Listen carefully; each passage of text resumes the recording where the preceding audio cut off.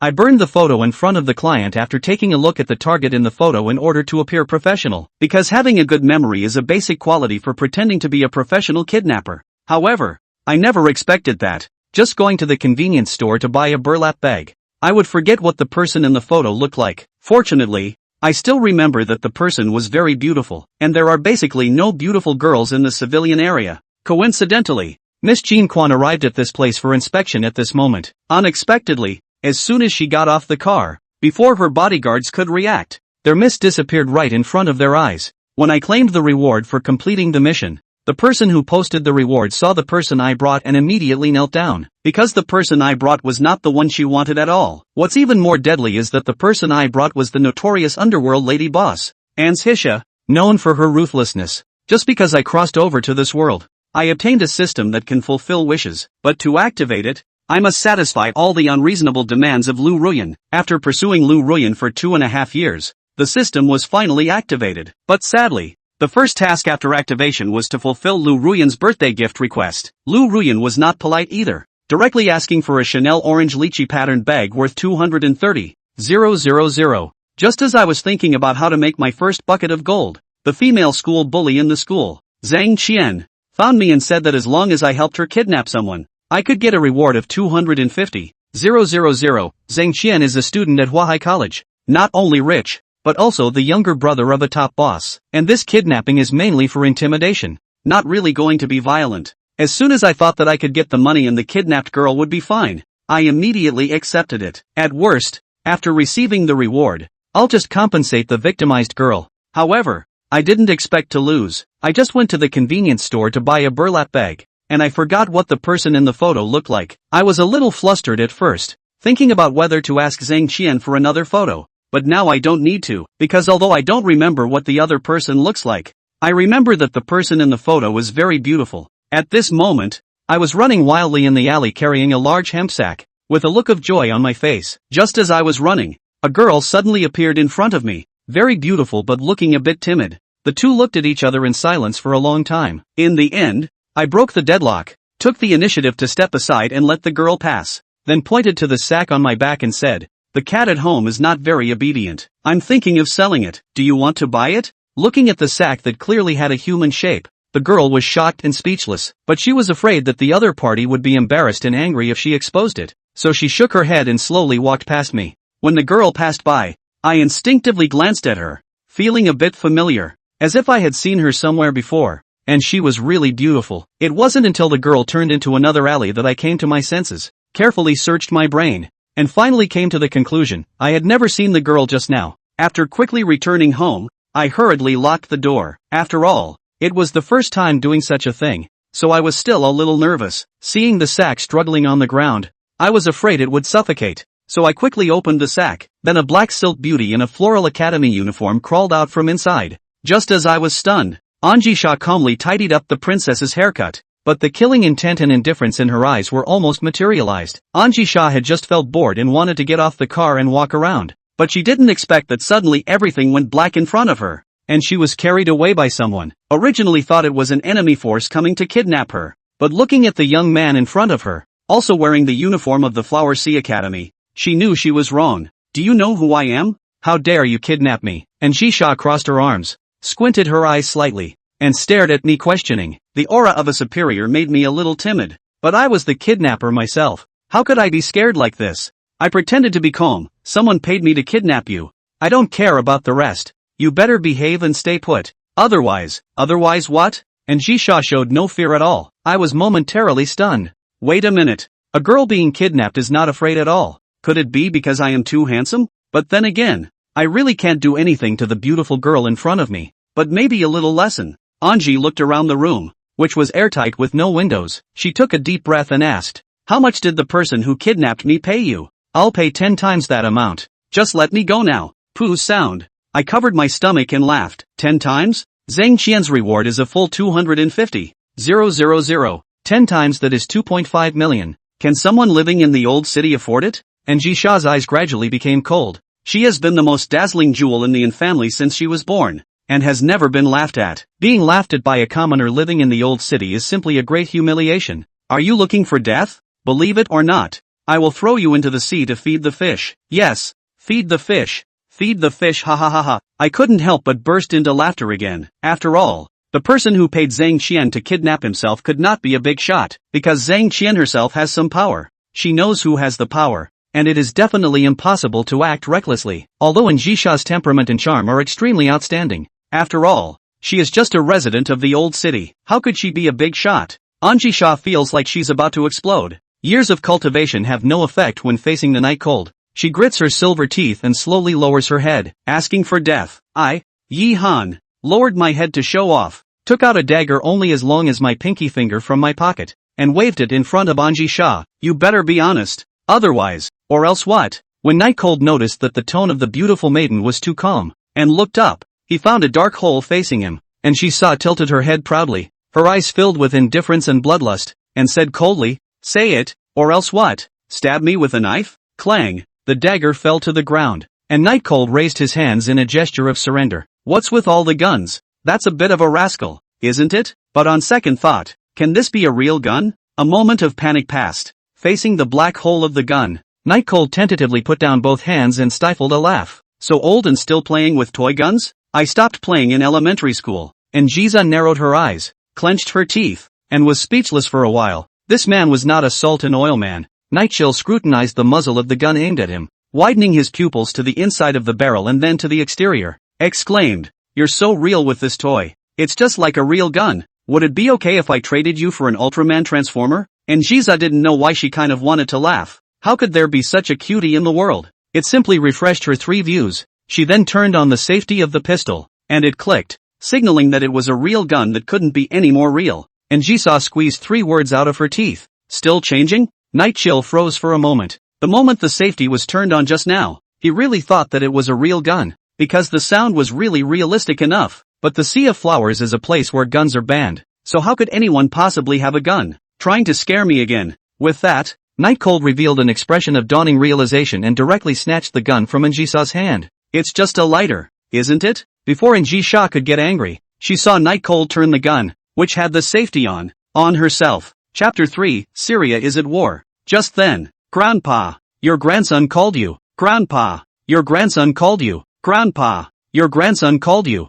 Nightchill's other hand pulled out the screaming cell phone from his own pocket, and when he saw that the caller ID was Lu Ruyan, Nightchill's face immediately turned ugly. If it wasn't for the quest reward, he would have blackballed this person long ago. As soon as the phone was connected, Lu Ruyan's voice came from over there. Night Cold, how are you preparing my birthday gift? Did you sell your kidney? Don't worry, I won't mind you. Sell a kidney for what? Night Cold replied, holding back his nausea. There was a moment of silence from Ruyan Lu over there, and Night Cold took his cell phone away in advance, and the next moment showed how smart it was to do so. Night Cold, did you not take my birthday present to heart? I'm telling you, if I don't get the bag I want on my birthday, you'll just wait to break up. Ruyan Lu shouted. Oh, Night Cold picked at his pinky without a care in the world. Lu Ruyan was about to explode with anger. Night Cold has never been obedient to her, and now that she's scolding him, he actually dares to not care? He really thought he wouldn't dare to break up with her? Night Cold, do you really think I won't break up with you? Ruyan Lu roared hysterically. Nightchill really wanted to take a car to Lu Ruyan's house right now and slap her, but the mission had to continue.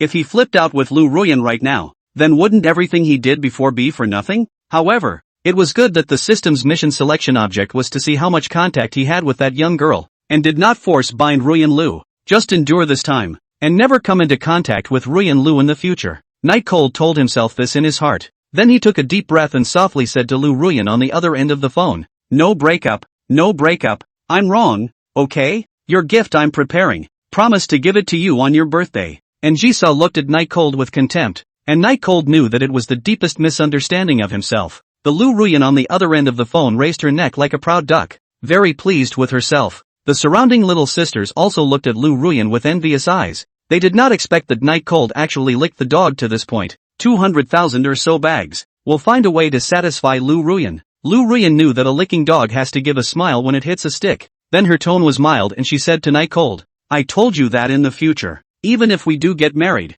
there's no way I'm going to let you touch it. So it's okay for you to sell one of your kidneys. You won't be able to use it anyway. Night Cold really couldn't stand Ruyan Lu. Fine, fine. If there's nothing else, I'll hang up. I'm still busy. On the side, and Jisa had been staring at the gun in Night Cold's hand, bobbing up and down tugging at her heart. She was mentally sound, but a man with a real gun that he thought was fake was very dangerous. The most critical thing is that the gun's safety is still turned on, which if you don't pay attention. Night Cold wanted to hurry up and perfume Lu Ruyan away, but the more he did, the less Lu Ruyan was like him. What do you mean? Night Cold, if you do this next time, I will directly break up with you. Lu Ruyan's words were very intense, but anyone with a discerning eye could see that she just hadn't gotten her bag yet. Nightshade knew it, of course, and he gripped the gun tightly in his hand, bobbing it up and down manically, stiffly coaxing, I am really something, not to help you buy a bag? It's earning money right now. Oh, Ruyan Lu was curious. What are you doing to earn $230,000 in 5 days if you don't go sell your kidney?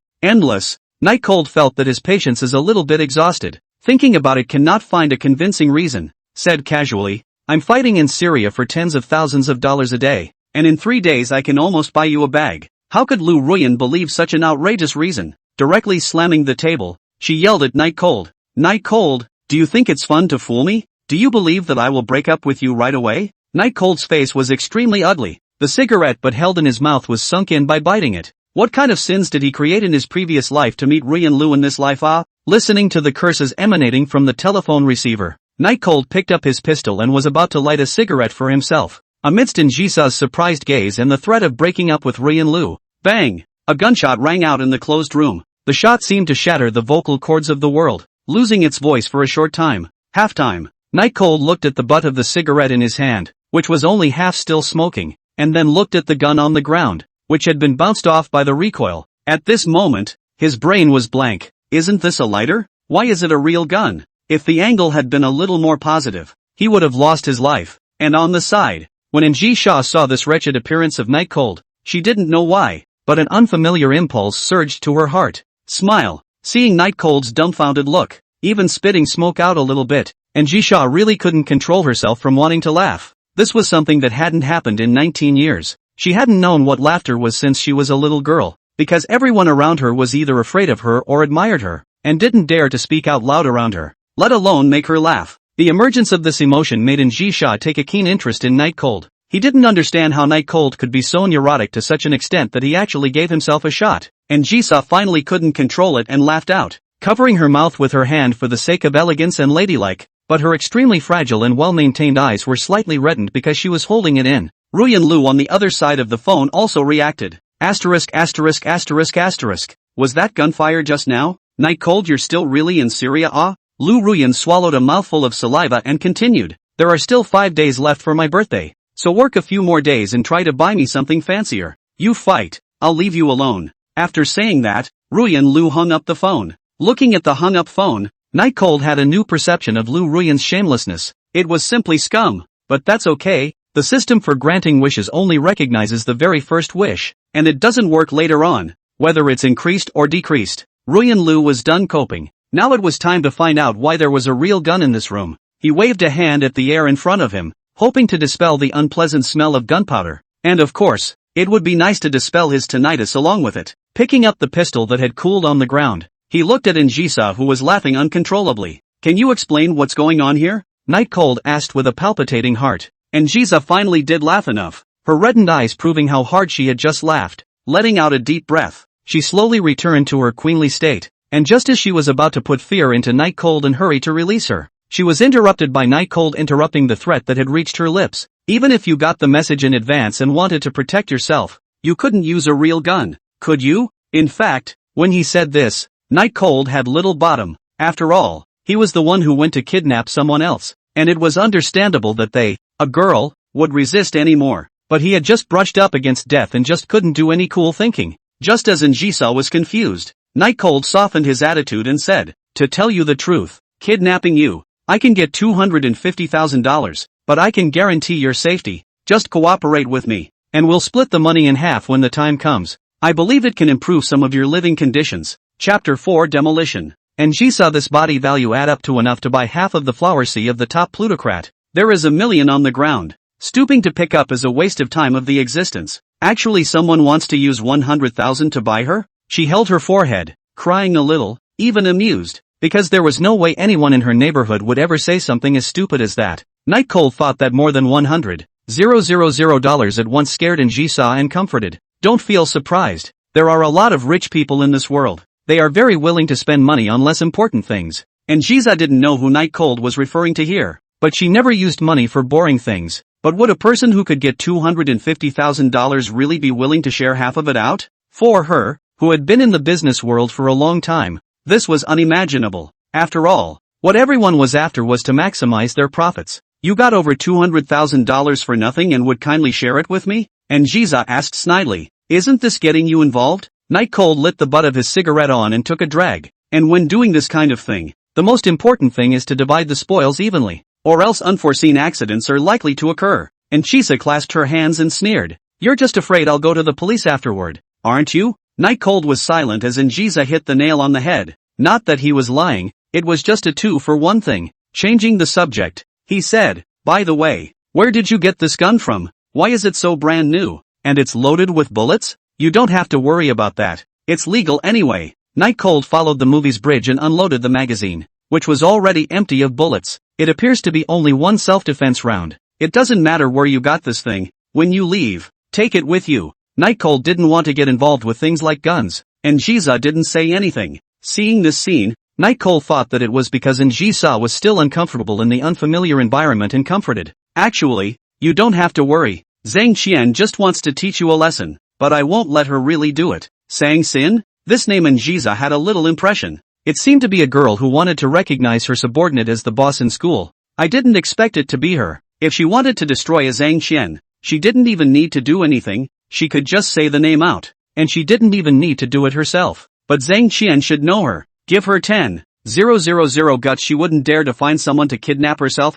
Could it be that something went wrong? And Jisa was now interested in Night Cold and asked with a smile, if you don't hand me over to Zhang Qian, she won't give you any money. Aren't you just doing this for money? Why do you care if I live or die? Night Chill stood up and tossed the gun aside. Of course I should care. After all, I'm the one who got you involved. And Jisa continued to ask, oh, I heard that Zhang Qian's family is not small. Are you sure you want to risk offending her to protect me? Night Cold was brainstorming. Messing with Zhang Qian is indeed not very rational, but dragging innocent people down is also not good. When the time comes, he can only expect the system to give a little power, rewarding him with combat-type skills. Anyway, no matter what, I won't let anything happen to you. When the time comes, you'll just need to show up and leave the rest to me. And if Zhang Qian finds you afterward, you'll just put all the blame on me. And Shisa's heart was a bit strange. To be honest, she had never been protected all these years. She had solved everything on her own. Yet today she was being told such words by a commoner. Don't know how to describe it. In a nutshell.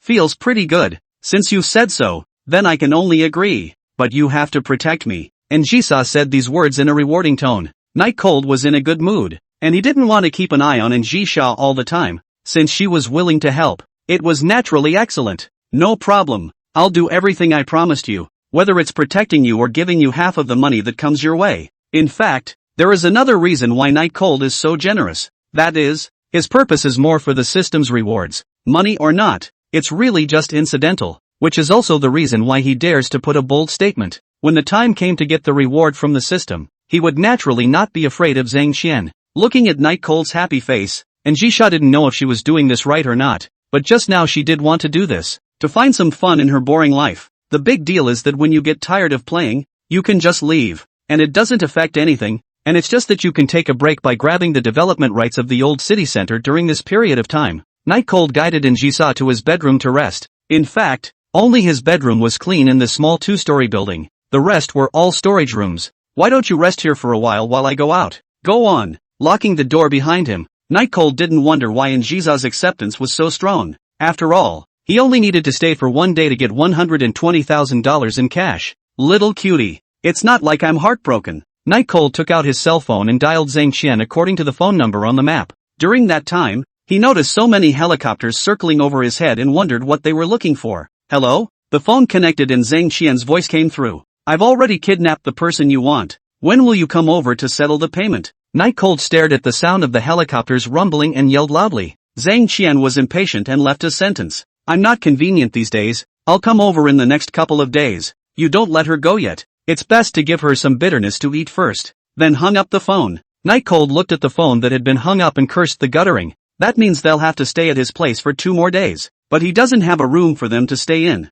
Just a bed. But it seems like there's really no way to do it now. You can't just send the person back again. Can you? Wait a couple days and then kidnap them again? Is it fun? Can't help it. Let's go buy food first. $200 is also money. Night Cold was physically and mentally exhausted as he walked towards the convenience store. At this point he realized profoundly that there was no way to turn back from bringing a crime. Once it was done. A convenience store not far from Night Cold, which basically has all kinds of food, although it is not very fresh, but the price is cheap, which is considered an advantage. He bought some meat and vegetables, and though reluctantly, bought toothbrushes, towels, and other necessities for Anjisa. Just hold out for 2 or 3 days and get the cheaper ones. A bunch of stuff checked out for 102, leaving only 80 of the 200 I just made. Out the door. Night Cold was still lamenting the current prices when a mountain of suited thugs ahead of him searched for something, and he went around the side. Disney is running away from the princesses to escape here? Another helicopter and strong man. Really exaggerated.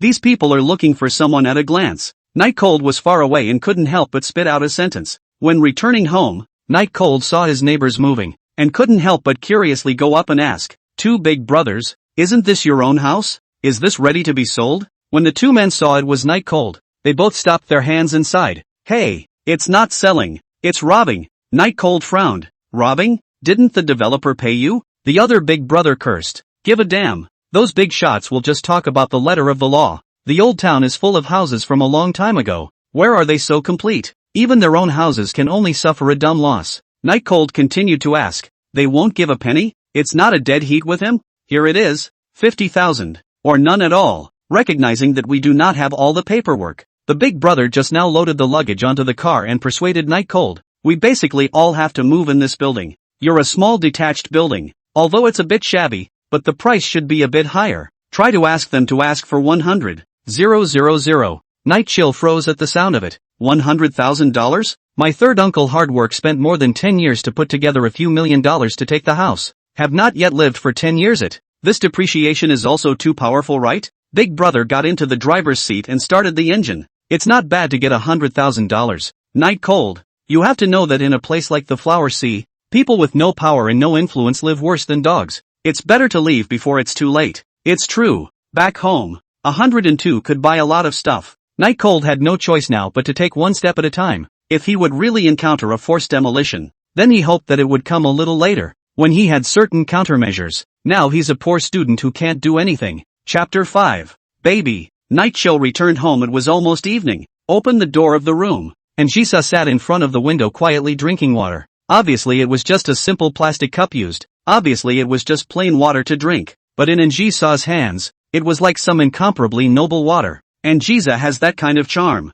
Hearing the door open, Anjisa swept her gaze over to the bag of household items and said with a slight tease, "How long are you planning on having me stay here?" Night Cold was also forced to do nothing. If he could he would still want to hurry up and settle things. Hurry up and send Anjisa away. Zhang Xian said it would take a few days before she could come, and I don't know what she's doing. Night Cold closed the door somewhat helplessly, then took out the cheap meat and vegetables. Anjisa didn't particularly care about when she could leave, because she could see that Night Cold wasn't a bad guy, just a lickspittle who was short of money. "I'm not sure if it's a plus or a minus that I'm so beautiful that I don't dare to think ill of myself. Don't worry, I'll definitely share half of the money with you. It's just that the time may drag on for 2 days." Night Cold thought that Anjisa was concerned about the money, so he straightened up and comforted. Anjisa looked her gaze out the window. The waves were extremely rough once night came. Putting her cup down, she asked, "Do you like money that much? What's so good about money that it makes you so mesmerized?" Night Cold was also tired, but the only chair was being sat on by Anjisa,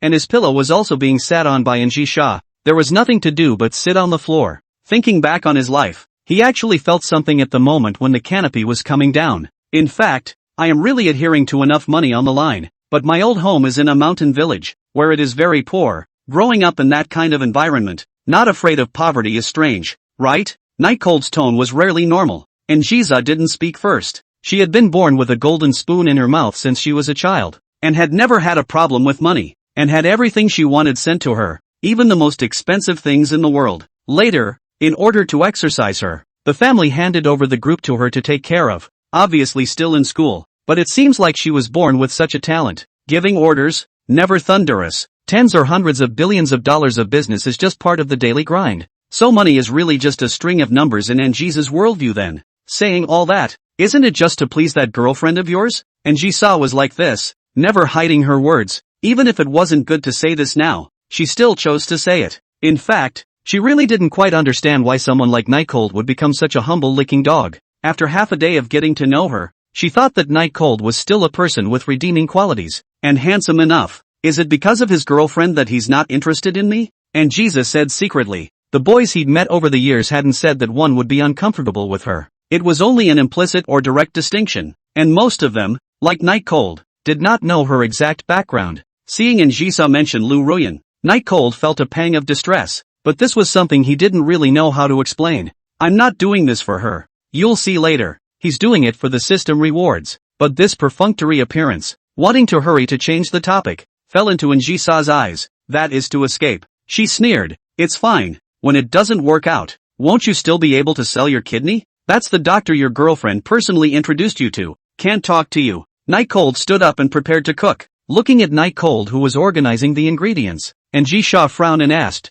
is this what we're eating today? What do you mean by something? Night Cold found Njisa's description a bit funny. Although these dishes aren't considered very fresh, when cooked with some skill, they can still be very tasty. Frozen meat? At this point Anzisa felt like it was a mistake to stay. What's wrong with frozen meat? As long as it's handled properly, it's no worse than fresh meat. Night Cold, who simply couldn't afford fresh meat, righteously said. And Jesus sneered. If you had fresh meat, would you still say such things? Night Cold didn't hesitate. Of course not. And Jesus shook her head and helplessly took a sip of water, wondering if her perennially maintained stomach would hold up through the night. A day ago, it would have been absolutely unthinkable to make her eat vegetables that weren't fresh, and frozen meat. She dines to a high standard. Sashimi and such must be the freshest in the morning. Moreover, her tastes were particularly picky, and even a 7-star chef would be considered good if he could make her take 2 bites of the dishes he made. The two of them were rarely quiet and didn't speak. Night Cold was carefully handling the ingredients while Njisa was looking at the sea.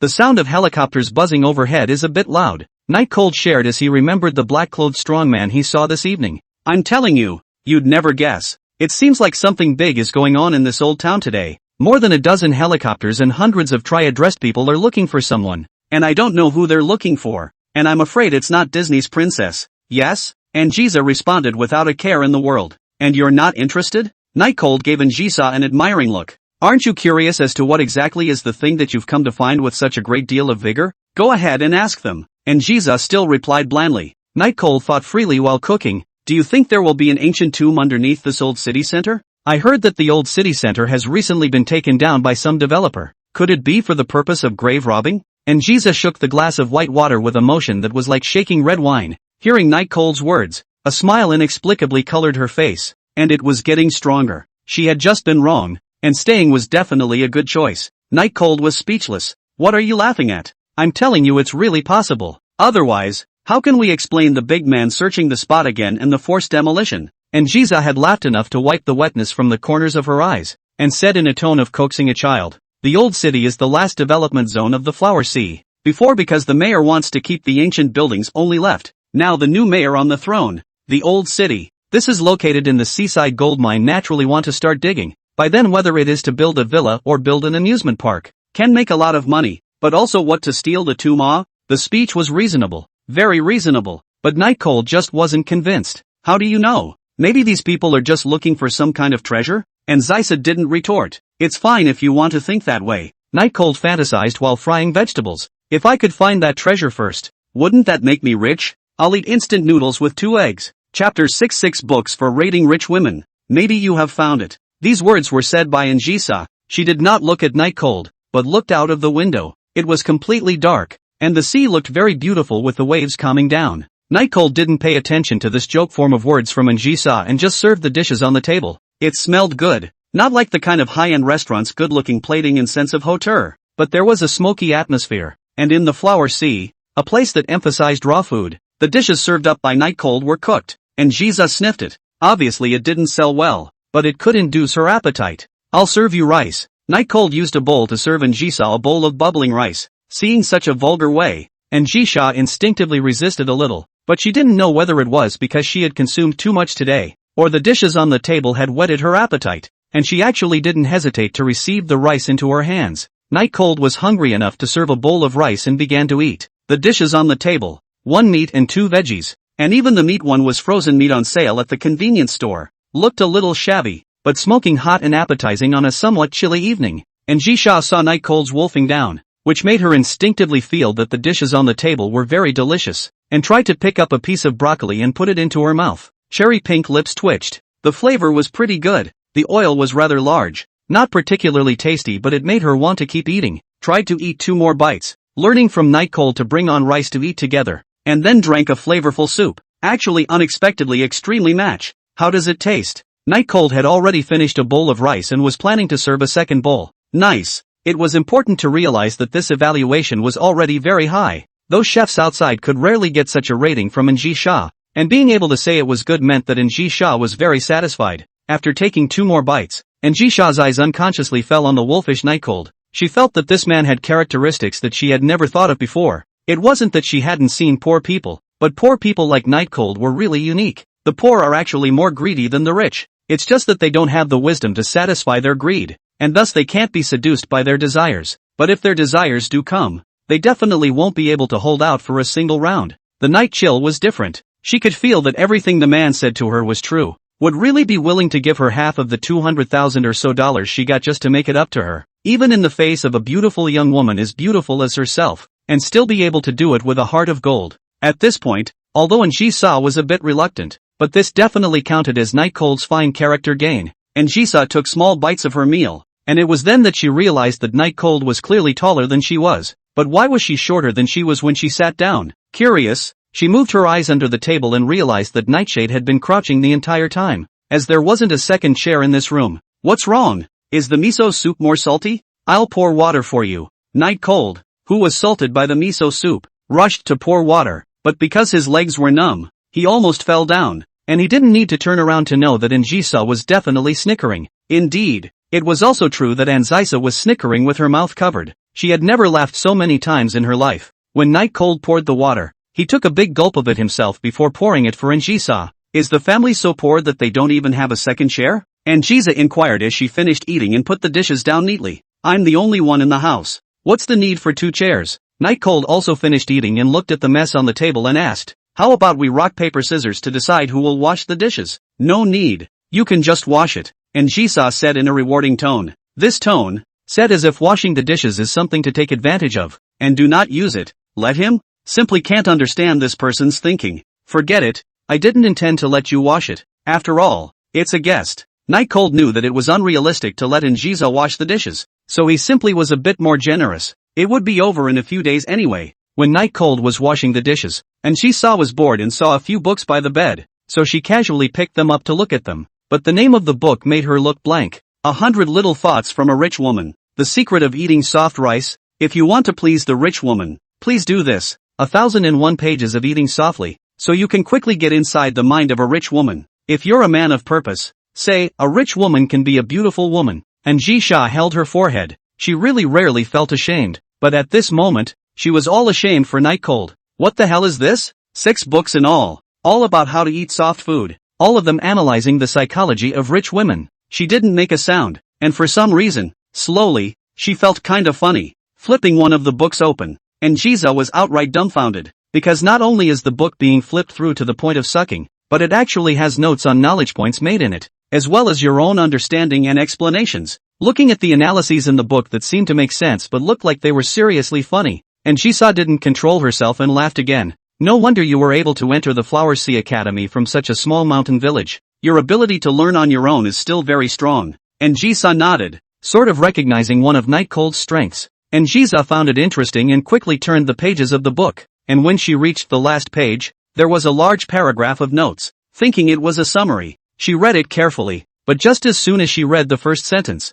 she realized something was wrong. I don't know if pinning my hopes on this is a foolish act, but I'm still a student. My mom is sick. There's nothing I can do about it. And dignity is worthless when you don't have money. Nji's expression changed subtly. It turns out that Night Cold wasn't planning to find a rich woman because he wanted to enjoy himself. It was because his mom was sick and didn't have the money for medical treatment. Nji could already imagine Night Cold, who was still in school, unable to do anything because her mom was sick, and thus going to find all the ways she could think of to change all that. Night Cold must have been so helpless at that time, right? And she saw, who had always been murderous and decisive, actually felt a trace of pity for Night Cold at this moment. Those moments of despair, just thinking about them would make people uncomfortable, let alone experiencing them. In this instant, Jisa learned about another side of Night Cold. At that moment, the owner of the book came over. Do you want to take a shower first? The hot water is already running. Jisa was caught in the act by her master, but she wasn't embarrassed. Instead, she elegantly closed the book and patted it gently. What's with the book? Night Cold's original intention in the first place was not something unseemly.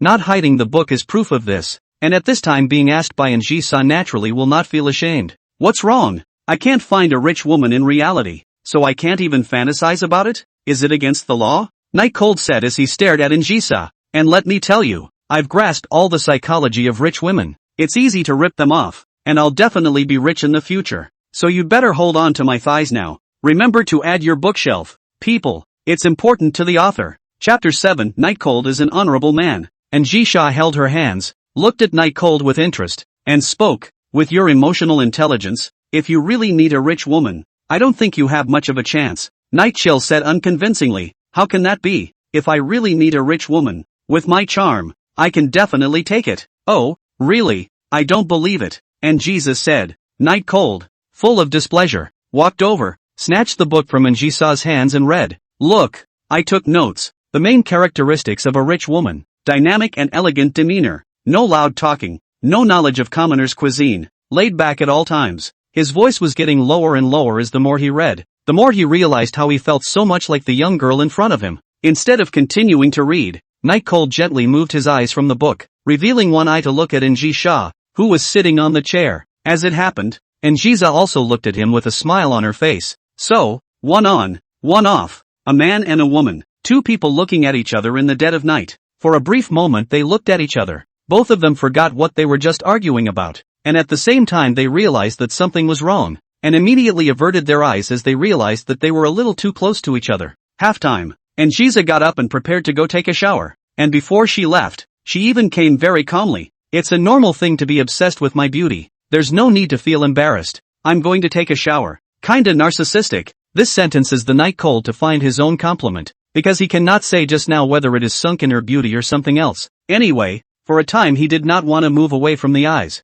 Hurry up and clean up and get ready for bed. You still have to go to class tomorrow. Night Cold looked at the pillow that had already been flattened by Jisa's sitting, and thought, brother, you suffered. Then he looked at the bed again. There was only one. Well, it wasn't that sleeping together was unacceptable to him, but it wasn't good. After all, they were girls. Forget it, hit the ground running, deal with it for a couple days and be done with it. With that, Night Cold took out his cleaned bedding and threw it on the bed, moving the quilt on the bed to the floor. In the bathroom, although the place is not big, but still everything is complete, and the bathroom and toilet are still separate. The most important thing is that it is very clean inside, which makes Night Cold add a lot of points in her mind. And Jisa felt a little off, and wondered if it was the hot water in the tub that made her feel hot. Walking over to the mirror, she subconsciously glanced at herself. Her stunningly beautiful face was a little less cold and a little more smiling. And most importantly, her face was actually red, and she immediately propped her hands on the sink, her cherry pink lips slightly open, looking at herself in the mirror incredulously. This guy is really me.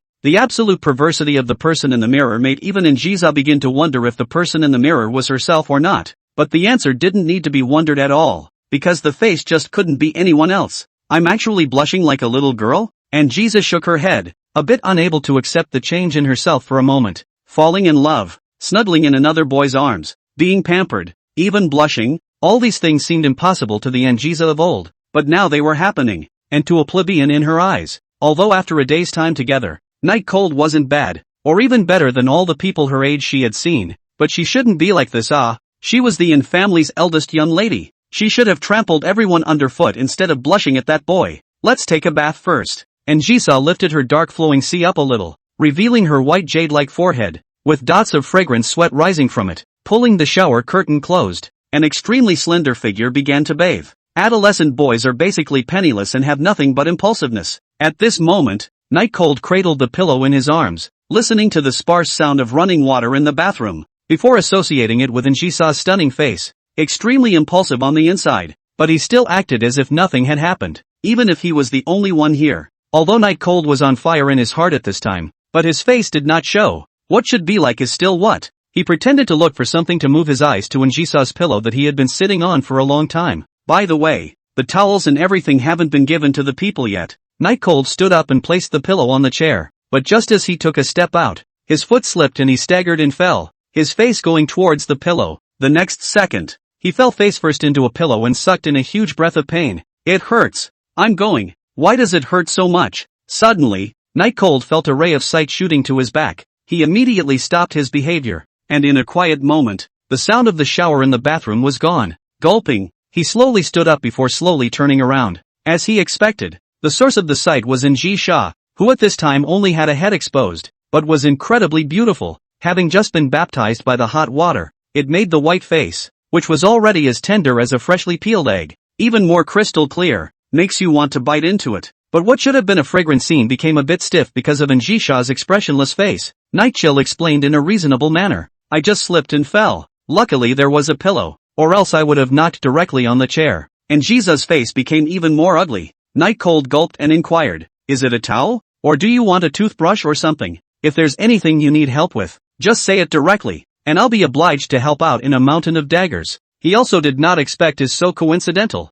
It was just being looked at. The heart is still more or less a little weak. Just as Night Cold walked over and wanted to hand Njisa a towel, Njisa suddenly opened her mouth. Stop. What's wrong? Night Cold, who looked like he was playing 1-2-3 with a wooden head, suddenly stopped. Njisa's eyes revealed indifference. Your proximity makes me sense danger, so can I trouble you to leave the towel outside the door and wait for me to come get it myself? Night Cold had a helpless look on his face, his lower lip pursed up high, his eyes closed, and his head raised crookedly, with a look of, the world is wrong for me. Njisa pressed on, slamming the door hard behind her. That can be seen. Nightshade put the towel on the rack by the door. On his way out, he also said to the closed bathroom door, you're only just getting to know me. You've known me for more than 3 years, but you wouldn't think that what I just did was intentional. Roll. Okay. Night Cold didn't want to explain. Anyway, as long as he spent more time with Njisa, she would one day realize that he was a decent person. After waiting for Night Cold to leave, Njisa slowly opened the bathroom door. As she reached for the towel, she couldn't help but look her eyes outside, and when she saw that Night Cold was looking at the sea with his back to himself, the corners of her mouth curled up in an inexplicable smile. Close the door gently behind you. It's not like he's so in love with that girlfriend of his that she's irreplaceable. Njisa rubbed her hands over the towel. The inferior feel would have been uncomfortable for her fragile and delicate skin, but she was happy. Inexplicably happy. Because of that scene just now, she knew that Night Cold didn't really have no desire for her, but was just being very restrained with her because he still had a girlfriend. Originally this is not considered to be something worth happy, but Njisa just cannot control the happy. Perhaps its own charm and the Night Cold here is still certified. Perhaps other. Njisa couldn't tell for herself. When Njisa wiped her body clean, she realized that she didn't have any change of clothes at all, but she had a very serious cleanliness fetish, and her clothes had to be changed every day. Night Cold, I don't have any clothes I can change into. Njisa didn't open the door and shouted to Night Cold outside. Want to wear mine? Night Cold replied. Where are the stickers? If you insist, I have a new one too. I'll go get it for you. Just a few minutes while you soak it in. A stunning beauty taking a bath in her own bathroom was definitely a test of willpower, and it was good to get out and get some air. The helicopters outside were still looking for something, and he didn't know if it was Night Cold's own illusion, but he felt that there were more helicopters than during the day. At 11 o'clock at night, come to the 24-hour convenience store. Welcome. At a glance, Night Cold saw that the girl on duty was his friend. Bunny words. Night Chill, you came to buy a snack? Speech Bunny was that kind of neighborhood little sister feeling. Very sweet. At this time, seeing Night Cold, both eyes were shining. Everything at the convenience store is expensive and unhealthy. Why don't I get off work later, go to my place, and I'll make you something to eat? Night Cold touched his head. Speech Rabbit with him the same. Our small places rely on the results of the examination to the flower sea. Only Speech Rabbit where the school will be a little worse. The two are in the high-speed rail station befriended. At that time, Night Cold helped Yen Bunny find her way, and the two exchanged contact information, and later met again in the old city, and then also worked part-time at the same 24-hour convenience store. You could say it's quite a bond. In the face of Yen Bunny's good intentions, Night Cold said, no need, I've already eaten and came to buy some daily necessities. Speech Bunny let out an "oh" with a bit of pity, and then asked, why haven't you come to work part-time in the past 2 days? Did you run into something? You can tell me. No, it just happened to be something. I'll do my shopping first. Seeing Night Cold leave perfunctorily, Yen Bunny was a bit sad, but still smiled and settled the bill for the customer. Came to the place specializing in selling intimate underwear. Night Cold looked at a wide range of underwear, fell into a deep thought. He didn't know what size Anjisa wore either. With that, Night Cold closed his eyes and fell into memories, remembering exactly how big Anjisa's was. But as he recalled the memories, Night Cold suddenly opened his eyes and shook his head. I don't know if it's because of the stimulation just now, but when he remembers Anjisa, his brain is uncontrollably stripping Anjisa's clothes. That's terrible. Chapter 8, Sleeping. It had to be fixed quickly, and Night Cold found himself in the women's intimate underwear area for just under a moment before he immediately attracted the attention of several store employees. But the size of Anjisa, he really couldn't think of anything. The final solution is to buy slightly larger underwear so that you can at least fit into them without making a wasted trip. With that, Night Cold picked a kinda sexy black underwear, because he felt that Anjisa was suitable for black. Of course, the red color of Demon Ruler, Anjisa was also very suitable, but it was not available here. It was also his first time buying underwear, and on the way to the checkout with it, he always felt strange with people's eyes on him. Bunny, check out. Night Cold pulled out money from his wallet. There was only almost $100 left. Looks like I'll have to work part-time tomorrow, or else I won't be able to solve even the most basic food problem. However, he had taken the money out for a long time, but there was a delay and no one coming to collect it. He was puzzled and looked at Yen Bunny Rabbit behind the counter, who had a look of surprise on her face, especially when he saw the underwear that Night Cold had bought. Night Cold, your girlfriend is at your house, ah? Speech Bunny asked with a slight stutter, and her face didn't look too good, not knowing what she was thinking. Aha! Night Cold didn't know how to explain that a beautiful girl was bathing in his house in the middle of the night and wanted him to come out to buy underwear, and bluntly admitted it. Seeing Night Cold admit it, Yen Bunny's face instantly sank even more. Her face was ugly, and she didn't have a bit of the lively feeling that a little sister next door should have. What's the matter with you? Why are you looking so ugly all of a sudden? Night Cold lowered his head to look at Yen Bunny's expression, but since Yen Bunny had really lowered his head too low, he couldn't see anything but a few rubs of flowing sea. It's nothing. I just didn't expect you and Lu Ruyan to have developed to this point. When Bunny Yen raised her head again, it was with a forced smile. Ha! It was supposed to be a lie, so how could he pick up on it? That's a total of $40. Speech Bunny put the underwear into a black plastic bag and handed it to Night Cold. Night Cold handed over a $50 bill, after receiving the change handed over by Yen Bunny, then prepared to go home. Just after walking to the entrance of the store, Bunny Yen still couldn't help but call Night Cold to a halt. Night Chill, what's wrong? Speech Bunny was relatively petite, only reaching the position of Night Cold's neck, standing in front of Night Cold like a schoolboy. Ruyan Lu, she has a terrible character. She's just using you to satisfy her vanity. She doesn't love you at all. Don't be a fool anymore. Yen Bunny seemed to be unaccustomed to saying bad things about others. As he said it, his voice got smaller and smaller, and in the end, it was only a mosquito murmur. This I know. Thank you for reminding me. Night Cold thought that Anjisa would get dizzy if she soaked for too long and had to hurry back, only to be pulled back by Yen Bunny again. Speech Bunny looked at Night Cold with some aggravation, her other hand clenched on her chest as if she was cheering for herself. Night Cold, actually, you have a better choice. Night Cold actually knew what Yen Bunny meant, but for some reason, when he heard these words, he still uncontrollably associated them with Anjisa. Speech Bunny's cheeks were pink. She had summoned up a lot of courage to say these words, and now her heart was thumping. Some regret, but looking forward to the results. How would Night Cold answer? Would it say yes, or will it say no? Alright, I know. Thanks for reminding me. I'll treat you to dinner later. Night Cold moved Bunny Yan's small hand away, then rushed towards home without looking back. The door to the 24-hour convenience store was left open, and the sea breeze blew in, leaving Speech Bunny eyes in the wind. Night Cold knew that this would hurt Yen Bunny, but he didn't know how to do the right thing. Rejecting Yen Bunny on the spot, he felt it was too cruel, but not rejecting it, he didn't want to accept it. Having just experienced Ruyan Lu, he was honestly a bit afraid of such creatures as girlfriends now. It's about time she understood what it means after the way I acted just now. Night Cold shook off these questions and returned home at a quick pace. Hearing the sound of the door opening, Anjisa, who was soaking in the bathroom, slowly opened her eyes. Just a few minutes. It wasn't too long. She was still quite satisfied with Night Cold's efficiency. I don't know what size you wear, so see if it fits. Night Chill placed the fitted clothes on the railing of the bathroom doorway.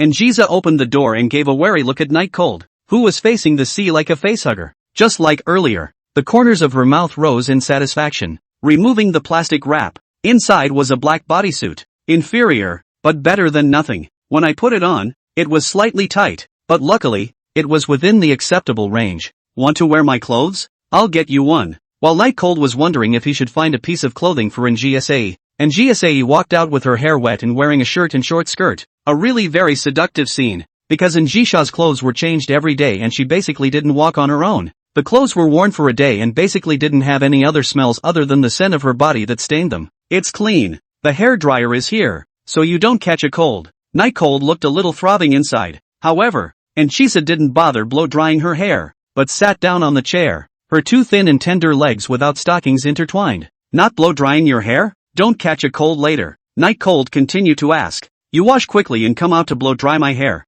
Njisa said rightfully, no embarrassment on her face, looking at Njisa's long, shiny black straight hair. Night Cold coughed. What a way to take you. Wait for me, oh. With that, he ran to the bathroom. Seeing the situation, Njisa in the back smiled charmingly. Slow down. The bath water is reserved for you. Drink it slowly. Nightchill almost stumbled and fell to the ground. This is questioning his character. Can't stand it. What's so great about bath water? Doesn't the bathroom have the intimate clothes you changed out of? Those things are what a man should fantasize about. Night Cold immediately countered Njisa's joke. Njisa didn't blush as Night Cold thought, but instead rubbed her white index finger and thumb together and blandly said, you can try, if you really want to be thrown into the sea and fed to the fishes. The lone man and woman were a bit restless, and Night Cold's words just now were indeed not thought through. But what's a big man like him doing with a woman? With a grunt, Night Cold closed the bathroom door behind him. It's almost November and it's already starting to get cooler. Njisa looked at the calm sea, and eventually draped the quilt on the bed over her body. The sea breeze at night was still quite cold. The helicopter buzzed, and as soon as she yelled, she could leave this place and return to her castle in Kayasawa, change into the world's finest pajamas, and eat the freshest cuisine. She could even clean up Night Cold if she wanted to. And yes, she wasn't going to kill Night Cold. Not while Night Cold was still interesting to her right now anyway. As for getting tired of playing with it later, it doesn't matter if you kill it or not. Njisa did not know that it was such a tiny decision she made tonight that made it impossible for her to leave the Night Cold in the future. In the bathroom, honestly, he was joking just now, but when he was actually confronted with Njisa's intimate underwear, his body felt like it was installed with a flood of power. It made him desperate to do something that adolescent boys should do, especially in the face of that massive light black veil, which seemed to be still emitting a faint fragrance. Night Cold was really a bit of a nosebleed impulse.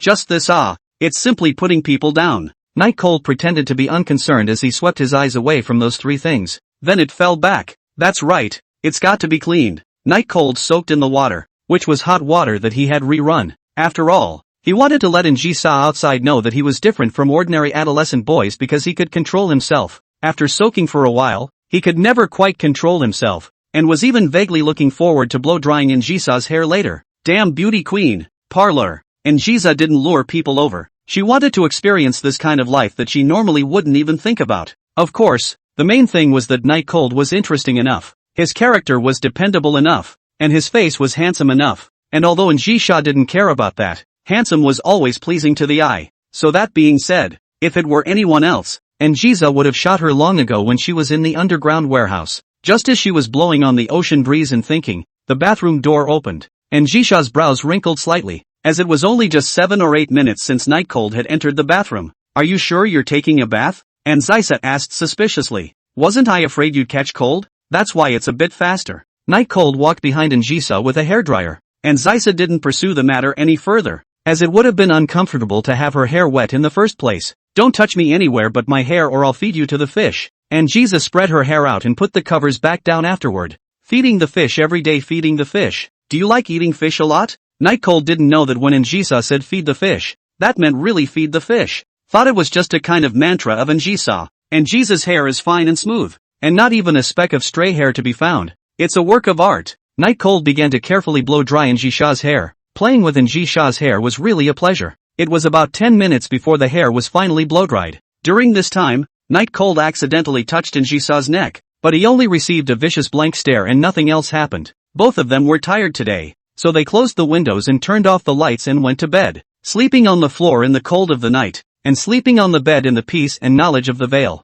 On the bed, Njisa had been thinking about what had happened today, feeling both a little funny and angry, but more than that, incredulous. Her cleanliness is so bad that she usually doesn't even let her maid touch her at home. But today, the strangest thing was that she actually didn't resent it too much. Njisa sniffed the quilt. It was a smell of the sun. This smell was comforting. Plus Njisa was also really tired. gradually fell asleep. Suddenly, about to fall asleep, and Jisoo rolled over, but her arm touched something hard, and she dazedly picked it up and turned on the light to check it out. It's actually an Ultraman transformer. Chapter 9, Self-Hypnosis of Bunny Words. Early in the morning, Night Cold vaguely heard a chicken crowing, and opened his eyes in a daze, realizing that it was in Jisoo boiling water. Sitting up, he glanced at his cell phone. It was 6 o'clock, rolled over, felt something hard weighing him down, picked it up and saw that it was his Ultraman transformer, cupped both hands and put them back in place. Since it's a bit far from school, you can now start washing up and getting ready for school. Morning.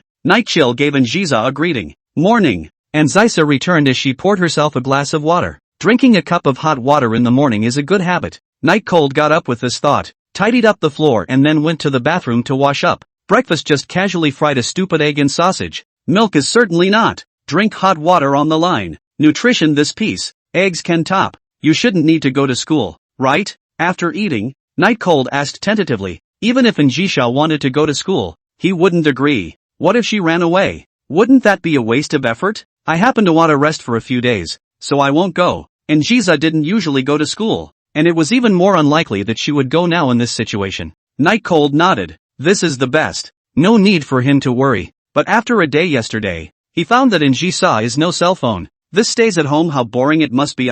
You can watch TV if you're bored at home, Night Chill suggested before leaving as he put on his uniform and backpack. Aha, by the way, there is a landline phone at home. If anything happens, call me. The first phone number stored in it is mine. Before Night Cold closed the door, he once again instructed. And Jisoo finally fixed her gaze on Night Cold and said helplessly, are you treating me like a child? These things still need to be commanded? Because I'll lock the door in case there's an emergency when you fall, Night Cold explained. And Jisoo waved her hand. The meaning was clear. It was to let Night Cold go in peace. The sound of the door lock being unlocked came from the door lock, and Jisoo drained the cup of warm water in a single gulp, helplessly spitting out. It's really more nagging than Schwefrost. Why does a big man talk so much? She hadn't slept much last night because she had been thinking about things, and after Night Cold left, she planned to catch up on her sleep. Lying in bed, looking at the bare and somewhat moldy ceiling, she smiled involuntarily. It's like playing a game, and it actually feels pretty good. Even she was looking forward to Night Cold's return.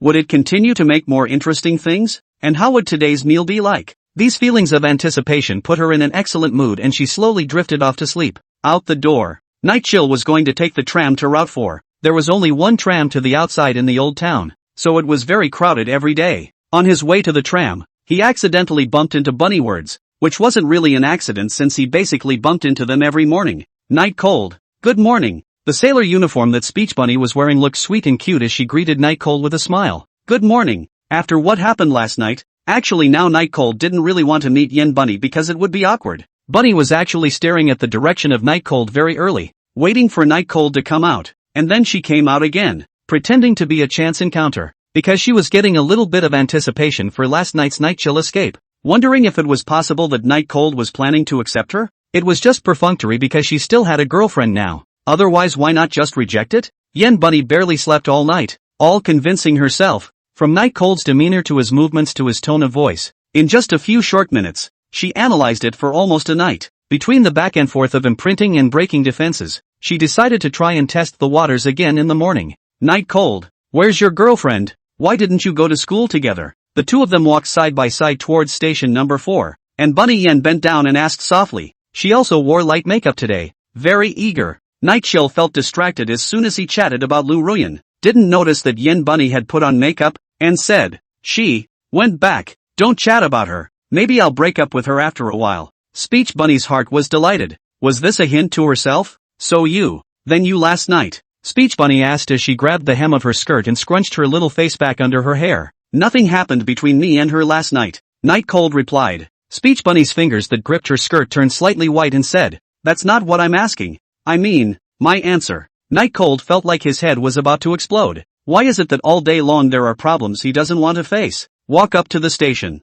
Seeing that Night Cold appeared to be very reluctant, Yen Bunny inquired, is it difficult? Or is this not the right time? It's actually okay. It's okay to talk about it later. Let's talk about it later then. Night Cold, who adhered to the principle that a day's delay is a day's delay, replied so. But such an answer in the case of Bunny Words was something that made her ecstatic. Just now Night Cold said that he would break up with Lu Ruyan in a few days, and now he said that he would respond to his confession in a few days. Is this hinting at himself? Or was he thinking too much? Speech Bunny folded her hands together and lowered her head. Her little face flushed. I'll look forward to the answer. Night Chill was speechless for a while. Actually, you don't have to look forward to it too much. A lot of things can't be forced. Is this a way of lowering your sense of anticipation and planning to give yourself a big surprise when the time comes? The current Speech Bunny had completely fallen under the spell, and she had her own understanding of all of Night Cold's actions and words. It's what is commonly known as a woman in love with a 0 IQ. If Night Chill was a birth, Speech Bunny would have developed into a dog licker next.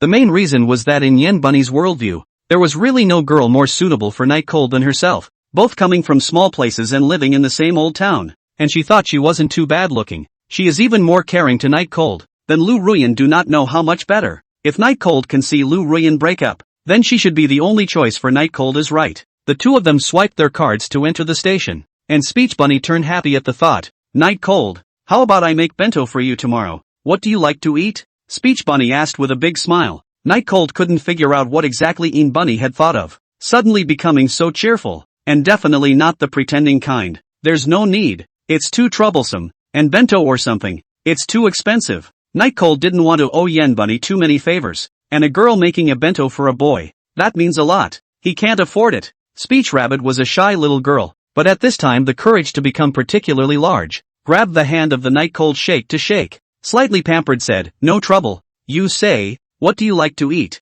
Surrounded by a line of envious eyes shot over, coupled with the Speech Rabbit has a tendency to become more and more intense. Night Cold some cannot hold back. So he had to say, fine, just make me an extra serving of whatever you're having. I'm not picky. Speech Bunny was jumping up and down in the carriage. Yeah. Chapter 10 Conflicts. Midway through the ride, Speech Bunny made a scene and got off the tram, and Night Chill continued to bump around on the tram. At 7:30, Night Cold came to the entrance of the school, and as soon as he appeared, many people's gazes fell on him, and they were pointing at him without any concealment. Is this the #1 licking dog in our school, Night Cold? Why bother when you look so handsome? I heard that he actually went to Syria to fight in order to buy a bag for Ruyan Lu, and still came back alive. Not simple. Lickspittle shall not die. Such people don't deserve sympathy. Why sympathize with him? It's good to see the fun. Night Cold is full of care. This kind of words this period of time he can hear too much, is already immune. But this group of people actually really believe that he went to Syria to fight, is also really anticlimactic.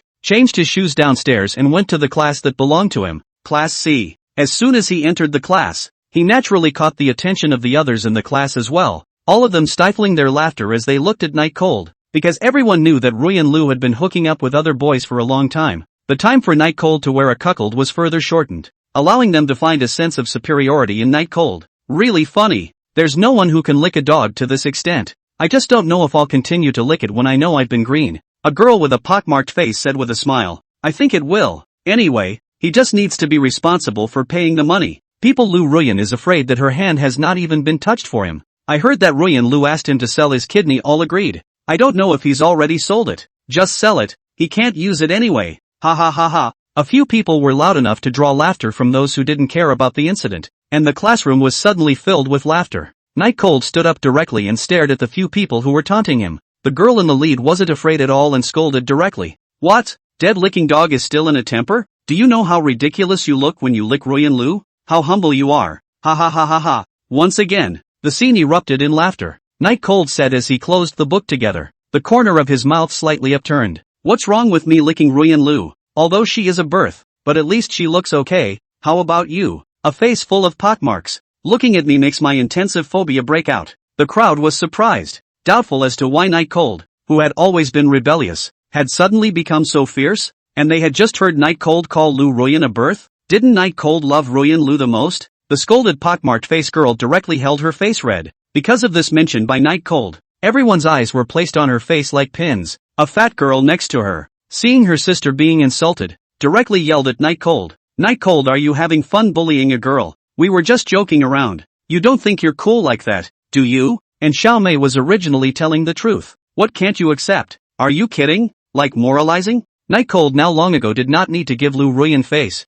Anyway, as long as the $200,000 of bags to her. $200,000 of bags, Lu Ruyan how can not possibly refuse? So it broke straight into a curse. Dead fat pig. Last night's high winds at the pig farm let your dead pig run out. Your face is full of fat. It makes me sick to look at you. Your body stinks to high heaven. Hurry up and take a bath in 100 degrees of warm water. You. The fat pig directly broke defense. This excitement exposed both armpits, and instantly an unpleasant stench burst out, and the people around covered their noses, which made the fat pig break defense even more. Seeing that Night Cold was so fierce, the people around them didn't dare to speak anymore, and the two girls cried out in their seats because what Night Cold had said was really a bit too hurtful. Where have these city people seen such a bad word? Actually, this wasn't too hard for Night Cold. Why were those two girls so broken? It was simply because every word he said was real damage, as you know. However, when Night Cold had just sat down, the class president Qin Shui walked into the classroom and placed her textbook on the podium.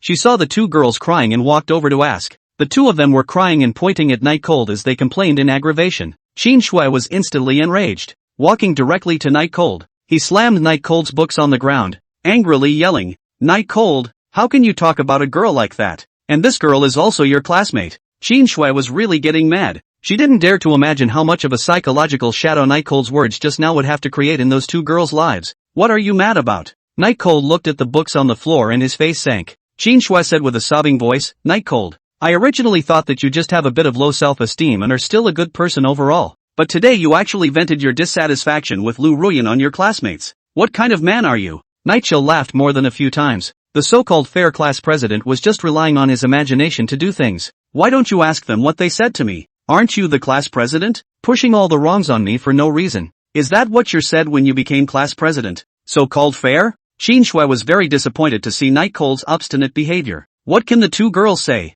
And even if there is something wrong with them, you can tell me. You scolded them so harshly. How do you want them to face their classmates in class in the future? The reason why her reaction was so big, it's because she had a soft spot in her heart for Night Cold. You could even say she liked it. She was impressed by Night Cold's efforts to live and be devoted. However, seeing Night Cold in this state today, she felt that the person in her heart was missing, which was why she was furious. How do I face my classmates? How do I face the whole school? Let them how to face their classmates. Night Cold do not want to continue to argue, bluntly said, "The book you cannot pick up." Later the teacher asked, "Admit it on the line." Qin Shui is silent. Yes, Night Cold had suffered from blank stares and even verbal abuse almost every day for half a month. How in the world had he persevered? Moreover, Night Cold's attitude also caused her to have a slight suspicion. Could it be that the two Xiaomeis had really said something particularly excessive? Qin Shui didn't pick the book up. She couldn't pull that face and just walk away. And just at this moment, a boy at the back door waved at Night Cold.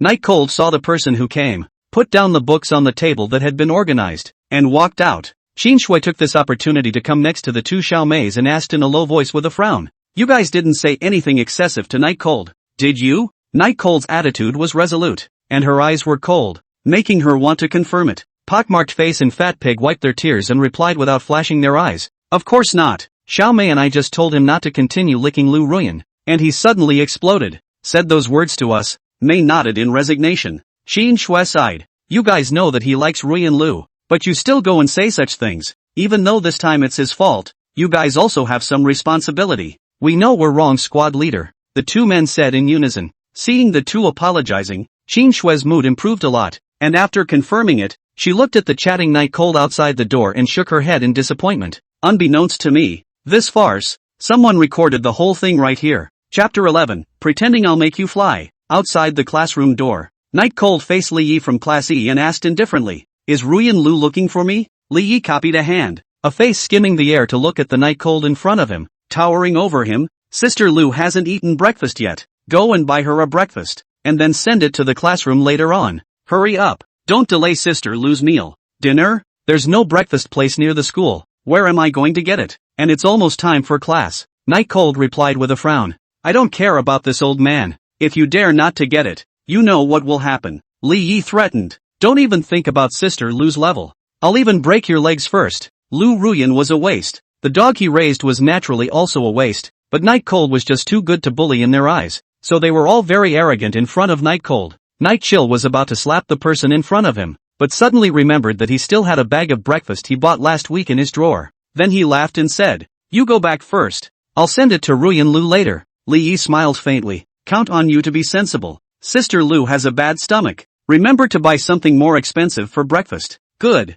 Li Yi returned to Class E and gave an okay gesture in front of the expectant gazes of the crowd and the steady gaze of Ruyan Lu. causing the whole class to burst into an uproar. Ruyan Lu sat on the chair with her hands clasped and smiled condescendingly. The surrounding little sisters looked enviously at Ruyan Lu, itching to take her place. Class will start in 7 minutes. Night Cold is just too late to fly there. It's necessary to be scolded by the teacher later. Ha ha ha ha ha ha. Worthy of being Sister Lu. To actually really temper Night Cold like this. It's simply too enviable. How is this a boyfriend? This is simply a dog. Ha ha ha ha ha ha. When someone else called her boyfriend a dog, Lu Ruyan didn't feel angry. Instead she raised her head even higher. I said that as long as it's my request, it's impossible for Night Cold to refuse. And I'm not afraid to tell you that so far. I haven't let Night Cold touch me, Ruyan Lu said proudly. The people around them asked Ruyan Lu for advice, hoping to find their own licking dog. They were really envious of Ruyan Lu. Every day, you have someone who shushes you, remembers everything about her, takes care of everything she does, and has no complaints no matter how much fun you have out there or how crazy you get. Just then, Night Cold walked into the classroom carrying a large bag of breakfast, and Ruyan Lu gave a condescending grunt and paid no attention to it. However, Night Cold still walked up to Ruyan Lu like a licking dog and placed the breakfast on the table. Why are you so late? Ruyan Lu deliberately pricked, wanting to make Night Cold make a fool of himself in front of everyone, thus highlighting his status. After just less than 3 minutes of time, Night Cold carried the breakfast over. The crowd of Class E didn't feel surprised because it must have been Night Cold who had bought it in advance. This was their consensus. Remember, next time you dare to be so slow, I'll just break up with you, and then you can't make up no matter how much you beg. Ruyan Lu was very confident that Night Cold would apologize immediately. However, Night Cold surprised everyone with a cold stare. Are you eating or not? If you don't eat it, I'll take it out and feed it to the dogs. Ruyan Lu was shocked. Night Cold actually dared to talk to himself like this? Was he really not afraid of breaking up with himself? The people around them who were waiting to see the joke were also dumbfounded. Never seen Night Cold talk to Lu Ruyan like this. Before even dare not speak, lazy. Now in the end, what is the situation? Lu Ruyan looked at the surrounding students who were talking. All of a sudden she felt that she couldn't hang on to her face, and questioned, what do you mean by Night Cold? Buying me a breakfast is still an offense to you? If you don't buy it, someone else will. Night Cold said indifferently. Then ask someone else to buy it. Then he pointed to the clueless Li Yi. Just let him go buy it. He won't be broke, right? Li Yi burst into a rage all of a sudden, slapping the table and rising. What do you mean Night Cold? Have the guts not to leave after school. I won't break your legs. Li Yi thought that Night Cold would concede like before. Yet Night Cold was half afraid and said sarcastically, isn't it just one of Zhang Qian's dogs? Does Zhang Qian know you? Just dare to be so arrogant? Upon hearing this, Li Yi instantly sweated. Could it be that Night Cold knew Zhang Qian? But still, he forced himself to calm down and said, what's wrong with being Sister Qian's dog? Believe it or not, I'll call Sister Qian right now and get you killed? The imagined image that Night Cold would be afraid of still didn't appear. Night Cold just handed his cell phone to Li Yi in full view of everyone. Here, don't you want to make a call? Call now. In front of me. Looking at the phone number on his cell phone that was noted as Zhang Qian's phone number, Li Yi instantly had a hard time seeing his face to the extreme. He is also just a little brother of Zhang Qian's little brother. Just follow the big brother has seen a few Zhang Qian. Never said a word, let alone the phone number. Lu Ruyan was also pupil contraction. She did not think that Night Cold such a small place to come. Actually no Zhang Qian. That is the big sister of the school. The family power is very strong. How could Night Cold know such a big shot? No wonder he dared to speak to her like this today. Li Yi was only briefly flustered as he realized that the phone number might not be real, as he also had a phone number with the memo name of Zhang Qian, but it was actually the phone number of Shiftless. Seeing Li Ye's look of disbelief, Night Chill let out a cold laugh and directly dialed over without hesitation. Lu Ruyan and Li Ye's hearts were in their throats as they looked at the condition of the cell phone display on dialing. Night Cold so calm. Is this Zhang Qian's phone number is true?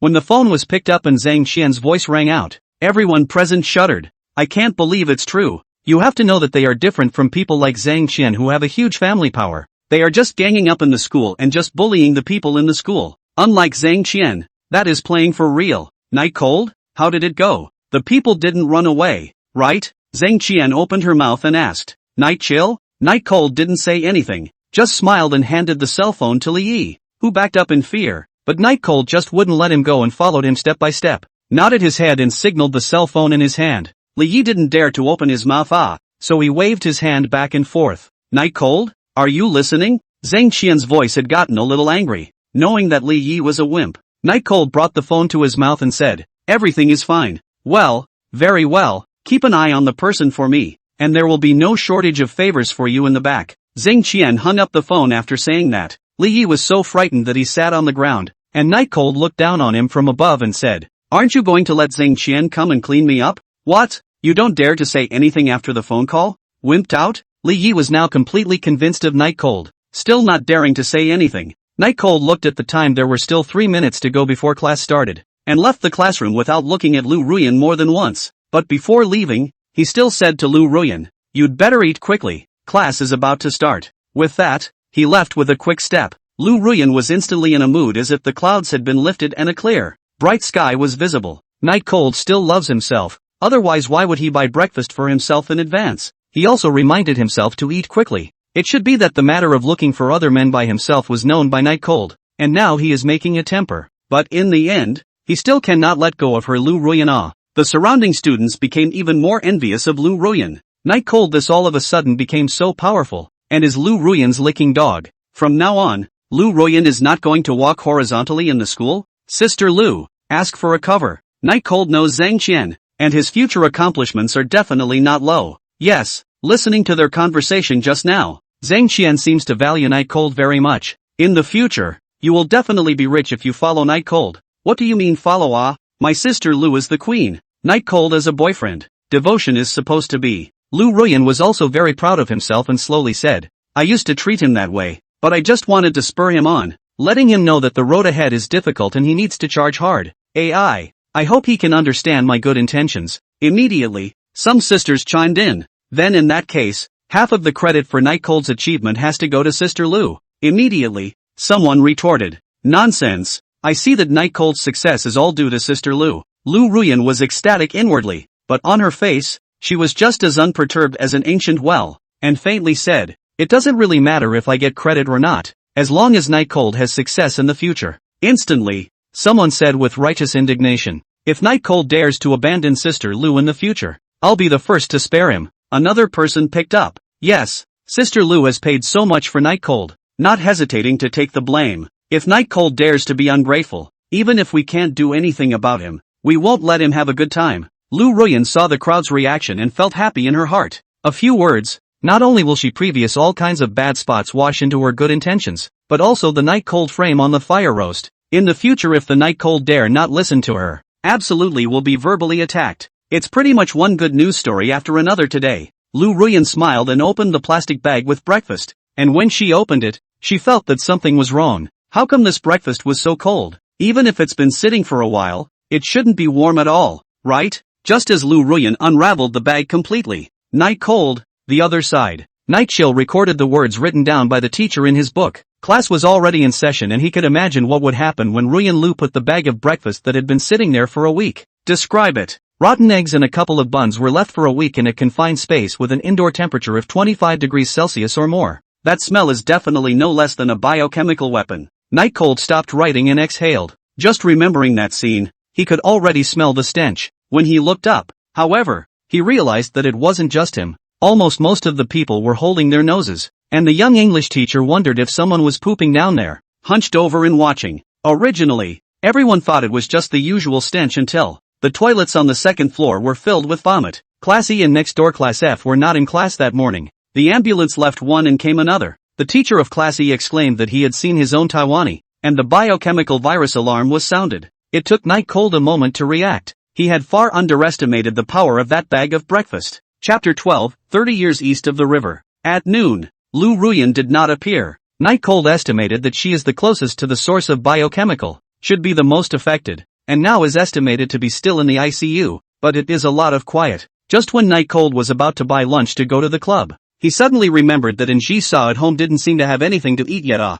But there doesn't seem to be any more money on himself. People passed by him in droves, and Night Cold took his wallet out, which contained only a pitiful $20. If I had to go back, I'd still have to take the tram, so that would leave $12 for the cheapest bento I could buy. Forget it, it doesn't matter if we starve for a while, don't give people the urge to run away, that's not worth it. And Ji-sa was already locked up in her house, and she couldn't go there, and if she wasn't given food, it would be better than prison. The lunch break was long, about 2.5 hours, enough time for a round trip. As soon as he said he was leaving, Night Cold immediately took the tram back to the old town. It's also coincidental enough that I just happened to eat everything this morning. Otherwise I wouldn't be in such a mess and would have to eat for free at my part-time job tonight. It wasn't the first time that Night Cold had done this, but the food at the convenience store was not supposed to be sold out, so if you didn't eat it, you'd just throw it away. Back in the old town, Night Cold went to a convenience store and bought the cheapest bento, which was basically full of leaves and some sauce, with the only slice of bacon. It didn't matter if Njisa loved it or not anymore,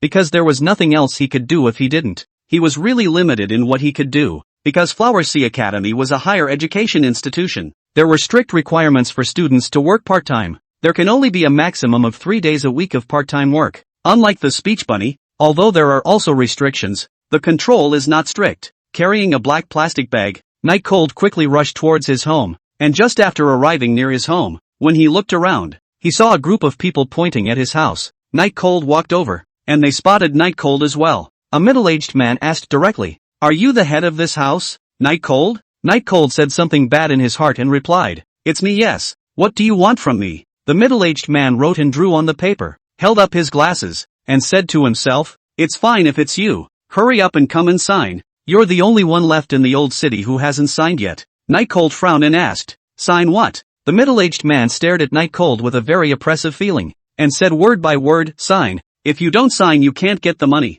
Don't come back to us at that time to make trouble, saying that we don't give the money." Night Cold's face also went cold and said, "You're here to ask for the house, right? Don't even think about it. I'm not selling." Several people looked at each other and laughed at the naivety of the teenager in front of them. "Is this kind of thing something you can do just because you want to? We are fully capable of taking your house without giving you a single penny. Now that this old town belongs to the In Group, with the backing of the nobles of the old days of the Flower Sea, how long do you think you can hold out?" The middle-aged man approached Night Cold and coerced, "Now sign the word. I can make an exception and give you $150,000. If you don't sign it, to put it bluntly, no one will know if you accidentally fall into the sea that day when you walk at night." Threats. Red-hot threats. But does Night Cold eat threats? He doesn't eat them. Then just feel free to come. Night Cold was like a stubborn bull that just refused to compromise. Because of the deception, when the middle-aged man saw Night Cold's appearance, he found it interesting and took off his glasses a little bit, just staring at Night Cold with a smile. Then he turned back to look at the man in the suit next to him who hadn't said anything all this time. Introducing Night Cold. "Do you know who he is?" "Not interested." Night Cold finished speaking and planned to leave. The middle-aged man raised his voice in the back and said, "His name is Xiao Gong. He is the project leader here. His power is not something you can imagine. No one dares to care if he really wants to do something illegal." Night Cold was silent, and continued to walk forward. The middle-aged man took 2 steps forward and said, "I'll give you one last chance. $300,000. What I said just now is definitely not a threat. I'll give you 3 days to think about it. Whether you live or die, decide for yourself." Night Cold remained silent. The middle-aged man secretly sighed. He didn't expect Night Cold to be so stubborn and completely defy threats. Then, as if he were a pug, he walked over to Xiao Gong and nodded his head, saying, "Mr. Xiao, how do you think this teenager should be handled?" Mr. Xiao's gaze was always searching for something. His face did not look good, and when he heard the middle-aged man ask, he impatiently said, "Whatever it is, wait until we find Missy. If I don't find you again my life will be in danger." Missy, the pearl of the In family of the old aristocracy and present-day plutocracy, the future successor of the group. Just saying the name can scare people to death. Xiao Gong commanded the crowd to search every nook and cranny of the place, but there was never any sign of Missy. Because it was an old city, there was very little surveillance in the alley, which undoubtedly made this search more difficult. Talking about the topic of the great lady, the middle-aged man who had just been untouchable didn't dare to say anything for fear that if he said a wrong sentence, he would appear in the flower bay in the next second. Joe Worker commanded, "Now the main thing is to find Missy. All other things are put aside. These days you can send some people to throw out everything in that kid's house to force him to go. If it really can't be done, when it's empty, then do him. Just do what Mr. Joe says." Seeing the delay in finding someone, Joe Worker scanned the surroundings and couldn't help but complain. "It's dirty." Night Chill returned home. What had just happened was fresh in his mind,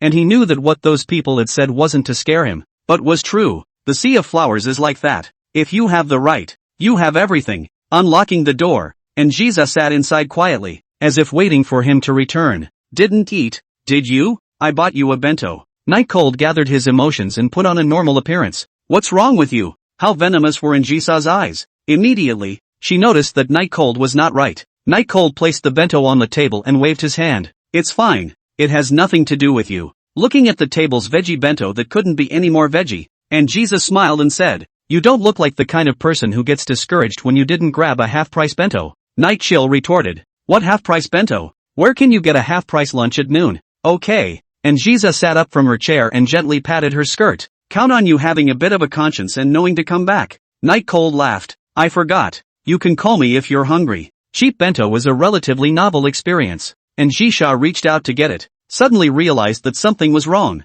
The hand hanging in midair delayed to fall, meaningfully looking at the Night Cold. Night Cold straightened his back at the look and asked, What's wrong? Not appetizing? Although she hadn't seen what bento all looked like, and Jisa could tell at a glance that it would be the cheapest bento in the convenience store, and there was only one serving. You came all the way back here to deliver my bento, and you don't eat it yourself? Night Cold had experienced the coercion just now, and coupled with the fact that he now had no food and was being asked about it, he suddenly felt a bit embarrassed and awkward. The original reason I had found was also stuck at my throat, and I couldn't get it out. Halftime. You eat. I'm not hungry. Just as he was about to leave, he was stopped by Njiza. Stand still. Chapter 13. How much is a hairpin worth? Night Cold turned around and looked with a puzzled face at Njiza, who called out to him. Njiza didn't say anything. She just opened the bento that was too vegetarian to be vegan, and then divided half of it into a bowl, with the only slice of tenderloin in it being split in half as well. With one operation, one bento, which was not much, became two. It should be too late, right? There's no need to be in such a hurry. Eat before you go to school. Njiza placed her chopsticks on the bowl and angled her head at Night Cold to come over and eat. Night Cold's mood is a bit complicated now, but walked up anyway and started eating. Both were silent. Honestly speaking, this was not the most embarrassing time for him, and he had even been more embarrassed for Rui and Lu before. Not eating for a day was the norm, but back then he really didn't feel anything. Just think of it as the darkness before the dawn. Or maybe it was just what he wanted for Ruyan to treat him that way, because when he grew up later, Ruyan would be appreciative to him. However, he experienced today that the original payoff was rewarded, and there was an indescribable feeling in his heart. A man's self-esteem was worthless when he was in a state of distress, but Njisha still took care of Night Cold's self-esteem, which was an experience that had never been experienced before for Night Cold, and was very indescribable. One bento was split into two and was quickly consumed, neither of them being likely to get full, but both felt content. Did something happen to you? It doesn't look too happy, and Zaisa asked finally. Night Cold also felt it was hard to hold it in, put his chopsticks down and said, the developer of the old town wanted to forcefully buy and sell, and gave a very low price. I felt it was unfair, so I didn't want to sell. And Jiza's eyes narrowed slightly. They forced you to sell? Night Cold nodded. They said they were the project manager of some kind of an group, and backed by the nobility of the olden times. I don't quite understand it, but I understand the sea of flowers. Power is everything. And Jisa thoughtfully put her chopsticks down and gracefully wiped her mouth. They threatened you, didn't they? Night Cold was a bit surprised. Why would Njisa know? Could it be that his face was really hard to see to that point? He let out a long breath and smiled bitterly. Yeah, and it looks like it's ready to just kill me. What are you going to do? Njisa asked, staring at Night Cold with interest. Let's see if I have the ability to resist when the time comes. If I can, of course I want to resist, but if I really can't, then forget about it. Those people don't look like they're joking when they say they're going to sink me into the sea.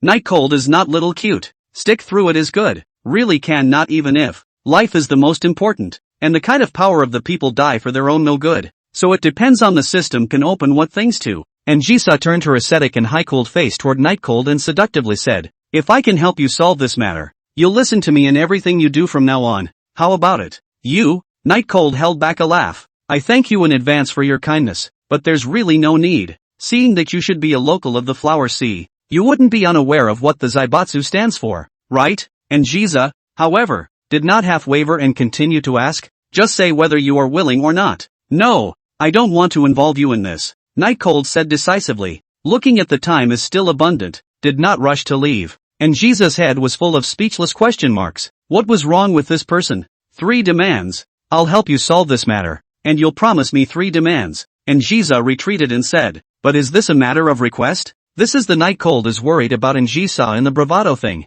And Njisa looks so beautiful, should not be intended to. Don't you mess around. If my house is gone, it's gone. Don't get yourself hitched, Night Cold said seriously. And Jisha was completely convinced, waving her hand at Night Cold. Too lazy to care about you. Hurry up and go. Remember to go to the school's infirmary to check your brain. Healing is free there. It's very suitable for you. Night Cold didn't understand why Njisa was suddenly angry, but it was indeed time to go to school. I'm leaving, I'm going to a part-time job after school today, so I'll be back later. Night Cold got up and was about to leave, but was called back by Anji Shah. Night Cold turned around in confusion and asked, "What's wrong? Is there anything else?" Only to see Anji Shah, who was as holy as a goddess descending into the world under the sunlight, removing a hair clip from her flawless hair. This hair clip has a black jewel in the center and is beautifully decorated on the outside by black and gold butterfly wings. The gemstones are crystal clear, so much like the body of that butterfly, and the material of the wings looks very substantial, and it doesn't look half bad with the gemstones.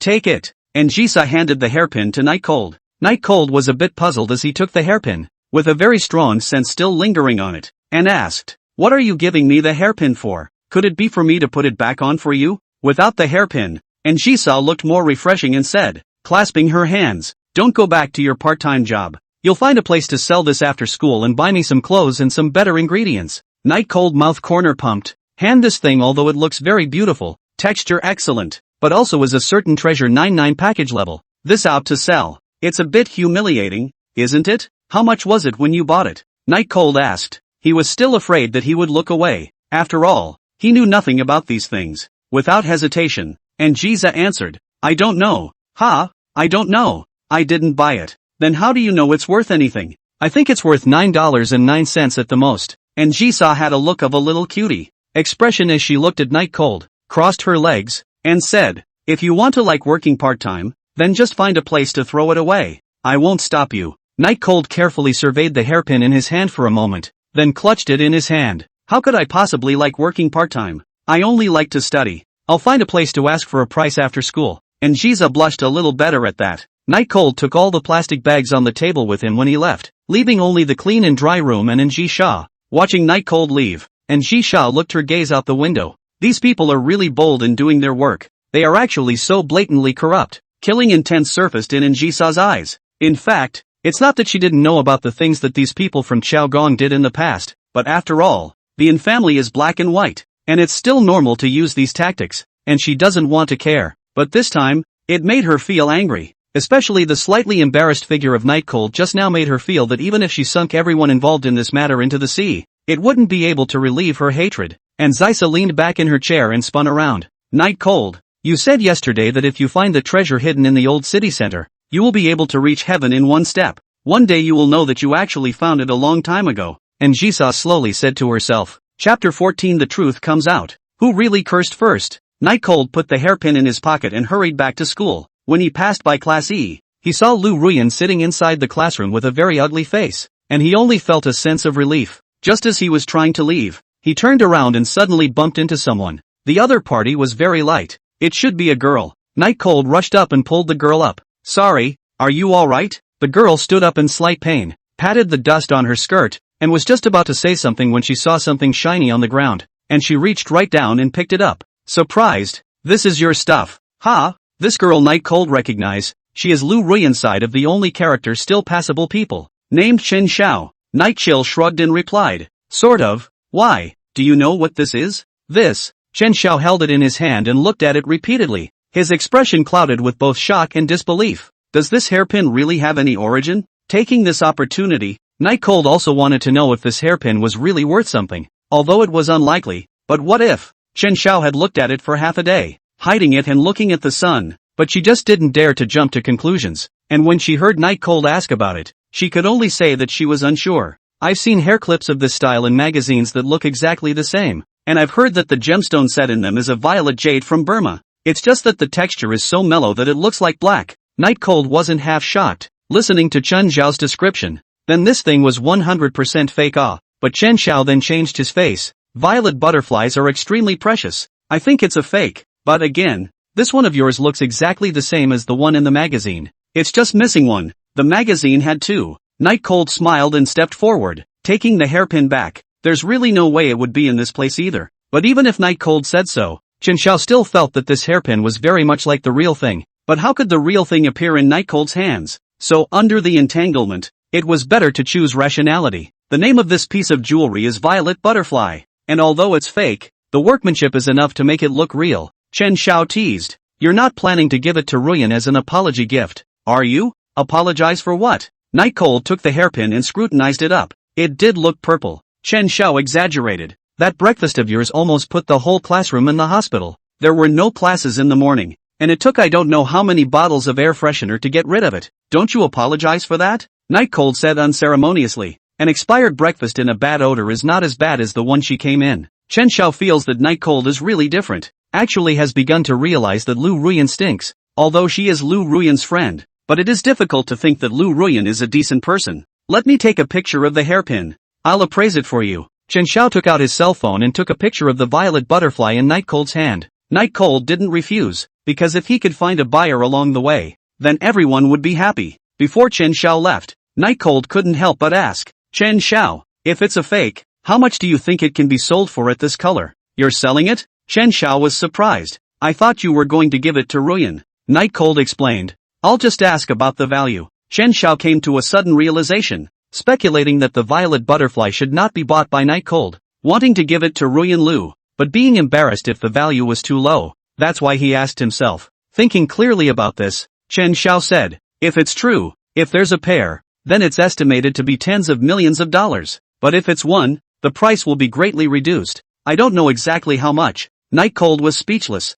Do you think this could be real? You can just directly say how much the fake one costs, and tens of millions of dollars. Making me think I'm going to be a rich man soon. Chen Xiao patted his head, feeling a bit foolish. According to this quality of yours, although it is a fake, there will be people who will buy it, and if they come across the ones they want, I estimate that it can go up to tens of thousands of dollars, Chen Xiao said with certainty. 10,000? Night Cold rubbed his thumb back and forth across the smooth gemstone surface, amazed in his heart. Such a small hairpin, second-hand, can actually be tens of thousands of dollars, and it's still fake. At this moment, Night Cold began to wonder about Njisa's identity. Is she really an Old Town resident? Why is a random hairpin worth so much? It would take a middle-class family to afford this at least, wouldn't it? Is Njisa hiding her identity? Thanks a lot. I'll buy you dinner later. Night Cold was just about to leave when Chen Xiao called Night Cold to a halt. What's wrong? Chen Xiao said to Night Cold with a serious face. Night Cold, you have to hurry up and pull Ruyan's heart back. You can't do anything as spirited as what you did today, or you'll probably lose Ruyan forever.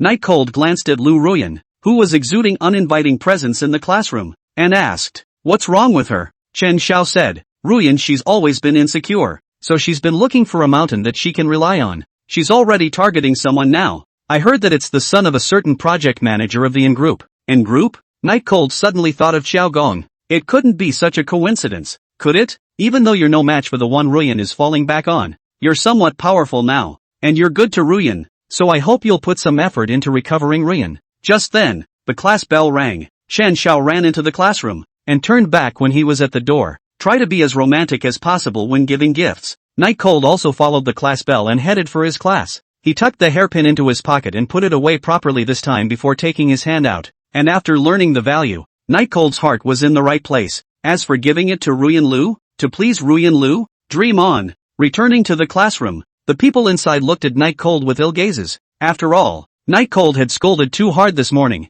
General people really don't dare to provoke him in. Qin Shui was already disappointed in Night Cold when she saw him turn his head away. Now she even felt that liking Night Cold was a disgusting thing, but she just couldn't control her emotions, and she still had the love for Night Cold that made her helpless. The two Xiaomei, the originators of all this, were looking at Night Cold and snickering. Night Chill sat back in her seat. The sight around her she was oblivious to. Get the book out. The first class is an information security class that will put some procedures on the electronic board and then go to the practicals. When everyone had their books out and ready, the electronic version appeared on screen. However, what was shown on the electronic version was not the operation process but the screen of Class C. Just when everyone started to wonder, the scene shows Night Cold walking into the classroom. The accompanying video makes its first sound. Dead licking dog. Can't lick for the rest of your life. Ha ha ha ha ha. Being green. Selling a kidney to buy a gift for his girlfriend. Ha ha ha ha ha ha ha ha. Ha ha ha ha ha ha ha. Chapter 15, The Collapsed Qin Shui. No one expected such a thing to happen,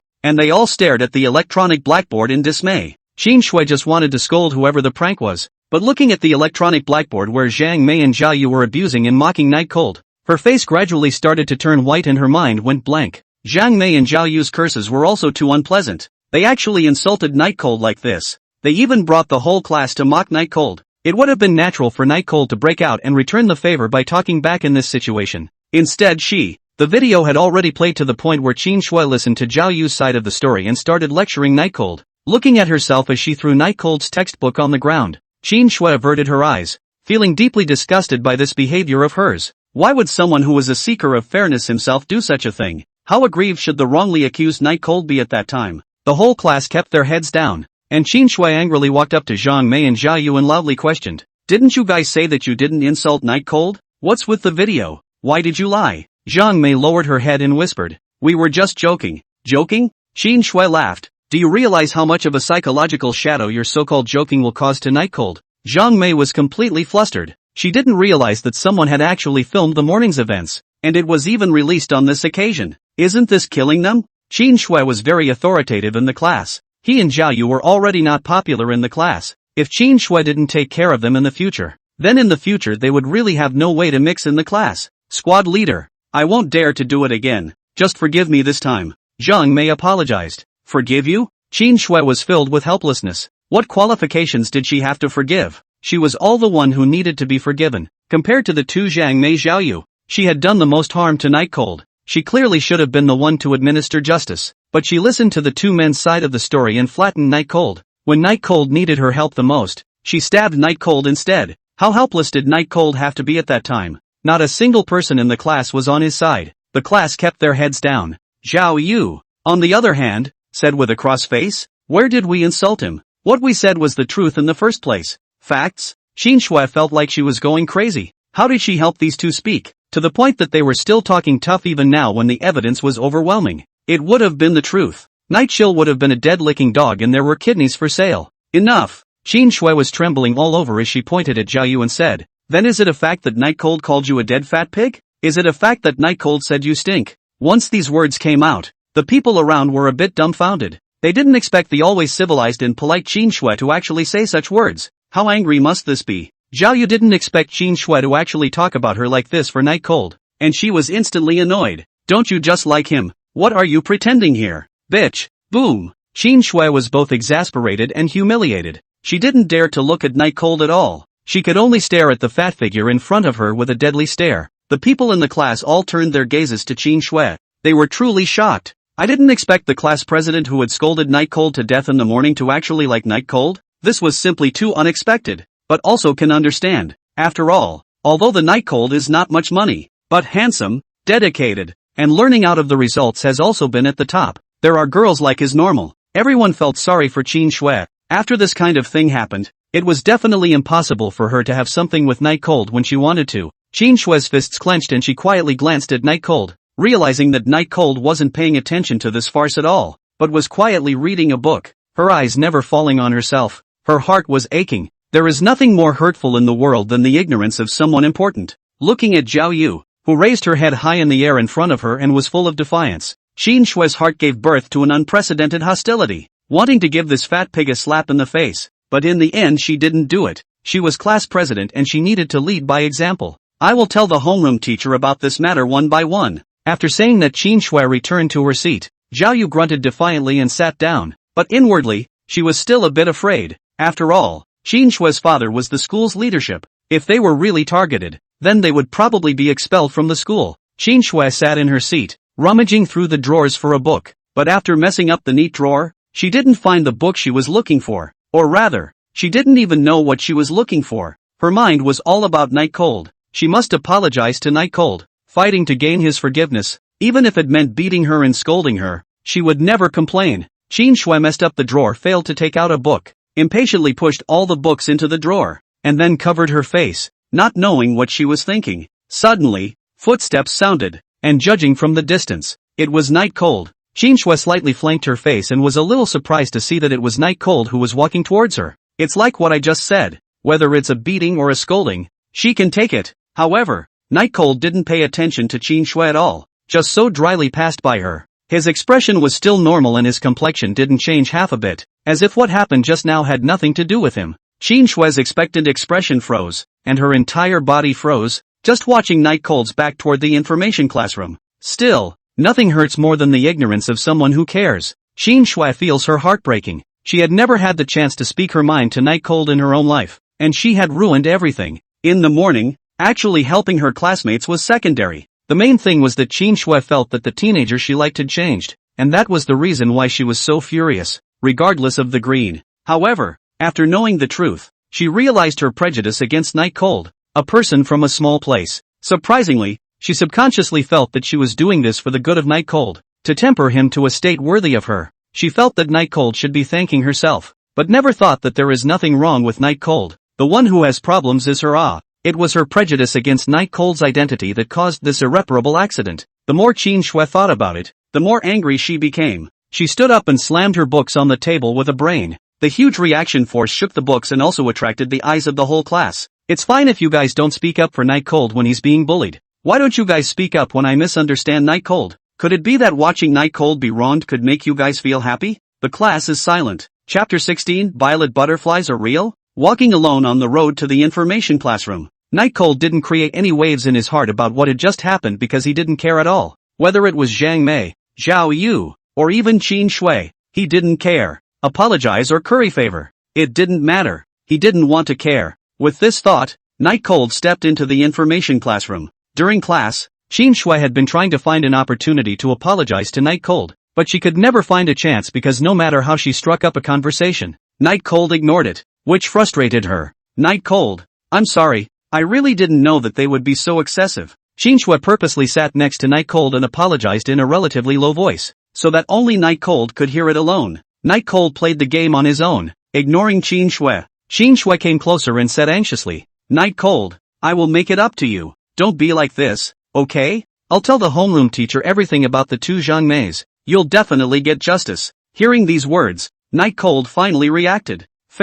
Late fairness is worthless. After Night Cold finished speaking, he no longer paid any attention to Qin Shui. No matter how Qin Shui chimed in, it was useless. Seeing this determined look of Night Cold, Qin Shui's really regret wanna go jump off a building. If he had reached out to Night Cold when he needed help the most, he would have been a friend at the very least by now. Available at. There are no pills of regret in this world. On the other hand, Class E, which was in gym class, went into break. Ruyan Lu sat on the steps and kept cursing Night Cold. That bastard Night Cold. To actually bring something that stinks so much to me. It's simply unforgivable. Lu Ruyan's face was extremely ugly, and even now she still had that stench on her. It was unbearable. The little sister next to her chimed in. Yeah, Night Cold went too far this time. Sister Lu, you must not let him off the hook this time. Someone wondered. Did Night Cold know that you were hooking up with someone else, Sister Lu? Otherwise, why did he suddenly become so cold? Not only did he not give you Sister Lu any face at all in class, but he also gave you the breakfast that had been sitting there for who knows how long. Lu Ruyan thought about it carefully and felt that this person was right. Sneering, so what if I know? Do I still need his consent to do what I do? Just by virtue of his Night Cold, he is also worthy of my Lu Ruyan? In fact, Lu Ruyan still has a sentence not said. That is the Night Cold will send her birthday gift. If it is not because of this, Lu Ruyan has long broken up with the Night Cold. At this time, Chen Xiao walked over. She had just sent Night Cold's Violet Butterfly to a professional for appraisal, and was still waiting for the results. Although she knew that it must be impossible, she still planned to give it a try. Seeing that Lu Ruyan was cursing, he comforted. Ruyan, in fact, you don't have to be like this. You go and hook up with other men. It's normal for Night Cold to be a bit emotional. It's not strange that he would do those things. Chen Xiao took a sip of water and said, Whose friend are you anyway? Why are you still helping Night Cold speak? Ruyan Lu said angrily, very dissatisfied with Chen Xiao's words. Chen Xiao comforted. Don't be angry. Night Cold definitely loves you. He even prepared a gift for you. Gifts? Lu Ruyan instantly calmed down and hurriedly asked. A gift? What kind of gift is it? Is it my birthday present? Chen Xiao snorted and said. No, it's a hairpin, but it's also very valuable. Hairpins? Ruyan Lu instantly lost interest. She only wanted things of high value. How much could a hairpin be worth? The surrounding people also showed disdainful expressions. Chen Xiao was a bit embarrassed, and then thought whether it would be better to take out the Violet Butterfly and show it to Lu Ruyan. Here, Ruyan, look, even though it's a fake, it's really pretty and worth more than $10,000. Chen Xiao came closer to Ruyan Lu and enlarged the Violet Butterfly on the photo. Hearing that it was a fake, Lu Ruyan's brows were furrowed to the bottom, but hearing the last statement that it was worth $10,000, her interest was once again piqued. The surrounding little sisters all gathered around and looked at the picture of the Violet Butterfly on Chen Xiao's cell phone. They all exclaimed, It's so beautiful. This gemstone luster is not yet also still bright, right? And the shape has the beauty of irregularity. Unlike those $9 package ones, where every side is exactly the same. Yes, the gems are indeed gorgeous. Night Cold is still somewhat sincere. Lu Ruyan snatched the cell phone into her hands and carefully examined it, also thinking that the violet butterfly in the photo was very nice. Very beautiful indeed. No wonder the fakes are worth over $10,000. Chen Xiao laughed. Night Cold sent you this, so it's about time you got over it, right? And really don't go hooking up with those noble dudes anymore. You'll just throw them away when those people get tired of playing with them. It's still Night Cold that suits you. Night Cold's dedication in the past few months is in everyone's eyes, and now that there is some power, Lu Ruyan is really good at following Night Cold. Nice try. Ruyan Lu didn't hesitate and said, just a gift of $10,000 and you want me to get rid of my anger? It's simply dreaming. Without a $230,000 bag, Night Cold doesn't want me to say a word to him again. Of course, she would take this hairpin. After all, this was what Night Cold should do as a licking dog. Chen Xiao is a little speechless. See Lu Ruyan this plotting appearance. She always felt that sooner or later Lu Ruyan will regret it. Just as the crowd was talking, a message popped up on his cell phone. Chen Xiao took the phone and opened it under the curious gazes of the crowd. Is this thing you have a picture of on the internet? Chen Xiao replied truthfully. No, what's wrong? A message was immediately sent over there. This violet butterfly is real. Honestly, where the hell did you come from? Seeing these words, Chen Xiao's hands trembled. She actually didn't see it wrong. The violet butterfly in Night Cold's hand was actually real. She raised her head in surprise and realized that Ruyan Lu was also looking at her with an incredulous expression. The two men looked at each other, but just neither one of them uttered a word, because it was just too much of a shock. He said, this violet butterfly is real, Chen Xiao said with a trembling voice. Ruyan Lu got excited and grabbed Chen Xiao's shoulder. How much is it really worth? She didn't care where Night Cold got it from. She only knew that the fake ones were only 10,000. If they were real, it must be a sky-high price, Chen Xiao estimated. Violet butterflies come in pairs. A pair costs millions. A single one will cost much less, but at least it's millions. Under Lu Ruyan's expectant eyes, she slowly raised her index finger. Ruyan Lu guessed. 100,000? Chen Xiao shook his head and Ruyan Lu guessed again. 1 million? Chen Xiao nodded and exhaled to ease the shock, saying, it's even more than that. If you meet someone who is willing to buy it, you can even sell it for as much as $3 to $4 million. Ruyan Lu's pupils contracted. The brain went blank. You're not dreaming, are you? One can afford to wear millions of dollars in jewelry? It would be a great fulfillment of vanity. Chapter 17 Buying a lot of cost clothes. All day long, Night Cold studied hard, and soon it was time for school to end. Night Chill was packing up his things when suddenly the phone rang. He picked it up and saw that the caller was Yen Bunny. Straddling his book bag with one hand, he picked up and asked, Bunny, can I help you? Yen Bunny looked a bit excited and immediately said loudly, Night Cold, when are you coming to the convenience store? Today we got out of school early. I made bento for you. See if it's to your liking. One could tell from Yen Bunny's slightly rapid breathing that this bento should have been put in a great deal of effort. But Night Cold was going to sell that hairpin of Njisa's today and wasn't going to work at the convenience store. Although it was a bit disappointing to the expectations of Yen Bunny, Night Cold still said, Bunny, I have something to do today, so I won't work part-time. Can I do it next time? Speech Bunny's passion was instantly doused, and it was only after a long time that she pretended to be fine that she replied, that's fine, but is it really okay if you don't come to the convenience store to work part-time today? You only have a few days a week to work part-time. It's okay, thank you and thoughtful to remind me. Night Chill walked out of the school gates and headed towards the affordable mall. Aha! Yen Bunny hung up the phone ahead of time, because she was afraid that Night Cold would hang up the phone in the next second. That was a sign of not caring about her. Speech Bunny looked at her carefully prepared bento and was a little lost, and the conversation just now was so official, like a conversation between people she didn't know, that it made her a little uncomfortable inside. The bell rings. Welcome to. Night Cold headed to the affordable mall with the violet butterfly given by Njisa to see if it could be sold at a good price, and then he could also buy some change of clothes for Njisa and eat much better. At least he wouldn't be in too much of a predicament during the time he had Zhang Qian's money. Walking on the road, the Night Cold a little behind the cold. He has not gone to the club for several days in a row. Will not go again when directly rejected. I don't think Shang Qingren would care, right? But I'm the only member of the club. Is it impossible to even carry out club activities in the past 2 days? Clubs like the Fire Seed department where you could leave early and usually had nothing to do were hard enough to find. So Night Cold still didn't want to be kicked out of it for a while. We'll have to make the trip again tomorrow anyhow, or it's a bit too much. Arriving at a store that specialized in recycling second-hand ornaments, Night Cold mysteriously took out the violet butterfly. Boss, see how much this jewelry is worth? The bald uncle, who was fast asleep in his recliner, immediately popped up. Welcome.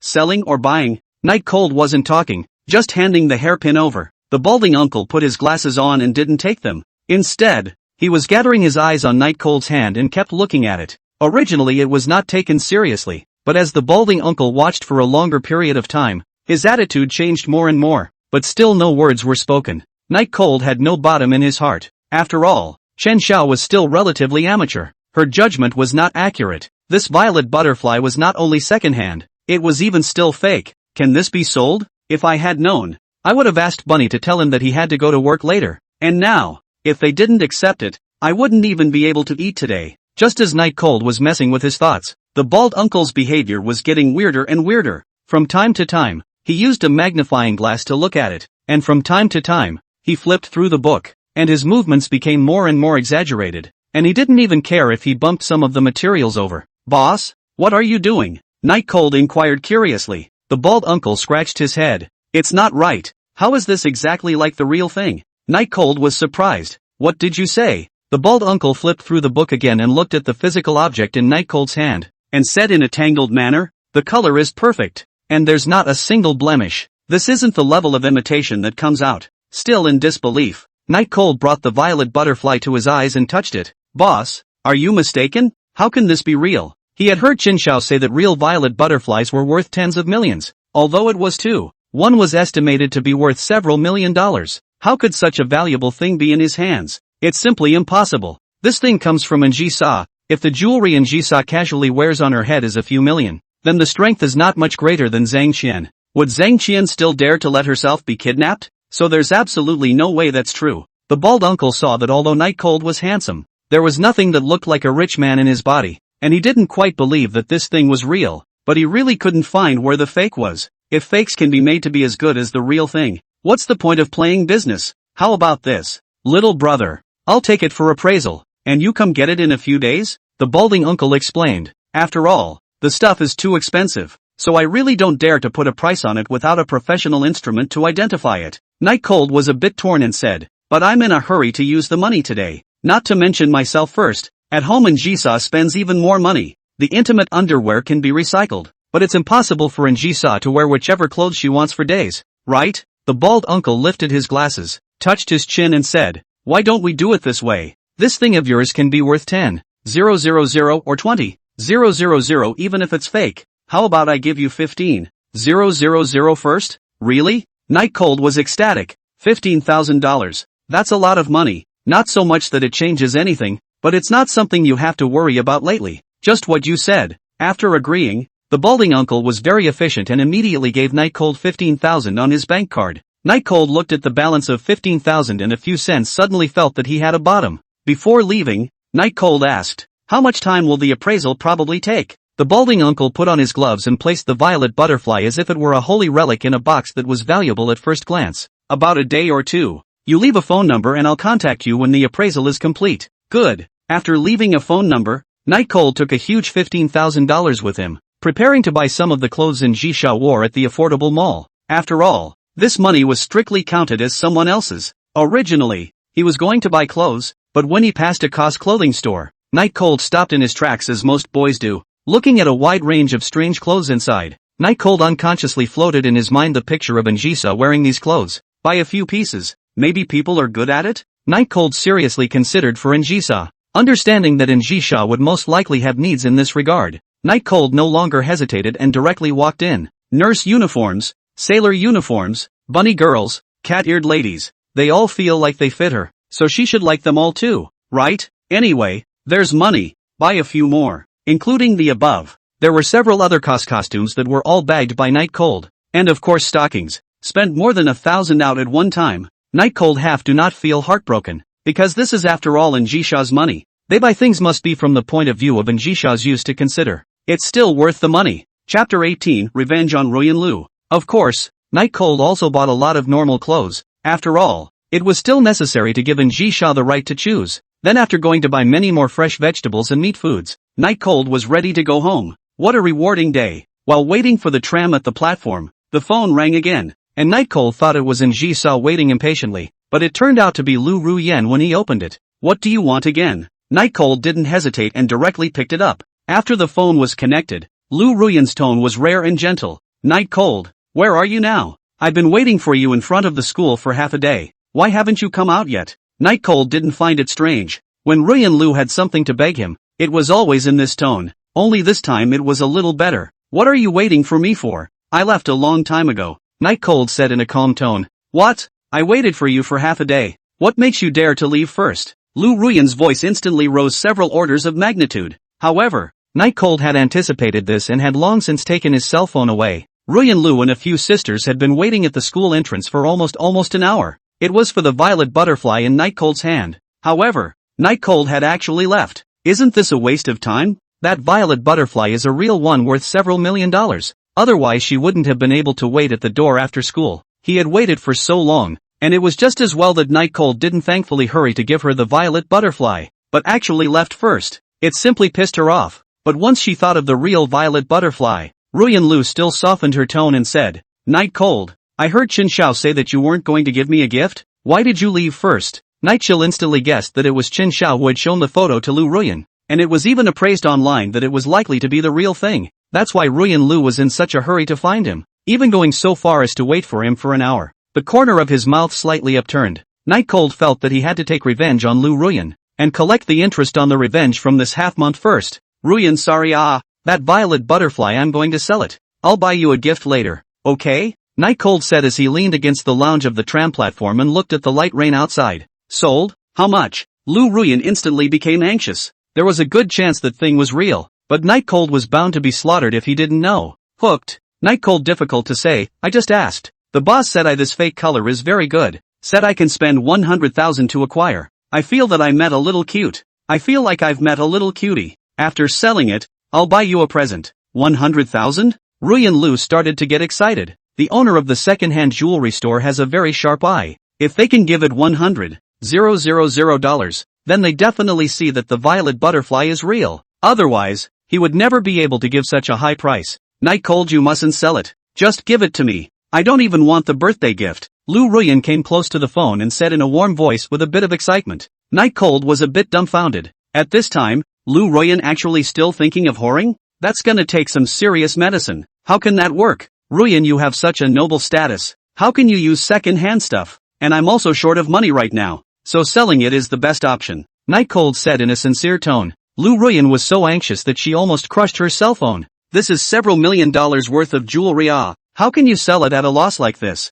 Night Cold, you listen. This jewelry I really like. You give it to me. Today you come to the hotel near the school. I can give you my body. How about it? Lu Ruyan seduced. With this move out of the way, she thought that Night Cold would definitely agree. After all, licking herself that much, she must have coveted her body for a long time. Millions are nothing compared to a body. However, Night Cold sighed, pretended to stand up, and said urgently, Ruyan, I won't talk to you first. The boss is coming out. I have to sell the violet butterfly in a hurry. Otherwise who knows if the boss will backtrack. Then he hung up the phone at the sound of Ruyan Lu's shouts. Your body is too disgusting to give to my old man. Night Cold sat down again amidst the curses. And not to his surprise, Ruyan Lu didn't pause to call back immediately. Night Chill hung out for a moment, waiting until the bell rang to the last second before picking it up. If this is placed in the past days, Lu Ruyan's phone can't ring more than 3 times. Today is indeed very patient. Night Cold had to sigh the greatness of money. Hey, Ruyan, are you doing anything else? Night Cold pretended to be busy.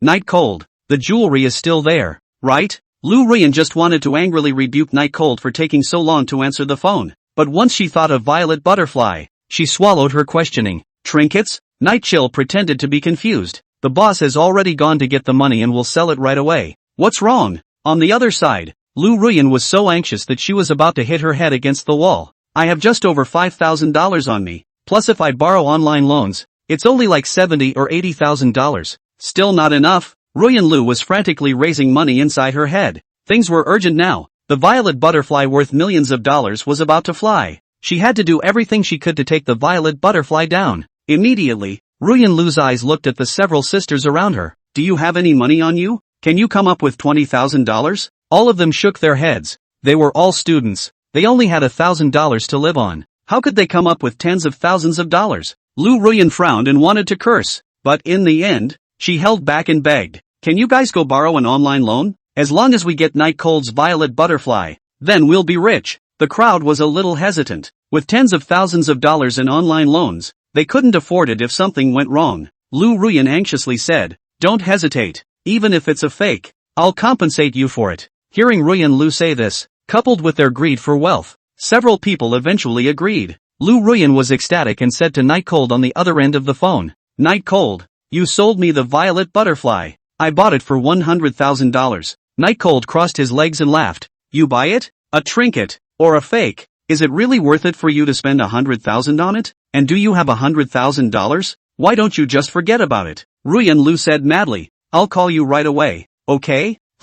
Night Cold pretended to think. Lu Ruyan for near the front of the millions of dollars is mouth-watering thirst. Half a little frame cannot hold. See the Night Cold hesitation. Immediately increased to 12 million. Night Cold stroked his chin. Almost there. Almost close to 3 times the amount of money he had spent on Ruyan Lu. "Since Ruyan you want it so much, if the money is there, it's not impossible." Night Cold pretended to be less tolerant and said, "But you have to think clearly. This is a fake. Are you sure you want to buy it?" "I'm sure." Ruyan Lu cheerfully agreed. "Alright then, if you call me for the money, I won't sell it to the owner of the used jewelry store," Night Cold said in a determined tone. "Good, I'll call you right away." Lu Ruyan began to borrow loans without hanging up the phone. Approval of a whole sweaty back. Next to a few little sisters also did the same, have begun to borrow loans, thinking about her rich life in the future. After hearing the argument between Night Cold and her boss, her smile slowly raged. "Boss, I'm sorry, I'm not selling." "What? You're going to raise me to $200,000? No, no, no, boss, you're at too much of a disadvantage." "No loss? That won't do. I've promised to sell it to a friend." "What? You're going to raise it to $1 million? Boss, you don't have a fever, do you? I'm not talking about island dollars here." "What? You're talking about American dollars? Boss, don't you pickpocket me." "Oops, it's a robbery." Chapter 19, Love Bento. It seemed like Ruyan Lu could already see the moment when she had millions and became a real celebrity. When the time came, she was bound to find someone to clean up Night Cold for a while and make this person who had teased her twice pay. The other side. Night Cold's cell phone soon rang with a text message tone. 1,200,000 has arrived, plus the 15,000 given by the owner of the second-hand jewelry store, adding up to a total of more than 13 million. He also instantly jumped from being a poor boy who couldn't afford to eat to someone who didn't need to worry about money. On the phone, Lu Ruyan anxiously asked, "Night Cold, where are you? I'm going over to look for you now." Night Cold said, "Don't be in a hurry. I've gone home now. I'll bring the stuff to you tomorrow." Ruyan Lu flatly refused. "No way. I have to get my hands on it right away." "Where the hell are you? I don't need you to send it to me. I'll just come to you." Just short of the final kick. How could Ruyan Lu let this matter come out again? Night Chill said helplessly, Okay, I'll mail it to you, okay? It should be here tonight." Although Lu Ruyan was anxious, she knew that she had already paid for it and that Night Cold didn't recognize the violet butterfly. Plus going to get it herself might not be as fast as mailing it, so she agreed. "Okay, then hurry up. Love you." Ruyan Lu ended up planning to give Night Cold a bit of motivation. Hanging up the phone, Night Cold stared at the phone with a disgusted face, and after a cold laugh, he headed towards the second-hand jewelry store he had just been in, and spent $20 to buy the exact same one, and mailed it to Lu Ruyan again. This is not his fault. He has long said that it is a fake. Lu Ruyan preferred to buy. This can only be the time to luck. Lu Ruyan is to pay for their previous deeds. 120,000. Ruyan Lu, this is but mere interest. The energy that I wasted on you is not something that can be offset by 120,000. Ruyan Lu had turned him into the object of everyone's ire at school, and while he had long since stopped caring about these traumas, that didn't mean he hadn't cared before, nor did it mean that he had left the matter alone. It's just getting started. The time was a little too late. Night Cold finally chose to take a taxi home, although it was a little more expensive, but this amount of money was nothing for him now. It was already almost 9 o'clock in the evening. Night Cold returned to the old city, and when he passed by the 24-hour convenience store, the door of the convenience store suddenly opened from inside and Bunny Yen ran out in her clerk's uniform. There was also a box clutched in his hand. "Night Cold, wait." Speech Bunny waved her hand as she ran. Night Cold turned around, saw that it was Yen Bunny, and asked, "What's wrong? Looking for me for something?"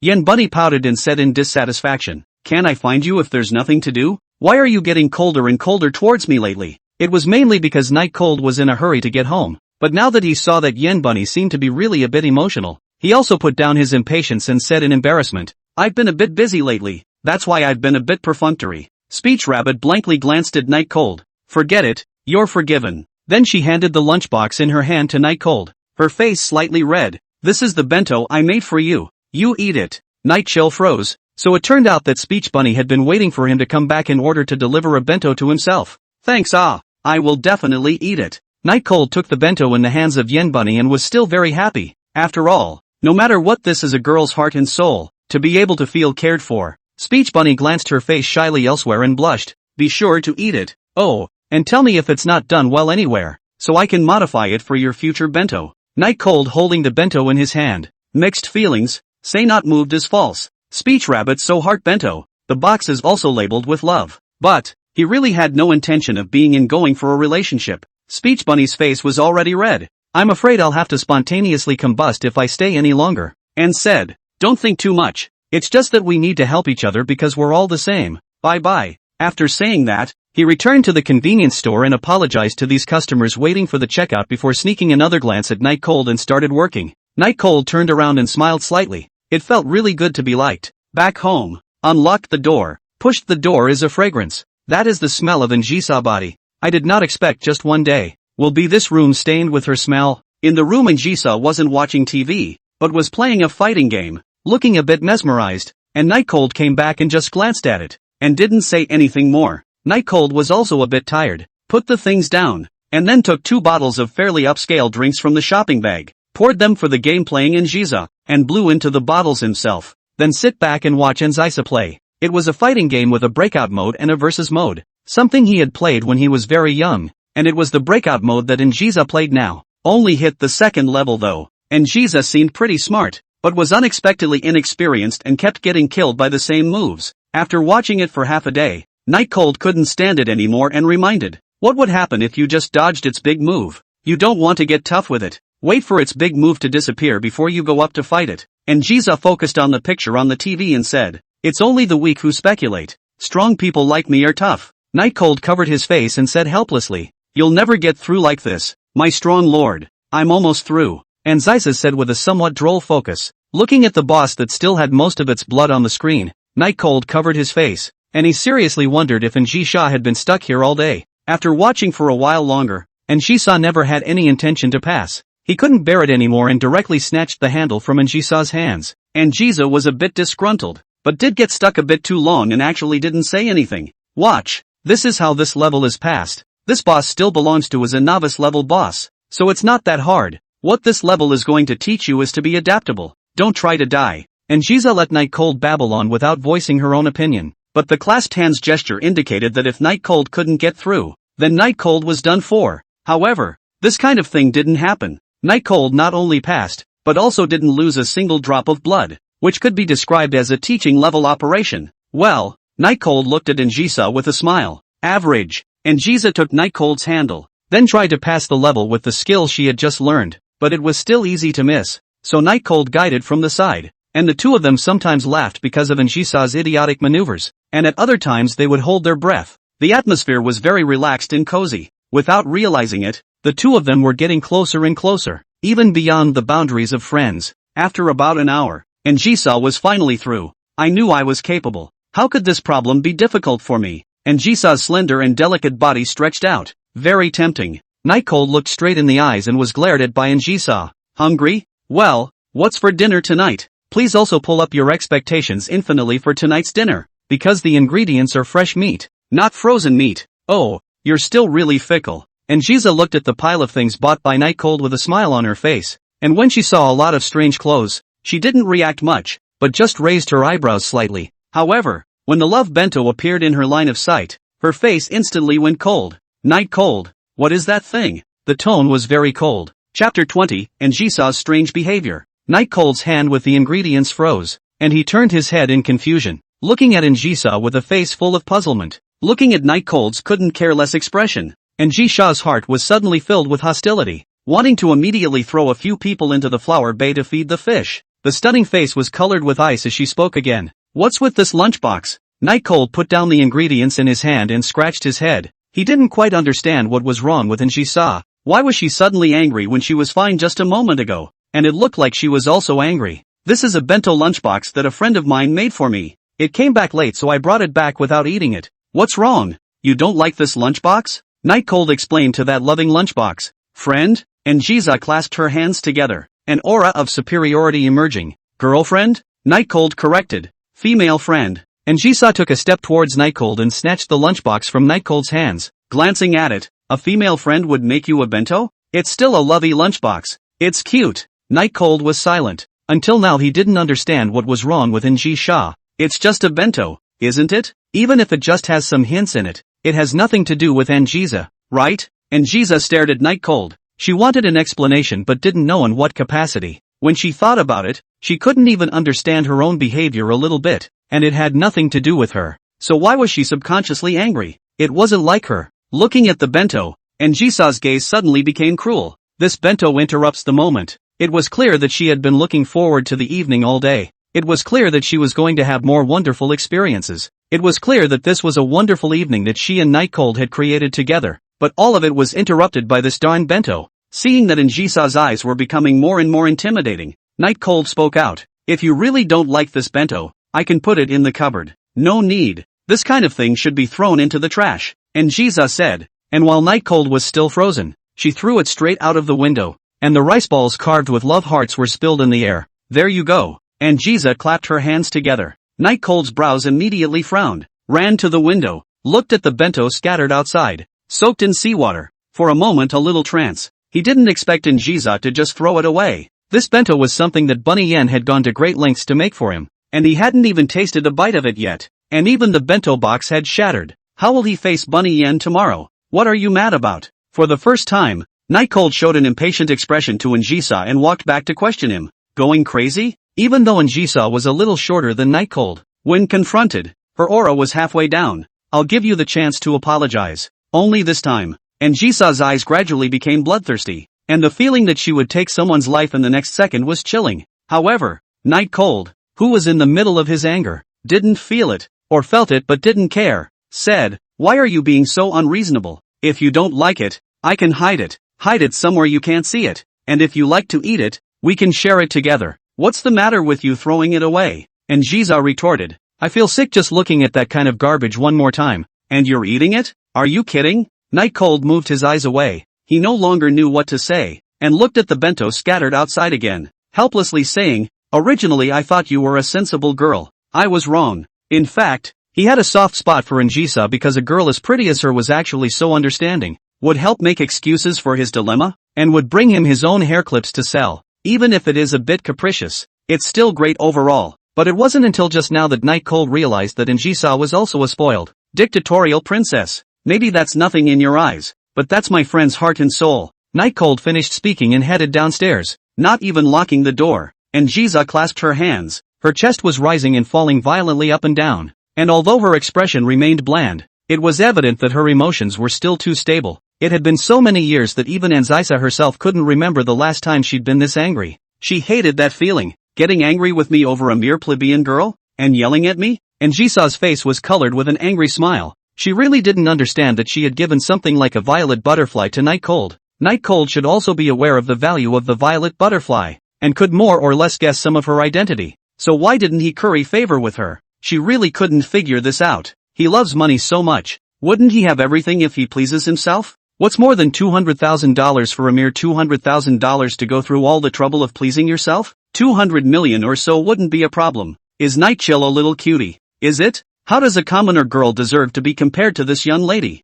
Simply doesn't know how to die. Jisa walked to the window and picked up the landline phone on the table, wanting to call Snowfrost, but hadn't dialed it yet. Nightcold was seen below, stepping on the seawater to pick up the bento she had spilled. In this moment, she hesitated. Originally, she had wanted Snowfrost to find the plebeian girl who had given Nightcold the bento and make her disappear forever. But the smart one realized at this moment that using force on Nightcold only seemed to backfire. She was beautiful, and no one in the entire sea of flowers could beat her. It was her advantage, and in any normal situation she should be the winner. So why put herself at a disadvantage? Jisa put the phone down and fell into deep thought. Nightcold will bento box picked up, although fell into two halves, but does not affect anything. The big deal is that tomorrow in speech Rabbit said it as he fell is also just bento. It's been soaked with seawater. I don't know what's wrong with her. Obviously everything was normal before this. Nightcold returned to the house between mutterings. I just walked into the house, and at some point, Jisa had already changed into black silk. He looked at it more, but didn't say anything more. What are you going to do? and Jisa's voice returned to normal, without the hostility from earlier. It seemed cool. What how? Without much of a rise or fall in his tone, Night Cold made his hands ready to start cooking. After all, no matter what, and Zaisa only had one bento today, and half of it was given to him. Should be hungry.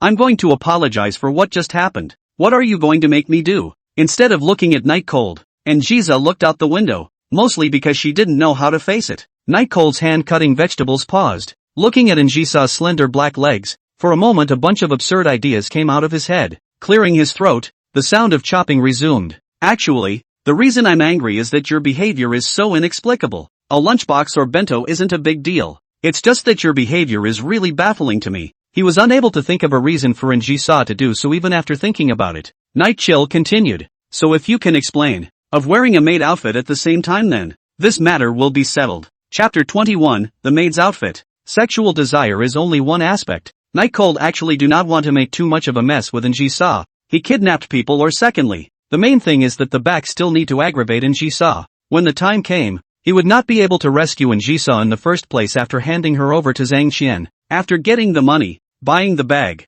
and then giving the bag to Ruyan Lu. This series of things, at least half a day is still needed. Though he had been trying to think of ways to avoid it, he hadn't thought of it yet, and if he could get more money on the violet butterfly, the matter would be perfectly settled. And Jisha gave Night Cold a glance with a beaming smile, then stood up and pulled the maid's outfit out of the many costumes. Somewhat surprised, he said, letting you buy clothes? How come all of them are these clothes? There are no normal clothes at all. Nonsense. Night Cold wiped his hands, walked closer to Njisa, took out the ordinary clothes he bought, and said, look, aren't these just ordinary clothes? I've taken all your needs into consideration. And Jiza looked at those earthy can't be earthier t-shirts and frowned. Even if it's earthy, why is it still so small? No, it's some small and some big. What's going on? Night Cold gulped. These clothes are all out of size sale. It's not that he lacks that little bit of money. It's just because compared to these clothes, and Shisa is definitely more willing to wear those clothes. It's also kind of a small mind of his. I bought it randomly. Anyway, just watch and wear it. You can wear that one if you like it. Night Cold shrugged helplessly, expressing his innocence. Randomly bought? I see that these outfits are very much to your taste. They're very similar to the ones worn by the heroines of those movies you have in your drawer. And Jisa said as she stared at Night Cold with a smile. The tablets in the drawer? Night Chill's body tensed for a moment. Those are his babies. Even though there's only the female lead in it, the picture is still very erotic. It's very juvenile. Did Njisa watch it? If he really looked at it, his upright image in Njisa's eyes would be ruined. You read it? Night Cold asked tentatively. And Njisa rolled her eyes cutely. How could I possibly look at something like that, defiling my eyes? Night Cold immediately changed his face and said in a serious manner, actually, it's all very serious stuff. Don't think too much. Decent? And Jisa sneered. Although I didn't read it, I can guess what those things are by looking at the cover. But the girl on it is indeed ugly. Thanks for looking at it. When his favorite thing was scolded, Night Cold wanted to retort, but he didn't know how to retort, because what Njisa said was fine. Those actresses had been better, but they were no different than clown geese compared to Njiza. It's normal for men to have some special fetishes, right? Night Cold continued without changing his face. Okay, I'll satisfy you once today. Remember it's only this time. And Jiza walked into the bathroom with that maid's outfit to change. Cooking Night Cold has been distracted, although cutting vegetables, but half a day did not move much. From time to time to look in the direction of the bathroom, hoping that the next second Njisa will come out of it.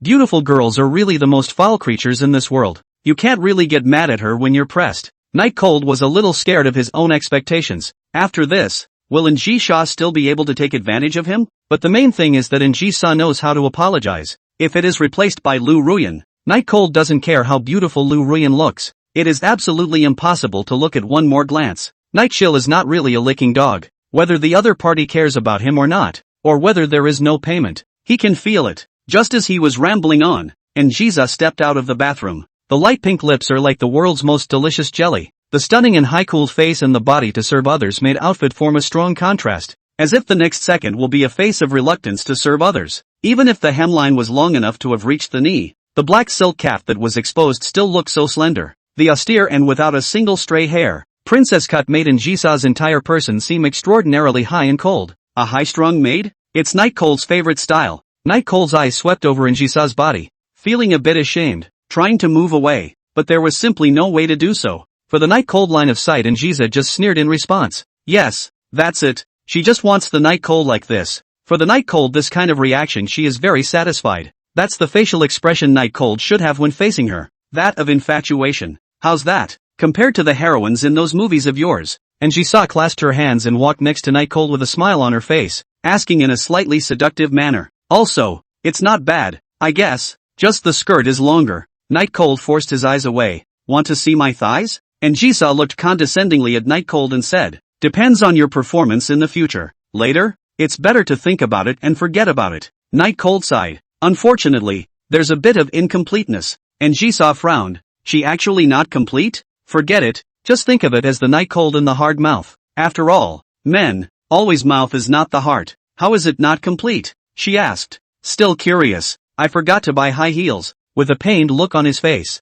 night cold started chopping vegetables even harder. It's like a perfectly good dish, and then he forgets to buy salt. This is absolutely intolerable, because it would be absolutely fatal to the perfection of the work. And Jesus snorted out a laugh and came up with the idea. How about little leather shoes to go with your uniform? Would that satisfy you? Night cold some awkward did not speak, although not compared to high heels, but the uniform shoes is not impossible. The main thing is black silk with slippers is really not very good to see. As if she could tell what was on night cold's mind, and Jiza walked to the entrance hall and put her uniform shoes on. With a glance, night cold only felt uncomfortable, and had the urge to immediately give some excessive orders to the stunningly beautiful maid of his. Well, and Jiza stepped on her uniform shoes and spun around in front of night cold, laughing mischievously. Night cold pretended to be dissatisfied and said, what kind of maid is she if she doesn't call her master? And Jiza quieted down. Night cold thought that his request was too much, and just wanted to explain, but then he saw Jiza clasping her hands, full of indifference, and condescendingly insulting. You've spent most of the last 2 days staring at my legs. You're a disgusting and filthy master of bedbugs. Chapter 22, Fear of Involving You. The kitchen knife in night cold's hand fell on the cutting board, and with an incredible face, he looked at the high and cold Jiza in front of him, and this cry really called to his heart. And why does Jiza know so much? And know this? And Jiza herself, of course, didn't know. She was just learning about the maid of the house. Look at night cold. It's a success. Your nasty eyes are still disgusting. Can I trouble you to die? And Jiza continued. Night cold had happy, or secondary. The main thing was that it was new to him to see Jiza like this, and still his favorite type. Seeing that night cold froze in place and didn't move, and Jiza raised her eyebrows and said, what? Still not satisfied? Night cold shook his head, and Jiza said in a bored manner, I thought how much you liked it, but it turns out you can't stand it before it gets any better? It wasn't like she had exerted much force, so she concluded that night cold's pain must have been feigned. Night cold mood stabilized. In the eyes of Jiza surprised, said, it's okay, I do not know the future. And Jiza glanced away with slanted eyes. I'm just apologizing for what happened earlier. Don't get carried away. Night cold smiled and said, what does it matter? Anyway, you have already done it. Is not the difference between a few more times? Come on. In the end, and Jiza still couldn't twist past night cold. Would you please control yourself? Sorry. 10 minutes later, and Jiza sat in front of the TV to play the game, and night cold continued to start cooking, but Jiza's face was very red, while night cold only had a face full of smiles. If this was the treatment every time he apologized, night cold wanted Jiza to make more mistakes, and Jiza, who was sitting on a chair and playing a game, was in a state of confusion in her head. Although she was playing the game, her mind wasn't even on the game, but on what had just happened. Looking at the clothes she was wearing, she suspected her brain had been pushed through a door. I can't believe this kind of thing, but at that time, she only thought about obtaining night cold's forgiveness, and getting night cold's infatuated gaze, and didn't think about that much for a while. In the aftermath, which was now, she felt as if her whole being was on fire. Nearly 10 minutes had already passed, and the redness on her face showed no sign of fading, and even grew redder, and Jiza let out a long breath. Something to do tonight. All these things that she would have dragged to the fish if anyone dared to mention them in front of her before, actually did happen, but at that time, seeing night cold happy, and the good mood now, she again felt that she did not gain nothing, at least pulled night cold's heart back, and also aggravated her own weight. Unconsciously, the corners of Jiza's mouth rose, and she began to use the method that night cold had taught her to break through. Tonight night cold was cooking with enthusiasm. After all, he did eat a vicious wave of benefits, and the person who gave him the benefits was most likely the eldest lady of someone's family, which made him feel accomplished. But since Jiza was the maid, shouldn't she be the one to cook? With this thought, night cold quickly made the meal. 4 dishes and 1 soup. all the best he could make. Dinner's ready. In fact, and Zaisa was at the table, and only needed to turn her chair around. Today's dishes are all homemade, but they will look a little more enticing because of the superior ingredients. And Jisoo picked up a piece of beef and put it into her mouth. It was very tender and smooth. The fire was mastered just right without losing some chewiness. Then she nodded with satisfaction. Night Cold was even more hungry. Today only ate a little bit of food in the morning. At noon and Jisoo shared a bento. That little bit of food has long been digested to somewhere in the body. As he began to eat his second bowl of rice, he couldn't help but be curious and ask, "That hairpin of yours, is it real?" And Jisoo chewed and swallowed slowly, after which she replied, "What do you think?" Night Cold put down his chopsticks and said with slight surprise, "I heard that Violet Butterfly is worth $10 million.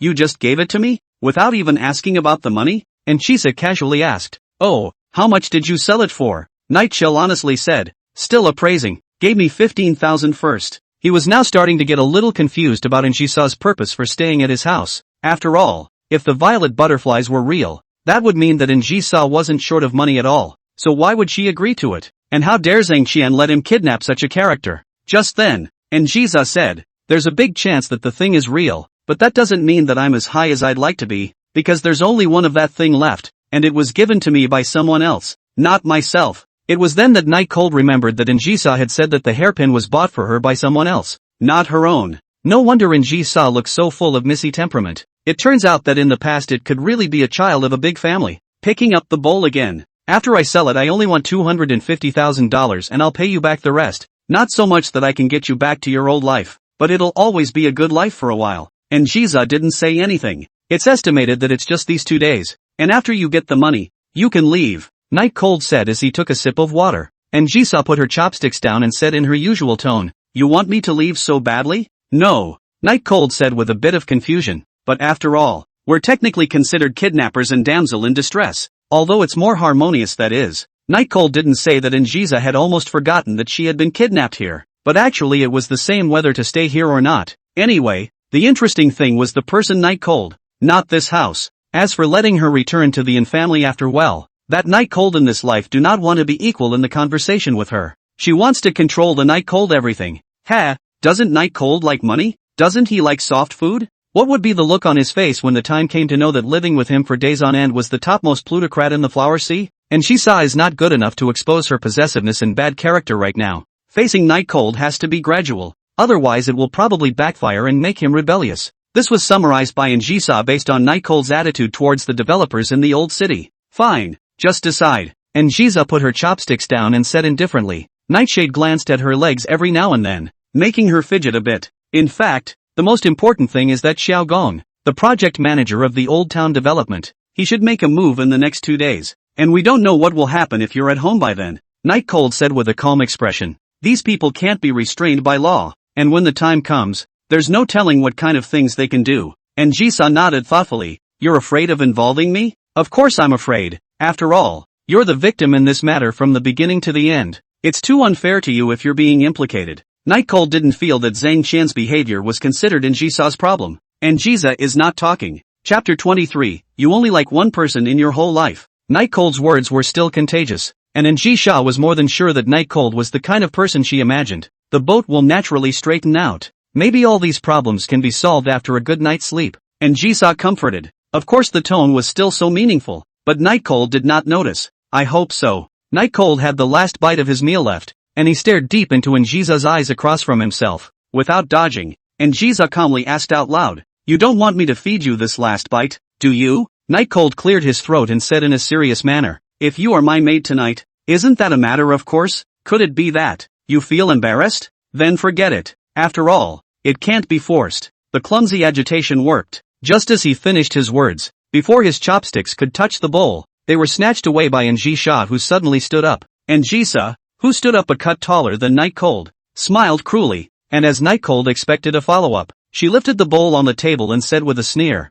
"Disgusting master, you should like this." With that, she snapped the bowl down and fed all the rice into Night Cold's mouth, not giving Night Cold a chance to chew at all. And Jisoo condescendingly used her chopsticks to keep feeding the rice inside Night Cold's mouth. Night Cold's mouth slowly then bulged. Fortunately the last remaining rice is not much, otherwise absolutely sprayed out. But Jisoo clearly had no intention of letting Night Cold go easily. Continuing with a smile, he said, It's not a good boy to just eat vegetables. Oh, even though his master is disgustingly no different from a sewer maggot, he still needs to eat vegetables. Be a good boy. I'll feed you. Saying that, he kept feeding vegetables into Night Cold's mouth that was already stuffed with rice until Night Cold couldn't close his mouth completely. Night Cold was about to roll his eyes. There was just a little too much in his mouth. In the end, I couldn't hold out any longer and sprayed all of it into the trash can. But some of it still got on the floor, and my clean and tidy home became dirty in an instant. Night Cold panted heavily and cursed. Do you want to choke me to death? You unqualified maid.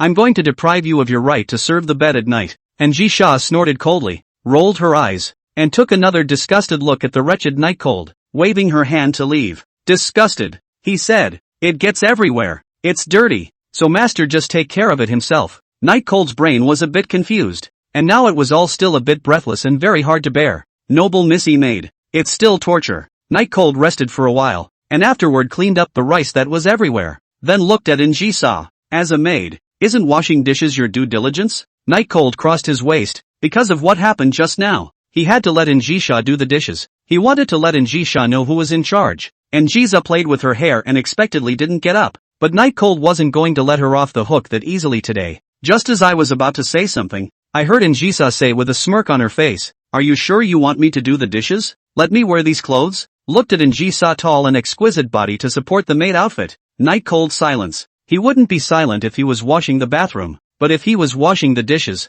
he really couldn't bear to do it. After all, there were grease stains and dirty water all over the place. What if it splashed on Njisa? The current Njisa. How she was on the inside was not to be talked about first, but at least on the outside she was an absolutely perfect existence. It is unforgivable to allow the holy presence of one's heart to be tainted. What kind of character was Njisa? The most good at reading people's words. Seeing Night Cold's expression, she knew that her plan had succeeded. Then she patted her skirt and stood up. Okay, it's not like I can't wash it if you insist. Night Cold reached out to stop Njisa when she expected it and said, "Forget it, the bath water has been put on. Hurry up and take a bath." Njisa put down the hair strung on her fingertips. The translucent hair slid down as if it were liquid, and the action she had just taken did not leave half a trace for the hair. Closing the door to the bathroom behind her, Njisa came to the mirror once again in her maid outfit, looking at her stunningly beautiful self in the mirror. For the first time, Njisa was proud of her own face. Before, she never cared about others, so her face could only please herself, but now it was different. It couldn't be said that Night Cold was someone she cared much about, but she did get pleasure from seeing Night Cold obsessed with her face. She had a smile on her face that she hadn't even thought about before. Take a shower and tease him later. Njisa smiled a wickedly evil smile. But of course, the image of undressing was nothing but a sinister image, and that was only in her head. Njisa, who was soaking in the bathtub, hadn't realized it until now. What Night Cold did is slowly tugging at her emotions, and what she thought was a game would only push her into the abyss, getting out of the game or taking control of everything in a calm manner that only existed in her fantasies. The night chill that was washing the dishes likewise felt a different emotion towards the beautiful girl. Unlike liking, it was more of a desire for conquest and a sense of accomplishment, which was especially prevalent after learning that Njisha's previous identity was not simple. Of course, the premise of liking is really just the shallowest of these mentalities that develop. By the time both of them had finished showering, it was almost 11 o'clock, and it was dark outside, so both of them decided to go to bed after a tiring day. The room fell silent after the lights went out, and Shisa's spirit was better, and she kept chatting with Night Cold, who hadn't rested much all day, and was really tired, but still answered Njisa's questions one by one. Night Cold, what do you want to do when you have money? Find 10 or 8 maids who are 5 times as good as you, and then lift their skirts every day, and make them smack face, because just now your smack face was really fantastic. And Jisa's chest began to rise and fall. It seems that one has to be more cautious when dealing with Night Cold in terms of money. You really have no talent. Haven't you ever thought of loving only one person in your life? She didn't know why she was asking this question, but it came out in passing, still expecting for the answer. Night Cold didn't answer because he was too tired and had already fallen into sleep. Night Cold? Night Chill? And Jiza shouted slightly louder. Night Cold woke up in a daze, opening his eyes in some ecstasy. Have you ever thought of loving only one person in your life? And Jiza asked again. Night Cold deflated and closed his own eyes. He thought Njisa had something important to say, but it turned out to be a question of a chatty nature. But in order for him to be able to sleep, he answered casually, if my girlfriend could be as cute and pretty as you, I would love to. Just after saying that, Night Cold fell into dreamland once again. The corner of Njisha's mouth rose slightly, She was satisfied with Night Cold's answer because it meant that she could control Night Cold. As for whether or not to be Night Cold's girlfriend, she didn't even think about it. Night Cold, you said this yourself. If you can't do it in the future, don't blame me for turning the other cheek. With that, Anjisa also closed her eyes. Chapter 24, Uproarious Kiss. Early in the morning of the second day, amidst the swaying of the alarm clock from side to side, Night Cold woke up in a daze, vaguely remembering in his mind that Anjisa seemed to have asked him a question before he went to bed yesterday, but he could no longer remember. All he could remember was that it was still quite an important issue. Sitting up, looking at Anjisa who was sleeping quietly on the bed, Night Cold sighed. Worthy of being a big lady before? Sleeping quality is so high. At this time, Anjisa was lying quietly on the bed, breathing evenly and slowly. What she was last night before going to bed is what she is now. The quilt did not have half a trace of being kicked. Night Cold stretched his back and after washing up, he decided that it was better not to cook. At 7 o'clock or so, he went out to get 2 breakfasts. One for himself and one for Anjisa to take. With milk, of course. Today, when Night Cold put on his uniform and went to school, Anjisa still showed no signs of waking up. When tying the tie, Night Cold's gaze has been on Anjisa's exposed little face, obviously so fierce, sleeping but looks unusually well behaved, obviously so cold, but now is harmless. Is this Sleeping Beauty? Night Cold had never seen a Sleeping Beauty, nor did he know what a Sleeping Beauty was supposed to look like, and he had come to that conclusion based on his desire to kiss Anjisa. I'm sure Anjisa will wake up after one bite, right? Then he'll be a prince, won't he? Thinking this way, the tie was already tied. He tentatively moved forward, and Anjisa's quiet little face and his eyes gradually enlarged, delicate as sheep-fat jade, cannot see half a bit of pores. The night chill, which was still nagging, was compelled by the wonderful taste of the imagination. How about a kiss? She doesn't know anyway. Slowly, Night Cold's feet had climbed onto the bed, and his mouth was getting closer and closer to Anjisa's small face, although this would probably wake Anjisa, but the current Night Cold couldn't care less. One kiss, just one, and I can live with the consequences. Just when she was about to touch Anjisa suddenly opened her eyes, and there was no trace of tiredness in her eyes, so it was obvious that she had already woken up a long time ago. Looking at Night Cold who was close at hand, Anjisa asked with a cold expression, "May I ask what you're doing?" Night Chill was instantly sweating, but still, he forced himself to calm down and said, "It's breakfast. I bought you breakfast." Oh, Anjisa locked eyes with Night Cold without looking away. Even if it was just a little bit close to the two of them being on the verge of kissing, she didn't have the slightest intention of moving away. Do you need to get this close to call someone for breakfast? Or do you have other intentions? Anjisa said blandly. How could you? I just wanted to call you up very quietly. That's why I leaned in so close. Night Cold said without blushing, but the sweat on his forehead still betrayed him. Anjisa revealed a cold smile, then said indifferently, "Then why don't you get up?" In the instant before Night Cold had time to react, she pinched Night Cold's waist flesh. The pain caused Night Cold to scream out on the spot. This also led to Night Cold's movement of getting up with too much force, and his foot on the quilt slipped, directly pouncing on Anjisa. Dog blood did not happen. The two did not kiss together, but their movements were very ambiguous. Night Cold hugged Anjisa, his head buried in Anjisa's neck that was as white as jade, while Anjisa's face was full of redness and froze in place, not quite believing what was happening for a while. After a long time after the accident,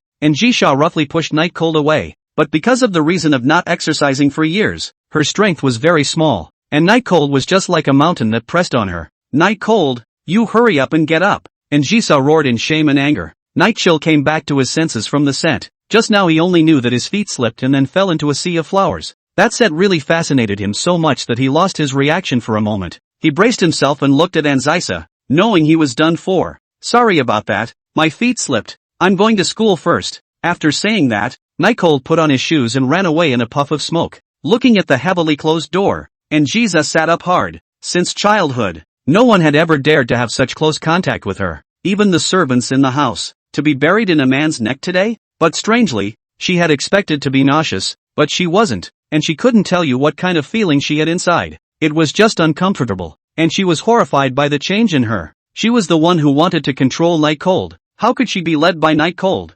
Anjisa's face that was so red it was dripping blood hung uncomfortable, feeling the breath of the night chill that had just struck the nape of her neck making it hotter and hotter. Unable to control it, she wanted to stop it with her hand. However, just on the hand, it felt that there was actually a little bit of wetness on the nape of his neck, and when he got a closer look, he didn't have to think about it. It was definitely Night Cold's saliva. At this moment, Missy, who was a serious cleanliness freak, had all the thoughts of throwing Night Cold into the sea and feeding it to the fish. On the other side, Night Chill, who had trotted off to the trolley table, wiped his mouth. It wasn't a bad feeling just now. It was the first time he knew a girl could smell so good. I'm a decent person, Night Cold explained for himself in a serious manner. But the situation just now was indeed caused by Njisa. But to ask how that situation was formed, Night Cold could only say that he didn't know. After trotting a few paces, I was surprised to meet Bunny Words again. Wearing a sailor suit of speech, Rabbit looks very youthful and energetic, coupled with a petite body. Proper neighbor girl. At this time the speech Rabbit forehead hanging a little beads of sweat. Night Cold, wait for me. What are you running for? Yen Bunny yanked Night Cold's school bag from behind. Rabbit? The moment Night Cold saw Yen Bunny, he remembered the bento that was thrown away by Njisa last night, and now inexplicably had a bit of a heart attack. Speech Bunny did not see the difference in Night Cold because she had more important things to ask. Well, Speech Bunny looked at Night Cold with a face full of anticipation, and her walk was still bouncing, indicating her unsettled heart. Night Cold scratched his head. He knew that Yen Bunny was asking how the bento that was sent to him yesterday was, but that bento had already been thrown away by Njisa, and now even the lunchbox was broken in half. How could he answer? How about what? It was all he could do to stall for time to come up with a solution by playing dumb. Speech Bunny immediately pouted her little mouth in dissatisfaction and stomped her foot. Bento. Bento. Bento? Did you make bento today? Night Cold said. Speech Bunny jabbed her finger. I wanted to make bento for you today, but wasn't the lunchbox in your hand? So I didn't do it. So, was the bento I sent you yesterday good? When this question was teased out, Night Cold knew there was no way he could continue to play dumb. Said, it's delicious, it's delicious. A bright smile immediately bloomed on the face of Bunny Words, and she hopped to the front of Night Cold before turning back once again to ask, so what's your favorite food in there? I'll make it for you more often in the future. What food? Night Cold frantically recalled what was in it, but how could he not recall it? Rather than saying that the bento soaked in seawater after scattering all over the place was already lost to the possibility of recognition. All, quite tasty. I don't know if it was an illusion or not, but Bunny Yen felt that Night Cold's eyes were a bit evasive, so she continued to ask, what about the lunchbox? Did you bring it? I brought it, but I accidentally broke it yesterday. Night Cold took a deep breath and took out the lunchbox that was broken in half, handing it over to Bunny Yen with a normal expression. Speech Bunny received the lunchbox with some surprise, although not too happy, but accidentally breaking the lunchbox, such things are inevitable, right? But when she saw a lot of grit caught in the seams of the clean lunchbox, she was a little unsure. Did you fall into the sea? No matter what, it wouldn't have fallen into the sea, right? Unless someone had thrown it into the sea. After associating it with Night Cold's strange expression, Speech Bunny had an inexplicable heart attack. Tentatively, he asked, Night Cold, do you prefer the nori-wrapped rice or the sausage inside? Chapter 25, a heart split in half. Sausage or nori-wrapped rice? Night Cold pretended to think, but Een Bunny grabbed his hand and said urgently, no thinking, answer now. Nori bun rice. Night Cold chose one that he still loved. As soon as these words came out, Speech Bunny's hand hung down as if it had been dislodged. Her expression stunned. She slowly took 2 steps backward, her open mouth not able to close for a long time, her expression incredulous as she stared at Night Cold. Eyes were red, as if they were going to cry the next second. Night Cold didn't know what mistake he had made, and walked up, trying to pull the hand of Yen Bunny, but Yen Bunny dodged it in a flash, which was still something that had never happened before. What's wrong, Bunny? You don't like nori-wrapped rice? Night Cold said half-jokingly. People come and go around. Are in the two people back and forth? Speech Rabbit gasped a few breaths, and then tilted the line of sight at a 45-degree angle, slowed down for a long time. The Night Cold did not disturb. He was recalling what he had done to make Bunny Yen angry, but couldn't think of anything when he thought about it, because in his mind, there was no reason for Bunny Words to know that her bento had been thrown away, and breaking a lunchbox, while unlikely, was not an uncommon occurrence. Bunny? Night Cold tentatively moved forward and asked again. After a short period of stiffness, Speech Bunny had returned to normal and smiled at Night Cold. Let's get going. Class is about to start. Night Cold nodded uncertainly, and still asked uneasily, Rabbit, there's nothing wrong with your body, right? What happened just now? Why was it suddenly like that? Speech Bunny returned to her lively appearance, striding a little ahead of Night Cold. Did you? I just did it because I was too happy. Oh, still happy making bento for someone else? Night Cold was relieved to see that Bunny Words was fine. Of course, Speech Bunny had one more thing to say. My mother has told me since I was a child that seeing the satisfied expression of my beloved is one of the happiest things in this life. Although what just happened was only for a few minutes, Night Cold still sensed that something was wrong with Bunny Words. She didn't say much along the way, and her smile was also very forced. The tram sounded the reminder that there was a clay station ahead, and Bunny Words, who in the past would have been reluctant to give up, actually quickly stood in front of the door and waited for it to open. Looking at the glass reflecting the slightly gloomy face of Yen Bunny, Night Cold's expression was also a bit gloomy. Arrived at the station. At the moment before Yen Bunny Rabbit got off the bus, Night Cold still called Yen Bunny Rabbit to stop. Bunny, can I still have your bento tomorrow? Aha. Speech Bunny smiled bitterly and got off the bus. Walking on the platform where people were coming and going, she took off the lunchbox that had been broken into 2 halves. Eyes red. The bento she made yesterday didn't have any nori-wrapped rice in it at all.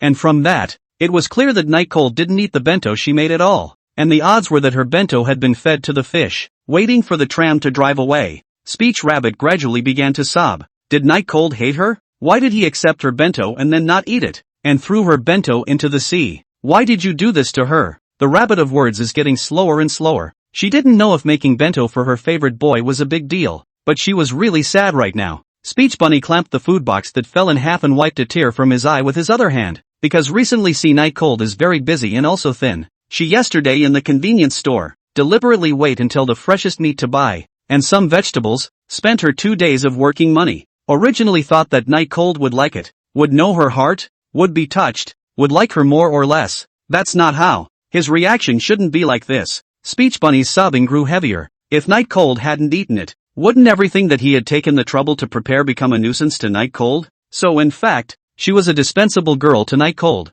and even created some trouble occasionally? Boys, eat fast. Can't remember. It's normal to not be able to remember what you ate, right? Yen Bunny tried to convince himself, and it's very likely that he went to the sea to wash the dishes yesterday when the water went out at his house. Speech Bunny felt like she was on the verge of collapse, trying hard to find evidence that Night Cold had actually eaten the bento. She picked up the lunchbox that had broken in half. When the heart full of desire for survival hit the love that had split in half, Bunny Yen could no longer control herself and cried out. The love that split in half was like the last straw that broke the camel's back. Speech Bunny collapsed and slid down to the corner, hugging the broken lunchbox and her heart, crying loudly and painfully. Originally timid and easy to blush, the young girl no longer cared about the sight of the people around her, just buried her head and cried bitterly. That sound really earns tears, attracts pity. Is more than careless people will cause such a little cutie to cry? The surrounding area was soon filled with people, and the big sister of the stewardess kept patting the back of the Speech Rabbit, asking what was going on.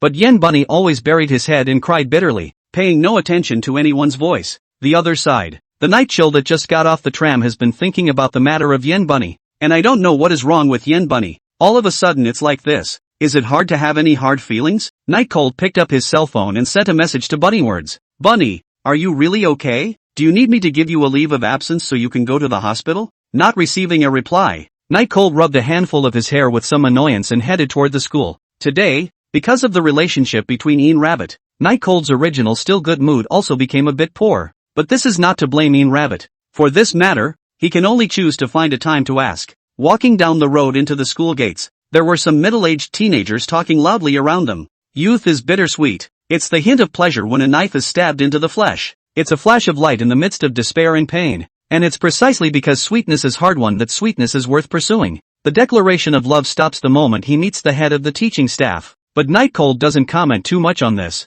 although his relationship history is like a piece of. But that's not his true heart after all. Pleasing Lu Ruyan had another purpose entirely. If I wasn't because of the system, I'm afraid I wouldn't be able to hold out for a day. And I don't know how on earth those so-called deep lovers hold out. Is it really just for a touch of sweetness? He couldn't figure it out and didn't intend to, because Ruyan Lu was already huffing and puffing towards him. Chapter 26. Night Cold. Lu Ruyan's voice came straight through like a spear, and it also caused the gazes of everyone around to follow. Night Cold turned around unhurriedly, without the slightest bit of panic on his face, but only with a strong sense of doubt. Lu Ruyan was even more furious when she saw this expression on Night Cold's face. If she wasn't unable to fight, she really wanted to beat Night Cold up, until it was crippled and killed. That would make her feel slightly better. After Night Cold sent that violet butterfly to her yesterday, she received the goods and took it to a second-hand store to sell it with gusto. Despite borrowing almost $100,000 in loan sharks, everything will be fine once the violet butterflies are sold. Not only will you be able to pay off all your loans, but you'll also be in the millions. Even thought about how to get back at Night Cold. It turned out that the owner of the other store said it was only worth $10. She was instantly dumbfounded. Obviously it was real when it was appraised online. Why was it fake offline? The explanation given by the owner was that the online experts were most likely wrong, and that the violet butterfly she was holding was a very authentic one. Glass ball. She panicked. You know that she had borrowed nearly $100,000 of loan sharks, and if the violet butterfly was a fake, how could she pay back this money? Her monthly living expenses are only $2,000. That is to pay back 10 years will not be able to finish off, and she does not have 10 years at all. Only 1 month. Not even just hers, but those of her compelled friends, and now all of those people are coming after her. Almost didn't walk away last night. Calling the phone of the night cold also no one answered, and it was hard to get through to the next morning. To see the night cold is actually such an expression. It infuriated her greatly. Night cold. What's with that violet butterfly? Ruyan Lu sniffed with a fierce look on her face, as if she was going to eat night cold in the next second. Violet butterfly? Oh, you mean the hairpin? What's the matter? Don't like it anymore? Night cold revealed an expression of dawning realization. A look that even blamed Ruyan Lu for not saying so earlier. Like it? Ruyan Lu pulled the violet butterfly out of her pocket and then heavily slammed it at Night Cold's feet. This is a fake. You're purposely screwing me over. I'm giving back my money. Night Cold moved his feet as if he was afraid to touch the violet butterfly that was already in pieces on the floor and was going to hold him responsible. At this time, the surrounding onlookers only understood the beginning and end of the matter, and were a bit unable to understand Night Cold's actions. Wasn't he Lu Ruyan's licking dog? Why would he pit Ruyan Lu? And just by looking at the expression on Lu Ruyan's face they knew that the amount of money being pitched was not low. Night Cold said helplessly, Ruyan, don't say those words that will make everyone misunderstand. What do you mean by pit you? What do you mean by screwing you? The most I can do is to send you a rotten egg. Upon hearing this, the onlookers marveled. He made yesterday's biohazard? I told you how that smell was the same as the one in my school bag. So it was rotten eggs. Ha ha ha ha ha. This is also too damaging. To actually send rotten eggs. I'll never call him a dog licker again. I now seriously suspect that he used to be a licking dog for another purpose. Otherwise there's absolutely no way he could have awakened so quickly and completely. I feel the same way now. Night Cold sweated as he listened. These people blindly guessed and still guessed correctly. The mention of rotten eggs. Lu Ruyan was on fire. Almost didn't give her a fainting spell, but now is not the time to talk about this. Seeing that Night Cold was still denying it, she pointed at the residue on the ground and said, Isn't this a fake? You sold me a fake. Isn't it a fraud? Hurry up and return the money to me, or else I'll call the police. Night Cold but half not false, blandly said, Ruyan I but yesterday repeatedly emphasized that the violet butterfly is fake. You yourself insisted on buying it, and as a result, you are now dissatisfied. This is not nonsense? Lu Ruyan was dumbfounded. Originally thought that he could easily get the money back, although he suffered a bit of anger, but at least it did not cause a big disaster. But now, looking at Night Cold's appearance, it seemed like he wasn't going to pay back the money. Lu Ruyan instantly panicked, because yesterday Night Cold did repeatedly emphasize that it was a fake. Even if the police can't do anything to Night Cold, I'll give you one chance to return the money to me right away and settle it to me along with the interest according to 10%. Otherwise I'll break up with you. Ruyan Lu looked at Night Cold in a condescending manner. She knew that when this threat came out, Night Cold would absolutely be eaten to death. Now the Night Cold in the eyes of Lu Ruyan that is in a mood, but if he used to break up as a threat, Night Cold no matter how cannot be calm, right? And she had borrowed a loan shark. The interest rate was very high, and it all had to be counted on Night Cold. There was some sighing from the surrounding onlookers, because they also knew that when they came across this threat, it was basically impossible for Night Cold to not compromise. After all, they still knew about Night Cold's dog-licking prowess, and never refused Lu Ruyan's requests. It's a pity, they were still thinking that Night Cold would awaken. However, Night Cold's reply was out of everyone's expectation. Only his expression was calm to the end, and in the face of Ruyan Lu's threat, he only faintly said, Oh, well then, it wasn't just Ruyan Lu. Everyone surrounding the onlookers were dumbfounded. They stared at Night Cold with faces full of incredulity, wondering if Night Cold had been taken over by someone to say such words. What did you say? Ruyan Lu took 2 steps forward, her face full of shock. She thought she had heard wrong. Night Cold said indifferently, Didn't you want to break up? I agreed. Anyway, to complete the system task and do not have to be Lu Ruyan's boyfriend, breakup can still be completed. He also does not believe that Lu Ruyan, this kind of financial fan, will refuse hundreds of thousands of bags. Ruyan Lu's face finally changed. From dismay to shock to fear. All the emotions rushed up in a single wave, painting her face with an incomparably ugly expression. Feeling bored, Night Cold walked forward as the people around him made way. Lu Ruyan reacted and immediately chased after her,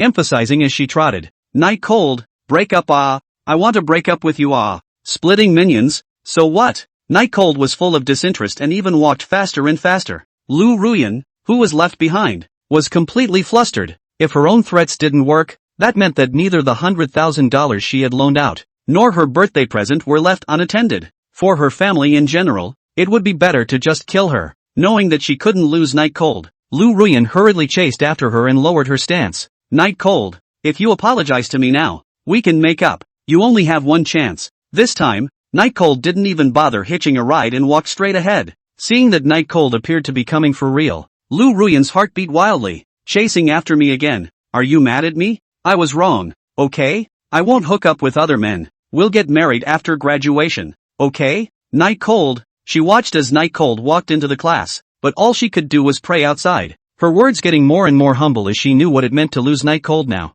There wasn't a single person who looked over along the way who wasn't dumbfounded. I've seen so many licking dogs jumping into the river. This is the first time I've seen a licking dog turn around and become the owner. Look at Lu Ruyan's humble appearance. With the former Night Cold that is the same although still worse, but already very close. But no one pitied Ruyan Lu, because this was Ruyan Lu's own doing. Chapter 27, Forgiveness is not something I want to do. Night Cold walked to his seat by the window and sat down, and the students around him cast unbelievable gazes. What did they see? Night Cold actually made Lu Ruyan beg bitterly at the classroom door, and it was in tears. It could be said that it was close to directly kneeling down. Could it be that after Night Cold finally figured it out, it was Lu Ruyan who was uncomfortable instead? This is also true. After all, Night Cold treatment of Lu Ruyan is really too good. So good that everyone in the school envied it. If they lost such a person, they would also be like Ruyan Lu, right? Night Cold. I was wrong. Please forgive me, okay? Lu Ruyan leaned against the door and looked at Night Cold with tearful eyes.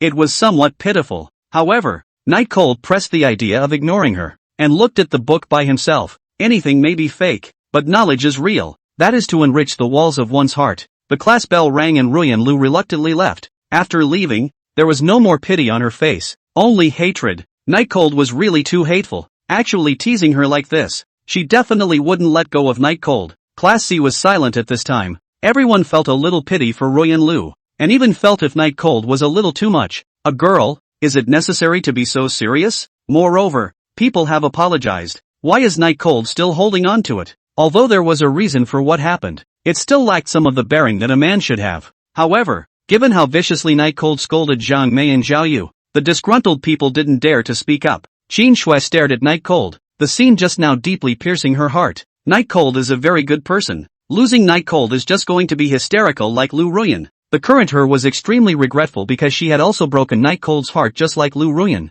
She placed her hand gently on her chest. What made her feel pained was that after that incident, her favorable feelings towards Night Cold had not only not waned, but even came to a new height. It made her think about it day and night while at the same time feeling immense pain at the fact that she had hurt Night Cold. There was no way to know about any of these things Night Cold, but even if he did know, he didn't care. Just like he didn't care when he was scolded. The first class was history. A balding old man who was so mild-mannered that he wouldn't say anything if he slept through class. Night Chill learns the hard way. In a flash to the third class, is the physical education class. Night Cold from the drawer will be their own sportswear out to change into. With the beauty of the muscle body attracted the surrounding female students frequently side-eye. It just so happened that Class A was also in gym class, and the white legs were shaking in the playground. But there is an exception. Not only did not change into sportswear, still wearing a Western-style uniform, but also did not run. At this time is sitting under the shade of the tree reading a book. Looks so serene. The young girl's sense of coolness and the aura of a literary girl is from the inside out, giving people a feeling that it can only be seen from afar. And that cold expression is like saying, if you dare to talk, you'll wait to be scolded. Of course Night Cold recognized this person, because this person was her minister, the Flower Sea Academy's High Ridge Flower, Shang Chang-rin. Not only did she have a face that God was jealous of, but even her family used to be old nobles. And now, although she was a princess who couldn't be called a princess, a great lady was still not too much to ask. It's just a shame that people are very cold and don't have any other hobbies than reading books every day. Never saw her walking with anyone either. Night Cold moved his eyes away from Shang Chang-rin, and in his heart, he couldn't help but compare Ji-sa with the cool beauty in front of him, and the result was that it was not comparable. Yes, not comparable in the true sense of the word, whether it's face to body or temperament, the two are definitely in between. It's true that it's still the big families that can raise perfect people. Night Cold couldn't help but spit out that Shang Chang-rin was a veritable great lady, and Ji-sa had most likely been one in the past as well. There was a fitness test today.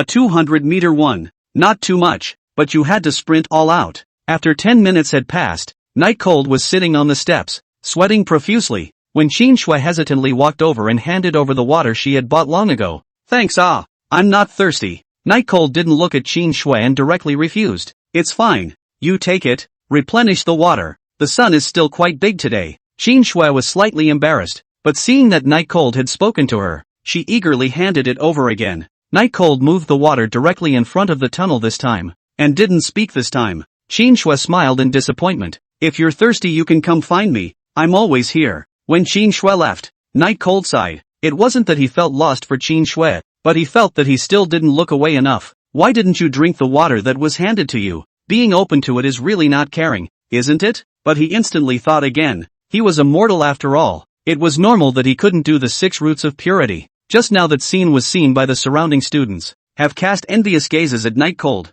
To know that as the class president personally send water no one can have such treatment yet. But not only did Night Cold not pick it up, he didn't even say anything. The crowd of men had given a thumbs up to Night Cold. They were now in awe of Night Cold. A real man should be like this. At this time, an inch head is still quite strong classmate sat next to the Night Cold. The Night Cold glanced at it, did not say anything. I say Night Cold, you're almost done. Qin Shui is fond of you. Isn't it a bit too hurtful for you to do this? Zhang Ke wiped the sweat on his forehead and complained a little. Night Chill knew that this was the person who had taken the video of that day before putting it up on the electronic blackboard, which was not much of a necessity, but still helped him. It's not true that Qin Shui likes me, but in her bones, she still looks down on me. Otherwise she wouldn't have believed those 2 words in the first place. Night Cold took the water passed by Zhang Ke and took a sip. Zhang Ke patted Night Cold's shoulder. I say, isn't your kid awakening a bit too quickly? And why is it so complete? When you were still a licking dog that people disliked, why did you suddenly have an epiphany?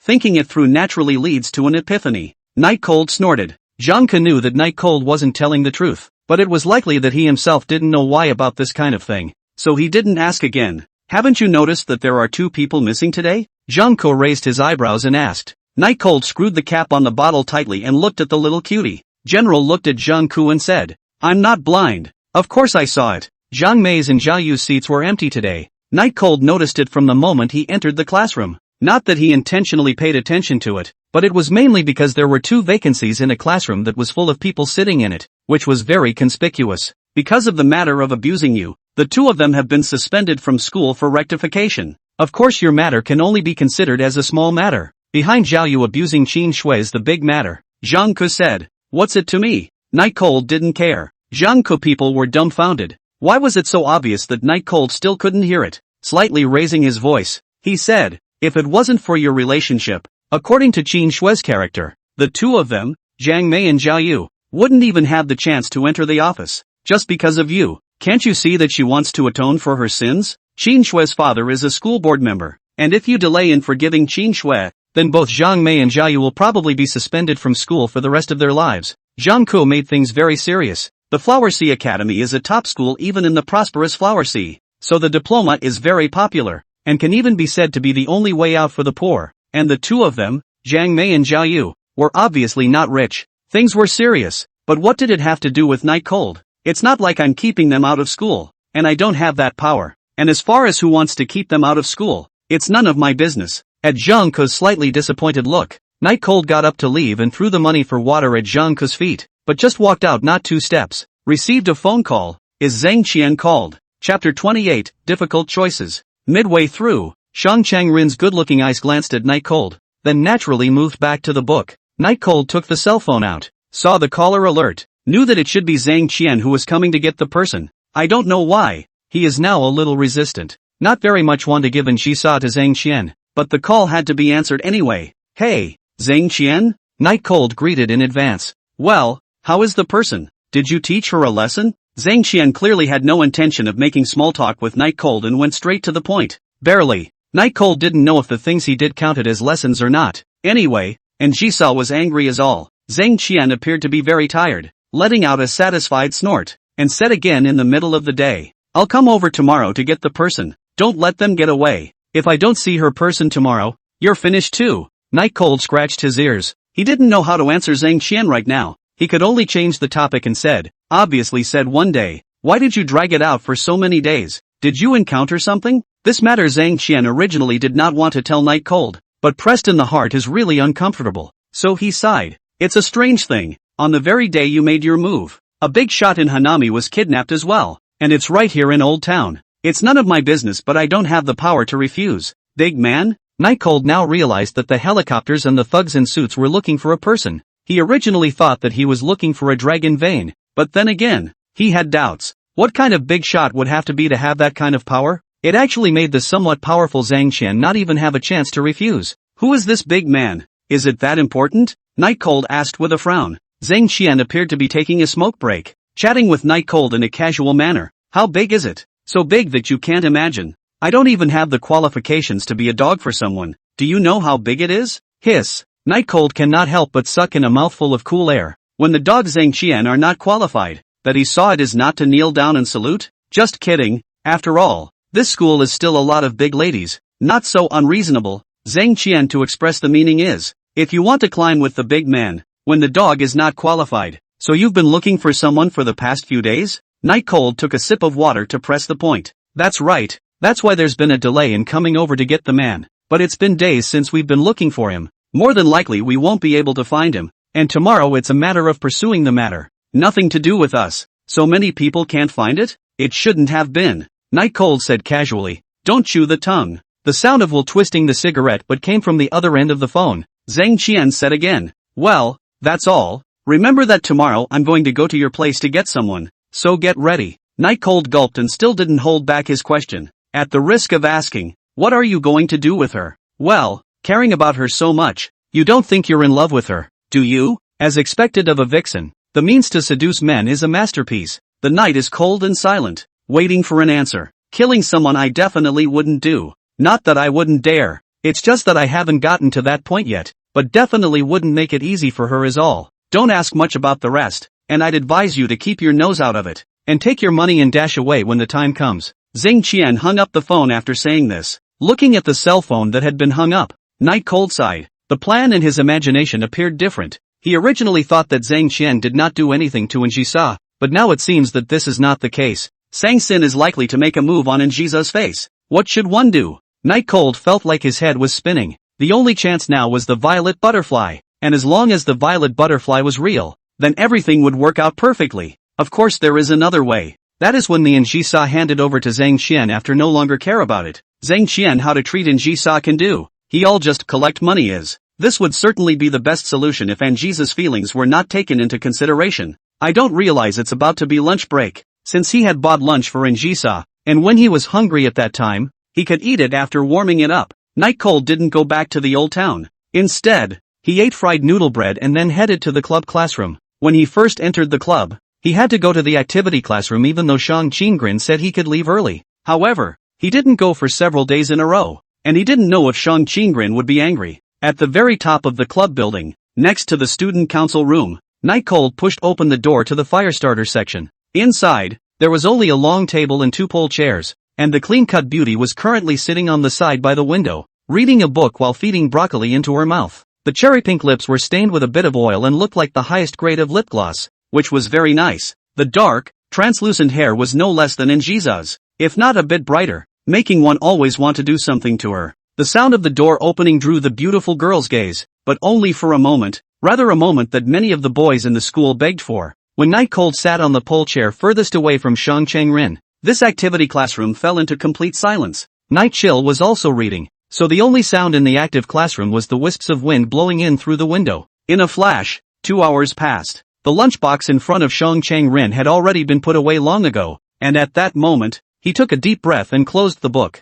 It's over. Back in the classroom, Night Cold had long since gotten used to the mode of spending time with Shang Qingren, but he was happy to be comfortable. I heard that these damsels were all very nasty in character. He, a handsome worthless teenager, didn't want to provoke these people, and it was forbidden to say that if he looked at him, he didn't even have the power to refuse. Very scary. The afternoon course is the class teacher English teacher Courtyard Qingshers, dressed in a very fashionable and beautiful. The whole class of male compatriots study extraordinarily serious, just do not know what the brain in the end in the thought. However, Night Cold was a bit distracted. He had been thinking about Njisa today. Did he really want to hand Njisa over? But there seems to be no second solution other than that. If he couldn't find Njisa, Zhang Qian would definitely hold him accountable. What a pain. I should have known that I wouldn't have contacted Anjiza for the past 2 days. Amidst Night Cold's grumbling, time flew by, and in a flash it was time for school to end. Did not wait for the second-hand jewelry store owner's phone call. Night Cold slightly disappointed.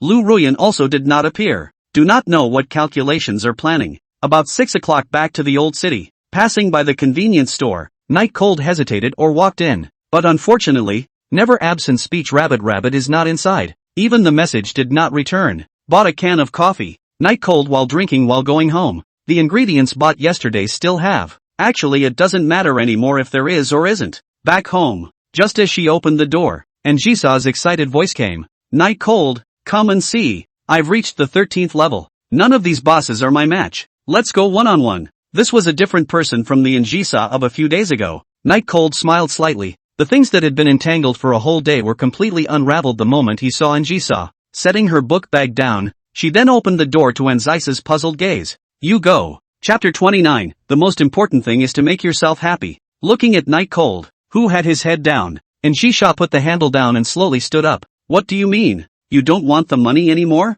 Or did you already get the money left over from selling the violet butterflies? Njisa looked at Night Cold with disappointment. She didn't expect Night Cold to flip out after taking the money. No. Night Cold pressed the door, which was blown by the wind to close, against the door. Tomorrow Zhang Qian is going to come looking for you, and it doesn't look like he's going to let you off the hook easily. So you'd better go. Njisha's frown smoothed out a little bit, and holding her hands, she said, so you're planning to face Zhang Qian on your own? If Zhang Qian can't see me tomorrow, do you think you'll be able to get out in one piece? Night Cold laughed bitterly. I can't, but I have a bottom line. At first I thought that Zhang Qian would just scare you, but now that I know that she intends to come for real, I naturally won't hand you over. And Jiza wasn't at fault in any way. She was the victim from the beginning to the end, and after a short time together, he didn't dislike the girl, so it was time for this matter to end like this. He caused it, so naturally he should be made to pay for it. But he was no cutie pie. Naturally, he thought of a way to deal with it. Tomorrow Zhang Qian will come to your door to arrest you, so you should just leave today.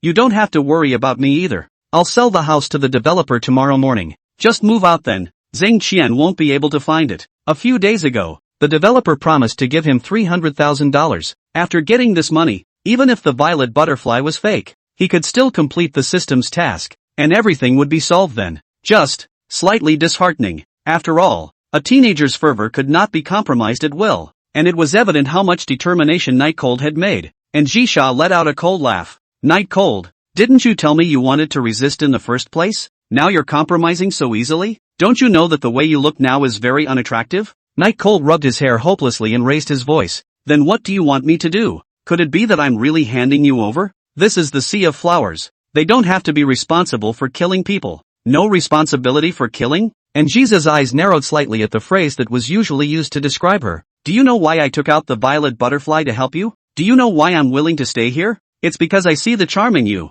The charm of youthful indomitability. And Jisa walked over to Night Cold and tied Night Cold's crooked tie. Look at you now? You gave in. Do you have no other way but to compromise? Night Cold let Njisha sort out her clothes for herself and said somewhat woodenly, of course I want to fight it, but just to make myself feel better in my heart. It's not worth it to make everything troublesome. Why would he ever not want to fight? If he hadn't wanted to, he would have compromised when the developers found him and threatened him. But power is high, and resistance requires the ability to resist. Not to mention the fact that there was also an Njisa who he had implicated. He really couldn't be capricious anymore. And anyway, he had suffered enough from Ruyan Lu in the past, so it wasn't that bad. However, while he was rambling and trying to convince himself, Njisha's firm voice reached his ears. Worth it. What? What's it worth? Njisa stared at Night Cold's eyes and firmly said, in order to make yourself happy, no matter how much it costs, it's worth it. Night Cold was slightly confused. Why was it worth it to pay whatever price for happiness? This is also too capricious,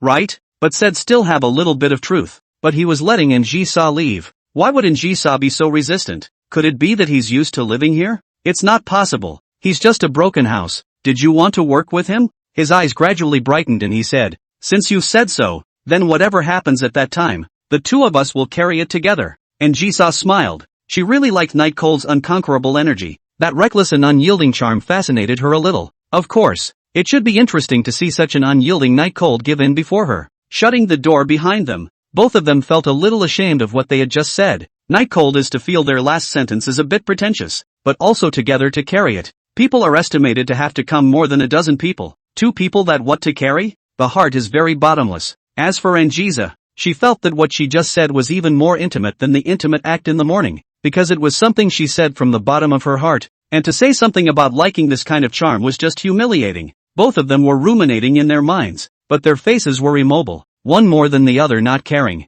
Spin. Night Chill called the class teacher, Yuan Changshi, and told her that she would not go to school tomorrow and take a day off. The reason, of course, is still the heavenly king of the vacation world, the sick emperor. Sick? Should I send a classmate to visit you? Courtyard Chingshi was preparing for tomorrow's lesson, and her brow wrinkled slightly when she heard that Night Cold was sick. No need. Not too sick. Mainly because I'm afraid of infecting you guys. Night Cold quickly refused. Tomorrow is a tough battle. It can't be stirred up by other people. Well, you get plenty of rest. After hanging up the phone, Night Cold walked over to Anjisa's side. She was watching the animation intently, which made Night Cold a bit puzzled. Is this man really not nervous at all? Tomorrow is an operation against her. If he changes his mind and hands Anjisa over to Zhang Qian, then apart from his heart not being able to get over it, it can be said that everything will be fine. Eventually, I couldn't hold back the question. What the hell are you thinking? Why aren't you nervous at all? And Zisa, who was brainstorming, froze when she heard the question. Nervous? Nervous about what? The corners of Night Cold's mouth twitched, and he couldn't understand whether Anjisa was too nervous or simply didn't understand the seriousness of the matter. Zhang Qian, she is going to come to the door tomorrow to arrest you. Not nervous? Night Cold came up to Anjisa's face and said in a colorful voice, hoping to get Anjisa's attention. However, Anjisa just smiled slightly. You'll protect me, right? Night Cold was a bit embarrassed for a moment in the face of Anjisa's face of trust, and only after a long time did he slowly say, that's true, but my ability is limited. Of course. Continuing, I'm sure I'll get in front of you is all. This decision, Anjisa's reasons account for half of it. The other half is, Night Cold to get back his lost dignity. Whether it was facing Ruyan Lu in the past, or facing the developer, he was all upset, listening to Night Cold's not-so-confident words, and confident assurances, and Anjisa guffawed. Then isn't this enough? Enough? Night Cold was a bit confused as to what Anjisa meant. Saying 2 words is enough? Is it hard to make me debate with Zhang Qian tomorrow? I'd be fine with that, but Zhang Qian won't agree to it either. Anjisa shook her head prettily and said mysteriously, it's enough that you have this heart. Night Cold have this heart, an impulsive charm on the line. The other, she will naturally solve. Chapter 30, Anjisa cooks dinner. Night Chill is well prepared for the Zhang Qian who comes to his door tomorrow, including but not limited to a kitchen knife, alarm, escape, and an unloaded pistol on the first floor. Seeing that Night Cold was very torn, Anjisa was slightly more than a little upset, but just now it was really happy, because Night Cold didn't even think of selling her out in such a critical moment, and even took the initiative to let her go. So I have to say, it was really very rare. In Night Cold's perspective, she was a lamb to be slaughtered. As long as she was handed over to Zhang Qian, then all the problems could be solved. Night Cold would not only be able to monopolize the violet butterfly, but also in getting 250,000. However, under the weight of such a great benefit, Night Cold still kept his heart, which also made her relieved because she was actually a bit afraid that Night Cold would make a decision that would make her angry. In that case, not only would she not help Night Cold, she might, now that the knot in her heart was untangled, and Shisha's mood was much better, and she even had a small excitement because she had been expecting Night Cold to do this. As the jewel of the Yin family, she could control everything and didn't need Night Cold to actually do anything. So what Night Cold thought was vital. At least this kind of opportunity to test Night Cold's humanity would never come again in this lifetime. But it was a good thing that Night Cold didn't let her down. Are you ready for anything? Thinking for half a day there, Anjisa looked at Night Cold, who was sitting on the ground next to her, and asked out loud, can't call the police? I don't think Zhang Qian power is big enough to not be afraid of the police. Night Cold thought about it for half a day or think that calling the police is the safest. Anjisa rolled her eyes cutely. Zhang Qian she did not understand. But what a fight with the public family that is not a simple thing. Zhang Qian absolutely cannot do. But Zhang Qian didn't need to do it either. What's the point of you calling the police? After the police leave, she will come back to trouble you again. Do you have to call the police every time? Anjisa said. Night Chill realized. Yeah, what about that? Anjisa teased. Why don't you just stop insisting and hand me over to her?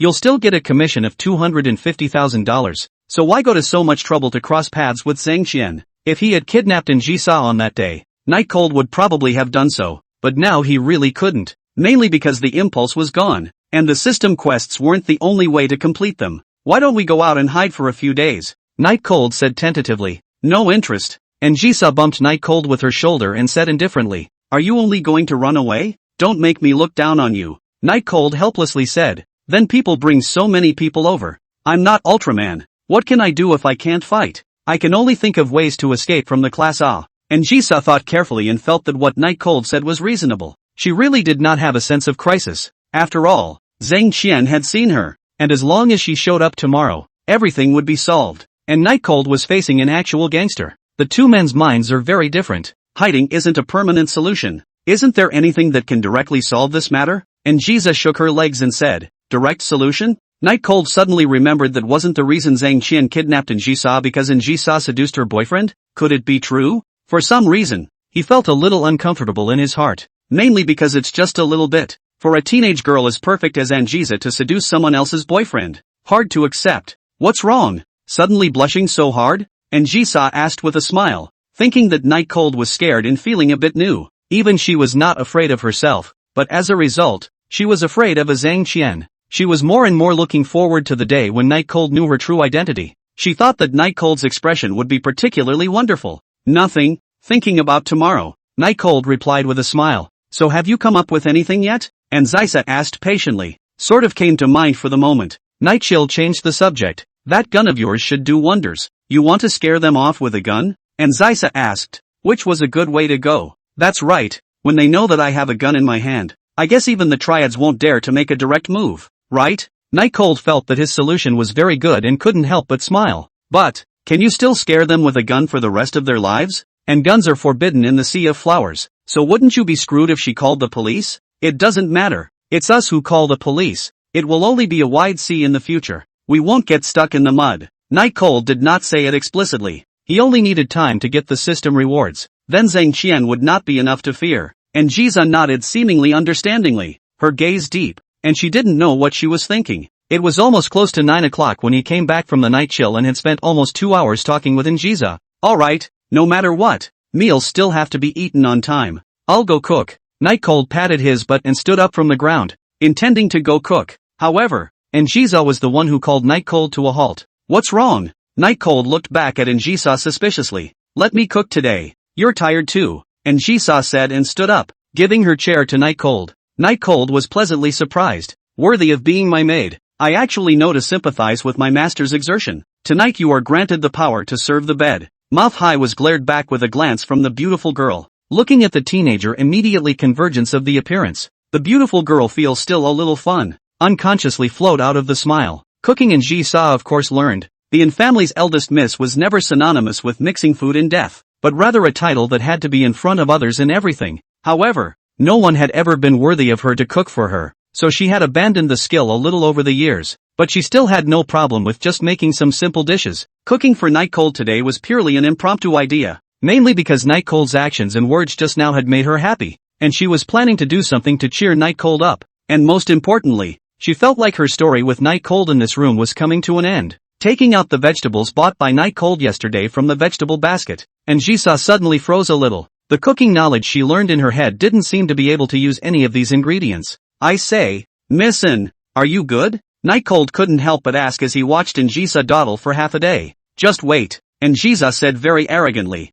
Jia looks like the kind of girl who doesn't dip her fingers in the water. How could she possibly cook? Night Cold was looking at this matter with the mindset of watching a joke, until Missin poured half a bottle of soy sauce into the pot. Night Cold could only be forced to get up to help. After all, he still had to eat later for dinner. He feared for his life if he let Jisa go on like this. Why did you pour half a bottle of soy sauce down there? Is this pork still edible? Night Cold walked next to Jisa and started to deal with some of the things on the table. Jisa asked with a cute giggle. Isn't this wine? Night Cold was dumbfounded on the spot, pointing to the word soy sauce on the bottle. He said, if you don't know the colors, you have to know the words, right? It's not like it's not written on here. The self-confident Jisa naturally wouldn't bother reading the words. Which of course led to the fact that if this meal didn't have Night Cold in it, it would have turned into a disaster. Dinner was in full swing between the two men's hands, but mostly it was Night Cold teaching Jisa. Frankly, for Night Chill, this dinner would have come out much faster without Jisa. But the good news is that after almost an hour of cooking, the meal,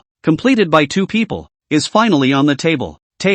Night Cold picked up a piece of pork that had just been soaked in soy sauce and put it into his mouth under Njisha's expectant gaze. Well, not bad. Ha, well, it's okay, you taste it. Chapter 31, Happy. How smart is Njisa? Just by looking at Night Cold's expression, she knew that this pork must be extremely difficult to eat.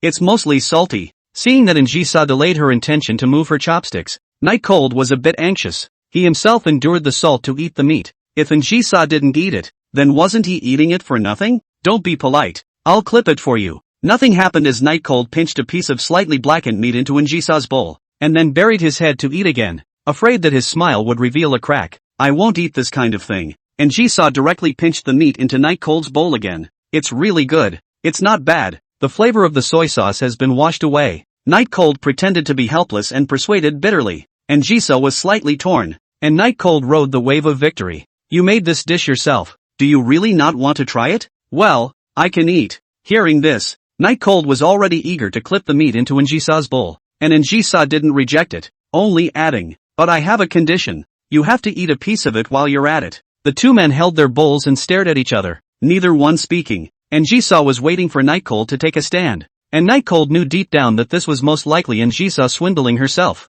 but he couldn't utter a single word of rebuttal or accusation, because if he said it himself, it would really confirm that there was something wrong with the meat. What's the harm in going out on a limb this time in order to trick Njisa? I was going to keep eating it. Ha, it's quite tasty. What's wrong with it? Night Cold brought the slightly blackened meat into his mouth in front of Njisa, chewing as much as he could and swallowing it without changing his face. Well, it's your turn to eat. Njisa hesitated for a moment, but finally picked up a piece and put it into her mouth, with a surefire expression on her face. Ha ha ha ha ha ha ha. Night Cold burst out laughing. On second thought, though, I'm losing out on an extra piece. It's just that this whole thing really doesn't feel bad. Night Chill burst out laughing, and Njisha rarely said anything. Are you angry? Night Cold asked cautiously. Nope, said I'd eat if you did, and I guessed. And Zysa continued to eat. After eating, Night Cold dumped the plate of meat that hadn't been touched much, mainly because it was too salty and completely inedible. After everything is busy, turning off the lights, Night Cold turned the TV on and provoked Njisa on the bed. Dare to come to a one-on-one fight? Lose a game and take off a piece of clothing. Njisa covered her chest and cursed. Pervert. Night Cold said indifferently. Don't dare to play even if you don't want to. I thought you had practiced a lot in the past 2 days. Njisa is what character Night Cold knows best. Absolutely cannot eat half a point of mockery and provocation. So when he sat down, Njisa also immediately sat over. Will handle in the hand. Fighting mode is fine, right? Night Cold asked directly. No problem, but I have conditions. Njisa said. What conditions? Night Cold turned his gaze to the side. Njisa, who was even more perfect under the shroud of darkness. You're playing longer, so you'll have to let me have half a tube of blood. And it's not appropriate for me to take off my clothes since I'm a girl. But if I lose, I'll wear a costume that you specify. Night Cold agreed without even thinking about it. Originally he didn't expect Njisa to take off her clothes, and now he could even specify the costume. Which was great. Both men were confident and soon the first set began. Unsurprisingly, Njisa was completely defeated by Night Cold. Not to mention any half pipe of blood. Not even a single drop of blood was hit. Njisa stared at Night Cold incredulously, and Night Cold raised an eyebrow. Hey, don't say I'm bullying you. As long as you knock out a single frame of my blood, it's considered a win for you. The character had a total of 5 frames of blood, which was already considered to be let to the extreme, and Night Chill only had 1 tolerance. So, should we switch first, or should we continue to fight? Night Cold revealed an evil smile, as if Njisa was a lamb to be slaughtered in its hands. Oh, at first, maybe we'll win it back later? Njisa was still confident, thinking that she had just been the result of her less than skillful approach. The game continues. Night Cold is really not in a hurry to let Njisa change clothes. Anyway, the night is still long, and Njisa can't run away. As time passed by, Njisa lost more and more, so much so that Night Cold had lost some memory. By the end of the day, Njisa continued game after game entirely because she didn't know how to deal with the results, but it left her owing more and more. Night Cold propped up his hand and said wearily, I say, Miss N, can we start the final stage of the day? Njisa cold face. She didn't win once today. It felt like agreeing to Night Cold was a mistake, stretching her originally decent gaming skills, but she knew there was no use dragging it out, and she had to just face reality. Seeing Njisa standing up, Night Cold, who just now had a tired look on his face, directly popped up and turned on the lights in the room, then sat dutifully in his chair with an expectant look on his face. Facing Night Cold's fiery eyes, and Jisha felt like she couldn't even walk a little bit. Her legs felt an extremely strong sight. Forget it. Consider it the price of impulse. It didn't ask Night Cold which one to choose, because there were only 6 or 7 pieces in total, and she had lost no less than dozens of times, so she had to wear every single one of them. Not one less. The first one was a nurse's outfit. The skirts of these types of outfits were short, making Anchisa's pace slow as the skirt was so short that it made her have to pull it with her hands. It was impossible to stretch the skirt, but it was Anchisa's shy behavior that made the difference. Night Cold moved his gaze to Anchisa's legs and frowned slightly. Why don't you wear the matching white silk? Don't go too far. Ha! Anchisa reddened her face and pretended to be indifferent. Night Cold sighed and lost. Forget it. I can't do anything if I can't afford to lose. People like me who speak honestly are just bullied in this world. Looking at Night Cold's lost back, knowing that Night Cold was pretending, but Anchisa still compromised. No words were spoken, only a heavy slam of the door. Night Cold snickered back and said, letting you not keep your words just now. This is the punishment. Punishing Anchisa while still enjoying herself. Night Cold felt that all worries were forgotten and only happiness remained. Anchisa kept her promise and put on the white silk. Of course, since Night Cold didn't specify the time in advance, Anchisa just gave a few seconds to look, but Night Cold was content. The COS runway show continues. The audience is only Night Chill. The critics are only Night Chill. And the one who yells Anku is only Night Chill, because this show is only for him alone. It took until 11 o'clock at night for the farce to end. Night Cold lying on the ground, very satisfied. The bed of Anchisa's face is still slightly red. Do not know because just finished showering, or because of shyness. The room was so quiet that all you could hear was the sound of the waves and it was very relaxing. In the darkness, Anchisa slowly opened her bright eyes and said, still feeling unhappy? Night Cold instantly opened his own eyes and sat up, looking at Anchisa. You did all this tonight to make me happy? Just because of what's going to happen tomorrow and you're afraid I'll get stressed out? No wonder Anchisa ate the meat even though she knew it was salty. Agreed to a competition that she simply couldn't win, and ended up putting on this stage show despite some resistance. So this was all to cheer him up? Anchisa did not make a sound, which was a tacit admission. Night Cold slowly fell asleep. Just now he was worried and scared, all these emotions did ease. But now, happy is happy, but let me say what's good. Chapter 32. The gun is real, but there are no bullets. Early in the morning, Night Cold had just opened his eyes to a mix of Zhang Qian's caller alert and the sound of his alarm clock. His sleepiness instantly dissipated by half and he picked the phone up without hesitation. Hey, is it so urgent? Night Cold said, pretending to be sleepy. You prepare in advance. I'll be right there. Zhang Qian didn't have any nonsense and said bluntly, actually, you don't have to come. She's already been released by me. Night Cold said in a slightly icy tone, hoping that Zhang Qian could back off when she heard this. What did you say? Zhang Qian's voice instantly doubled. How dare you say that again? Night Cold stood up and said fearlessly, no matter how many times I say it, it's the same. People called the police and were taken away by the police. I still have to go to the bureau to make a statement later, so don't think about anything else. Zhang Qian felt that she had been tricked by Night Cold. She was immediately infuriated. Night Cold, do you know what will happen if you do this? Not only will you not get the money, you won't be able to get your life either. How could Zhang Qian believe Night Cold's bull ********? 80% were convinced. I don't want the money. You can pretend that I'm not involved in this matter. Night Cold continued. Not involved? Zhang Qian coldly laughed. Participate or not participate is not what you say. Today if I cannot see people, then take you to start. As for the result, do your best to imagine. Think bad. Night Chill opened the window and a mouthful of hot air came into contact with the cold air, creating a big fog. These people are really lawless. They want to kill for a little thing and they don't put Uncle Hat in their eyes at all. But since he had already made up his mind, Night Cold naturally wouldn't be bluffed just like that. If you insist on doing this, I guarantee you'll regret it. You can try. Night Cold had a gun in his hand. He wasn't really a little fat lamb to be slaughtered, even if it's a gun with no bullets. But who's betting? Night Cold, you're really an unabashed lickspill. I'm impressed with you, but I have to tell you, this matter is not something you can set right. If you are sensible, bring the person back to me. Zhang Qian's tone was threatening. Night Cold said, the people left last night. They might be in Siberia by now. Where am I going to catch them for you? Hearing his tone of playing not caring, Zhang Qian was completely enraged. No longer cover up. Fury, I will come to your house now. You better be at home, or I fire put your house on fire. Hanging up immediately afterward, Night Cold looked at the beep beep beep of the cell phone. Did not sigh. His face is not ugly, because from the moment he intends not to hand over Anchisa, he has been facing this problem. Now it's just the question coming up. I'll go get you breakfast. Night Cold slipped his cell phone into his pocket and said to Njisa, who had long since woken up on the bed. Aha! And Njisa heard the entire conversation just now, so she did not joke about whether Night Cold would just run away if he bought breakfast because she knew that Night Cold must be under a lot of pressure right now. She couldn't experience this feeling when she was in control of the whole situation, but still tried to be as serious as possible. Recalling Zhang Qian's tone just now, and Jisha's face turned cold. She never knew that these people turned out to be so arrogant. Facing her was never respectful, stuttering and not even daring to raise her head. Yet facing ordinary people was a completely different, arrogant and domineering situation. Moving around was a death threat. The others, and Jisa, were not interested in caring, nor did they care. The only thing that made her angry was Night Cold. Originally thought it was to break her limbs, but now it seems it's not quite enough. And Jisa clasped her hands, her gaze once again returning to that moment of the family's eldest lady who controlled everything. Cold and bloodthirsty. Soon, Night Cold returned to the room with a cool breeze. By this time Njisa had also washed up. Neither of them spoke, just sat opposite each other and ate their breakfast. However, both of them had a sense of tranquility in their hearts that they had never felt before, and that tranquility before the storm was extremely pleasing to both of them. But that vibe was shattered in the next second. Night Cold, get the hell out of here.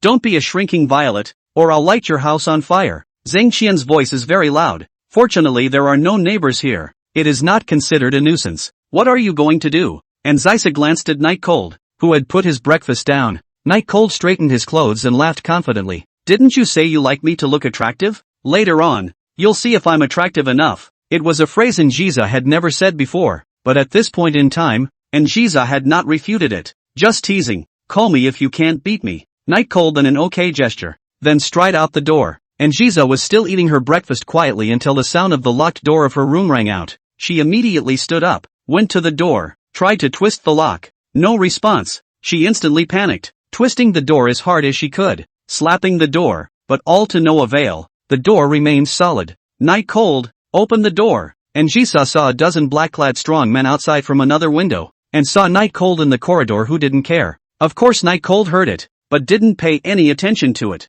Inside the room, seeing Night Cold walking farther and farther away through the falling printed paper, Njisa helplessly tapped on the window and deflated. Why is this person so stupid? Can't he still guess my identity? Looking at that forward-looking figure, Njisa only felt as if her heart was touched by something, and it hurt very much. Just know how to play handsome. Njisa sat on the balcony with her legs wrapped around herself, blushing hard but immediately feeling amused. Even after eating and sleeping with Night Cold for several days, she still couldn't figure out this teenager. Downstairs, Night Cold picked up the pistol in the basket. The thick feel of it put his heart at ease a little, pinned it to his waist, and then opened the gate. Outside, led by Zhang Qian, came a dozen big men. These people were different from those punks in the society, and at first glance, they looked like fighters who could only be hired with money. Very professional. Night Cold licked his dry lips. He felt that he had just made a mistake by stating his attitude on the phone. Otherwise, Zhang Qian most likely wouldn't have brought so many people. At least not so professionally.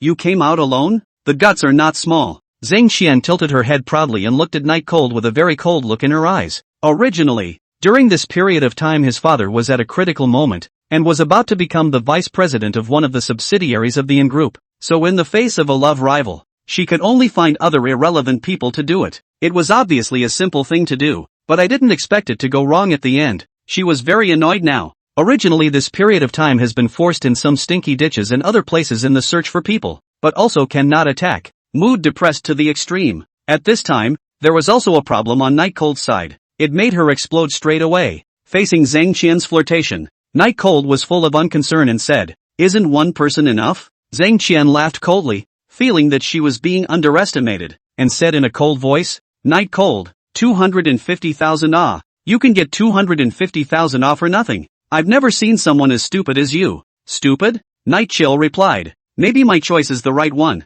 The one that is in line with current social values. The one that can be praised. The one that can be on TV. The one that is." "Shut up." Zhang Qian interrupted Night Cold's chatter and said in a single word, "Hand over the person. I'll leave her behind afterward, and you can play with her all you want. You know you can't even touch someone's finger if you're a dog licker for the rest of your life." Night Cold didn't retort, and said with exaggerated regretful movements, You said earlier, now the people are letting go. It is estimated that they have all gone to the South Pole. You give me some time. I'll go find it for you, and by the way, get you another penguin back." Stalling for time, which annoyed Zhang Qian, while Jisa in the room laughed out loud. What time is it? Night Cold is still so nonsensical, but that seemed to enrage Zhang Qian even more. Do you know you're looking for death? I'll give you one last chance. Will you hand it over or not? No delivery. Night Cold was also too lazy to say anything else to these people, and was directly showing his attitude. Zhang Qian was infuriated and laughed, saying, "Good, very good. Today I will burn your house down, and then break your legs. When the time comes, I'll see if you pay." Then he said to the strong man behind him, "Go up and waste him." A group of big men rubbed their fists and began to head towards Night Cold, and that stance was also very professional. Night Cold let out a long breath without fear, and just said faintly, "Why? Why did you force me? Why do you want to force my hand?" Under Zhang Qian's puzzled gaze, Night Cold pulled the gun from his waist and pointed it at the crowd in front of him. Being pointed at by the blackened hole, the group of strong men were instantly dumbfounded. Standing motionless, no one dared to go forward. "Move, move and I'll blow your head off." Night Cold shrugged his gun forward. The strong man in front of him was so scared that he backed away. So did Zhang Qian, afraid that Night Cold would shoot. Seeing the crowd, Night Cold smiled. The gun really lives up to its nickname. Truth. Look, the strong man who was arrogant and unbeatable just now is not a good boy now. Are they touched? Definitely do not dare. Night Cold put the gun down and said to Zhang Qian, who had doubts written all over her face, "Hurry up and go, or else come up here and eat peanuts. I can't shoot right, but who knows who can be hit by a random gun." "Where did you get the gun?" Zhang Qian asked with a puzzled face. "It's out of your hands. Hurry up." Night Cold continued to raise his gun up and waved it at the crowd in front of him. The burly man was once again scared back, yet Zhang Qian was standing in front, without any intention to retreat. Night Cold froze slightly, then pointed his gun at Zhang Qian and said, "Do you think I don't dare to shoot? Let me tell you, when a person is threatened with death, then he can do anything." Zhang Qian remained fearless and said, "A fake gun and so pretentious? Shoot if you can." Nightchill's hand held up the gun froze. "It's a real gun, but it's not loaded." Chapter 33, Breaking off the door, going up the stairs. "Ha, if you think it's a fake gun, then come up here and try it out. See if it's water or bullets that come out of the muzzle. But I have to remind you, there's no pills of regret if you bet wrong." Of course, Night Cold knew that he absolutely could not show his cowardice in this situation, and whoever was indolent would lose.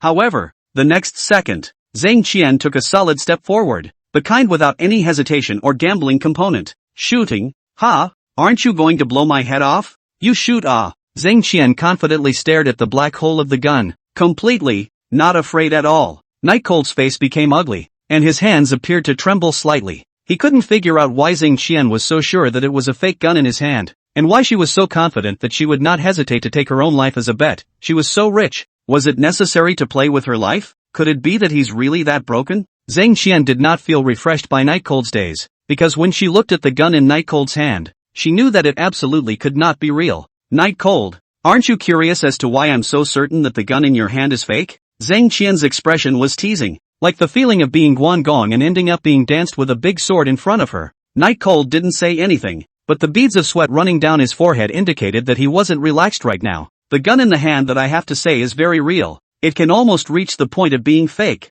but you bought the wrong model." Zhang Qian wanted Night Cold to die with understanding and continued, "Do you know what type of gun you're holding in your hand? An exclusive version for the big guys. The entire body of the gun is made of space material. Of course, the gun itself is pretty much the same as a normal gun except for the fact that it's made of a different material. The only thing that makes a difference. It's this type of gun that even the officials have no business regulating." Zhang Qian walked up to Night Cold and muttered, "Do you think this kind of pistol? It has even a 1 in a million chance of appearing in your hands?" This remark made Night Cold's entire body freeze. There was no bullet in the gun. No matter if it was real or not, there was no way to shoot it. Upstairs, Jisa tapped her head in chagrin. After using it, she forgot to ask Snowfrost to change the bullets. A gun without bullets. It wasn't much different from a fake gun. "Ha!" Night Cold laughed and threw the pistol on the ground. "It doesn't matter if it's fake or real. I just let the person go. What do you want? I don't believe you really dare to kill me." Since it was already the end of the road, Night Cold didn't bother to continue to bother with words. "Love how it is." Zhang Qian stared dead on at Night Cold and said again, "I'll give you one last chance. Hand the person over and the money will still be yours. I don't think you have any reason to refuse." Night Cold was completely worthless to her. It didn't matter what happened. What she wanted was Lin Qingcheng. "Told you, the person is already gone. How many times do I have to say it before you understand?" Night Cold had a complete look of being at the mercy of others. It didn't matter anymore. Zhang Qian grabbed Night Cold's collar and said fiercely, "Since you let the person go, she must have trusted you very much. Trick her out and I'll raise your money to 300,000. How? 300,000? Are you serious?" Night Cold was surprised. "Of course, you figured it out?" Zhang Qian laughed. "Why don't you give it to me first? And how about you come back for it in a couple days?" Night Cold said seriously. Zhang Qian tilted her head slightly. Her patience had been completely exhausted. Pushing Night Cold away, Zhang Qian said to the people behind her, "Beat him up for me.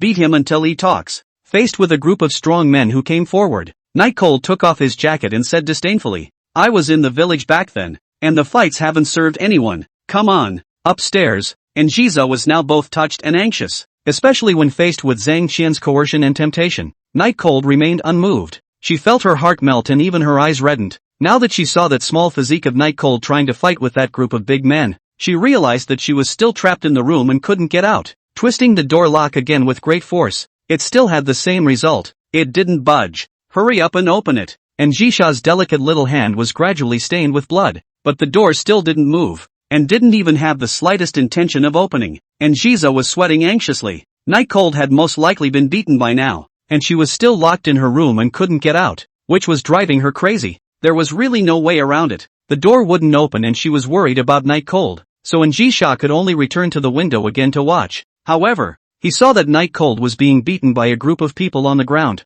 holding his head in a very sorry state, and Jiza's eyes were suddenly bloodshot. Both hands were clenched. There was even blood coming out of her palms. Below, Night Cold faced a group of strongmen, just a photo on the down. At this time is holding his head, lying on the ground. Let that rain of fists fell on the body. Froze half a bit of sound is not out. Just hold on. Just hold on. They won't dare kill anyone. Just hold on and you'll win. Not a word? You're pretty tough. Beat me to death. Seeing that Night Cold didn't cry out in pain, Zhang Qian felt that she couldn't keep up her face and urged, "Above." And Jisa kept slapping the window with her hand. But it was no use at all because the window was reinforced with iron bars and could not be opened at all. Seeing Night Cold being beaten like this, she felt her heart ache. If she had known this would happen, she would not have hidden her identity. But who knew that Night Cold was so stupid? Even when he was facing being beaten to death alive, he still refused to hand her over. Of course, this also brought her killing intent towards Zhang Qian to its maximum. Things are still going on. Night Cold knew that Jisa was watching and was afraid that Jisa was worried about making a sound. Even if his whole body was like a broken bone, he still pretended that he didn't care and shouted, "Yes, use a little more. I can't feel it. It didn't hurt at all. It doesn't hurt at all. Don't make sound." Night Cold's voice was getting weaker and weaker, and after this broken sentence, there was no more sound. "Don't make a sound." At this moment, Jisa's tears finally came out. Never in her life could she have imagined herself crying, even for a man, but she didn't think anything of it because she hadn't even realized it herself. She had seen all that Night Cold had done. Obviously she was in pain and being beaten by so many people, but she still tried to find a way to comfort her, afraid that she would make a sound and expose her position. "Why are you trying to be brave? You don't know who I am and you're not getting the benefit of the doubt. So why?" And Jiza broke down and wept, and her hand slapped the window harder and harder. Zhang Qian down below also sensed that something was wrong, especially Night Cold's phrase, "Don't make a sound," but she heard it clearly. Who exactly was Night Cold telling not to make a sound? Zhang Qian turned her gaze upstairs and was instantly beaming with joy, because she realized that the upstairs window was constantly being tapped, and there was a person vaguely inside. Break down the door and go upstairs. Chapter 34. Zhang Qian, who was sentenced to death. Hearing Zhang Qian's order, the big man stopped being violent towards Night Cold and instead turned to smash the door. Night Cold lay motionless on the ground, not even knowing whether he was dead or alive, just lying so quietly on the ground. The door quickly cracked open, and Zhang Qian took the lead as those behind her swarmed in. However, the two big men just wanted to take a step forward, but they felt that their legs were wrapped around something, and they couldn't move. Lo and behold, it turns out the teenager on the ground grabbed their legs. Zhang Qian followed the memory of the location up to the second floor, and then came to that one window. Because of the prints, she could not see the person inside, but can see that there is indeed a woman inside. Zhang Qian said excitedly, "Lin Qingcheng, so you're hiding in this house. It's really making me look for you. Hurry up and break the door for me." Getting the order, the strong men following behind started to bang on the door. The iron door was solid, but it couldn't hold up to the rotating bombardment of so many people. In less than a minute, the door was knocked to the ground. In a puff of smoke, Zhang Qian walked into the room. "Get the hell out of here. If I don't peel off your skin today, my name won't be Zhang." However, When she swept her gaze around in order to look for Lin Qingqing's silhouette, the person in front of the window had never left at all, and had been sitting there quietly. Zhang Qian was just about to start cursing when she heard a voice that sent chills down her spine. "Who are you going to skin?" That voice was as cold as the lake water of a wintry fish, as if it wanted to freeze people to death straight away. Even describing it as a 10,000-year-old cold pool would not be an exaggeration. Zhang Qian felt cold all over. She didn't understand what was wrong with her. How could she be scared like this by a single sentence? But it wasn't right. It wasn't Lin Qingqing's voice. Rather like, when the young girl in front of the window moved her own eyes from night cold to Zhang Qian, the entire room went silent. Zhang Qian was instantly a pupil contraction. Dumbstruck, she couldn't believe her eyes, and even wiped them hard. But the figure of the young girl in front of her only became clearer and clearer, and she hadn't been mistaken or blinkered, nor was she hallucinating. The young girl in front of her was the Yin family's eldest princess, Yasuchi Yarn. Zhang Qian legs powerless backward, almost fell. Unbelievable, big miss? Why are you in such a place? She had clearly asked Night Cold to kidnap Lin Qingqing, just an ordinary girl from the old city center. So how did she suddenly become An Jisa, the Yin family's eldest miss? Aren't you going to skin me? What? Pretending not to recognize it now? And Jisa clasped her hands, her eyes bloodshot and her body trembling slightly. Night Cold was beaten like this. She only felt her heart breaking, and the murderer was Zhang Qian in front of her. Don't dare. I wouldn't dare. Missy, I really didn't know it was you. If I knew, I wouldn't have dared to lend me 10,000 guts. Zhang Qian continuously begged for mercy. The heart was getting more and more fearful, because looking at Jisa's demeanor, she should have had a great relationship with Night Cold, and it was even very likely that she had stayed with Night Cold for the past few days of her disappearance, and she had just straightened out Night Cold so badly. If Jisa wanted to take revenge on her, then even if she was given 10 more lives, it wouldn't be enough to die. Don't dare? I just watched you fight cheerfully. And Jisa gritted her teeth and stepped forward before giving Zhang Qian a resounding slap. Zhang Qian was dizzy, but obediently knelt down and kept kowtowing. Missy, I was wrong. I will never dare again. Please forgive me. Most of the black-clothed burly men present belonged to the Yin clan and were Jisha's henchmen. She was incapable of resisting at all, and Jisha was notorious for her brutality. No one who went against her ever came to a good end. That's why Sang Sin is scared. And Jisa squinted at Zhang Qian and said indifferently, "Do you think you'll have a next time? No one who messes with me, and Jisa, has ever had a next time. Do you think you're an exception?" Zhang Qian kowtowed and cried bitterly,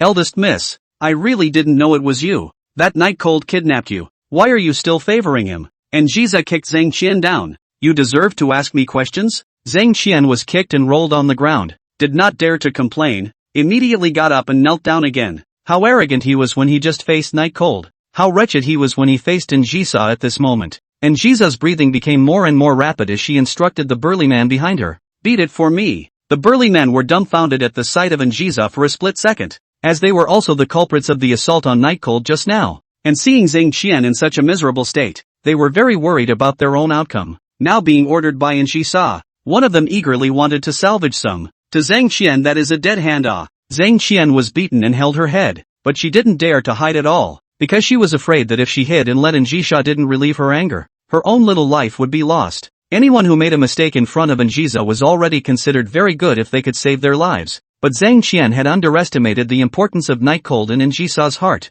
and Jisa did not intend to continue wasting time with Zhang Qian because she was worried about Night Cold downstairs, saying, "Don't beat her to death. Bring her back. I'll make her beg for death." Zhang Qian immediately looked at Jisha with fear. She knew what this decision meant. It means that Jisa is ready to kill her, and there was abuse for her before killing. It won't be an easy death. "Missy, I was wrong. Missy, I'm really wrong. Please." Zhang Qian's outstretched hand was stepped on and her voice could not be heard. And Jisa had just gone out the door, and the coldness and murderous aura on her face was gone, turning to nothing but worry. How's Night Cold? Will something happen? Even, would she never be able to see Night Cold again for the rest of her life? These thoughts made Jisa's heart beat faster and her speed down the stairs increased, immediately coming to Night Cold's side. At this time the Night Cold grabbed the ankles of the two strong men. Dead or alive, can be seen on the back of the traces of the beating. Bruises have been green. Big miss? The two burly men stopped their hands and looked at the approaching Jisa in surprise. "Get out!" Night Cold may have heard Jisa's voice and knew that Jisa was safe, or perhaps it had already taken off its strength, and at this time, the ankles of the two strong men were released, and the two strong men retreated to the side, and Jisa held Night Cold in her arms and kept helping Night Cold wipe the dirt off her face. Crying was the only sound in front of the gate. Chapter 35. On the way to the hospital. And Shisa has been hugging Night Cold in tears. How the tears could not be stopped. Completely lost the usual image of a murderous and ruthless queen. Rather like a normal little girl who lost her favorite toy. It gave the driver of the car a fright. He was the clansman who was responsible for searching for Nji Sha in this neighborhood. And after searching for Nji Sha for so many days, he didn't expect to see it like this when he saw it again. This surprised him very much. Njiza is bloodthirsty and brutal. But she was actually crying over a teenager and was very sad. If she went back and told those co-workers, absolutely none of them would believe it. Night Cold, can you hear me? Njiza wiped her tears away and tentatively shook the teenager in her arms. Night Cold's face was pale. He did not speak. He just closed his eyes tightly. And from the slightly distorted expression, it could be seen that he should be in great pain right now. Njisha heartbreakingly held the Night Cold head. It's okay, we'll be at the hospital soon. Hang in there. Looking at Night Cold's originally handsome side face, which appeared black under the mixture of dirt and blood, she couldn't even dare to imagine how many beatings Night Cold had actually taken. Both had lost consciousness, and as a result were still holding the two men in a death grip, fearing that she would be harmed. Why can a person be so stupid? Don't you realize you're going to die? Why are you so stupid? I'll be fine at all. Why would you be so stupid? And Shisa blamed Night Cold while resenting herself even more. Why didn't she reveal her identity in advance? If the identity had been revealed in advance, none of this would have happened. It's her fault. No matter how much Nji Sha talked to Night Cold always didn't talk back. The bruised back that was showing made Njisa's heart ache. Then he thought of something and took his cell phone out of his night chill pocket, then coldly dialed a phone number. The phone just rang once and was picked up. Hello? The voice was very tired, but with an air of expectation, and as if it was afraid to expect it because every expectation had been torn to shreds. There's a group of people out in the old city, about a dozen, all sunk in the sea. There's a woman named Zhang Qian inside. Arrest her for me, don't let her die. And Jiza said calmly and bloodthirstily as she rested Night Cold's head on her legs and looked out the window at the traffic. Oni-chan? In a large European-style castle, Snow Frost, who was physically and mentally exhausted from trying to find Njisa, instantly regained her demeanor as she instantly heard Njisa's voice. Missy, I thought you. Snowfrost didn't say how excited she was. If she was a day late, she was going to be executed by the head of the Yin family, for losing Njisa. Cut the crap. Hurry up and do what I tell you to do. If you let one get away, I'll hold you responsible. Njisha's cold words did not have any emotion. Snowfrost tried to say something else, but the phone had already been hung up. What's wrong with Missy? Snowfrost was a bit puzzled. In her memory, Njisa had never been this angry. Njisa's order she cannot dare to neglect. Immediately sent people to the old city to arrest people. The other side. After about a 30-minute drive, Njisha brought the unconscious Night Cold to a large hospital located on the edge of the Flower Sea. When the nurse pushed Night Cold into the hospital room, Njisha breathed a slight sigh of relief, and immediately followed into the hospital room herself. I don't know how much time passed in the hospital room. Nightchill slowly opens his eyes. This patient's injuries are some external skin injuries. Did not injure the internal organs. The reason why he fainted. It should be caused by his head hitting a hard object. After checking, there is no serious injury. Only the back is more serious. But the bruises dissipate and it will be fine. It won't leave any after effects or anything like that? I don't think so. But after all, it's hard to tell if it's going to be a problem in the future when you've been beaten up. What do you mean should? You as a doctor don't even know this? What's the use of taking you guys? I tell you, if he... At that moment, the sound of a fruit plate falling on the floor rang out in the hospital room, pulling everyone's attention over to the room. Sound, pulling everyone's eyes over. Night Cold stared dumbfounded at the apples rolling on the ground. Facing the crowd's line of sight, he said with some embarrassment, I'm a little thirsty. And Jisa smiled helplessly and shook her head to the doctor next to her. You guys go. Yes. The doctors replied respectfully. And Jisa poured a cup of water and sat next to Night Cold. Because Night Cold's hands were on fluids, it was inconvenient, so it could only be fed by Njisa. The action seemed somewhat intimate. Taking a sip, Night Cold looked at the closed door and wondered, is that the doctor who appeared on TV just now? I heard that it's very powerful. Those looking for him to see the doctor are lined up until next year. And Jisha was full of unconcern as she wiped away the water from the corner of Night Cold's mouth. It's possible. How do you feel now? Anywhere uncomfortable? Nope. Nightchill tentatively moved his body and frowned. My back hurts. A fiery pain. And Jisha said with both heartache and helplessness, I'll let you show off. Those two people together are almost heavier than you weighing a pig. How dare you grab their feet? Aren't you afraid you'll be killed? I didn't think that much at that time. Night Cold recalled. Right. Are you okay? Zhang Qian didn't do anything to you, right? looking at Night Cold's slightly anxious appearance, and Jisa's heart was immensely flattered, and she couldn't control the corners of her mouth from rising, pretending to be relaxed. No, you protected me, don't you remember? Was I that good? Though I did put up a fight is all. It was really quite impressive, but there just happened to be a passing uncle had at the time. Night Chill fell into deep thought. That means, we should have called the police in the first place? And Jisa covered the remorseful Night Cold with a blanket and said, get well, don't worry about the rest. I'm sure Zhang Qian and the others will be duly punished. You mean Altmans? No. Oh, Will, nor the masked rider. Oh, being rebutted by Jisa repeatedly, Night Cold was thinking about how he should get his face back. His eyes swept across the room, and then he was surprised to find that the ward seemed to be a little too good to be true. Luxury wards he'd seen on TV, but they were nothing compared to this one. It's not comparable at all. All the equipment in here is new and complete, as if it's all for one, and from a ventilation and sunlight standpoint, that's top-notch as well. He was in a bed that basically had access to sunlight 24 hours a day. It's a bit of an exaggeration. Seeing Night Cold staring at the wall in a daze, and Jisha's hand peeling an apple for Night Cold paused and asked, what's wrong with you? Is there something uncomfortable? Night Cold gulped and the corner of his mouth twitched. Are you sure this place is affordable for us to consume? The ward gave him the feeling that all the savings he had on him combined wouldn't even make it a day's stay. The reality is also true. This kind of ward is priceless, exclusively for the use of those prestigious families. The general public cannot live even if they have money. Knowing that Night Cold was fine, and Jisa's apple peeling continued. The director of this hospital is nice and said that he would give it to us for free. Free? Night Cold took the apple that only had apple beard left after Jisa had finished peeling it, and said in surprise, then the dean must be seeing you as pretty to make it free. Why are you so stupid? It's better to run away while you can. Chapter 36, Homecoming. And Jisa was a bit speechless. Night Cold's imagination was still so rich, but upon careful consideration, this matter was indeed not very reasonable. Pressing Night Cold, who was sitting up, back onto the hospital bed, he said helplessly, you're covered in wounds. Where are you going? What if you leave some kind of disease behind? Night Cold was still trying to get up and struggled. But this kind of place is not something we can afford to spend money on. Although I have some money on me, I feel that staying for a day won't be enough, so I'd better hurry up and leave. And Jisa felt a little funny. She had almost forgotten that Night Cold was a person who liked money. Oh no, she was forced to like money. Sit down. No one is asking for your money. Get well and stop. And Jisa pressed Night Cold down again. Don't want money. Night Cold can't continue to stay here because Lu Ruyan's birthday is coming soon. He has to hurry to go out to complete the system mission to do so. Otherwise, who's responsible for not getting the reward? Thinking of the system mission, Night Cold nibbled on an apple and regretfully said, it's a pity that Zhang Qian's money won't be available.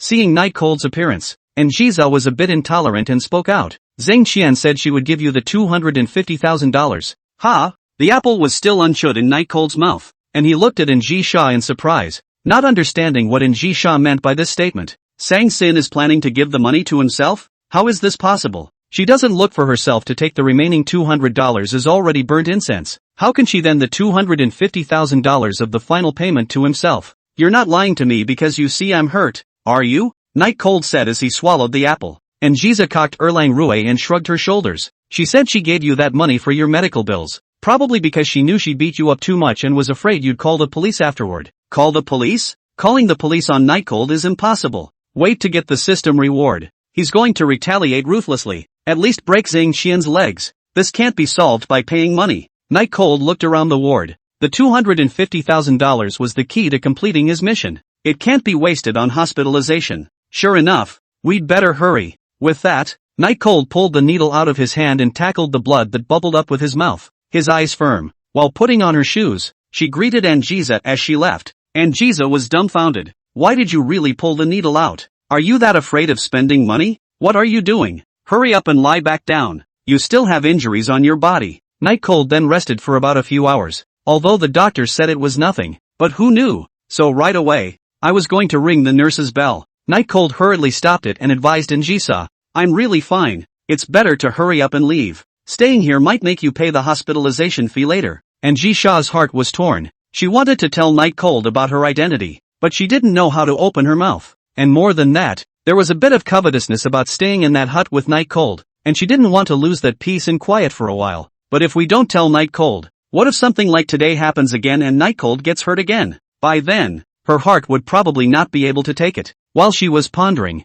her hand was suddenly pulled up. and when she raised her eyes, she only saw the fully dressed Night Cold, looking at her with an anxious face. "What are you waiting for? You have to pay if you get caught." Night Cold's serious look made Ji-sha, who had never done anything similar before, feel a bit of novelty. "Otherwise, try it? It might be interesting too. The main thing is that the injuries on Night Cold's body are really nothing serious." Otherwise Ji-sha absolutely could not let Night Cold leave. Playfulness must also be built on top of safety. At this moment, Ji-sha figured it out. After returning to the small house in the old town, she looked for an opportunity to confess to Night Cold. Gradually, Night Cold would accept it better. Being held by Night Cold's hand, he ran outside. This floor was almost nothing, but there were especially many doctors passing by. Yet Night Cold's accelerated pace of leaving didn't cause anyone's eyes. These people are so stupid. They didn't see this? Night Cold laughed and looked back, holding Ji-sha's hand as he continued on. And Zisa was inexplicably a bit nervous as well,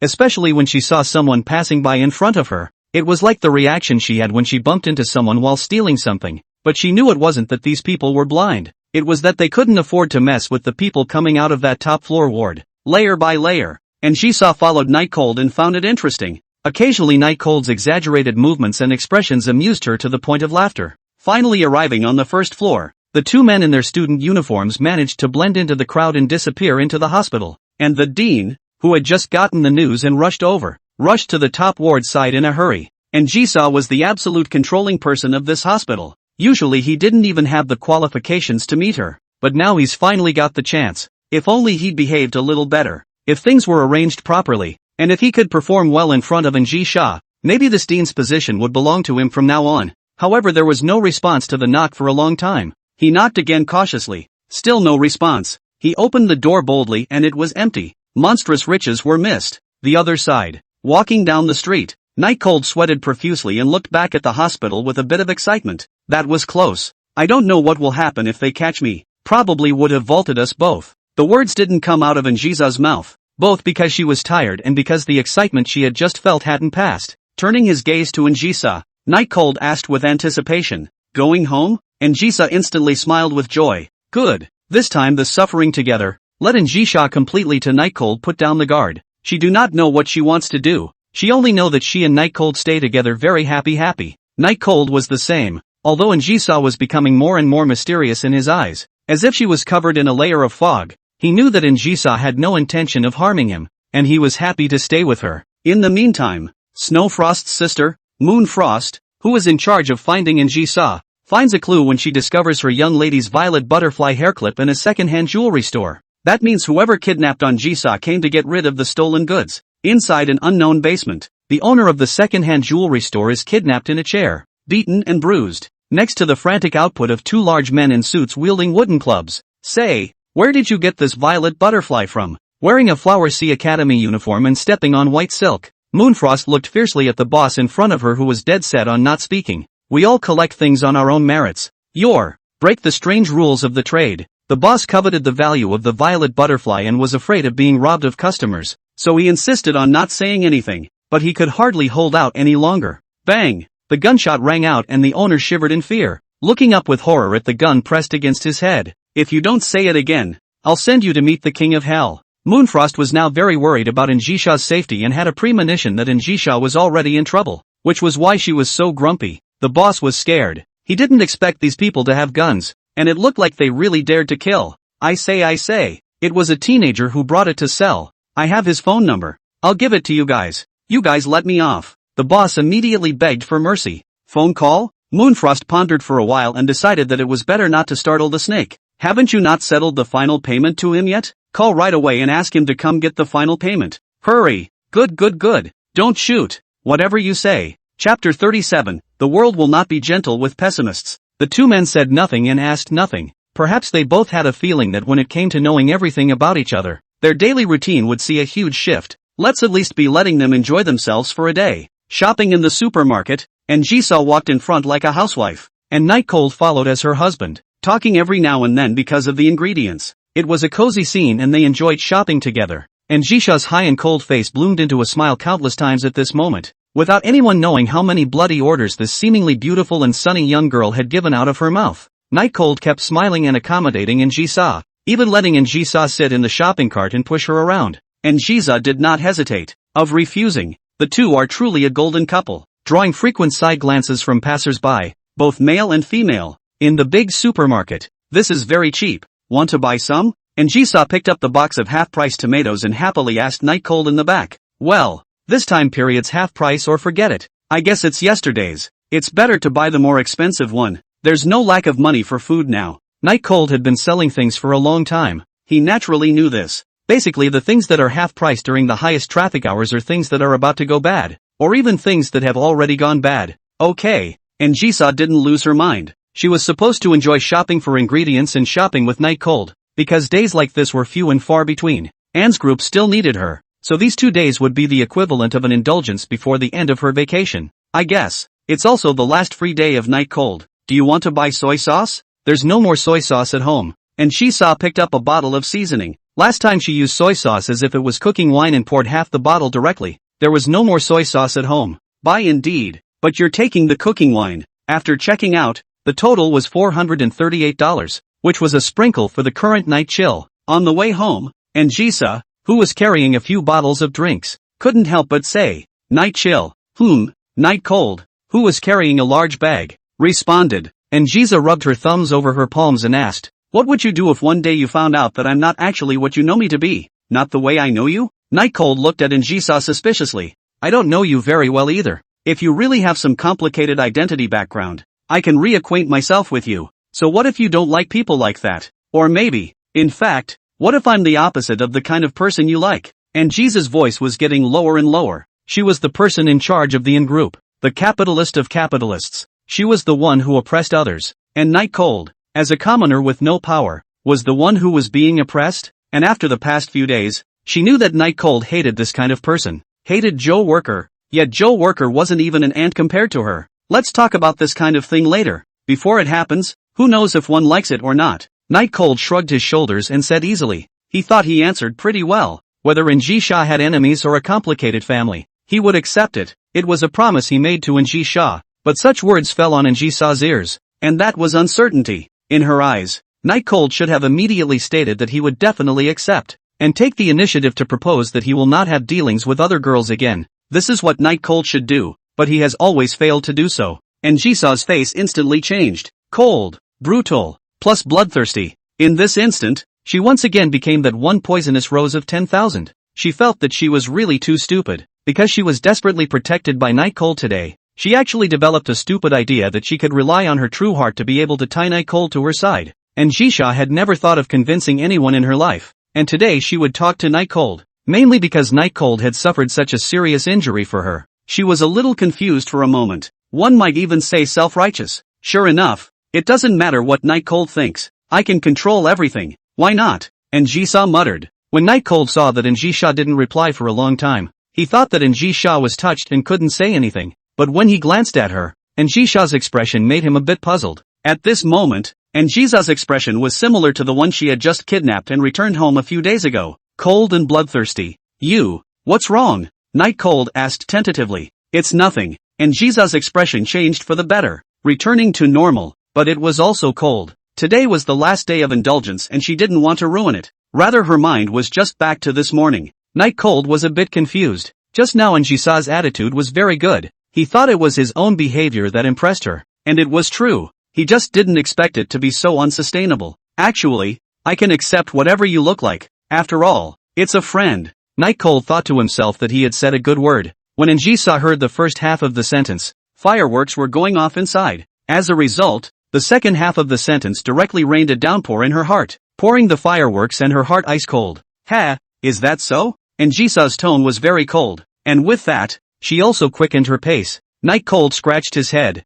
They say that a woman's heart under the sea needle. He has seen, sighed, also speed up the pace to follow up. At this point in the old town there are many fewer black-clad strong men, and Snowfrost learns that Jisoo is safe and understands that Jisoo is hiding on her own. Thinking about how difficult it had been for the eldest young lady all these years, she didn't continue to let people search the city under further hesitation. After the recording of the conversation with Jisoo was given to the head of the family, her life was considered to be safe. After blocking the entrance to the old town from any community members, Snowfrost was debating whether or not to call Jisoo again so she could ask for specifics. Inside a cheap rental house in Old Town, the place was small, but surprisingly clean. with a clean sailor suit drying on the balcony, and a little more snug clothing drying below where no one else could see it. The living room was small, with an old-fashioned television set, book bags on the couch, and a steaming bento box, pink in color, sitting on a shelf in the entryway. At that moment a young girl came out of her bedroom in a hurry, wearing a nice sailor uniform,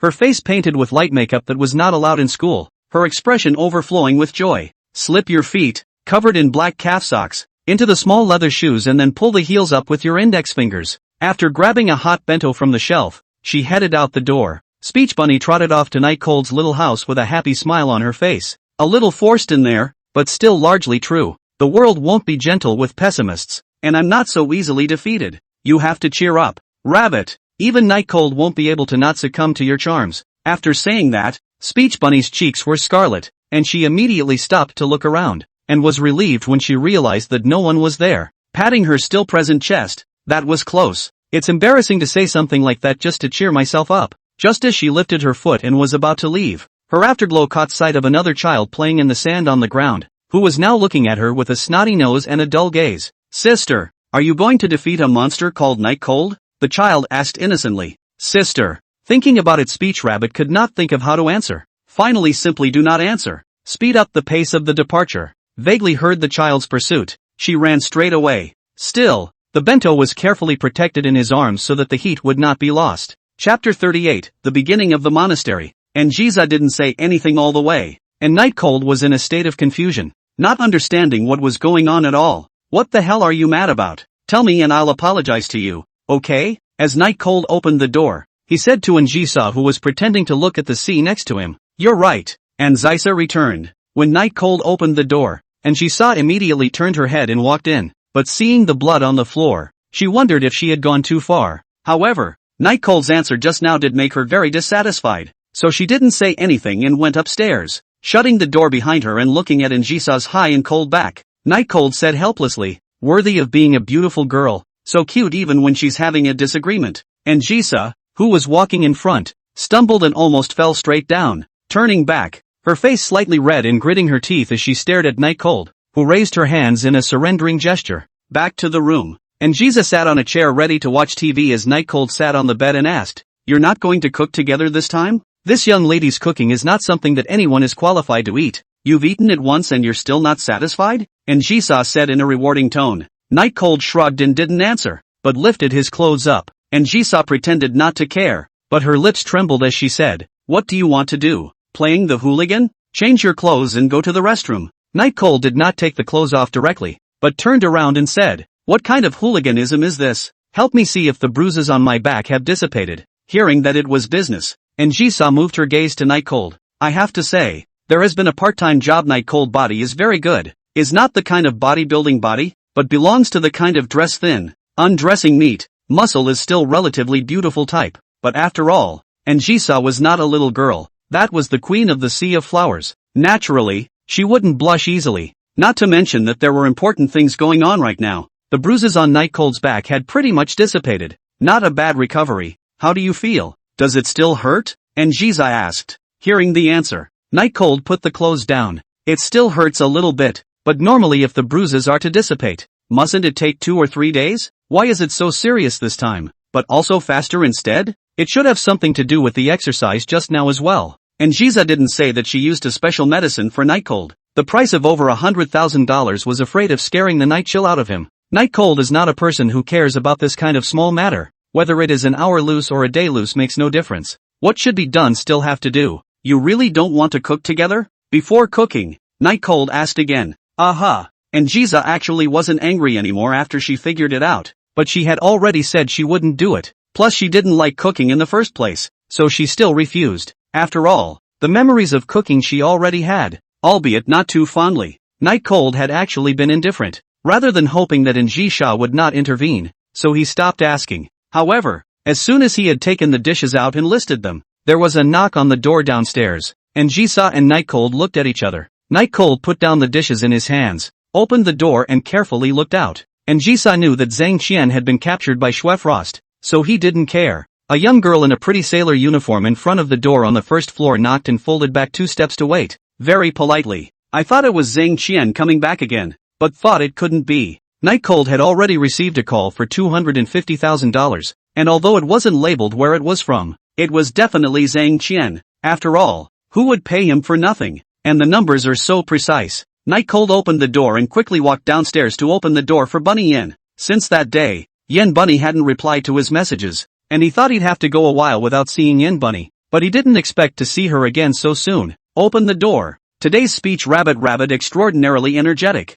Rosie's slightly sweaty forehead reveals that she is running over. Bunny, didn't go to school today? Night Cold asked curiously. He took the day off because of a little thing. Learning that Night Cold had taken the day off, the distraught speech Bunny Rabbit wanted to unravel the conflict between herself and Night Cold today no matter what. Even if it doesn't add to the feelings, it's going back to the way it was before. Because she felt that she had a bad attitude that day and hadn't replied to Night Cold's message. She was afraid that Night Cold would be angry. Also afraid to send a message Night Cold not reply. Had to make a bento in the, directly to the door. Night Cold asked seriously, is it illness? I saw that you weren't right yesterday. Why didn't you say so then? The words of reproach were heartwarming, and Speech Bunny revealed a girlish smile. I thought it was just motion sickness at the time. Next time don't be so reckless, causing me to worry for so long. Yes. Night Cold looked helplessly at the young girl in front of him. This girl who also came from the same small mountain village as him was really very pleasing to pity. I'm cooking. Want to join me?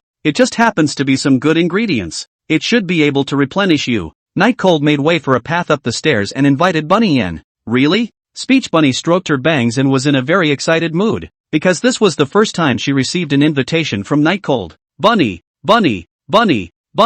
you've come to the right place. Persevere and there will be hope. Be kind to the world and the world will be kind to you. She kept praising herself in her mind for this wise decision. Rabbit? Night Cold saw Bunny words giggling with her head down and spoke in confusion. Oh. Noticing that she was out of place and fearing that Night Cold would change her mind, Bunny closed her eyes and handed out the bento. This is the bento I made. You can eat it together later. Have a heart and make bento when you're sick. No, not sick. Yen Bunny waved her hands repeatedly. Sick and still eating together like this? Night Cold obviously couldn't consider so much. Besides, he was already accustomed to the silly look of Yen Bunny. Smiled and said, don't stand. It's almost November. It's cold outside. Oh. When she passed by Night Cold, Bunny subconsciously lowered her head. It was the first time she had gotten that close to Night Cold. As she went upstairs, Speech Bunny kept her steps slow, as she was very much looking forward to the intimate moment that was coming later. Matching cooking with Night Cold, the two of them eating together, and even sleeping at Night Cold's house tonight. These things that only couples do make me happy just thinking about it. Did not pay attention to the steps have a height difference, directly tripped. Fortunately there is a Night Cold in the back of the pull. Or not to mention the lunchbox. Speech Rabbit face have to be blossomed. You be careful, Night Cold said with a slight reproach. Thanks I'll pay attention. Speech Bunny blushed shyly and walked forward again. This time, with unbelievable concentration. When the door to the Night Cold life room was opened, inside, a stunningly beautiful and charming young girl who was like a fallen siren was sitting on a chair and watching TV, and Speech Bunny froze directly in the doorway. In the next second, those eyes that are better looking than all the actresses combined, and that take in the soul, also looked at the Speech Rabbit at a bookshelf. Folks, Chapter 39, Night Cold who doesn't understand women. The two of them looked at each other and both saw surprise in each other's eyes. Only that there was more of something called inferiority complex in the eyes of Speech Bunny. This is my friend, called. Night Cold touched his head. He only realized now that he didn't even know the name of the beautiful girl who had been staying in his room for several days. And she saw said slowly in a cool tone. And she saw. Night Cold chewed on the name for a moment and thought it sounded good, then introduced Speech Bunny for Injisa. This is my friend, we used to work together part-time, called Yim Bunny, and Shisa did not react, even will in addition to just now Speech Rabbit into the door, and Shisa's line of sight never fell to Speech Rabbit, at this time is pretending to leisurely watch TV.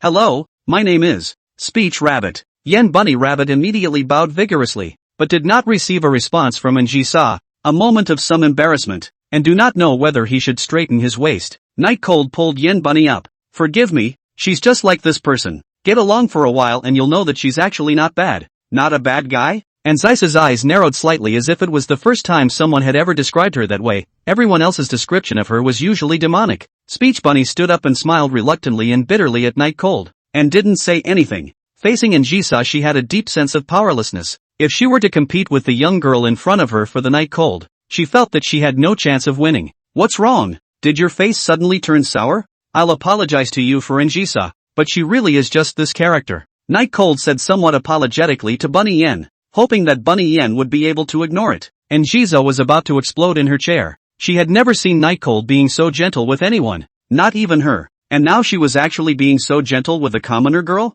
And that too in front of her. Snow White teeth clenched, fists clenched. The phone was on the table. Would it not be nice to make a call and have Snowfrost come over and slaughter this one called Yum Bunny? And Jisa's thoughts gradually ceased to be calm. Night Cold should be turning towards himself all the time. To actually apologize to someone else for herself? Who did she need to apologize to as the Yin family's first lady? Even if she just did wrong, no one in the entire Flower Sea would dare to have a problem with it. How can a girl from the old town be worthy? What was playing on the TV? And Zisa had absolutely no idea, except that the corner of the bed was pulled up in a ball. Speech Bunny smiled and nodded in the face of Night Cold's apology. Inwardly, I cheered myself on. The world will not be gentle with pessimistic people. Bunny, you have to cheer up. God will bless you. Night Cold went to deal with the ingredients and didn't notice the change in Njisa's expression, which made Njisa even more angry. Want to play some games? I'll get you a game card? How could Night Cold not notice Njisa's change? But after all, Yen Bunny was there, and he didn't know how to persuade her,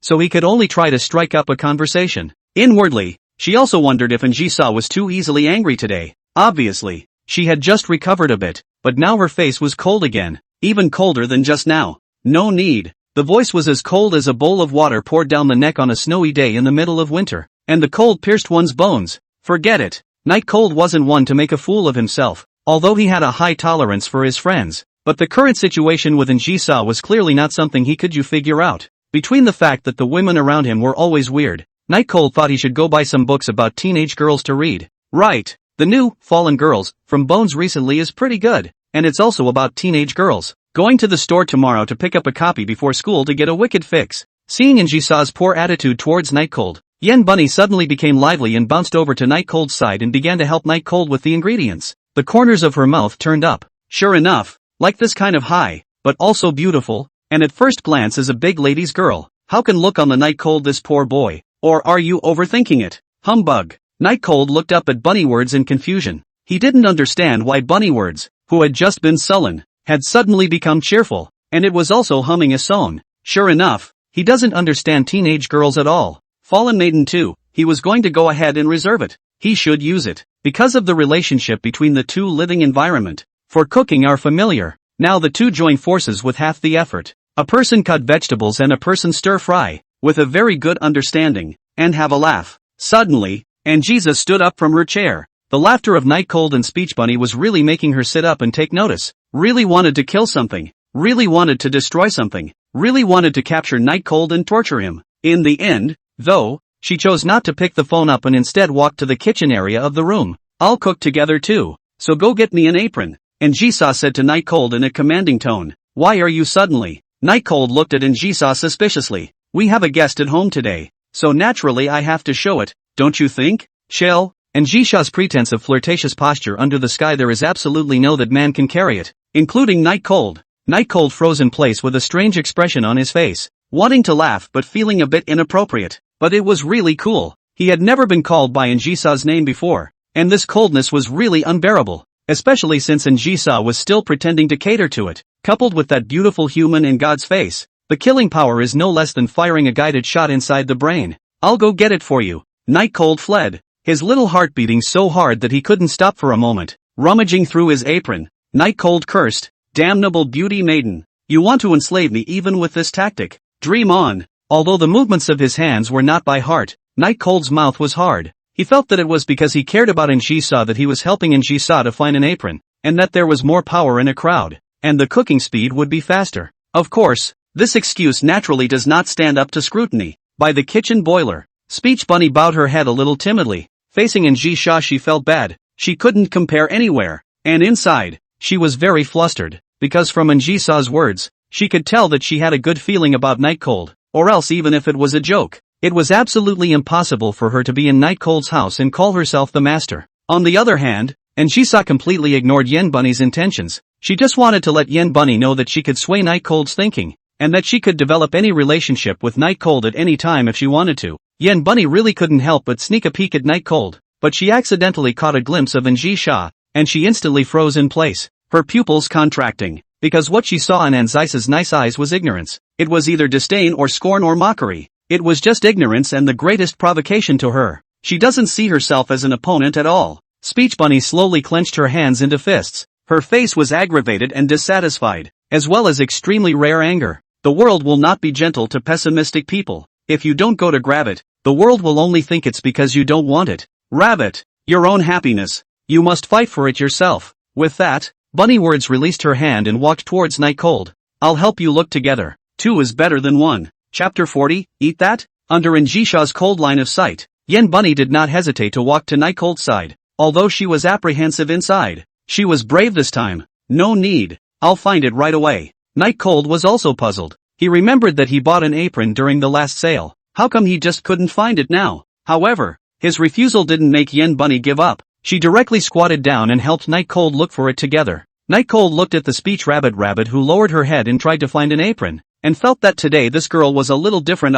Became a lot more proactive, although there was still timidity written on her face. Anzisa's hand slowly squeezed tight. This serious provocative behavior of Speech Bunny made her feel like she was about to lose control of her emotions. If the situation was normal, she would be the winner. But this Bunny Words was too much of an eyesore, wasn't she? With a cold grunt, he too clasped his hands and walked over. Since it's something I'm going to use myself, let me find it myself. So don't bother an outsider. Njisa squatted down with a serious tone, but did not put her hand into the plastic bag, because she has a very serious cleanliness problem. Speech Bunny's hand searching for her apron lurched as her insides began to tear apart. The thing she couldn't stand the most was Njisha calling her an outsider and describing herself as if she was the owner of the place, which was like sticking a knife in her heart. Letting out a deep breath, she continued her search with determined eyes, not continuing to dwell on it. Something's wrong. Very wrong. Looking at the two not-so-normal young girls, Night Cold's thoughts had drifted up to the sky, completely unable to understand what exactly the two were doing.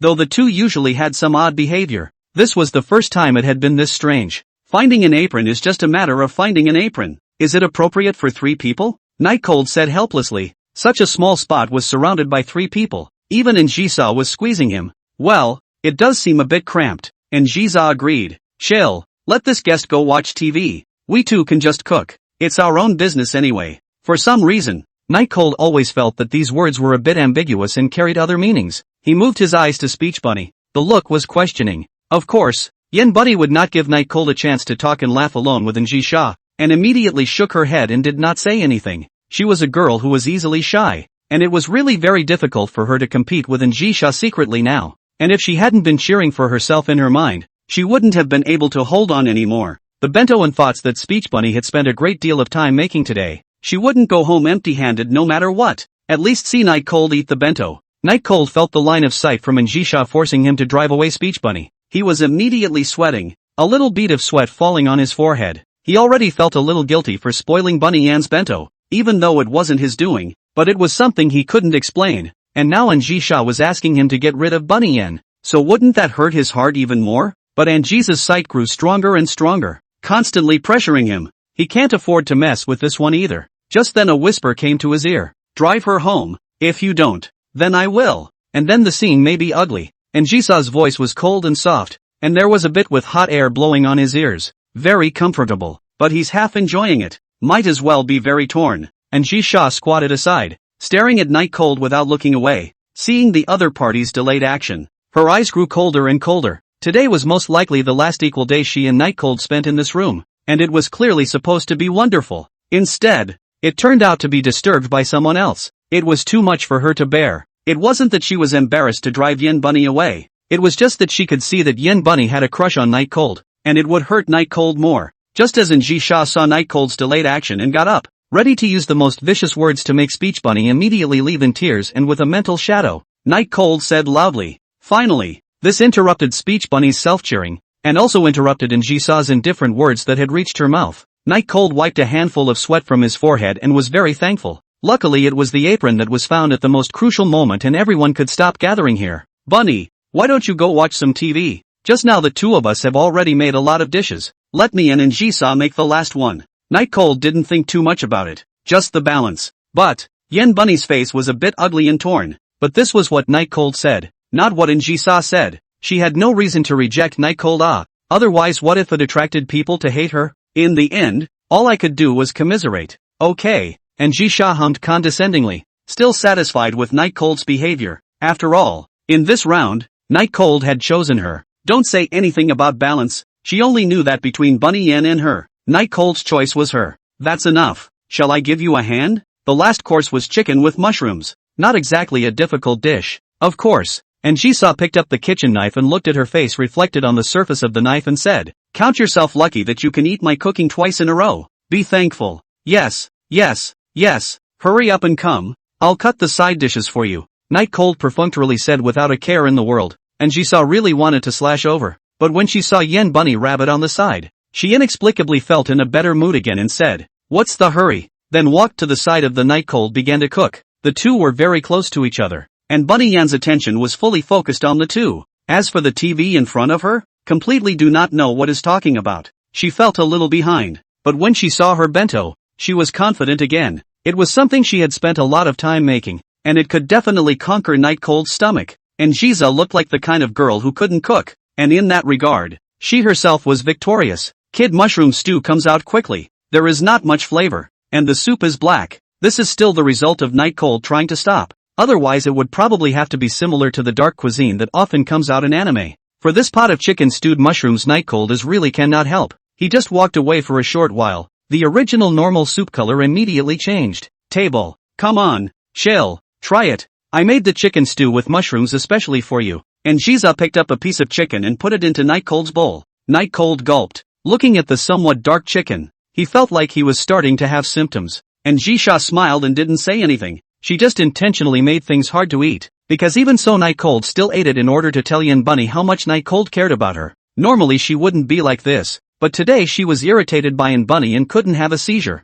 so she had no choice but to vent like this. Night Cold closed his eyes and let out a long breath, chucking up the chicken in the bowl. Anyway, it was food created in his own kitchen, and it wasn't poisoned in any way, so it was just an exercise in tongue endurance. However, as soon as Night Cold had pinned up the chicken, Bunny Yen put a ball of delicate nori-wrapped rice into Night Cold's bowl. "Don't you like nori-wrapped rice? I made it for you today. Try it." Speech Bunny's face turned a little red. She never thought she would be feeding a boy like this, even if the boy was someone she liked. Looking at the blackened chicken and the nori-wrapped rice that wafted with a burst of flavor, Night Cold was caught in a dilemma. Chapter 41, A Guide to Self-Help in the Shura. Seaweed-wrapped rice. That day he lied and said that he liked nori-wrapped rice. But he didn't expect that Bunny Yen actually remembered it and made him another one. But Jisha had sent him to the hospital today, and hadn't left him to run on his own even when it was the most dangerous time. Looking at the chopsticks in the bowl, from the two young girls' hearts, Night Cold for a moment unexpectedly did not know what to choose. Speech Rabbit Bunny's small hand clenched, a face of anticipation looking at the Night Cold, and Jisha pretends not to care, but the line of sight has not left the Night Cold. Eyes with a faint smile, but the Night Cold no. That means, if you don't eat her, you're screwed. Is this the Shura? Honestly Night Cold had fantasized about a Shura before, but shouldn't it be the two of them fighting? Change into a maid's outfit to feed him in order to make him happy? Why is the reality of the situation that the two threw the problem at him? Speech Bunny and Jisha had already waited a bit impatiently, and their eyes started to become murderous. He. Night Cold laughed dryly twice and said, "You still need to eat the dish with rice to make it smell good." As he spoke, he stuffed the chicken and nori-wrapped rice into his mouth at almost the same time. In the state of both women being a bit confused, Night Cold swallowed the food. The chicken was a bit salty, but it just so happened that the nori-wrapped rice neutralized the flavor a bit, and overall it wasn't too bad. Night Cold's action in fact, both of them are not too satisfied, but do not know how to be angry. After all, although Night Cold is not favoritism to any party, but they both want to be the party that is being favored especially Jisha. His eyes narrowed slightly, presenting an extremely dangerous arc, and he played with the fruit knife in his hand, as if he would give Night Cold a stab at any time. Speech Bunny was happy, although Night Cold was a bit lumpy, but he still ate the meal he made, and ate it very well. Most importantly, Night Cold didn't treat her differently from Jisha. "Let's eat, the food is getting cold," Night Cold said to the two young girls, hoping that they would not give him a hard time anymore and eat quickly. Speech Bunny happily nodded and began to eat with her chopsticks, specializing in the dishes she and Night Cold had made together, saying as she ate, "Night Cold, this dish is so deliciously made, it's worthy of you." Night Cold smiled and replied, "It's not like I did it alone. There's still credit for you." He. And Jisha almost pinched her chopsticks off at the side. The interaction between the two was a death wish in her opinion. "Night Cold, eat this. and Jiza pinched the small chicken stewed mushrooms into Night Cold's bowl, but didn't stop. Still kept pinched chicken into Night Cold's bowl until it was full out.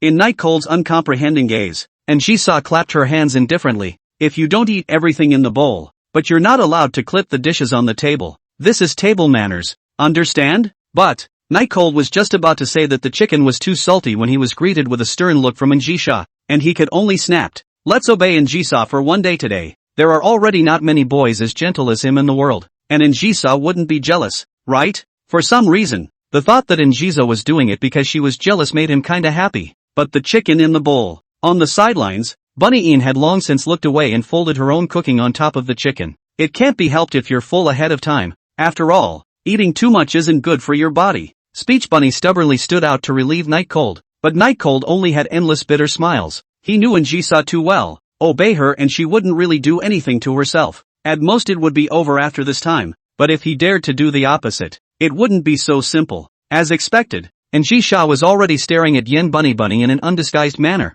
with eyes that were presumably a bit cooler than the water temperature of 10,000 miles under the sea. Yen Bunny was originally a weak girl, but at this moment, for the sake of Night Cold, she still forced herself, trying to will herself to lift her head up. Bunny's not afraid. Rabbit is not afraid. For your own happiness, you have to cheer up. However, just as Bunny Yen was about to raise her head, Night Cold made a strange sound. It's delicious, but it's just a bit choking. Can Bunny go get me a glass of water? Not only the words rabbit, and Jisa's sight was also attracted. At this time the Night Cold, in front of the originally full bowl has been empty. Not even a little something left. Eat clean. He was still eating something in his mouth, like a hamster, which looked a bit funny, but drew a bit of heartache from the two women. They were fighting, and it wasn't the reason for hurting Night Cold. In the end, it was still Night Cold who was looking out for them. You wait a minute, I'll go get you some water. Speech Bunny immediately stood up and went to pour water. Night Cold was choking a little bit, but it was very relaxing at the moment.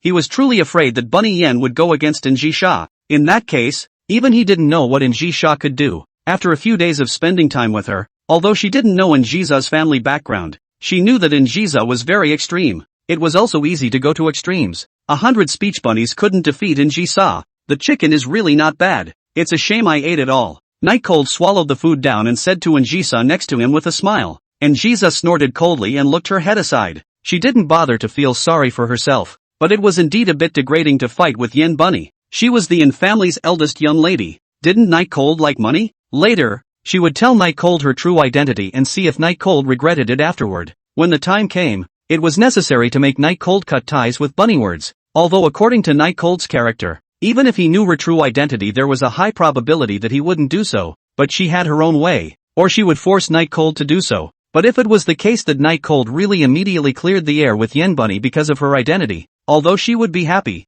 she would still be more or less disappointed. After pouring down most of the cup of water, the salty taste in Night Cold's mouth faded quite a bit, and his stomach felt much better. For the Shura, his segment is still too low, but he is destined to be the extraordinary Night Cold. There will be a lot of this kind of thing in the future, and he had to make up for some knowledge in this area. It seems like I have to read some books on multiple people, usually always alone. I don't have any experience in this area. Night Cold felt that he hadn't studied enough about young girls, especially beautiful girls. At least those materials in the drawer are not enough, and need to be read more to gain experience in dealing with all sorts of fixes in the future. Speech Bunny was eating, glancing at Night Cold every now and then, and Njisa cast her gaze out the window, not knowing what she was thinking. Has Bunny eaten yet? Night Cold asked. Aha. Speech Bunny replied. Why don't you go home first then? I still have to clean up the yard later. There was a lot of blood in the yard, and Night Cold didn't want to let Bunny Yen know about it, although it wasn't very nice to say so, and it had the feeling of driving people away. Sure enough,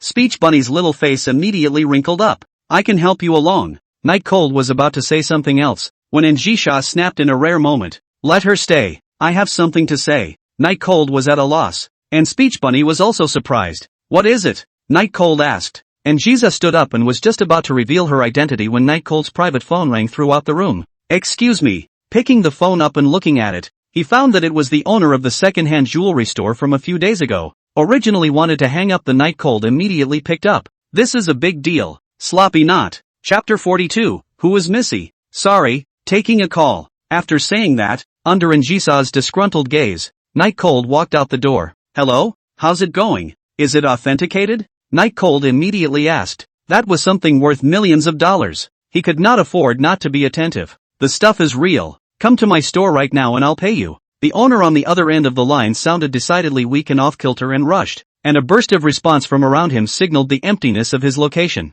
Really? Night Cold was overwhelmed by excitement for a moment and didn't notice anything wrong in his boss's tone. Several million even if he got a little bit of it himself, it would be enough to complete the system mission This was undoubtedly very good news for him. Coming over? Boss, isn't it convenient to make a direct payment? Night Cold was a bit vain, because for something of this value, it was usually necessary to ask where it came from. Where did he have it? And Njisa shouldn't have it either. Cut the crap. Come to the store right away and the money will be given to you then. Okay. Hang up the phone. Night Cold always feel that there is something wrong, but cannot say, as if that boss's voice and a few days ago a little bit not the same horse a lot. Forget it, maybe it's the cell phone that's the problem.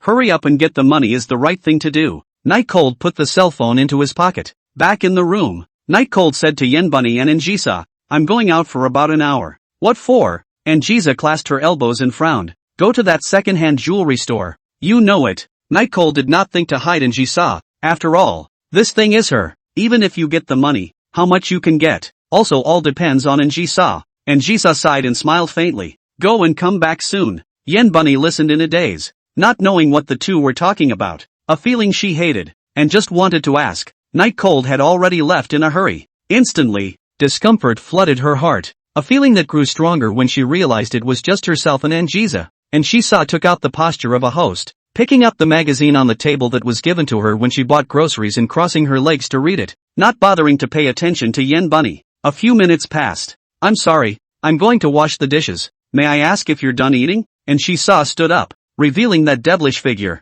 and asked in a flat tone to Yen Bunny Rabbit. Eat? Finished eating. When Night Cold left, Speech Bunny couldn't even find a reason to cheer herself up, and immediately went down in vain. And Njisa began to collect the bowls. In the end, Speech Bunny just couldn't stand the awkward atmosphere and left in a hurry after bowing. Still, he left the bento lunchbox behind. There's some of Night Cold's favorite nori wrapped rice in the lunchbox, so just leave it here and have Night Cold bring it to me tomorrow. With that, he ran and left, and Njisa glanced disdainfully at Yen Bunny, stopped collecting the bowls, and after throwing the bento box into the trash can, she walked to the table next to the bed and picked up the diary that Night Cold hadn't written in a long time. If you dare to put it directly on the table, it shouldn't be anything very private, right? With this thought in mind, Njisa began to read the diary. The other side. Night Chill did not take the tram. After all, to get money you have to be fast. Take a cab. Still, it took almost 10 minutes to get to the larger used jewelry store. But what made Night Cold strange was that the second-hand jewelry store's doors were locked today, with no sign of business. What's the situation? Is it because violet butterflies are just so rare that one has to be cautious? But this didn't leave a door open for me either. Night Cold wondered, then took his cell phone out. When he called his boss, Night Cold looked around, hoping to see his boss's figure, but unfortunately, not only did he not see his boss's figure, he didn't even get through on the phone. Night Cold was dumbfounded as some inexplicable thoughts burst out in his mind. What was robbed? Was targeted? Absconded with the money? Anyway, around the violet butterfly. Any outrageous things Night Chills thought over. Just then, a black stretch limousine actually drove in from the mall, and it did so unimpeded. Night Cold spat out. Rich people just love to show off. I'll see how you'll get up the stairs later. As he spoke, he made another call to his boss. Just then, Night Cold only felt his eyes go black, and he was carried on something's shoulders. What happened after that was completely passive, so he didn't know anything anymore. The scene only left a still buzzing cell phone. Inside some unknown basement, time passed for an unknown period of time, and Night Cold felt like he had been in the car for a long time, and was being carried for a long time, and finally, after his hands were tied to the chair, his hood was taken off. The light that came into his eyes was a little disconcerting, but the menacing people around him were clearly not going to give him a chance to react. A beautiful girl wearing the same school uniform as him asked him with one foot on the chair and her head down. Quickly, what did you do with Missy? Moonfrost was extremely agitated at this time as she had finally caught Night Cold, who was possibly the kidnapper,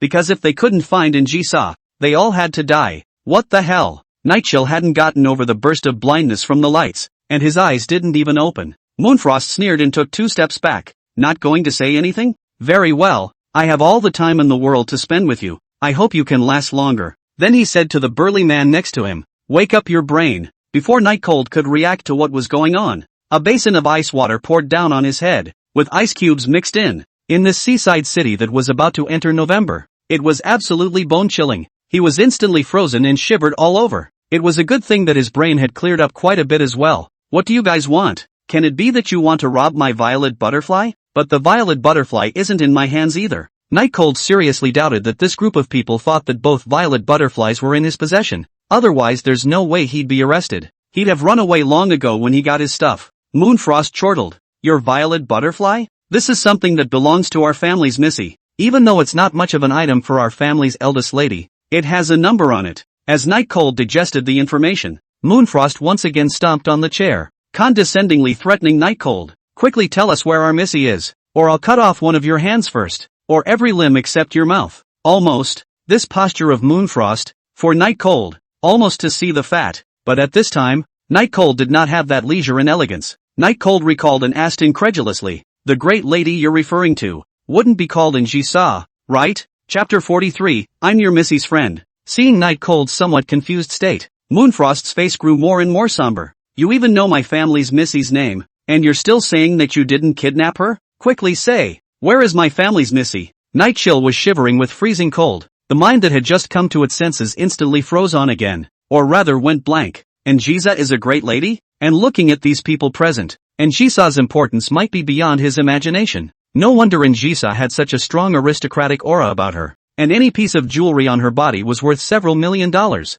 It turned out that Jisa was really a genuine noble princess. But why would Zhang Qian ask him to kidnap Jisa? Had he made a mistake? There was no time to think more, for his daze made Moonfrost think that he was having another thought disorder, followed by another shower of ice water, which was poured down on his head. Nightchill was really cold this time and his whole body was numb. Wait a minute. There must be some kind of misunderstanding here. And I'm friends with your Missy. I didn't do anything to her. Nightchill was shivering coldly. It could only be a hurried explanation. And Jisa was safe at his place. Not to say how good the food was, but at least it was not hungry. So it was a misunderstanding. This kind of unnecessary suffering, Nightcold resisted. Didn't do anything to my Missy? Then how do you explain this? Moonfrost held out the violet butterfly to Nightcold. Nightcold was a commoner in her eyes, and must have kidnapped Missy because she was short of money. And taking Missy's violet butterfly and selling it was the best evidence. But it looks like there should be a gang behind it. Then think of the Nightcold, a 19-year-old adolescent. Missy and looked so beautiful. Moonfrost's eyes glowed red. If it wasn't for the fact that she hadn't gotten the news from Jisa, she immediately would have slaughtered Nightcold. Nightchill's frozen teeth chattered, explaining word by word. That was, from your family's Missy herself. It's really just a misunderstanding. If you don't believe me, I can call her right away to prove it. Moonfrost's eyes warmed slightly, but she didn't completely trust Nightcold, simply because she was terrified of Jisa. If they were really friends, as Nightcold had said, then her indiscriminate messing around could easily be thrown into the sea to feed the fish. Humph, I'll trust you for once. Moonfrost put her feet down from the chair. If you can't contact Missy, you can guess at the bad end. The worse the closer to the right answer. Nightcold shook his head, the icy water falling everywhere, even onto Moonfrost's face. Immediately a disgruntled expression crept onto Moonfrost's face, but in the end, he didn't say anything and sank his breath down. But Nightcold knew that it wasn't a matter of not caring. If he couldn't reach Jisa, she would double down on her abuse. But there's no chance. I'll let her know she's wrong later. The basement was quiet for a while. After a minute, Moonfrost waited a bit impatiently and said, what are you waiting for if you don't call yet? You guys can't be stalling for time, right? I'm telling you, I'll give you 2 minutes at most. Nightcold said helplessly. No, how can I fight if you tie my hands? Moonfrost clenched her fists helplessly. She really wanted to punch this man to death. Wouldn't you have said so earlier? The tone of voice was cold mixed with hopelessness. And you didn't ask. Nightchill's adrenaline was slowly starting to wear off. His brain already a little muddled in thought from the cold. Moonfrost crossed her arms and angrily rebuked the black-clothed strong man next to her. What are you waiting for? Untie him. Are you all fools? Can't you see the situation? Do I have to say everything? The strong man nodded his head and went forward to untie Nightcold. The Moonfrost, who had vented a lot, was in a much more comfortable mood. Just now she was really depressed by Nightcold. All untied? Or one hand? Ha? The burly man turned his head and asked, if you untie it all, won't he just run away? Moonfrost roared. Oh, Moonfrost was about to laugh in anger. Why are there so many pig teammates? Simply the rice bucket of rice buckets. Unlocking one arm for Nightchill, the other still attached to the chair as it had been earlier, he was finally able to cuddle himself, albeit with much less use. Hurry up and call. Moonfrost urged. No, how can I call on my cell phone? Night Cold said as he hugged himself and inhaled. Moonfrost was furious, walking step by step in front of Night Cold and said condescendingly, if you dare to play tricks again, I'll throw you into the sea for an hour before asking. With that, he handed the cell phone adorned with a cute cat phone case to Night Cold, who held it in his hand, the fluff on top of the phone giving his hand a brief warmth, until the fluff gets wet. Night Cold's movements were slow, and Moonfrost laughed disdainfully. You're not going to tell me next that I forgot my home phone number, are you? She was already gradually starting to lose patience with Night Cold. After all, Night Cold's series of moves have the suspicion of delaying time. If Night Cold really can't get through the phone, then she won't wait any longer. Torture Night Cold hard. Of course, Night Chill remembers the home phone, but his hand is very stiff. Every time he clicks on the screen is not precise, always clicking on the wrong one, and then a lot of time is wasted. Moonfrost began to shake his legs impatiently, and Night Cold shook his hands, finally dialing the phone. At this moment, Moonfrost couldn't help but look forward to it. Is it true that Missy, who has been searching for almost a week, will be found immediately? Is it possible for her mission to be accomplished? If she's the one who finds it this time, then it is very likely that she can take over her sister's position as Secretary General in the future. It's going to be great to be around Missy every day. The phone's drip sound resounded throughout the basement, but with the passage of time, the original expectation of the Moonfrost face more and more difficult to see, even to the end. No longer caring about the phone, staring straight at Night Cold, the eyes were like they wanted to kill. Didn't pick up. Night Cold was also a bit confused, and she saw should be at home playing games right now? How could she not answer? Is it because of the unfamiliar number? But the old-fashioned landline cannot see the number. How about, play again? Night Cold asked tentatively. Moonfrost let out a deep breath and acquiesced. But fight again and it still ends the same way. Chapter 44 Last Chance. The phone rings to a crashing halt and a deathly silence falls over the warehouse. Probably out. Before Night Cold could finish his words, he was directly lifted by Moonfrost, who had been waiting impatiently for a long time, by his collar and walked to a big door with a chair, with very rough movements. If it wasn't for Night Chill leaning back in his chair, he probably would have had to be dragged along. Open the gate. Moonfrost's voice was extremely angry, being teased by a commoner within the palm of his hand like Night Cold, coupled with the fact that Njisha's whereabouts were unknown. Moonfrost was completely out of control emotionally. Before Night Cold could figure out what was happening, he heard a chain rubbing sound coming from his ears. It was extremely ear-piercing. At once, the dim basement lit up with a beam of light, and as the sound of the chains continued to lengthen, the bright light grew larger and larger until it filled the entire basement with light. A strong sea breeze blew onto Night Cold. The clothes that were already damp were blown by the sea breeze. The piercing coldness made Night Cold shiver. The gate was completely open, and outside was an ocean, and the water below looked deep, a good place to dump a body. With the dots of blood on the door cards, and the mass of seagulls on the surface, it was assumed that this had already happened a long time ago. Night Cold knew that he was in danger now, and forcibly suppressed the coldness and said to Moonfrost, Anjisa is really in my house. It could be a misunderstanding, or it could be someone looking for death. Anyway, it's true that I kidnapped her, but, because of the cold, he took a breath and continued, but I really didn't do anything to her. Every day I eat and drink good food, the only bed I gave her. You have to believe me. Moonfrost showed pleasure on his face and sneered. What? Talking fluently now? You know how to explain now? Didn't you like to dawdle just now? And do you think I'll believe what you say? Believe it or not, it's true. Night Cold replied. Standing on the seashore, Moonfrost came up to Night Cold and asked sharply, You said that you are good to our family's eldest miss. What evidence can you prove it? Moreover, our family's eldest miss has a very serious cleanliness fetish. How could she possibly live with you? Can't you even make a draft when you lie? Night Cold didn't flinch and stared straight at Moonfrost. That's the truth. Believe it or not. Looking at Night Cold's determined look, Moonfrost's eyes narrowed slightly as she didn't understand where exactly Night Cold got the courage to say such words. In her opinion, Night Cold's words were full of holes. For example, if the kidnapping of Missy was really a misunderstanding, then why is there no sign of Missy for so many days? Moreover, Missy's cleanliness fetish was very serious. It was impossible to even stay in a room with the teenager in front of her. So how could she possibly give up her bed to Missy as Night Cold had said? And most importantly, although the violet butterfly was not considered Missy's favorite piece of jewelry, it was also considered to be in the top few. So how could it be possible to give it to Night Cold and let him take it to a second-hand jewelry store to sell it? These things just don't make logical sense. And she knew that Night Cold couldn't explain it at all. But it was true that Night Cold couldn't explain it either, because he also didn't know why Njisa stayed at his house, and why he gave him the violet butterfly. I'll give you one last chance to hand over Missy, as long as Missy shows up, your death or life is out of my hands. And didn't you say Missy is your friend? She definitely won't kill you.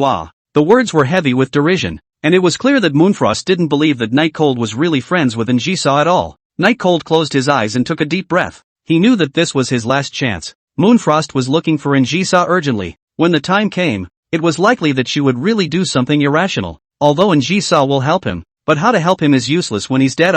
Have you figured out what to do? You don't know where Missy is, do you? Moonfrost asked. For someone like Night Cold, other than being handsome, she couldn't see any ability to take Missy away, so she concluded that there must be someone else behind Night Cold. After blowing the fresh sea breeze twice, although it was cold, Night Cold's brain in turn cleared up a lot. Looking at the cell phone in his hand, he didn't choose to dial it, but instead said to Moonfrost, "My house is at the very edge of the old town, the small house near the beach. You can send someone to look for it, and Njisa is inside. Old town, small house near the beach," chanting under her breath. Moonfrost's face was getting worse and worse, looking at Night Cold as if she was looking at a dead person. How? Before Night Cold could finish his words, Moonfrost pulled out a blackened pistol from under his own skirt and aimed it at Night Cold. The position was tricky. As long as the shot was fired, Night Cold would fall into the sea. Can't you find a better excuse for lying? Amidst Night Cold's frozen expression, Moonfrost continued, "The house on the far side of the old town has long been acquired. How could there be anyone inside?" Night Cold's temper also came up, inexplicably, without even checking before coming to say these words. "Looking like you guys, if Njisa is really kidnapped, you guys won't be able to find it for the rest of your lives." Night Chill continued with a cold face. "What kind of people are you looking for when you don't even know if the house has really been acquired? What did you say? You think I don't dare to shoot, don't you?" Moonfrost thumbed the safety on, and the scene suddenly became tense with swords. "Come on, shoot me. I guarantee that when you find Njisa, that's when you'll be buried with me. And the way you die is definitely much worse than me." Night Cold's blood rushed up and he disliked him hard. The black-clothed strong men in the back were dumbfounded. I didn't expect Night Cold to be so manly, not even afraid of guns. Everyone had thumbs up for Night Cold in their hearts. Moonfrost's face was green for a while and white for a while, and she was never able to find a suitable expression to face Night Cold, because just like what Night Cold said, Xiao Gong only said that the acquisition had been made, and didn't say anything else. And it's not uncommon to pretend to talk about acquisitions when you're actually preparing to acquire them later. What if this is at this time? Especially Night Cold's determined expression, as if he just dared to shoot, then he would definitely die later. If he really was Missy's friend, then it was all true. Thinking a lot, Moonfrost finally put the muzzle down and said to the person next to him, "Immediately contact the people near the old town and go to whichever small house near the beach to look for Missy. Hurry." Then he said sternly to Night Cold, "You'd better be telling the truth. Otherwise, you will not be spared." With that, he stepped inside. Night Chill leaned against the gate. His body slowly slid down until he sat on the ground. Just now a moment of blood and courage went to his head, and he disliked it hard even when he was held up by a gun. Now that he calmed down, he felt that it was still a bit presumptuous. In case Moonfrost gets excited, what if it goes off? Then he's so wronged. Outside seagulls flew by, seemingly angry at the loss of the dinner that was about to reach their mouths, and kept squawking. Looking at his wet clothes, Night Cold smiled helplessly. "Let's say it's my retribution for kidnapping Njisa in the first place. For this matter, in fact, Night Cold has always been quite guilty. When he went to kidnap Njisa in order to complete the system mission, it's okay to give some of it back now." Time passed by until the phone rang for Moonfrost, who was sitting on the couch. "Hey, did you find Missy?" Now this situation can really be described as days like years. Night Cold tightly stared at Moonfrost, but imagined that the other party will be joyful did not appear. Moonfrost's face is actually more and more difficult to see. "Repeat what you just said." Moonfrost's words could truly be described as the tone of Hell's Hades. After saying that, she turned the hands-free of her cell phone on and pointed it at Night Cold, a pair of bloodthirsty eyes also staring at Night Cold. "I've been in that room looking up and down, but there's nothing but a couple of unwashed dishes. Oh yeah, and there's a diary on the table that's turned to page 3. P.S. Everyone like that heroine?" Chapter 45, Njisa's Brutality. Night Cold stood up, his face pale as he listened blankly to the voice coming from the other end of the phone. "Njisa's not even at home? What's with the coincidence? At this time of the day?" Moonfrost cocked her gun again. She couldn't stand Night Cold's deception anymore. It made her feel like her intelligence was being insulted. "What else do you have to say? Say it all together," Moonfrost said in a cold tone. Her eyes were red and bloodshot, the result of extreme anger and being deceived. How could she not be there? She was still at home when I came just now. How could she have suddenly left? Night Cold was now very distressed, not understanding where exactly Njisa had gone. especially at such a critical time. One's life is really at stake. Seeing Moonfrost walking towards him step by step, beads of sweat slid down on Night Cold's forehead. Don't be in a hurry. I promise you that Njisa is definitely near the old city center. Give me some time. I can find it. Do you think I'll still believe it? Moonfrost's face darkened completely, without any semblance of brightness. It's just a misunderstanding, and oops, don't do anything that everyone will regret. Night Cold tried his best to pacify Moonfrost, but when those words fell into Moonfrost's ears, they were a barefaced threat. And you're giving me this? Fooled twice. Do you think I'll still believe it? Moonfrost roared out angrily. Give me some time. Before Night Cold could finish his sentence, two strong men came up and held him up to the far side of the gate, and one step back was the deep, bottomless sea. I'm going. Really? He was genuinely surprised that the man was actually planning to shoot. Even if he didn't find Njisa for a while, he was still considered the only clue. So he just killed him in plain sight? It's too much of a child's play, isn't it? Inwardly, he shouted, System, Nima come to some effect. I'm dying. Ding. Host in danger of leg break detected. Emergency backup program activated. Emergency backup plan cancelled. Hearing the front, Night Cold was ecstatic. Although from the system's judgment, Moonfrost just wanted to break his legs. But I didn't realize that there was an emergency backup plan. This was truly saved. But to his surprise, he hadn't been happy for a second when the emergency backup plan was cancelled. What the hell is this? You won't say anything until I give you something bitter to eat. You won't cry until you see the coffin. So I'll satisfy you. The moment the gun's safety was turned on,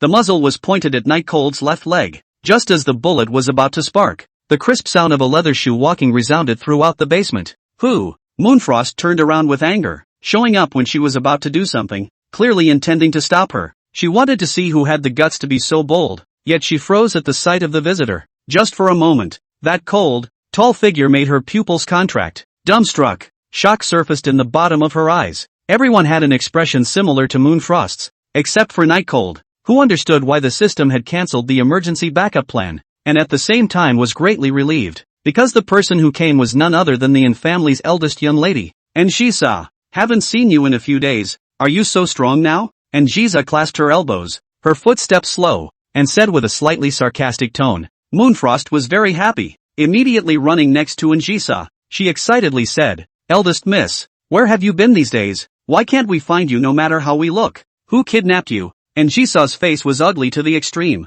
The eyes were cold without any semblance of color. The entire person could be described as oppressive. It made the originally excited Moonfrost wilt. Eldest miss, what's wrong with you? Moonfrost took 2 steps back and asked with some fear. This expression of Njisa's, she had never seen it before in all these years. It's just too scary. Njisa let out a deep breath and gave a heartbroken look at Night Cold, then looked at Moonfrost. How dare you do this to him? Do you know what kind of person he is to me? 10,000 of you can't compare. Moonfrost's mouth opened once again. Surprise, disbelief, and bewilderment all appeared on her face at the same time. She really had no way to understand that what Night Cold said was true. He and Missy were actually really friends.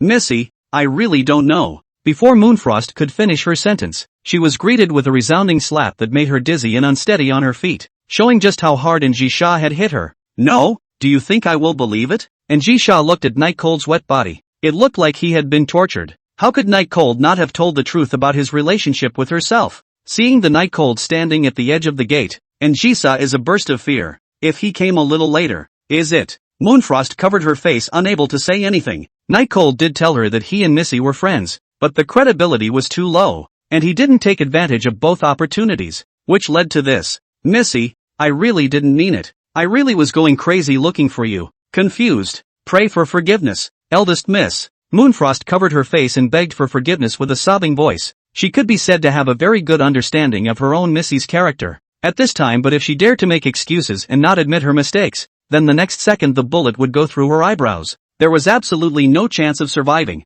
and the only way to have a slight chance was to admit you were wrong. Can that be a reason? Njisa slapped Moonfrost's face again. Even though Moonfrost's face was already swollen high at this point, Njisa did not show any mercy. Eldest miss, I was wrong. Moonfrost could only pray that Njisa could see that her intentions were good and could spare her. Njisa snatched the pistol from Moonfrost's hand and then tried the safety, during which Moonfrost was trembling with fear, not daring to move. Even her legs went limp and she knelt down. She knew exactly what that meant. The surrounding dozen or so people were surprised. They didn't expect that a tiny commoner that they hadn't even placed in their eyes just now could actually induce the eldest lady to kill Moonfrost. This is just unbelievable. How much weight did Night Cold really carry in Anchisa's heart? Anchisa raised her pistol. Bang bang. 2 shots that shook the basement to its ears. Moonfrost closed her eyes as tears slid down her face. Missy was going to let her die and she had no chance of getting out of it. But it wasn't her who died. It was the 2 strong black-clad men who were holding up Night Cold. Puff!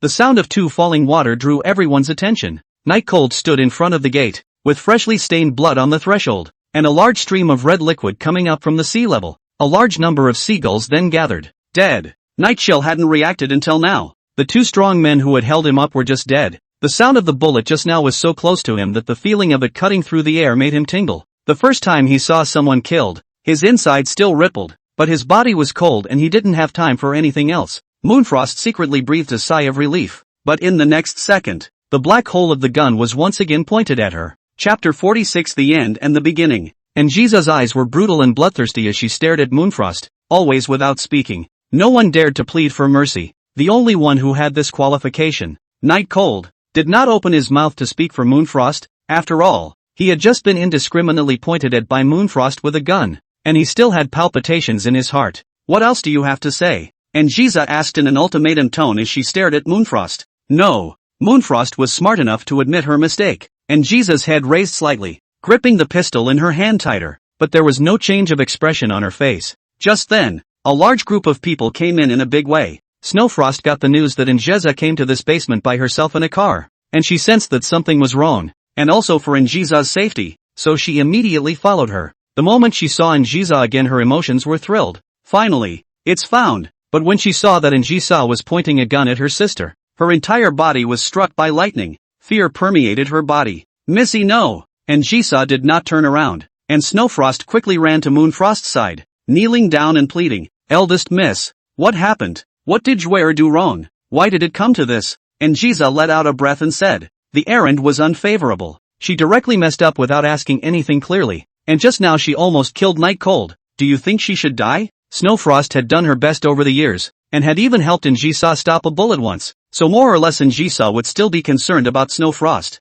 "Is that so?" Snowfrost asked sternly, looking sideways at Moonfrost. Moonfrost nodded sagely. In fact, Anchisa understood everything, so explaining now would only enrage Anchisa, thus lowering the probability of her surviving. "Why are you so stupid? I asked you to look for Missy and this is how perfunctory you are." Snowfrost angrily rebuked, wanting to slap Moonfrost, but hesitated when she saw the swollen face on both sides. The hand hanging in midair never fell. "Sister, Missy, I was wrong. I'm really wrong." With tears in her eyes, Moonfrost bowed her head and admitted her mistake. "I'll clean you up when I get back." After Xiefeng finished the sentence, she began to beg Anchisa, "Eldest Miss, although Jware made a mistake first, but in the end, she didn't make a big mistake, so the death penalty will be waived." Anchisa's eyes did not appear to waver, and the pistol was still pointed at Moonfrost, threatening to fire at any moment. Snowfrost was surprised. After her investigation, she knew that these days Missy was just with Night Cold. There should be a little relationship,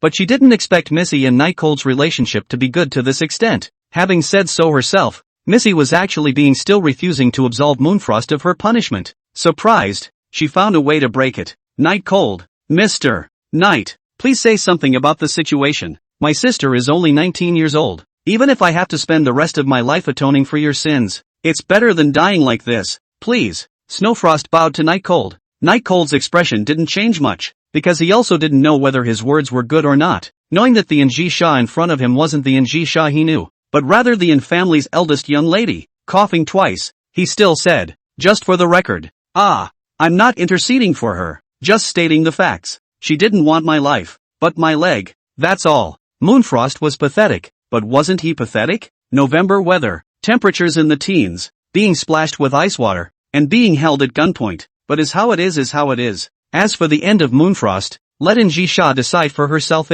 Hearing Night Cold's explanation, a trace of warmth rose within Moonfrost's heart. It was true that she didn't intend to take Night Cold's life, but this couldn't be explained at all because Anchisa simply wouldn't listen, and it's easy to dismiss it as excuse-making, but the Night Cold is different. After all, the Night Cold is the party, and Anchisa do all these is also all for the Night Cold. So the Night Cold speak extremely wait. Snowfrost said as she found a breakthrough. "Eldest Miss, even breaking Jware's 2 legs is fine, but please don't take her life directly." Moonfrost didn't say anything by default. It was already very good to get a life back. Like the two strong men just now, that didn't even have a chance to explain. And Jisa glanced at Night Cold and finally put the pistol down. To Moonfrost, she said, report to the death training camp immediately, and either stick around for a month in there, or die in there. After saying that, Jisa threw the pistol to Snowfrost, having survived, but Moonfrost didn't show a relieved expression. Instead, her expression was grave. Snowfrost gritted her teeth and chased after her. Eldest miss, no one has been able to last 10 days in there yet. You will die. And Jisa sneered, isn't it about atonement? This is atonement. Either become more useful or die like this. What? Not satisfied? If it wasn't for Night Cold, she wouldn't even have this chance. Snowfrost watched as Njisha went to get the blanket and didn't open her mouth anymore because she knew that this was the biggest compromise Njisha could make. It also indirectly showed the weight of Night Cold in Njisa's heart. Snowfrost was really curious as to why Night Cold could charm his own Missy like this in just a few days. It was hard to believe that the eldest young miss had some kind of handle caught on her. With this thought, Snowfrost helped Moonfrost, who was kneeling on the ground, up. Njisha walked to Night Cold with a steady pace and put a piece of expensive blanket over Night Cold. Thanks. Njisa didn't reply. Missy, there's a backlog of decisions that need your approval these days. Missy, the final decision on the real estate project in the South Ring District still needs your pat on the back. Missy, the head of the family has asked you to return a call to her immediately. Njisa turned into the unfamiliar appearance of Night Cold. Thunderous, the corners of her mouth always flat, without a trace of a smile, as if God had given her a brief smile and then deprived her of it once again. From the beginning to the end, Njisa didn't say a word to Night Cold. Night Cold just looked at Njisa that way, hoping that he could find traces of her still being her on this beautiful young girl who had just dined with him, but sadly, it wasn't found. At this time, Njisa only let Night Cold feel so strange, feel so high above, so unattainable. It was as if from this moment, the bridge between the two was broken. By the end of this kidnapping farce, the two are once again speechless because of the huge difference in their identities. But has a little bit of the other's imprint been left in their hearts? Night Cold didn't know if Njisa had one, but he did. Soon, in Night Cold's line of sight, Njisa got into the black sedan, and at the last second when the door closed, she glanced at him, her eyes were cold, and Night Cold couldn't read them. He let out a long breath, and the basement was instantly less full of people,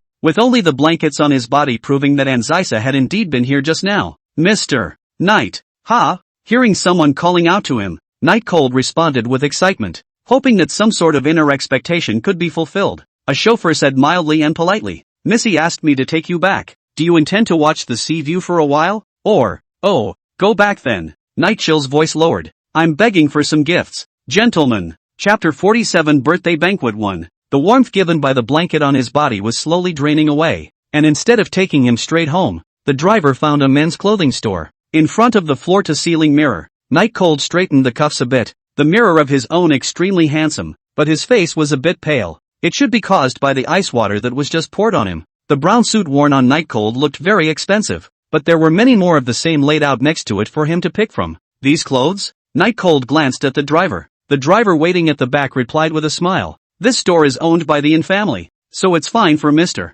Night to choose what he likes, and if he wants to, everything here can be packed away. It's fine. Night Cold was slightly surprised in his heart. This was a luxury store. The things inside were worth at least tens of millions of dollars, and he just gave it to himself? But instead of being happy, he asked, was it Njisa's order? Seemingly because Night Cold had called Njisa's name. The driver's brow furrowed slightly, then immediately relaxed and replied, yes, it was indeed arranged by Missy. Is there something wrong? Nope. Night Cold also didn't know what the relationship between the two of them was supposed to be like for Njisa as the Yin family's eldest miss, but he could be pretty sure that it definitely wasn't like that. He also thought, forget it, I'm going back, so you don't need to send me. Night Cold said and intended to leave first by himself, but was stopped by the driver. Mr. Night, please wait. Under Night Cold's puzzled gaze, the driver took the documents handed over by a small secretary next to him, and then cupped his hands and handed them over to Night Cold. It is? Night Cold was puzzled. Oh, it's like this. This is all the formalities of your house, and the developer won't be going after your trouble in the future, so you can avoid all these problems in the future. The driver explained. Night Cold reached out. It wasn't arranged by Nissan? Yes, although it wasn't explicitly stated. Night Cold's address to Njisa still drew a better expression on the driver's face. Thank her for me, Night Coldwell said, and the driver smiled and nodded. He thought that Njisa was planning to cut ties with him. This was the cost of taking care of her all these days by himself, But unfortunately, dramas will always be dramas, and the reality presses on and never happens. Give him tens of millions of dollars and hundreds of millions of dollars to get him out of Anjisa's drama. Night Cold walked out of the fitting room. Everyone outside, including the female with a manager's work tag, was also standing by and waiting. Such a large luxury store had been cleared of customers. Only he was left. Everyone, even the store manager, had their heads down. That's power? It wasn't until this moment that Night Cold realized what the three words Anjisa actually stood for. Even if it was just an underling under Anjisa, a small driver, he could have this kind of ability. What about Anjisa herself? He had previously heard that the Pearl of the In group was the princess of the entire Flower Sea. Originally he didn't believe it, but now it seems to be true. Night Cold nodded to the waiters who bowed their heads as well as the store manager to express his politeness before leaving. Mr. Knight, do these clothes need to be sent to your home? The driver inquired from behind Night Cold. No thanks. Night Cold had already willed his way out of the store. On the way home, Night Cold rode the tram in his expensive suit, and was honestly a bit out of place with the people around him. Because of his handsome appearance coupled with his expensive suit, the people around him agreed that Night Cold should be working as a male lead in that theater group, and shouldn't be here. Upon returning home and seeing traces of Anjisa's life everywhere, Night Cold realized, oh, so Anjisa is really gone. And not surprisingly, because the status gap is too great. You should not see each other again in this life. Tossing the housing contract on the counter, Night Cold began to work on the dishes, feeling a little more comfortable after taking his suit off. The sky is gradually dark. The Night Cold do not know if it is sick. Anyway, the head is dizzy, always thinking nonsense. Why on earth did Anjisa not run away even though she was kidnapped by him? Obviously, as the In family's eldest young lady, there were so many people looking for her outside at that time that they could have just shouted and left. But they didn't. Is it to play with yourself? Whether it was the violet butterfly or the Zhang Qian who came to the door, she was the one who was helping herself. But what is the point of doing all this? Night Cold really couldn't figure it out and roared. Why didn't you say a word today? High and mighty don't forget that you even served me as a maid. What's there to be mad about? He gasped as if he was venting. He really didn't understand today why Anjisa hadn't said a word to him. Why even kill for him? But just don't want to say a word. Even if it means parting ways on this, you could at least say a word. What's all this time together without saying anything? I've always gotten the short end of the stick with women in my life, and I don't know why. Night Cold's mouth went dry and he reached his hand to the table to bring water. While drinking water, I realized that my journal had been opened at some point. The remaining light of the night chill skimmed verbatim over the diary he had previously written. I hate strong women. I hate strong women. I hate strong women. It's important to say it 3 times. When he saw this, he almost spat out a mouthful of water. When did he write that? When did he hate strong women? And it was said 3 times. Night Cold revealed a thoughtful look. It seems like it's because of Rui and Lu's relationship. So I want to find a gentle and virtuous girl? It was already a few months ago, and it was written on an impulse. So Night Cold didn't remember it too well. Put the journal away in a drawer. Forget it. The sky wants rain. The mother wants people. What should be done? Night Cold stopped thinking about why Anjisa didn't say a word to him when he was in the basement today. Now that basically any difficulties have been solved, after dragging on for so long, it's time to finish the system's tasks. Taking out his cell phone, Night Cold was a little excited to see his hundreds of thousands of balance. With whatever difficulties in front of him solved and the house saved, what was there not to be satisfied with? As long as he gave the gift to Rui and Lu at the birthday banquet the day after tomorrow, then from then on he would take off straight away. There might not be a day in the future when there would not be an equal conversation with Anjisa, and even surpassing it might not be impossible. With a little bit of wanting to prove himself, Night Cold once again regained his confidence. After figuring it out, Night Cold felt that his mind had cleared up quite a bit, the dizziness was gone, and he immediately felt hungry, touching his stomach. What's good to eat? There's plenty left over from lunch. Finally, Night Cold saw the nori bun rice made by Speech Bunny. The lunchbox no longer had the love on it, and it was still a lunchbox made of iron. Eating the already cold nori wrapped rice, Night Cold felt that he'd better find a chance to apologize to Bunny Yen. Even though this matter had already passed, he always felt uneasy with his conscience. Chapter 48 Rui and Lu's Invitation. A night without words. I do not know why. Night Cold or habitually sleep on the ground. Woke up. Others are confused. How many days has it been? It's better to hurry up and remove the floor bunks. And Giza won't be coming back anyway. Without hesitation, Night Cold immediately removed the floor bunks and threw all his bedding and whatnot onto the bed. After an early breakfast, washing up and getting dressed, Night Cold set off for school. I took a day off yesterday. Today is already Friday, and tomorrow is Saturday for vacation, which happens to be when Rui and Lu's birthday party is also at that time. On the tram, Night Cold pondered whether he should go and buy the gift that Lu Ruyan wanted today. After all, he was just a straight man who knew absolutely nothing about bags or anything else, and would still have to look for it then. It's almost November and it's cold, so a lot of girls have already got their scarves out, and I don't know if it's because it's really cold or because they look cuter in them. The girl's mind Night Cold had long ago given up guessing, and now it was no different. The school's on ramp. Because of the name of a licking dog, he didn't have many friends. Of course, Zhang Ku, who had made advances to him, was still in the process of relationship progression and could only be considered a classmate as of now. But the sight around him was clearly a lot different today. There's basically no more discrimination or scorn, mostly puzzlement and even admiration. Night Cold didn't even care, but a figure that was just as lonely as him caught his attention. Walking ahead with a biting pace, she did not carry a scarf around her neck like the other girls. Her legs in stockings were extremely long, and her long, black, translucent hair looked like it was dancing as its owner walked. A cold aura emanated from his body, and no one around him dared to approach. Shang Qinggren, a man who enjoys solitude. Night Cold didn't have the intention to get on the conversation, because although he was a member of the Fire Seed Department, he didn't have much interaction with Shang Qinggren, only knowing that she reads books every day and doesn't have a single friend. Not a character to get along with. But just as Night Cold was walking nicely, the Shang Qinggren in front of him actually stopped directly and stood next to him, as if he was waiting for someone. Night Cold's heart thumped. It couldn't be waiting for himself, could it? So many people were watching. Isn't this pulling hatred for himself? It was important to realize that even though Shang Qinggren was cold, she had become the school's high ridge flower because of it, and was the goddess of many boys' hearts. They could just look at Shang Qinggren every day and it was fine. It was very satisfying. But if you see the sacred and inviolable flower of your heart talking to another man, it's scary to think about. There were strange glances coming from the surroundings. They all thought that Shang Qinggren was waiting for Night Cold, while Night Cold organized his expression and tried to look as normal as possible. Maybe people are waiting for someone else? Or even just tired to rest for a while. After all, the hands and legs are so thin. So long road is still normal. Do not make a fool of yourself. Keep it normal. Keep it normal. Night Cold student, don't you usually like to stare at me in the activity classroom? Why are you pretending not to see it now? Shang Qinggren's tone was very cold, and there was a little bit of mischief in it, emphasizing the usual mind. The night chill that was about to pass by Shang Qinggren immediately alerted. Are you really waiting for me? Shang Qinggren sighed helplessly and said, if your brain is bad, I can provide you with free physical therapy help. You're the only one I know here.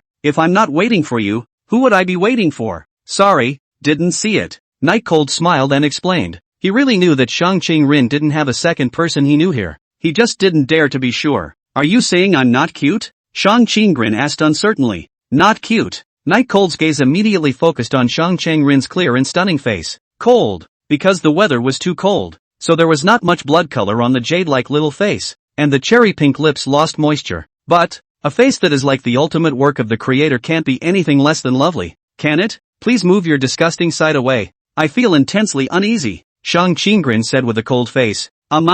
Recovered a bit. How did you come to that conclusion? Night Cold asked curiously, and then the two of them began to walk inside the school. If it doesn't catch your attention, doesn't that prove I'm not cute? Even though you're lying is all. Shang Qinggren rightfully trusted her judgment. What makes you say I'm lying? There are so many people at the entrance of the school. It's only natural that they can't notice, right? Night Cold sophistically said. Although he did notice Shang Qinggren a long time ago, he still had a stiff upper lip, and it was up to him to decide how it was going to be anyway. Shang Qinggren smiled and didn't say anything, as if she didn't bother with small children. Night Cold said helplessly, and without explaining, asked, alright, so is there something you're looking for me for? I think you are more interesting than the average person, or, smarter than the average person and possess a stronger ability to endure than the average person. Shang Qinggren put her white fingers to her lips and analyzed. What makes you think that? Night Cold was bored and rested his hands behind his head. You obviously don't like that Ruyan Lu, yet you still hang around her every day. While recently it's changed a lot. Doesn't that speak volumes? Shang Qinggren said in a certain tone. You think I'm getting back at her? And even if I am, this has just nothing to do with you finding me? Night Cold asked quickly. Because you are different from ordinary people. Shang Qinggren said meaningfully. And then what? And then just make sure you come to the activity room at noon. There's a club activity today. On the first floor where the shoes were changed, the two men's shoe cabinets happened to be in the same place, and after changing shoes, Shang Qinggren left these words and left. Somehow, I was supposed to go to the club at noon. Night Cold also changed his shoes and walked towards the classroom. Road. Many of the people who had followed him all the way here just now were showing envious glances at him. That was Shang Qinggren. I can't believe I'm talking to Night Cold that much. It's simply enviable. Other people's envious gaze. Night Cold is still quite enjoyable. Say he is shallow then shallow. I wonder what it is that would make her stop and wait for me. Night Cold muttered to himself, and after thinking about it for half a day, he couldn't come up with anything. After all, the fire seed department was basically inactive.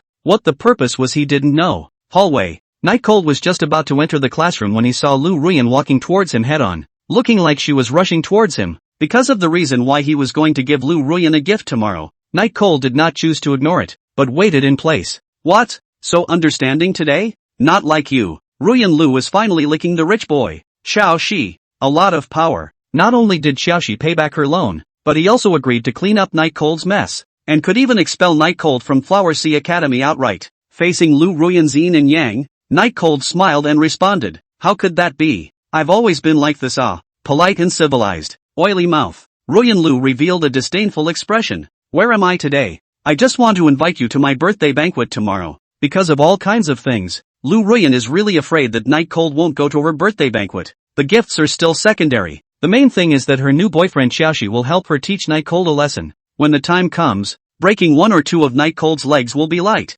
At the very least, they will make Night Cold drop out of school, and with his power, Night Cold won't even be able to work in the old town. She wants to force Night Cold to die. Only then will she be able to relieve her hatred. Night Cold could see that Lu Ruyan's eyes weren't right, but still agreed. That's for sure. Lu Ruyan sneered twice. Tomorrow night, 8 o'clock, at Jinjiang Park. Many students will be there. Don't be late. P.S. Please. Chapter 49 Narcissistic Beauty. Not giving herself face in public. Giving herself rotten eggs. And cheated her out of over $100,000. And even that $100,000 was all from a loan. You know, she was afraid to go to school yesterday for fear of being called in on her debt. And it was all caused by the night chill. She would never rest until she had taught Night Cold a good lesson. The good thing is that the bridges she's been licking for a long time are finally agreeing to go out with her. Even though they're not treating her well and they're still a mistress themselves. But the bridges have money. Not only did she pay back her loan in full, but she also promised her that she would teach Night Cold a hard lesson. You know that Xiao Shi is the manager of a certain project department of the Yin group.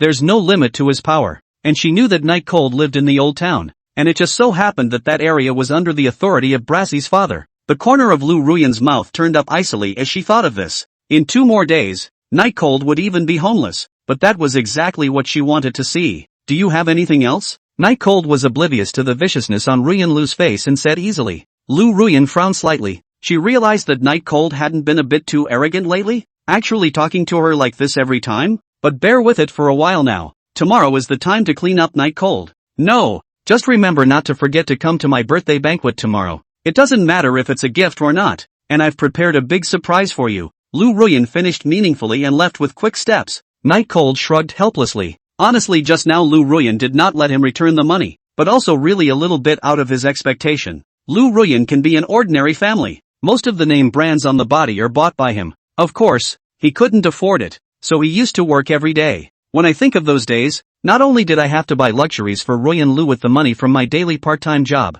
but I also had to be hollered at, so it was really sad. These accounts, Ruyan Lu still have to pay back slowly. Night Cold walked into the classroom, ignoring the sight of Qin Shui casting a sign of favor, and put his book bag inside the drawer. The first class is a history lesson. Last midnight Cold study very seriously, because soon will be the monthly examination. This is very important, and his grades have always been at the top, basically the top 10. It was no match for the monsters above, but he was working part-time all the time and didn't have that much time to study, so it's already strong. Might as well say he was the strongest in Class C. After all, besides Class A, he was the only one who could make it into the top 10. Zhang Mei and Zhang Yu still didn't come to school, and even the tables and chairs had been removed. Although Zhang could push this matter onto his body, but he will not recognize it, and even many people will think that he will be happy. In fact, it is not. On the contrary, he does not have any mental fluctuations. Even from that always, he just didn't remember the names of 2 people.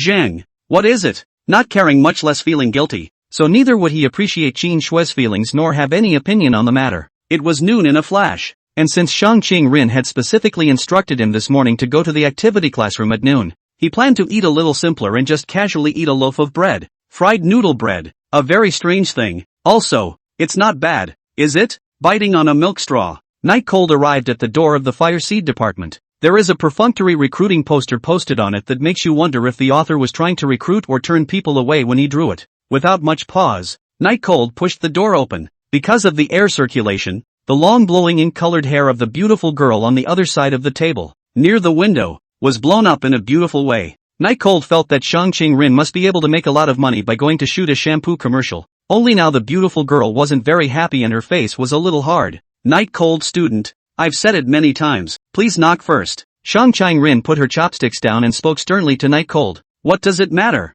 There's only the two of us here anyway. There's no need to follow these rules. Night Cold casually replied as he sat on his pole chair. Shang Qing-rin held his forehead in some distress. This is a matter of one's quality. Please don't be sophomoric. Night Cold rightfully said. I'm originally from the countryside. I don't have much quality. Apologize to rural people. It's you who are unqualified. Seemingly thinking that Night Cold would not listen at all, Shang Qing-rin gave up on the topic. Wait for me for a moment. I'll put the lunchboxes away, and then we'll start discussing the content of today's activities. It's okay, I can wait for you to finish eating. Anyway, the day was still long. Night Cold said with the mindset that it was better to rest for a while. There's no need. I don't have the habit of keeping people waiting. I'm a man of quality. Shang Qing-rin said with a slight sneer in her words. Night Cold, of course, pretended not to understand. Shang Qing-rin received the black high-class lunchbox into the drawer and wiped her cherry pink lips that were stained with a bit of grease. Looking very charming. No wonder Shang Qing-rin was so weird and high-strung. There were still a lot of boys in the school who wanted to join the fire seed department. Night Cold now understood that just being able to look at Shang Qing-rin every day, that was definitely also a thing to look forward to every day. It was a bit of an exaggeration, but that was how Night Cold felt at the moment. The long table was long, and it had never been the case before that two people were sitting at extreme distances, staring at each other, ready to discuss what the day's activities would entail. Minister Sama, if there's something, just say it. For some reason, Night Cold was still a bit nervous, because Shang Qing-rin had to wait for him despite being gossiped about by others, so the matter in her mouth should be quite difficult. Shang Qing-rin smoothed out the wording and said, Society struggle. What do you mean? After half a day of brewing, there were just a few subs, causing Night Cold's brow to furrow. Shang Qing-rin was like looking at a little cutie, generally looking at Night Cold. He sighed helplessly. It's literally, Night Cold student. I'm now very skeptical of your brain's ability to analyze problems. Night Cold didn't want to dwell on this issue and asked, Society struggle? Fight with that club? Is it possible to compete with the swimming department's swimming? Or to compete with the athletic department's running? Then Night Cold thought carefully. It shouldn't be. After all, who is so bold to dare to mess with Shang Qing-rin? Shang Qing-rin said indifferently. Not an ordinary club, but a student union. The student council? What happened to them? Night Cold asked. Chapter 50. Shang Qing-rin spilled the beans. The student body feels this place belongs to them, so they want to get rid of us, so there needs to be a struggle, and you are my soldier. The corner of Night Chill's mouth twitched. It's not quite sensible to fight the student council, is it? And isn't this activity classroom given to you by the principal to use? The student council shouldn't have the power to take it away, right? Shang Qing-rin replied. The student council has the power to dominate the club, and this matter has nothing to do with the principal, so it's only up to us. Night Cold coughed twice. You should have privileges as a great lady, right? After all, the school is a private school. Whoever has the money listens to whoever has the money. Shang Qing-rin habitually set the red book on the table and said with a ruffle of her hair, Why would I do that? And I must emphasize that I've never done anything on account of my status. Okay, I get it. Night Cold took his book out as well. Seeing that Night Cold was studying, Shang Qing-rin's face looked slightly better. Then hearing Night Cold's question, he once again said with a cold face, The group from the student council. They think that our club has no real value, but this activity classroom was approved by the principal after all. That's why they don't intend to take it back, but instead give us a different one. Night Cold said indifferently. Then why don't we just change the room? We really don't have much to do anyway. His indifference made Shang Qing-rin's line of sight become dangerous. Night Cold hastily moved his own line of sight away. These big ladies were really not to be messed with. Who knows what they would do to themselves? Shang Qing-rin flicked the hair on her shoulder to her back and said, Night Cold, I've actually been paying attention to you for a long time now. So many people in the whole school applied for the club. Do you know why I only let you in? Because I'm handsome enough? Shang Qing-rin helplessly rolled his good-looking eyes and explained. Because you're special enough to get into the top school in the Flower Sea from a small mountain village, and even top in your studies. Ask yourself, I'm in your environment, and I may not be doing any better than you. Night Chill pursed his lips, also did not answer. slightly raised his head to look at the ceiling, a long time before he said without caring, "Well, you are not wrong that is, but you are unexpectedly quite concerned about me." Shang Rin changly laughed. "Happiness can be expressed directly. After all, you are really the only one who can get my attention. What's there to be happy about? But being able to leave early does help a lot," Night Cold said honestly. "Being noticed by a beautiful girl like me. Your dreams tonight must be pretty good, don't you think?" Shang Qingren had a condescending expression. "I think you're a little too self-absorbed," Night Cold said. Shang Rin put away her smile and said seriously, "The purpose of the Fire Seed Ministry is to preserve the noblest fire of mankind. And at the moment it's only me, but there's a good chance you'll be able to do it too. As long as you change your lustful ways." What kind of crap excuse is that? And what does it mean to be horny? Night Cold, who prided himself on being a decent man, couldn't pretend he hadn't heard these words. "What do you mean? Horny? Where am I horny? You're not talking about Ruyan Lu, are you? Let me tell you." When Night Cold's words were interrupted, Shang Rin shook her head and faintly said, "You don't like Ruyan Lu. I know. All that you did should have been for some sort of practical favor, right?" Night Cold was surprised. "You can read minds? Or is it special ability?" Shang Qingren replied naturally, "I don't even know how. Do you?" Night Cold gulped and took a deep breath. "You're testing me?" Shang Rin moved his eyes away. "No, I was just pondering. Is your reward for circling around Ruyan Lu every day and putting up with all of her unreasonable demands a form of mind reading? It's very close. This horrible woman." Night Cold was surprisingly speechless for a moment, because although the purpose of his circling around Ruyan Lu wasn't mind reading, it was indeed something beyond what normal people could understand. Even when saying these things, Shang Rin did not have a half-assed expression. He didn't know whether to say that Shang Qingren was smart, or that her thinking was too jumpy. Seemingly sensing Night Cold's rambling thoughts, Shang Rin glanced at Night Cold and said, "Alright, you don't have to think about it. I'm saying you're horny because you've been staring at my legs." The topic was well and truly ended. Shang Rin did not leave it up to Night Cold to explain or anything. This made Night Cold feel a little bit thoughtful inside. "It's just an occasional glance," Night Cold said with a bit of a stiff upper lip. Shang Rin snorted coldly and did not continue to dwell on this aspect of Night Cold's problem, but said, "The group from the student council wanted us to switch to a different activity classroom. And naturally, I wouldn't agree to that because I don't really feel like there's anything wrong with me being here, and they don't have the right to kick us out." Night Chill added, "Since the student council is thinking that we're too extravagant in this activity classroom, that means that the replacement activity classroom must be pretty bad? After all, this one is already not considered good." "Maybe, but I won't compromise," Shang Qingren said without looking angry or not. Night Cold sighed and said, "Actually, this matter is very easy to solve. I will step in and solve it in minutes." Oh, for the first time,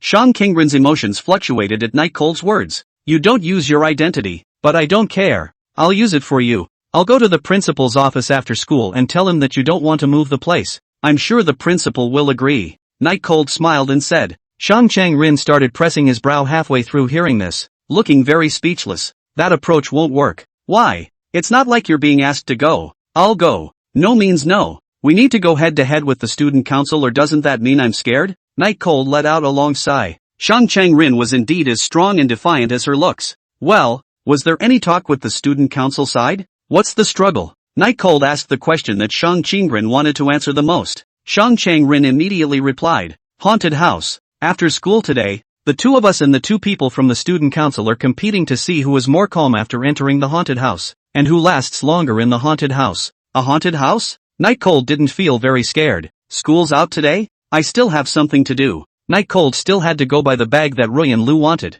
"It won't be delayed for too long, and it's next to the mall, so it'll be convenient for you to buy whatever you want at that time," Shang Rin naturally said. Night Cold was horrified. "How did you know I was going to buy something? You can't really be a mind reader, can you?" Shang Rin smiled and said, "You're either working part-time or you're buying a gift for Ruyan Lu. Is it hard to guess? Okay. Well, it's a deal. Come straight to the club after school." Just as Night Cold was planning to leave, Shang Rin called Night Cold to a halt, and Night Cold turned around. "Anything else?" The two of them looked at each other, and Shang Qingren said seriously, "This world is filthy and dirty, and I get tired and lonely from time to time even when I'm strong alone. So maybe you're my kind, and I hope you won't let me down. Ask for a gift." Chapter 51, as charged. Same kind? Night Cold didn't know if Shang Rin meant friend, and it looked quite formal, but he was quite happy to be friends with a beautiful girl. There was a large mall right near the amusement park, and it should have what Ruyan Lu wanted. As for what was more daring than anyone else, He felt that this kind of play in the form of playing house was quite youthful. After all, they were not too old, and it was normal to do something childish in order to fight for something. Walking on the way back to the classroom, Night Cold thought about it, and was kinda looking forward to the road to the haunted house after school. I wonder if Shang Qingrin is scared. Will there be a welfare session at that time? Night Cold said with a bit of anticipation. Being able to see another side of Shang Qingrin made him look forward to it even more. After noon, classes were boring because they were all about things he had learned, and all Night Cold could do was prop his hands up and watch the girls running outside the window. It had to be said that these girls from the women's athletics department were a bit darker, but they were quite flavorful and muscular. But Night Cold still preferred the Shang Qingrin one, soft and slender. Unconsciously, and Jisa popped up in Night Cold's mind again. And Jisa was also a student at Flower Sea Academy, but because of her busy official schedule, she rarely came to school, and she didn't know if the two of them would ever meet again. He always felt that his story with Anjisa wasn't over yet. I just don't know whether it's a sinful fate or a love affair anymore. Night Cold himself is still more inclined to the former. After all, he recklessly kidnapped Anjisa, and said he'd take it for money. A normal person would have gotten back at him, right? Night Cold, look at the blackboard. The English teacher, Yuan Changshi, knocked on the blackboard to remind Night Cold and also drew the eyes of the class over. At 5:30 p.m., school was finally dismissed, and after the homeroom teacher emphasized that there would be a monthly exam soon, so that everyone would step up their time to study, the crowd was dispersed in a flurry. Night Cold was also organizing his book bag. Just then, Qin Shui suddenly walked over to Night Cold. Night Cold, are you free? I'd like to invite you to dinner to apologize for what happened the other day. Can you give me a chance? The words were said sincerely, without any intention of trying to weasel out of the situation, and bluntly admitted that he was wrong. Night Cold looked up at Qin Shui with some surprise. He didn't expect that a girl from a petty family like Qin Shui would actually apologize so sincerely. It was really a bit beyond his imagination. Is it okay? Seeing that Night Cold didn't refuse at first, Qin Shui fortunately continued to ask. Night Cold handsomely threw his book bag over his shoulder and said to the expectant Qin Shui, I have something to do today, so dinner is not necessary. What Qin Shui did wasn't considered too serious, but he just didn't want to get involved with Qin Shui, even if it was just a plain meal. But he really wasn't lying. He did have something going on. Just 2 steps out, the corner of his coat was grabbed by Qin Shui. Is there anything else, class president? This sentence of Night Cold's class president adult made Qin Shui's timid body tremble slightly as she said in aggravation. Night Cold, can you give me a chance to apologize? I'll make you happy. These days, she found that the Night Cold in her eyes, who was of humble status and had a country stink, was getting better and better, and was even now without any flaws that made her soulful. But the more she did, the harder it became, because she had completely and utterly offended Night Cold just a short while ago, and Night Cold didn't have any intention of wanting to forgive her. In the past, although Night Cold had a girlfriend, she thought she was much better than Lu Ruyan. Whether it was her face value or her family,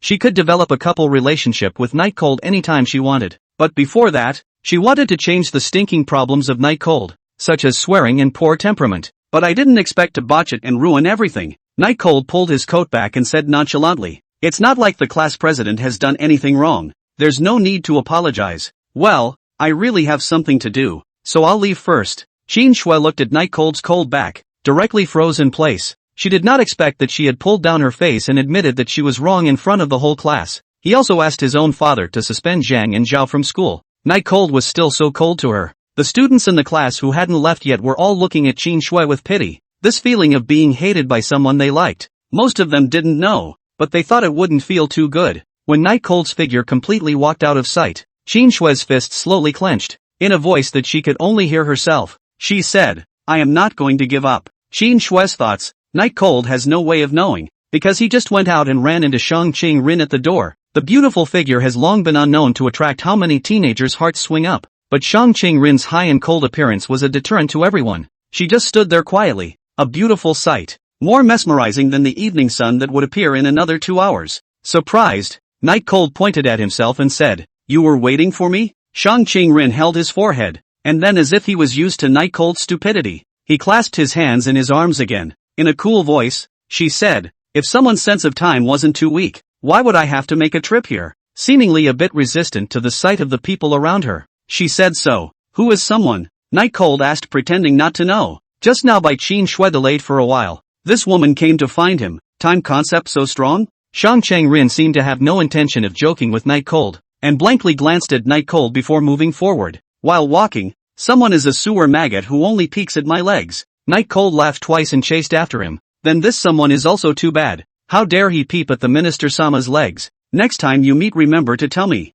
I'll help you beat him up. While he was gesticulating with his hands, Shang Qinggren suddenly stopped, with helplessness in his eyes. What's the matter? Not going? You beat yourself up before you go. Just kidding. With Night Cold's quick apology, Shang Qinggren continued on, and the two of them vied for a heated debate on the topic of someone. Night Cold, testified by multiple evidences, tells Shang Qinggren that someone is not him. To the beginning and end, Shang Qinggren was looking at a little cute. The appearance of looking at Night Cold, completely without any intention to pick up the conversation. Slowly, the two made their way down the stairs. The students who witnessed this were very envious of Night Cold's ability to mix with the school's high ridgeflower, and hated to take her place. There was one exception though, and she was envious of Shang Qinggren. That was Qin Shui, who witnessed the whole thing. Even so, excellent Shang Qinglin to Night Cold. What is there to be noble about yourself in the first place? Chapter 52. Smaller size. The Spark department was not located in the club building, but next to the student union. And I wonder if that was the reason why the student union was trying to drive the Spark department to the club building.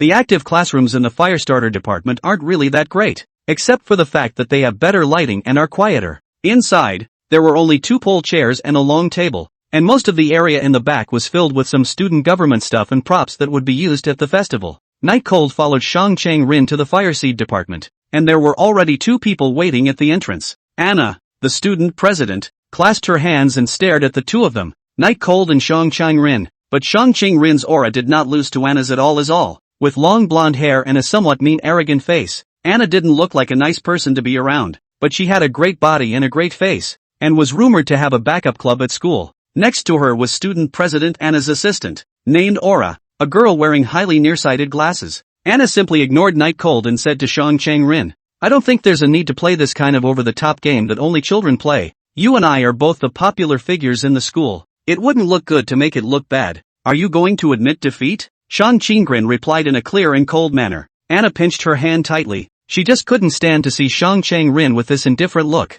Obviously she wasn't much worse than Shang Qinggren, but when this look came out, it made her look very clownish. Of course, this was only in Anna's own opinion. In the eyes of outsiders, it was only the status of student president that Anna could compare to Shang Qinggren. Whether it is face value or temperament or academic performance, Shang Qinggren is an absolute winner. Even this is still not mixed with examining Shang Qinggren's family background, otherwise the gap will only get bigger and bigger. I just think this kind of kids play is too childish, Anna said in a tone of voice. Oh, Shang Qinggren played with the hair on her shoulder. There are also those that are not childish, such as this monthly exam. Whoever comes first will win. How about that? The words were like shattering the lie that Anna thought was almost as good as Shang Qinggren's, making her a little annoyed. After all, Shang Qinggren, as long as the exam, has never been the first of the break, pulling away from the second place do not know how many points. Even if the academic performance is still good, Qinglan is absolutely not a rival. This is our student council's territory. Your club shouldn't be here in the first place, Anna said, raising her voice slightly. Not answering my earlier question positively. Are you scared? That's right. If I were to face an opponent as strong as me, I would have chosen the same response as you. It's less humiliating after all. Shang Qinggren's words caused Anna to be dumbfounded in place. Qinglan opened her mouth slightly, and Night Cold also looked at Shang Qinggren with a dumbfounded expression. This guy is a lot nastier than he looks. Originally Shang Qinggren's grades are the best in the whole school, and untouchable, just the provocation. Anna are default unbeatable to change the subject. Originally no one cared about it, and it is not so humiliating, but Shang Qinggren directly pointed it out. Now wouldn't Anna lose face? Unsurprisingly, Anna's face quickly flushed red. What's the big deal about getting good grades? Anna said to Shang Qinggren. I'm sorry, I'm still prettier than you and have longer legs than you. Shang Qinggren indifferently ruffled her hair and said coldly. You're talking nonsense, Anna said, pointing at Shang Qinggren. Shang Qinggren looked at Anna from above, her eyes all full of care and high spirits. Even when she was pointed at by Anna, her face did not change in the slightest. Am I talking nonsense? Chairman Sama, it seems that I've overestimated you, because you don't even have the courage to admit your weaknesses, and with that,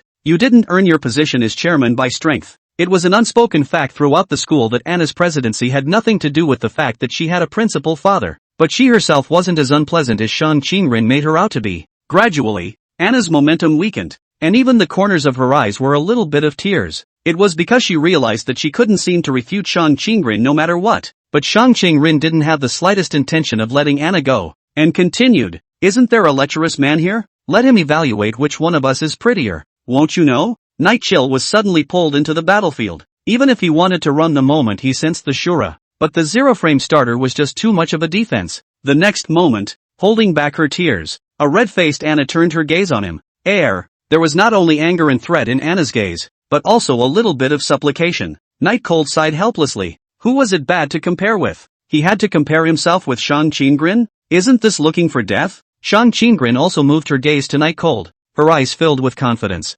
How can I say this? At least, your size is going to be bigger than hers. Nightchill regretted it as soon as he said it. As expected, just now still winning Shang Qingren at this time full of consternation looking at him, and even the face is still a little slightly red, like a cherry that just saw the sun in summer, slightly ripe. Ha ha ha ha ha ha ha ha. Anna laughed maniacally. She was finally finding out what she was better than Shang Qingren, and this was from Shang Qingren's ministry member. It was just too refreshing. Shang Qingren didn't dodge anyone's gaze and still stood there silently. Only her expression was colder than the coldest expression Nightcold had ever seen. It's not good to use breasts to judge whether a girl is good or not. Nightcold scratched his head, and Anna laughed even harder. It was also at this time that she saw such a handsome boy following beside Shang Qingren. Shang Qingren sighed, then laughed cruelly. Having such a ministry member really makes me as a minister a bit unsure of what to do. The naked threat Nightcold could certainly hear it. Shang Qingren's meaning was that she was the minister and she was a member of the ministry, so if she wanted to teach herself a lesson, she would have plenty of opportunities to do so. Lord Minister, I apply for a new answer. In order that his human rights as well as his personal safety could be guaranteed in the Fireseed ministry in the future. Nightcold immediately raised his hand and said, late. After Shang Qingren finished speaking, she no longer cared about Nightcold, but said to Anna, laughing enough? If you've laughed enough, then come and say whether or not you dare to go to the haunted house. I don't have a lot of time. Nightcold still wanted to explain that he had just started from Anna's merits, and in contrast, Anna only had this one merit, but just as he opened his mouth, he was glared back by Shang Qingren. Anna was in such a good mood that she even tried to pull Nightcold right into the student council. At this moment, facing Shang Qingren's question, she proudly said, fine, no problem. This chairman would like to see if you really always have this cold and icy look. Chapter 53, A Different Shang Qingren. Because Flower Sea Academy was all considered an aristocratic school, the surrounding facilities were very complete. Not only were there high-end coffee shops, but there were also some affordable drink stores. Inside the Haitian amusement park in the center of town, a handsome-looking teenager followed a teenage girl with a stern stride, and in the back were two more beautiful teenage girls. This youthful and beautiful team attracted most people's attention as soon as they entered the amusement park. Nightcold had to use a little bit of strength to catch up with Shang Qingren in front of him. Is there a need to be in such a hurry to go to a haunted house? Are you still angry? Nightcold asked after him. Yes. Shang Qingren said it very frankly. Honestly, honesty is good. But this is a bit too honest, isn't it? It doesn't save face at all. I thought you wouldn't care about this. Nightcold glanced back at the two Anna Changlan who were struggling to follow, and said to Shang Qingren. Shang Qingren gave a disdainful cut. Your stupidity is starting to make me wonder if you can really be a human firebrand. Breast size and all. I wouldn't care. Lovely, very lovely. The high-flying persona of Missy's sudden arrogance is really cute. Nightcold was butted. Said, people are the student president. In the future the Fireseed department still need her to cover it. Can't be offended too dead. And you just lose her this one thing. It's nothing. Shang Qingren's expression recovered quickly. But of course it could also be due to Nightcold's poor comforting skills. Comforting is exempt. Later on if you don't perform well, you can look forward to how I'll treat you. Shang Qingren revealed a cruel expression and viciously gouged out Nightcold. Nightcold knew that Shang Qingren was planning to settle new grudges and old grudges together, if he behaved badly later. Haunted house. He was just about to say that a haunted house was nothing, but it just so happened that they had already arrived at their destination. On the news, the scariest haunted house in all of Hanami. Looking at the signboard above, for some reason, Nightcold, who usually had a horror game, suddenly felt a little scared, mainly because the ghosts and monsters on it were really a little scary, and it wasn't even paper people. The impact of the real thing is just a little bit huge. Shang Qingren laughed, without some challenge. How could I possibly come? You'd better be mentally prepared, and when the time comes, don't do something humiliating that will make me, as a minister, also be humiliated. Nightchill said uncritically. Any more scary than that? I often walk alone at night when I was in my old home. I won't be afraid. Shang Qinggren smiled noncommittally and did not retort. Anna, who followed behind, saw the sign on top of the haunted house and already had the will to back out. But in order to beat Shang Qinggren, she had to walk up again with a stiff upper lip. Is this the haunted house that was on the news? It doesn't look too scary. Anna clasped her hands and said stiffly. Qinglan couldn't see as well because she was more nearsighted, so she wasn't so scared. Shang Qinggren looked at Anna and said, you two and me in Night Cold. 2 teams. Whoever is more calm after entering the haunted house will win. And if that pair can't hold on and run out, they'll be counted as a direct loser. No problem, Anna promised. Shang Qinggren didn't look like she had a lot of guts either. Anna could only pray that she would win. It didn't matter if it was an active classroom. She just wanted to be better than Shang Qinggren. If you guys win, the event classroom will stay in your hands at least as long as I'm the student president. Anna added again. Also to stall some time and mentally prepare. That's enough. Shang Qinggren agreed. Night Cold said with some concern, do we really have to go in? It's not too good, right? After all, this haunted house has scared people to death. Right at this moment, as if to corroborate Night Cold's words, the group of couples that had just gone and ran out screaming, the male tugging on the female's arm in death, their eyes not daring to open. Anna and Qinglan's faces instantly fell. Looking at the two of them, they must have been scared to death. Shang Qinggren, however, was a bit eager to try something challenging. She liked it. Only Night Cold, looking at the couple running farther and farther away, thought about whether such an intimate move would happen to him and Shang Qinggren. Qinggren-san, if I do anything irrational later, you can understand that it's caused by me being too scared, so don't reject me, Night Cold said seriously to Shang Qinggren. Shang Qinggren's beautiful little face expression remained unchanged. If you don't want to spend this evening in the bureau, I advise you to put away your little mind. Night Cold coughed twice and continued. If you're scared later, you can grab my hand. The ministry protecting the minister isn't something that's out of bounds, right? Shang Qinggren hummed and did not reply. The four began the day's challenge by entering the haunted house one after another. The sense of atmosphere inside was well created, very dark and gloomy, with inexplicable sounds coming from time to time, laughing and crying, but not scary because the source of the sounds was far away. It seems to be for people to get used to the atmosphere of the haunted house first, so there's nothing very scary here at the beginning, just some dead animal corpses that still look fake. Shang Qinggren walked alone in front, with Night Cold following behind. Anna at the end thought that this was the scariest environment, and proudly said, there's nothing scary about it, it's perfectly fine to walk straight through. Qinglan, who was nearsighted and couldn't see well, said, Chairman, we have a lot of school outings next month, and we still have a lot of work to do, or else we should hurry back, and that activity classroom will be given to the fire seed department. Before Anna could retort, she bumped into Night Cold in front of her. What are you standing here for? Anna rubbed her forehead. Bumping into Night Cold was as painful as hitting a wall. Night Cold saw Shang Qinggren, who grabbed his hand and shivered and didn't dare to move, somewhat puzzled. You were clamoring to come in a while ago, and now you're just starting the least scary phase of the day and you're freaking out like this? It's too outrageous to be true. But in order to save face for Shang Qinggren, he did not ask directly, but asked very quietly, what's wrong with you? Is there something ahead?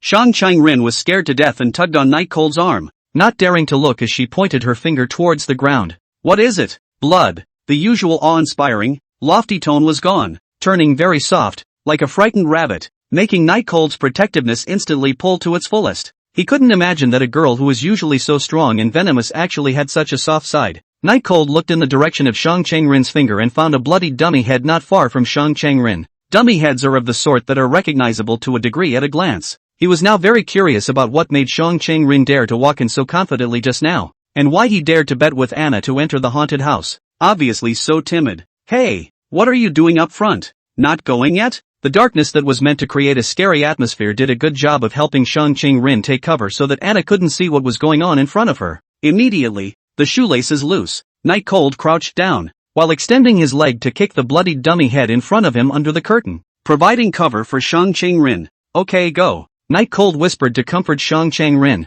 who recovered when she saw that the dummy head on the ground was gone. But the dummy head is indeed gone, but there's no way the memory of what just happened can disappear. Chapter 54, all broken down. Shang Qinggren's footsteps accelerated, but because the front was getting darker and darker, she began to fear inside, and had to slow down again, but slowed down and felt a little embarrassed. After all, she had just grabbed onto Night Cold's arm and wouldn't let go. Night Cold was really a bit curious as to what Shang Qinggren's purpose for coming to the haunted house was, and was also curious to know what happened to Shang Qinggren's invincible look just now. Is it to overcome fear? None of that matters though. What matters is that it's just getting started. This haunted house that claims to scare people to death is just showing its hideous face. The room was dark, with only red candles lit every so often to illuminate the floor, though the light gave them no sense of security and only rendered the room more terrifying. Anna had already lost count of how many times she had gulped, and she very much regretted why she had agreed to Shang Qingrin to come to some haunted house. What crap activity classroom to Shang Qingrin, not just. But now it was difficult to ride the tiger. There was no possibility of retreating. After all, she was very proud and would not admit that she was weaker than Shang Qingrin. Night Cold was also a little nervous in the growing darkness, but he was the only one of the four who was a boy, and his natural unwillingness to lose face in front of the girls made him feel okay. But Shang Qingrin was a bit overwhelmed. Many horrible things began to appear one after another around them. For example, a bathroom where the person inside suddenly bursts open, staining the blood on the glass. Although only a shadow can be seen, the person inside starts to become oddly shaped and very scary. Overhead, for example, a very realistic dead body suddenly appears to fall, or a headless man sitting in a chair next to him crying. The sequence of events had scared Anna to the point of screaming, an instinctive fear that couldn't be controlled if she wanted to, not even if she knew that all of these things were fake. Night Chill was alright, though he would be startled by sudden appearances, perhaps because it wasn't too difficult. The horrors were just that, visual. And those horrors were not in contact with their own line of people. I admit defeat. Hurry back. I'm scared. Anna with a sobbing voice grabbed the corner of Night Cold's coat, looking left and right, even with teardrops hanging from the corners of her eyes, looking very pitiful. Night Cold tried to pull his coat back, but couldn't do it no matter what. Anna was just gripping it too tightly. Could a girl actually explode with such amazing strength when she was afraid? It really opened his eyes. You didn't say anything just now? Now it's estimated that you've gone to the middle of the haunted house before you say it. How can we get out? Night Cold replied breathlessly. The center? Can't get out? Anna stared tearfully at Night Cold. Out is definitely out. But it will take at least 10 more minutes. After all, this haunted house isn't exactly small. Night Cold replied. Are we going to die in here? Anna heard Night Cold say that it would still take a long time to get out, but she knew that she wouldn't last that long, so she would definitely die, right? Night Cold felt a bit funny. What the hell is this? How come even life and death are here when you enter a haunted house? I haven't surpassed Shang Qingrin yet. I haven't been in love yet. I don't want to die. Anna was so shocked by herself that she began to cry miserably to herself. Night Cold was literally on the verge of laughing out loud, but lived to hold it back. These big ladies who were so unassailable on the surface, turned out to be very cute when they were scared. Shang Qingrin was like this, and Anna was like this as well. I just wonder if Anjiza will be the same. Just then, I don't know if he was affected by Anna's words, but Shang Qingrin let go of Night Cold's arm and began to walk forward quickly, his footsteps very messy. Hey, don't you run around. Worried that something had really happened to Shang Qingrin, Night Cold shouted towards Shang Qingrin, but Shang Qingrin did not respond and quickly disappeared from his sight. What a pain in the ass. Night Cold cursed, then tried to go up and chase after her, but Anna, who was hanging on to the corner of her coat, never let go. Let go. The Lord Minister needs me. Night Chill said to Anna. Die together. I'm not willing to die alone. Anna seemed genuinely frightened, and was already babbling deliriously. Night Cold some tears and laughter. But now there is no time to see the joke. Shang Qingrin in case it is bumped how to do? That's really $1,000. If something really goes wrong, 100% of people will find him in trouble. And it doesn't take much thought to realize what the parents of these people with big backgrounds are like. But come on strong. Anna shouldn't be able to let go. And there's a good chance she'll hurt Anna. All he could do was coax. It's okay. This is just a haunted house, remember? We'll be fine. These are all fake. Don't cry, okay? Anna wiped a tear from the corner of her eye. Is it true? Is it true that you won't die? Night Cold forced a smile. Of course it's true. Let go of me first now, okay? Anna immediately shook her head. I don't want to. I'm scared. You have to protect me. My family has money. I can give you money. Pay up? As a highly professional person, Night Cold was sensitive whenever it came to transactions. Stay here and don't move. I'll come back for you later, Night Cold said seriously. Anna froze. Although she was feeling the powerful drive that the money brought for Night Cold, she still didn't want to let go of her hand. Still staring at Night Cold pitifully, Night Cold coaxed the child. If you're not good, then I won't take you out. Oh, no, Anna immediately retorted loudly. Then hurry up and let go of me. I'll find Shang Qingrin later and come pick you up right away. Night Cold tried again to rip Anna's hand away, but still failed. I'm scared, Anna pitted. Night Cold was helpless, glancing at Xinglan who stood like a minion behind him. He curiously said, aren't you invisible? Why are you so scared too? If Chairman Sama is scared, of course I have to follow suit. Otherwise wouldn't I appear to be stronger than Chairman Sama? Qinglan pretended to say with a trembling tone, but it was clearly organized. Nightchill understood in seconds that there was room for upward mobility in the student council of Anna's authority. Knowing this, immediately, Night Cold handed Anna over to Qinglan, and the two of them stood still and waited while he ran forward to find Shang Changrin. P.S. Speeding right up. Requesting gifts ahoy. Woof. Chapter 55, Finding Complementarity. The atmosphere of the haunted house was sufficiently eerie, but at this time,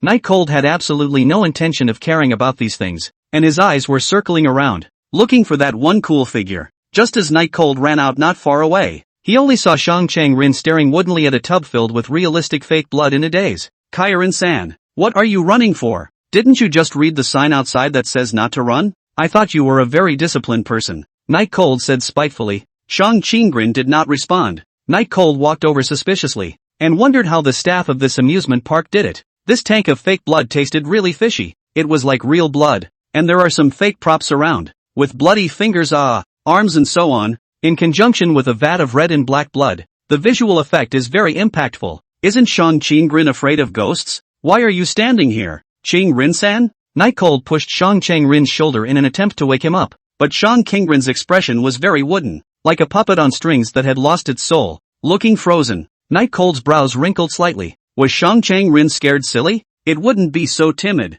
would it? There was no time to care why Shang Changrin was so scared and wanted to go into the haunted house. Night Cold grabbed Shang Changrin's small shoulders and shook them hard, yet there was still no response. It was then that he realized the seriousness of the matter and turned Shang Changrin around, grabbing both of Shang Changrin's shoulders with both hands and shaking them even harder. Kiyoshi Rin-san? Rinju? Minister Sama? You don't scare me, Night Cold shouted at Shang Changrin while shaking her. Gradually, Shang Changrin's eyes began to regain their vigor, with a bit of sparkle, no longer godless and dead. Night Cold breathed a sigh of relief and celebrated. It's a good thing you're okay, otherwise where would I find a club where the minister is pretty and can leave early? Shang Changrin froze for a long time before responding to the joking remark. Pretty I won't deny, but there's no more early retirement in the future. Although Shang Changrin's tone was still cold, that tone of business as usual still made Night Cold breathe a sigh of relief. He was afraid that Shang Changrin would be scared into insanity. Shang Changrin habitually raised her hand to hold her forehead, but realized that her hand was grasped by Night Cold,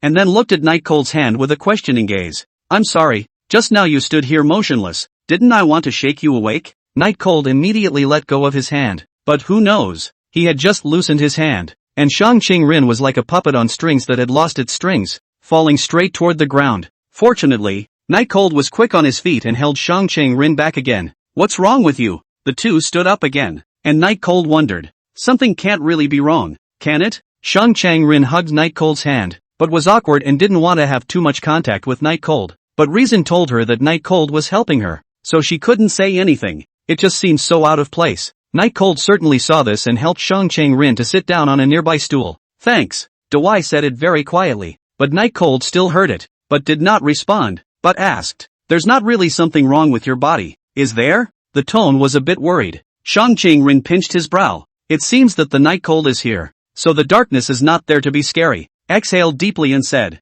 it should just be the result of standing too close to the body is too stiff. Night Cold inwardly breathed a sigh of relief. Luckily Shang Changrin is fine, otherwise do not know how to be retaliated. Although it was a bit of thinking too badly of Shang Changrin's parents. According to Night Cold's experience of coming to the Sea of Flowers for so long, it was really quite possible for this to happen. He was still a bit angry when he thought of Shang Changrin being scared. Why do you think you're so scared to go into a haunted house? You're so scared of haunted houses. Why did you come in? Didn't Anna just give it all a chance? Go downhill. The activity classroom is ours, and you're not ashamed of it? Night Cold asked. Shang Changrin said coldly, I came in to overcome my fear, but this haunted house is a little scarier than I thought. Night Cold was a bit speechless. Aren't you looking for nothing? How good is it to read books at school? You're not good at this, just don't touch it. Why torture yourself so much? Shang Changrin revealed a helpless expression and said, you don't understand that as an outstanding individual, one cannot have shortcomings, and if there are shortcomings, it is natural to overcome them, isn't it? While Night Cold was very speechless and even wanted to scold Shang Changrin continued, but it seems that the decision to bring you along today was correct, because I'm not afraid? Night Cold asked. Shang Changrin shook his head and explained, because you helped me. She stood up, although her body was a little shaky. but the good thing was that she did not fall down, and without going to pull the hand that Night Cold reached out to her, she could also see how strong it was going to be. When I was little, because my family was a family clan, my father was very strict with me. Every single thing needed to be made perfect. I needed to be able to do everything, and I needed to be better than everyone else at everything. Shang Qingrin paused here, and Night Cold picked up. So you're resisting? No. Shang Qingrin continued. It wasn't like in a lot of movies where I would be very resistant. Instead I accepted it quite openly because I felt that I was born to be better than everyone. I have not failed my family. I have inherited my mother's beauty and I have been the best in my age group in all fields. Even years after my father passed away,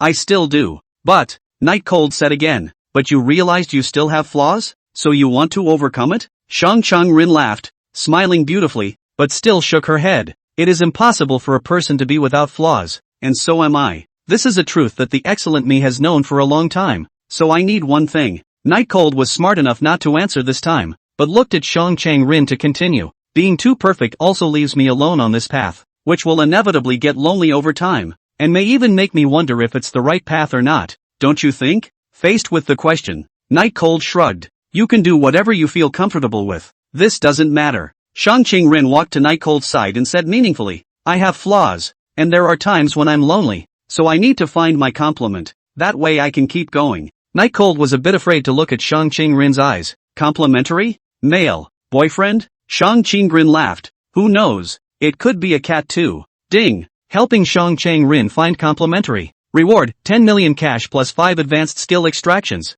Chapter 56, Out of the Haunted House. Help Shang Qingrin find complementary? There was a moment of confusion as the system's beep appeared in Night Cold's head again. Could it be that he had spent too much time with Shang Qingrin in the past 2 days? So it was out of the mission again. But this mission is a bit too ambiguous, isn't it? What was the complementary thing? Even Shang Qingrin himself didn't know. Where was he going to find it?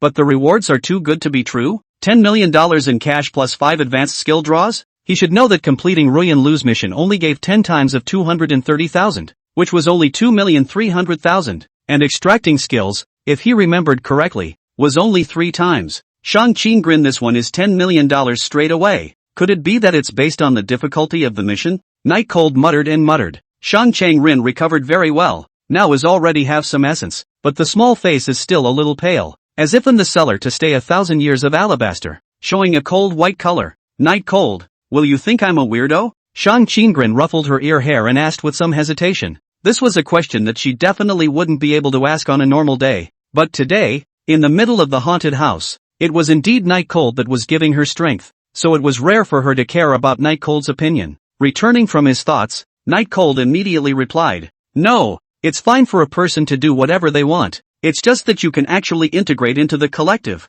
Wouldn't that be better? Just now Shang Qingrin's words Night Cold heard and understood. Simply put, the road to perfection. Shang Qingrin also came to feel tired, hoping to find a harbor to avoid the wind. Of course, his understanding isn't always right, but that's pretty much what it means. Shang Qingrin placed her slender hand at her chin in thought, and after a long time, seemingly feeling disgusted, she replied, let's just forget it. Most of the people in the school aren't even human. There's no cursing. Thinking of Zhao, Zhang and Lu Ruyan. For a moment Night Cold agreed with Shang Qingrin. Night Cold, as much as it's hard to admit it, I've developed expectations for you. Don't let me down, okay? Shang Qingrin said as she looked at Night Cold, her tone carrying a trace of rare gentleness. Night Cold exhaled. I'm not going to change anything for you. I am who I am, and if I fail you in some way, it can't be helped. After all, it's not like I'm living to conform to your expectations. Shang Qingrin wanted this. The corners of his mouth slightly upturned and said, you'd better be able to keep your heart like this all the time. You won't intentionally cater to me just because you've fallen in love with me. That would disappoint me. You think too much. Night Cold scolded and stood up. Hurry up. Anna is still behind. Shang Qingrin followed, walking side by side with Night Cold, and although the surroundings were still littered with horrors, Night Cold's expression didn't change for a single second, and she felt full of strength. This makes her happy because it shows that the theory of complementarity is right. It was getting late, and dusk sprinkled down like a jar of beeswax, dousing the entire amusement park in gold. The exit of the haunted house was filled with many people patting their chests, feeling their hearts palpitating, while a few found it exciting and their hearts beating wildly, looking forward to the next one. Without exception, though, they are drawn to the sight as they pass the exit. It wasn't just Shang Qingrin's stunningly beautiful back, it was mainly the fact that Anna was sitting on the ground and crying. Even tugging at the corner of Night Cold's coat and wiping her nose while she cried was too comical. Hey, it's dirty. This is the only school uniform I have. Night Cold tried to stop Anna, but it was no use. As Anna ripped his clothes past him as if she was born with divine power, Anna yelled to herself, "Survived! Survived! I really did survive. That's great." Not only Night Cold, even Chenglan felt humiliated. The people passing by beside her also covered their mouths and laughed softly. Only Shang Chongrin, who didn't care at all about what other people thought, naturally didn't care either. Night Chill was a little weepy. Just now in the haunted house, Anna was dead set on not moving her place, and in the end even he was the one who pulled it out hard. And Shang Qingren was so close to him that she could touch each other every now and then. But that perk was gone after coming out, and Shang Qingren once again returned to that high and mighty stance. Just when Night Cold couldn't do anything about Anna, Shang Changrin said coldly, "You're not trying to play a trick, so you're acting out a boring drama here, are you, President?" Shang Changrin's words were gentle and melodious, as pleasant as a lark singing, but in Anna's ears, it was a nightmare. The timidity was at once washed away by embarrassment. She slowly raised her eyes to look at Shang Qingren,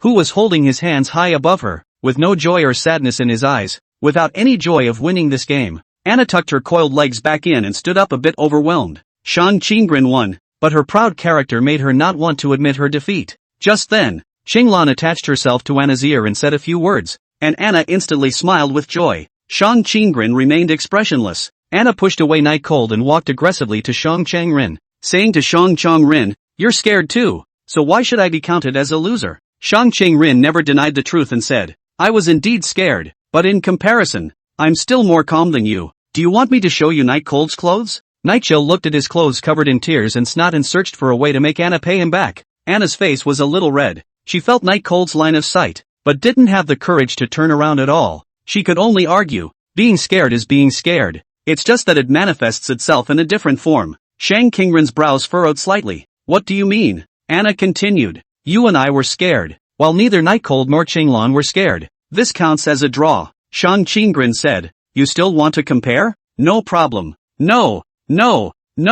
Anna refused in a hurry. There was no way in her life that she would ever go back in, saying, "Let's change the program. Isn't it almost time for the monthly exam? Just compare the monthly exam results." Shang Changrin laughed coldly. "You're dumber than I thought. If it's a comparison of the monthly exam results, your entire student council combined won't be my opponent. You can admit defeat in advance," Anna said confidently. "Of course I know this, but it's not like the great comparison says it's the two of us." "What do you mean?" Shang Qingren frowned slightly. Anna didn't say anything, just lightly pointed her finger at Night Cold who was still wiping his clothes, and said with a bit of embarrassment, "It's him. Let him and Chenglan compare their scores on this monthly exam." Night Chill? Night Chill is indeed a member of the Fire Seed Department. Shang Changrin also looked at the Night Cold. She does not quite know whether the Night Cold results are good or bad, but she knows that every exam Chenglan is in the top 3. It doesn't matter if it's a competition or not. What's important is that Night Cold sensed that Shang Qingrin's sight was one of distrust towards himself, and hurriedly said,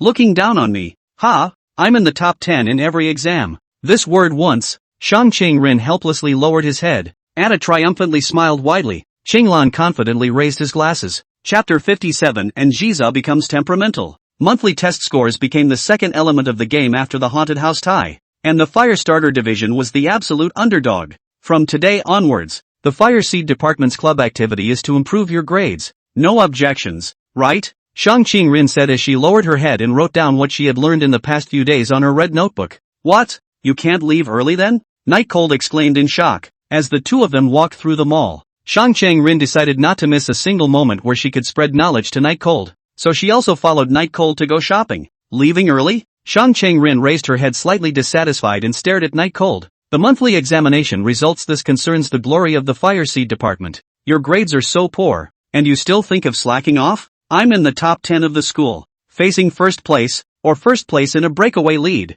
really doesn't seem to count well." Night Cold's dissatisfaction was written on his face as he whispered, "What glory of the Fire Seed Ministry? I think it's your competitive spirit that's doing this." Shang Qingren said rightfully, "You're also a member of the Fire Seed Department, so how is doing this not helping yourself? The club building is so far away. Do you want to run around every day?" "I don't want to." Before Shang Qingren could be happy, Night Cold continued, "I also don't want to stay in the club after school." "You still really?" Shang Changrin sighed helplessly. After all, she didn't find the words to describe Night Cold. or the words that came to mind were too sharp, and the cultivation of a young lady made her unable to speak. But looking at Night Cold's reluctant face, Shang Cheng-rin felt a bit amused again. What? The time you spend enjoying me every day has been extended. What are you still dissatisfied with? Shang Cheng-rin said in a very narcissistic manner, and even the movement of ruffling her hair back behind her back became even slower. It was as if he was giving incentive to Night Cold. Night Cold was only briefly stunned. Shang Cheng-rin was certainly beautiful,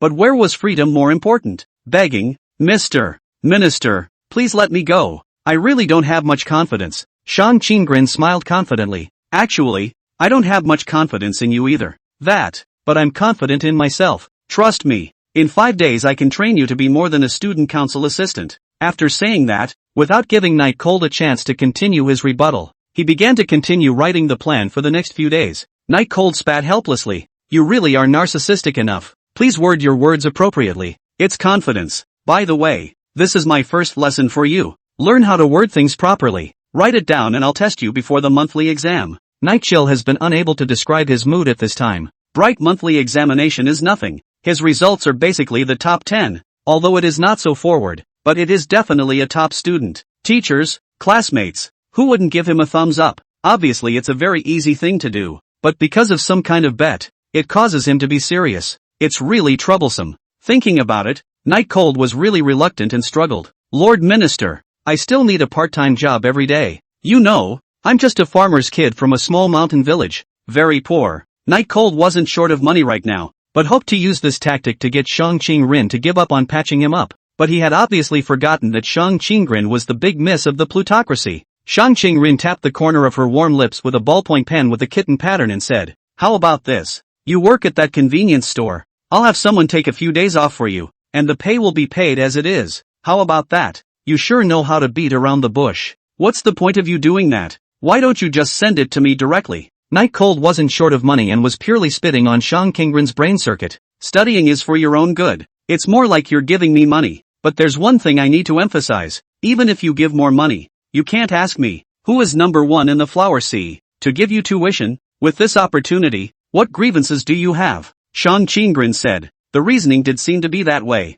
but he didn't quite believe he could improve that much in 5 days. Well, studying is still a priority, and since it's still a matter of whether the club stays or goes, as a member of the ministry, I can only be the first to go. Knowing that he couldn't get away with it, Night Cold said something pretty. Shang Cheng-rin laughed. That's right, people coming and going around. Their eyes would stop on Shang Cheng-rin, and some would even bump into the wall because of it, which was very funny, and the girls would turn back for Night Cold. Night Cold walked in the center of the mall, looking around, trying to find the place that sells bags, but because he was not familiar with it, he never found it. So he wanted to ask Shang Cheng-rin, do you know where there is a place that sells bags here? Night Cold looked at Shang Cheng-rin, who was still writing down the plan for the past few days, and the content on it. It was numbing to see Night Cold's scalp. The days were densely packed with red ballpoint pens. It starts with having to be at school at 7 a.m. and not getting home until 9 p.m. In the middle of the day there wasn't even a single break except for classes. Shang Cheng-rin squeezed the ballpoint pen and came out of his world to answer Night Cold's question.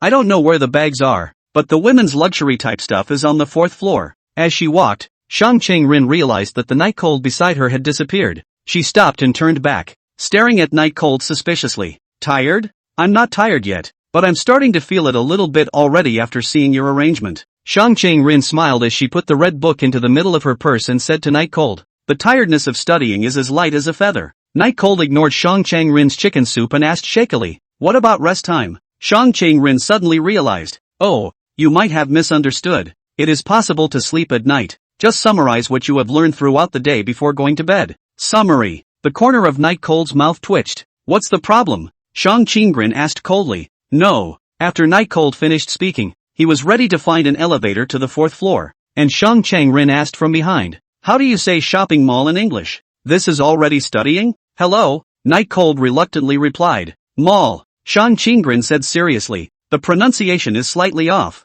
You're not deliberately messing with it, are you? Night Cold forced a smile. How dare I? This is the unique pronunciation of our small mountain village. Well, the mall is more crowded even if there are more people. I'll teach you pronunciation tomorrow. Shang Cheng-rin recorded Night Cold's question on the red notebook. And you know there's a crowd. Ha? Wait a minute. Tomorrow? Isn't tomorrow Saturday? Night Cold opened his mouth in surprise. Yes, what's the problem? Shang Qingren clasped her hands in a resolute manner. I'll abide by all these arrangements as well. As the learning party, shouldn't you be more active? But I have something to do tomorrow. Tomorrow was Ruyan Lu's birthday, and Nightcold still had to go and complete the system quests. Can't get over it? Shang Qingren was not a curmudgeonly person, and if something was really wrong with Nightcold, it was not unacceptable. Let's do it the day after tomorrow. I can't push tomorrow, Nightcold said. Alright, come out a little earlier the day after tomorrow. Shang Qingren crossed out all the arrangements for Saturday that he had just written down, and then wrote up the arrangements for Sunday.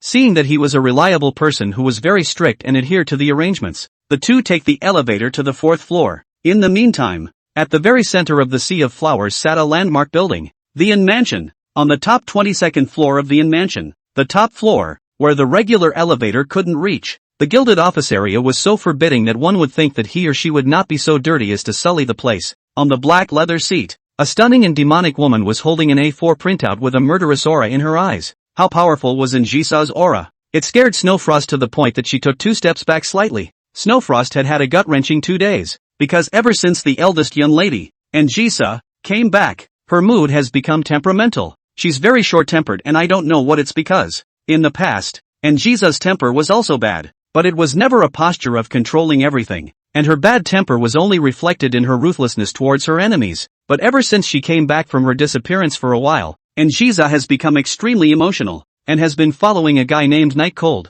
Chapter 58 Jisa's thoughts. Jisa looked at the A4 paper in her hand that recorded the whole day's journey of Nightcold, and the anger in her eyes could be said to be almost materialized. She had only left for less than 3 days, and Nightcold had already gotten involved with another girl, and was going to buy a bag to give to Ruyan Lu? This made her feel like she was about to explode with anger. Originally, according to her thoughts, after she left, Nightcold should have been sad and sorrowful, depressed and spiritless all day long. But where did Nightcold look half sad? Not only did he not lose sleep as she expected, but he also went to the amusement park with Shang Qingren, or even a configuration of 3 women and 1 man. Shang Qingren? Merchant's first lady? How interesting. The indifference on Jisa's face was so cold that it seemed like it was on the verge of dripping out of water. Very creepy. Merchants are a big family that is on par with the Yin family, and they were all royal relatives 100 years ago, and are descended from real nobles, which is different from Yen Bunny, because Yen Bunny is not competitive at all compared to her. And Shang Qingren,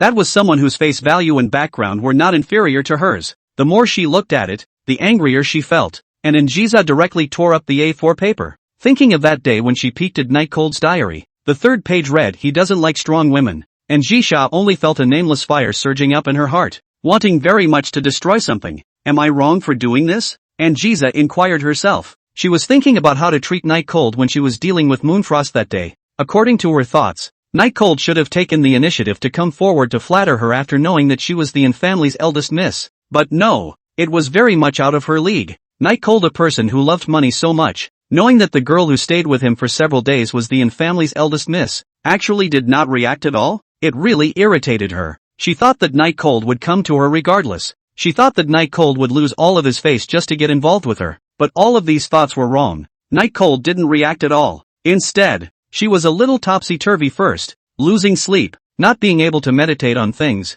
and watching Nightcold's movements every day, lying in her own room with all the expensive furniture. But she would miss Nightcold's small room with only 1 bed, which was inconvenient every time she slept. It was even a little uncomfortable for her not to wake up to the sound of Nightcold rolling over. No, it wasn't that she had developed any feelings for the cottage, but that she had gotten used to having Nightcold around. I'm actually the one who fell in first? And Jisha's hand, which was wearing a delicate gemstone bracelet, held her equally delicate and incomparable forehead, and said in a somewhat bereft, even resigned manner, this game she thought she was playing turned out to be the only one she was trapped in. And Nightcold, as if he didn't care at all, with a long sigh, and Jisa collapsed on the expensive handmade leather chair and muttered, shouldn't have thought too much, tied up Nightcold on the day we left and nothing was left to chance. Really perhaps it was because of the contents of Nightcold's diary, or perhaps it was because Jisha wanted to take absolute dominance in this game, causing her to not make the first move. The result created all of this. She really underestimated Nightcold. Looking at the huge floor-to-ceiling window field view, Jisa suddenly smiled again. It was never too late to tie up Nightcold, but it was extremely rare for Nightcold to have such a character. This kind of talent is worthy and qualified to play games with her in Gia. This scene had happened many times over the days, and was what Snowfrost saw as temperamental. Yuki Frost, and Zysa called out with a slightly interested tone. Yes, what are your orders, Missy? Snowfrost responded immediately, as her heart had been on edge, and Jisa sat up, her slender legs stirring together. Tomorrow Night Cold is going to give Lu Ruyan a gift? Snowfrost immediately reported what he had investigated truthfully. According to the investigation, tomorrow is Ruyan Lu's birthday. She had previously wished her birthday wish to Night Cold a long time ago, which was a bag worth $230,000, and the purpose of Night Cold's visit to the store today was also to buy the bag and give it to Ruyan Lu tomorrow. And Zysa nodded. Very well, where is the location? Jinjiang Park. When Snowfrost's words fell, and Jisha had already walked to the huge floor-to-ceiling window,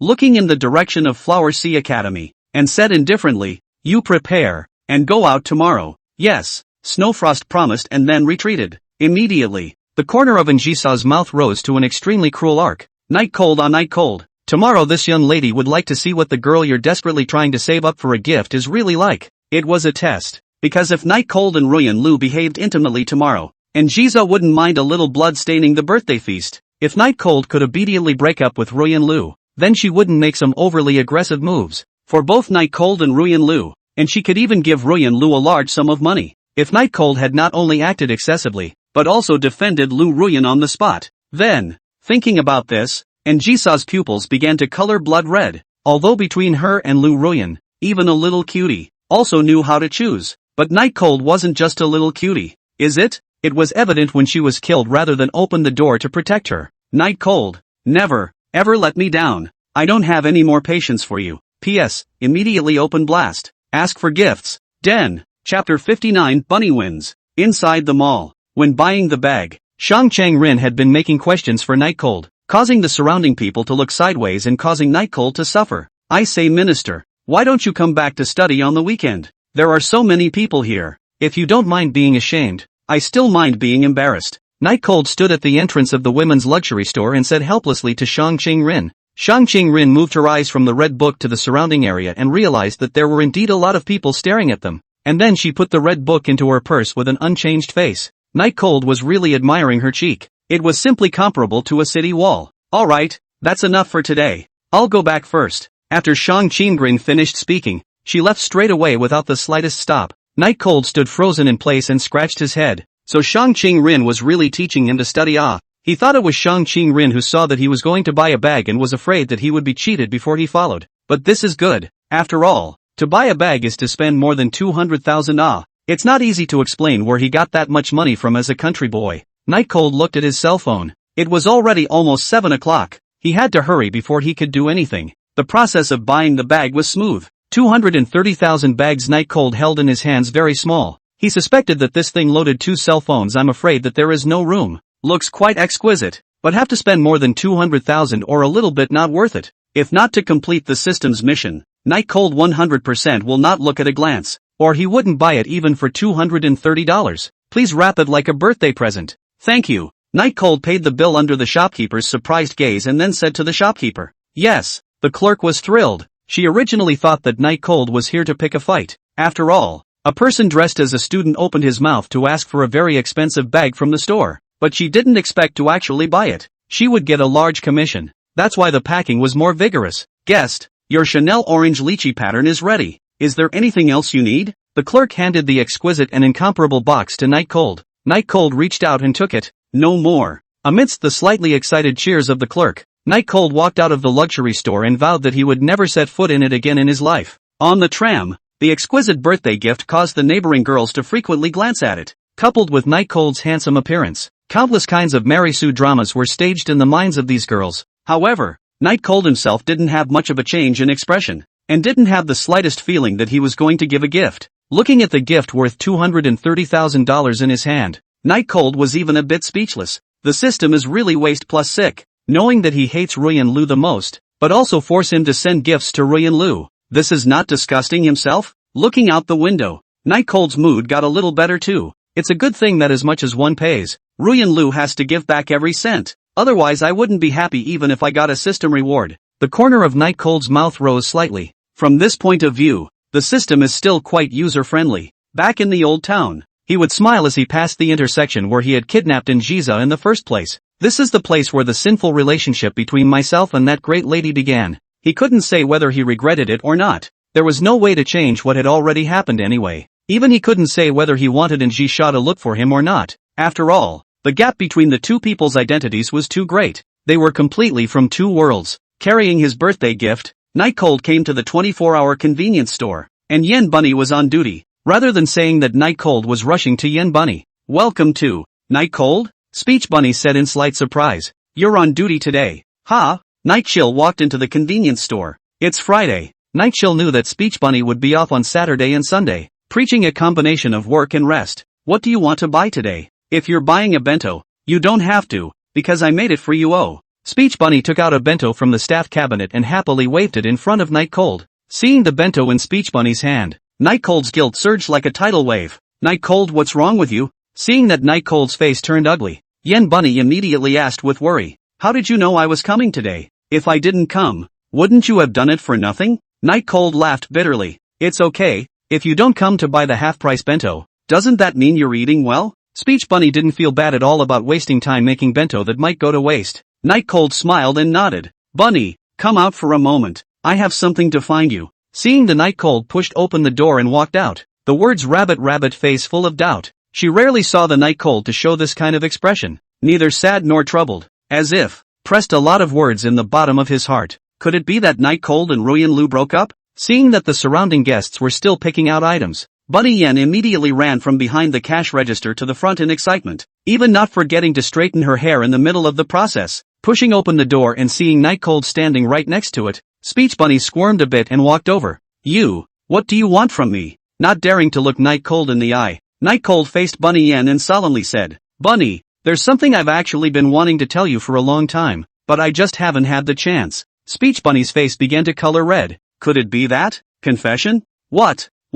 Speech Bunny was already slurring a bit. Night Chill was puzzled. "Rabbit, why is your face so red? Are you sick?" "It's okay, go ahead." Night Cold organized his words and spoke the guilt buried in his heart. "Bunny, I'm sorry. I do." Already ready to be held accountable, Night Cold was dumbfounded when he heard the words "I do." Speech Bunny was also frozen in place for a moment, shocked at the three words that came out of her mouth. A long silence. The sound of a customer's entrance broke the dead silence between the two. Night Cold asked, "What are you, willing?" No. It's nothing." Speech Bunny glanced her blushing face to the side and waved her hands repeatedly at Night Cold. Night Cold also do not care. Deep breath. Will and she saw broke Speech Rabbit bento box of the thing to say. 3 minutes later. "I don't know why she would do something like that. I hope I can get your forgiveness," Night Cold said sincerely to Bunny Yen. Originally, Night Cold thought that Bunny Yen would be angry, but who knew that Bunny Yen was beaming with joy? So, if that's the case, then it can't be helped, right? After all, Anjiza didn't give you any chance to react. Speech Bunny's body involuntarily trembled as if she was forcibly suppressing her excitement. "You're not angry?" Night Cold asked suspiciously. "Of course." Speech Bunny smiled happily. Night Cold does not know why Anji saw through her bento, but the same girl she knows, probably just jealous. This game, is her speech rabbit 1? P.S. Today tendinitis, originally took time off work, but everyone pushed hard, so I changed a chapter. I'm very sleepy now, so a little water. Tomorrow's chapter into the plot. Please understand. Holding fist. Chapter 60 Birthday Banquet 2. Because Speech Bunny was still on duty, Night Cold didn't stay too long. On the way home, Night Cold was in a very good mood as he took the bento made by Bunny Words. Not because of the white whoring of the bento, but because of the forgiveness of Bunny Words. It was as if a big stone weighing on his heart had fallen to the ground, and most importantly, as a friend, he still needed to help. And Jisa explain. The bento is still the classic nori bun rice, although Night Cold loves it, but it can't be topped up by eating it every day. But fortunately, Speech Bunny took this into consideration, and the other dishes inside the bun rice were replaced with seafood. It's quite tasty. In the evening, after taking a bath, Night Cold turned on the TV and unknowingly opened in Jisa's archive. He suddenly realized that he hadn't been involved with too many beautiful girls lately. Am I really a light novel hero? With such unrealistic thoughts, Night Cold went to bed after clearing the levels that Jisa hadn't cleared. Very excited for tomorrow. Being half asleep, Night Cold felt his arm pressed on something hard, very uncomfortable, picked up and borrowed the moonlight outside the window to take a look, and found that it was the Ultraman transformer. Being disturbed from sleeping is very unpleasant. Night Cold, even in respect for the Ultraman, cannot maintain sanity. Directly threw the transformer to the ground, and then fell into a deep sleep. There was no talk all night. When Night Chill opened his eyes again, it was already 3:30 p.m. because he was tired these days and the birthday banquet was in the evening.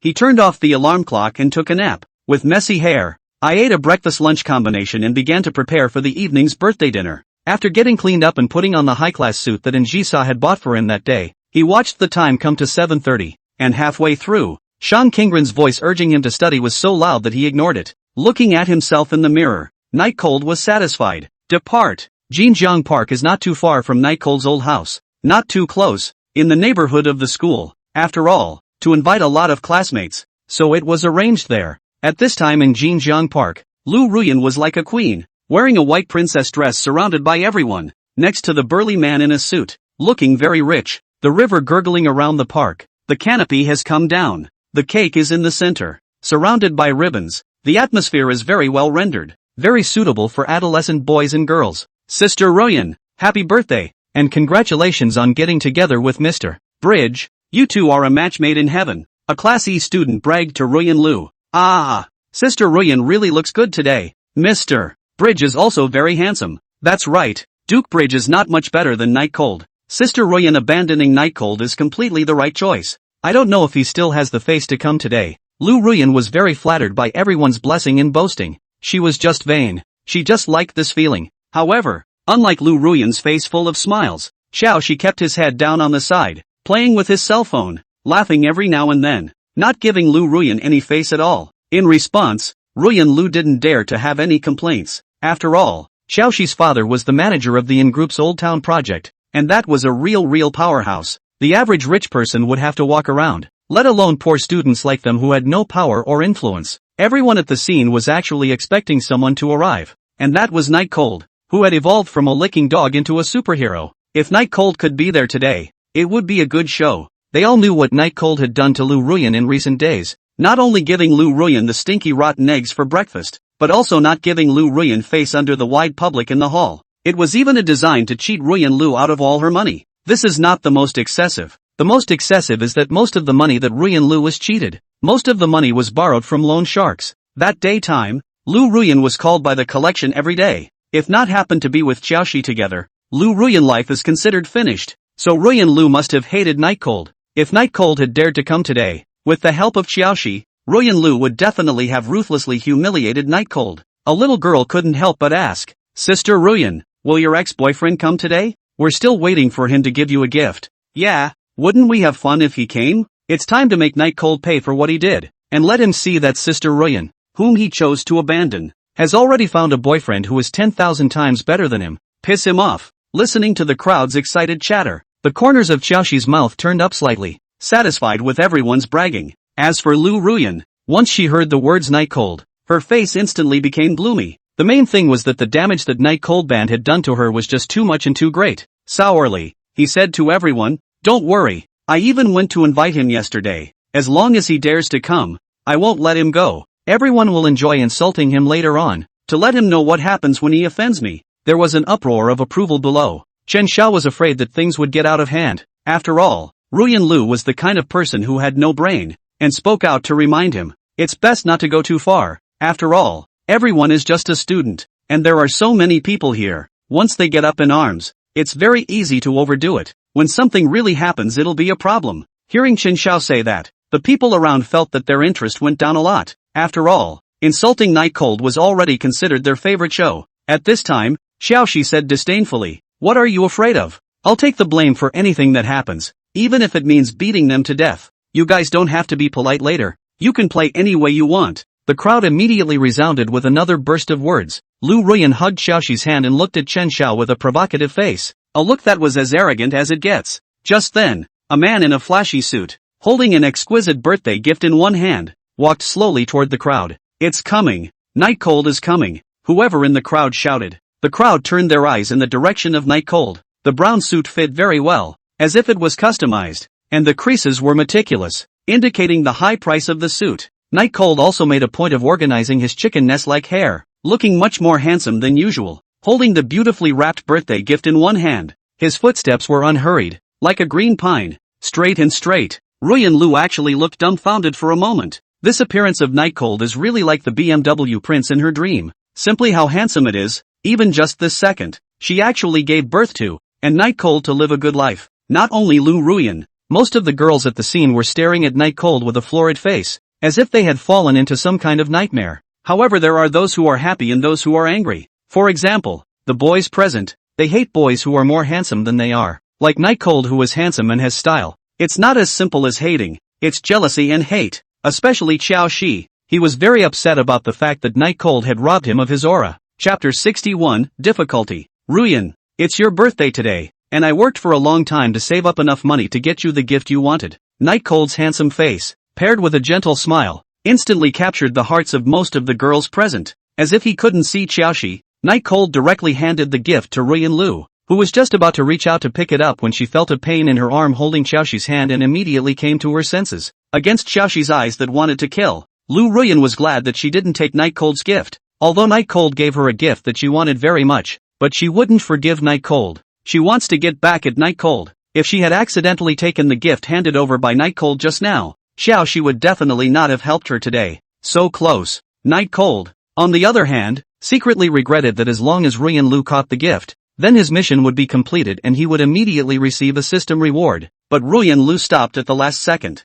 What a shame. Today, in order to let Lu Ruyan accept his gift, he also deliberately cleaned up a bit. Even his words were very gentle, just thinking that Lu Ruyan could immediately accept his gift. But now it seemed that it should be bad if there was that man next to Ruyan Lu. Night Cold, I didn't expect you to really dare to come. Could it be that you've forgotten what you did to me in the past few days? Lu Ruyan clasped her hands and stared at Night Cold with a face full of hatred. This man who had made a fool out of her. Night Cold was still gentle. Ruyan, you're misunderstanding me. I'm just having a tantrum. Ha! Ruyan Lu exultantly said. Now you know to admit your mistake? When you sent me rotten eggs, why didn't you think of this day? Now that you see that I'm really with someone else, you regret it? Night Cold's expression froze. The surrounding people scoffed, as hard as it was to hear, simply flattening Night Cold as worthless. Lu Ruyan clasped her hands. The exhilaration of revenge made her body tremble. She came to Night Cold's side and said contemptuously, "What? You have nothing to say? You know you regret it?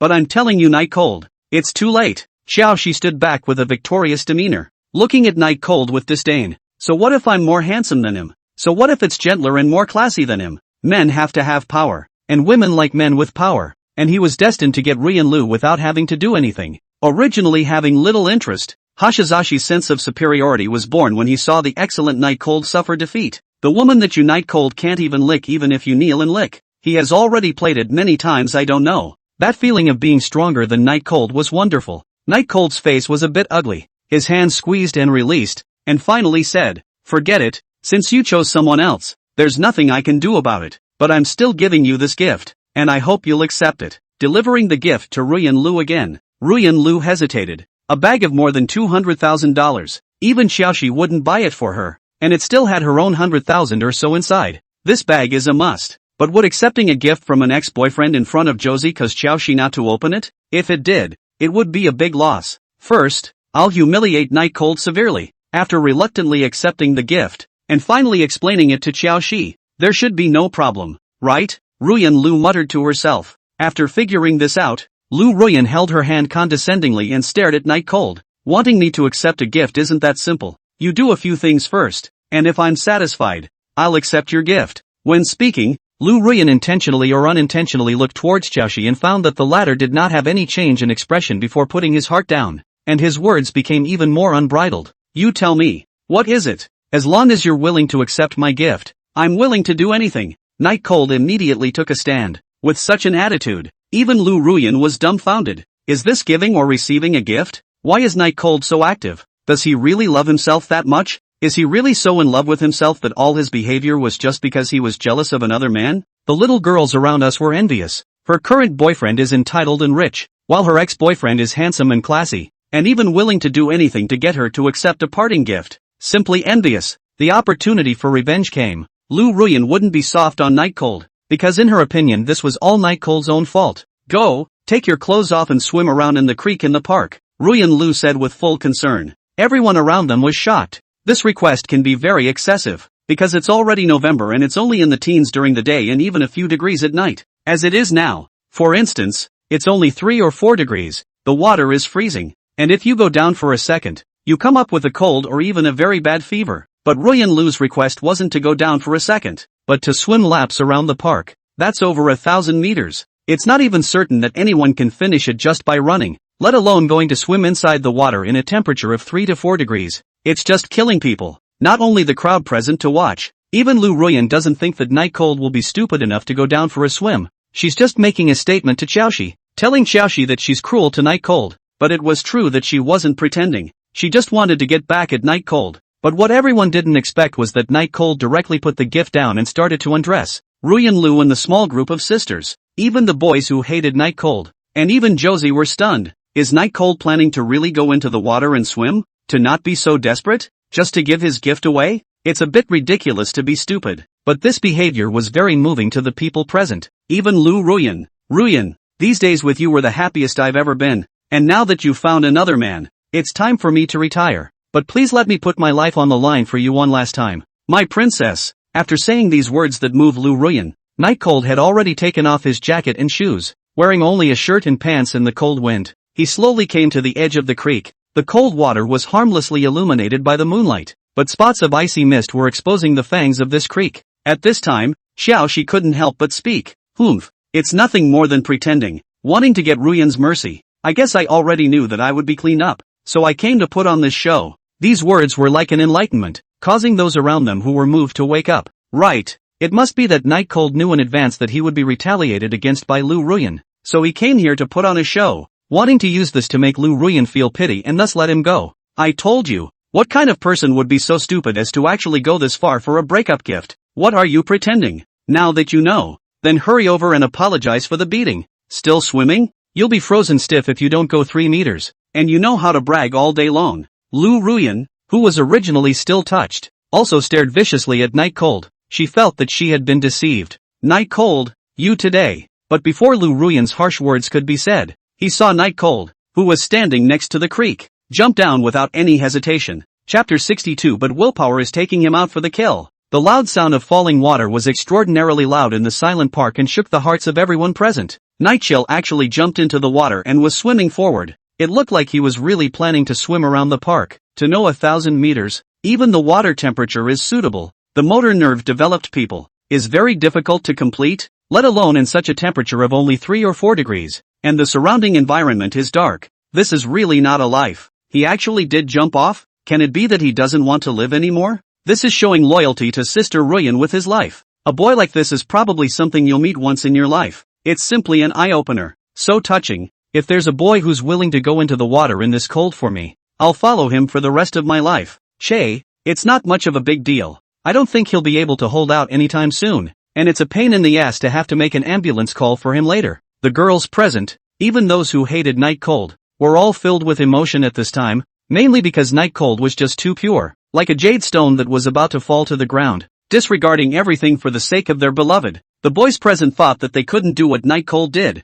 Some of them would have a stiff upper lip, and some of them would also secretly admire each other in the bottom of their hearts. Ruyan Lu was even more dumbfounded. Night Cold actually loved her so much, although she knew about this matter before. But at this time, seeing Night Cold's life-threatening gesture, she was still shocked beyond measure. How lucky should a girl be to meet a guy in her life with whom she fights tooth and nail? Thinking about it, if he hadn't hooked up with other boys and made Night Cold jealous, he wouldn't have treated himself like that. And even though he pitched his money, he still bought the bag before giving it to himself. It's even possible that they will help pay themselves back later. For some reason, a wave of emotions called regret began to surge into Lu Ruyan's heart. Women are all emotional. Seeing a boy willing to die for himself, where can still hold back? But seeing the dark face of Xiaoxi next to her, she didn't dare to let Night Cold get up. After all, even in her sensibility, reason told her that Hashish was the man who could bring a good life and face for her. Night Cold is only good for a spare tire at best. Xiaoxi was very upset at this time. Although he did not love Lu Ruyan, but Lu Ruyan's looks were still okay. It was still good to be a toy for a period of time, but the feeling of being compared to Night Cold was really very unpleasant. It also made him plan to make Night Cold suffer a bit later, if he could come up alive. Since he likes to swim, let him swim, just a dead-licking dog. Let's go drink. Unable to stand the people around him admiring Night Cold's eyes, Xiaoxi immediately led the people around him away. Xiaoxi was the absolute master here. Because of the great power, no one present dared to disobey him. Even if there were people who wanted to help Night Cold speak, they ended up holding their mouths. The crowd went off to drink and be merry together, and the shock of Night Cold's entry quickly dissipated into nothing, and they began to think that Night Cold was no big deal. and began to heckle and cut the cake. Gradually, everyone forgot that there was such a person as Night Cold. In the cold river water, Night Cold's gaze was firm. Even though his body was extremely cold and his teeth were chattering, he did not have the slightest intention of wanting to retreat. It's hard. It was like his life in general.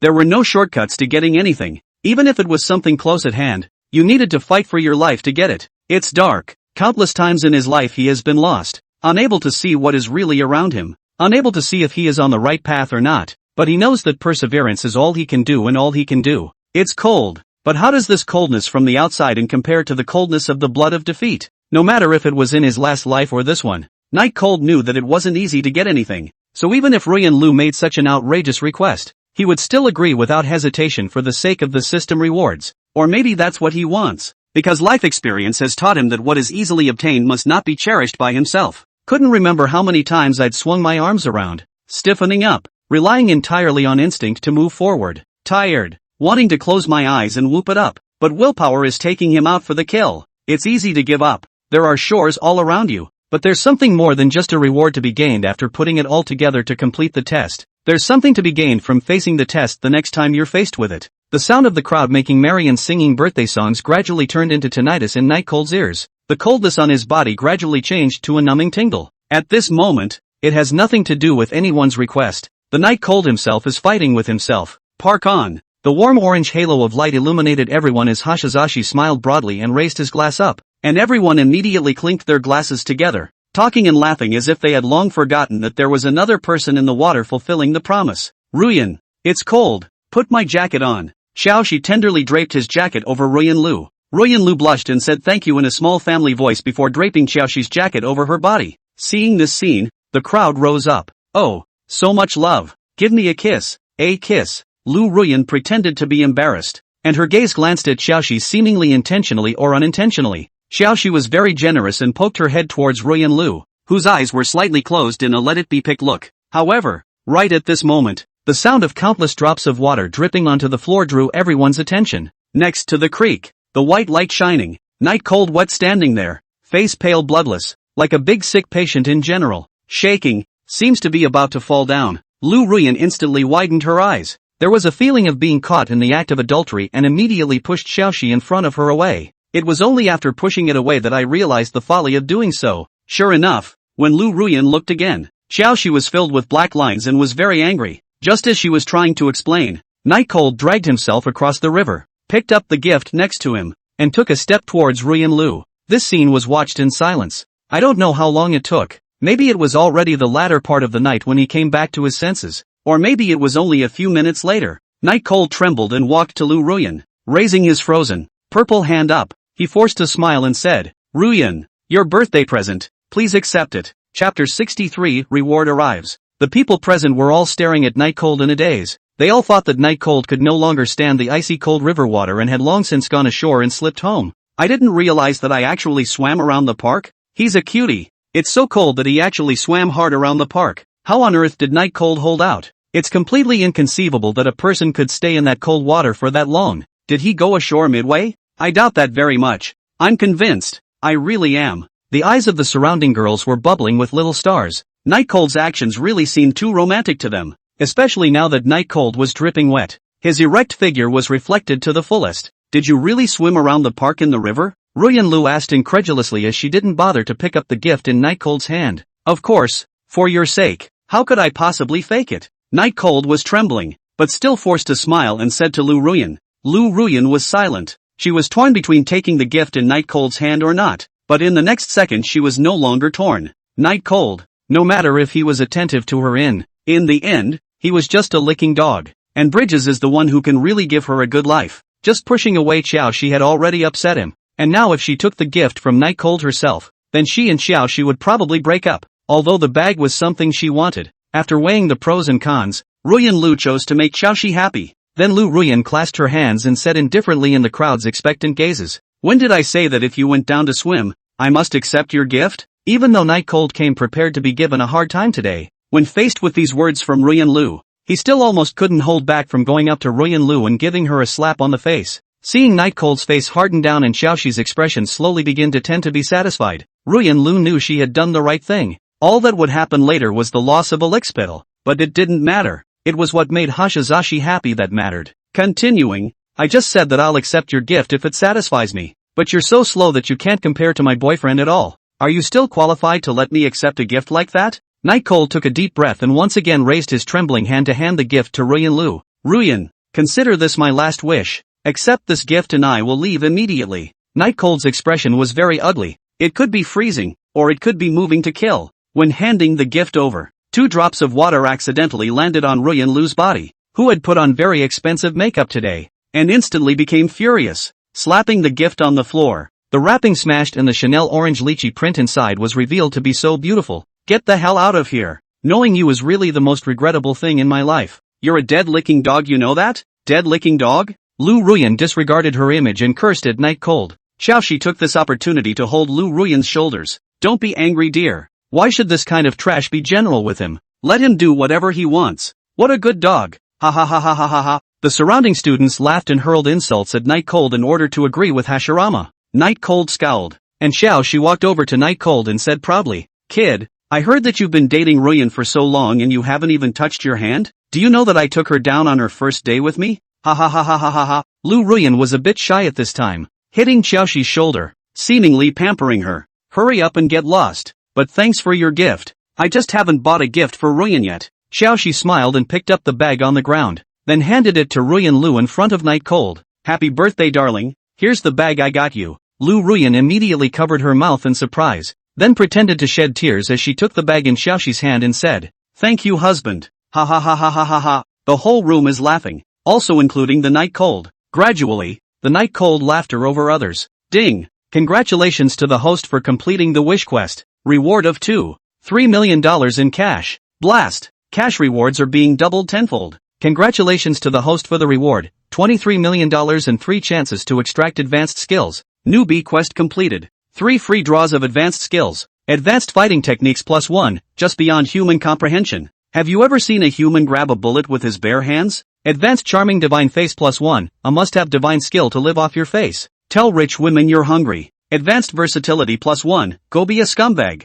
After all, you're so good that you can coax a lot of girls by yourself. Ha ha ha ha ha ha ha. As Night Cold listened to the system beeps that kept ringing in his head, he knew that he had finally succeeded. Although it had been through 1,000 dangers and even humiliation, but he had succeeded, and the rewards were much better than he knew in advance. The original $2 to $3 million had turned into $2 to $3,000 million.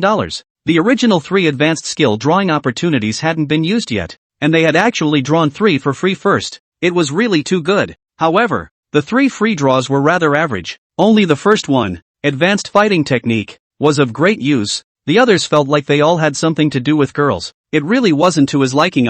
He's not the hero of any novel. Where did he get so many girls around him? So the last 2 are really chicken feed. But after all, it's free and something is always better than nothing. When the surrounding people saw Night Cold standing up with a big smile, they all thought that Night Cold had gone crazy. After all, after suffering such a great insult and having such a deep obsession, it was normal to have some mental problems. Night Cold, why don't you hurry up and get lost? What are you so mad about here? Let me tell you, no matter what you say today, I'm going to let Xiaoxi take your house. You probably don't know Xiaoxi's identity yet, right? Before Ruyan Lu could finish her words, she heard Night Cold say quietly, What are you laughing at? Laughing at you matching dogs. It's a perfect match. The moment Night Cold's words came out, everyone present was shocked. This called Lu Ruyan a dog? But most importantly, it actually cursed Xiaoxi along with it? Did Night Cold really not know whose son Xiaoxi was? Or is he really crazy? Ruyan Lu pointed at herself incredulously. You called me a? Night Cold took off the wet shirt from his body and wrung out the water before putting it on.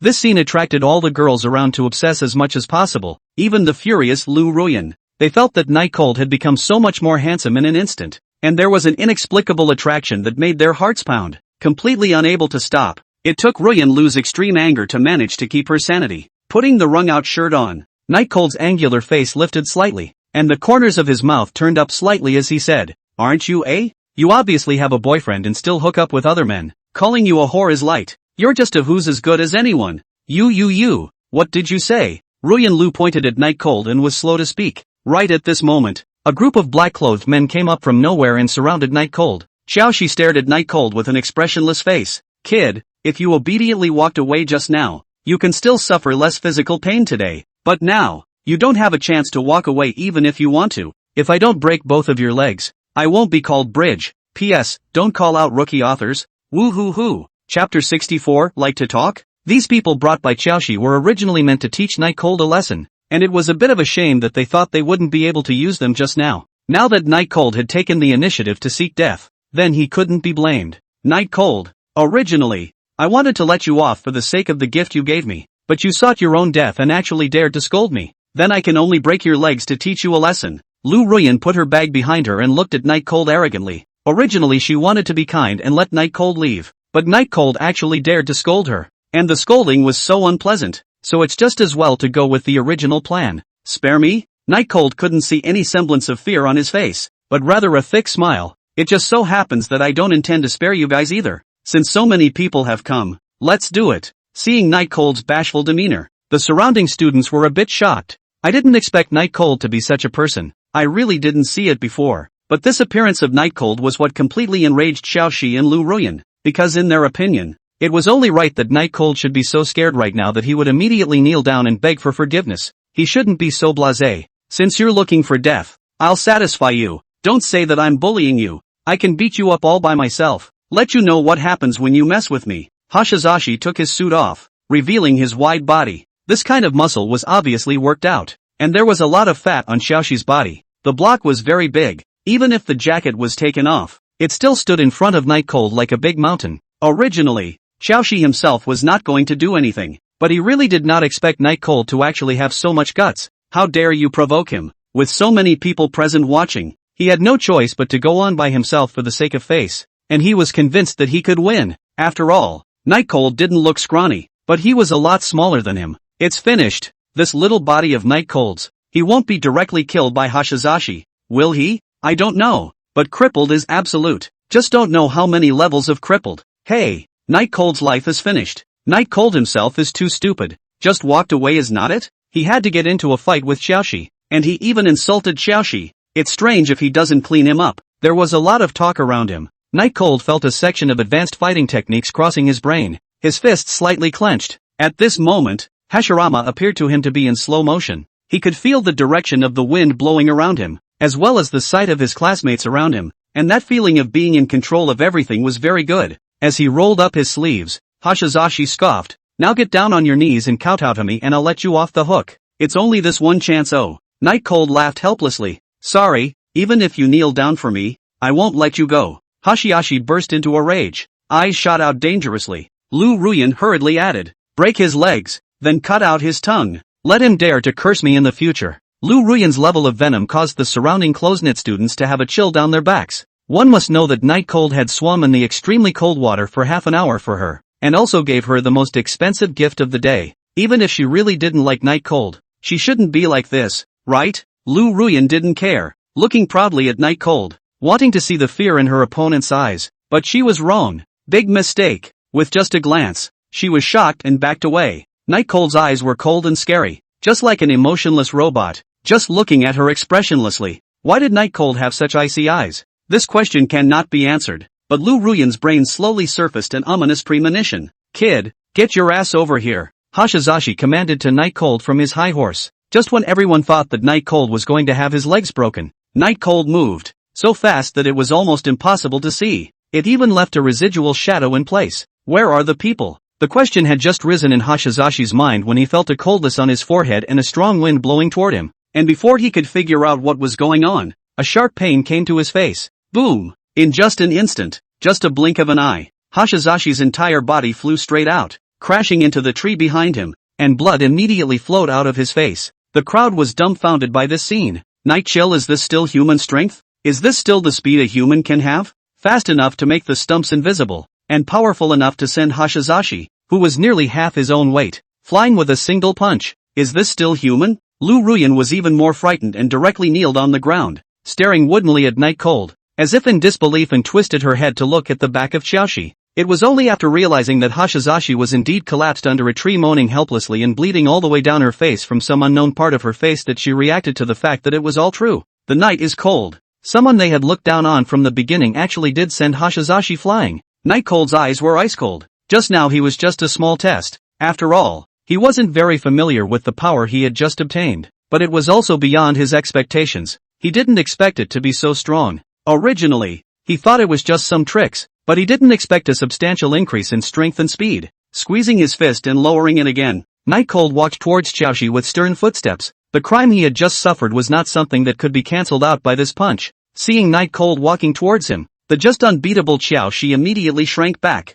fear written all over his entire face. Although he didn't know how Night Cold could be so strong, it was already unimportant because he definitely couldn't beat it. At this moment, Night Cold had an aura of killing people in the way of people, killing Buddha in the way of people, making people intimidated. However, there were still some people who stood out on the basis that they were Night Cold's classmates and wanted to flatter Xiaoxi. A boy with pimples on his face blocked in front of Night Cold and said indifferently, "Night Cold, forget about it, just consider it as giving me a face. This matter is over today, okay?" Immediately someone beside him agreed, "Yes, we are all classmates, why make such a mess? And today is also Ruyan's birthday. You don't want Ruyan to have an unhappy birthday, right? A man should be atmospheric. You're so petty, no wonder Ruyan doesn't like you." In the face of the crowd's groundless accusations, Night Cold laughed very cruelly. He did not argue about lust and moral abduction, but said, "Thanks for reminding me, I almost forgot about you guys." "What do you mean?" Just as the crowd was wondering,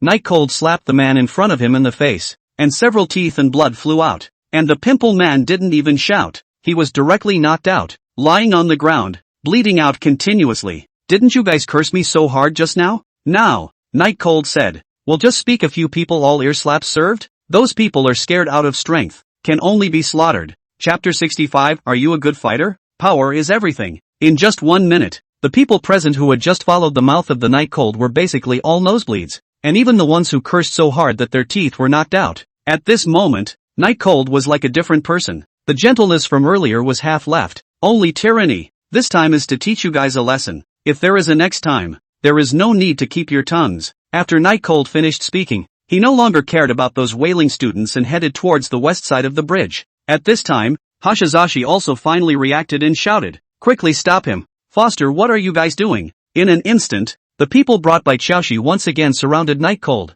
There was no way around it. Although Night Cold looked scary, not having money was even more scary. Seeing the people gathered in front of him, Hashizashi felt a little bit of security, and then immediately pulled out his cell phone, his bloated face revealing his urgency. "Dad, Jinjiang Park, hurry up, I've been hit." Xiaoxi's voice was hoarse and anxious as she shouted into the cell phone receiver. His eyes saw Night Cold outside through the crowd, and his expression revealed ruthlessness. He wanted Night Cold to die. Since he was a child, no one had dared to beat him, and in front of so many people, it really made him lose face. If he didn't torture Night Cold to death later, he would be sorry that his father was a bridge worker. Night Cold did not panic in the face of a group of black-clothed men, but instead assumed a free and relaxed state. Together, the crowd thought Night Cold was crazy. Just now, although he could send Xiaoxi flying with a punch, but after all, Xiaoxi is just a male son only, usually eat, drink and play all kinds of things, and now Night Cold is facing a well-trained bodyguard.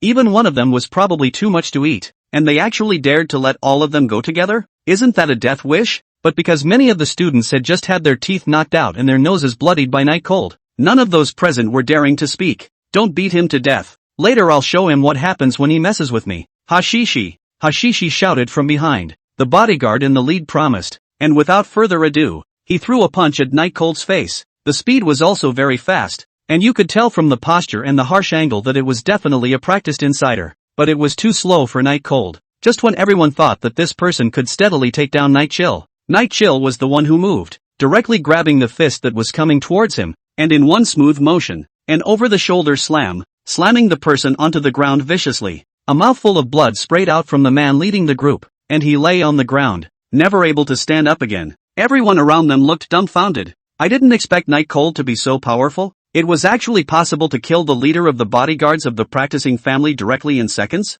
Was this really still the Night Cold they knew? It's too much to ask for first the strong Azekao Hashizashi and then a practiced bodyguard to lead the way, isn't it? Night Cold shook off his hand. His powerful strength, coupled with the face charm he had just gained, made this moment he was the walking spring, causing the surrounding female students to cover their faces and commit nymphomania. Even Ruyan Lu was the same. She realized that she never knew that the original Night Cold was so handsome, and it was already so handsome that she could give up her glory and wealth. How come she didn't appreciate it before? Was she a little cutie before? What? Such a handsome boyfriend didn't know to cherish. Night Cold pressed on, instead putting on a great sadistic performance for everyone. Any bodyguard standing in front of Night Cold was directly sent flying. All kinds of skills running in the clouds. Every bodyguard in the hands of Night Cold could not hold on for a second. Just like Bai Qi Mengtian in the world. Facing the night chill that was getting closer and closer, Xiaoxi was completely flustered. It's not even human. But what the hell is going on here? This wasn't a TV show. There should be a degree of power even if a person is powerful,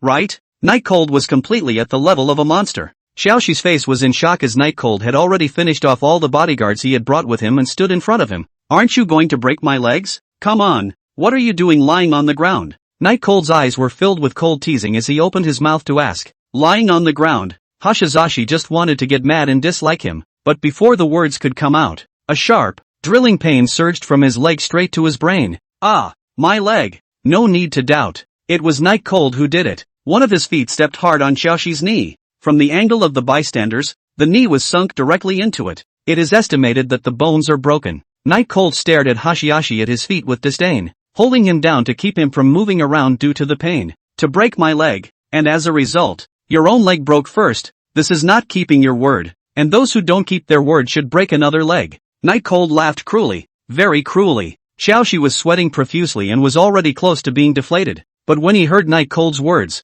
his pupils instantly contracted and his eyes widened. Before he could beg for mercy, more intense pain in his other leg instantly exploded in his brain. This time, his voice was hoarse from yelling. The people around us are looking dumbfounded. Night Cold, this is too ruthless, isn't it? He had directly abolished both of Xiaoxi's legs, and it looks like he didn't hold back at all. From now on, Xiaoxi will really become a waste. The people who had just had their teeth knocked out by Night Cold all felt that they were really lucky at this moment. Looking at Xiaoxi who was about to pass out, Night Cold kicked the spent leg away from his foot in a bored manner and moved his sight to Lu Ruyan next to him. Lu Ruyan was instantly trembling with fear. It was as if she would become incontinent in the next second. Night Cold thought of something and walked towards Ruyan Lu. Lu Ruyan was so scared that she kept kowtowing and apologizing. She had seen what happened to Xiaoxi just now. She didn't want to become an invalid. Night Cold, I was wrong. For the sake of us being a couple in the past, let me go, okay? We can still be together. You do like me, right? I won't even be looking down on you in the future.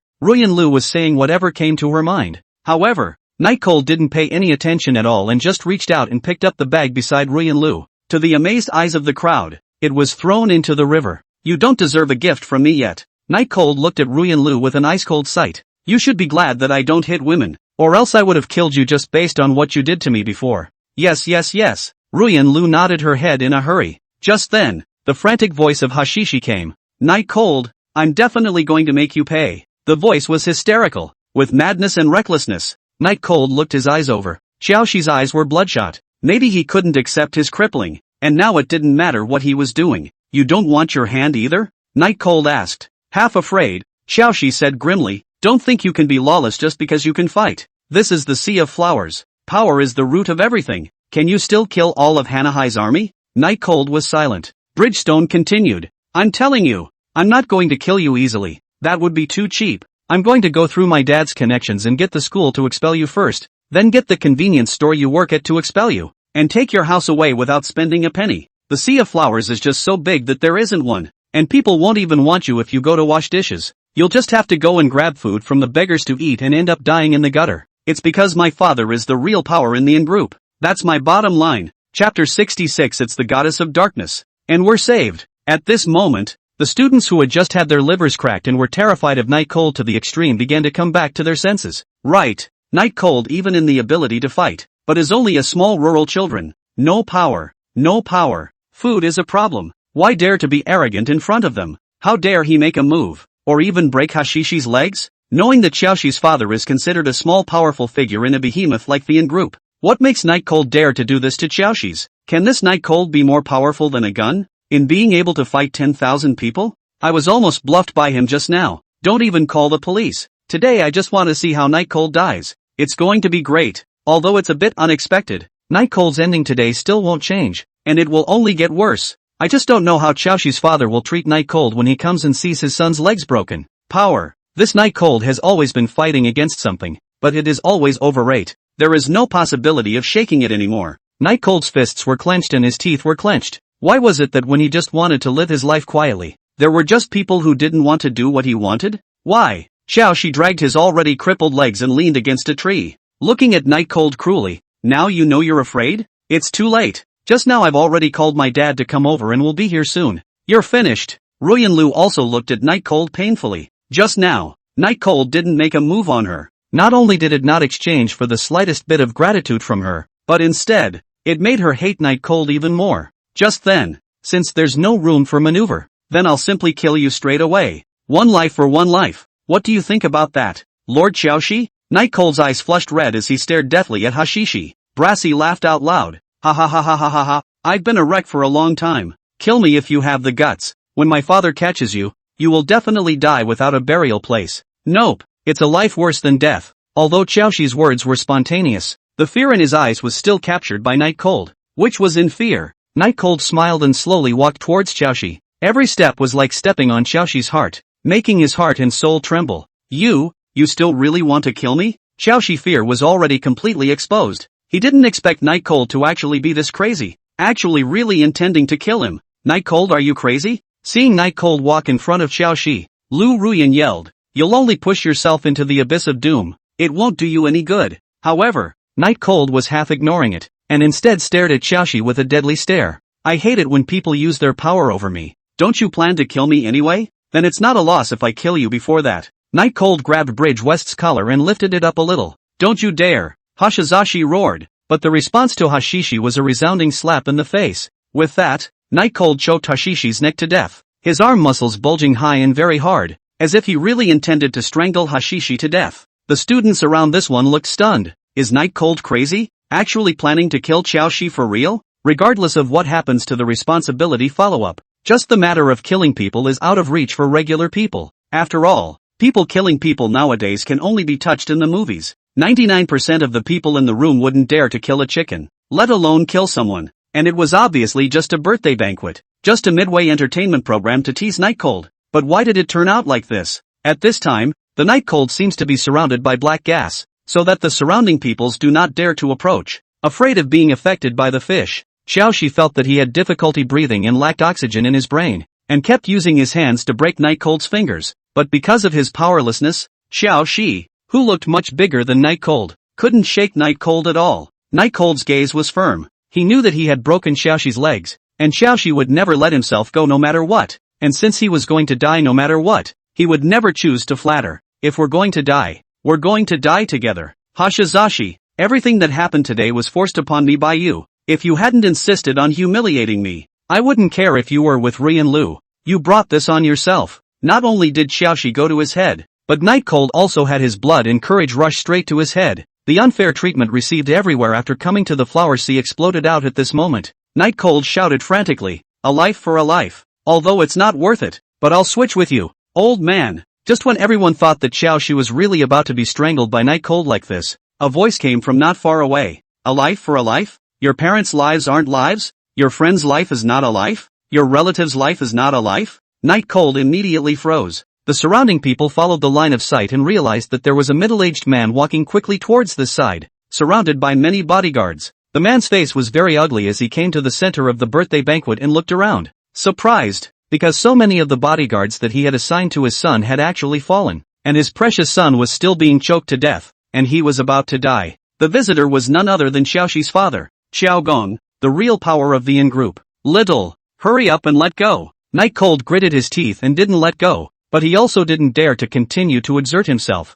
because the bridge worker's words just now were too lethal to him. He can do whatever he wants on his own, but his parents, his relatives and friends are innocent. Little, hurry up and let go of me, or else I'll kidnap your parents here tomorrow and make you watch them die. The bridge worker was also truly enraged. There was a complete lack of the bashfulness that a person of real power should have. Night Cold's mouth was bleeding from his bite, but he still didn't let go. Hurry up and let go. Xiaoxi couldn't hold back any longer and ordered his bodyguard to go and pull Night Cold away, and followed with his own hands. After a short tussle, Night Cold was pulled toppling to the ground for a long time. He wasn't pulled away, but he let go. Although the bridge worker wouldn't necessarily let his parents go if he let go of Hashiashi, his parents would never survive if he didn't. His parents are just little people. How can they fight these people? He pressed on with no choice. Many people are resuscitating Xiaoxi, and the Night Cold is lying on the ground for a long time. He does not know what he should really do. He even feels that he is really a person. After spending so much of his parents' money to come to Hanahai to study, he didn't return the favor to his parents even if he didn't.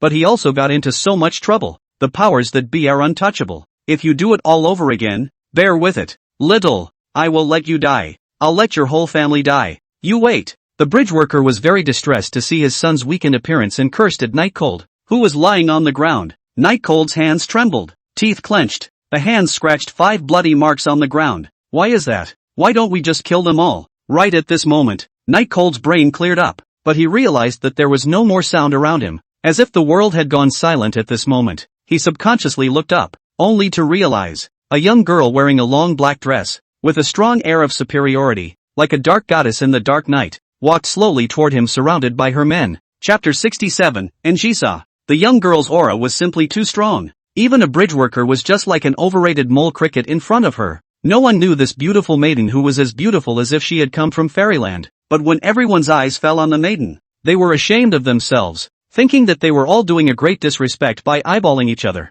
The young girl's pace was unhurried and slightly rushed, and the sound of her high heels was crisp, resounding with echoes in the park. Just as everyone was wondering who this extremely rowdy, sultry-looking young girl was, the bridge worker immediately stood up, bowed, and respectfully said in front of the crowd's incredulous gazes, "Missy, big miss?" Upon hearing this title, everyone's mouths opened greatly, and their pupils plummeted, surprised to the extreme, because the bridge worker was a member of the in-group. The Missy in his mouth could only be a person whose identity and background were both extremely terrifying. Yasuchi Yarn, the controller of the in-group, the princess in the true sense of the word of the Sea of Flowers, the royal aristocrat of the olden days, and the plutocrat's daughter of the present. But how did someone like that end up here? Did they come because of Hashizum? The crowd could only have such a guess because after all, the bridge worker was a member of the in-group, and it wasn't strange for Njisha to recognize it. While the bridge worker was far from qualified, no one else but him here was qualified. This was the benefit that came with power. Actually being able to know a truly great person like Njisa was simply awesome. The bridge worker also assumed that Anchiza had come to see him, although he had only seen Anchiza from afar on stage a few times before, and had never spoken, and this was the first time he had done so. Could it be that Missy knew about her acquisition of Old Town? It just so happened that Missy was in the neighborhood again and came over to check on her son after learning about him? That should be it. Well, we have to take this opportunity to let our son have a good exposure to Missy. Maybe. Xiaoxi smiled joyfully and said respectfully to Njisa, "Thank you for your concern, Miss. Xiaoxi doesn't have any major problems, and both legs should still be able to be attached, and won't be left crippled." After saying that, he was waiting for Njisa to respond. However, what responded to him was a powerful slap from Snowfrost. Snap! The sound was extra loud in the quiet park, and Hashi's cheeks quickly began to redden as if they were spring peaches. The bridge worker covered his face in confusion. "Secretary Snow, what does this mean?" Snowfrost gave the bridge worker a hard stare. "I'll clean you up later." After saying that, in the bridge worker's confused gaze, Snowfrost followed in Jisa's footsteps, and Shisha never looked at the others from the beginning to the end. Her gaze was always on Night Cold's body, and what was revealed in her eyes was both unwillingness and anger, as well as anger and heartache. Today's Night Cold after coming here everything that happened, she all above the pavilion to see the end. Night Cold's behavior just seemed stupid to her, but stupid in a classy way that made her want to be angry, but heartbroken, especially when she ran to swim in the river for half an hour in order to give Lu Ruyan a present, and when others were having a birthday party to celebrate. She kept an eye on Night Cold, but at the slightest hint of something wrong, she would send Snow Frost down to rescue her. But Night Cold really did swim a full lap around the park, which surprised and relieved her at the same time. However, once she thought that Night Cold's original intention was for Ruyan Lu, she immediately slammed the high-grade tea set on the table. Why? Why is Night Cold just so good to people like Lu Ruyan? And she left for so long, and Night Cold didn't say that he came to look for her, or think of her? This is exactly why. Her lack of understanding also led to her not showing up when Night Cold was first humiliated, because she just wanted to let Night Cold know exactly what she would bring for Night Cold, so that Night Cold could make a comparison between her and Lu Ruyan, and distinguish exactly who he really needed. Night Cold's skill surprised her, but it was limited to that, because even if one's skill was great, even if one could catch bullets, could one still carry machine gun fire? When Night Cold was helplessly preparing to kill Xiao Shi, she was happy, thinking that Night Cold was after all the Night Cold she knew, never giving in to power. But when Night Cold was so overwhelmed by power that he couldn't move and was desperate and helpless, she knew that it was time for her to go on. Amidst the crowd's astonished gazes, and the bridge worker's unbelieving gaze, and Jisha walked over to Night Cold's side, then slowly crouched down. That and Ji-sa, whose cleanliness fetish was so severe that even the closest people were not allowed to touch it, actually reached out to pull the hand of Night Cold, who had rolled around on the ground and was covered in dirt. Are you alright? And Ji-sa's tone was rare and gentle, especially on this occasion, earning hot tears. Night Cold slightly afraid to look at Ji-sa's eyes, because he did not expect the reunion will actually be such an occasion. He is so wretched, obviously should be in the windy and sunny afternoon. I am fine, Night Cold replied. Night Cold sat on the ground, not knowing how to express his emotions. Saying anything felt a bit redundant. Saying anything felt unable to speak, and Ji-sa transformed into a knowing big sister at this moment. Her coldness, superiority, and oppression were all put away, and she lowered her head to look at Night Cold's face. Gently, he asked, are they bullying you? No, actually. Night Cold was a bit incoherent, his hands and feet fidgeting to hide his panic. It was the first time that Night Cold had chatted with Ji-sa as the family's eldest lady, not to mention that it was in such a dilemma, making him feel even more overwhelmed. Is there nothing you want to say to me? It's been so long. And Ji-sa looked at Night Cold with a little smile. Say something? Of course Night Chill wants to, and Ji-sa could solve all his problems. But why would people help themselves? Just because he kidnapped her? And held them captive in his house for days? But thinking of his parents, Night Cold felt that even if he was in disgrace, even if he had to be a cow, he would let Ji-sa help himself. Without squirming, Night Cold's gaze looked at Ji-sa with supplication. Request. Before the words of supplication could be uttered, Ji-sa covered Night Cold's mouth, and in Night Cold's puzzled gaze, she slowly said, begging wouldn't be cool. For some reason, Night Cold's eyes were sour. Why did he feel that Ji-sa had changed? She was clearly still the same Ji-sa who used to think of him in every way and save face for him. Ji-sa's tall figure stood up. When she turned her back to the Night Cold, facing the crowd, the aura all changed. Just now the tenderness half left. There is only endless indifference and cold. P.S. Begging for gifts. The bridges are so hateful. The author's water glass has fallen. Begging for a stop loss. By the way, thanks to Cake for the big reward. Appreciation. Chapter 68. What's the point of not dying? There was no conversation. Just like the last time when Night Cold was embarrassed, and Ji-sa brought out the violet butterflies. There were no demands. Just like the last time Ji-sa would take the initiative to make excuses for Night Cold when she saw that Night Cold didn't have any food, and then give her help. And Ji-sa gave Night Cold what he wanted most. Respect. Night Cold said that it is false not to be moved. Such a radiant young girl actually so defend him. He really do not know exactly what he is virtuous and capable. If Ji-sa didn't show up, his dignity would be like a shaky candle in the wind, and a random gust of wind could blow it out. Even his self-esteem he finds ridiculous. What self-esteem do poor people talk about? Just live. But if there is a person, will he throw away the self-respect in the snatch back to him? Then his heart is absolutely not calm, or waves, and will even give birth to never-before-seen emotions. And Ji-sa's line of sight swept around the circle, and all those who were swept by the line of sight shivered. Where can they not know that now? This family's eldest young lady didn't condescend to come here because of some bridge worker, but because of Night Cold. Just now, and Ji-sa's careful and delicate movements, coupled with her gentle tone, made them all have the illusion that the young girl in front of them was not some kind of young lady, but rather the big sister next door. But at this moment, the coldness and superiority as well as the sense of oppression let them know that this was the family's eldest miss without any doubt. That kind of tenderness and patience belongs to only one person. But what puzzled them even more was how exactly did Night Cold know Ji-sa? One is a teenager who needs to rely on part-time work for his meals, and the other is the Rapunzel of the in-group. How can you see that both of them are from two worlds, right? And it looked like Ji-sa's feelings for Night Cold were not ordinary. This is the most exaggerated, as the jewel of the in-group. What kind of young talents have she not seen before? Why is she so attracted to Night Cold? Though Night Cold is indeed drop-dead handsome as all. Ruyan Lu stared blankly at Night Cold, then carefully glanced at Ji-sa before looking at Night Cold again. She felt as if she had made a huge mistake. Night Cold was actually on such good terms with Ji-sa, and there was physical contact. But one must know that Night Cold was her licking dog.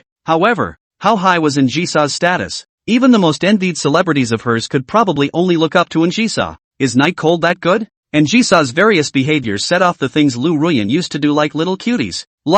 And she had just severed her relationship with Night Cold, only to have a girl come out in the next second, who was crushing on her in terms of both face value and background, favoring Night Cold. Isn't that a slap in her face? A few times she thought that it would be impossible to find a better girlfriend if Night Cold left her. This kind of barefaced face-slapping scene made Lu Ruyan's face extremely ugly, even to the point of even forgetting to be afraid. The bridge worker was also surprised beyond measure. Or rather he was the most fearful person in the room, especially with the slap on his face. the fiery sensation left behind, coupled with Snowfrost's words just now. Seeing Anjiza approaching, the bridge worker bowed his head and admitted his mistake. Missy, I didn't know that he was your friend. Otherwise, even if I were given 10,000 guts, I wouldn't dare to really do anything to him. The fear on Xiaoxi's face grew thicker and thicker. Don't dare? Don't you like to play bully? Do you want me to call my mother now and you tell her? Anjiza clasped her arms, the black ribbon falling slowly. Anjisha was very angry today, whether it was towards Night Cold's or this group of people present who bullied Night Cold.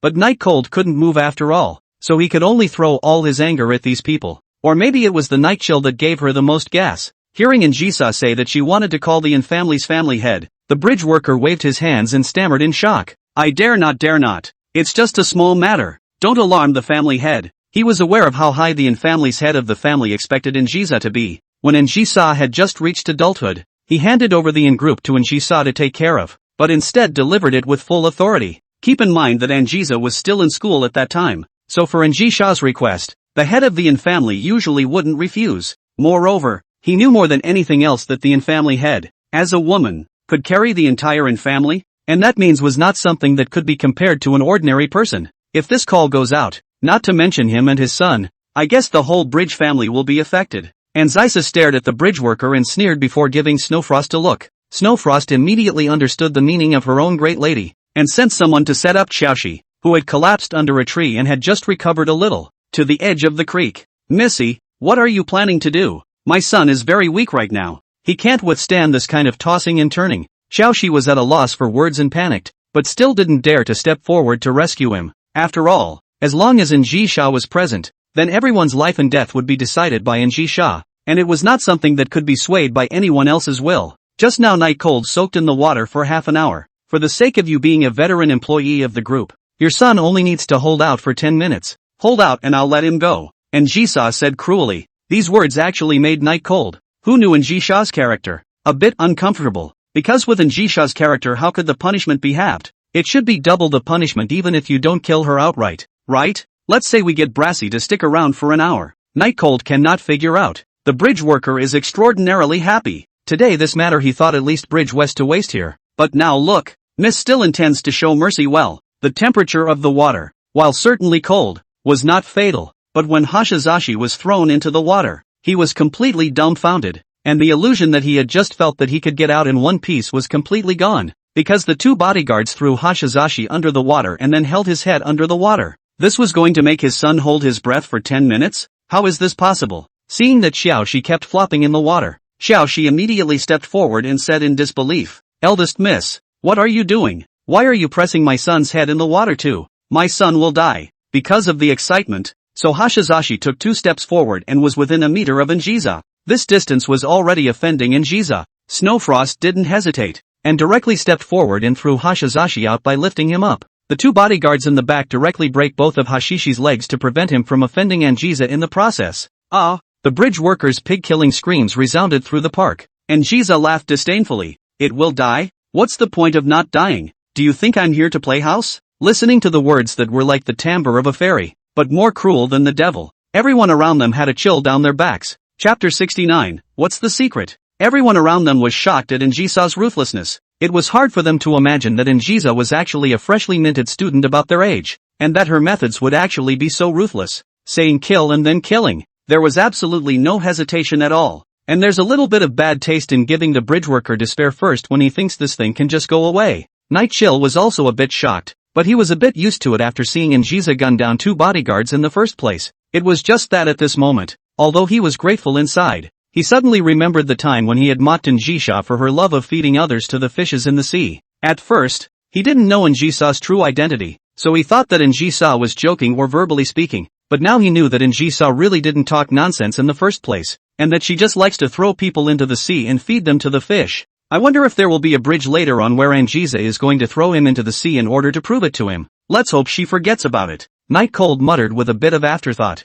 Seeing that his son's flailing in the water was getting smaller and smaller, and seeing that he was about to die, the bridge worker endured the sharp pain of his broken leg and pleaded with Anjisa. Missy, please, let my son go. Just now also unbeatable bridge worker. Relying on their identity background will Night Cold pressure breathless big man, but now by the same way, was pressed to despair and helpless. It's a cycle now. And if you don't reach the top of the most food chain, then ultimately you're just food for others. Many of the students present wanted to leave. After all, today's events were already far beyond their expectations. A complete massacre that they would never experience at all. It's really scary. But how could the surrounding bodyguards let them go? After all, Anjiza hadn't even given her word yet. This young lady is as good as her word. As long as he can hold out for 10 minutes, then this young lady will let him go. If he can't hold out, then I won't be blamed. Anjiza's expression did not change in any way. Still so cold and indifferent. As if killing was a common thing for her. Slowly, Hashiashi in the water stopped struggling and never moved again.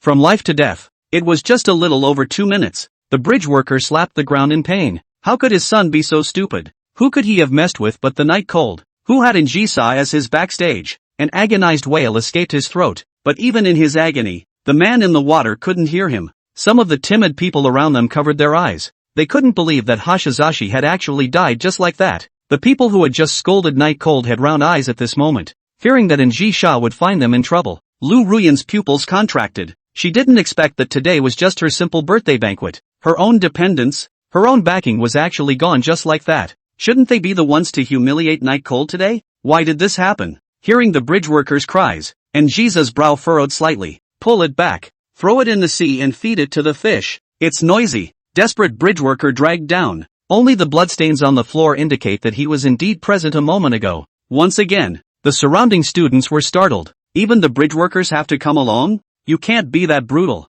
Not even father and son. That's too much, isn't it? At this moment, those who had just not messed with Night Cold felt immensely grateful, while those who had messed with Night Cold had long been sweating profusely, fearing that Anjisha would liquidate to them. But while the crowd was different, what remained the same was that they all regretted coming to this birthday feast. The other side, Night Cold didn't have any particular reaction. Of course, there was certainly gratitude towards Anjisha, but didn't think that Anjisha had gone overboard. First of all, it's the fact that Anjisai has this kind of temper. And in one it's the fact that Hashirama is the one who did intend to kill him. And there's nothing wrong with an eye for an eye. As for the bridge worker, then he was even less likely to feel any compassion. Because the bridge worker threatened him with his family. He was also going to forcefully buy his house in the first place. So he deserved to die for all the bad things he did. Seeing that things were almost resolved, Night Cold stood up with the intention of giving Anji-sa a thank you. But just as he stood up, he felt a wave of dizziness, and then collapsed straight down. And Shisa's unperturbed face instantly became tense.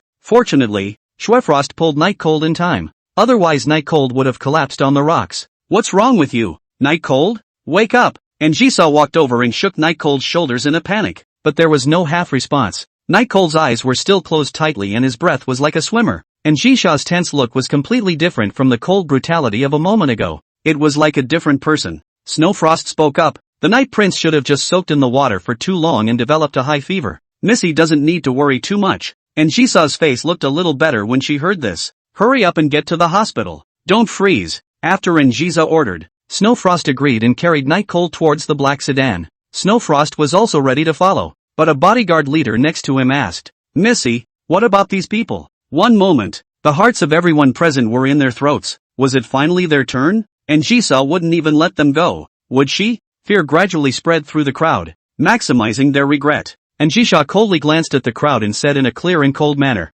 forget about these people. Night Cold has already taught them a lesson. Letting them go after a warning is just that. Hearing these words, the crowd was as if they had been pardoned. Everyone's eyes instantly lit up. They don't have to die. Can live well. That's wonderful. After Hashizashi and Hashiko, they were so glad to know that Anjisai is really capable of killing people. It made them excited. Don't worry, eldest miss. We definitely won't bully Night Cold again in the future. No, from now on, Night Cold is my father. I'll get angry with whoever bullies him. Right, from now on, Night Cold is our real father. Thank you, Missy, for not killing me. Many thanks. Thank you. The crowd's words and Jisha didn't care at all, but instead moved her eyes to Lu Ruyan. The culprit. Everything that happened today could be said to have been started by Lu Ruyan alone. And all of it was because of her. And also because of the person that Night Cold liked. From any point of view, Anjisa should have disposed of Lu Ruyan, but she hesitated. Seeing Anjisa staring at herself indifferently, Lu Ruyan was so scared that her whole body shivered and she didn't dare to breathe,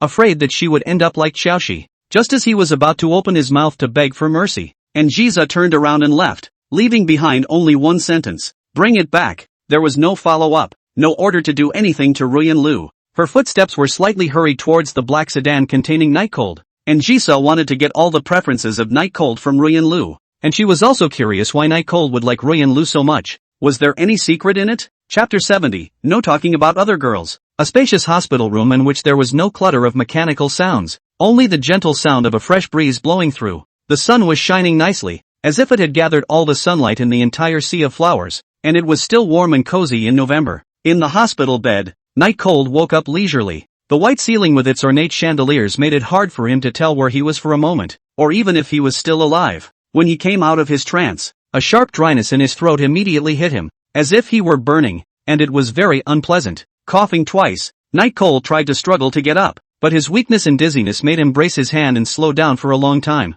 "You're awake?" A bright voice with some superior commanding tone rang in Night Cold's ears, so familiar that it brought him a great sense of security. And he wasn't even that dizzy anymore. "It's an awareness yarn." Night Cold struggled to move his head to see where the voice came from, but was blocked from view by the glass of crystal clear water that had already been placed in his path. "Thanks," somewhat dryly and weakly, he said, then took the glass of water and took a few sharp gulps. It was only then that he leaned back against the pillows and relaxed comfortably, and Jiza crossed her legs and sat on the edge of the hospital bed, peeling an apple, but a lot of the flesh was peeled off because the technique was very lousy. Neither of them spoke, but definitely not because they had nothing to say, but because they had so much to say that they didn't know how to speak for a moment. Night Cold wanted to ask the Njisa of the first time why she left without saying a word, why she didn't say a word to him. What exactly did she mean? Again, he wanted to thank Njisa for helping him. After all, he really didn't know how he would have ended up last night without Njisa. He himself was fine with it, but what about his parents and friends at home? They were innocent and didn't even know about it, and he would have blamed himself if they were really involved. Looking up at the ceiling, his eyes swept around. He realized that he had been here before, and when he thought about it, it was the same hospital that Njisa had sent him over to after he had been beaten up by someone arranged by Zhang Qian. At first, he thought that it was because the dean coveted Njisha's beauty that he was hospitalized, but now it seems that this hospital is feared to be all Njisha's. When he remembered that he had to drag Njisa away in order to avoid the expenses, he felt a little like laughing. At first he thought it was his luck that he hadn't been found out, but now he thought that it was that people simply didn't dare to care. I guess those doctors were shocked to see him being secretive? Have an apple. It will help you recover. Njisa handed the peeled apple to Night Cold. Night Cold took the apple, looked it up and down, and commented, "It's much better than the last time when there was only one apple." Saying that, he took a bite of the sweet and crunchy apple. Neither of the two knew if eating apples would help with recovery, but agreed that eating fruit would just help. Njisa didn't get angry and said with a smile,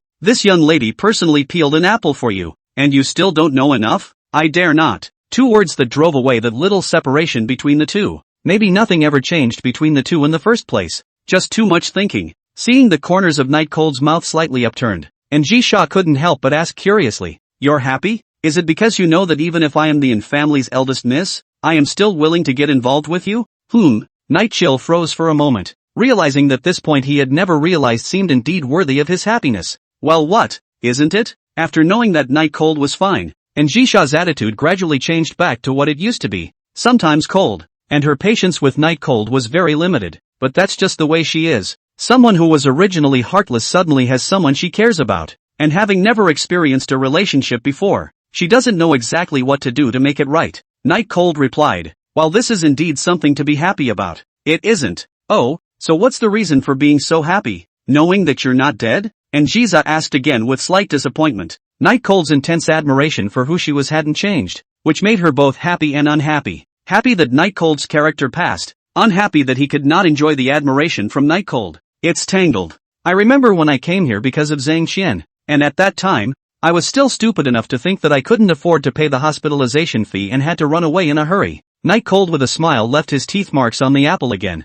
Being brought up by Night Cold like this, Njisa also recalled the image of being dragged hard by Night Cold to escape from the hospital. For a moment there was also an expression of not being able to stand it. "Why didn't you tell me at the time? My back was still hurting at the time. If it wasn't for the fear that you were in some kind of danger, I definitely wouldn't have left," Night Cold complained. Njisa said breathlessly, "At that time, I told you so that you don't have to worry about money. You had to leave and take me with you. Don't even think about it. Can such a big hospital really let you escape?" Night Cold scratched his head. He realized that he seemed to be quite nervous sometimes. Indeed. Speaking here, Night Cold suddenly thought of one thing and asked with his face restored to seriousness, "By the way, since this matter is an oolong, Then at that time Zhang Qian spared you, and it wasn't because of Uncle Hat? And Jiza didn't have half an interest in Night Cold's words and nodded without knowing if it was possible. Night Cold but swallowed a mouthful of saliva. That's Zhang Qian now. And Jiza's brows wrinkled slightly. What do you care about her? In the future, you are not allowed to mention other women in front of me.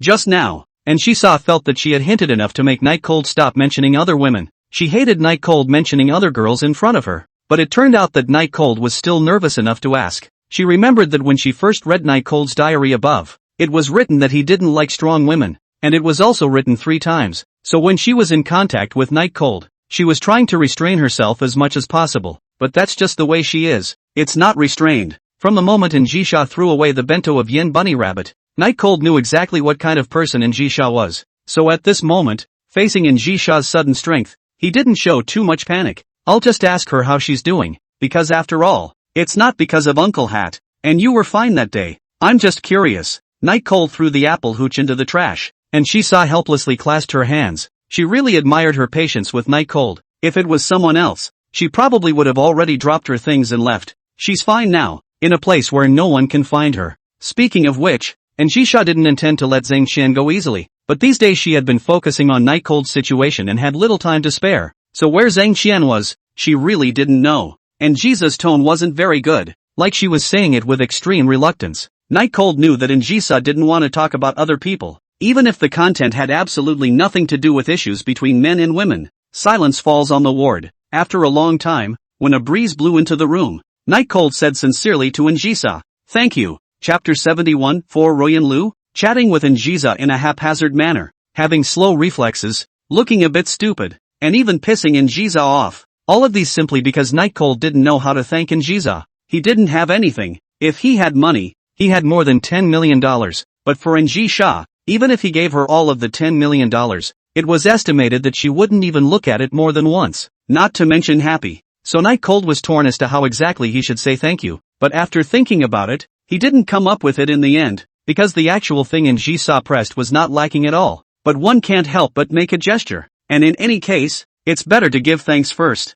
Jiza froze for a moment, then the corners of her mouth turned up. Whose thanks are like yours? Thank me for what? Speak clearly, and words alone won't do. There has to be something tangible. Thank you of course for helping me yesterday. It was a big help to be honest. As for the actual, why don't you tell me what you want? Night Cold said with a bit of difficulty. What Jiza wanted, that was bound to be the hardest thing to get in this world. As the words fell out, Jiza fell into a short period of deep thought. Then she looked at Night Cold and said, "Just promise me one condition. The rest is not necessary." Night Cold was a bit surprised. Just one condition will do? This was too good to be true. What conditions? You name it, I just have to do it. Night Cold immediately agreed. Jiza, however, laughed meaningfully, put her legs down, came up to Night Cold and said, "You're not allowed to make any female friends." Night Cold couldn't wait to smash the mouth he had just agreed to. This request was too difficult, wasn't it? Not to make any female friends? Doesn't that mean he can't talk to any females? Even if they weren't friends, according to Jiza's controlling nature, they'd be judged as such after a couple of words. This is simply. However, Night Cold's hesitation was what caused the temperature of the room to drop completely, and Jiza's pair of good-looking and seductive eyes were like an abyss that tempted people to die, slightly narrowed to give a very sufficient sense of oppression. Are you going to go back on your word? You just said that you would promise anything as long as you could do it. Are you going to back out now? Jiza had the stance that if Night Cold dared to back out, she would throw Night Cold into the sea and feed him to the fish. When did I say I'd promise anything? I just said if I can do it. Night Cold continued with difficulty. Does this request of yours include the female friends I already have? After all, Yen Bunny was still a very good friend of his, and if he didn't include it, with the great favor Jiza did him last night, it wasn't completely impossible to consider it and say yes. The main reason was that the favor Jiza did last night was indeed big enough. Otherwise, Night Cold categorically wouldn't have considered it for a second longer. Jiza said rightfully, of course that includes, when you get out of the hospital you're going to cut ties with what's his name Bunny. Well, no need to dwell on it. It must be rejected. First move to change the subject. Have you eaten yet? I'm so hungry now. When can I eat? Night Cold said with a smile, hoping to change the topic and just wait until he was discharged from the hospital. However, Jiza clasped her hands and her face was cold, like a pool of water in a waxing moon, beautifully frozen. Night Cold swallowed a mouthful of saliva. In the face of Jiza, as long as she was still talking, then this matter was not serious. Like now. And Ji-sha was silent. Then most likely it was finished. He continued. Hey, ouch. I feel dizzy. Call a doctor. Call a doctor. And Jiza recrossed her legs, the black silk on her legs taut and thin, with a look of patience that was gradually running out. Silence again. Abominable. Even if you can't even pretend to be sick? Night Cold was like a terminally ill patient who suddenly ate an elixir and immediately recovered, saying to Njisa in a supplicating tone, is it okay not to have male friends? I promise to do it. And Jiza laughed. Only it was a very cruel laugh. I forgot if you didn't tell me. Male friends are just as off limits. Although the same didn't work, and even added one more item, but at least Njisha was talking. Night Cold breathed a sigh of relief. If Njisha continued to be silent, it would really be dangerous. Of course it's not him that's dangerous. It's the word bunny. Thinking of last night, Night Cold suddenly recalled Ruyan Lu. What happened to this person? Miss In, how is Ruyan Lu? Has she been released by you? Who knows the ordinary sentence? But let the whole ward atmosphere down to the freezing point. And Jiza's eyes also lost the playfulness and doting just now, and actually gave birth to a little bit of violence. Ruyan Lu? What? Do you miss her a lot? Do you want me to pull her over for a reunion between the two of you? Or is this Ruyan Lu the reason why you were unwilling to agree just now? And Jisa said with an extremely cold tone. The language and tone of voice were violent only when angry, but if you listen closely, you could hear a bit of jealousy mixed in, because in Jisa's eyes, Yen Bunny was not a threat to her at all, but Lu Ruyen was different. That was Night Cold's favorite woman, and he could even swim in a few degrees of water for half an hour for her. Although Lu Ruyen is not good for Night Cold anywhere, but can't help that love is like this, the first to fall in love with someone else will always be passive. This was also the reason why she didn't kill Ruyan Lu. She was afraid that Night Cold would escape her grasp because of this. Night Cold was a bit surprised by Njisa's sudden outburst of anger, but although he was shocked, he was used to it. After all, it was almost the same as the previous times he got angry. It all happened suddenly without any warning. I just want to know how Ruyan Lu is doing now. Nothing else. Night Cold explained. A very simple explanation, even without any change of expression on his face. She used you like a dog. Does it still matter to you what happens to her? And Jisha unflinchingly uncovered Night Cold's scars, but this was nothing to Night Cold. After all, he was being talked about every day at school. It was just that he was more or less uncomfortable after this person turned out to be Njisa. But what was that compared to what Anjisa had helped him with? What the hell is wrong with you? Why are you suddenly angry? Night Cold asked patiently. And Night Cold's inaction and lack of anger, on the contrary, made Njisa more convinced that Night Cold still liked Lu Ruyan, or else being scolded by her like this, he would definitely not have no indication. Yesterday you threw Lu Ruyan's bag away and said a bunch of desperate words. I thought you really forgot about her. And I believed what you said about not hitting women. And this is how it turned out. And Jisa questioned. Night Cold frowned slightly. What's wrong with me? Aren't I just asking about her? Did you kill her or chop her up? Won't you just say so? Well, it's fine if you don't say. Is this to be angry with her? For Ruyani? Just as Njisa wanted to continue to say something, the Night Cold bedside cell phone ringing. Caller ID is a string of unfamiliar phone number. It's just that the number starts with 10, which makes Njisa can't help but frown again. P.S. But look out for the next episodes, which are definitely not cliched. Chapter 72 Shang Kingren's Call.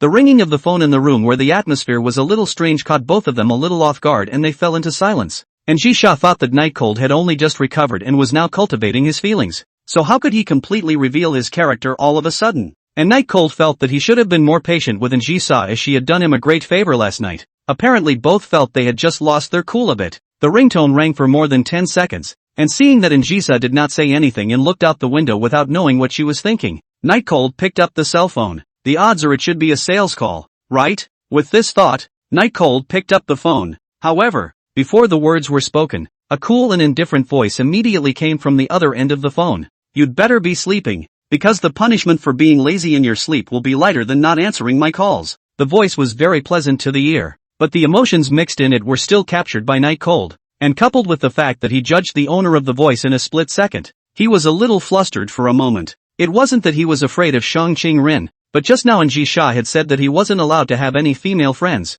and in the blink of an eye he was on the phone with other girls. Although he didn't agree, this atmosphere just couldn't be fueled by the fire right now. The most crucial thing is that he remembered that today is an ordinary Sunday, but what is not ordinary is that the #1 beauty queen in the country is coming to tutor him. The voice drew Njisha's eyes over as well. She had just seen the phone number and knew that the one who called Night Cold was not a simple character, and now it seemed that it was still a woman. Silence. Shang Changrin's voice came out even colder. There's no need to keep going back to my voice. Hurry up and reply. The corner of Anjisha's mouth pulled on a cold smile, holding her hands and just staring at Night Cold. Night Chill was instantly Alexandria. But Shang Qinglin is not something to be messed with. The main I knew, just do not answer the phone. The big deal is to go to school tomorrow in, and Shang Qinglin apologized on the end. And now get into this. Damn it. This is the bad thing about people knowing your phone number when you don't know anyone else's phone number yourself. After hesitating for a long time, Night Cold still chose to reply back. I'm not convenient today. Otherwise it's better to study tomorrow. I accidentally fell into the water yesterday, and now I'm still in the hospital receiving fluids. He hoped that Shang Qinglin would be able to stop after he finished the sentence, but he had clearly underestimated Shang Qinglin's power of execution. You've been given the day off yesterday. Today is study time, and it's just as well you're in a hospital, just so you don't wander off and get to study. Tell me right now which hospital you're in. Shang Qinglin's words were basically blocking all retreats. All of Night Cold's excuses were lost. Under the threat of Anjisha's eyes and the powerful verbal oppression of Shang Qinglin, Night Cold really didn't know what to do. At this time, he remembered the versatility he got from the system, specifically for making girls happy, and wondered if it was useful now, but he exerted himself for half a day. He didn't know how to use it at all. In the end, Night Cold still chose to turn towards Anjisha. After all, this was the most direct threat. Minister Sama, my head is so dizzy.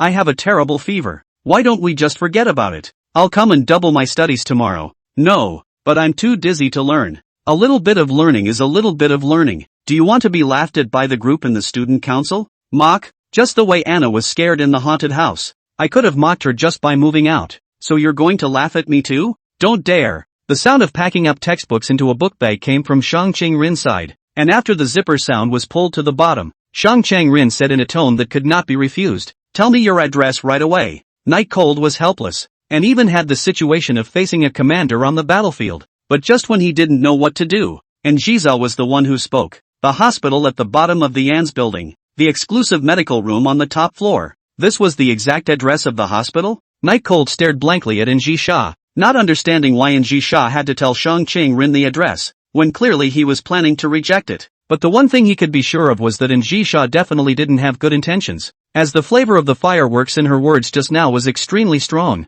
Although he didn't know what exactly Anjisha was going to do, at least he didn't have to be on both sides of the fence now. Just as he was about to relay the address to Shang Qinglin, the Shang Qinglin on the other end of the phone answered in an unchanged tone. "Be there in half an hour." Then came the beep of a hang-up call. Another breeze blew. Although he didn't know it, Night Cold was sure that more breeze must help the condition to recover. Otherwise the room wouldn't be designed like this. Of course, the place where Night Cold was now was after all a convalescent ward, not a medical ward, or else it would certainly be impossible to have a four-sided ventilation design. With the phone hanging up completely, the room was once again calm. Night Cold sighed helplessly. "Hey, when I first enrolled in school I needed to work part-time every day, so I joined a club where I could leave early, and at that time I was very poor. You know that." And Zaisa nodded non-committally. Seeing that Anjisa wasn't angry, Night Cold continued, "But the minister is a weirdo, and I don't know her very well." Anjisa nodded again with a wry smile. Night Cold was a bit puzzled. When did Anjisha become so good at talking?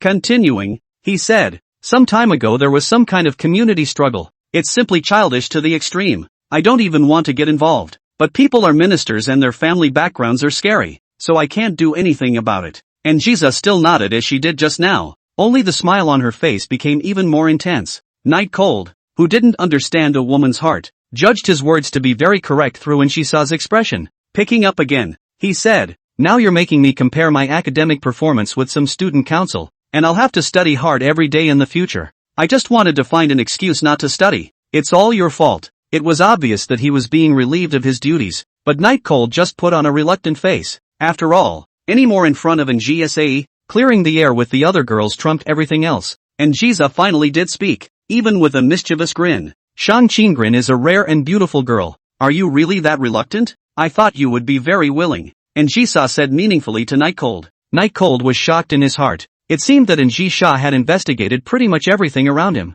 but although he didn't know who dared to be more powerful between Njisa and Shang Qinglin, they were both of high status, so the two should have met a long time ago, right? Not having time to think about this, Night Cold said firmly, "Of course. I'm a 7-foot man who will never be moved by beauty." Anjisa must be touched by her own words, right? Anjisa leaned her torso back into the chair, her two slender thighs stirring together again, her face unchanged. Since you've said so, I'll play this recording for Shang Qingren to listen to when she arrives later. Chapter 73, Shang Qingren's arrival. Recording? Night Cold looked at Ji Sha in disbelief, not quite understanding what Ji Sha meant by this sentence, until Ji Sha operated on her cell phone and began to play it. He knew he was really screwed. The minister is a weirdo. Didn't know her very well. I don't want to study on my own. I was forced to do it. Shang Qingren is extremely childish, finding excuses to refuse. The words that Night Cold said just now to make Ji Sha happy were actually all recorded by Ji Sha. That didn't matter. What made him feel most helpless was that he had just said a lot of disparaging things about Shang Qingren because he wanted to hurry up and make Ji Sha's mood better. Shang Qingren was so good at saving face.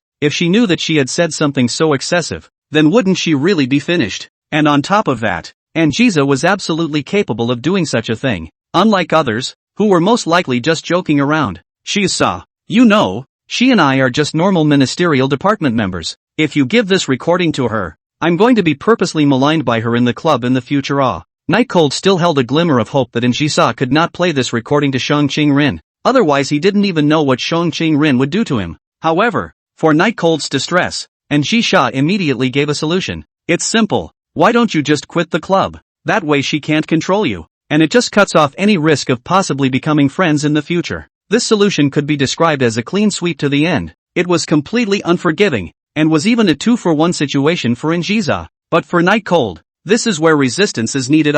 If everything is obedient to Anjiza, then who will guarantee his human rights in the future? The club is another way out. It's not like I'm like you, with such a strong background. I'll still have to go out and work in the future. Night Cold thought to himself that he said a reason that wasn't too bad. Ha! And Ji Sha sneered. In the future, you come to work for me, is not it? I'll give you a double salary. Double the top salary of an ordinary staff of Flower CO. Very good treatment. This sounded like a joke at first glance, and when he thought about it, Night Cold actually didn't know if this counted for more or less. If it was according to the past, that would definitely be counted as more. But now that the relationship between himself and Ji Sha was here, in the future, Ji Sha would at least arrange for a real power position for himself, right? The kind of position where there's nothing to do, no responsibilities to take on, and where you're in the office every day lifting the skirts of your female secretaries, eating, drinking and having a good time. And Ji Sha's eyes suddenly became cold. What are you mimicking there? Smiling so disgustingly,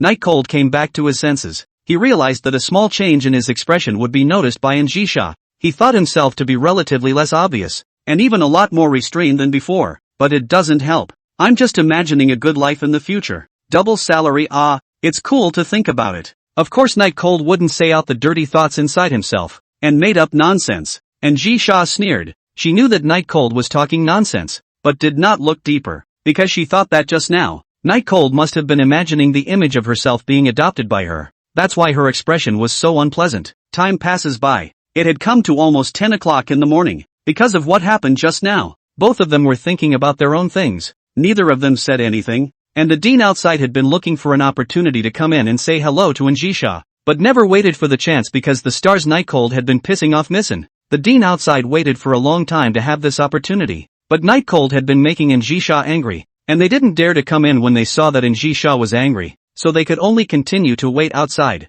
But they saw that Miss Anne's mood had gotten a little better, and Night Cold had made Miss Anne angry again. Exasperated, they could not wait to replace the original glucose in the hanging bottle with seawater, so that Night Cold could also taste the flavor of the sea. Night Cold looked out of the window, hoping that he would get better in a hurry, and Ji Sha stared at the sight of Night Cold's face, not knowing what to think. Everything today was more than the two expected. Just half an hour later, when it was almost 40 minutes past 10, there was a knock on the door of the ward. Both of them knew that Shang Qingren had come. There was no response from the room, and the knocking intensified. Good manners prevented the knocker from knocking so continuously that the rudeness that follows anger was even more absent. Night Cold looked at Anjiza, hoping that she would answer the door. After all, she was the one who told people to come, but he had clearly underestimated how bad Anjiza was, and she just sat there, even changing to a more languid position, with no intention at all of opening the door. Night Cold was dumbfounded, calling someone here and not opening the door for them. What is this about? What the hell?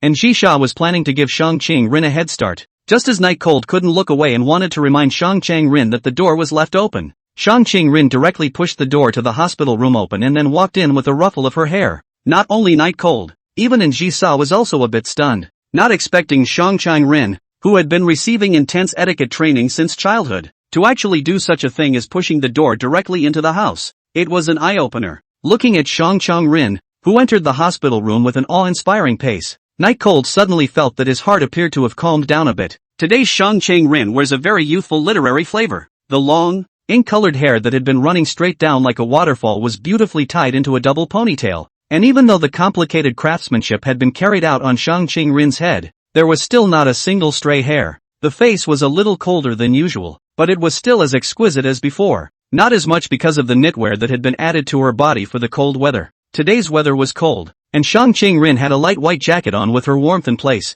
Underneath was a long white skirt that wrapped around her slender legs in what looked like it should be a corset style. Finish off with a pair of black brogues that will be a little more rounded and have a higher heel than the college uniform matching brogues. Let Shang Chang-rin whole person like ice goddess descended in the ward. Chapter 74, If I Had $1 Billion. Seeing Shang Chang-rin walk in such a high-profile manner, even attracting Night Cold's gaze, made Ji Sha very upset for a moment. Immediately, he opened his mouth and said indifferently, "The Yin family was also a prestigious family 100 years ago, and it has no intention of falling out of favor now. So is this your etiquette as a contemporary businesswoman?" Shang Chang-rin. The opening is both full of gunpowder flavor words, so that the Night Cold feel a little puzzled, but also feel in the sense of reason, because Njiza would not allow a presence that shone brighter than her. Shang Chang-rin was a little surprised the moment he saw Njiza, but it was only for a moment, and he regained his confident demeanor in the next second. In the face of Njiza's forced form of questioning, Shang Chang-rin replied blandly, "If it weren't for someone whose manners were so bad as to be despairing, I think my manners would have been better." Njiza stared at Shang Chang-rin. "Are you saying I have poor manners?" Shang Chang-rin stared back at Njiza with complete fear. "Is there anything I'm saying that's right, Njiza-san?" One was not opening the door for others, and the other was pushing the door in without getting permission.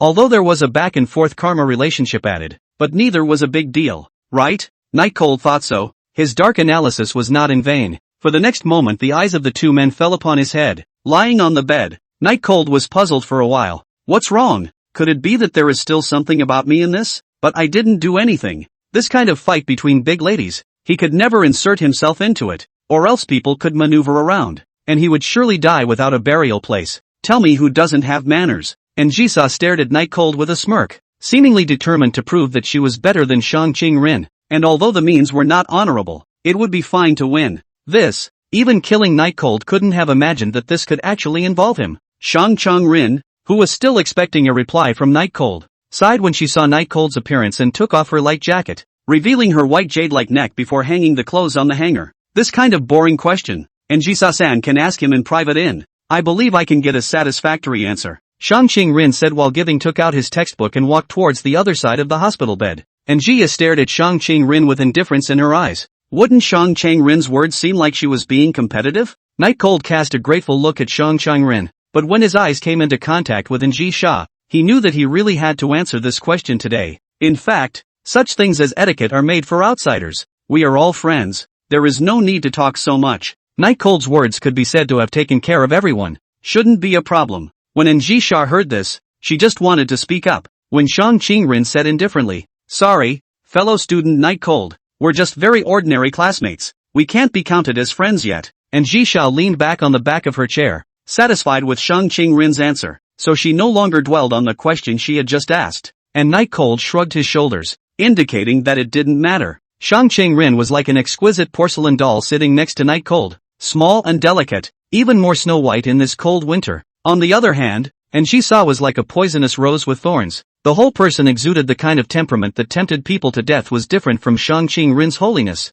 rather like a demonic flower that only bloomed in hell. Being sandwiched between these two people, this should have been a very happy thing, but Night Cold was very Alexandrian. Of course, if both of them had better personalities, then Night Cold could be very enjoyable. Shang Chang-rin turned the pages of the book, which was densely packed with neat notes, and seemed to have thought of something, uttering, "How did you come to know that woman? She's not a person who's easy to get along with." "You know her?" Not thinking of how to answer, Night Cold subconsciously asked back. Shang Chang-rin sighed helplessly. Before asking a question, you have to answer someone else's question, but between you being sick, you don't have to copy this habit 100 times to deepen your impression. Night Cold was silent and speechless. That is to say, if he wasn't sick, he would have to copy 100 times for a small thing just now? It's not too much, right? Shang Chang-rin replied. It's not quite acquaintance. It's just that they're from the same big family in the Flower Sea, and it's inevitable that they've seen each other during gatherings. Night Cold cocked his head and nodded,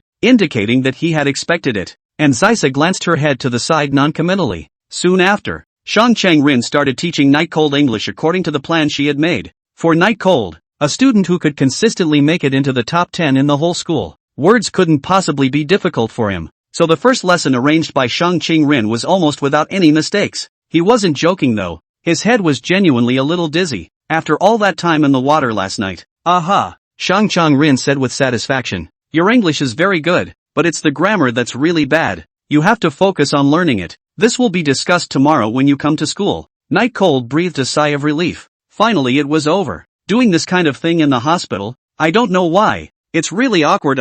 Next to Njisa. From just now onwards, looking at the cell phone, the face is still as indifferent as usual. Do not know what to do. Night Cold did not dare to ask. Anyway, as long as do not go to find his trouble on the line. If Shang Chang-rin wasn't there, he was still willing to chat with Njisa. After all, this kind of beautiful girl. But not now that Shang Chang-rin was there. It wasn't that Shang Chang-rin was prettier than Njisa. It was just that it was easy to fight between two equally good beauty queens together. And when the two of them fought, he was always the one who ended up getting hurt. So it was still nice for Njisa to have a rare moment of quiet. I've read all the papers from the monthly exams after you came to school. English is okay. Language and history are your weak points, especially the final essay, which is almost the biggest loss of points towards. Shang Chang-rin rubbed his chin and said. Night Cold was surprised. You still managed to find my roles? Shang Chang-rin looked at Night Cold with a droll face. I asked your homeroom teacher for it, saying that it was for your tutoring, so she happily gave it.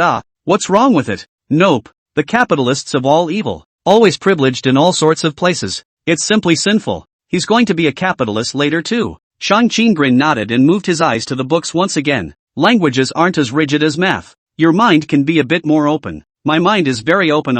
Every day I fantasize about how I should spend it if I have $1 billion. Night Cold said seriously. Those who didn't know thought they were talking about some grandiose endeavor. Shang Chang-rin's attitude towards education was very open. Even though Night Cold's words were so borderline, she just patiently plopped her books down on the table next to her and said to Night Cold, tell me, if you had $100 million how would you plan to spend it? Chapter 75, Writing a Love Letter. How do you plan to spend $100 million when you have it? That's an interesting question. And Jisa also moved her eyes from her phone to Night Cold, seemingly interested in how Night Cold would answer. Night Cold leaned back on his pillow and recalled his previous fantasies. It seemed that there were any amount, but there really wasn't $100 million. Mainly because the amount is too large. He simply did not have the concept. Usually the most masturbation is just 1 million and 10 million. But he now really have 10 million. But what to do? Feel a little reluctant to give up. What? Haven't figured it out yet? Shang Chang-rin asked in a slightly prodding tone.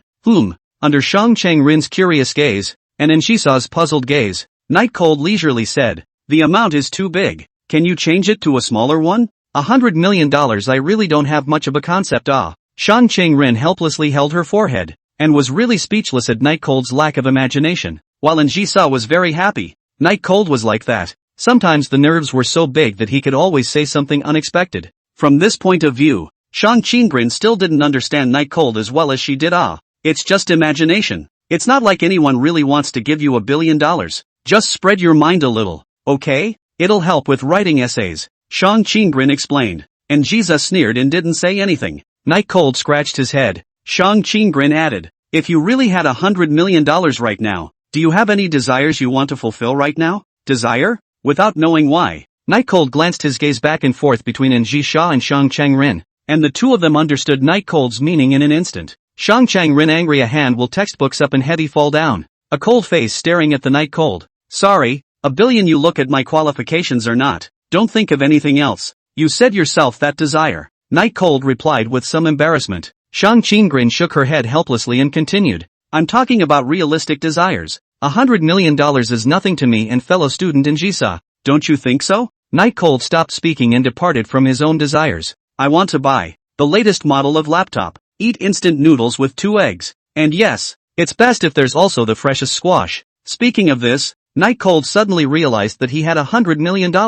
These things are completely pedestrian and do not increase the need for material things. I'm going to buy a luxury car, wear a watch. Oh, I'm also going to buy airplanes, and in hiring 100 or so maids to come to my house every day to let me look at my legs. Of course it would be even better if I could hire the minister in Jisa. Stop. Shang Qingrin held her forehead as she realized that asking the question of how Night Cold would spend $100 million when he had it was a complete mistake. I should be able to tell from how poorly you write your essays that your imagination is extremely lacking. Shang Qingrin helplessly continued. Even if you are defeated, your desires are desperately small. Night Cold but indifferent said, I was originally an ordinary peasant child. For the understanding of money in addition to food, clothing, housing and transportation is not very normal. Shang Qingrin also felt that it made sense and nodded. I'll retract my earlier disparagement of your desires for now, but your lack of imagination is reflected in the writing of your essays, and I remain true to my original attitude on that point. Night Cold bristled with indifference. Right at this moment,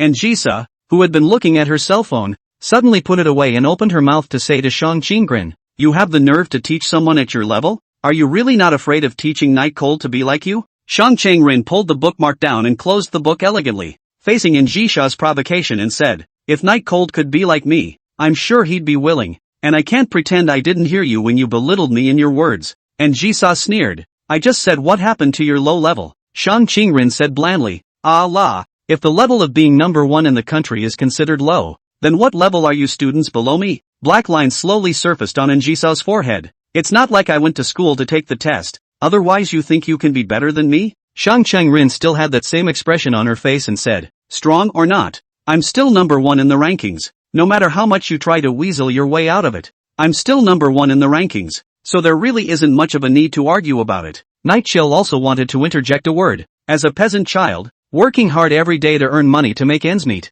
even so still managed to stabilize the top 10, he deserved to be more powerful than the two of them. But smart as he was, he certainly didn't choose to say anything. It was hard for the two of them to barricade themselves, so he might as well take a break. And Jisa said indifferently, so what if I'm number one? Just because you're a good student yourself doesn't mean you can teach others. This is a truth that I'm sure the number one student in the country, Shang Qingrin, should understand, right? Faced with a somewhat mocking tone, Shang Qingrin was unmoved, still blandly saying, studying well doesn't mean that you can teach people, but not studying well certainly doesn't mean that you can't teach people. Classmate and Jisa, do you want to compare yourself to me? And Jisha had no intention of competing with Shang Qingrin. She wanted to personally teach Night Cold, and keeping Shang Qingrin out of the way was her goal. In the face of Shang Qingrin's awe-inspiring gaze, and Jisha chose to ignore it and directed her eyes towards Night Cold. Writing relies on impulse. And if you have an emotional charge for the story that's about to unfold under your pen, whether you want to laugh or cry, whatever, that's what writing should be about, not pie-in-the-sky imagery. Night Cold nodded, not realizing that what Jisha said was quite reasonable. Shang Qingrin did not retort, and Jisha had a point, and she was not the type of person who was forceful and couldn't afford to lose. After thinking for a while, Shang Qingrin said, so, you're planning to find something for Night Cold that will give him the urge to put pen to paper? Any good ideas yet? For things that could truly help Night Cold, Shang Qingrin was still very much on board, and even though she was still arguing with Jisha just now, she could still ask calmly now, how powerful this mentality is. And Jisa stared at Night Cold, then smiled and said, Night Cold is good at everything, but he's horny, so I don't mind sacrificing a bit. Night Cold turned his gaze to Jisa in an instant, his face full of incredulity. Don't you? In Shang Qingrin's inquiring gaze, and Night Cold's fiery gaze, and Jisha slowly said, have Night Cold write me a love letter, with my beauty added. I'm sure he'll be impulsive. P.S. Ask for gifts. Big Brothers. Chapter 76 Love letters are the truest heartfelt words in a boy's life. Write a love letter? Night Cold's brain fell into a brief short circuit, and for a moment, he actually didn't react to what exactly Jisha meant. The preconceived notion that Anjasai's sacrifice of color would be something more practical didn't occur to me that it would actually be like this. One doesn't get a single benefit at all, right? And Shang Qingrin held her forehead, shaking her head uncontrollably, seemingly very unimpressed with this method. Or perhaps it was more that Shang Qingrin felt that Jisha's starting point was not to help Night Cold study. Isn't it a bit much to write a love letter, Missy? And I've never written one before. Night Cold knew Jisa's character well. A proper perfectionist coupled with a heavy degree of cleanliness. The odds are that such people will not see any flaws, so the odds are that they will be criticized for nothing if they do write a love letter. It's not that he doesn't know how to write, it's just that Jisa's demands are hard for him to fulfill. And Jisa stared at her flawless hands before moving her eyes to Night Cold's face and said confidently, most boys, the best writing they've ever done in their lives is a love letter, so what's not to like? That's true, but between us. Night Cold hinted to Jisa that there wasn't that kind of crush between herself and her. And Jisa frowned, what's going on between us? Don't you have any thoughts about me? She really couldn't believe that she, a big miss of a famous family and a rich girl who had never been in love before, had a face value that was absolutely considered to be overwhelmingly beautiful except for the other woman present. Night cold as a boy would not be moved? Only if I'm good enough. You'll be impulsive enough to me. And that's where the key to writing comes in. And Jiza took a sip of her tea. Don't think too much about it. Doing this is mostly about helping you. Looking at the way Ji Sha did not intend to stop, Night Cold felt that he should not be able to escape today. In fact, he had been intentionally avoiding the issue. The matter of enhancing his relationship with Jiza. Mainly because the big families just have too many rules and hassles that might not normally be felt. But when you see such a beautiful girl that you think you know so well, killing people in front of you, how does that feel? But if you don't like Jiza, it's also definitely a no. Because not to mention the irresistible face value of any guy, and the rich and powerful background. It was hard for him not to be moved just by the way Jiza had helped him in the past when he was in the small rented house. Just as Night Cold was thinking, Shang Chang-rin was already done thinking, and she nodded and said, well, that makes sense. And Ji Sha sneered and didn't respond. She didn't care if Shang Chang-rin thought it made sense or not. She thought it did anyway. Under Night Cold's curious gaze, Shang Chang-rin sighed and said, the best essay a boy has ever written in his life is a love letter. Do I have to explain everything to you? Night Cold student. I'm just rather puzzled that you would actually identify with her. Night Cold replied. The right thing would have been recognized by the majority. What's wrong with that? Shang Chang-rin said. No problem. Very good. And Ji Sha said from on high, although it will be reluctant for you to be Night Cold's tutor and it doesn't matter whether you agree or not, but you still agree. So let's hurry up and start. She was now really curious as to what Night Cold could write against, and as soon as she thought that Night Cold was going to write a love letter to her, for some reason, there was a little bit of excitement inside.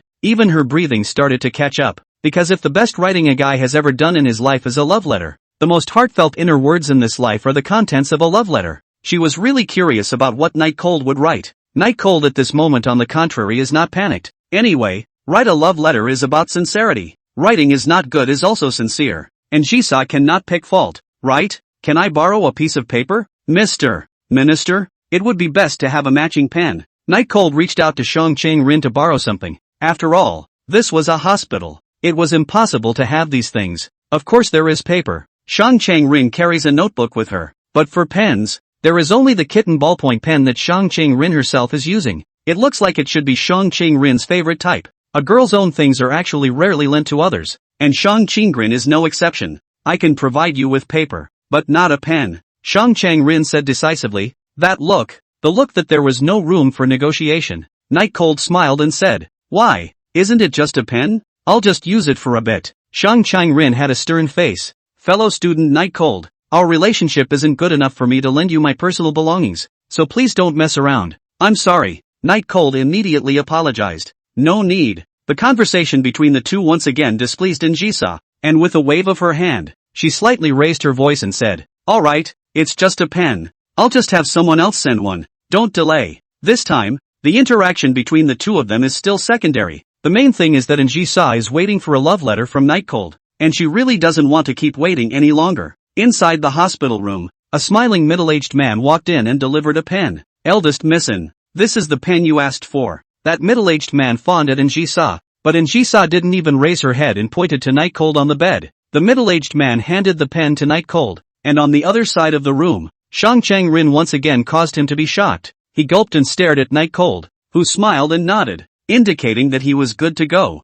The middle-aged man was tempted to ask Night Cold what exactly was his origin. It actually made the two great ladies of the flower sea who stood at the top of the food chain personally instruct their studies. It was important to know that Ji Sha and Shang Chang-rin were either unknown to ordinary people and even powerful people, or they were kneeling like dogs and fawning on the ground. There is basically no third. And what kind of fairy did Night Cold come out of, to actually let the two young ladies, one on one side, concentrate on tutoring their homework? This is just shattering. What are you standing here for? Hurry up and get out. And Ji Sha said indifferently to the middle-aged man. And Shang Chang-rin did not look up from the beginning. The middle-aged man was immediately drenched in sweat. Immediately nodding his head like garlic, he hurriedly walked outside. That's what Jiza is. And even though she didn't say a word to Jiza this time, at least showing her face was already a big gain. Yes, this person is the director of this hospital, Zhang Chiang. He'd waited all morning for this chance to show his face, and it hadn't been in vain. While closing the door, Zhang Chiang vaguely heard from inside. People are just here to deliver ballpoint pens. So, Nothing. Chapter 77 Writing a Love Letter. Night Cold chose to shut up. It wasn't like he hadn't seen the shocked look in the dean's eyes just now, but he really wasn't as cool as the dean thought he was. When facing the two young ladies, he is actually no different from the dean. Both of them are just helpless and strong through the day. Even in a lot of ways, he was inferior to Dean, because he really would have stayed by Angisa's side the whole time. At least that was evident from the fact that Angisa was not going about her work right now, but was always by his side. Night Cold picked up the kind of ballpoint pen that nurses use to record a patient's condition, and picked up the paper that Shang Qing-rin had just torn to him, intending to write a love letter. At that moment, Angisa ruffled her hair and made a very seductive look. Write to me? You can only have enough impulse to write the truest and most sincere inner words of your heart when you are staring at me, Angisa said in a tone that brooked no refusal. Night Cold had no choice but to raise his eyes to Angisa next to him. The latter's strong psyche allowed her to not have any cowardice or shyness. Instead, the people watching Night Cold was a bit uncomfortable. However, it had to be admitted that Angisa was indeed very good looking. It even caused Night Cold to freeze for a moment, a scene that was captured very keenly by Angisa, and the corners of her mouth immediately turned up. Night Cold had never written a love letter before, but there was really a little idea in his head at this moment, especially after staring at Angisa for a long time. Just as he was about to put pen to paper, however, a slim, bony hand stood between him and the paper. It was Shang Qingrin's hand. Angisa frowned slightly, and Night Cold looked up again with a puzzled look at Shang Qingrin. Minister Sama, do you have any other orders? Night Cold asked, a bit too much to bear. Shang Qingrin clasped her hands with a serious and incomparable look. If being good enough is enough to make Night Cold students write good essays, then as the minister, or the initiator of this tutoring thing, I think it's better for me to make some sacrifices. Shang Qingrin's words made Night Cold a little uncertain, causing Angisa's eyebrows to gradually develop black lines. What do you mean? Night Cold asked. Shang Qingrin also ruffled her hair. Unlike Angisa's demonic charm, she instead gave off a feeling of freshness and holiness. Immediately afterward, Shang Qingrin's face turned slightly red, but she forced herself to be calm and said, "Fellow student Night Cold, I will allow you to unleash the sins of your heart against me, but just this once." The corners of Night Cold's mouth twitched slightly. What did he mean by his sins against Shang Qingrin? Where was his sin against Shang Qingrin? It's a slur on his character. Seeing that Night Cold still didn't understand, Shang Qingrin said helplessly, "I'll allow you to write a love letter for me, and I'll watch it carefully. No need to be too grateful. It's just something I should do." Hearing this, Night Cold was instantly dumbfounded. What the hell? Angisa was, even if the main purpose was certainly not to help her study, but at least the two of them had been alone together for a long time, and their relationship was still more or less ambiguous. But Shang Qingrin could really have no special relationship at all. Really, it's just that the two of them had a little bit of physical contact in the haunted house.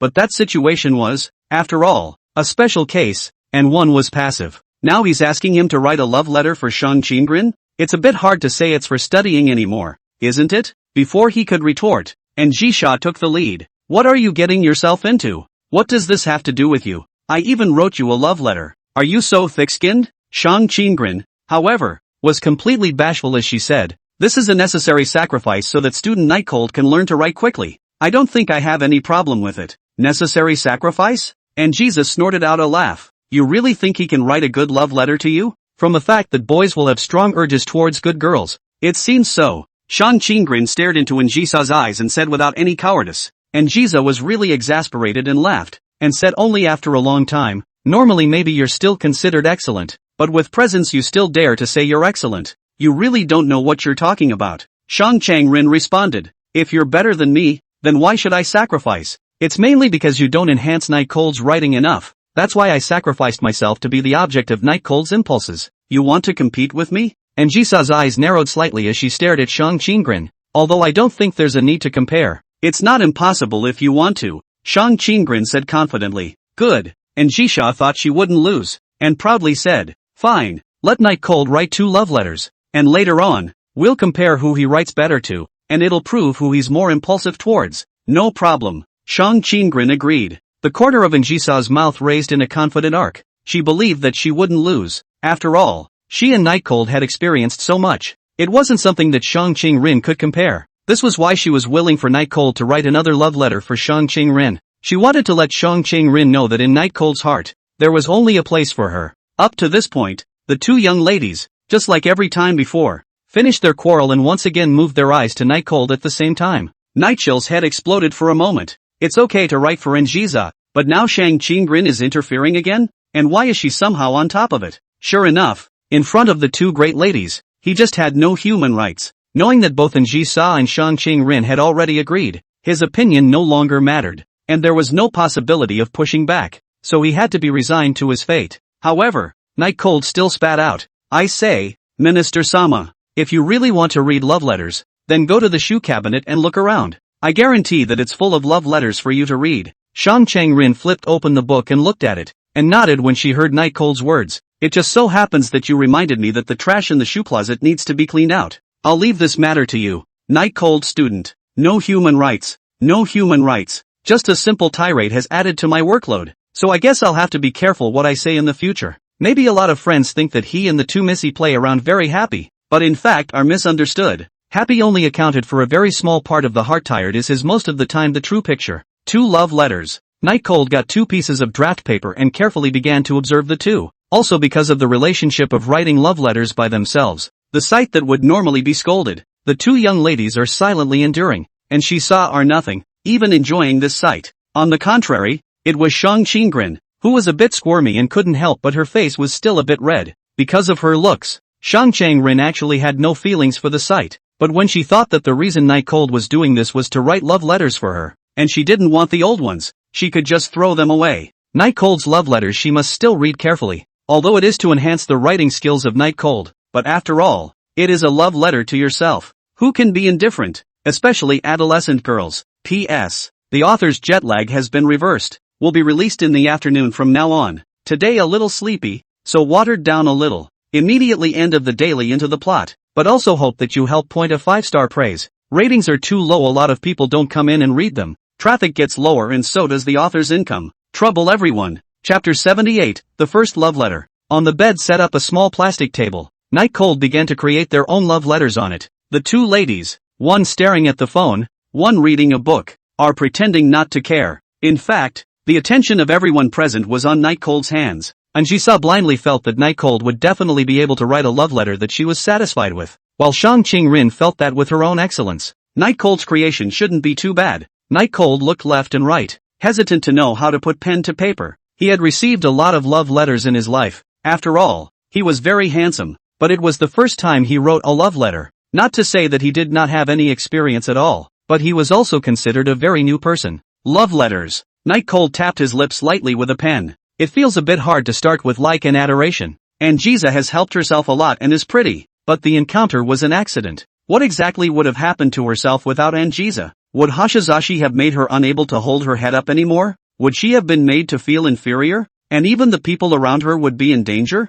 And Shang Qingren, his first impression is beautiful. Very beautiful, fresh and comfortable. Perhaps having found the skill, Night Cold began to write vigorously, not hesitating to put pen to paper, but writing to the end in one breath. The two young ladies curiously moved their gazes to Night Cold's paper, but the two lines of sight collided in the air, and for a moment there was some wordless embarrassment as they lowered their eyes again. Time passed quickly, and it was soon noon. Zhang Chaoyang had a sumptuous lunch brought in, and it was time to eat. The meals were some fresh ingredients and meats, and during the meal, Night Cold covered the paper on the small plastic table to keep people from looking at it, with a thoughtful look on his face, seemingly pondering over the content of the love letter. And Ji Sha and Shang Qingren, in a rare moment of quiet, did not ask Night Cold what exactly he had written, but looking at Night Cold's seriousness, they were filled with curiosity as to the outcome of what would happen later. After an hour of eating and 1 o'clock in the afternoon, Night Cold was finally taking a long breath, meaning he was done writing. In the middle of the day,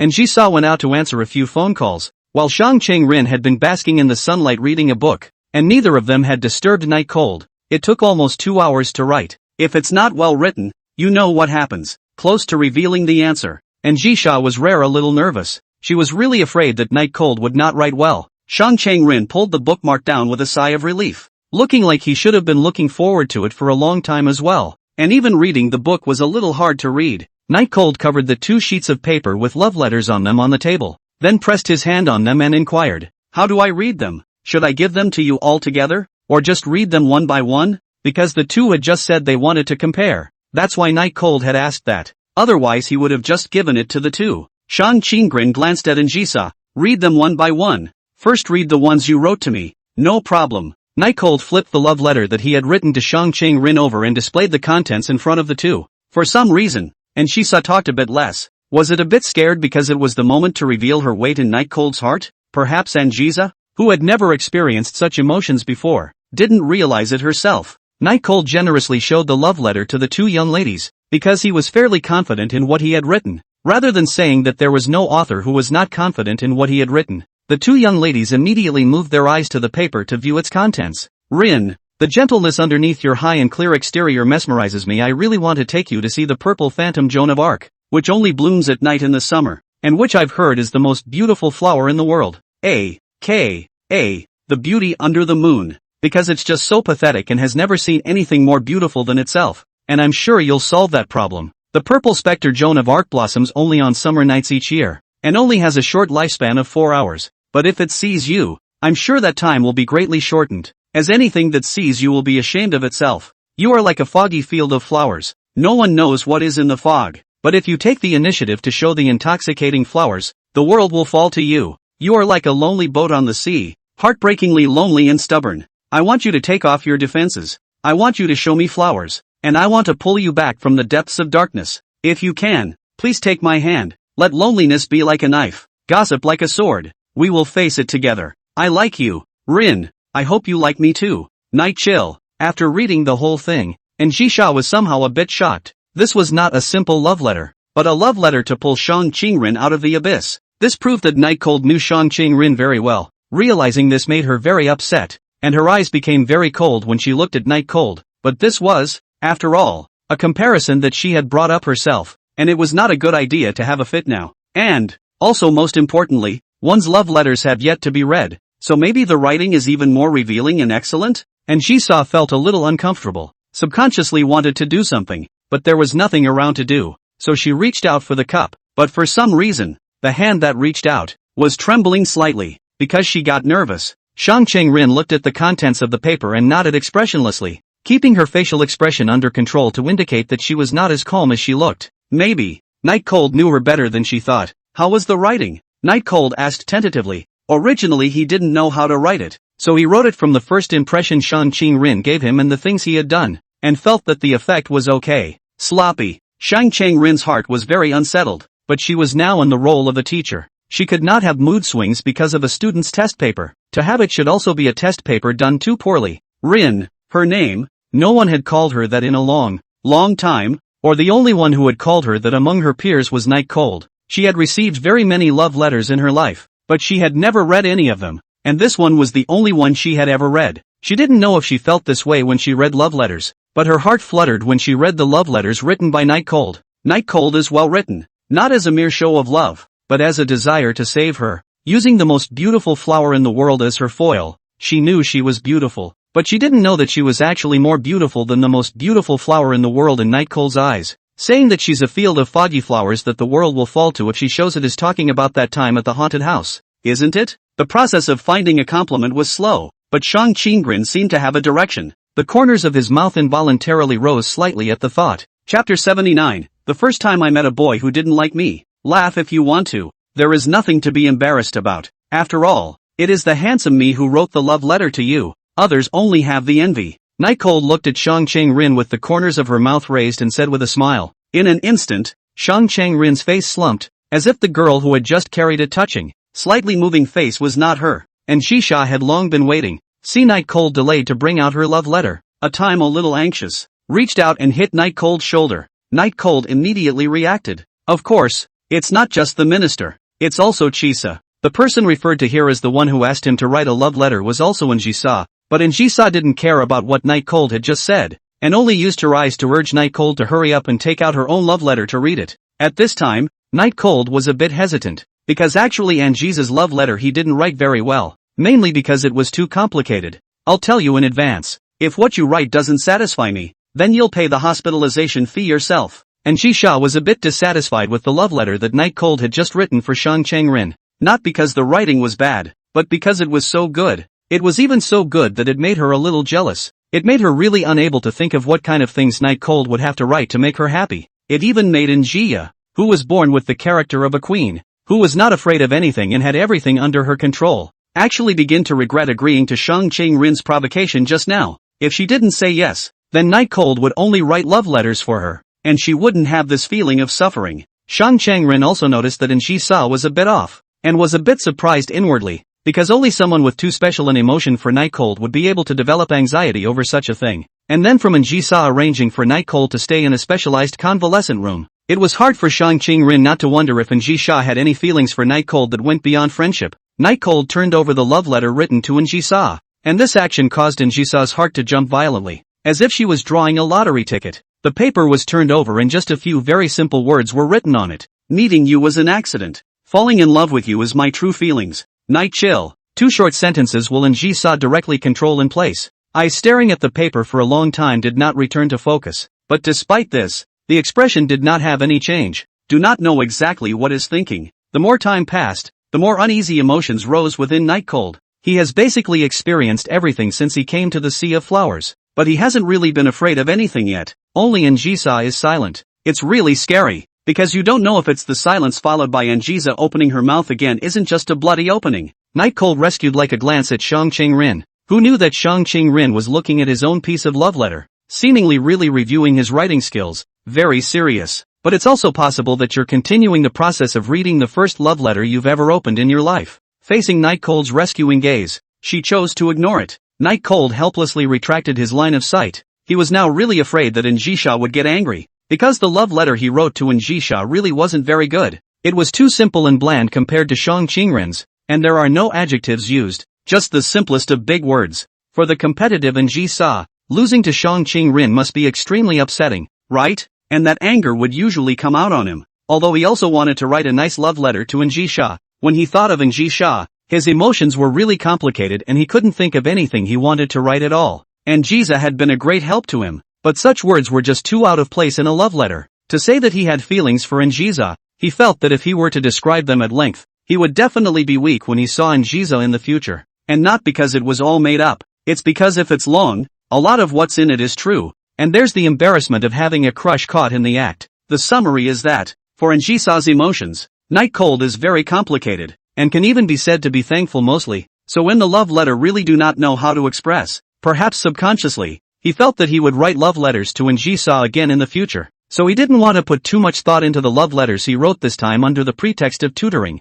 so that he wouldn't have anything to write about in the future. Shang Changrin read her love letter once more, her delicate white arms naturally dropping down to her skirt, her eyes clear as she glanced at Night Cold, and then moved her line of sight to Ji-sa. You won this time, Shang Changrin said in a somewhat despondent tone. Night Cold froze, unbelievably looked at Shang Changrin. Do not understand why it is Ji-sa won. Obviously no matter whether it is the degree of attentiveness or writing skills or Shang Changrin that a letter is more beautiful. Why would Shang Changrin take the initiative to say she lost? This was completely out of character for her. Looking at Night Cold's slightly stunned expression, Shang Changrin sighed helplessly and said, it's really unwilling. I didn't expect that student Night Cold would actually be so attached to Ji-sa. Without waiting for Night Cold to speak, Ji-sa lifted her head, and a smile that couldn't be dispelled was colored on her good-looking and absolutely beautiful face. To Shang Changrin, he said, it's only natural for him to be attracted to me because I'm better than you, and he'll have even greater urges towards me, and urges are his primary motivation.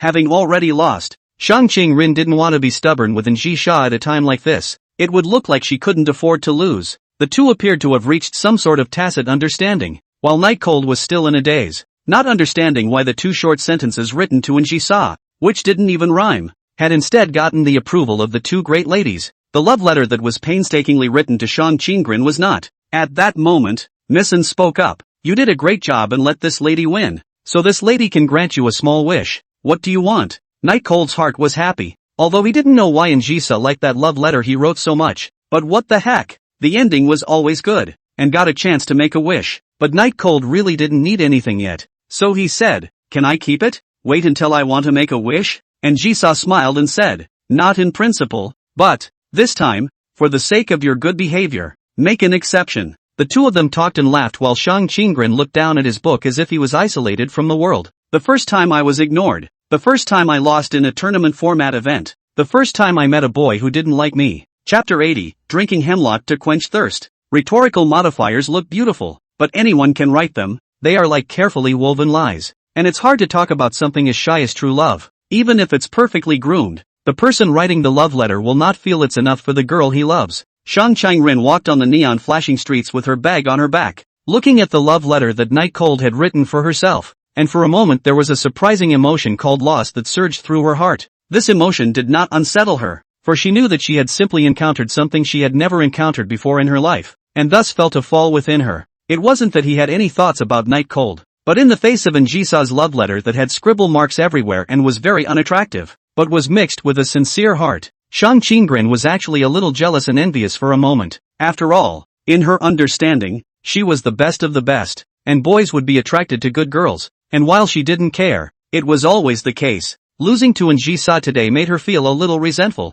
and she even wanted to irrationally bring up the comparison again, asking Night Cold to write another love letter, showing the world intoxicating flowers, a lone boat above the sea. Shang Changrin looked at this passage, her face inexplicably silent, because it means that Night Cold doesn't approve of her lifestyle and thinks that she's the one who's not normal, or else there wouldn't be words like rescue in a love letter. Night Cold is which knows her best, but unfortunately, he did not identify with her, which makes her very disappointed. But wasn't one expecting a little too much from someone who, in her eyes, wasn't even a friend? In any case, after today, Shang Qingrin's emotions towards Night Cold became a bit complicated. Under the illumination of the neon lights, many people's gazes lingered on Shang Qingrin, both boys and girls, yet in the face of these sights, Shang Qingrin was bland as usual. She was surprised to realize that her treatment of Night Cold seemed to be a bit out of her own control. Between thoughts, a black sedan with a license plate similar to Njisa's drove up sharply and stopped beside Shang Qingrin. It was a little too late. Shang Qingrin herself knew her attraction to the opposite sex, and it was very unsafe at night, so she still got into the car sent by her family. Usually, she goes home by herself. Shang Qingrin moved slowly on the car, with the black car drive away. Neon lights under the city is also gradually losing color. It's nighttime. Looking up from the wards, the outside is still dead during the day, but at night it's gorgeous and looks like a dead tree coming to life in an instant. And Jisa, who was sitting on a chair, crossing her legs as she read the information sent by Snow Frost, did not move and came to say something. "What are you doing hanging around by the window? Not in bed properly recuperating?" And Jisa asked without lifting her head. Instead, it was more imposing. Night Cold infusion has finished. The body is also a lot better. Now although still wearing a hospital gown, but already free to get out of bed. He had a moment of panic when asked by Njiza, "Coming to the flower sea for so long, I've never seen such a bustling place." I couldn't help but look at it more. In fact, Night Cold had been staring at Shang Qingrin downstairs. After all, it was really uneasy in the middle of the night. Njiza pressed her disbelief and coldly grunted and gouged out Night Cold, who laughed dryly to hide his embarrassment. "In this place, the flower sea, whoever dares to kidnap Shang Qingrin is looking for death. It's not your turn to worry about it." And Jisa once again put her eyes on the information in her hands and said to Night Cold. Night Cold didn't say anything because that was what he was worried about. "You're not even the first lady of the Yin family yourself, and you've still been kidnapped by me? So it makes sense to be cautious." Night Cold saw Shang Qingrin leave in the car and return to the bed, and Jisha closed the information, her eyes staring at Night Cold with some surprise, and said, "You'll still take the initiative to mention this matter, ah? I thought you were planning to never talk about this matter for the rest of your life. This incident represents everything that the two experienced in the rental house, and in the past, Night Cold actually actively chose not to bring it up because of Njisa's identity, and also did not pick up the attitude, which made Njisa a bit annoyed. Now is not the time to talk about this. My kidnapping ability is high. Even you will be kidnapped by me, so it's fine for me to keep an eye on Shang Qingrin." Night Cold desperately tried to prove that he was right, and Njisa sneered. "At that time you were lucky to run into me in a bit of a low mood. And you were more interesting and your character was not bad. Otherwise you would have been sunk in the sea by me by now." Night Cold said with a stiff upper lip. "Even if it's sinking into the sea, that's still later. If I wanted to do something to you at that time, wouldn't it have been as easy as a slap in the face?" And Jisa snorted out a laugh, thinking that Night Cold was underestimating himself a bit too much. "At that time, there were all the people from the in-group outside. Where did you want to go? This young lady casually shouted at you and you were finished. And you still think you're powerful?" And Jiza continued, "But your luck was very good indeed. You just happened to stumble upon someone in the company embezzling and marking this house of yours as having been acquired. Otherwise I would have been found long ago." Today's Njisa is in a good mood, and the night chill lying on the bed can easily be felt, and I don't know if it's the relationship of the love letter. Thinking of this, Night Cold couldn't help but ask, "Why do you think Shang Qingrin took the initiative to admit defeat?" "Obviously the love letter I wrote to her was the best. The rhetoric was so gorgeous and the metaphors were well used." Night Cold's stupidity didn't cause Njisa's anger, because that's how boys are when it comes to their feelings. Very stupid. so it doesn't matter what they say. It's all about the actions. Go and realize it yourself. And Jisha didn't bother to talk nonsense with Night Cold, and began to seriously check out the company's information in her hands, putting on an appearance of not disturbing her. Night Cold was very sensible not to disturb, but disturbing will be scolded situation. The general public will choose not to disturb it, right? Looking at the gradually brightening starry sky outside the window, Night Cold gradually recalled the state he was in when he wrote the love letter. Writing a love letter was his first time, so he was very cautious at first, especially since he would still be punished by Anjiza if he didn't write it well. So he chose to write Shang Qingren's first. A love letter is an expression of adoration, but the one he wrote to Shang Qingren was more like a letter of introduction,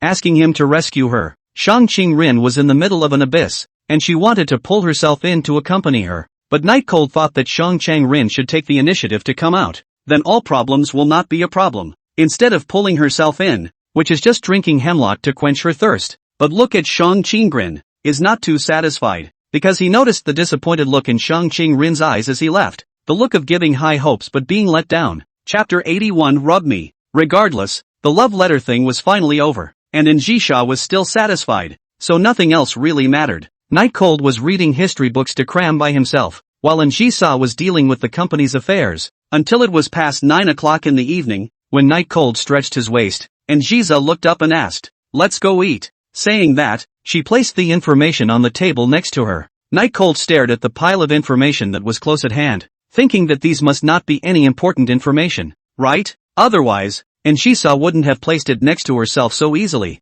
But what he didn't know was that Njisha never handled unimportant information. Isn't the nurse sending it over later? Night Cold's hand that was stretching hung in midair and hadn't fallen yet, and said to Njisha, "You've done a great job today. Reward you." Njisha said as she stood up and took out her cell phone to make a call, and she didn't need to guess that it must be a call to Snow Frost. Night Cold just stared at Njisha silently. Yeah, clear out. When Njisha put her cell phone away, Night Cold had already put her own clothes on, looking like she was ready to go right away. The corner of Njisha's mouth rose slightly, writing love letters reluctantly, but eating is very active. I thought you weren't hungry. Night Cold walked over to Njisha's side. Hungry is fine, mainly because I'm eager to go to Jisha's place where you often eat to see what's going on. I'm just a bit more curious. It's just a place to eat. If you want to go, you can go every day in the future. And Jisha said and already took the lead to walk out of the hospital room. Night Cold immediately followed. That won't do. How can I waste your money for nothing? Going once every 2 days is fine. Night Cold put on an appearance that he was thinking about Njisha, and Jisha did not answer this joking style of words, but rather her eyes were stern as she walked forward, avoiding whatever was in front of her. Even the dean who had been wanting to go up and say a few words of courtesy could only watch Njisha leave, in front of outsiders. Njisha always had such an expression, as if she was afraid of the employees below her being lazy,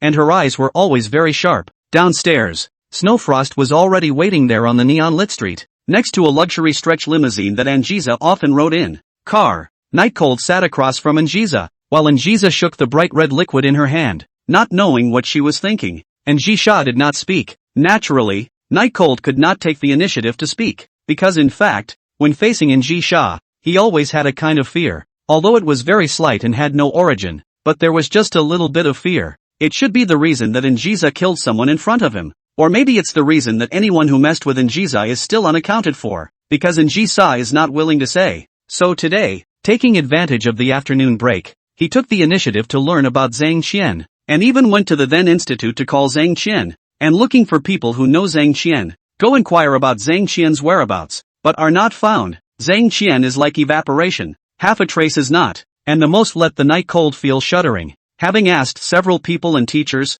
Zhang Qian's disappearance happened to coincide with the day she was beaten into the hospital. That day he held the door against him to keep the crowd from rushing in and hurting Njisha, but because there were too many people, he was knocked unconscious and was later hospitalized by Njisha, knowing very little. But it's not hard to guess what's wrong with Zhang Qian. According to Njisha's character words, at the thought of this, Night Cold always felt a bit shaky. Njisha really did whatever she wanted to do, and poor people like them were completely the objects of her human flesh. Even this matter was much more intense than the fear of Njisha killing someone in front of him. This was why it was clear that Njisha had never bared her fangs to Night Cold, but Night Cold was still a bit afraid of Njisha. Looking at the scenery outside the window, Night Cold was lost in thought when he suddenly felt something soft resting on his leg. With the feeling of moving his eyes over, he realized that somehow Njisha had taken off her high heels, and her feet in black silk were resting on his legs. Gulping, Night Cold suspiciously lifted his eyes up, and just as he did so, he met Njisha's stunningly beautiful face with an elegant smile.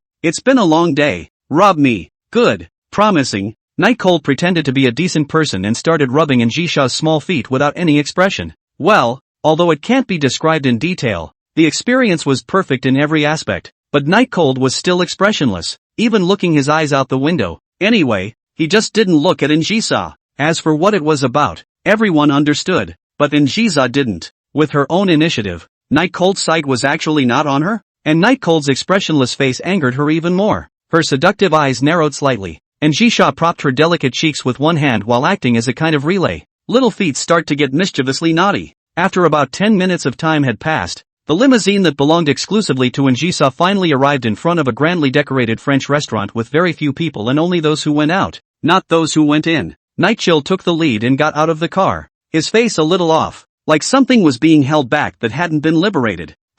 Njisha put her slender hand out in the car and gave Night Cold a queenly look. It was also this glance that Night Cold knew that the good attitude he had gotten because of his condition was gone from this moment now. I really miss the days when Njisa took care of him. Night Cold was dressed in civilian clothes, because of the charm and face value rewarded by the system. Even standing in front of the luxurious French restaurant in this way would not appear to be disharmonious. Instead, the restaurant and the people who came out became Night Cold's companions. Going forward, he gently pulled Njisa's small hand, then used a little force to pull Njisa out of the car. Njisa was like the brightest jewel in the sky. As long as she appeared, everyone's eyes, and all the spotlight should fall on her, because it was as if she glowed. But it was such a jewel that her attention and tenderness belonged to only one person. This is my first lesson to teach you. From now on, you will be the one to hold all the times I get off the bus. For the first time, it barely counts as you passing. Njisa said and walked forward, like a bright moon walking into the stars. The first lesson? Night Cold immediately went after him.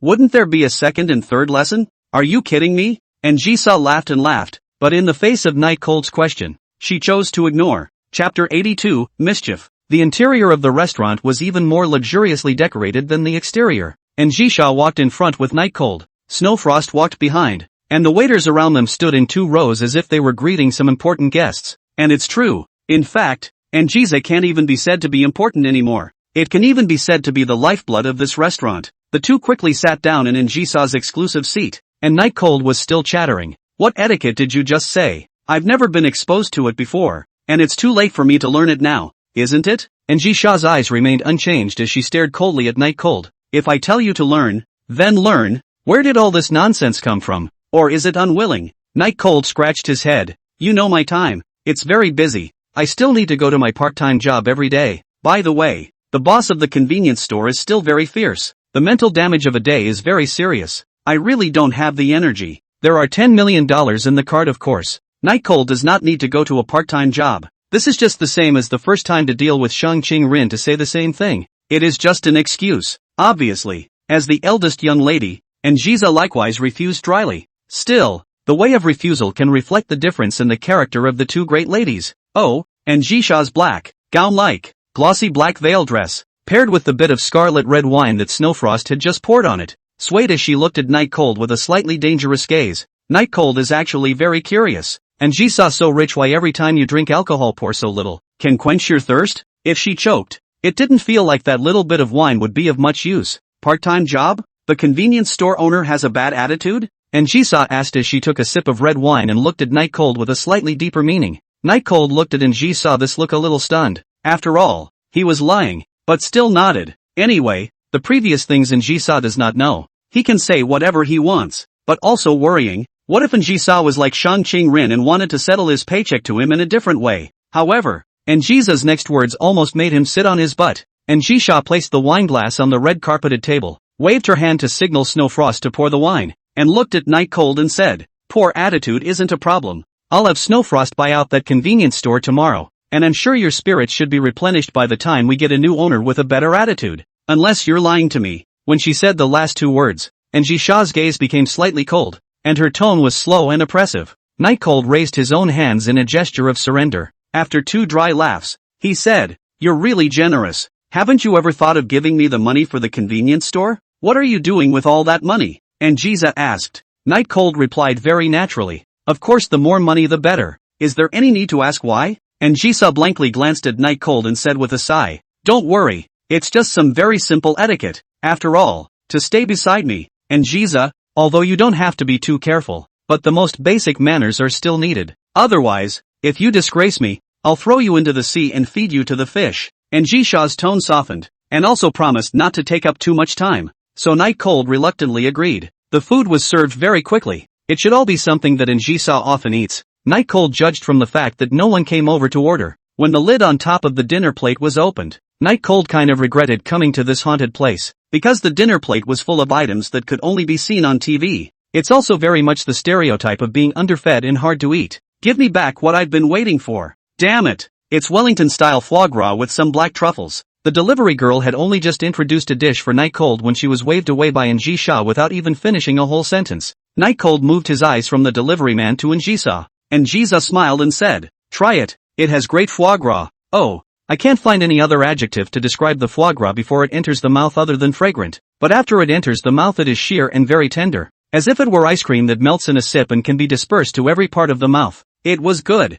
quite good, but not good enough to be very good, and he was sure that the restaurant where Njisa came to eat, that the price was certainly not low. It can even be hard to eat if you serve it together with the price on the side. So little foie gras. Night Cold finished it in 2 or 3 bites. He looked at Njisa and asked, "When will the main meal be served?" Njisha's face was as usual, but her shoulders were shaking, obviously finding Night Cold amusing and stifling her laughter. To cover it up, he immediately waved his hand and signaled Snowfrost to call the waiter over. "Order yourself whatever you want to eat." The portion of foie gras in front of Njisa didn't even move. Even if it was not good when it got cold, it was just a matter of pouring it out and replacing it with another one. Even this foie gras is worth more than even a month's salary for many hitmen. When Snowfrost went to call the waiter, Night Cold asked Njisa, "Aren't you going to eat? Can you eat so little?" And Njisa replied, "I don't have much of an appetite." Night Cold leaned back in his chair and said smugly, "In the past, when you were at my house, although you didn't eat much, you didn't have to eat just this much?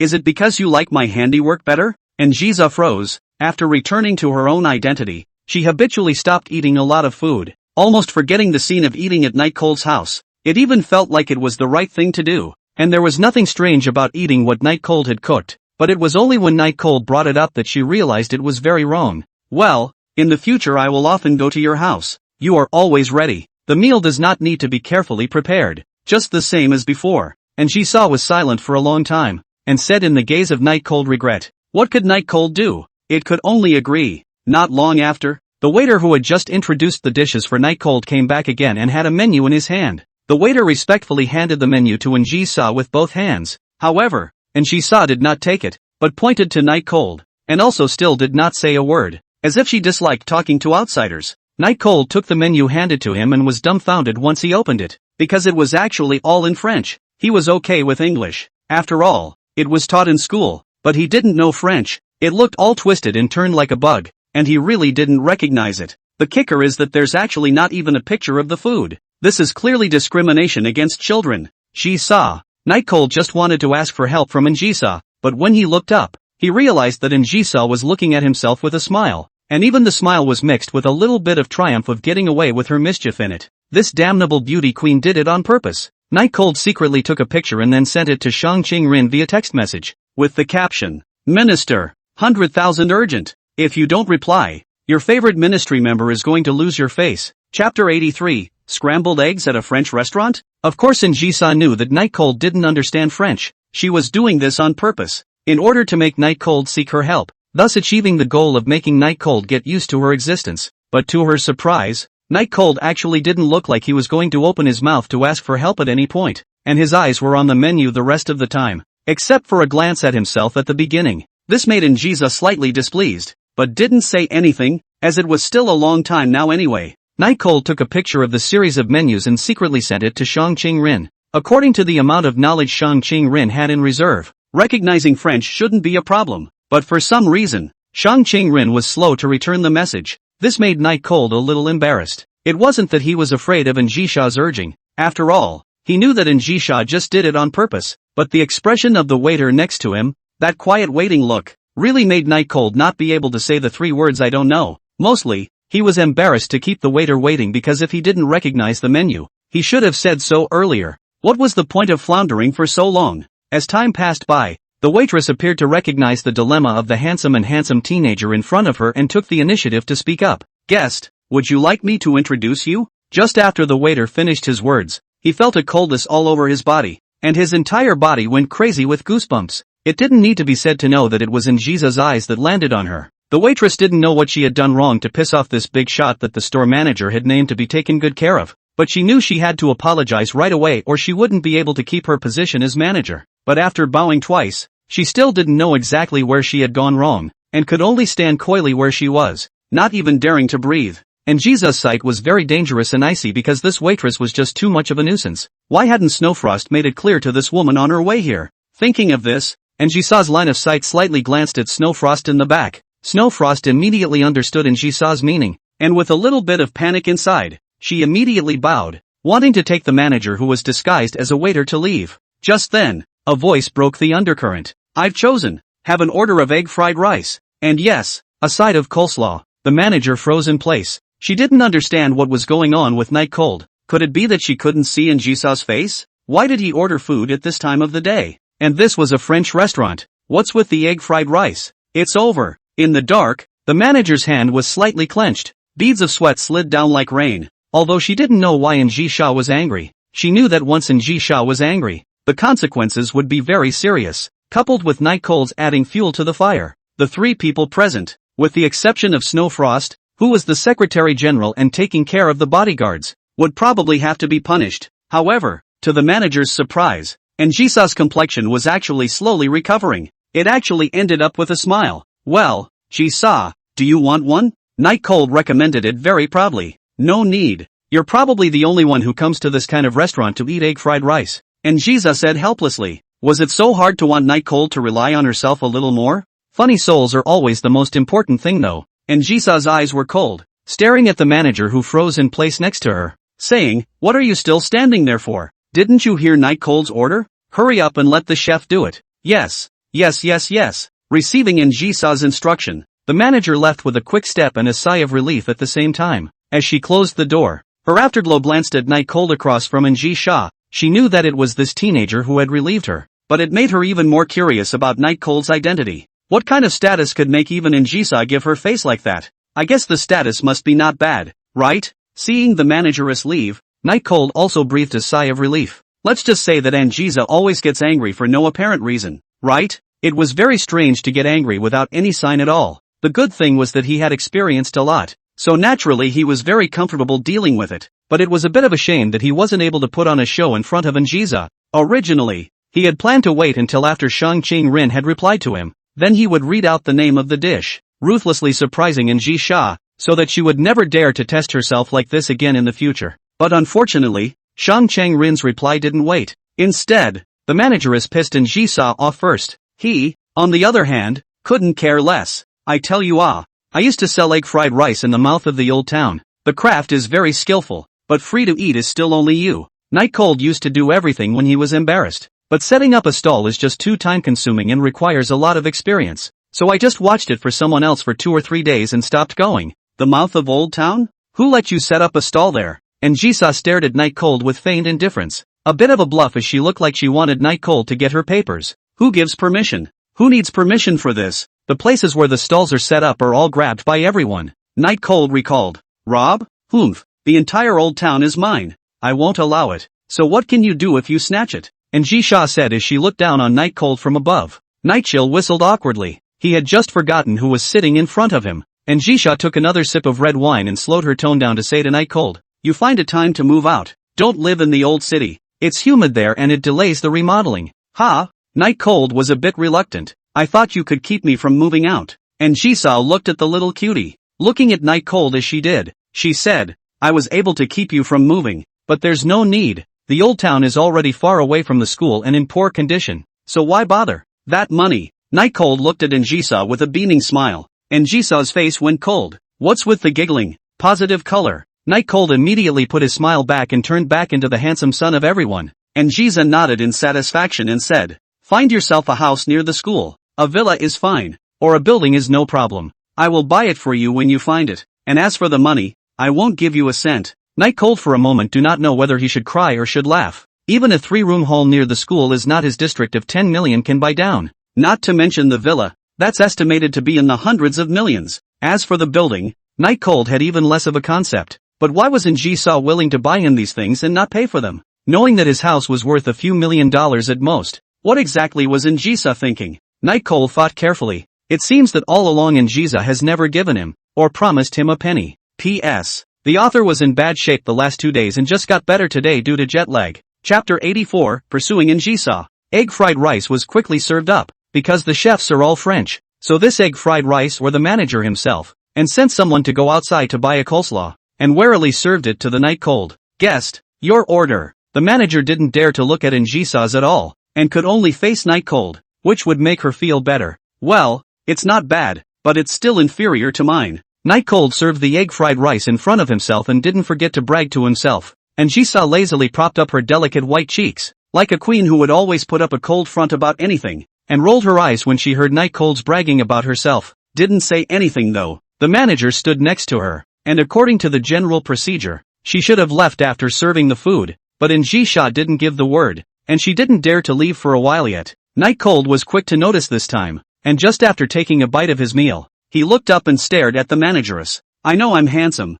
but please don't get obsessed, but the egg fried rice is still good. I'll call you when something happens later. Night Cold rescued the female manager in a half-joking form. The manageress bowed to Night Cold as if she was saved, and then quickly left, and Jisoo didn't say anything, waving a hand at Snowfrost, who got the order and walked out of the room as well. Night Chill is really a little hungry. The midday meal for the sick, because just woke up is not very hungry, so not much to eat, after eating nearly 9 hours or not in the meal. Furthermore, the foie gras that I just had was hardly even a dessert. Certainly not because it didn't taste sweet, but mainly because there was just so little of it. A mouthful of fried rice, a mouthful of coleslaw, a scene that could only be seen on the ground, actually appeared in an exquisitely decorated Western restaurant, but Night Cold's extremely high temperament and face value made it all harmonious. There are no candles on the table. Rather it is not lit. Originally because the room should be lit, candles did not light candles, so it is a little dark, but it will be the atmosphere of the ambiguous. And Jisoo quietly watched Night Cold eat,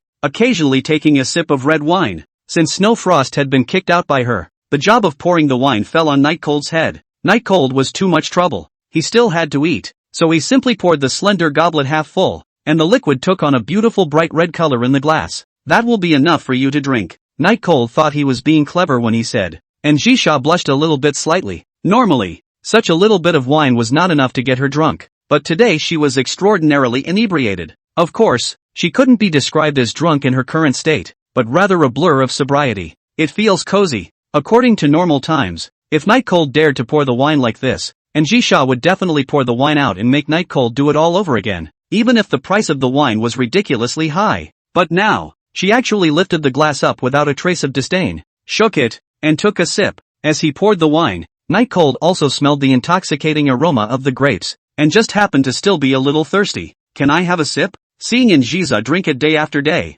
Night Cold was actually a bit curious about how it tasted, as he had a subconscious belief that anything that could make Jisoo enter her mouth must be extraordinary. And Jisoo nodded and did not refuse, only her face became more and more flushed. Getting permission, Night Cold shook the red wine in the bottle. There were glasses on the table, but Night Cold didn't want to use them, because this bottle of wine was only half left when he brought it up, and now it was even only 1/3 of it, so little that Night Cold intended to directly smother it in one mouthful. Small half bottle of wine down. Night Cold, in addition to drink a large share of the flavor of grapes, is the feeling that the wine is very mellow, but really to say how good to drink. In fact, there is no. After all, the bad wines I used to buy and drink because I was curious about what wine tasted like were just less additives and less sweetening afterward than what I drink now. A wine worth nearly $1 million.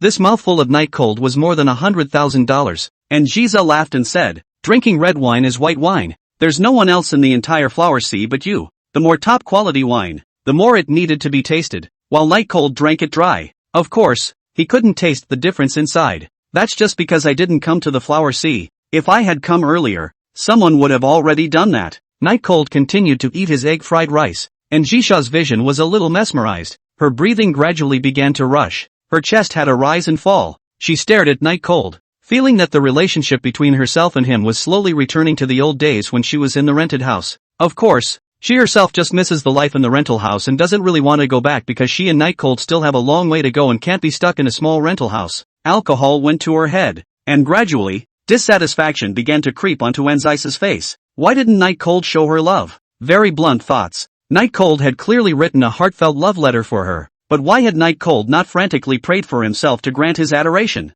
Not even saying love? Could it be that his status is too high, making Night Cold feel distant? Or even dare? This kind of thing she had already expected, because when she used to be in the rented house with Night Cold, she knew what kind of person Night Cold was, with high self-esteem and indomitable. Staring at Night Cold, Anjisa slowly closed her eyes, but the Night Cold in front of her did not disappear, but slowly stood up, and even slowly approached her cheeks. How she struggled was useless. She tried to stop Night Cold with her hand, but it didn't help at all. Jisa? Jisa? Are you drunk? And Jisha, who was intoxicated by that special feeling, slowly opened her eyes. Everything just now, no matter if it was Night Cold's initiative or her own struggles, were all illusions. Cherry pink lips opened slightly, exhaling a mouthful of aroma. Night Cold's movement of eating the egg fried rice stopped and asked, "Do you want me to send you back first? You should look a bit drunk, so it's better to go back and rest." "You eat, I'm fine." Anzisa took another sip of wine. Seeing that Anjisa was breathing rapidly just now, Night Cold was still a bit worried for a while and said again, "I'll just go to the supermarket and buy something random to eat when I go back later. Or should I send you back first? Eat?" Anjisa didn't know if she wanted to prove that she wasn't drunk or to deter Night Cold. These two words were very intimidating. Night Cold shrugged and continued eating. However, it is true to think that this wine is afraid that it is not even 10 degrees. Getting drunk or something is just bull asterisk asterisk asterisk asterisk. It should be caused by being too tired. This made Night Cold feel a bit sorry for Anjisa. After that nightmare-like hallucination just now, Anjisa was much more awake. In fact, she didn't even know if Night Cold would say yes if he really confessed to her. Even she felt the odds were that she would refuse. But it's not impossible if Night Cold really pursues himself with the same feelings he had when he wrote the love letter. Anjisha's eyes staring at Night Cold were once again mesmerized. Meanwhile, Night Cold, who was happily eating fried rice, heard a female electronic synthesized voice. Ding! Publishing system tasks. Chapter 85 Special Skills. Ding! Release a system mission to fulfill Anjisa's wish. Wish content, to pursue her. Reward, $10 million in cash. One special skill extraction. The unimaginative Night Cold, who was still stuffing rice into his mouth, froze on the spot, listening to the female mechanical beeps echoing within his brain. The entire person was bad, even to the point of wondering if he had heard it wrong. But no, because the sound echoed in his ears over and over again until it was a minute after it had completely disappeared. The rice in Night Cold's mouth hadn't been swallowed yet, so he just stared blankly at Anjisa. This, Anne's first lady's wish was for herself to woo her? No way? Although it is perceived that Anjisa may have a little bit like himself, but thought that just because in the rental house, bring Anjisa different experience, freshness past, it was only natural that his relationship with Anjisa would fade away. But now it seems like that's not the case. Anjisa is planning to play for real? As long as it was a task issued by the system, it showed that that person's wish was definitely not fudged and was very real, just like the first two times Night Cold had experienced it.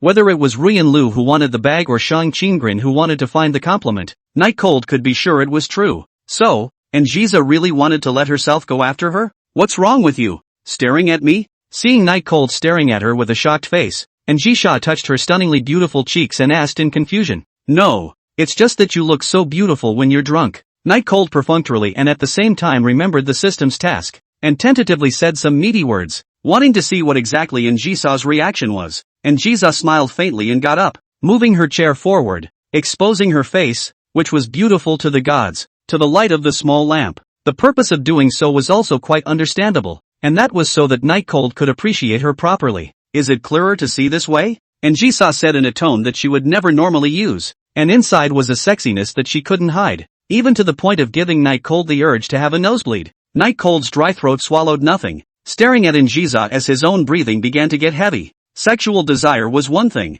only now he could be sure of his suspicions, though Anjisa probably didn't like him to a high degree. After all, if she really liked it, she wouldn't have let herself go after her. She'd have struck out on her own. But Anjisa really had a liking for him in there. It was also a good explanation for why Anjisa was so accommodating and on top of everything, coming out every time when it mattered most. And it's never about the money. Previously, Night Cold had always thought that Anjisa was just repaying the favor. After all, when he was in the rental house, although it was a bit redundant, he still stood dead at the door, and did his best to stop Zhang Qian and the others at the door. So, Anjisa likes herself. At the entrance of the restaurant, Night Cold held Anjisa and staggered towards the limousine next to Snowfrost. Drunken Jisa pressed her entire weight on Night Cold, appearing to have an extraordinarily enchanting and slender figure, and it was not too much to use a phrase to describe the devil's body, so it was very light. After approaching, Snowfrost draped a very expensive-looking black coat over Njisha, and then took Njisha from Night Cold's hands. Mr. Knight, do you need me to arrange a car to take you back? Xiafang helped Njisa into the car, then asked Night Cold. Sick and fed. It's time to go home. Well, thanks. No. Night Cold refused, mainly because he was not familiar with Snowfrost. Otherwise, he would have asked to get on the car. How tiring it would be to walk back. The limousine drove away from in front of Night Cold, and Snowfrost in the car brought the usual sobering water for Njisa, because Njisa really loves to drink, and there are times when she will come across a kind of thing that is very urgent and important, and sobering water will be useful for this purpose. However, Njisa, who was still groggy just a moment ago, was clear-eyed and refused the sobering water, looking out the window, and then at Night Cold, who was standing still. He rubbed his somewhat dizzy forehead and exhaled a mouthful of aroma. What's wrong with me today? Night Cold, who stayed where he was, watched the car drive away before he too began to stroll down the 11 o'clock street. It was a weekend night and school and work were tomorrow, so there were far fewer people getting drunk, almost none, and there were a few pairs of couples, the kind of beings who weren't afraid of anything. After walking for almost 2 streets, Night Cold was finally able to find a convenience store and buy a bottle of water. In front of the convenience store, watching the cars come and go, Night Cold washed the taste out of his mouth with pure water. The other reason why he didn't get on the car just now was that he felt for a moment that his mode of getting along with Njisha had changed after realizing that she liked him and was even going to let him pursue her. He'd have to think long and hard to do that. Njisa. Night Cold sighed and helplessly looked up at the sky. The quests released by the system are never easy. They are not that good to accomplish. So what exactly is difficult about them? He muttered to himself in a voice only he could hear. How about the matter of pursuing Njisa, which sounds like it has an overwhelming difficulty factor. His system was never a money-giving boy. The tasks were difficult. Activating the system until now, it had released a total of 3 tasks, and he had completed one himself, and almost took half of his life. So the task of pursuing Njisa is definitely not as simple as it seems. However, this time the reward given by the system is different from the previous one. Before it was all high-level skills, but this time it is a special skill, and there is only one chance to extract it, which is very rare. Advanced represents the pinnacle of an ability. Doesn't special represent something not found in this world? Night Cold was skeptical that he would be able to get superpowers, like turning into Gottman or something, but if he really has to change, he's going to change into Deja, much better than the other ultras. Well, mostly a bit of a craving for Carmela. Drinking all of the pure water that was still half a bottle in one gulp, Night Cold got up and prepared to leave, but the moment he stood up, he suddenly remembered the message he had sent to Shang Qingren. It should have returned a message after all this time, right? When he opened the text message on his cell phone with anticipation, Shang Qingren did indeed reply to the message, but it's only one sentence and it's short. P.S. Usually there are book lovers who like to push the book drop. Please don't forget the author's books, huh? Thanks. Chapter 86, Bunny Yan's Worry. Want to quit the club? That was the only thing Shang Qingren sent after roughly an hour of waiting. Not an answer about the French content of the menu, but an inquiry about something seemingly unrelated. That was to ask Night Cold if he wanted to quit the club. The moment Night Cold saw the message, his entire body froze. He thought of 10,000 kinds of replies from Shang Qingren, maybe scolding him, maybe saying he was stupid, or very proudly pointing out for him. But I didn't expect it to be like this, asking him directly if he wanted to quit the club. Why? Night Cold inwardly for no reason some panic. He did not do anything to make Shang Qingren unhappy things, but today during the daytime are still good.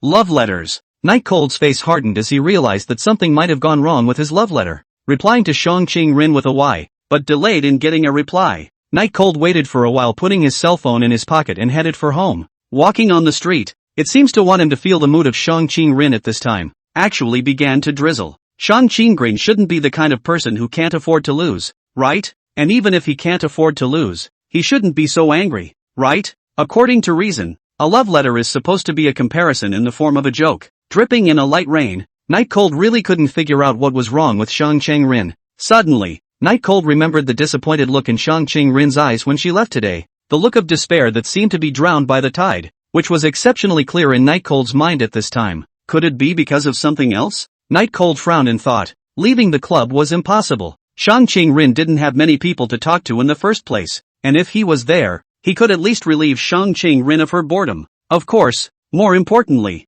There was still the need to help Shang Qing-rin find complementary, although he had no clue about this kind of abstraction. But the system rewards were real. In fact, the real reason was something that Night Cold himself didn't even want to admit. He wanted to save Shang Qing-rin. It was a bit presumptuous, but that's really what he was thinking. The rain was getting heavier and heavier. The text messages were slow to be answered, and it was already almost 11 o'clock at night, and I had to go to school tomorrow. Sighing, Night Cold took a cab home. Back in the old town, the smoky atmosphere inside was already much worse, as it had basically all moved out, and he wasn't sure if Angiza had cared or not, or if it was the same as it had been before. By virtue of the letter of the law, the developer pays the Aboriginal people a small amount for their appeasement. Night Cold looked at the past. Even in the early morning is still working for overtime to fight workers. Business stalls have long disappeared, and even in order to accept the review from Angiza, clean spotless, the winter fumes are long gone. Night Cold shook his head helplessly. He himself would be leaving in less than 2 days.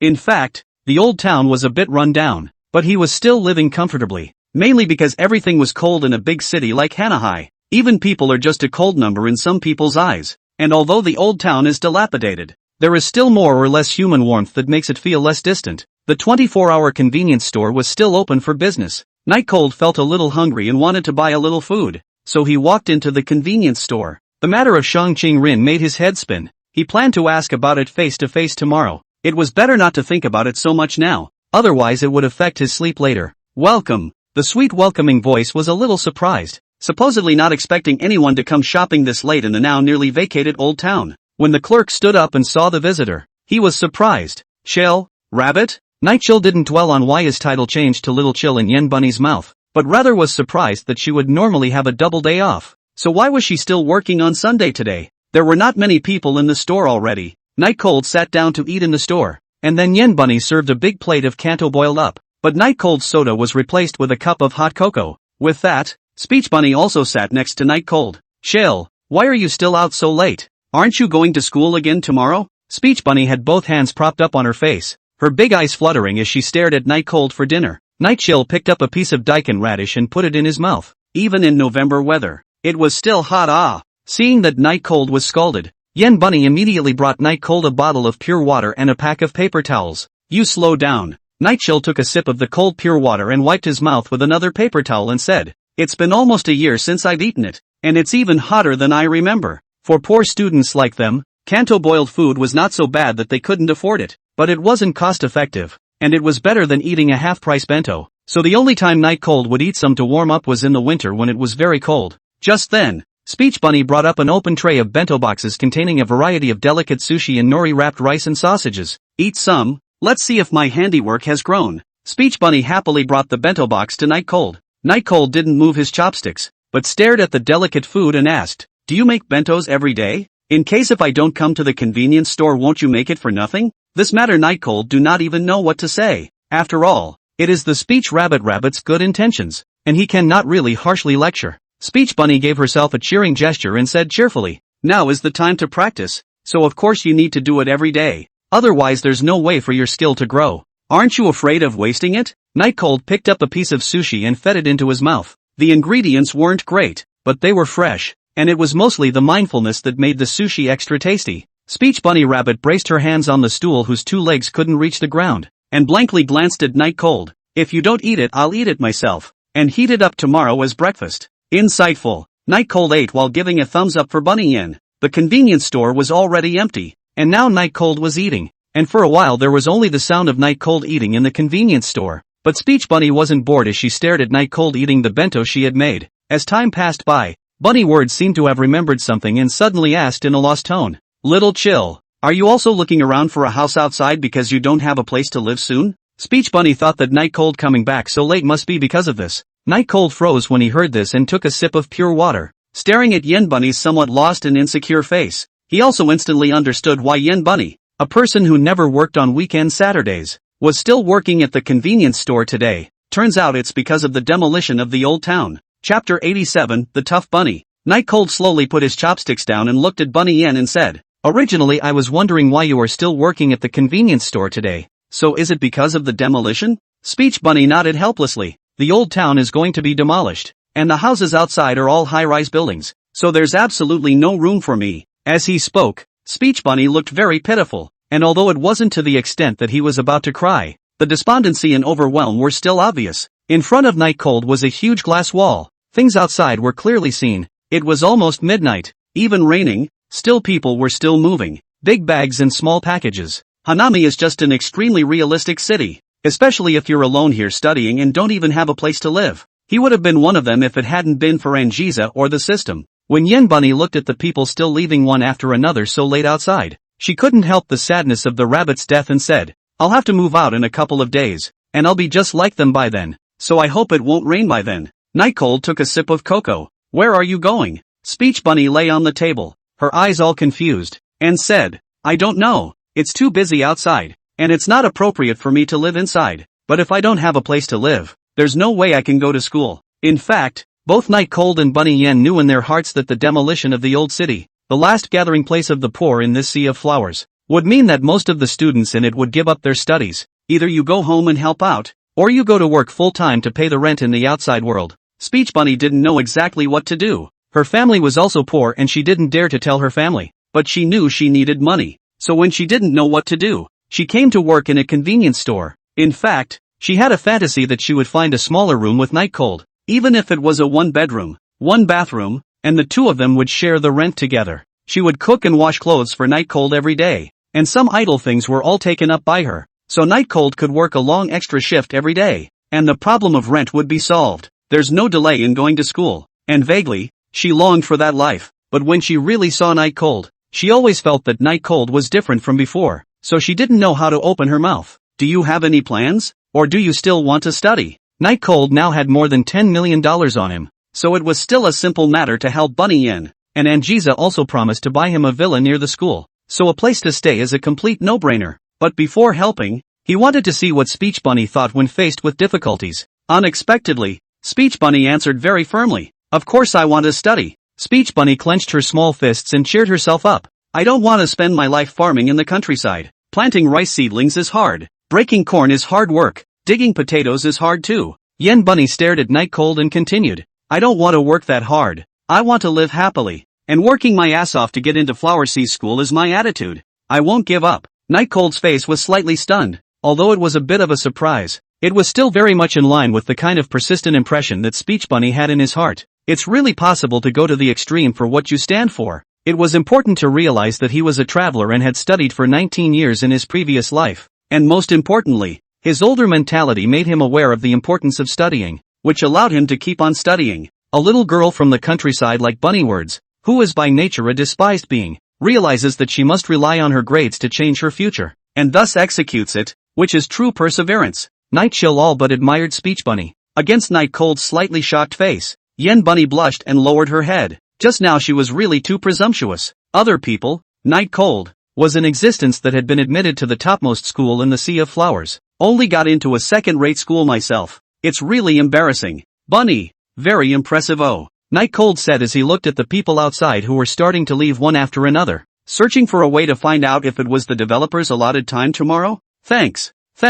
Speech Bunny accepted somewhat sheepishly. Night Cold picked up a piece of sushi and stuffed it into his mouth, thought of an extremely interesting question and asked, "Bunny, do you hate those developers?" Speech Bunny thought for a moment and replied, "It's okay, I can't say I hate it, but I don't like it either. I heard the landlord's aunt say that the developer of a house gives tens of thousands of dollars, and they are all going back to their hometowns." The corner of Night Cold's mouth twitched. He knew that this matter had nothing to do with Angiza. She didn't care about such a small amount of money, or in fact, she didn't care about how much money was given or not given, as long as the developers under her could get their hands on the house. In the past, it was Angiza who didn't know, and Night Cold thought that after experiencing what happened to him, Angiza already knew. Still doesn't seem to care. Night Cold blushed hard and took a sip of cocoa. As expected, how could the high and mighty, even the unearthly Miss care about the death or life of a mole cricket? Even if she knew. So what? Anyway, as long as the people below accomplished their tasks, it would be fine. It was very much in line with Night Cold's imagination of a capitalist, but actually saying that Angiza was a capitalist was a bit too insulting to her. That's a real big shot with power and money. What are you thinking about? Chill, not speaking for half a day? Speech Bunny asked curiously as she refilled a cup of warm cocoa for Night Cold. It's nothing. Nightshade blew on the steaming cocoa. Anyone has the right to hate Angiza? He doesn't. Seeing that Night Cold was never mentioning the things he cared about, Yen Bunny asked with some impatience. Little Cold, what are you going to do? Thought about where to go. The tone was laced with unspeakable anticipation. Thinking of Njisa, Night Cold's mind was in a mess, and he casually said, I'm going to go under the footbridge first to make do for a while. There's water and lights down there. It's just a bit cold. Ah, Yen Bunny was as simple as a white sheep. She believed whatever Night Cold said, and at this time, when she heard that Night Cold was going to live underneath the flyover, for a moment her little mouth opened wide. Do you want to go? When the time comes, the two of us can also take care of each other. Night Cold continued to joke seriously. Speech Bunny immediately looked like a startled rabbit. It stood up in a flash, continuously waving his hands. He said, no, no, no, we can actually we can have a better choice. Even in a very anxious state, Yen Bunny didn't dare to speak out the fantasy in her heart. Shame is one thing, the main thing is to be afraid of Night Cold's refusal. When that time comes, she really doesn't know what to do. In fact, whether or not to live with Night Cold is an afterthought. In this difficult time, she still wants to help each other with Night Cold. So if Night Cold refuses, she will be very difficult. Night Cold said indifferently, forget about not going. Maybe the underside of the flyover is already full of people and there's no place for us. P.S. Ask for a gift. Big Brothers. Chapter 88 The Snow Fairy. Yen Bunny's reaction made Night Cold cry a little. It was really funny, but the time was already very late. Night Cold asked with a straight face, when are you going home? It's almost 12 o'clock now. Speech Bunny pulled her sleeve down, glanced at her wristwatch, and said in surprise, oh no, it's already time to get off work. With that, he hurriedly went to change his clothes, and while running towards the restroom, he said, loss. What a loss. Bunny's own time is all wasted. Night Cold laughed without saying anything. That's how the Speech Bunny was, caring very much about her own life, which is why in the past, when life was still going well, the Speech Bunny never came to work on the weekends. She enjoys doing what she loves. In her words, I work part-time so I can do my own thing. And if I can't, what's the point of going to work? 24-hour convenience stores are supposed to be open all night, but since the residents of the old town are basically pretty much gone, the clerk on duty at night only has to be there until 11:30. Apparently there were only very few sales clerks left such as Speech Bunny. Speech Bunny walked out in jeans and a white body shirt, straightening her hair as she walked while still filling her carry-on bag with work clothes. Little chill, go home quickly. It's going to be early in the morning and there aren't many people in the old town. It'll be scary then. Speech Bunny's words were tinged with fear, obviously having thought about it herself. That's the thing about horror. The more you control yourself from thinking about it, the more you can't stop yourself from thinking about it. Now it was already more than 11:40, soon to be 12 o'clock. Night Cold also felt that the time was indeed a little too late. After all, he still had to go to school tomorrow. Then I'll go back first. As for the matter of renting a room, you don't have to worry too much. The boat will naturally straighten out, because of the reason that the time was too late. The specific things Night Cold didn't tell Yen Bunny. The point was that he didn't think of saying so either. After all, if Njisha really wanted to buy him a house, it must be an existence that Bunny Yen didn't even dare to fantasize about. Anyway, there's 2 more days, so let's talk about it. Bye little chill. Speech Bunny waved goodbye to Night Cold from behind. She felt less scared tonight because of Night Cold, and was grateful for Night Cold's comfort when she left. Night Cold headed towards his house without turning back, just sticking his pockets in and waving his hands handsomely. Speech Bunny smiled sweetly. She felt that her relationship with Night Cold was better, and she didn't know if it was an illusion. But as soon as she turned around she realized that as soon as it was past 12 o'clock, all the lights around her went out. The convenience store lights that had just been on at this moment also disappeared without a trace. So dark. A wave of fear surged to the heart. In turning to look at the departure of the Night Cold and the shadow, now shouting words can still shout back, but this is not in the heart of the Night Cold 2 minus points. In the end Speech Rabbit also did not choose to shout Night Cold, but took out his cell phone. Open can only illuminate a little light. Sprinting forward, the other side. Returning home to the Night Cold, after a shower, cleaned up the house, turn off the lights lying in bed is already 1 o'clock in the morning. Today's Night Cold is very tired. The things experienced are just a little too much. Especially today the whole day to face Njisa. At all times the body is tense feeling is really not good. But obviously he was tired. But no matter what, he just couldn't sleep. And it felt like there was always something in his heart that was tormenting him. That was Shang Qingrin's anger. For the hopeless eyes of Shang Qingrin when she left. Night Cold should have been emotionless, because he and Shang Qingrin were originally ordinary classmate relationships that couldn't be ordinary. Nothing more than adding a layer of club relationships. He should not have cared. But now that he thought about it, the guilt of failing someone else always lingered in Night Cold's mind. Obviously Shang Qingrin is a big lady. Nothing is lacking. born to stand at the top, and he is just a ugly alley boy. The two should not have produced a crossroads, but there is so coincidental. Shang Qinggren had come to expect him. It was a guilty pleasure to disappoint someone's expectations, and Night Cold was deeply disturbed by it right now. I never promised anything, so why do I have to suffer like this? Really? Using his mouth to get a little bit of the displeasure out of his heart. His heart felt a lot better. Gradually, the Night Cold cannot say exactly analyze this matter for how long. He slowly fell asleep. The white moon was in the sky, but he was not the only one who lost sleep. The next day, just after November, as if to prove the point or to emphasize it, a rustling snow actually began to fall from the sky. Night Chill remained in the same outfit and didn't add any clothes for himself. It seemed that the advanced fighting technique had boosted his physical quality along with it.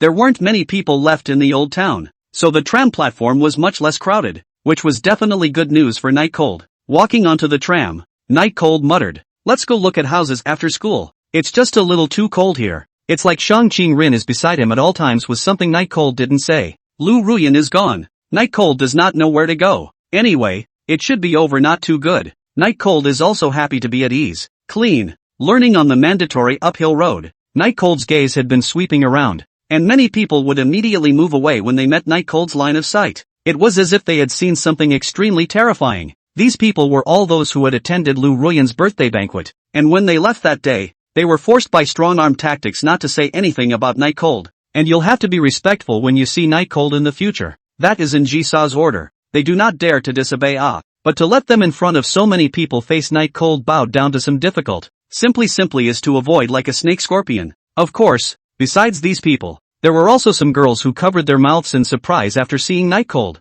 In the small group excitedly whispered a couple of words. Immediately a bunch of girls immediately threw their eyes at Night Cold, and then they all covered their mouths in excitement. Did Night Cold become handsome again? It's not just that it's become handsome, rather, the entire aura of the person has changed radically. I felt like my heart was going to jump out of my chest the first time I saw him. Yeah, Night Cold always has an indescribable charm. Night Cold had no intention of paying attention to these demented women, and seeing that there was no one he was looking for in front of him, he turned around to look back. A cool young girl who was carrying her bag and tired of panting in small breaths even on a small slope, was walking forward. The face was expressionless, or even more high and cold than usual. An air of being uninviting made even Night Cold a bit scared. The suit jacket with a wool knit added to it looked a little underdone, and it looked adorable all the time as it scrunched its crisp little face inward. She also ditched the plain white calf socks on her legs in favor of black stockings, which kept her warmer and made her legs even more nice and slender. But in Night Cold's eyes, each was good in its own way.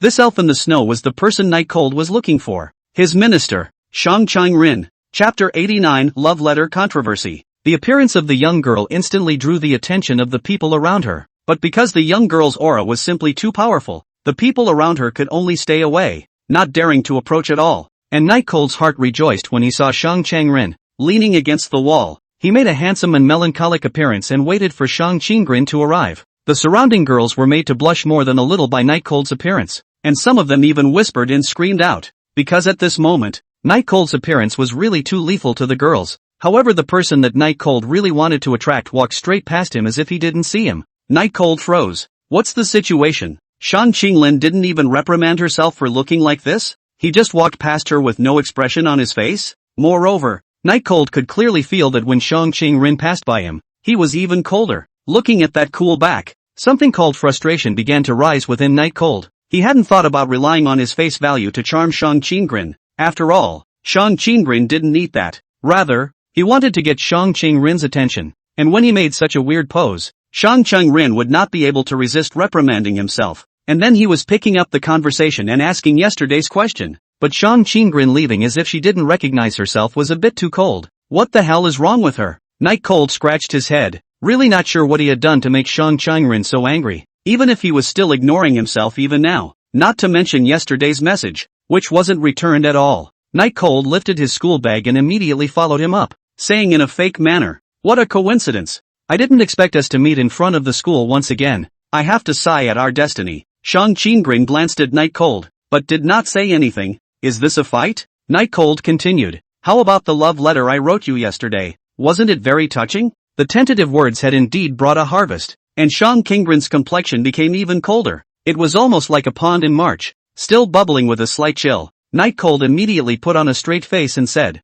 Was it yesterday's loss to Njisa that made you unhappy? Shang Qingren was a bit at a loss for words for a moment. This person just now looked like he was joking, and after sensing the change in his mood, he immediately responded in a targeted manner. What a very perceptive man. Classmate Night Cold, having the effort to say something stupid. Don't you know that it's cold? Shang Qingren said as she looked at Night Cold's clothes that were still no different from before. Night Cold reached out to catch a piece of snow and skimmed it. It was indeed cold, but not after I saw you. Shang Qingren snorted coldly, holding his hands, and did not answer, as if he knew that if he answered, he would certainly not be able to take advantage of anything. But Shang Qingren's silence in turn made Night Cold a little embarrassed. He was still waiting for Shang Qingren to pick up the conversation and then say some good words. How come this is still quiet? Quiet. The two, one a furious god in the eyes of his classmates and the other a high ridgeflower, together, although they were without any combination of skills, it was a magnetic field that made the rejection even stronger. No one dared to be around the two. Night Cold put on his composure and tried to force the words out. Because you're my. Shut up, Shang Qingren said immediately. Night Cold laughed dryly twice, indicating his surrender, and slowly took back what he was about to say into his mouth under Shang Qingren's icy but slightly smiling line of sight. All the way to the first floor to change shoes. Night Cold and Shang Qingren changed shoes in the same place. Night Cold quickly changed his shoes, then ran to Shang Qingren, with one finger still on the heel of her shoe and her long, slender legs bent to their maximum arc. Shang Qingren stared indifferently at Night Cold behind herself and asked, "You'd better get a hold of yourself, because prison is not a good place to be." Night Cold didn't say anything, but went straight towards Shang Qingren's shoe cabinet. Shang Qingren's face had never changed. She was not something those little girls could compare to. She knew that in public, Night Cold could not really do anything to herself even if she was bold. In case it's a misunderstanding, it's embarrassing if you react too much. As expected, Night Cold simply ignored Shang Qingren and just reached into Shang Qingren's shoe cabinet and took out a large handful of love letters from inside.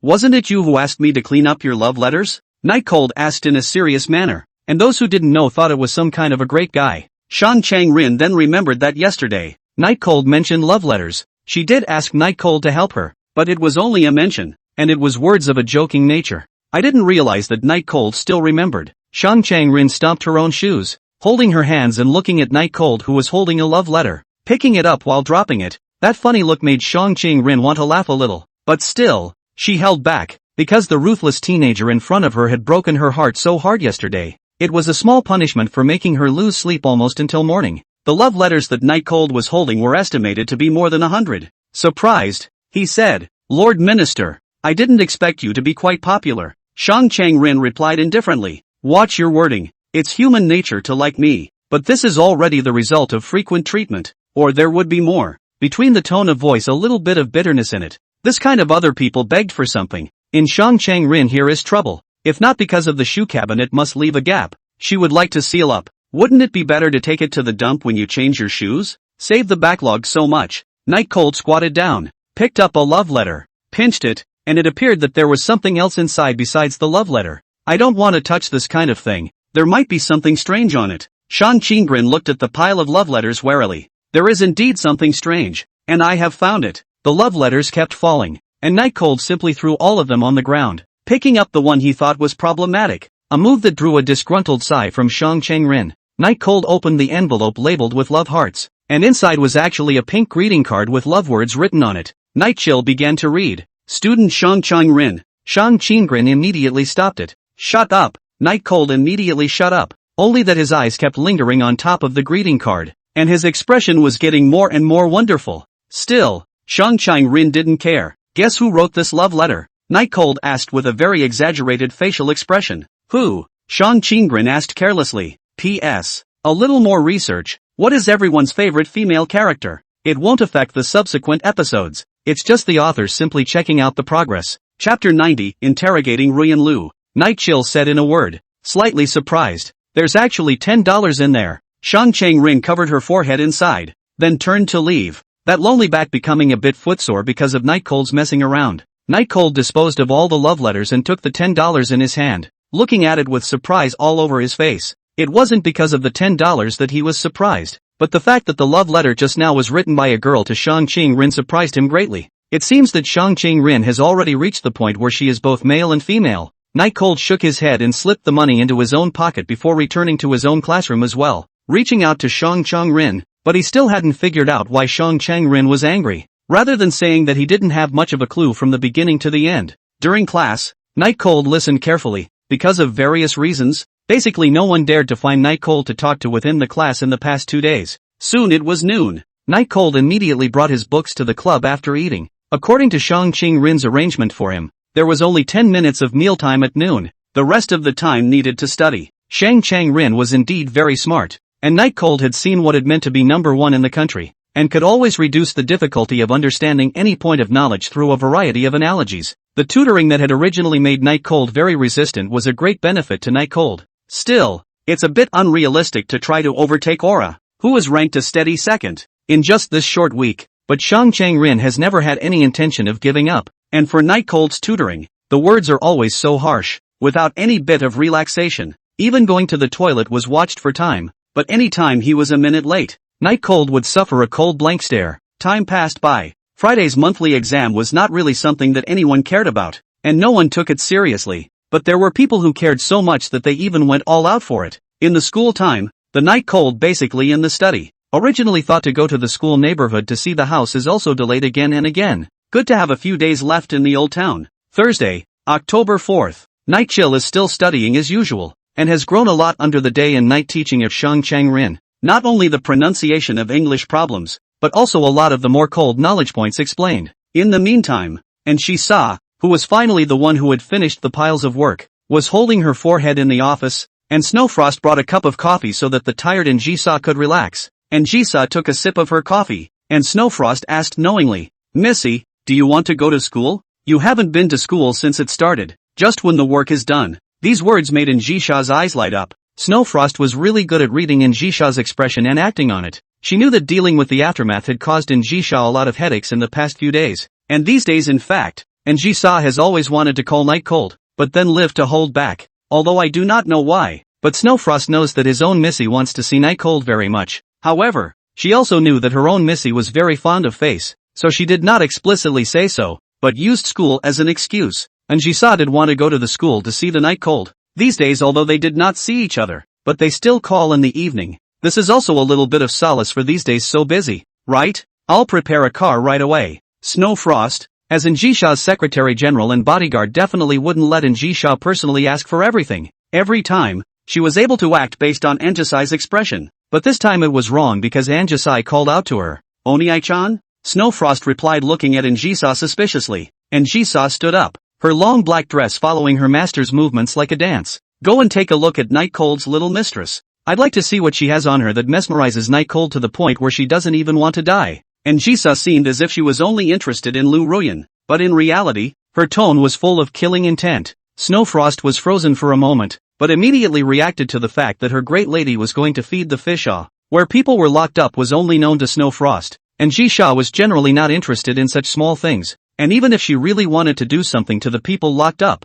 she would only instruct Snowfrost. "Do it yourself." Times are few and far between. Njisa squinted in the car as if she was taking a nap, but the tight facial expression told Snowfrost that it wasn't resting, it was thinking. As for what was being contemplated, that is unknown. Soon, the vehicle drove into the basement, and the car's warm lights immediately turned on, very warm and soft, in order to keep Njisa, who would be exposed to the darkness later, from having her eyes shaken, very attentive. "Here it is." As the car slowly came to a stop, Snowfrost whispered in Njisa's ear. To begin with, Njisa hadn't really rested, and she felt it the first moment the car stopped. Xiefeng respectfully guided Njisa to a brightly lit chair and sat down, and went to make a pot of tea, and after everything was ready, then went to bring Lu Ruyan over. The only clean and tidy place in the basement was just 3 meters around Njisa. Taking a sip of her tea and looking around at the darkness, Njisa had a slight impression of this basement, but not much. Should have been here once a long time ago, and last time it was dealing with a competitor as well. Placing her teacup on the table, Njisa clasped her hands together and stared at the sound of the gushing waves coming from outside for a moment in a bit of a trance. What exactly was he going to do with Ruyan Lu? Treating Night Cold that way? Njisa's first thought was definitely to kill Lu Ruyan, but this was intertwined with a hidden danger that even she had to pay attention to. That would be that Night Cold liked Ruyan Lu a lot. If he threw Ruyan Lu into the sea without authorization, then if Night Cold knew about it later, would it become a time bomb for himself and Night Cold? Njisa, who had always been decisive in the battlefield of the business world, had never been entangled before even when facing an opponent with a large background. but now she was entangled when facing a Lu Ruyan who had no background. In fact, there was another thing she came over today, and that was that she was curious to know why Night Cold liked Ruyan Lu so much. Night Cold's kind of love that could do anything for Ruyan Lu made Anjisa envious, even jealous, but asking a plebeian a question was just a bit of a physical resistance for her. Anjisa was a person with a serious concept of status and position. She wouldn't even care a bit about the mole crickets below her, including Night Cold, and she wanted Night Cold to learn about the upper class. So facing Ruyan Lu, she was a bit torn on what she should do. In the end, it was decided to take a step and see what happens. If Ruyan Lu was obstinate, then it could only be torture. Just then, Lu Ruyan, who had disappeared for several days and had a gray face, was pulled up. Chapter 91 Night Cold likes your face value? Lu Ruyan's hair was disheveled, and the delicate makeup on her face had long since disappeared, replaced by pale, bloodless cheeks. But though he looked a little malnourished, there were no wounds on his body, and though he stumbled when he walked, his bare legs were free of any bruises. Casually walking unsteadily, presumably because of the shock of seeing Anjisa, Lu Ruyan stayed in the small room in the past few days. She was really seeing what is called the oppression brought by the power. She could not rise a little bit of resistance at all. The first few days were spent with trepidation, but it was a good thing that Anjisa never came, and that the latter was looking forward to being able to go home. However, several people were pushed into the sea in the middle of the journey, which turned her into a frightened bird, worrying about her future all the time, and begging for mercy was of no use at all. Aside from food to keep her vitals up, basically no one here would have any interaction with her. Today an Imperial opened the door to lead her out of the room and she thought she could go, but the moment she saw Anjisa, she despaired. Anjisa did not go to look at Lu Ruyan. No matter what, the temperament has to take enough. This is also Anjisa's consistent means of treating people. It's only an advantage to use your momentum to keep people down first, to be calm, and to wait for the talks to come up. Snowfrost brought Ruyan Lu under the light, and as soon as she let go of her hand, Ruyan Lu immediately knelt on the ground and prayed sadly. Eldest Missin, please let me go. Will you? I'm really wrong. Ruyan Lu lowered her head and cried bitterly. Seeing Anjisa again, she found that she couldn't straighten her legs because Qiaoxi's death was still fresh in her mind. This noble young lady in front of me really dared to kill, so immediately begged for mercy. Anjisa remained silent, just crossing her slender legs to drink tea, not even giving her gaze to Lu Ruyan on the ground. The contrast of that nobility made it look like Ruyan Lu was even more wretched. The silence was followed by a deathly silence, giving Lu Ruyan, who was waiting for her fate to be judged, a feeling of going to the execution ground. Her entire body tensed. How can not relax? The feeling of being on the verge of death, but not really sentenced to it and still having the slightest bit of luck is too torturous. 1 minute over. Ruyan Lu's psychological defenses were completely shattered. Without a care in the world, she began to cry out, because she didn't know exactly how she would end up, as if she would die in the next second in an alternative way. Even because she was the mastermind of torturing Night Cold, she brainstormed her own downfall to be extraordinarily miserable, thinking that she was only about to leave this world at the age of 20. Ruyan Lu was completely unable to suppress her collapsing emotions, howling. Anjisa frowned slightly. She hated noise. Snowfrost reacted at the first opportunity and choked Lu Ruyan's neck, forcing Lu Ruyan to suffocate. But Snowfrost, who had come out of the death training camp, was extremely comfortable with the control of force. The moment before Ruyan Lu suffocated to death, he let go of his hand. Ruyan Lu was in a sorry state, lying on the ground and coughing, with blood in her eyes coughing out. Just now she thought she was really going to die like this, and fear took over her entire brain for a moment, and she elegantly picked up the teacup and took a sip, and Schwefrost immediately went up to add more tea. Do you know why you were captured here? Anjisa asked in a hushed, oppressive voice. Even though her entire body was spasming uncontrollably, Lu Ruyan didn't dare to be the slightest bit slow when she heard Anjisa ask the question and immediately answered. Because of Night Cold. He is your friend. The word friend made Anjisa uncomfortable, but didn't say anything more. This young lady asks in a different way. Do you want to live? Anjisa blew on the tea that Snowfrost had just filled. Lu Ruyan immediately raised her head in surprise and looked at Anjisa. The eyes were filled with hope for life. She was even so excited that she wanted to go up and hug Anjisa's thighs, but she felt that she was too dirty. Think, please, let me go. I'll do whatever I want. Ruyan Lu knelt on the ground and crept forward some distance, saying with a mixture of surprise. Anjisa smiled slightly. This was the effect she wanted. The two slender legs intertwined once again, and asked blandly, tell me, how exactly did you and Night Cold meet? Lu Ruyan didn't know Anjisa's intention, but knowing that she only had the power to answer questions, not to ask them, she answered honestly. It was at commencement that we met, and then it developed into a boyfriend/girlfriend relationship. and Jiza frowned slightly. I'm asking which of you chased who? Lu Ruyan was startled by the slightly raised volume of sound and hurriedly replied. It was me who chased Night Cold. It was me who chased Night Cold. Because I saw that he was handsome and didn't have much of a background and wanted to play around, getting the answer she wanted. And Jisha's face slowly warmed up. In his heart, he also made a note that even if it was Lu Ruyan who chased Night Cold first, he loved Lu Ruyan that much, and it seemed to have nothing decisive to do with who chased who. After you got together, what did you do to make Night Cold so obsessed with you? Although Jisa was trying her best to hide it, her tone was laced with anticipation, but only Snow Frost could hear it. Lu Ruyan remembered the past when she had made heaven and earth, and when she thought about it carefully, she didn't seem to have done anything for Night Cold, but it still has to be answered. But the short silence is what drew the displeasure of Anjiza, who had been waiting for an answer. What? You don't want to talk about it? Or do you want to go through a suffocation before you can think of it? Seeing Snowfrost step forward again, Ruyan Lu waved her hands in fear. She felt like she should die if she went through it once more. Lu Ruyan said, in the past, I asked Night Cold what he liked about me, and he said that he liked that I was pretty. Hearing this answer, and Jisha directly shattered the teacup on the tabletop. You mean you're prettier than me? And Jisha asked as she pointed at her stunningly beautiful face, her seductive eyes narrowing slightly. Lu Ruyan waved her hand repeatedly, and eventually stammered that she didn't dare. Not to mention now, even if the two people's clothes and makeup were changed, Lu Ruyan couldn't compare to a single strand of Anjisa's hair. And Jisha took the new cup of tea handed by Xiafeng and realized that she was a bit out of line, but there was no way around it.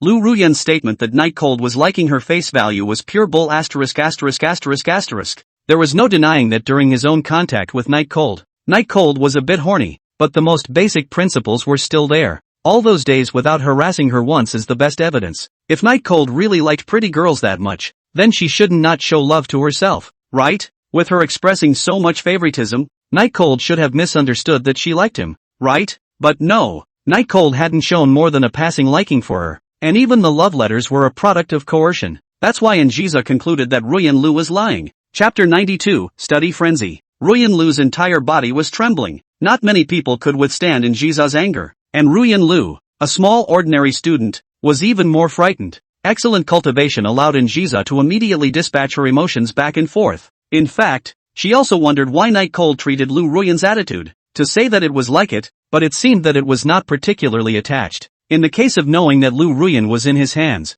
he also remained indifferent, even if he did get angry with Night Cold because of this matter. But with Night Cold's character, as long as one cares, one will never stop asking questions just because one is angry. Could it be that Night Cold staying by Lu Ruyan's side is for another purpose? These days, when Anjisha was idle, she would look at the novels that Night Cold used to like to read, and there was this kind of plot in it. The hero takes care of the heroine in every way because of her money, and doesn't leave the heroine no matter how much she insults her, and only puts up with it because the hero actually got money from the heroine's father. Although it was childish and boring, Anjisa chose to read it in order to understand a little bit more about Night Cold, and during that time, she breathlessly wanted to tear the book up countless times. What are the night chills reading day after day? Thoughts pulled back from those trashy books, and Jiza glanced at Ruyan Lu, a glance that sent Ruyan Lu wincing, and Jiza struck out this unrealistic idea of hers in her mind. The first thing is that Lu Ruyan's family doesn't have any money. This can't be pretended. After all, in the Flower Sea, there is no one who dares to say that their status is above her, and there are only a few who are even equal. However, she also knew the sons and daughters of those who were equal to her in status, and there was definitely no Ruyan Lu in there. And why exactly is that? Not getting some of Night Cold's preferences or ways to enhance her favor made Anjisa's face a bit unsightly. Although Lu Ruyan didn't know why Anjisa was bent on getting Night Cold's liking, she really didn't know that when she was chasing Night Cold it was only because Night Cold was handsome and wouldn't care about her. She didn't know anything about night chills. Now let her talk. Where does she know anything? Anjisa slowly stood up. Her body was extremely tall, making people a bit dazzled. A pair of long legs visually longer than her upper body. She stepped toward the black sedan and instructed Snowfrost, take this person back, and then find someone to record everything that happened after she met with Night Cold. Remember, tell the person in charge of recording that all details must be recorded. She couldn't let go of any details. The road to success was already well traveled and she knew that nothing happened without a reason. Everything that has a cause has a consequence. The details of Night Cold liking Ruyan Lu, she must know. As despicable as this was, she couldn't care less. After Xiafeng respectfully agreed, he pulled Lu Ruyan back to the small room. Flora Academy. The school wailed today because tomorrow is the monthly exam, a test that is given once a month to record grades. In fact, the impact of a good test is not great. but students hate exams should be nature. So everyone's excitement is not high, although they hate exams, but they still have to choose to improvise. Some students who don't have an active classroom choose to go to a nearby coffee shop or drinking establishment to learn. As for Night Cold, not only does he have a club classroom, but he also has the #1 in the country tutoring him. And even this #1 in the country is a beautiful girl who can't be beat. Anyone who has been tutored knows that learning grows quickly when motivated. But even though Night Cold was already a lot longer, a certain beauty queen was still unsatisfied. Watching Night Cold finish the betting test paper he had produced, Shang Chang-rin shook his head indifferently and said, "Still not working, the wrong topics are all lectured on. Your play is really unstable." Since that day, Shang Chang-rin hadn't been as angry, although she didn't say exactly what she was angry about, but it was always best not to be angry. Only, the keen Night Chill still detected a little sense of detachment. Not yet? Lying on the table, Night Cold snatched the test paper from Shang Chang-rin's hands. Shang Chang-rin frowned slightly, wanting to reprimand Night Cold, but still didn't open her mouth. Looking at the test paper with just 2 wrong questions, Night Cold's face was slightly exaggerated as he turned his gaze to Shang Chang-rin. "I say, Mr. Minister, is this still unstable? Isn't it just 2 wrong questions?" Shang Chang-rin continued to write something on another piece of paper and said, "No means no, too many mistakes. Try to get only 1 question wrong today, and that's still your best math." Night Cold's face was not very good, because the paper just now was already the most confident exam he had, but still failed. The next estimate is that it will only get worse and worse. At the same time, he also knew that Shang Chang-rin was training him with the goal of surpassing Qinglan, and it was true that his current accomplishments were not yet enough to surpass Qinglan, who had always dominated the 2nd place on the list. The sun was setting and the time was fading into evening. Today, the 2 of them were going to stay overnight at the Fire Seed Ministry, studying all night and not being able to go home, even as Shang Chang-rin had already had sleeping bags sent over for the 2 of them, as well as dinner for the night, and then did several times of the paper. It is really not out of the expectations of the Night Cold. The test is getting worse and worse, and even the wrong 7 or 8 questions are there. It was already after 9 p.m. And there were many other clubs studying through the night, not just the fire department, so it wasn't as if they were alone. In the swaying lights, Shang Chang-rin's small white hand was continuing to write questions for Night Cold, probably also a little tired, wringing her wrist. For a while the only sound in the fire department was the sound of a ballpoint pen scribbling on a piece of paper. Night Cold lowered his head. He was now tired and hungry, but Shang Chang-rin was still holding out. He really didn't have any reason to give up. Although he was reluctant when he signed the bet with the student council, he still wanted to win when he actually started doing it. It was one thing to be unconvinced, but more than that, one also didn't want to disappoint Shang Chang-rin,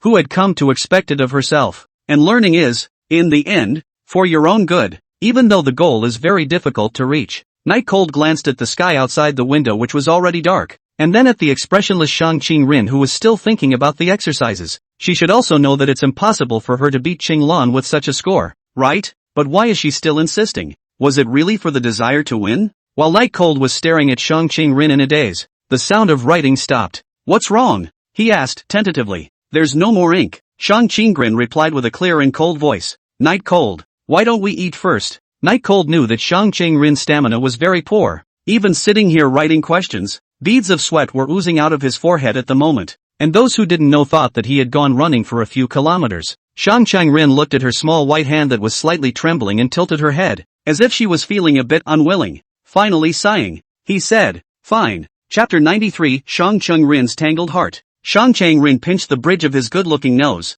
as if he was already very tired and didn't see very well. Night Cold got permission to get up and go get the 3 large boxes of bento that had just been delivered. The bento box was in an insulated blanket. The box was rosewood and looked premium, but after all, it had been delivered hours ago, and apart from a bit of residual warmth, the heat couldn't be felt at all. "It's a bit cold." Night Cold felt the temperature of the box with his hand and said to Shang Chang-rin. Shang Chang-rin seemed to be disinterested, and her stunningly beautiful eyes were a little lost for some reason, always making people feel that she was troubled about something. Hearing Night Cold's words, she paused slightly, then whispered, "Please go heat it up. There should be a microwave in the office. Consider it as my compensation for tutoring you." That was what Night Cold had planned to do, but when he heard Shang Chang-rin's words, he stopped his hands and turned to ask, "What compensation? I'm tired right now, so I'm going to trouble you to heat up my bento. But since I'm tutoring you for free, you're not at a disadvantage and I can enjoy your help in peace." Shang Chang-rin's reply caused the entire Fire Seed department to fall into silence. The quiet atmosphere in other clubs, because of the excitement of playing together all night presents a complete contrast. Night Cold took the 3 bento portions in his hands and said with a smile, "There's no need to be so outgoing with our relationship, right? It's just a little help. Is it necessary to count so clearly? And even if there was no such thing as tutoring, wasn't the bento brought by Shang Qingren's family? I have nothing to do with you. Hurry up and go. Maybe a group of people are waiting there." Shang Qingren flipped open the book she was reading recently. Her gaze did not continue to rest on Night Cold. "Alright, I'll be right back." With that, Night Cold rushed into the darkness. For a long time, it could be a minute or 2, or it could be a minute or 20. Shang Qingren's eyes gradually began to focus on the unclosed door. She didn't read a single word of the book. She didn't know why. It was obviously the way she used to treat other people, but it always felt a little wrong to use it on Night Cold now. Thinking of the words of the Night Cold, Shang Qingren said in a self-deprecating manner, "There is no need to be so outgoing." Yes, who exactly am I competing with? It's nothing more than myself.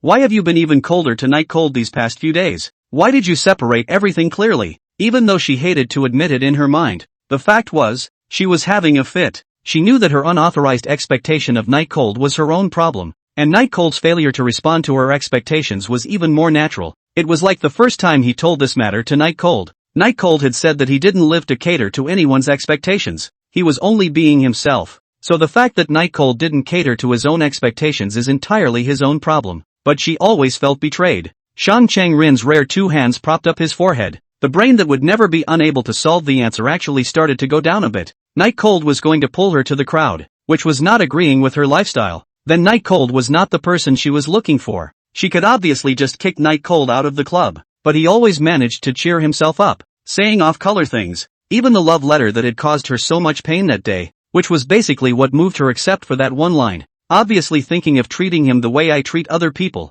but why does it always seem like I'm being so pretentious? The words that she had just said to Night Cold were actually hard for Shang Qingren herself to understand. The bento was prepared by herself. Even the sleeping bag was also prepared by herself. She wouldn't feel guilty in any case to be right. According to her theory, she and Night Cold's contribution was equal. But why does it just have to be mentioned as a hassle? Shang Qingren sighed, his cold eyes looking out the window at the dark night. She was smart and always came in first place whenever she took a test or a competition or something, and she never failed her parents. So she realized her problem a long time ago. That is, she wanted to let Night Cold know she was having a bad time. Shang Qingren smiled helplessly. This kind of action even she herself did not know why. Obviously never had this kind of feeling before. Cutting off. But it is difficult to cut off. Say it and feel lost, but hold it in the heart and feel uncomfortable. In the end, can only be through the way of making a scene to let the Night Cold to understand their own ideas. It's really too childish. This was the truest evaluation Shang Qingren gave herself.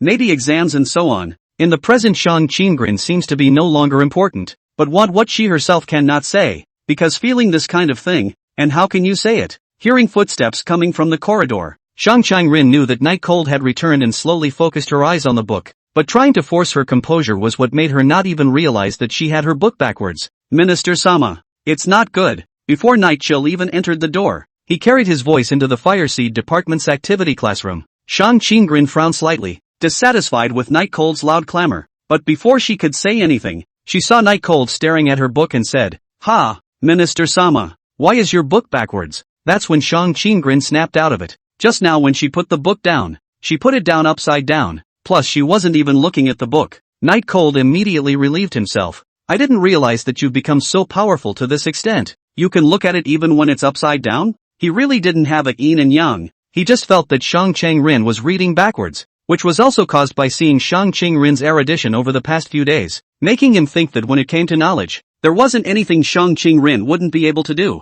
Shang Qingren's face remained unchanged as he tipped the book back and said, "Where's the bento?" Night Cold immediately said in surprise, "Lord Minister, it's not good. I was just heating up my bento in the microwave in my office, and just when I was bored, a ghostly figure suddenly appeared." Shang Qingren said disinterestedly, "I do fear ghosts and such, but you're obviously lying." The corner of the mouth of the Night Cold twitch, did not expect his plan so easy to be recognized, but this dark, or big night, he is really not afraid of his plan will fall through. He immediately ran to Shang Qingren's side and said in a fervent manner, "It's true, you have to believe me. Quickly go and bring back the bento. I'm hungry and don't have the strength to play games with you." Shang Qingren gave Night Cold a blank look and said, "Bento?" Night Chill showed a frightened expression. "Our bento is still in the office. Where are the ghostly figures?" I'm scared. Night Cold. Shang Qingren shouted out Night Cold's name, meaning to tell him to stop. But the Night Cold did not half converge, but aggravated tone said, I heard that in the past this school because of tuition sudden death of a girl.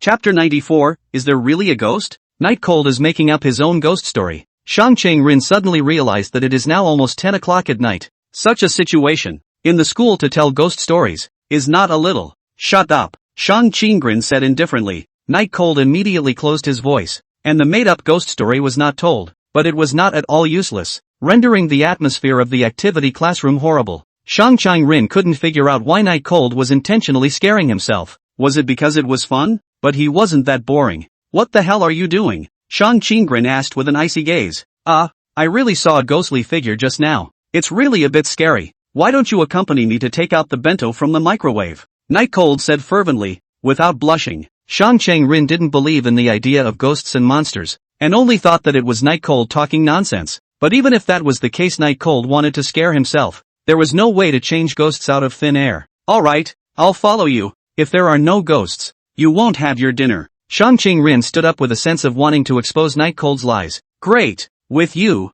Minister Sama. Here, I'm not afraid anymore. Night Cold pretended to wipe his eyes as if he was touched. Shang Qingren didn't eat this set of Night Cold, didn't say anything and walked straight out of the classroom. Lord Minister, wait for me. Saying that, Night Cold also followed. Although Shang Qingren walks with the wind, but once outside, see the completely dark night sky, or a little scared. Not waiting for the Night Cold said. The footsteps of the slowed down. After waiting for Night Cold to come closer and feeling that she wasn't that scared, Shang Qingren's body slowly relaxed. The office was on the other side, directly opposite of the student union, so the two were making their way around the floor. But for some reason, the office, which clearly used to have lights, was now pitch black. Shang Qingren's steps were also getting slower and slower. She didn't want to enter that darkness. Where's the light? Did you turn it off? Shang Qingren stared speechlessly at Night Cold, not realizing that Night Cold could actually go this far just to be able to scare himself. Night Cold gulped a mouthful of saliva. All the calmness and composure of a moment ago was gone,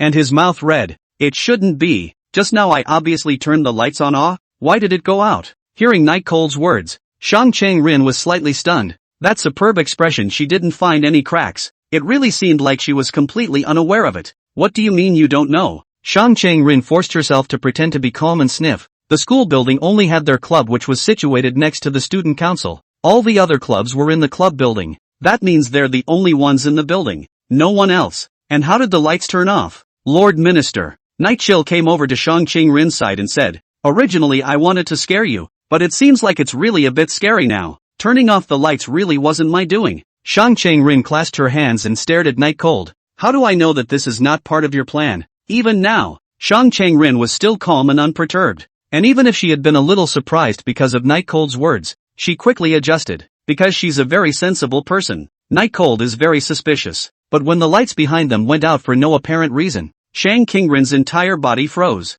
The lights they came in with actually just went out without a word? They were clearly the only two people in the entire building. So who actually did it if they were both present? Pitch blackness enveloped the two, and they could only barely make out what was going on around them by the light of the next building. Night Chill said in a lowered voice, Do you believe me now? I really don't know who turned off the lights. Shang Qingren clasped her hands together and said with feigned disinterest, Don't think you can scare me. This kind of trick is full of loopholes. Night Cold, slightly surprised, did not expect in the haunted house so scared Shang Qingren, at this time actually can still do so calm. It seems to have to be hard drugs. He immediately gave a silent gesture to Shang Qingren, and then said slowly, I heard that the student who died suddenly from tutoring just liked to come out in the middle of the night, and the sign of coming out was the lights going out because she hated tutoring at night. Shang Qingren frowned and stared at Night Cold. Are you telling a joke or a ghost story? Night Cold stopped to refute Shang Qingren and righteously said, Is it funny? It's easy to be resentful when you're tutoring at night, right? Shang Qingren had a smirk on his face. So, may I ask fellow student Night Cold, are you condemning me? Two people talking in a dark hallway is kind of creepy. Shang Qingren wanted to say something else, but with her excellent eyesight, she suddenly realized that there was something squirming around the corner of the corridor. Moment. Fear spread from the bottom of his heart to the top of his head all at once. Night Chill. Night Cold. Look. What is that? Shang Qingren's voice was finally tinted with trembling. It turned out that it was not that she was not afraid. It was just that materialists preach that seeing is believing. Now that I've actually seen it, the fear comes in like a tidal wave. Seeing Shang Chang-rin once again grabbed his hand, Night Cold knew that his plan had succeeded. I did not expect that before, that it was not useful at all, and the person came out and immediately changed his face. It seems that when dealing with Shang Qingren, you still have to be practical. What to do? It's coming towards us. Shang Qingren's voice trembled, and her grip on Night Cold's hand became even harder, as if she was trying to share her fear with Night Cold. Night Cold looked back and shocked himself. In the long corridor, something that looked like Sadako was creeping across the floor, still fast for a crawl. The whole thing was cloaked, without any semblance of a voice, and even trailed off behind it for some reason, as if the body was really long. It was creeping silently toward the two of them at the moment. So professional? Night Cold said in a voice only he could hear. He really admired these people. Go to act ghost movie probably can make a big ticket. In the school study is really too condescending. Let's hurry. It's probably that female student who was killed suddenly who came to the door. Night Cold took Shang Chang-rin's hand and began to run in the direction of the office. Fear was written on Shang Chang-rin's face. But this could not be blamed on Shang Chang-rin's cowardice. It was really because the ghost in the back was too real. It made even the never-smiling flower of the high ridge reveal a color of fear. Only they didn't notice that the thing behind them that looked like Sadako creeping ever forward was actually gasping for air as it opened up in the blind spot of the two men's vision because it was so tired. It was even said in a very cute voice, "Tired of this cat, meow." Chapter 95, 3 chances to draw are used up. Night Cold ran forward with Shang Chang-rin, and once again, seeing the usually noble and cool Shang Chang-rin showing this expression of fear, for some reason, there was still a bit of thrill of the hunt in his heart. It made him want to scare Shang Chang-rin every day. Shang Chang-rin was grabbed by Night Cold's hand, but did not resent it, but felt a strong sense of security, which reminded her of her own philosophy. She wasn't omnipotent or invincible, and she needed to find a complement to help her get through the things she hadn't been able to get through on her own. Originally, she thought that Night Cold was that kind of person, but it wasn't until Night Cold wrote that love letter. While it was indeed beautifully written, the line in there, "to pull her out of the abyss," hurt her deeply. She felt that Night Cold didn't understand her, and was not at all the person she was looking for, nor the compliment she was looking for. But in front of the Night Cold show over the softness, there is no way in rejecting the Night Cold. As if in the bottom of the heart imprinted the Night Cold general, always will be unrealistic expectations of the Night Cold. Why did you agree to Anna's request? Obviously, he had always relied on himself for anything before, so why did he agree to Anna's so unfair request? What you don't have control over, you would never have agreed to in the old days. The answer to this matter she herself knows. After all, it is the first in the country. She looked forward to spending time with Night Cold. She felt that Night Cold was the person she was looking for. In fact, at the moment of teaching Night Cold, victory or defeat no longer mattered. A perennial top 10 guy who can pass the perennial number 2 guy after a few days of tutoring? Even confident as she was, she had a hard time convincing herself of that. But why was it that Night Cold was forced to study? What was going on in one's mind? And why was one's heart full at the time after customizing a few days of planning for Night Cold? Obviously the Night Chill was taking up her reading time. Night Cold. Shang Chang-rin ran forward after Night Cold from behind, but suddenly called out to Night Cold. What's wrong? Did the ghost catch up? Night Cold turned back to look at Shang Chang-rin, found that the latter's face actually no longer fear. Heart immediately thumped, wondering whether their own scheme was discovered. Shang Chang-rin asked, "Do you find me troublesome?" Although he was puzzled by this question from Shang Chang-rin, Night Cold still said truthfully, "Of course it's troublesome. Not only is it troublesome, but it's also very rigid and cold. Icy cold. Meh, not cute either?" That's not true. After Shang Chang-rin knew the answer, she asked with some dissatisfaction,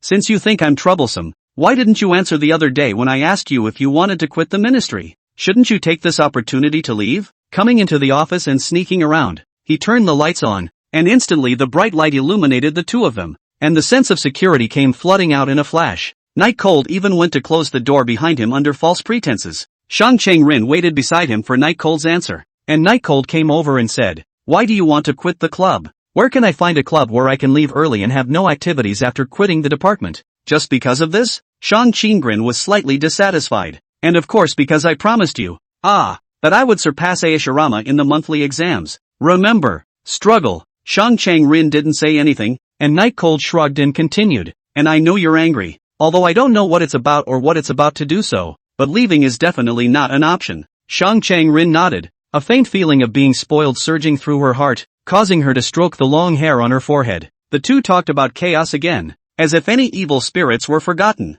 Night Cold stared at the microwave, seemingly waiting for the meal to come out, while Shang Chang-rin was looking out the window, and for a while neither of them spoke. After a long time, the sound of the microwave oven's time being up rang out, and Night Cold took out the meal inside. Just then, Shang Qingren spoke. What if I don't want to come out of the abyss? This sentence was actually something Shang Qingren didn't want to ask, because she felt that it would be pointless to ask, and that she had to see what Night Cold would do. But that would be too selfish, because Night Cold didn't live to respond to her expectations. He was himself. Hearing this question, Night Cold froze slightly, as if he had thought of something and was somewhat shocked. So it turns out that Shang Qingren's troubles in the past few days were because of this. At that time, he hadn't thought past his head when he wrote it. He just felt that Shang Qingren was too lonely, and even if he was alone, there was no way he could satisfy all of her needs. So he wanted to make Shang Qingren come out of the abyss. But he was also worried about Shang Qingren. Night Cold put the lunchbox down and looked at Shang Qingren's long hair in front of the window that was blown up by the night breeze as he said, "If you feel satisfied with that,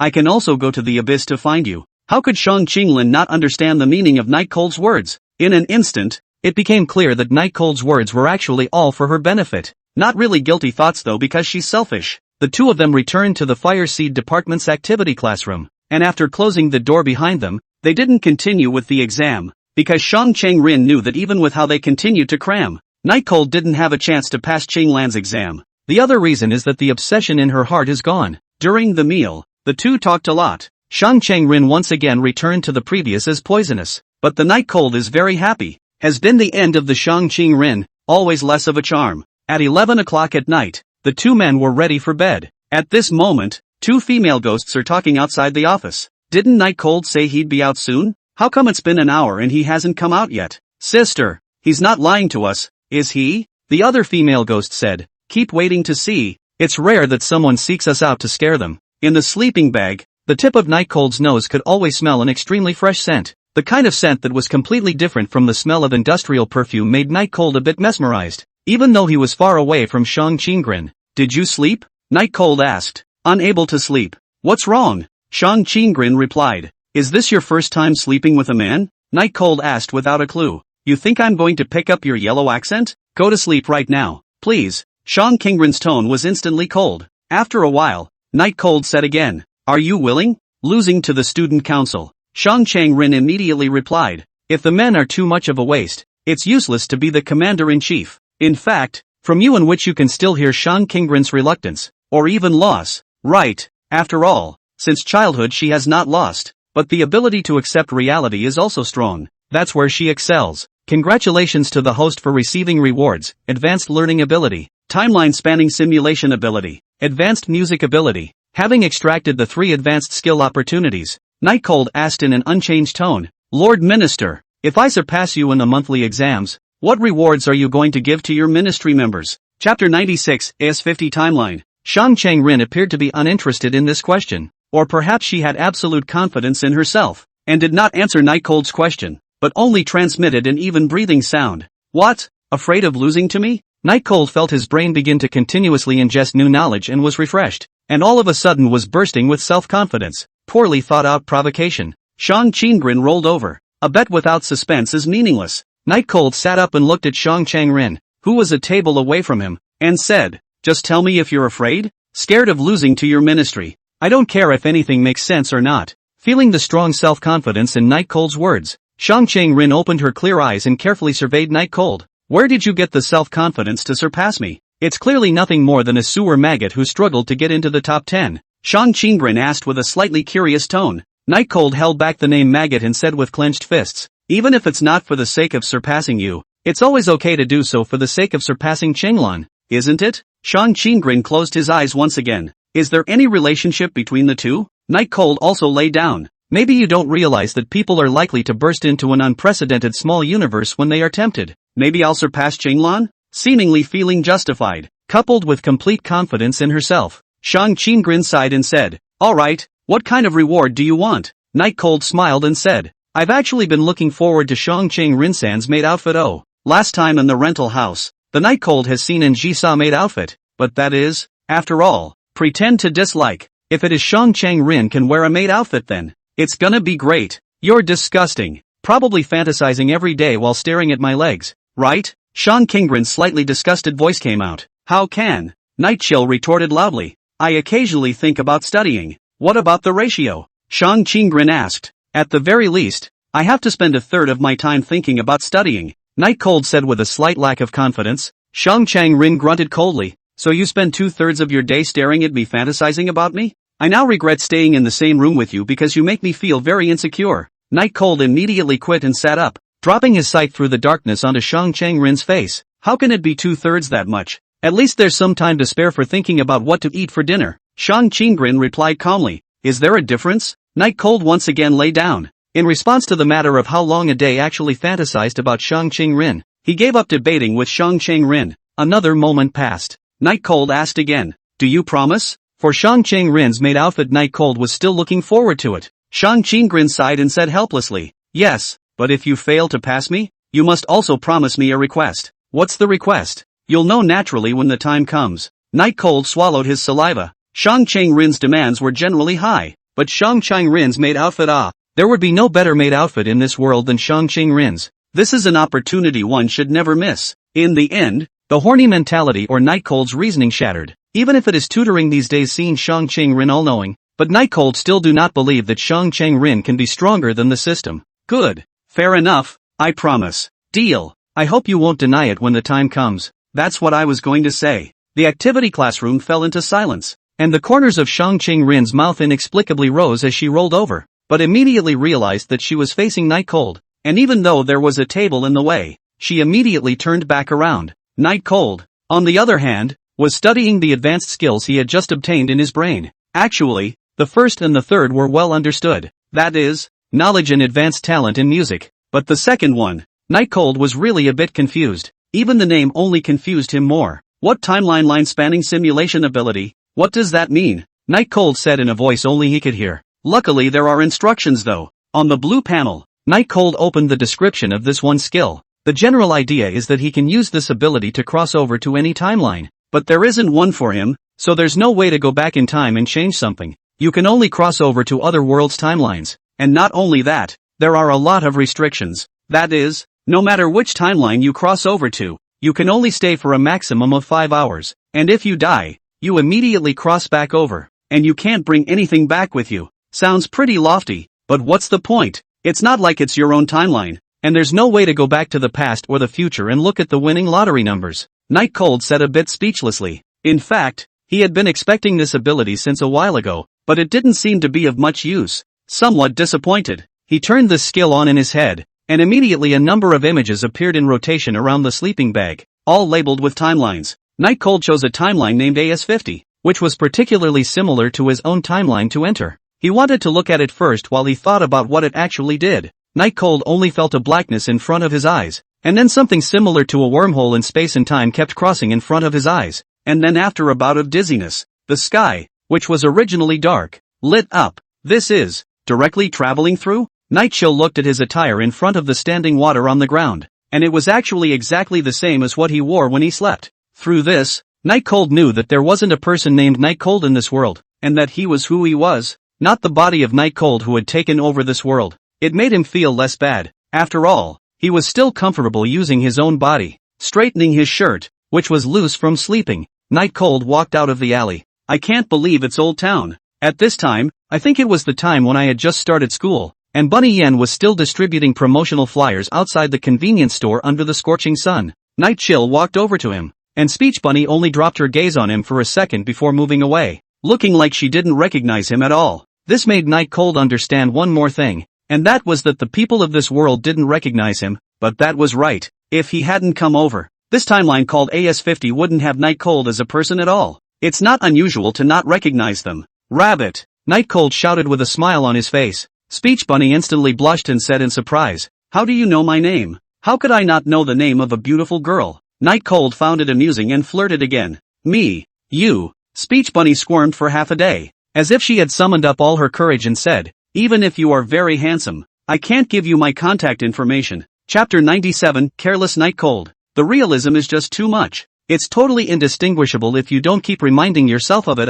It's still the same as before, Night Cold said with a smile, deciding not to bother Speech Bunny with her flyers. Come all the way to the familiar convenience store. Coupled with the hot weather, Night Cold walked into the convenience store and bought a bottle of pure water. But who knew that when he checked out, he realized that he could not use everything. I can't open my cell phone. and I don't have any money in my wallet," the clerk said enthusiastically. "Can I help you, sir?" The people in the queue behind were very dissatisfied that Night Cold had not been able to check out for a long time and had been delayed for too long, and began to stomp their feet impatiently, making all sorts of noises. Night Chill put his wallet back in his pocket and said to the clerk, "Can I stop buying? I'm suddenly not thirsty anymore." The clerk looked at the pure water that had been drunk a large portion, smiled and shook his head. "After drinking such a large mouthful, of course you are not thirsty. The key is to pay money. If you don't drink it you can take it back to the shelf and sell it. I mean, you don't have to, do you? Not even $2? Even if you're drinking bully water, at least take a drink."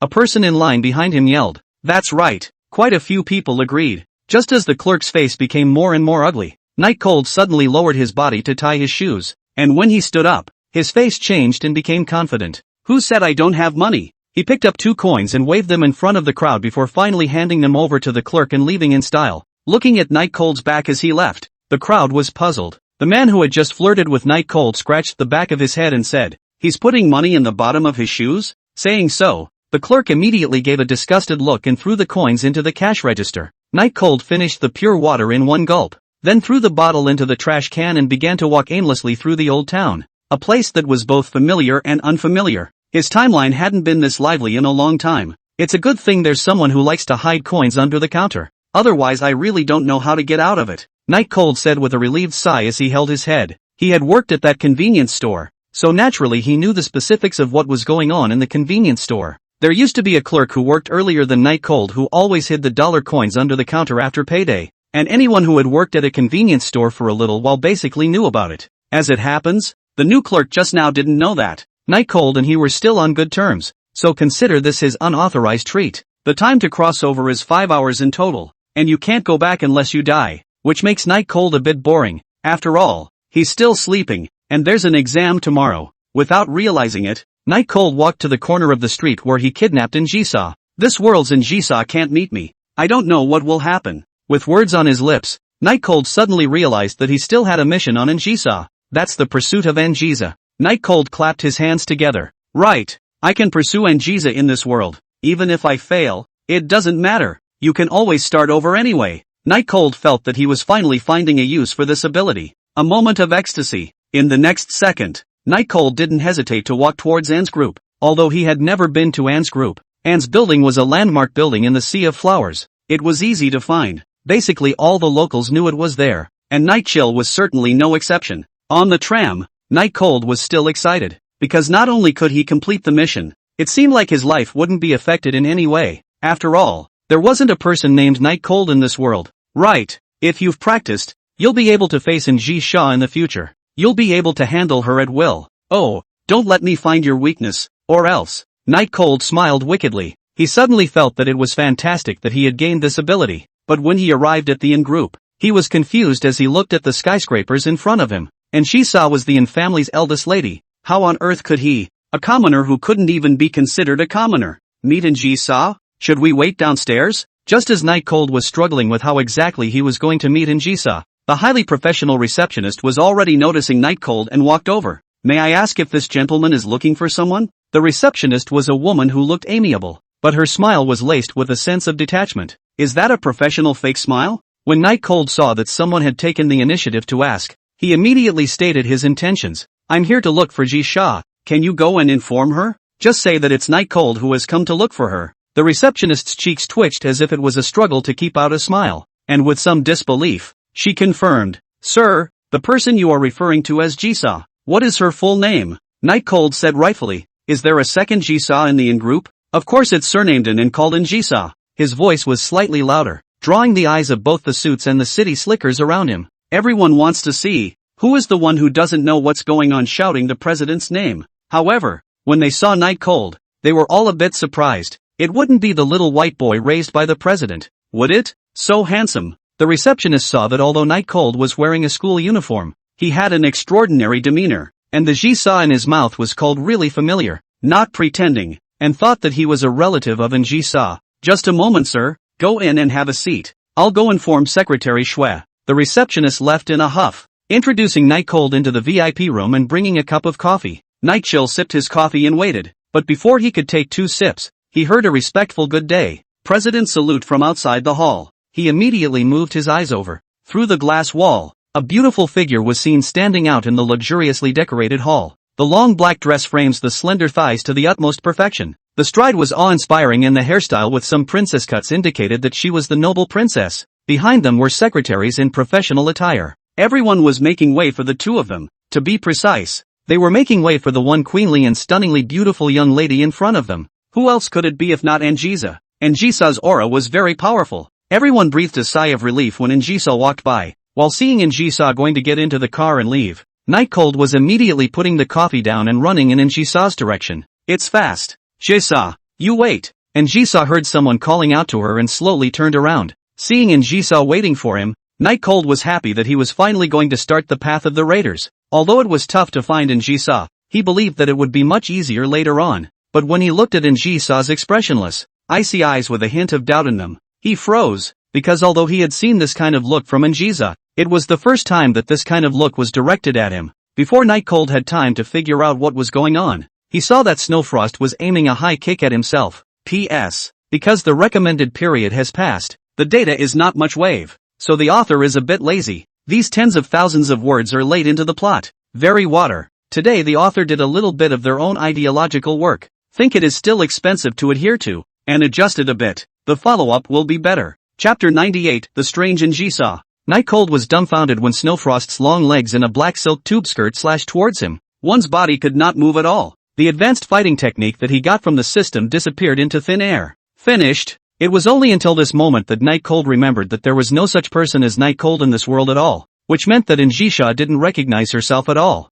And he knew very well how ruthless Anjisa could be with strangers. Blame it on the fact that the world is just too real. Not true. This world is just real. And that's why he's making these subconscious moves. The pleasure of what he had just done forgot all about reminding himself of this. Just like that, Snowfrost, who had defeated everyone in the first phase of the death training camp, kicked Night Cold to the ground viciously, and without the added power of advanced fighting techniques, Night Cold once again turned into an ordinary person. Don't come within 2 meters of Missy. Night Cold didn't look dangerous, so Snowfrost just conventionally kicked Night Cold to the ground. Night Cold grimaced in pain on the ground. Not a single bone in his body was in good shape. He felt dizzy and even his breathing was not fluid. Suddenly, he saw a pair of black high heels appear in front of him, and Shisha's voice rang out, cold as if it were a 10,000-year-old cold pool. What did you just call me? The eyes even vaguely lit in a flash of red. Night Cold knew he was going to be finished if he didn't give a good explanation. He knew Anjisa better than anyone, knew her gentleness and patience and equal brutality. After all, twice he killed in front of him.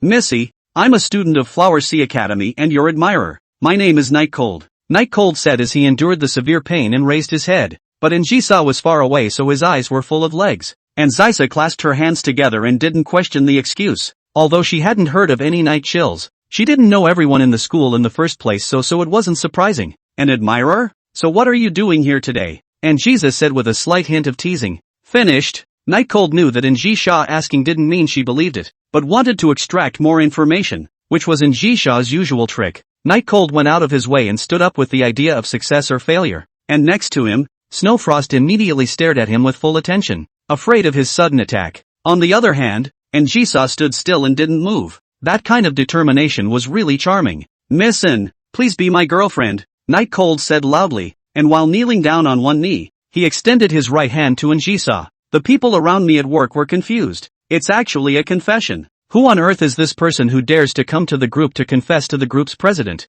Are you looking for death? But there were actually some people on the scene who were actually imagining that Anjisa could say yes. After all, some people still enjoyed seeing the drama of a goddess falling down to mortal dust. Interesting. Anjisha's noble face raised slightly, her gaze staring cruelly at Night Cold who was kneeling on one knee in front of herself. And Night Cold, who was kneeling on one knee, didn't think that Anjisa could agree, but it was just an excuse for himself. As long as he was able to leave, he was thankful. Take away. As soon as Anjisha's words left her mouth, Night Cold felt that his body no longer belonged to him, but was being carried by the somewhat soft-looking Snowfrost. Where is this getting me? Night Cold asked, a little frightened, but of course no one answered for him. When Night Cold passed the car that he often rode in, Snowfrost didn't stop, but continued to walk forward. But his afterglow could see Anjisa getting into that car. Before he could ponder what was going on, he was thrown in the back of the car by Snowfrost. Keep an eye on him and follow, Snowfrost said icily to the people in the car before getting back into Anjisa's stretch limo once more. After being chopped and then being lifted and thrown by Snowfrost, Night Cold, sitting in his seat, felt like he had never been in so much pain. The car was very small and smelled terrible, making Night Cold miss Njisha's car very much. Not only did it have all the high-grade snacks, but it also had Njisha's smell all over it. It smells good. The bottom line is that the only male that has ever been in that car is him, but it looks like you can't enjoy it now. The driver of the car saw Njisa's limousine pulling away and followed carefully, not daring to follow too closely, but also not daring to go too far for fear of losing him. Just like that, no one spoke, and only the sound of the car echoed in Night Cold's ears. Not long after, about half an hour of driving along the beach, Night Cold was finally at the place. He also knew that it was useless to talk to these people, so he didn't ask a single word in the middle. It was a bit of a surprise to a couple of big men in suits who were used to seeing crying and begging for mercy. And Jisa, who was helped out of the car by Xue Feng, took off her sunglasses, then without even looking at Night Cold's side, walked straight towards a villa by the sea at the gate. And Xiafang watched Njisa leave before coming to the backside of the car and pulling Night Cold out. Before taking Night Cold away, Snowfrost instructed the people in the car, find out all of this person's information and cancel the account. The crowd responded, then looked at Night Cold with pitying eyes. Hey, what do you mean by canceling? Night Cold were stunned. Although he didn't know exactly what distribution meant, he thought it wouldn't be too good. Don't move. The Black Silk Imperial Sister pulled out a blackened pistol from her clothes and pointed it at Night Cold. Her eyes were very sharp and scary. Night Cold immediately learned her lesson and stopped talking. When Night Cold was brought into the large seaside villa, the car behind him pulled away. Entering the villa, before entering the basement, before entering the secret door, and coming to a wide basement, Night Cold, who was still in a state of confusion, immediately looked familiar. Wasn't this the place where Moonfrost had kidnapped himself from in the first place? That blackened and bloodied gate was really too familiar to him. After all, Njisa had killed 2 people here, and he was right next to it at the time, so he really remembered it well. What was the point of bringing yourself here? No way. Just at this moment, the big iron door slowly opened, because it was daytime, and it was still summer, so the sea breeze blowing in from outside was very comfortable.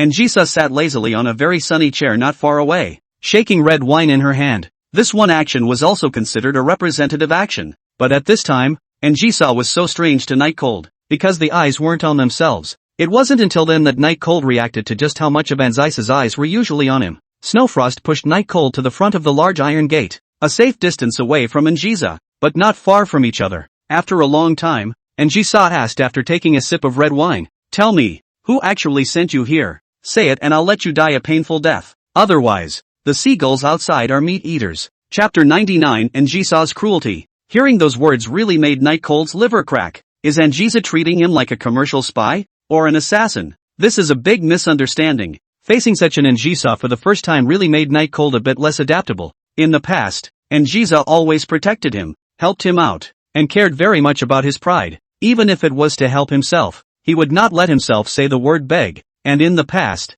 no matter who Njisa dealt with, he had always watched from the sidelines, and at the time, he had thought nothing of it. Now that he had become the subject of interrogation, he realized how panicked his heart was, and how strong Njisa's aura was, and how he had absolutely no guts to lie. It really feels like a lot of pressure. Night Chill stammered. No one sent me. I really like you, so I found the company to confess to you. If you do not agree, at least let me go back to it. Just after the words were said, a delicate wine glass with red wine smashed onto Night Cold's head, and instantly, a red liquid, not knowing whether it was blood or red wine, began to flow downwards on Night Cold's head. Njisa used a white handkerchief to wipe up the wine that had spilled onto her pale hands, crossed her legs, and said calmly, I hate it when someone tries to lie to me. You'd better be honest. Receiving the second cup of wine from Snowfrost, Njisa stared cruelly at Night Cold and said again, this is just a small punishment. Next time you dare to lie to me, let High Pie eat you up one bite at a time. She didn't know if Night Cold was a spy or not,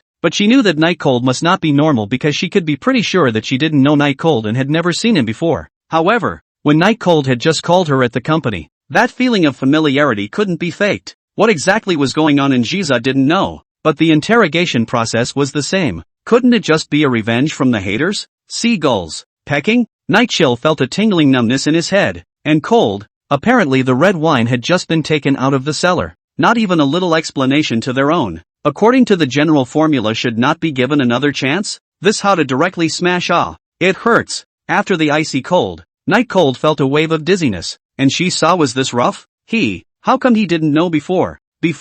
It seems to be known before. Suddenly, Night Chill appeared to be feeling his flesh being pecked by the seagulls bit by bit, and all of a sudden, he went from dizzy to having a splitting headache, but was much more awake. He gritted his teeth and stared at Anjisa. How cruel could this person be to say such a thing? Anjisa took a sip of red wine and said in a patronizing tone, "You only have one chance because my patience is limited. Tell me what happened and I can give you a painful death." Night Chill licked a mouthful of the red wine that flowed to his mouth, and the flavor was actually much better than the last time he took a mouthful. It was truly amazing. He said in a hushed voice, "Is there an option to not die?" "Ha, although it will not really die, but for death. Human beings always have instinctive fear, cannot experience, night cold or do not want to experience. Is there an option to not die?" And Jiza's expression was a bit odd when she heard this. The tone was kinda condescending? Was it pouting to herself? It made Anjisa feel like she was being provoked. Night Cold also realized that his words were a little too ambiguous, as long as it was used to speak to the angry Anjisa in this way.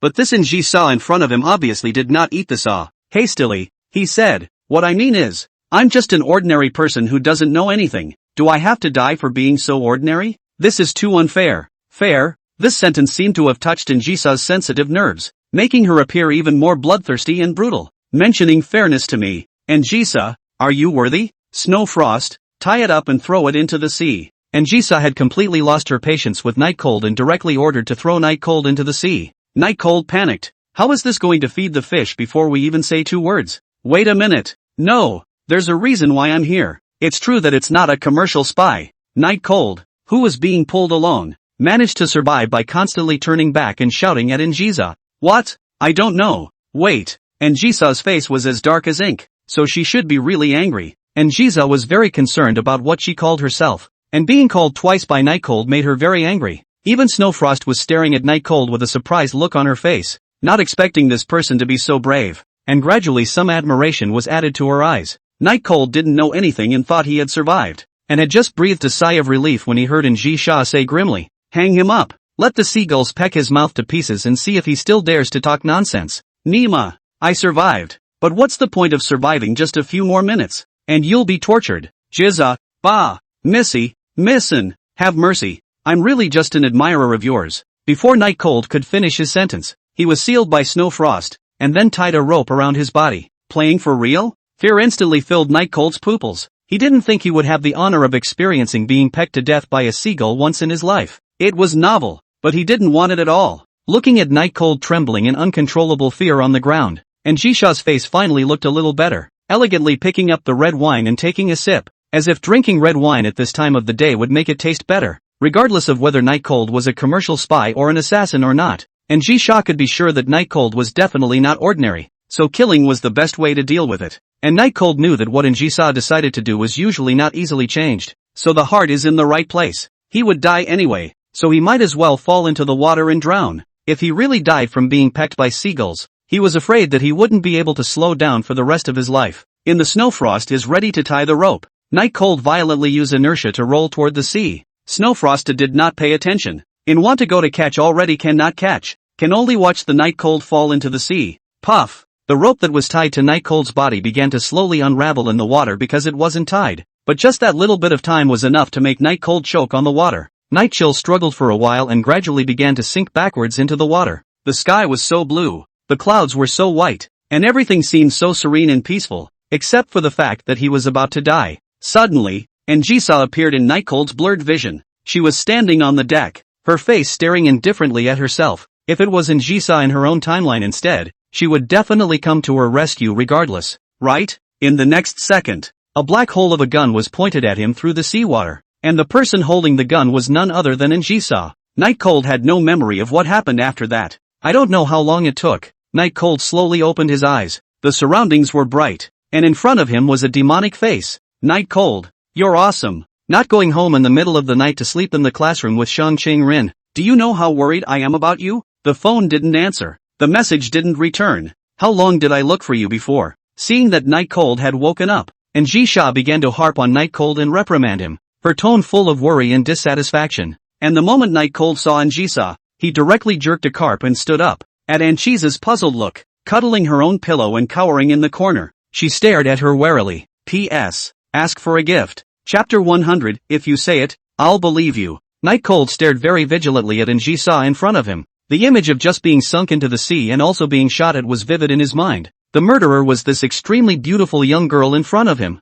and now it had actually reappeared. Much to his horror. What are you doing? Pretending to be scared, are you? Don't think you can muddle through like this. Hurry over and explain. Njisa stood up, her face a little odd as she said to Night Cold, her tone stern. Acting scared? Night Cold's body slowly relaxed, and he gradually realized that the Njisa in front of him was not the Njisa of the AS50 timeline, but the Njisa of his own timeline. It's a bit unpleasant, but he can't really be blamed for this. Imagine someone who looks exactly like the person who killed you appearing in front of you. Even if you know she doesn't mean any harm, you still can't control your fear, right? It's instinctive. Njisa's brows furrowed slightly. What's wrong with you? Is it because you're not feeling well? Just now it looked like you were having a nightmare. With that, he moved forward, but was blocked by Night Cold. Don't you come over. The voice was not too loud and not too small, but it was enough for the entire Fire Seed department to hear it, whether it was Xue Frost outside the door, or Shang Rin, who had been woken up in a daze.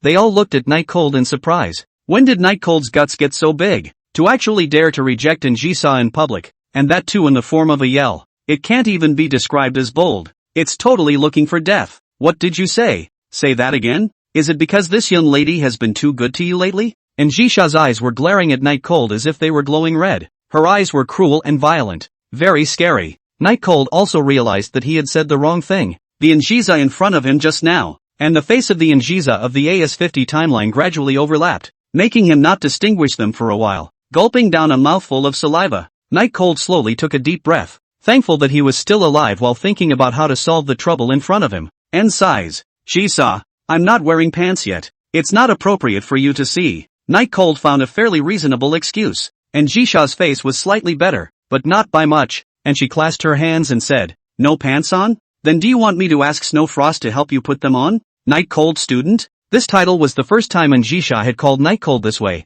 which made Night Cold a bit unfamiliar, and as soon as it was unfamiliar, it made him think of the Njisa from just now. A little chill went down his back again, but as time passed little by little, Night Cold also thoroughly figured out this matter. Originally, he had done everything boldly because he wasn't going to die, and although Njisa's brutality was more than imaginable, the ending was kind of expected. In fact, after being grabbed on the car by Snow Frost, Night Cold had expected that he was going to be fed to the fish. He just didn't expect that Njisa's tactics still exceeded his expectations. That's why he was scared for a moment. Night Cold put the pillow down, tentatively walked in Njisa's direction, and said, Njisa, what are you doing here this late at night? It's still the middle of the night, right? It was still dark outside, and he could vaguely hear the playful noises coming from the other clubs, making people worry about their monthly test scores. And Njisa just wanted to say something, but carefully realized that although Night Cold had been walking in her direction, he always stayed put and didn't move half a minute in half a day. I couldn't help but frown and say, come over here. What are you standing there for?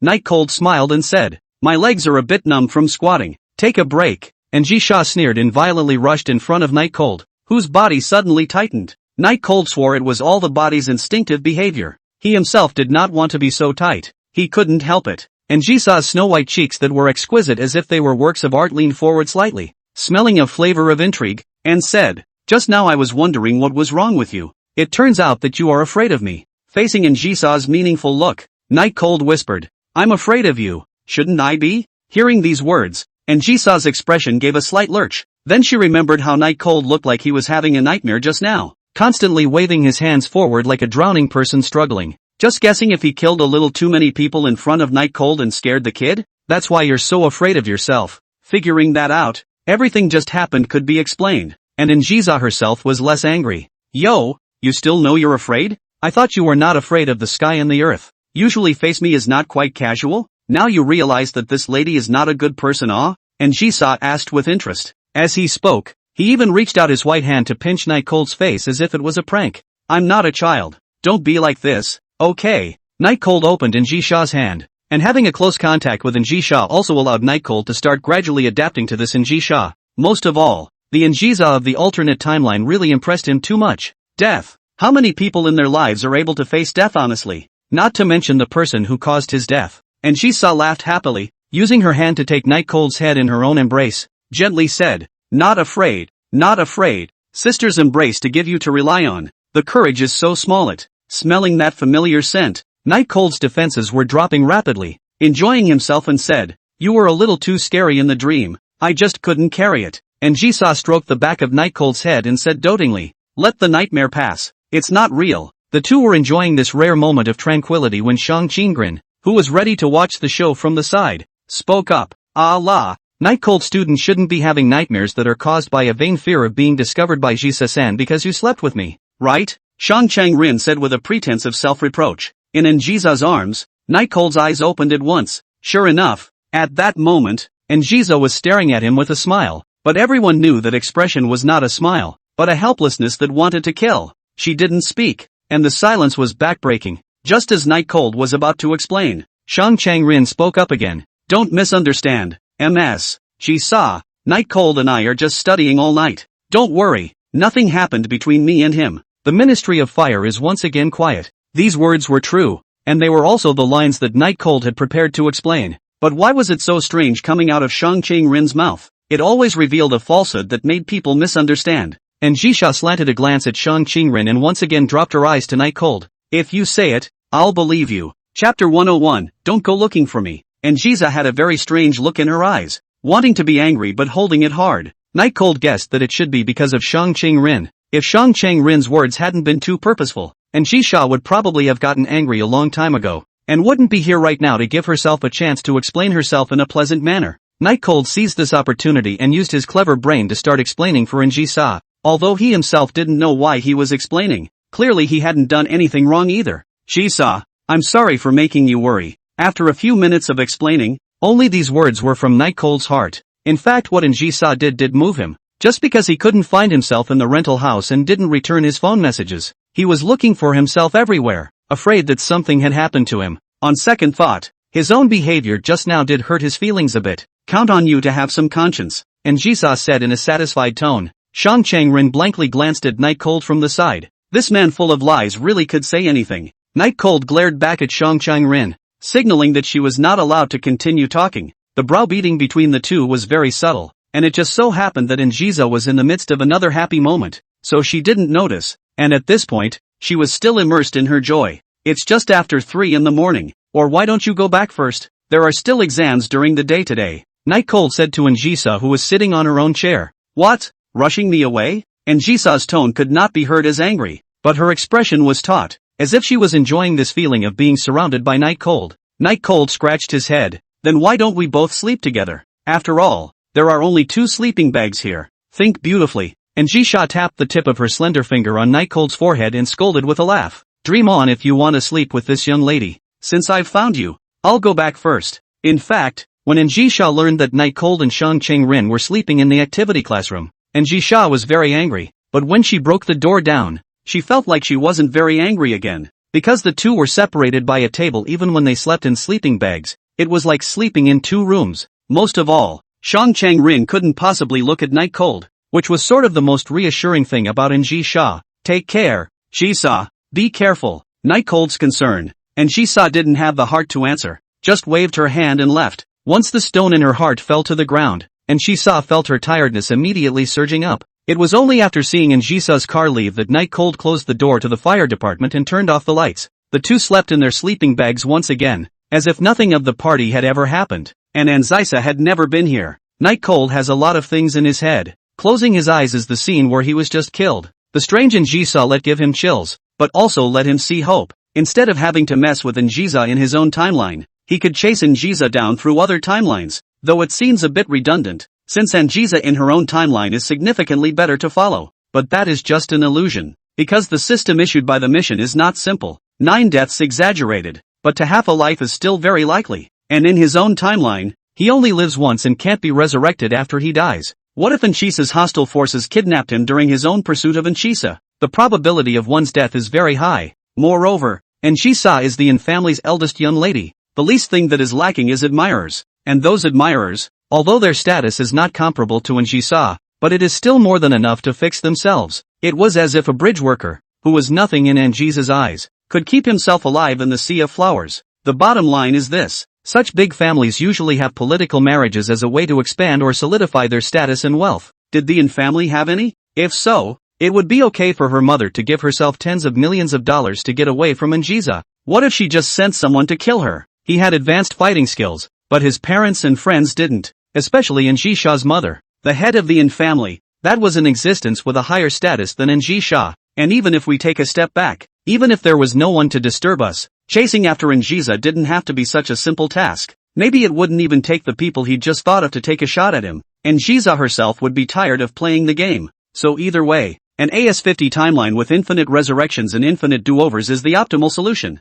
Thinking about it, tiredness began to climb on the nerve endings of the night cold, slowly devouring his brain. Just before falling asleep, a clear voice rang out. Why do you like lying so much? Night cold opened his eyes in a daze, unable to process the information in his ears, and asked, What? Shang Chang Rin turned her sight to Night Cold and said again, There wasn't a single word of truth in your mouth just now. Why do you like to lie so much? But that's not important. I just want to know what's wrong with you. Just now. Night Cold's abnormal behavior was very strange in Shang Chang Rin's eyes, and although Anjisa was sent away, she could never figure out what was wrong with Night Cold. There was no reason for him to be that scared of Anjisa at all. Night Cold sweated a bit and didn't bother to explain whether he had lied or not, but rolled over. What else could it be? It's just a nightmare. Quickly go to sleep. Tomorrow there are still exams. Shang Qingren immediately said, You're running away. And rolling over is the proof. Without waiting for Night Cold to continue speaking, Shang Changren looked at the ceiling and started talking to herself. Were you able to go back in time? You went back to the time when you and Anjiza just met? It's a bit unbelievable, but if it's you, I'm sure you can do it. Night Cold did not speak. Shang Changren continued. You went back in time. You faced the ferocious Anjisha once again. That's why you were so terrified the first time you saw Anjisha. I can tell you're not pretending. Night Chill was a bit vain, but still forced himself to explain. I'm not. Ultraman? His explanation was blocked by Shang Qingren before he could even get it out of his mouth, and Shang Qingren smiled faintly and continued. It's just a very common judgment call, and once you start lying, you confuse people with the Ottoman to draw their attention to the TV show, so that they instinctively think that this couldn't have happened in the real world. Night Chill stiff-lipped. I was going to say superpowered people. Shang Qingren replied. Is there a difference? Of course. Ultraman's duty is to guide mankind to prosperity, while superpowered people have the potential to destroy the world. Shang Changren, however, acted as if she hadn't heard what Night Cold had said, slowly muttering to herself, if you go back to the past, just go and see, and she saw. Don't go and find me. I don't want you to see the me of the past. I told you, I'm just having a nightmare. How can I have the ability to go back in time? Remember, don't go looking for me. Chapter 102 Awkward moment in the bathroom. After saying these words, no matter what kind of puzzled noises Night Cold made, Shang Changren did not speak at all, as if she had entered dreamland after saying these words. But Night Cold knew that Shang Changren hadn't slept yet. The air was mixed with a faint sentimentality that made Night Cold close his eyes. But in the bottom of his heart was the tone of Shang Qingren's voice that was as if she was being held by a wolf and struggling for her life as a dying bunny. How can I not care when you talk in such a tone? Night Cold muttered as he retracted most of his body back into his sleeping bag. The sound was not loud, but it was especially loud in the quiet fire seed department. And this was also deliberate by Night Cold, thinking that Shang Qingren, who heard the commotion, could answer his doubts. But Shang Qingren didn't reply, or even make a sound at all. This made Night Cold's curiosity come to its maximum. What had happened to Shang Changren in the past? That's what made her so vulnerable. Even now Night Cold couldn't figure out whether Shang Changren was going to let herself go to her or not, because he could vaguely hear the flavor of a plea for help in Shang Changren's tone. Night Cold eyelids began to get heavier and heavier. Thinking about Shang Changren, thoughts began to gradually sink to the bottom of the sea. Day 2. Night Chill was woken up by the sound of the door opening. I don't know why. My whole body was sore. I always felt that I didn't sleep well. It should be related to the fact that I went to the other timeline last night. Awake? Hurry up and go wash up. Shang Qingren's delicate little face was a bit flushed. It should have just finished washing her face. Night Chill rubbed his eyes. You're using cold water on such a cold day? Shang Changren was organizing her hair in the mirror, and said to Night Cold in a flat tone, the student council has a complete set of packages, so hurry up and go. Someone should be coming soon. The student council actually had a door that was connected to the fire department, so even without a key, Shang Changren could still get to the student council office. That would be why Anna wanted to take back the Fireseed Ministry's movable classroom. Shang Changren organized her hair meticulously, turned around and saw Night Cold sitting in her sleeping bag full of confusion. Inexplicably felt a little like laughing, but held back. Although I usually scold you for being a sewer maggot, could it be that you're still really planning on not washing up? Shang Qingren said with a slight frown. Don't want to wash. I'll sleep some more. Night Cold said as his eyes were about to close and fall back into his sleeping bag. Shang Chang-rin sneered and threatened. If you don't want to miss breakfast later, I advise you to get up and wash up. Otherwise you'll just have to starve for the exam this morning. Isn't this forcing a good man into prostitution? I'm going to sue you. Night Cold shouted in displeasure, but his eyes remained unopened. Shang Chang-rin looked into the mirror and straightened the bow at her chest. Her flat chest made her sigh slightly, a sigh that was immediately captured by Night Cold. Night Cold said idly, don't be in a hurry. You're still young, but if you're really in a hurry, I have a solution. Oh, what method? Shang Chang-rin's voice sounded impossibly angry. Originally already well prepared to be scolded, Night Cold slightly froze. It seems that this issue is indeed very distressing to Shang Chang-rin. He was not reprimanded for such outbursts. The first way is to eat papaya, but the results are really slow, so I don't recommend it. And the second way is my exclusive recipe. Night Cold didn't realize that while he was chattering away, Shang Chang-rin had already walked over. What is the second method? Shang Chang-rin's tone had gotten a bit cold. Night Cold knew that he would definitely be reprimanded for saying this out loud, but he just couldn't hold back and said, the second method is to use my hand, and so on. I was wrong. Can I just be wrong? Shang Chang-rin stomped on Night Cold's stomach, and Night Cold, who was not prepared in the slightest, was made very uncomfortable by the sudden stomp. Of course it wasn't pain. After all, although Shang Chang-rin did use her full strength, the force that was estimated to be not much more than that of an elementary school student really didn't have the ability to produce any pain on him. But a teenager's morning wakes up with more than just a brain. At this point, Night Cold could only curl up frantically in order to hide this, pretending to be in pain, looking like he was trying to get Shang Chang-rin to hurry up and let go, but in reality, he was helping his brother to cover up. In about 10 seconds, the long legs in black stockings left Night Chill's stomach and slipped into small leather shoes. What you just did is considered sexual harassment, but for the sake of you being a member of my ministry, forget it. Shang Chang-rin clapped her hands in a triumphant manner. Wrong, wrong, wrong. Lord Minister, never dare again. Night Chill half slumped down and sighed in relief. If Shang Chang-rin caught him, he would probably be treated as a pervert. After this little farce, Night Cold's drowsiness dissipated and disappeared, and after a moment's reprieve, he climbed out of his sleeping bag under Shang Chang-rin's urging. Looking at Shang Chang-rin's cool and beautiful back, Night Cold was slightly angry. Damn it! Sneak attacking yourself while you're weak? Do it again if you can. Do you have any complaints? Shang Chang-rin's voice seemed like that of a lark in the forest, which began to sing at that moment. No, Night Cold answered immediately. After putting his varsity jacket, which had been flattened by Njiza's sitting,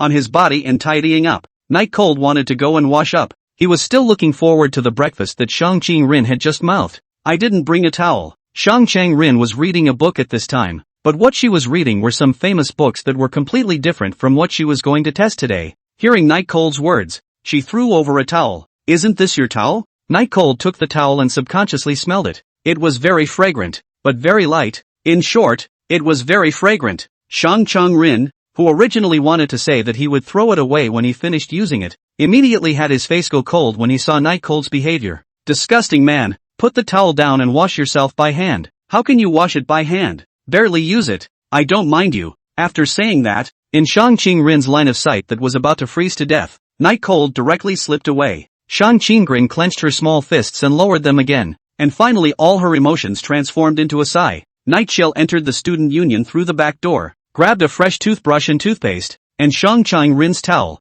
and began to wash up in the student union's restroom. There was hot water. Not as much as there was everything, and if Anna wasn't corrupt, then this bathroom was indicative of the wealth of the Flower and Sea Academy. Looking at everything, Night Cold scratched his chicken nest-like hair and wanted to wash it. However, he had just taken his top off when a girl's scream came from behind him. Chapter 103. Night Cold turned back in a panic and saw a beautiful girl with long white hair wearing the uniform of Flower Sea Academy, who was currently standing at the doorway, covering her reddened face, her small mouth wide open, pointing at herself. Don't get excited. I'm just using the sink for a bit. I wanted to wash my hair on the spur of the moment. As Night Cold spoke, he wanted to go up and comfort the white-haired beauty, but the beautiful girl at the door seemed to be misunderstanding what Night Cold wanted to do to her. Yelled, pervert, just closed his eyes and slapped his face toward Night Cold. Night Chill was a bit upset. Why did this person want to hit someone without saying two words? And he only took off his shirt. His pants and everything were on. What was there to scream about?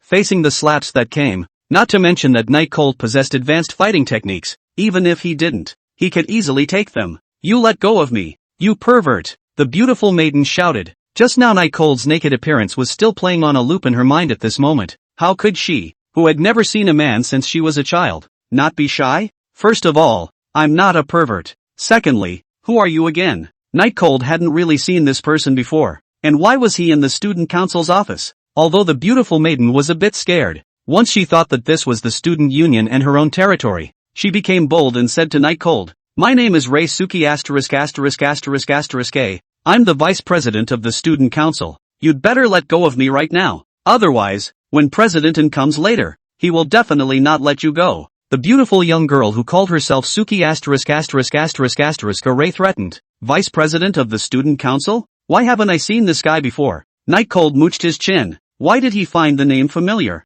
It always felt like he had seen it somewhere, but for a moment it just didn't come to mind. Where is it? Just as Night Cold grabbed hold of Lunar Ray and didn't let go, Shang Chang-rin's voice rang out from behind. Not only Shang Chang-rin's, but also Anna's. "I told you not to spy on others. Not everyone is as generous as me. Now that you've been caught, I'll see what you do." Shang Chang-rin's tone carried helplessness and derision for Night Cold's indisputable behavior. What happened? The words came from Anna. Everyone's gazes looked over, and in the face of Shang Chang-rin's reproachful gaze and Anna's puzzled gaze, Night Cold smiled helplessly. Misunderstanding. After explaining the whole story, it was already 3 minutes later, and during that time, Suki ******, Ray seemed to be hiding behind Shang Chang-rin in fear, while Anna was listening with great interest. That's the way it is. I was just borrowing the washstand. Who would have thought that she would react so strongly? Night Cold skimmed his lips and said, originally wanting to reprimand Night Cold. Shang Chang-rin, hearing Night Cold's slightly aggrieved tone, couldn't help but feel a little amused again, and the reprimand that came to his mouth was held back. Anna said, "Who told you to come and borrow the sink? The restrooms in the office are exclusive to student council members." This woman, who was scared to death in the haunted house, and then again, she helped her, and now she has this kind of attitude? Can't even use the bathroom? Night Cold's line of sight was like catching Anna's tail, causing Anna, who had just been arrogant, to move her eyes away in a shy manner. And Ray Suki ******, who was hiding behind Shang Chang-rin, grabbed Shang Chang-rin's hand and said in fear, "Anyway, it's too much to go without clothes, isn't it? This isn't home. You have to be prepared that you'll run into girls." Shang Chang-rin pulled his hand out of Yu Xia-ren's arms and said to Night Cold, "It won't be allowed next time. Hurry up and go wash up. The exams are coming up soon." Night Cold shrugged his shoulders. Someone to relieve him of course is happy to pain, himself also lazy to explain anything, then left. As soon as Night Cold left, Anna, who was originally silent, instantly opened her mouth and said, "Shang Chang-rin, look at Night Cold's appearance. Is it well prepared? He even studied all night last night. I just don't know how the result will be." Shang Chang-rin clasped her hands and said in a strong tone, "If you are so confident, aren't you afraid of losing and not having the face to see others?" With something akin to a mocking smile on her face, Anna's shoulders shook as she smiled and said, "I'll give you that back as is." That said, "You still really think he can win?" Shang Chang-rin glanced at Night Cold, who was brushing his teeth on the sink, and said, "I believe it." As soon as these words came out, Anna stared at Shang Chang-rin incredulously, and Ray under the moon, including Changlan, all looked at Shang Chang-rin with some surprise. The Shang Chang-rin they know has never been a goddess high above, but the reason why they are called goddesses, in addition to their own excellent good-looking, the most important thing is the character. Shang Chang-rin isn't the type to talk tough, is he?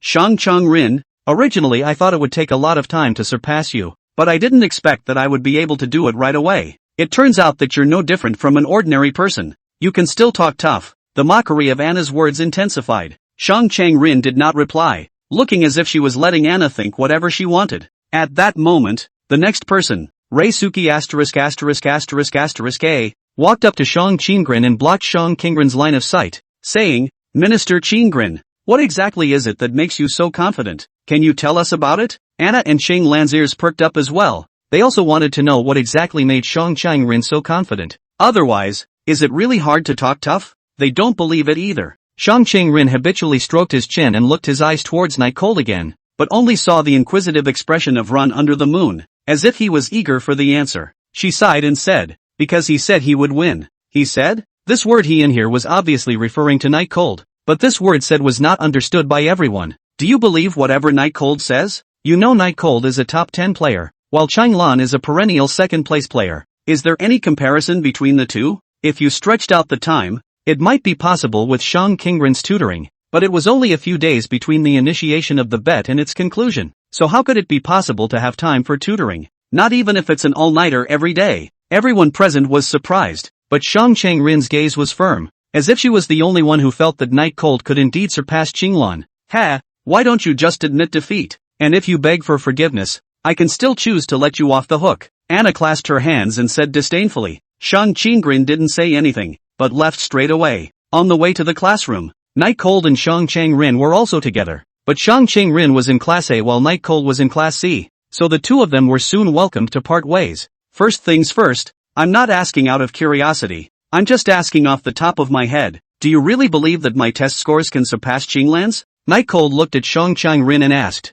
what's wrong? Shang Changrin asked in confusion, receiving an affirmative answer. Night Cold asked curiously, why, just based on these few days of tutoring? Or do you know something else? Shang Changrin lifted her ear hair up. You'll do everything you can in order for me to fulfill your perverted desires, won't you? After saying this and without waiting for a reply, he went away in awe. Chapter 104, Buying a House with Bunny Yen. The exam soon began. The questions on the paper were easy for Night Cold, and compared to the students around him who were writing furiously, his leisure was very conspicuous. The exam had only started more than 20 minutes ago. Handing in the papers early was a bit too early, so Night Cold did not rush to hand in the papers, but launched himself in his seat, looking out the window. At the Mediterranean Director of Instruction inspecting at the atrium, Night Cold remembered an interesting thing about this school. That is, there used to be a guy who handed in his papers early in the middle of the monthly exams, then went to the atrium and confessed to his favorite schoolmate in front of the eyes of the whole school. There is no success Night Cold does not know,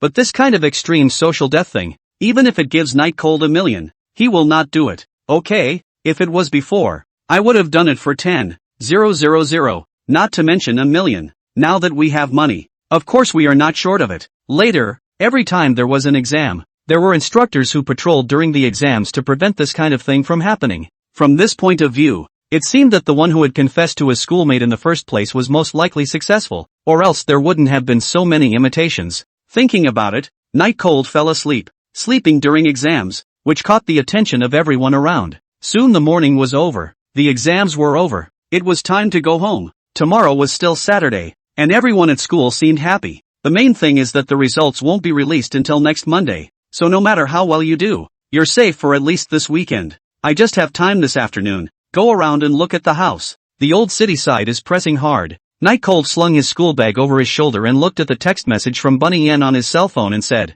Speech Bunny's text message was long, and the general idea was that the deadline for the house in the old town had come and gone, so he was looking for a new place to live. Without any hesitation, Night Cold called Bunny Words right after leaving the school. Hey, Bunny, where are you? The call was immediately connected. I'm at school. I just finished my exams. Did you find a house? Chill. A bit of anxiety could be heard in the tone, but there was also some elation. You come to my school first. I'll wait for you here, and later we'll go see the house. Night Cold glanced around at the bustling crowd. Oh, after saying yes, Bunny Words hung up the phone, and Night Cold waited outside the school. Anyway, Speech Bunny's school wasn't that far from his own, so he couldn't wait long. In about 10 minutes, Speech Rabbits wearing extremely youthful sailor uniforms ran over, waving towards Night Cold while running. Those around them who saw the scene were overflowing with envy. Run for what? I said I would wait for you, Night Cold said with a smile. Speech Bunny giggled. I don't want you to wait too long, and it's also the first time you've invited me to your school. Saying that, he looked his gaze towards the school behind Night Cold, showing an exaggerated expression of surprise. He said, wow, is this the best school in Hanahai? It really is much better than that second-rate school of mine. Obviously, Yen Bunny was surprised by the decor of the Flower Sea Academy, but it was normal because Night Cold had also been surprised at first. Speech Bunny shook her book bag and asked, are we going to see the house now? Night Cold nodded. Yes, the old city side is already kicking people out. It's better to hurry up and find a place to live. Speech Bunny was very excited. The smile on her face became even brighter, but only for a moment, immediately became dull again, and said timidly, it's not going to be living in a bridge hole, is it? Of course not, Night Cold said helplessly. I was just joking at first, how could I really go live in a bridge hole? Bunny Words breathed a sigh of relief and patted her perky chest and said, luckily it wasn't, or else the shower would have been seen by someone else, and that would have been too bad. Night Cold a little want to laugh. Feelings of their own that day said to go to live in the bridge hole. Speech Rabbit back and really think about it after all?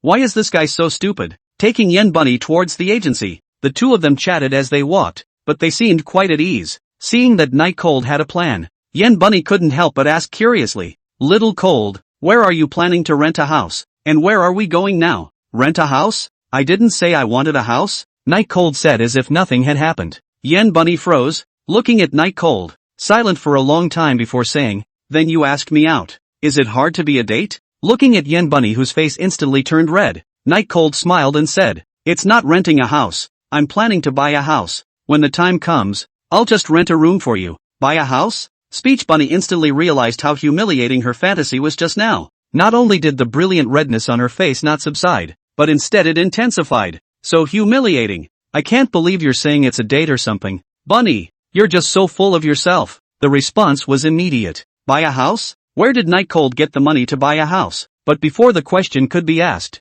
he was led by Night Cold into an agency, which was near the school. Because the prices of the neighboring houses were very high, even the agency was decorated very nicely. Most importantly, the lady at the front desk was very pretty. Can't it be that Night Cold is really planning to buy a house? He's not lying to himself? But it's impossible to buy a house near the school, right? The same house would cost several times more near the school.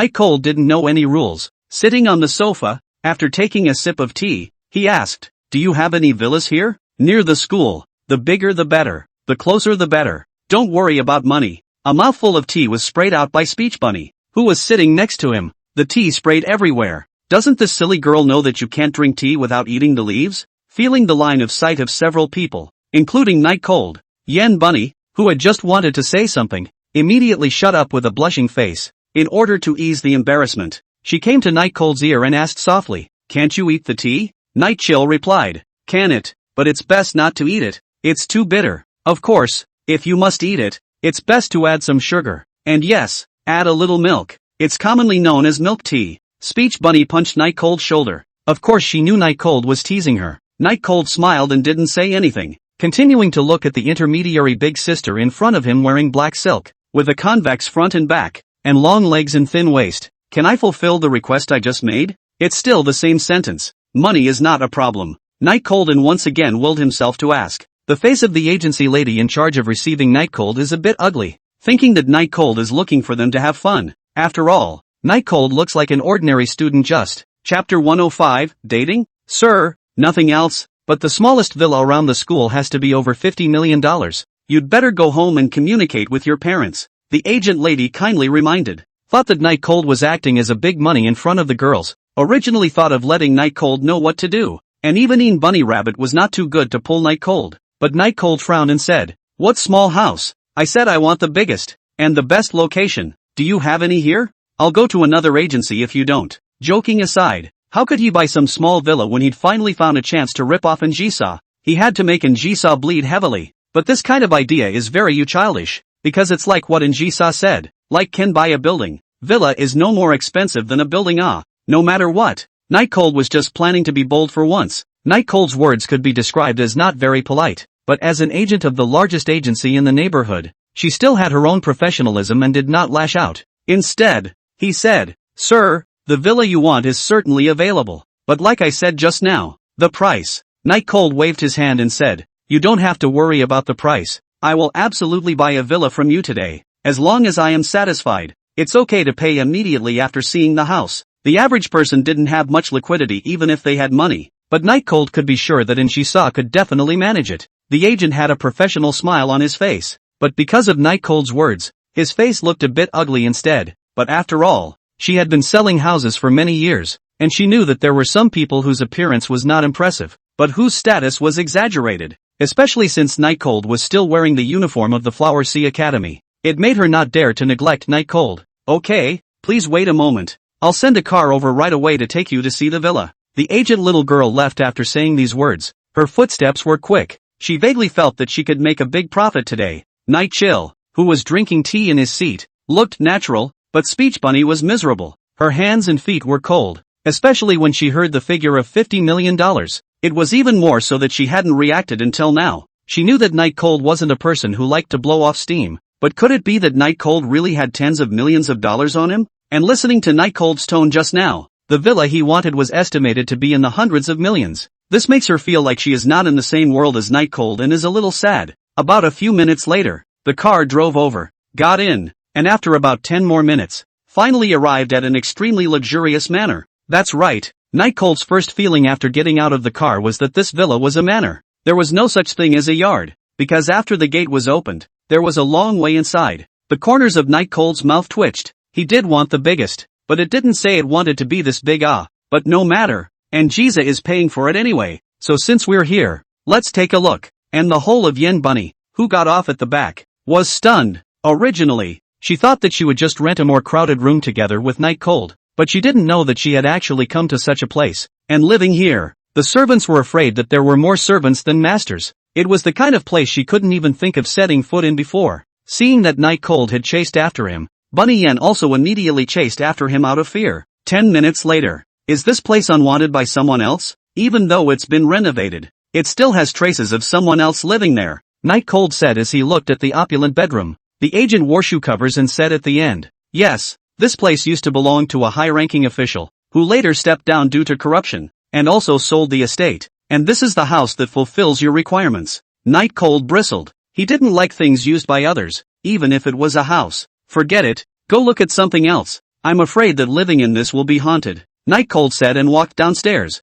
In terms of the rabbit is very afraid of the agent will be angry. After all, the bigger the better is Night Cold's request. But the agency had been through this sort of thing I don't know how many times long ago, and it was completely senseless. In the car, Night Cold, who had seen several villas, clasped his hands, while Bunny Rabbit, who was next to him, appeared to be very excited. Just now the experience is completely eye-opening. Aren't there any closer ones? These villas are all far away. It's not convenient to go to school. Night Cold opened his mouth and spoke out his most unsatisfactory place. The agent girl explained, because most of the good villas are detached villas, there's really no way to force the location. It's just that a 10-minute drive every day isn't too far. Is it? A ride? Where did Night Chill get a ride? Night Chill waved his hand. Forget it, look around the school. The agent girl replied, if it's near the school, then it's only the senior apartments, and that kind is also suitable for students with girlfriends like you. When these words came out, Night Cold hadn't had much of a reaction. After all, it was normal to be misunderstood when you brought Speech Bunny Rabbit to look at a house. But Speech Bunny was like Steamy G. The little face began to rapidly redden and warm, and it even seemed as if gas was coming out of the hair. Nah, Xiao Han and I are just ordinary friends. Speech Bunny waved her hand to explain. Her eyes closed, and in her heart she said, Bunny, what are you explaining? Isn't it good to just admit it? Isn't this what you've always wanted? The agency girl apologized. I'm sorry, it's just that the two of you are such a good match. To the end, Night Cold did not give any response. Not far from the school, in a place with good surrounding facilities, Night Cold was finally looking at a high-class apartment building, with good lighting, and it was new and had only been renovated not long ago. Alright, let's make it this one. Night Cold had originally gone to look at the villa because of Zai and Jisa, and now that he found that the apartment was more suitable for him, he naturally wouldn't feel that there was anything wrong with it. The agent's little sister's heart was delighted when she heard Night Cold's words. Could it be that this handsome man in front of him really intends to buy? Please ask. Night Cold interrupted the agent's little sister and said, give me the collection account again. I'll pay tonight and we'll go over to sign the contract tomorrow. It's fine, but why bother? Isn't it good to settle everything now? The agency girl was still afraid that Night Cold would run away and said in a begging tone. Night Cold laughed. Don't worry, it'll be fine tonight. He didn't want to call in Jisa in front of other people. Wouldn't that make him look like an adopted gigolo? This was something unacceptable to him. With that, Night Cold and Speech Bunny went back to their respective homes to pack up their things. In the evening, Night Cold sent the collection account to Njisa and stated the price, which totaled $30 million. Njisa called and said, I originally thought you could be a bit of a success, but I didn't realize that you were still so unproductive. Leaning against the windowsill, Night Cold said breathlessly, I'm not worried that you're too broke, and am I that kind of person? I'll kill you when I find the opportunity. No interest. And Chisa cursed again, the sound of a pen on paper in the midst of the cursing. Thinking of the raider quest, Night Cold took a deep breath and asked, Chisa, are you free tomorrow? I want to ask you out for dinner. P.S. It's too cold to correct typos. Please mark any typos. Chapter 106 The Real Reason. Night Cold's invitation Njisa agreed, but the process was very difficult. Or maybe it was because Njisa intended to make things difficult for Night Cold, wanting Night Cold to beg for more, or because of something else. Anyway, it took about half an hour of chatting before she agreed. In the evening, Night Cold also went home to pack up his things, but just took his underwear off the hanger and gave up. Looking at the house full of, although shabby, but seemingly homey furniture. Night Cold decided to let these things die with the demolition of the old house. It's not mine anyway, so I don't think my old uncle will want it. Taking a sip of water, Night Cold wondered how much money he should take to his old uncle. In the beginning, because there were no children, the house was transferred to him, and now that the house was sold, he still had to give him the money. As a general rule, it's tens of thousands of dollars, but after all, you can't really just give tens of thousands of dollars for helping yourself in the most difficult of times. When he first came to the Flower Sea,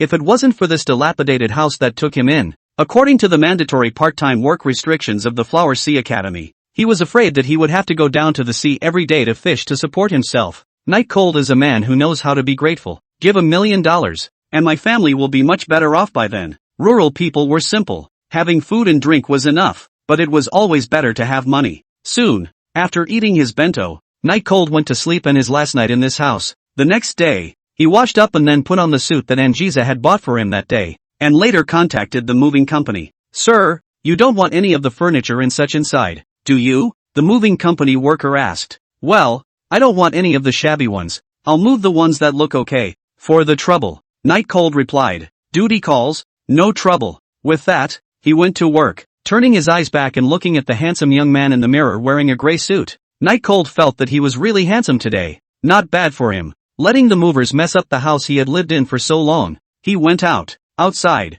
there wasn't much left. Most people had moved out long ago and most of the houses had their high-risk yellow warning strips pulled up. When he passed by Bunny Yan's place, the little idiot Bunny Yan had packed and brought out all the luggage by himself, and just stood there with a bunny bag on his back. A white tank top with short jeans is very stylish. With the addition of light makeup, it's like a teenage girl waiting for a date, with imperceptible intent mixed in with the youthfulness. Little chill. Speech Bunny waved her hand vigorously at Night Cold, releasing all her shyness and joy. She was very happy today because she was going to live with Night Cold. She didn't know how the house came to be, but that was too much to think about, and she didn't think about it. Anyway, all she knew was that her dream was coming true today. When Night Cold approached, Speech Bunny froze. She knew that Night Cold was handsome, even more so than the models in the cover magazines, but even with that expectation, she was still shocked. A light gray fitted suit set off Night Cold's shoulders wider than the original. The straight trouser legs looked to be high-grade goods, coupled with Night Cold's smirking expression. Yen Bunny felt that she had suffered a blitzkrieg. Night Cold ignored the dumbfounded Speech Bunny, stood up and straightened his cuffs. How is it? Not bad, right? He wanted to get advice from the girls on what needed to be changed. Very handsome. Very handsome. Little chill. Why are you suddenly wearing a suit today? And this suit of yours looks like a high-class premium item. Speech Bunny excitedly came over to Night Cold's side to take a look. Speech Bunny is going to do their own clothes, so the clothes of the material at a glance to know. Not to mention now also on the hands, a moment to distinguish the absolute top of the material to do the clothes. Seeing Yen Bunny's excited reaction, Night Cold smiled slightly. The suit was worthy of a man's armor, and even the usual speech rabbits who were used to seeing it couldn't top it. Bunny looks good today too. Night Cold responded politely. Speech Bunny immediately froze in place, and then covered his face and ran back to the position he was just standing in, his face full of blush, completely unable to see half of the white skin. Seeing that Yen Bunny didn't respond for half a day, he looked at the time that he and Anji Shah had agreed on was coming up soon, so he explained, Bunny, the movers will be here later. You tell them to get their bags in the car and follow along. Here are the keys. Speech Bunny subconsciously took the key, instantly calmed down, and asked, aren't you coming with me? Night Cold smiled and shook his head. Living in a house always comes with a price. The world of adults. You always understand, right? Clunk. Boring. It was the sound of keys falling to the floor. Very crisp. Hey, Yen Bunny saw the back of Night Cold leaving. For a long time could not return to her mind. She is now like a newly married couple who just got married, but their wives have to go to accompany the company boss to drink because of their own work. Full of dead eyes, Night Cold had just been joking. After all, he was the one who had taken the initiative to invite Anjiza, and as for why he had to joke about it, it was because of just such a humiliating illusion. Think about it. Yesterday Anjiza bought an apartment for him and he himself packed up to meet her today. How dramatic. On this day, Speech Bunny thought a lot. She has never been so disgusted with being a poor person. At 8:13, Night Cold escaped the gaze of the nymphomaniacs on the tram and got off. It was still 10 minutes short of the time he had agreed to with Anjisai, which was 8:30 in the morning, mainly because Anjisai had a lot of work in the afternoon and could only do it in the morning. Walking down the street, Night Cold was in no hurry, and anyway, the distance to the agreed-upon coffee shop was not far. As for why do you want to ask Njisa out? Of course it's for Raider AS50 timelines Njisa. And who knows Njisa the best? Of course it's herself. Hobbies. What they like to eat and drink. What they like to do. What sports they like to do. What they have suffered before. What dangers they have encountered. As long as he knows about all these, he can still casually pin down the former Njisa. Simply brilliant. In fact, there were a lot of excuses as to why he had to go through all the trouble of raiding the alternate timelines in Njisa in order to obtain the system's rewards, as much as Night Cold was reluctant to admit it. For example, the fear of being killed, or the disapproval of the head of the Yin family, or the assassination. Actually, these are sort of reasons, but only a very, very small part of them. The biggest reason, in fact, would be Night Cold's reluctance. But this unwillingness was not because of dislike, it was precisely because he had a good feeling towards Njisa. So he was unwilling to raid Njisa just because the system released a quest. That would be insulting his feelings towards Njisa. The system is cold. The rewards are cold. To pursue Njisa for these cold things, that is not only a trampling on Njisa's feelings, it was even more of an insult to one's character. Even if one really wanted to pursue Njisa, it had to be without any interest entanglement. As for the other timelines Njisa, I think, wouldn't care about him that much, right? Chapter 107, Night Cold is planning to chase after himself. The coffee shop is located in a very busy commercial street, where people are dressed very fashionable, either the most popular dress or suit, a successful man dressed, and Night Cold, the teenager, looked a bit out of place. After all, his age was too young, only 19 years old. This can't be blamed on Night Cold. The main thing is to ask Njisa, then the place chosen can't be too out of class, and it can't be chosen near the school he's most familiar with. In that case, what if after eating, Njisa wanted to visit the apartment? That was something Night Cold didn't want to see. About 10 minutes, Night Cold is finally walking to the agreed coffee shop. The sign on the art of the English Night Cold recognize, called the style, pure black backboard will be forced to pull the style directly full. Glancing at the time, about 3 minutes to go, Night Cold jogged towards the inside of the store. But the eyes were drawn to the small garden used for decoration outside the cafe. A small garden enclosed by a small iron fence with beautiful flowers. All kinds of flowers. But Night Cold didn't recognize any of them. Only that the colors were different. The small iron fence cannot achieve the role of protecting the flowers, just play a role in dividing the flowers. Because this street are some successful people from just back. No one will do to steal flowers such things. But today the little garden had an unexpected visitor. This flower is pretty. Pick one and give it to Jisa. Asking questions later should be easier. Night Cold smiled and walked over, picking one of the prettiest flowers away in a moment when none of the people had reacted. An old man in a suit carrying his own delicate little watering can intending to water happened to see the scene and was inwardly very surprised. How could anyone be so inelegant? Night Cold had just walked into the coffee shop, and the waitress greeted him, but Night Cold waved his hand, indicating that he was here to find someone. And the waitress nodded and left somewhat hopelessly. His eyes swept around the area and did not find any sign of Anjiza. Could it be that Anjiza hasn't come yet? No way. Does such a big boss have no sense of time? Night Cold spat out a sentence and prepared to ask for a table by himself and eat breakfast first. At that moment, he felt an icy gaze. Upstairs, Night Cold looked up and noticed a body popping out of one on the second floor. It was Snowfrost. Snowfrost is Njisha's inseparable bodyguard and secretary. So the fact that Snowfrost is here means that Njisha is here too. Night Cold followed up to a small private room on the second floor, where Njisa was sitting, but his appearance did not arouse Njisa's emotions. Njisa was always staring out of the window. Sitting down, Night Cold instantly understood that Njisa wasn't unconcerned. She was angry. One tiramisu, please, for coffee. Njisa had already ordered for him, so he asked for a serving of food, mainly because not eating in the morning is bad for your stomach. After the waiter left, Night Cold came over to Njisa and took out the flowers he had picked from below. Dang it! Today I passed by the flower store and found a flower in there that was 1/10 as pretty as yours, so I picked it off and gave it to you. I hope you like it. Night Cold knelt down on one knee and said in an extremely gentlemanly manner. Njisa slightly surprised to move the line of sight to the Night Cold. I did not expect the Night Cold so romantic. Actually specially went to buy a bouquet of flowers, and wearing a formal suit. Today, Njisa did not wear the usual black dress, but because she went to school yesterday, she was still wearing the uniform of the Flower Sea Academy at this time, and with the black silk, it was still very seductive. Take it, it's an honor, Night Cold said again with a smile.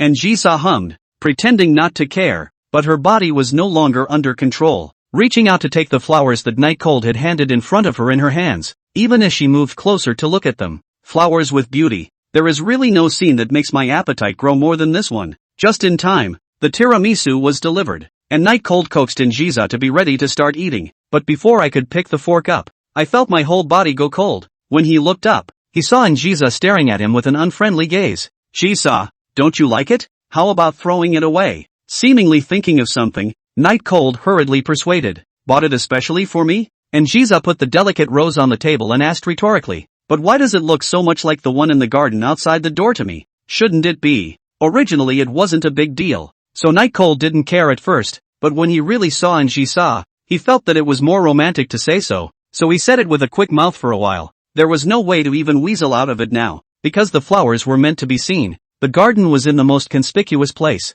and the one he had picked was the most conspicuous one in it. Night Cold easily put the fork down and said to Jiza with a smile, Jiza, you misheard me. What I said was that I picked it especially for you. The most beautiful thing should belong to you. Cunning was what Jiza hated the most, but Night Cold knew that if he had admitted everything, he would have been fed to the fish long ago. And Jiza's slender white fingers tapped on her stunningly beautiful face, staring at Night Cold with a smile or not, and not speaking. Night Cold immediately squared his seat. There are still things to ask Jiza to help today. This kind of atmosphere cannot be okay, I admit it. I picked it outside, but can you blame me? Night Cold pretended to be very pained as he said to Jiza, and even raised his voice volume quite a bit. And Jiza froze, originally waiting for Night Cold to give in to herself before she asked him to go buy herself a bouquet of flowers. What was this? Night Cold continued to say painfully, if it is not that this flower is really too worthy of Jiza, how could I possibly pick this flower and give it to you in that fear of many people's disdainful gazes? And Jiza finally did speak.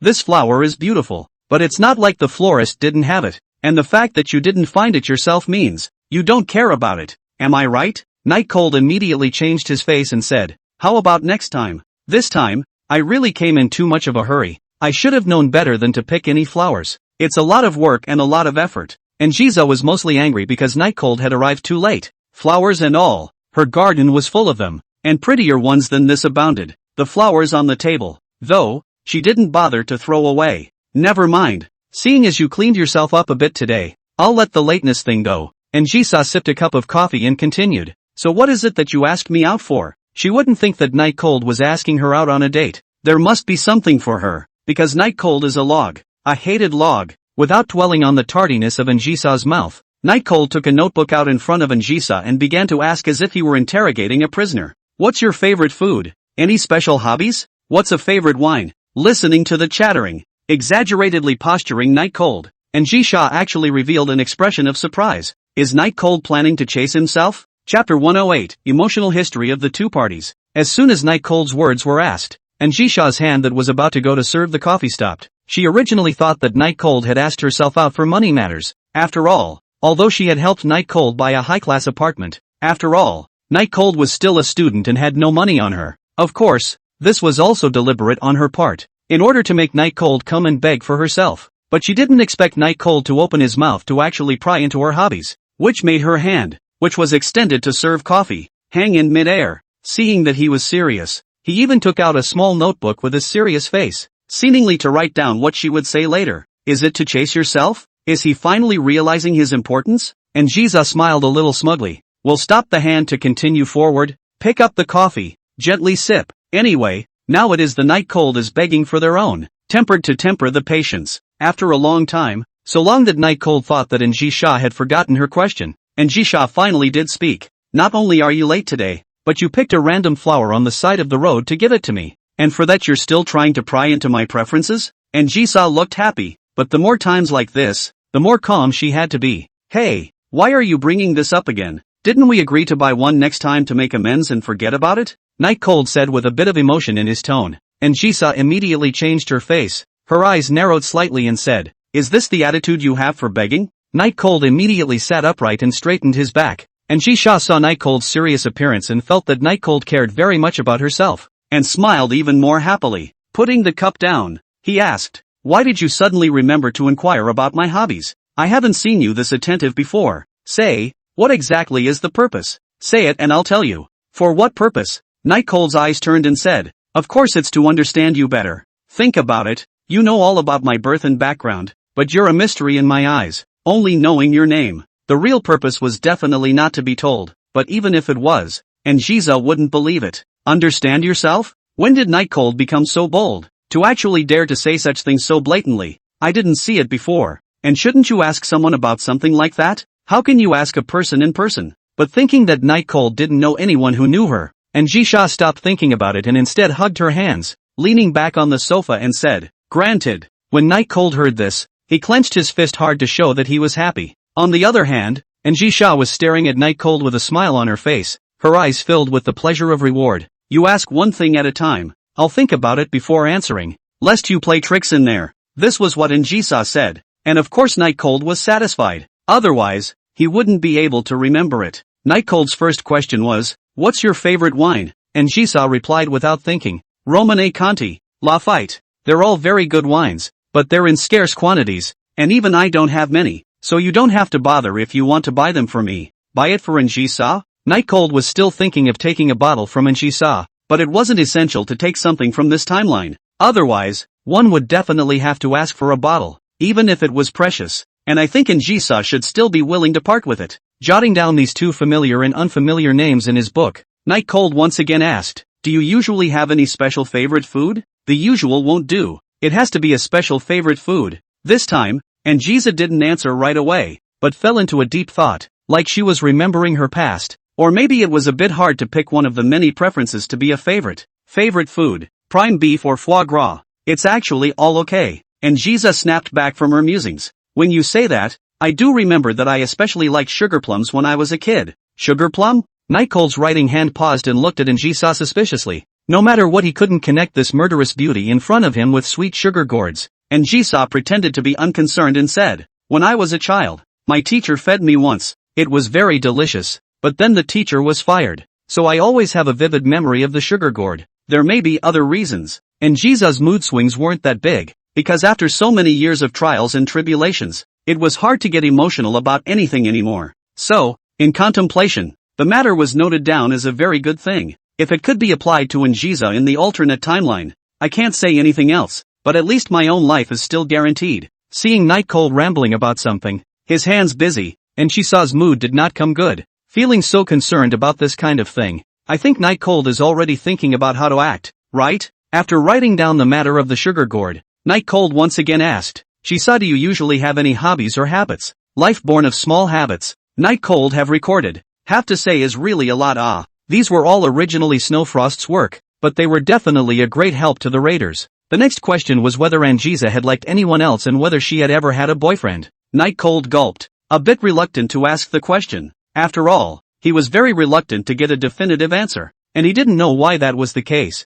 Having a crush on Njisa was still one aspect. The main thing was that he felt that no one was worthy of Njisa's liking. If something like that did happen, he would feel bad inside. Jisa, the next question is still on the private side. You can choose not to answer, Night Cold said. Njisa responded with her head held high, indicating that it was okay. Have you ever had a boyfriend? Or liked anyone? Night Cold sat up straight, making his voice sound as normal and unswerving as possible. But who is Njisa? Managing the largest company in the Flower Sea, the old foxes she sees every day can't escape her eyes. Not to mention the hairless Night Cold. Njisa smiled without saying anything. The silence made Night Cold swallow a mouthful, had a mouthful of dry sensation, but eventually stabilized and did not ask again. Leaning forward slightly, her hair falling to the sides like willow trees, she spoke, "Are you interested in this? I see your forehead sweating. Isn't that worrying about some sort of possibility?" Nightchill quickly wiped his forehead. "What kind of sweat is that?" "It's November." Njisa crossed her legs.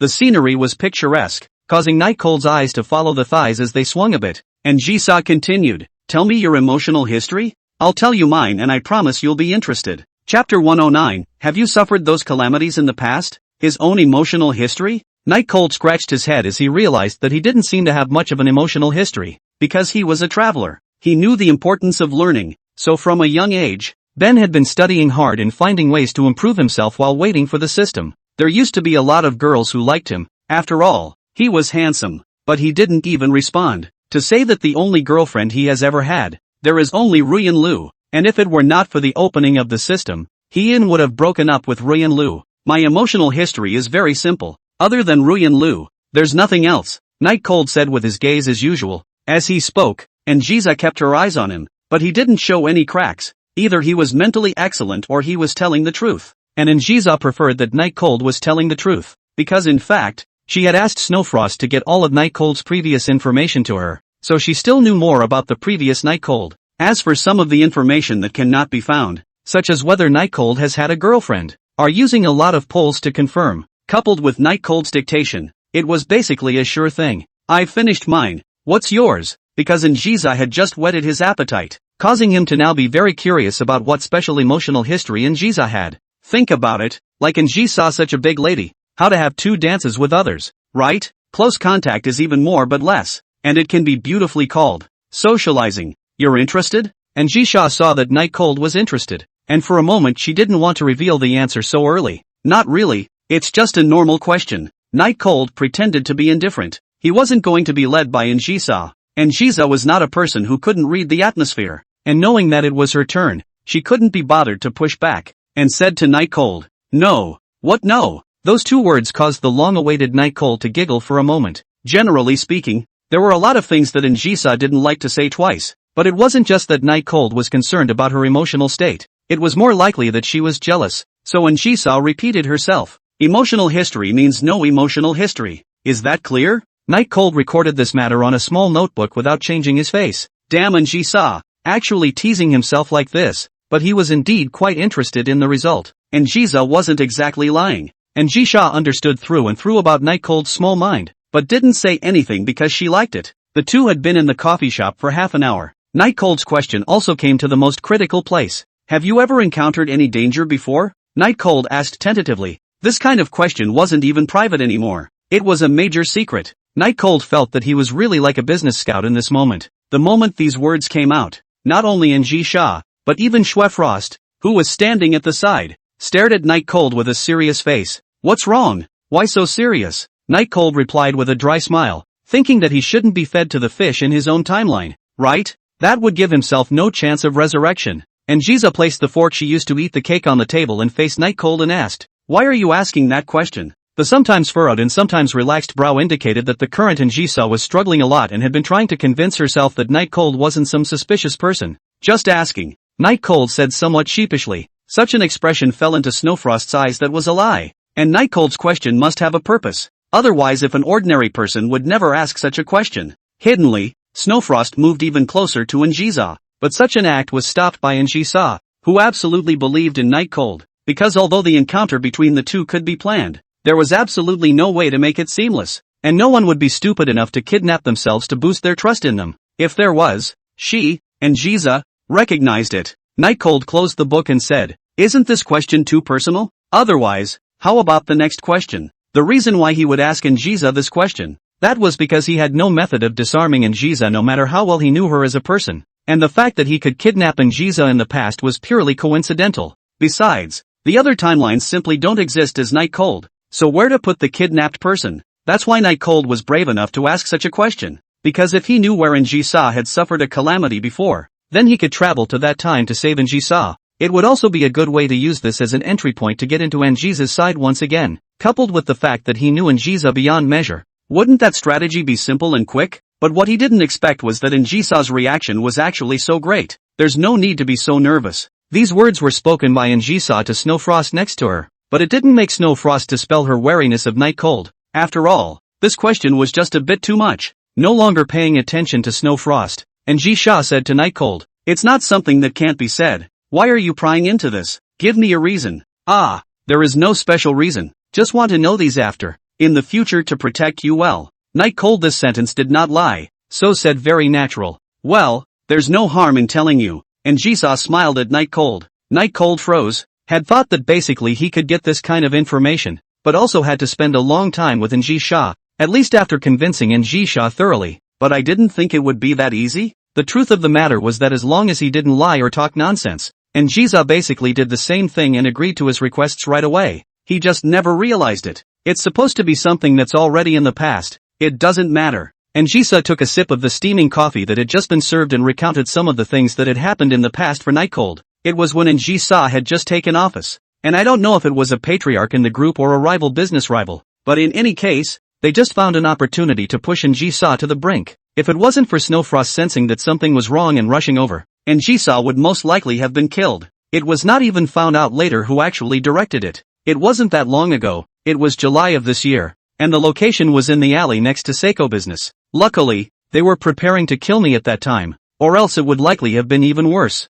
And Jisa's face was as normal as usual, and her tone said without any fluctuation. Chapter 110, and Jisa's going to her new home? Something big is going to happen. You're still quite calm. And Jisha elegantly leaned back on the leather sofa, smiling slightly as she stared at Night Cold, who was writing and drawing across from herself. After Night Cold finished recording this matter, he sighed and looked at Jisa. For people from big families like yours, the probability of this kind of thing happening is still much higher than ours. After all, interests are involved in all that. So that's what you're going to do? And Zisa asked with interest. Do that? Night Cold was a bit puzzled for a moment. Although he had displayed his strength in front of Jisha, she shouldn't know that he was stronger than Snow Frost, right? Are you planning to make yourself a bodyguard? And Zisa frowned a bit breathlessly and reminded. What are you going to do after knowing this information? It turned out that it wasn't asking herself to be her bodyguard. It was asking what she was going to do with herself after getting this information. Night Cold coughed twice. The information has all been gathered, so please also look forward to what happens next. It's guaranteed to take you by surprise. And Jisa's brows furrowed once again, because usually the person who said such words proved that he wasn't thinking about this matter at all, but pushed it off until later, which was a completely perfunctory behavior. Before Jisa could open her mouth to question, she heard Night Cold say, Jisa, I want to visit your home. Is that okay? What? And Jisa had a rare moment to process the information, as she had never expected Night Cold to ask such a question one day. To your own home? It's not really practical to meet the parents. Why are you suddenly thinking of going to my house? And you asked so many things today. Say, what the hell are you up to? And Jisa deliberately willed the cold up, but it was easy to get the impression that it was feigned. The corner of Night Cold's mouth twitched and said, Isn't it still to understand you better? And I haven't been to your house after so long. And Jisha had been staring at Night Cold's eyes, knowing that he was lying, but what made Jisha very confused was why Night Cold had to tell this kind of lie. What exactly was the purpose? In fact, Night Cold's purpose was very simple, and that was to shock Jisha when she came into contact with the Jisha of the other timelines in the future. Wouldn't it be easy to raid then? Imagine, when Jisa invited him to her home, he directly brought out the red wine hidden in the cellar, and it wouldn't shock Jisa from the other timeline to death? Thinking of this, Night Cold smiled wickedly. Instead, after half a day's thought, Jisa said, Yes, I can let you go to my house, but now my mother is at home, so you won't be afraid if you run into her? Scared? Night Cold pointed at himself. Am I unseemly? And Jisa puffed out a laugh. His own mother that is standing in the flower sea power at the top of one of those few people. Their own power are given by her. Other people to see not scared of weak legs can be enough. I didn't realize that Night Cold was so heartless. Seeing Jisha smiling inexplicably, Night Cold was even more confused. Was this mocking himself? Come on, even if he is really poor, but at least he looks good, right? Don't say what kind of beautiful girl, middle-aged young woman is still take. In that case, Jisa, you are agreeing to me going to your house? Night Cold ignored Jisa's laughter and spoke with some surprise, and Jisha's face still had the remnants of a big smile on her face, and she nodded in a very ladylike manner, which was kind of rare for Jisha, when she didn't carry an oppressive aura on her body and a cold icy tone. The Night Cold is very happy. I did not expect Jisa so simple to agree. He thought he still have to grind half an hour it. Then what are we waiting for? Let's go. Night Cold stood up and urged. Instead, and Jisa was calmly picking up her coffee and taking a sip, saying, There's no rush. My house's door is open 24 hours a day, even if it's just to go at night. What do you mean? Night Cold wondered. It means that to be fair, we'll go to your house first. And Jisa stared at Night Cold with a smile, and Night Cold's expression matched her expectations. His face was ashen and unsightly. It was like eating a fly. The originally happy face instantly became ugly. There was really no exaggeration. It was just in an instant, without the slightest transformation process.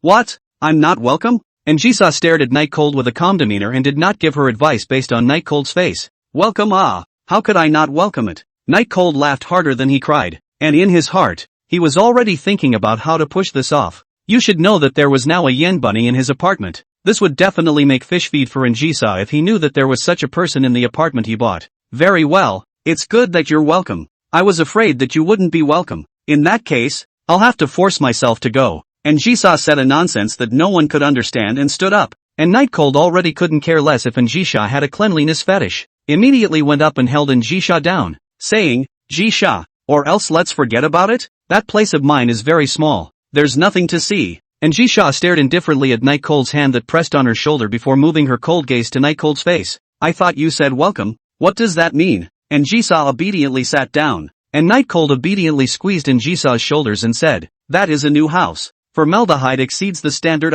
Inhale, it is not good for the body. Wait for 2 days. Wait for me to wash the formaldehyde. Then you come back. And Jisha closed her eyes, showing a look of enjoyment and said, formaldehyde is a big deal. You are not smart in the first place. It is easy to get brain damage if you suck too much. I'd better go and take a look. According to normal times, even if he didn't dare to say it explicitly, Night Cold would have to mutter a few words. But today, especially now, he didn't even have the idea of retorting, and was only thinking of making Jisha hurry up and cancel her trip to her house. There is nothing in the new home. When the time comes, there is not even a place to sit, and a cup to drink water. So entertain you. Night Cold continued, and as if she was determined to go, and Jisha closed her eyes and said, it's fine. I'm also considered the owner of the house. I don't care about these polite things. Just take a look. But, I've got things to do this afternoon, and I won't have any more time after I visit your house. It's okay, just don't go to my house. Next time you get a chance. I don't know why, but today's Jisha was extraordinarily patient, as if she was deliberately teasing Night Cold. Unlike before, when Night Cold rejected her even twice, she was absolutely angry. Available. It can't be helped. Night Cold finally failed to resist Jisha's pressure and promised Jisha to go to his new home. Chapter 111, Lord Minister help. The car Night Chill is still working on it. Jisha, why don't we forget about today? I suddenly don't want to go to your house. Next time? Night Cold sat across from Jisha, and the swaying of the body was even negligible. That won't do. To you, this young lady has always responded to every request. How could I not fulfill such a small request as going to the house? And Jisha shook her red wine glass and stared out the window with a smile. Night Cold laughed bitterly. Going to his new home was originally nothing if Rabadine wasn't at his house at the moment. But the problem was that Rabadine was. What can we do? And Jisha's gaze went to Night Cold and asked leisurely, what? You badly don't want me to go? How can? Done something to apologize to me? Or is it? And Jisha paused for a moment and said plausibly, or did you really do something that would make me angry? How can that be? Regardless of what would happen later. There was certainly no admitting it now. Honestly, though,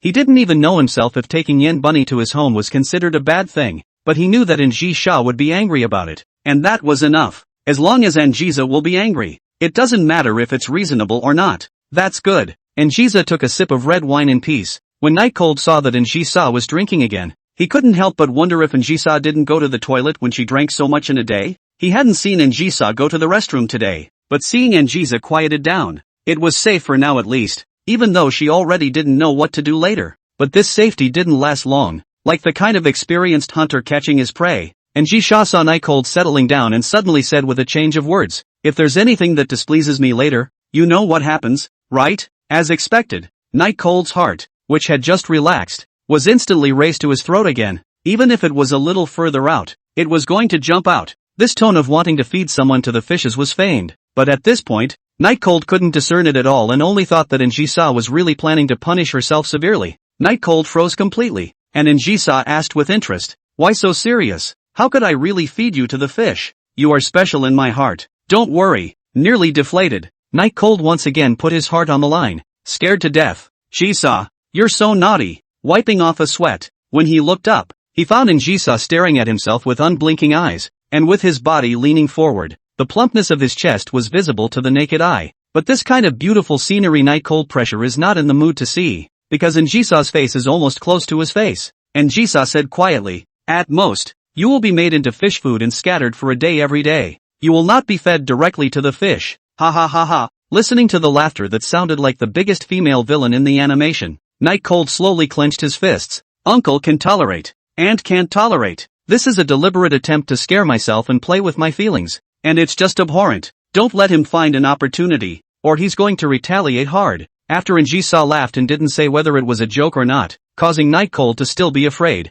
But he knew that Jisha couldn't really do anything to himself in any way. After all, if Jisha wanted it, it would have happened already. Because he hadn't been hanging out with Bunny Yin in the past, even writing love letters to Shang Qing Rin. In fact, up to the beginning, Night Cold knew that Jisha wouldn't do anything to himself. But what about Yen Bunny? For someone who didn't care, he knew deep down how brutal Jisha was, as evidenced by being shot in the first place. Got to notify Word Bunny. When this thought rose, Night Cold pretended not to care and took his cell phone out. His eyes kept looking out the window, pretending to look at the scenery. But just as the cell phone was in her hand, and Jisha's icy voice came, "Put your cell phone away. No looking at it when you're with me. This is the first time, even if it's the first time. The next time directly feed the fish." And Jisha commanded Night Cold like a queen. When people come under the eaves, they have to bow their heads. Night Cold smiled and pocketed the cell phone. God, what have I done to punish me like this? I'm just a small and handsome student. I can't afford such a big punishment. Even if Night Cold was unwilling, things could not be undone as the car had already pulled up near the school. Looking at the familiar everything around him, Night Cold was a bit melancholy, because he was just to be able to make Njisa too far away to go to his new room. But he did not expect Njisa to be so persistent. The car stopped. The eyes of the surrounding people moved over, all attracted by the license plate number, and they were curious as to what kind of talent could sit on it. The first as Night Cold got off the car. Handsome straight suit very set off his handsome. Body tall, looks will be taller than usual, a little stronger, but also more charismatic a little. Because of the system's charisma, Night Cold's temperament was also greatly enhanced, causing the surrounding girls to look dumbfounded and drop things in their hands. There were faint screams. Opening the other car door, Night Cold learned the first lesson Njisa had taught him, welcoming his princess out of the car. The car door opened and a small, slender, white hand reached out, with long, slender fingers and fingernails, but not with exaggerated manicures like many of the fashionable girls present. But it's still seconds. With that, a noble young girl appeared within everyone's line of sight, wearing a uniform dark blue pleated skirt that was clearly knee-length, but just seemed to have long legs and was very seductive. Handsome teenage boy holding a young girl is now on the street. This is like the plot of a girl's manga, so that the girls in the audience have covered their mouths. Of course, it was inevitable that a lot of boys stared at Njisa. On the clean and tidy street, Njisa walked in front with her hands clasped. Night Cold followed beside her, and behind her was Snow Frost. "It's best if you tell me what's going on right now. I might even be able to forgive you," Njisa seemed to say in a tentative manner. "No." Night Chill then bet that Bunny had gone to look at the furniture. And anyway, there was absolutely no point in admitting anything of the sort that Njisa would never forgive. Gamble. That's how it's always been done anyway. It's always lost. But as the saying goes, Njisa coldly grunted and glanced at Night Cold, speeding up her own pace. "Like to talk tough? Then this time, we must make Night Cold learn a lesson." Just when he was about to go upstairs, Night Cold saw a.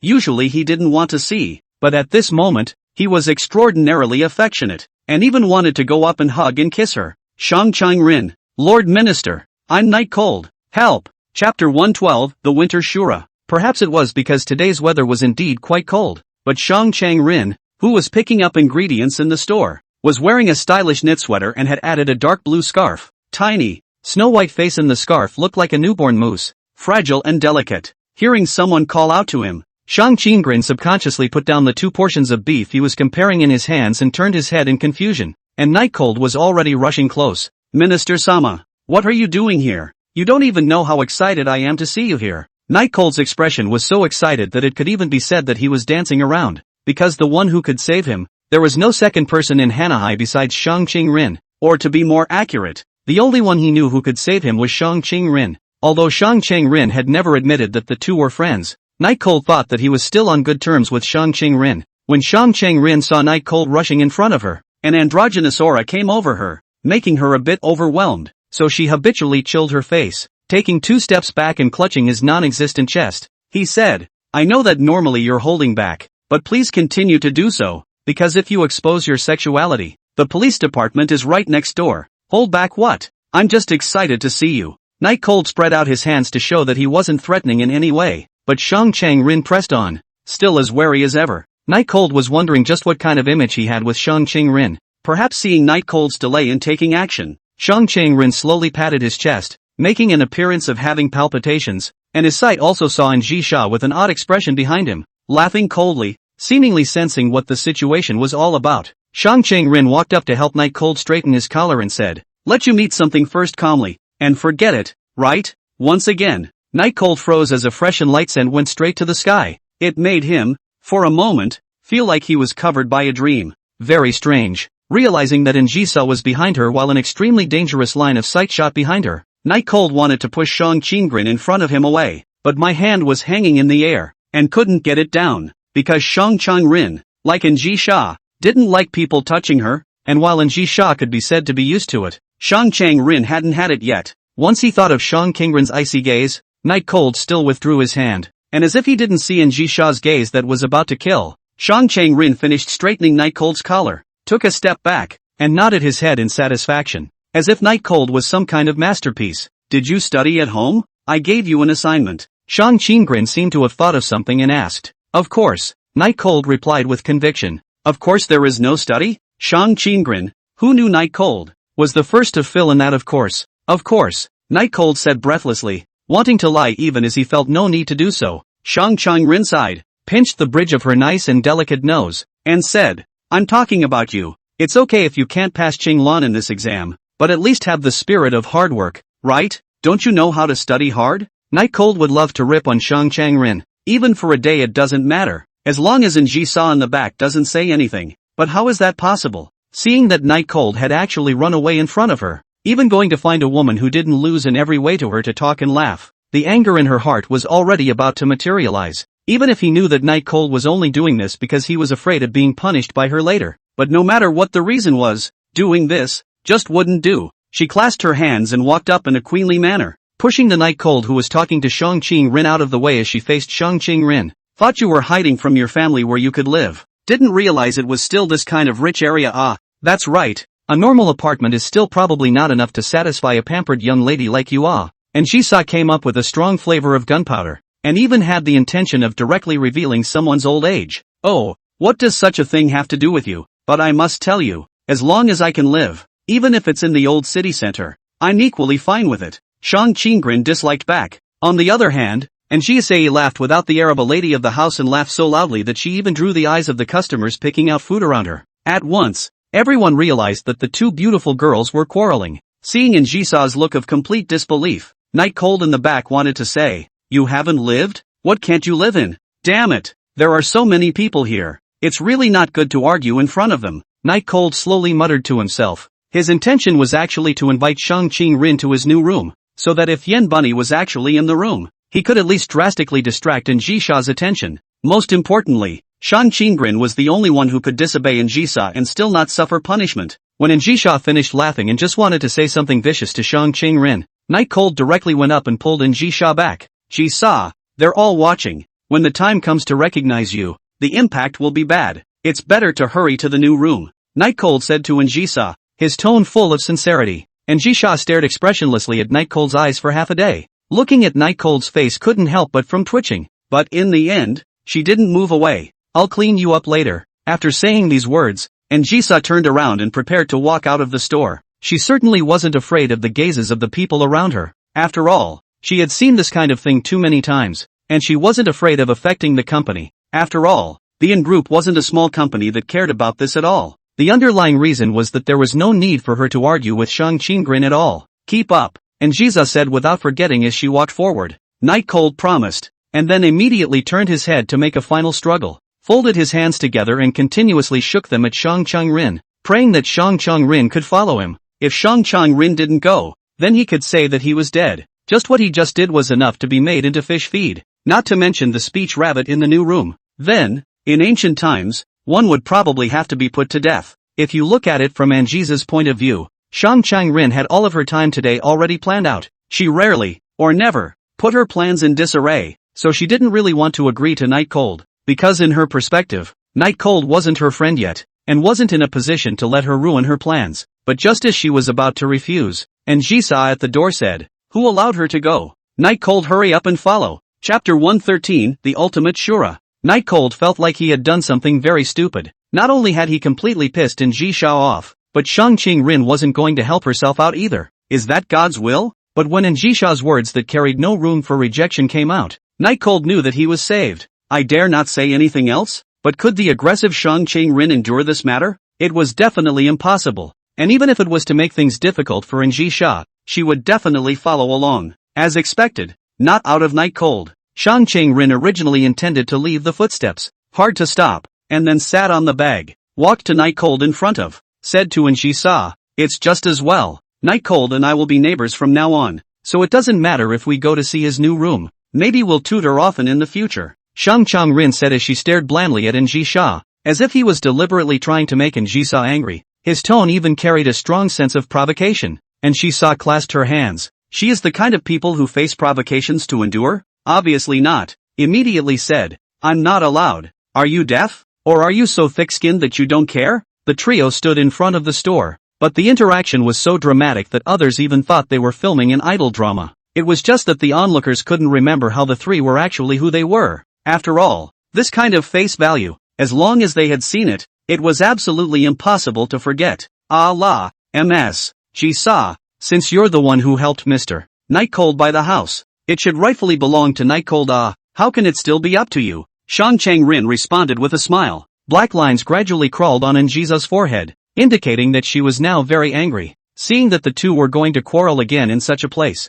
Nightcold hurriedly went to shove Njisa and pushed towards his new room. Ji-sa, if she wants to go, just go. Anyway, there's no tea, sofa or anything at home, so going there won't be a bargain. Nightcold pushed Njisa forward slowly, but the movement was light. To what extent was it light? As long as Njisa didn't want to move forward, he couldn't push, seemingly feeling that what Nightcold said made sense, or perhaps thinking of some other way to regain face in front of Shang Chang-rin. After blankly glancing at Nightcold, Njisa grunted and then stopped paying attention. Seeing that Njisa finally compromised, Nightcold wiped the non-existent sweat from his forehead and smiled at Shang Chang-rin in the back. In fact, Nightcold didn't really feel that there was anything wrong with quarreling in this kind of place, but he was just afraid that the two of them would be done quarreling down there, and that they wouldn't be able to think of any new vocabulary when they went up there later. What about the time when you have to put things off so much on your own? That's why there was such a rush to get the two to stop fighting. Come on, let's go upstairs. Nightcold spoke to Shang Chang-rin and trotted up to chase after Njisa. Shang Chang-rin clasped her hands to her chest and blankly glanced at Nightcold, then looked her own eyes away. This thin-skinned man, who had a great attitude when he needed himself, but ended up taking everything on himself, actually said something about not being able to take advantage of himself in order to coax Njisa? It's almost as if it's thinly veiled, but after all, he had already promised. Shang Chang-rin had never been a man who kept his word, and with that, he opened his long legs and followed. This area was full of high-grade apartments, and the facilities around them were also extremely high-grade, and Nightcold's apartment was in the middle of this. When riding the elevator, all three did not speak. Nightcold stood in the middle, feeling the coldness on both sides, feeling that the blowing heated elevator was actually a bit colder than outside. In order to break the awkwardness and silence, Nightcold dryly laughed and said, "It's kinda cold, huh? Poof. Aha." Both of their replies came out of their noses, expressing the fact that they were now very unhappy with Nightcold. Nightcold doesn't make a fool of himself. Forget it. How much more messy can it get today? If you feel embarrassed now, then when you see Bunny Yen and the three women later, you will still have to hit the wall? The elevator was gradually climbing upwards and stopped at the 7th floor. Because it was an upscale apartment, there were only 4 or 5 rooms on each floor, and each of them was very luxurious and exaggerated. The outside of the elevator on the 7th floor was now littered with furniture that had just been purchased, and some of Nightcold's old, worn-out furniture. When he was leaving, Nightcold was talking about taking the furniture that was still passable, but he didn't expect that the moving company would move almost all of the furniture. This made Nightcold a bit puzzled. In fact, by this time, there was no need to dwell on whether or not Rabbit Yin was in the new room, because Nightcold had already heard Rabbit Yin's voice outside, directing the organization of the furniture. And Jisha's brows furrowed as she gave a very cruel expression to Nightcold. Shang Chang-rin, on the other hand, showed a dawning realization. Nightcold stood straight and laughed dryly. The elevator is really a bit long. Does the minister also live on a very high floor? My apartment only has 3 floors, all of which are mine. Shang Chang-rin replied in a salty manner. Oh, Nightchill elongated his voice, knowing that it was impossible to hide. Nightcold no longer covered up or defended anything else, and the fact that Shang Chang-rin was here always gave him some sense of security. He stopped in front of Njisa and said solemnly, "Jisa, I don't want to lie to you, but this is really a misunderstanding." Njisa didn't look angry at all and said with interest, "So, planning to tell me the truth? I just gave you the chance, now I want to see it for myself." Opening Nightshade's hand up, then before she could move forward, Nightshade's arm was once again lowered. "Jiza, let me explain. It's not what you think." And Jisha's aura steeply and dramatically changed. Like an emperor who dominated everything, her eyes were so cold that she wanted to freeze people to death. She stared at Nightcold and said word by word, "Put your hands down, Jiza." I don't want to say it a second time. Nightcold knows that he is now even in how to explain is futile. There is no way. Can only put his hand down. And Jisa passed by Nightcold,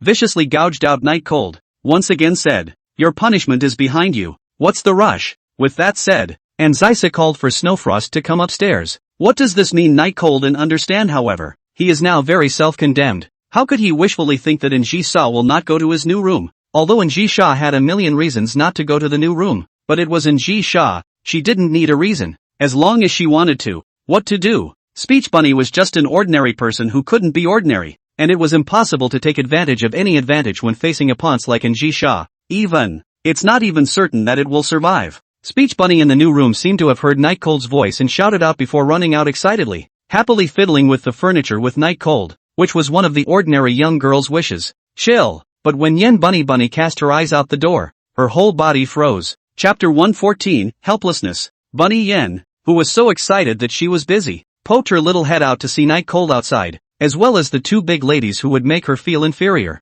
Little chill, are they? Speech Bunny asked as she walked out with some restraint, and Ji-sha hummed and stood still, not making any movements, just looking at Night Cold. The meaning of that Night Cold could not be more clear. This is to let himself give her a satisfactory explanation. Otherwise, he and Yen Bunny Rabbit probably can't get a good deal. She is the one I asked to come over to help me organize the furniture, and will leave later. Night Cold didn't even dare to look at Yen Bunny's eyes when he said this again, because he knew that at this moment, Yen Bunny must be very disappointed. But he couldn't help it. Today's events could be said to be all his fault. He didn't expect Ji-sha to come to see the new house early, according to his idea, with himself by Ji-sha's side. Even if Ji-sha would want to visit the new house, it would be a visit later on, after he had taken care of it himself, and when he was at home. But a woman's sixth sense must not be disobeyed. Perhaps Ji-sha had investigated. Anyway, Ji-sha came early. He really couldn't think about Speech Bunny's feelings right now, because he couldn't be clearer about what kind of person Ji-sha was, especially since his experience of being killed in the other timelines had made him even more fearful of Ji-sha. I'm not afraid of myself, but what about Bunny Yen? Even if he were to die of a broken heart, it would be better than being targeted by Ji-sha, right? If Bunny Yen died because of his carelessness, he would never forgive himself for the rest of his life. As the words landed, Ji-sha's face was slightly better, but not by much, as she knew that Night Cold was lying. But it was rare that Night Cold would choose to say something like this. This is completely toward her. Without considering what Speech Bunny said, Shang-Qin Grin sighed, but remained expressionless. Speech Bunny heard Night Cold's words and instantly had her heart broken. Her frozen expression indicated that she was digesting it, but her long years of negative emotion digesting ability didn't seem to be working at this moment. It didn't work. The heartache wasn't going to leave her alone in the slightest. It was even getting worse. She wanted to pretend she didn't hear it, but she didn't know whether it was in her ears or inside her head, playing over and over again the Night Cold words from just now, as if she was deliberately torturing her. Every word was so clear. Chill, what are you talking about? Speech Bunny stared at Night Cold somewhat helplessly. She is the child of a poor family. She has never seen such a big, good-looking house. Excited and strange, but fortunately there is Night Cold. She is not afraid. She is very happy, but her only reliance here was a stranger to her at the moment, and even the two ill-looking girls next to Night Cold were hostile to her. For a moment she felt like she couldn't breathe and was very insecure. Night Cold face pretended to be fine and pretended to be over his head. Looking at the appearance of the speech rabbit, he was also very bad, but Ji-sha was present. If he did not hurry to cut off the relationship, then the consequences were unimaginable. The furniture and such is pretty much set up, so why don't you go home first? I'll call you later, Night Cold said with an unchanged face. Go back? Speech Bunny's tone had taken on a sobbing tone. Where to? Night Cold speechless. This sentence makes him completely speechless. How much he really is to let the simple and lovely speech rabbit fall into this situation. He really slapped himself hard, 2 slaps. The situation at the scene was pretty much understood by everyone, and Ji-sha and Shang-Chang Rin weren't cuties either. Both understood exactly what was going on, but Ji-sha obviously wouldn't have half the sympathy, and neither would Shang-Chang Rin. Of course Night Cold knew that Ji-sha couldn't possibly take pity on Speech Bunny. If he wasn't on good enough terms with her, he probably wouldn't have had the part of letting himself take care of it, but would have just let Snow Frost come. There's something going on here. You go wait for me at the convenience store downstairs first. I'll go down and find you when I'm done, okay? Night Cold came close to Yen Bunny and said in a small voice, and there was even an imperceptible request in his tone. Before Yen Bunny could answer, Ji-sha sneered and spoke out. Who allowed you to be able to leave? I'm telling you, you're not going anywhere today, or else I'll break your legs. Ji-sha is what kind of character? Blood and Rain has seen too much. The poor people are countless. Even most of the people who had their families screwed over were her handiwork. She had never been a good person. And naturally, she couldn't have such a thing as empathy. Is Bunny Yen pathetic? What's she got to do with it? If Night Cold wasn't here, It would have been thrown into the sea and fed to the fish. Speech Bunny had never been very angry in her life, because she was like a little gasbag who would only hide under the covers at night to commiserate on her own. But now she just couldn't stand it anymore. I don't know if it was the emotions that clicked, or if it was the fact that someone she cared about was too scared to say anything because she was being yelled at, but she was pissed off anyway. What's so great about you? What gives you the right to yell at Little Chill like that? Knowing this, she recognized Njisa as the person who was at Night Cold's house some time ago. These words came out. The building was completely quiet, really dead silent. Shang Chang-rin looked indifferent as she watched the show, while Schwefrost and Night Cold were staring at Rabbit Yin in surprise, both shocked by Rabbit Yin's earlier remarks. Knowing that even Night Cold, who was the most unrestrained in front of Njisa, didn't dare to say this kind of words, Speech Bunny was looking for death. Njisa's gaze shot out dangerously. Are you sure you want to make me angry? The consequences can be severe. A light, very bland sentence. Speech Bunny didn't know the importance of lightness, but Night Cold knew that as long as this kind of atmosphere continued, even if Speech Bunny no longer added fuel to the fire, the end was already doomed. Just as Yen Bunny wanted to continue retorting to Njisa, Night Cold directly yelled at Yen Bunny, "That's enough." Yen Bunny raised his hand slightly stiff, incredibly staring at the serious expression of the knight next to his own Cold. She could not believe that to their own never so gentle Night Cold actually yelled at his own. Obviously she was the aggrieved one. Her name is Njisa, and she's the current powerhouse of the Yin group. It's not something you can mess with. Aren't you curious about where I got my house? She's the one who bought it for me, so she has the power to make whoever she wants leave. Got it? Yen Bunny's tears were finally flowing out. Her gaze froze as she looked at Night Cold, who was shouting towards her in front of her, hoping to see the shadow of her former self in his eyes. But it's suspicious. A designer suit is simply nothing like it used to be. She nodded, crying as she said, "Okay, I'll just go." Speech Bunny ran away from him. Night Cold sighed deeply. His guilt could no longer be described in words. He felt that he had done something that everyone in the world could not tolerate. But at least, Speech Bunny was safe. This thought had just risen when they heard Njisha's icy voice ring out. "Did I give you permission to leave?" Chapter 115, is it a good ending? Njisha's cry broke Night Cold's fantasy completely. Could it be that Njisha was no longer going to let Yin Bunny go? He turned his head violently and saw that Bunny words, "Who wanted to leave?" was blocked by Snowfrost and was clenching her fists with tears in her eyes, obviously a little scared as well. "Njisa, what are you doing? The room is already cleaned up." Before Night Cold finished his words, Njisha's deadly and bloody sight was cast over, and he said icily, "You're treating me like a little cutie. Any more? Thinking that I would believe such inferior lies? But, shut up." Being heckled, the Night Cold of the past would never have gotten into a fight with Njisa, but now that it was about the life of Yen Bunny, he couldn't really just shut up and ignore it, especially now that Yen Bunny was still angry as well. If we were to provoke Njisa, then today would really be over. Night Cold took 2 steps forward, separating between Yen Bunny Rabbit and Njisa, and said to Njisa, "It's not a big deal. Otherwise forget it. You can punish me however you want at night." Shang Chang-rin sighed helplessly, thinking that his ministry member seemed to have a very low IQ. Wouldn't saying such things at a time like this make Njisha even more angry? Looks like we'll have to help Night Cold plan some remedial lessons in emotional intelligence. As expected, when Night Cold's words came out, Njisha's eyebrows had more black lines. She said in a flat and dangerous tone, "Do you mean that you are willing to accept any punishment from me for this woman? Is that what you mean? It's quite a love affair. It's really touching." Knowing this matter, Night Cold realized that he had said the wrong thing, but in wanting to say something, he was faced with Njisa's cruel expression that did not have the slightest patience. "Njisa, get out of the way. It's really a misunderstanding. I said get out of the way." Night Cold knew that provoking Njisa at this time was definitely not a good choice, especially if this person who provoked her was himself. It would make the situation, which was originally still controllable, become chaotic, because according to Night Cold's understanding of Njisa,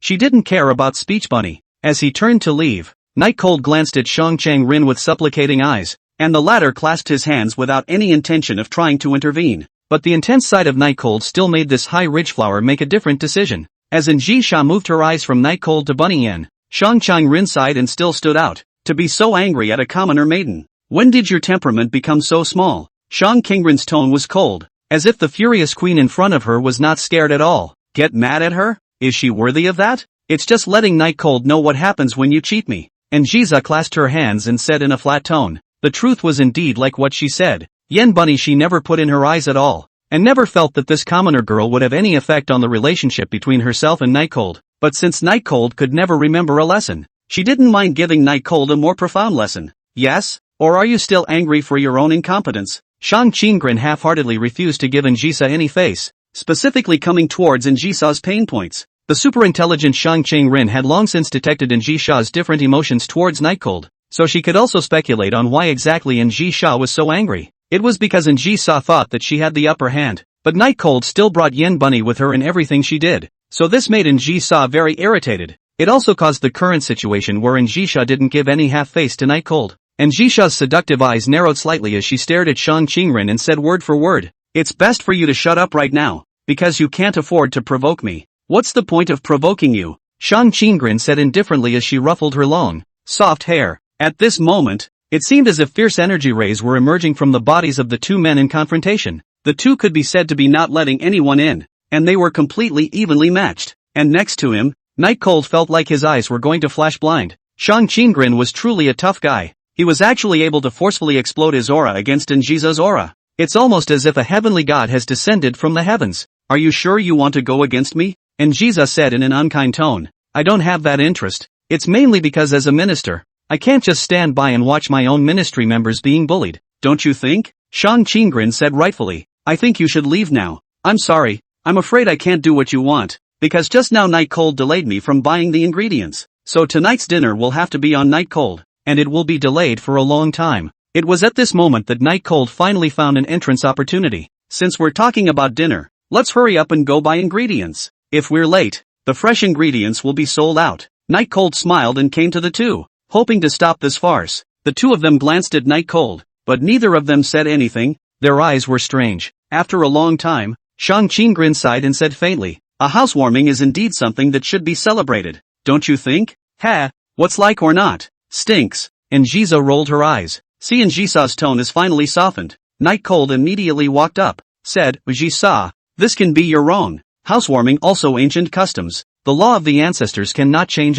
Njisa stared at Nightcold. Seeing Nightcold's flattering and pleasing face, she felt a little amused. Had she known it would be like this, didn't she know not to do it? Really stupid enough. "Can't stand you." Njisa held her forehead and continued, "Wasting so much of my time. If it's not good, you'll wait to feed the fish." Nightcold immediately stood up straight and exclaimed, "Guaranteed to be delicious." And she saw finally is showing a faint smile. This smile in the eyes of the Nightcold that is the sunny day after a thunderstorm. It is simply a rainy day. Cloudless. The heart of the haze is swept away. Then, Nightcold tentatively steered the topic to Speech Bunny. And Njisa gave a careless glance at Yen Bunny Rabbit, then at the fawning Nightcold, and sighed once again and said, "Really, I owe you from my previous life." With that, he waved his hand. Snowfrost, who had been instructed to get out of the way, and the free speech bunny rabbit glanced at Nightcold, then left with tears of disappointment. Seeing this scene, Nightcold was completely and utterly relieved. No matter what, at least the words rabbit rabbit is safe, although he has already this young girl's heart broken in pieces.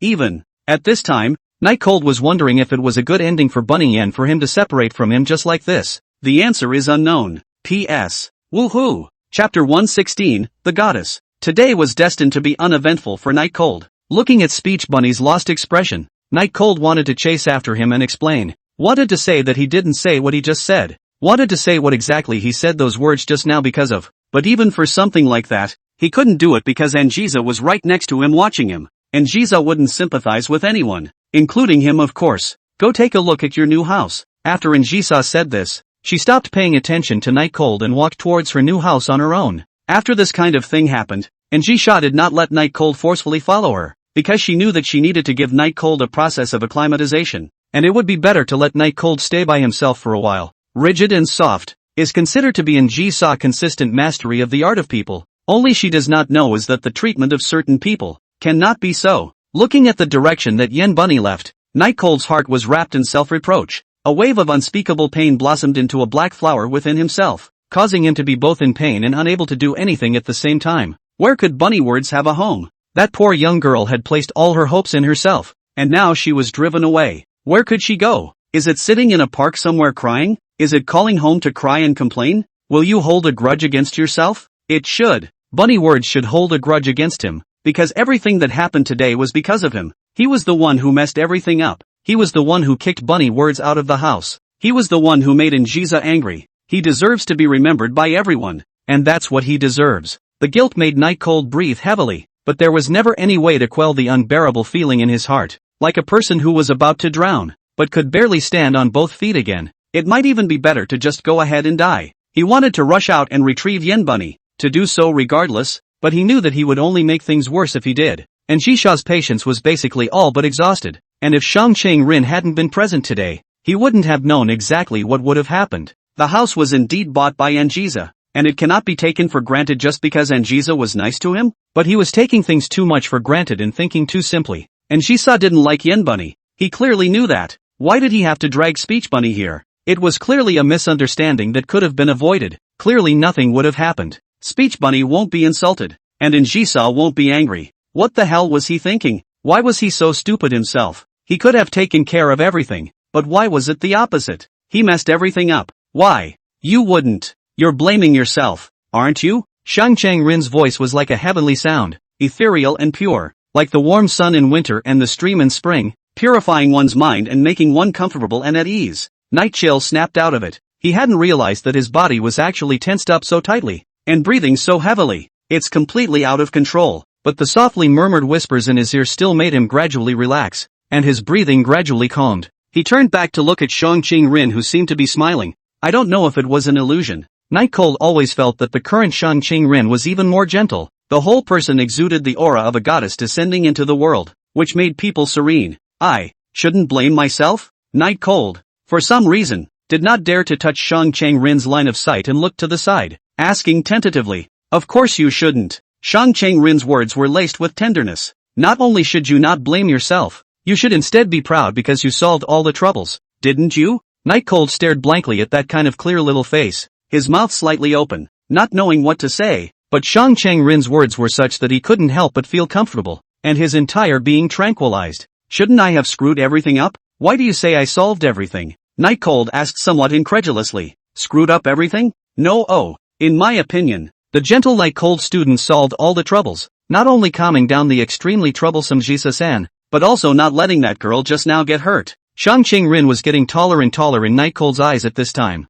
even as if a pure white holy light was emanating from behind her. Do you really think so? Night Cold couldn't help but take a step towards Shang Rin. Of course. How about saying that today I've greatly changed my opinion of fellow student Night Cold? You're a man who doesn't run away from problems and has a sense of responsibility, and you're also a very responsible and gentle man. Shang Rin continued. Night Cold's heart had never been more peaceful. Shang Rin's words allowed him to remove all the negative emotions he had just felt, but his subconscious still felt that he had hurt everyone. At least Speech Bunny is definitively hurting. But before he could speak, a small, cold finger poked him in the heart. The reason why you subconsciously feel that you have hurt everyone is simply because you are too gentle and responsible, wanting to take all the faults on yourself, even wanting to solve all the difficulties in the best direction. No one knows if Anjisa will come to the new house today, and neither do you. Shang Rin slowly withdrew the hand that was pointing at Night Cold's heart. But I could have. You originally what? Do you have precognition? If you do, forget I said it. Night Cold felt that Shang Rin would definitely be able to win a prize when he went to the debate competition, because his heart actually felt that he was really right under Shang Rin's words and that he had tried his best, but he knew that it was nothing more than crooked reasoning,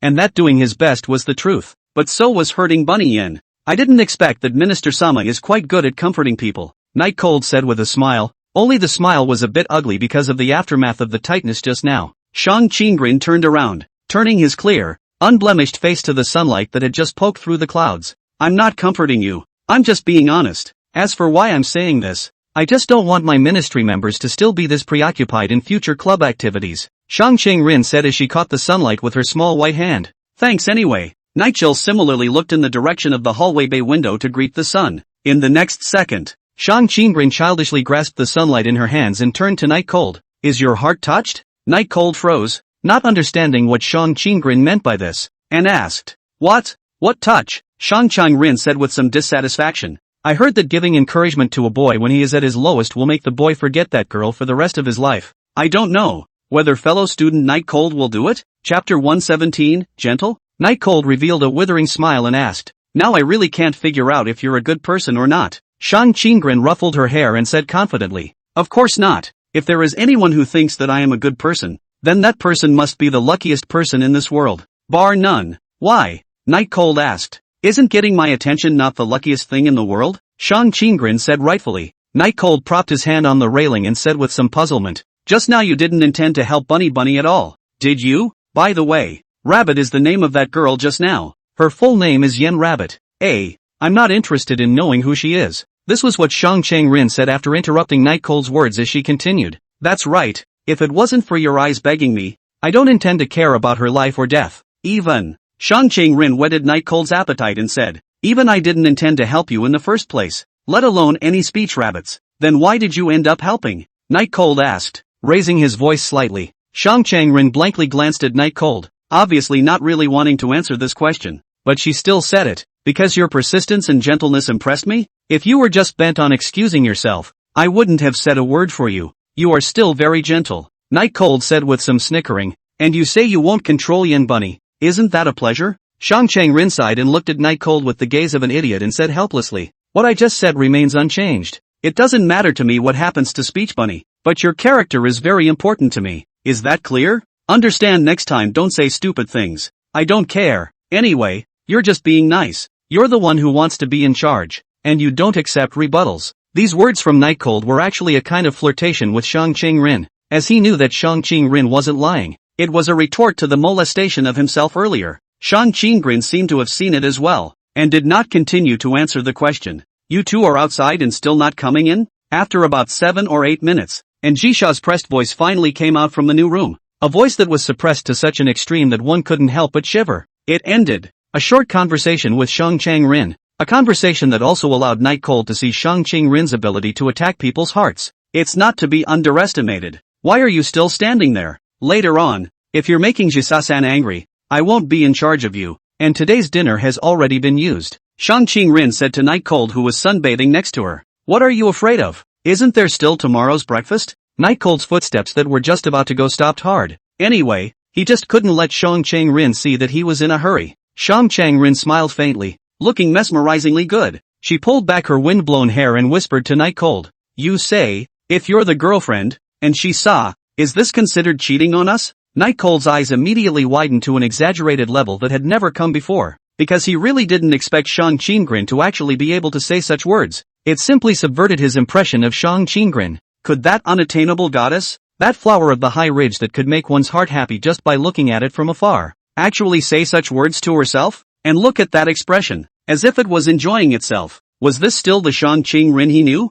Night Cold was very puzzled inside, but there was no chance to ask questions. Shang Chang-rin was already heading towards the room ahead of time. Cheating said so oddly, "If it's me, I can surely take them all." Night Cold returned with a stiff upper lip, too low for fear that Shang Chang-rin wouldn't be able to hear him, but he also didn't dare to be too loud because it would be bad if Ji-sa heard him. Room. In fact, after looking at the house, the Night Cold is also the first time to come. A morning time, the change cannot be said to be not big. Inside is already full of a variety of furniture and living supplies. Even Speech Bunny's luggage was still here, but Night Cold could only pretend not to see it. "What were you doing out there for so long?" And Ji-sa crossed her black silk legs and sat on the big red sofa with a blanket underneath, her tone very unpleasant. "No, just having a casual conversation outside. Is this sofa still comfortable to sit on?" Night Cold walked next to Ji-sa and explained. "Casual conversation that takes this long? What exactly are you doing outside?" And Ji-sa continued to ask without relenting. Night Chill glanced at Shang Chang-rin who was very comfortable with herself as she found a seat and sat down. He said, "Discussing what to eat tonight." "Yes, just discussing what to eat tonight. Does Ji-sa have any suggestions?" And Ji-sa glanced at Shang Chang-rin who didn't have any expression, found himself a stool to sit down and started reading, and after a cold snort, she no longer gave Night Cold a hard time. "All of this furniture in the house is replaced. This sofa, and the table and chairs are all thrown away and replaced with new ones, immediately." And Ji-sa's voice was still very cold, commanding. "Ha, isn't that too much of a waste? These furniture are not allowed to be returned if they are not faulty." Night Cold said with some reluctance, "Change it when I tell you to. What's all this nonsense?" Okay." At that moment, Shang Chang-rin laughed, although her gaze was still on the book, her voice had already come out. "Ah la, Night Cold student is still really slow. Ji-sa student obviously doesn't like the furniture that someone else bought for you. Angry like this?" Night Cold suddenly realized. So when Ji-sa was angry because of this he thought it was because he bought these furniture not to her liking. Simply put, it was too cheap. And Ji-sa didn't feel any embarrassment. She just clasped her hands and turned her icy gaze towards Shang Chang-rin. You enjoy meddling in other people's personal affairs? Or do you enjoy showing off your intelligence? And Jisa's tone was very dissatisfied. I'm sorry, it's your narrow-mindedness that would think I'm showing off. I'm just teaching my ministry member every now and then so that he knows how to discern other people's words and emotions. Immediately after that, Shang Chang-rin immediately aimed his words at Night Cold and said, what I said just now should be memorized. By the way, all of today's things need to be memorized. Not regularly. I'll take the test. If I fail at that time. What? With this statement, Night Cold didn't know whether it was because he didn't know what the consequences were, or he didn't know what exactly Shang Chang-rin was talking about at this moment, or perhaps it was both. Shang Chang-rin gently pulled the bookmark off, then closed the book in her hand with a little force and said, if you don't pass, I'll tell Chisa-san each and every one of your tie passed, and she'll naturally clean you up. Don't expect me to punish you myself. After all, I'm so gentle. Chapter 118, Finding Bunny Words. Night Cold had already lost track of exactly how many teachings he owed Shang Chang-rin to write. A lot of them anyway, and once in a while, but looking at Shang Chang-rin's appearance, it should be when he was in a good mood. He was a bit confused because hadn't the teaching ended already? Why did Shang Chang-rin still keep teaching himself things? Was it addictive? What a strange fetish. But Night Cold didn't have the heart to think about anything else, because he was going to start getting busy, whether it was moving furniture out or not, or moving new furniture into the room. He wasn't really needed, but he had to be the one to act like he was very much on top of the situation and was responsible for it, because that was how he could paralyze Anjisha and get her to leave in a hurry so that he could go down and look for Yin Bunny. Speaking of Bunny Rabbit's luggage had also been secretly hidden by Night Cold. At least it wouldn't be thrown away by Anjisha as if it was trash, and instantly said so. Time passed by, and Shang Chang-rin sat on the well-lit balcony reading a book, serene and elegant. On the other hand, Anjisha was sitting opposite Shang Chang-rin. Although it was opposite, the position was far away from her, working on the information. Night Cold was so busy and sweaty that his throat rolled as he drank down a mouthful of water and walked over to Anjisa. Seeing this, Anjisha frowned and took out a blanket to help Night Cold wipe the sweat off his face. Don't we let the workers do all the work? Why are you sweating so much? The reproach was tinged with a bit of heartache, and the movements of his hands were unprecedentedly gentle. Night Cold let out a long breath and sat across from Anjisa. A lot of places need help. I don't want to get myself sticky in the winter yet. It's hard to die. Anjisa put her hand back. Night Cold looked at the blanket in her hand. The more he looked at it, the more familiar it looked. Wasn't it the blanket that had just been patted by Anjisa to sit under her buttocks? Jisa, what are you wiping my face with? Night Cold gulped and looked like he didn't want to face it. Anjisa smiled, then said in a fake cold voice, what? You're disgusted? It's not that I mind. It's just that. Forget it. I'm not necessarily cleaner than a blanket anyway. Night Cold shrugged indifferently, picking up the pure water and taking another sharp gulp. Anjisa threw the blanket aside and clasped her hands to Night Cold. Not necessarily, but definitely. Shang Chang-rin gave Night Cold a mocking look.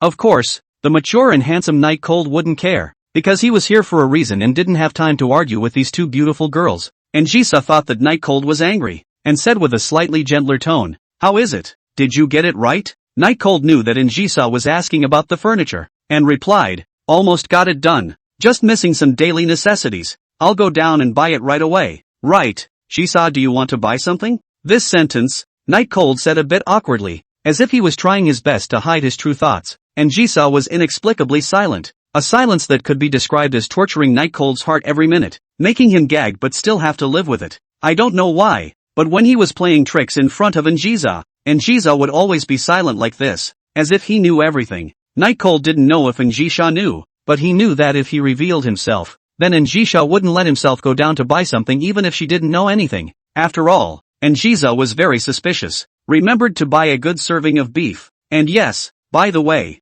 bought some more drinks back. I'm a little thirsty. Shang Chang-rin's voice leisurely traveled into Night Cold and Anjisha's ears. Night Cold's face remained unchanged, but in his heart, he was still glad that Shang Chang-rin was able to open her mouth. But he still pretended to be dissatisfied. Prime beef, that's a lot of money. Give me the money up front. And the cooking, my handiwork is worth a lot of money too. Together I'll count you $1,000. Shang Chang-rin smiled and looked up, staring at Night Cold, saying word for word, are you sure you want me to give you money, student Night Cold? I don't know why, but Shang Chang-rin was clearly smiling, but Night Cold was just creepy and always felt a chill down his back. Not replying, Night Cold looked at Anjisa and asked, Jisa, what do you want to eat? I'll go buy it for you later. Anjisa's eyes were always so difficult to understand. Even Night Cold, who had dealt with Anjisa for so long, couldn't understand it. And at this moment it was like this. The other emotions Night Cold couldn't understand, but he could tell that there was a tangle in Jisa's vision. Jiza? Same as her,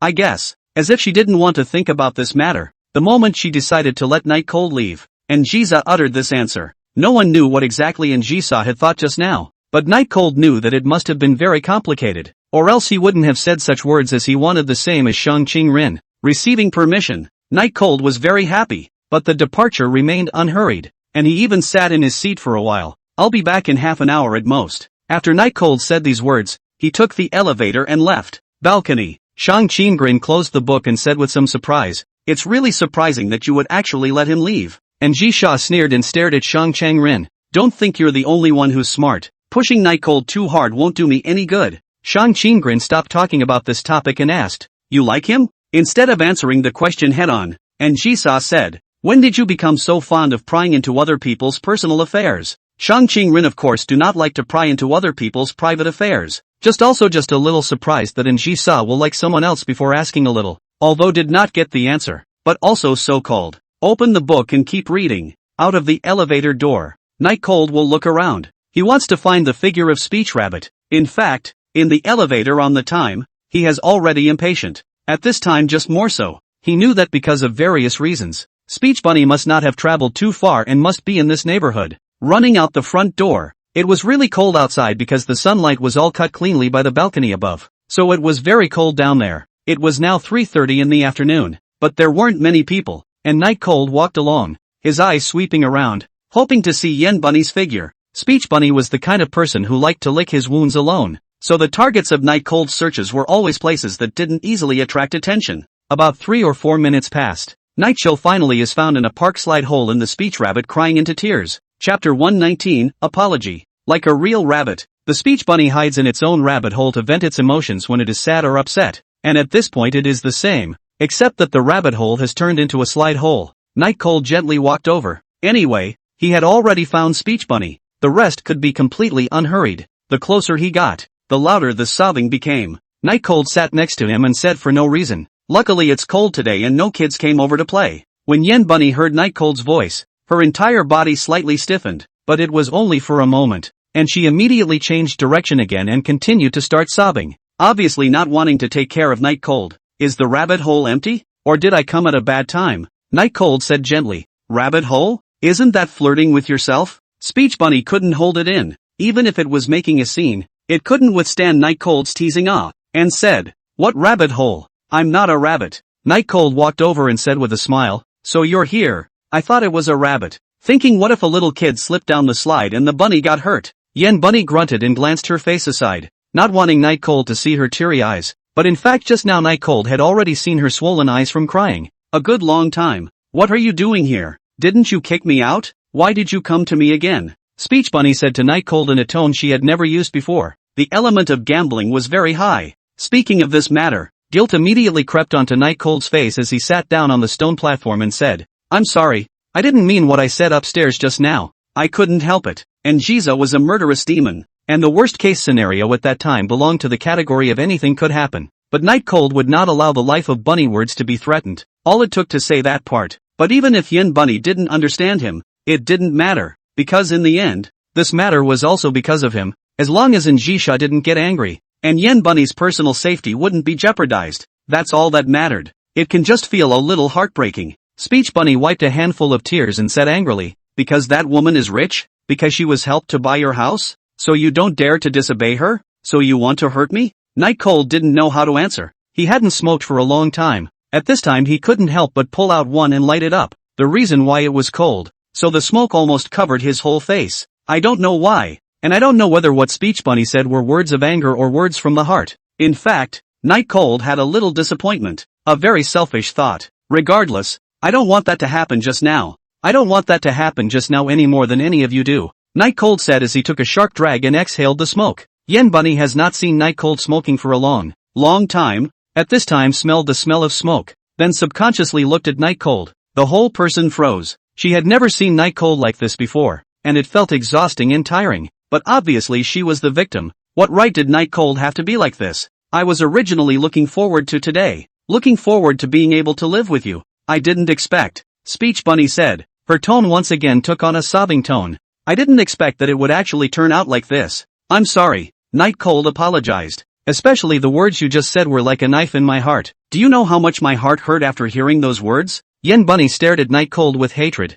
Sorry. Night Chill took another drag on his cigarette. It seemed that Night Cold's arrival had caused Speech Bunny to completely open her box and pour out all the grievances she had suffered. Why did you invite me to your new room if you didn't want me to? And then watching me leave in a mess made you happy? Speech Bunny gradually began to get hysterical. There was no problem. Night Cold could accept it all. It was an individual who had suffered what had just happened. Would not be calm. Especially an ordinary girl like Yen Bunny. It's normal to say something angry. I'm sorry, but I'm also just subject to a lot of things that I don't have the ability to control. Had I known ahead of time that this would happen, I wouldn't. I would have used a more prudent method, Night Cold said. When Yen Bunny saw Night Cold's look, she didn't know what to say, but her heart was just hard. Very hard. Feeling all your expectations shattered. And the murderer who caused all this is still his favorite person. This ambivalence was driving her almost crazy. What do you want me to say when you keep apologizing? Speech Bunny said in a rare capricious manner. Night Cold walked to the front of the Speech Rabbit and said,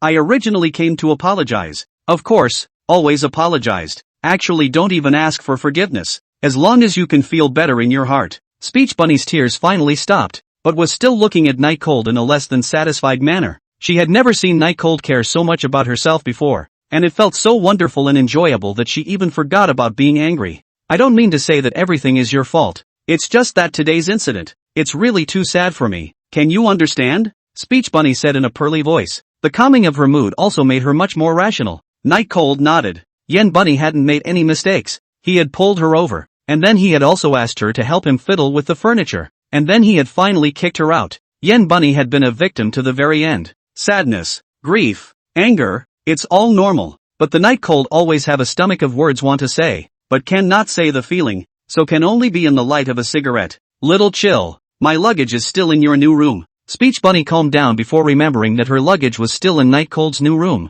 At this time, Night Cold opened his wallet and pulled out $5,000, handing it over to Bunny Yen. You can find a random hotel to stay in first. I'll find you an apartment after 2 days, and take your luggage along with you at that time. In order to avoid another incident like Njisa bumping into Yen Bunny, Night Cold decided that he would have to help Yen Bunny find a house separately. Originally, in fact, he had expected Njisa to come to check on him, so he deliberately chose the downstairs apartment where no one was, to the point that if Njisa came more diligently, he could help Yen Bunny to rent the downstairs house, but not anymore. It's better to stay away from the place where Speech Bunny lives, not giving this kind of thing a chance to happen again. Because this time the incident had created an indelible psychological shadow in Night Cold's heart. Speech Rabbit looked at the bills in the hands of the Night Cold, said in a daze, this money, is it from the woman who gave it to you just now? You've really been adopted by her? Little Chill. You. Chapter 120. Night Chill wasn't very eager to explain and casually replied. A special bit of friendship, right? Well, now that the weather is cold, it's better to hurry to find a warm place to take a bath. In fact, he wasn't even too sure exactly what kind of relationship he had with Njisa. Saying that he was a friend didn't feel very appropriate. But if he wasn't a friend, could it really be an adopted relationship? That's impossible. So it can only be a special friendship. Special? Speech Bunny chewed on those 2 words in her mouth, not feeling very comfortable. Thinking carefully, although he suffered such a big aggression today, he could not blame it all on Night Cold. He originally had no place to go, and it was not Night Cold that caused it, and he means well. When walking towards the main road, seeing that Night Cold had not said anything all the time, Yen Bunny opened his mouth and said, Little Cold, just now. Night Cold smiled and replied, I know, it was all my fault in the first place as well, and since you're angry again, it's normal for you to say something angry. I don't care. Speech Bunny smiled. In the middle of winter it didn't look so stiff. Instead it was a little hard to see the tear stains on her face, but it didn't affect it because there weren't many people on this road. Chill. Even though you're usually always hanging around, you're still very gentle and always go out of your way to find ways to solve other people's problems. Just like today. Maybe. Yen Bunny got into a cab and left. Night Cold stood in place, feeling relieved. Tomorrow he didn't know, but at least today was over. Night Cold twisted his neck and said comfortably, coming in at such a high intensity every day, I guess I'll have to reduce my lifespan. It's really tiring. After resting for less than a moment, he immediately remembered that he had to go grocery shopping, and immediately turned back toward the neighborhood. The apartments around him were high-class and quiet and sunny. The greenery was tastefully planted. The roads were clean, and hooray he wasn't coming in to deliver. he actually had a house here. Otherwise, you'd probably miss this place for the rest of your life and try to buy a condo here by any means necessary, right? But he who knows Angiza really bought one here. So dreamy, he was supposed to be enjoying life. Such freshness was most appealing, but when he stepped into the room today, he didn't have a chance to take a good look around his residence. What a shame. How come you're starting to lose it? Night Cold was a bit dissatisfied with his state. Usually he felt very strong and took everything lightly, but today was different. Why do you feel this way? What would Shang Qingren say if she were here? What are you standing there stupidly for? The voice in his head gradually rang in his ears, and Night Cold was filled with questions. Could it be that he was some kind of conceptual god? When you think of Shang Qingren's voice, you can immediately really hear it? Night Cold looked at his hands and said incredulously, I remember I don't have this kind of ability. Ah, that kind of ability? Right at this moment, there was a sudden burst of fresh scent coming from behind Night Cold, followed by Rin Shangchangrin, who walked over. Looking at Shangchangrin, Night Cold was speechless for a while. So it was behind his back. He told him that he didn't have this kind of ability at all. Shang Qingren was very concerned about what she had just heard and asked, you said that you don't have this kind of ability, so what kind of ability do you have? Could it be time travel? Going back in time? I said, do you have too much imagination? How could I possibly have that kind of ability?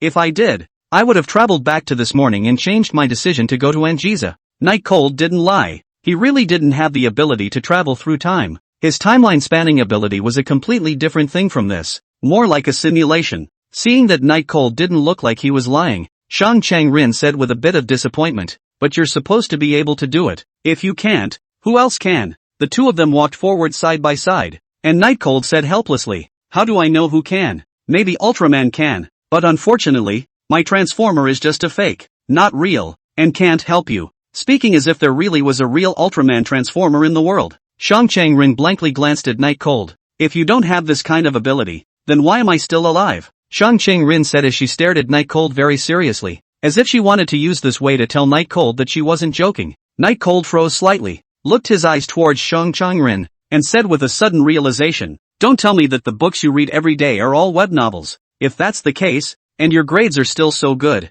do you still let me live? It seemed that Shang Chingren was just joking, so she didn't continue to ask, but said, that's why I teach you every day, so that you won't be so embarrassed to see me that you want to kill yourself. Night Cold immediately changed the topic. What are you doing down here? It's so cold, without sunlight, and with the fog starting to rise. Shang Changrin's skin gave off a very cold feeling, like a gem lying in the middle of a stream in winter, both dazzling and endearing. She said, come down and see if you're hiding somewhere and crying. Really crying? Night Cold asked back, finding it interesting. If you're really crying, I'll say something excessive to make you cry a little more. Shang Qingren said mischievously, where's the promised protection for the ministry? Exercising the mental capacity of the ministry members is also something I, as a minister, should do, and by the way, there's no need to thank me. The real reason, Night Cold did not get from Shang Changrin's mouth, but he felt that Shang Chingrin's words should be half true and half false, not all nonsense, since they were together. Then Shang Changrin naturally participated in buying food.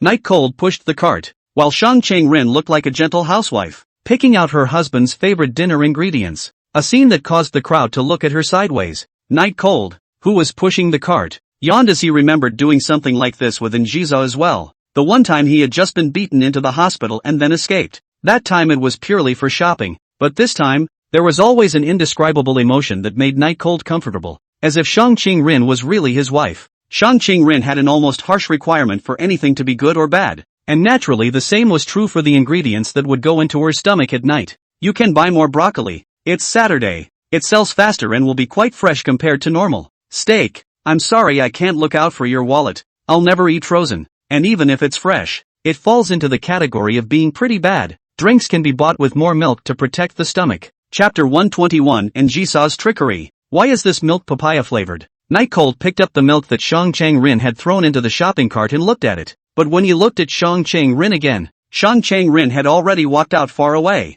obviously not intending to answer this question. Night Cold immediately smiled and chased after him. Sure enough, you still care a lot. It's just that there's not much use for you to drink this kind of stuff. Otherwise, why don't you consider my method? Purely handmade, very healthy. The farce ended when Shang Changrin turned back. Shang Changrin smashed Night Cold's complacency to smithereens with her icy sight, making Night Cold not dare to be arrogant. the two of them once again reverted to the way they had just entered the supermarket, with Night Cold pushing the shopping cart in the back and Shang Qing-rin picking out the ingredients in the front. Looking at Shang Qing-rin's face that was seriously picking, Night Cold couldn't help but say in his heart, when the results of the monthly exams are announced the day after tomorrow on Monday, when you put on the maid outfit, I'll see if you're still arrogant. Night Cold's evil eye Shang Qing-rin didn't notice, just staring at the two side dishes in her hands comparing them, although the two side dishes are the same price. But one has a larger quantity, and the other is fresher. Shang Qing-rin only considered for a moment, but still put the fresh one into the shopping cart,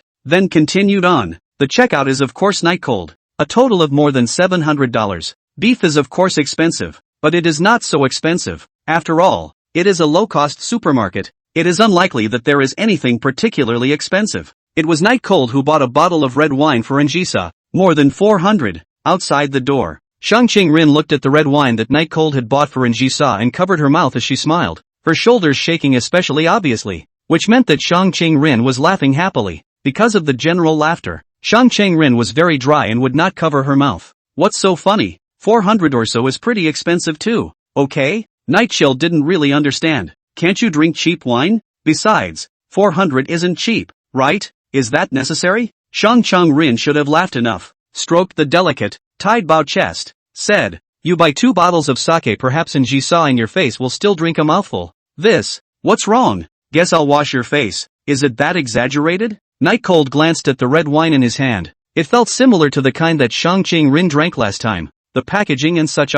Good luck with that. I hope she doesn't just smash the bottle on you. After saying that, Shang Qing-rin turned around and walked towards the apartment. The two had been out there for almost an hour and a half, so it was almost 5 o'clock when they got back to the apartment, and the sea of flowers got dark so early in the winter that it was already hazy and almost impossible to see at this point. The pounding fog indicated imminent rain. Why did you go out for so long? And Jisa crossed her legs and closed the information in her hands, saying to Night Cold in a dissatisfied manner, I met her down there, but I really didn't expect that she was actually so slow in buying things, which delayed her for a while. Night Cold said with a smile, indicating that it was all Shang Qing-rin's fault and had nothing to do with himself. Shang Qing-rin helplessly glanced at Night Cold. Really a ruthless man, knowing that Njisa can't do anything about it, he pushes everything onto himself. There was no explanation though, because she didn't have to explain anything to Njisa. Njisa glanced at Shang Qing-rin and laughed coldly, saying something about going out to get some air, but it turned out to be going to cheat.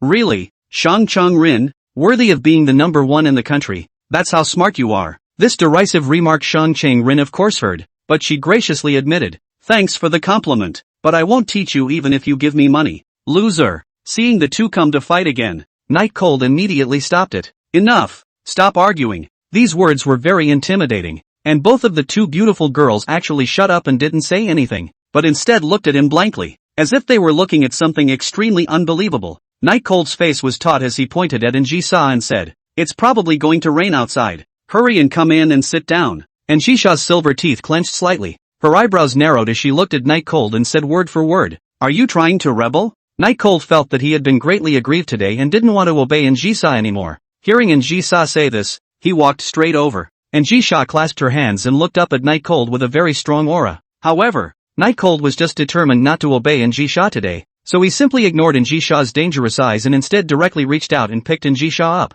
The princess hugging kind. If you don't listen, I'll do it myself. Night Cold was still a bit abashed as he glanced at Njisa in his arms and realized that although Njisa's face was already very ugly right now, the double was slightly red. Good chance. Night Cold took out the appearance of the head of the family and carried Njisa to the sofa and sat down. To the end Njisa was holding her hands with a stern look, even when she sat on the sofa. Although it looked like Night Cold was on a roll, only he knew how careful he was, and only he knew how fast he jumped. But after spending a long time with Njisa, he knew that the probability that Njisa would be angry if he did this was not high, especially today. As expected, Njisa did not say anything. This made Night Cold's guts grow and walk up to Shang Qing-rin. Shang Qing-rin also clasped her hands, but did not say nothing like Njisa did, but said, if you dare to touch me, you're done for. These words made the originally excited Night Cold calm down. So close. If he really went to hug Shang Qing-rin, then there might not be any dinner tonight, and he didn't even need Shang Qing-rin to make a move, and Njisa in the back would shoot him. Just getting the ingredients. Night Cold took the ingredients into the kitchen, and now that it was dark, there was no problem cooking. In the end, Shang Qing-rin sat down on the sofa and asked in some confusion, You don't punish him? Just let him provoke you like this? And Jiza then smiled and said, giving him some appropriate opportunities to let loose will make him even more inseparable from me. Imagine substituting an ordinary person's perspective. Being able to hold the Hanami's topmost Zaibatsu princess in his arms, and the latter not reacting to it. What kind of change would happen to his mind? That's right, it would directly twist to the point of deformity. It would inspire a strong desire for conquest and fulfillment. Stretch the threshold as high as it will go and he'll never be interested in that kind of ordinary girl again. Because as long as I'm around, then anything that's less difficult to conquer than me won't interest him. Shang Changrin's white fingers rested on her delicate chin, muttering to herself, because he'll think that even you he's hugged, and it's even easier to pursue other girls? Slowly lose interest in those girls? And Jisha didn't say anything, just sneered and opened the red wine on the table, then poured a glass, then took a sip, not to Shang Qingren's surprise, and Jisa spat out the wine, but did not get angry, but said with interest, this cup of wine is just like those ordinary girls. Chapter 122, The Mysterious Maiden. While cooking, the calmer Night Cold felt a bit of a chill down his back. It was really quite scary when he treated Jisa so well, if not counting the time when they first met, or the first time, but fortunately, Jisa didn't get angry, and it also made a faint sense of pride rise within Night Cold's heart. He was just a very ordinary ugly alley boy who could actually hold the princess of the Sea of Flowers, and Jisa, in his arms, and really the only way to realize how wonderful Jisa was to get his hands on her personally. Perhaps it was because Jisha's status was too high. Anyway, Night Cold was unexpectedly unable to put it down for a while just now. Dinner was steak, and I could tell from the two young ladies' faces that it didn't taste very good. Maybe it was the beef. It was just too different in taste from the top quality Wagyu beef they usually ate, so they would find it unpalatable. But Shang Qingren still ate all the food on his plate just like Night Cold.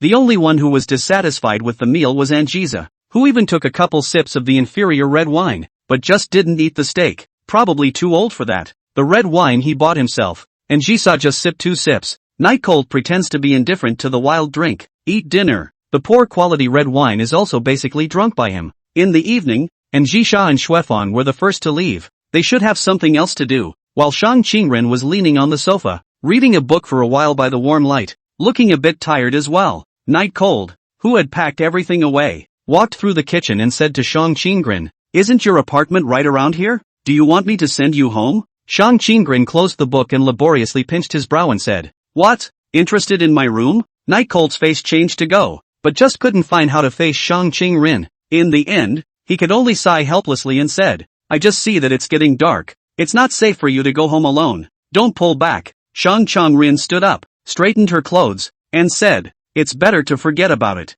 It's most dangerous for you to follow me. It's the middle of the night. What if you have an animalistic outburst? Night Cold shrugged his shoulders, and did not produce mood swings at Shang Qingren's joke. Shang Qingren packed up and prepared to leave, and when she walked to the door, she turned back to look at Night Cold for an unknown reason. Night Cold was puzzled. What's wrong? Didn't get anything? Shang Qingren hugged her small bag and asked Night Cold, what are your plans for tomorrow? Tomorrow? Night Cold remembered that tomorrow was the weekend. These months he was either running for his life or dealing with women's affairs. He hadn't really had a weekend off, so he might as well get some rest tomorrow. Speaking her thoughts out, Shang Qingren's face instantly turned icy cold as she coldly said, besides playing games as playing? Where's your study program? Night Cold scratched his head in disbelief. So what am I doing on Mondays and Fridays? Shang Qingren was exasperated and laughed. Clasping her hands, she said again with a very oppressive feeling, even though you lost the match with the student council, there is a next time. Even if there is no bet, you need to prove that you can.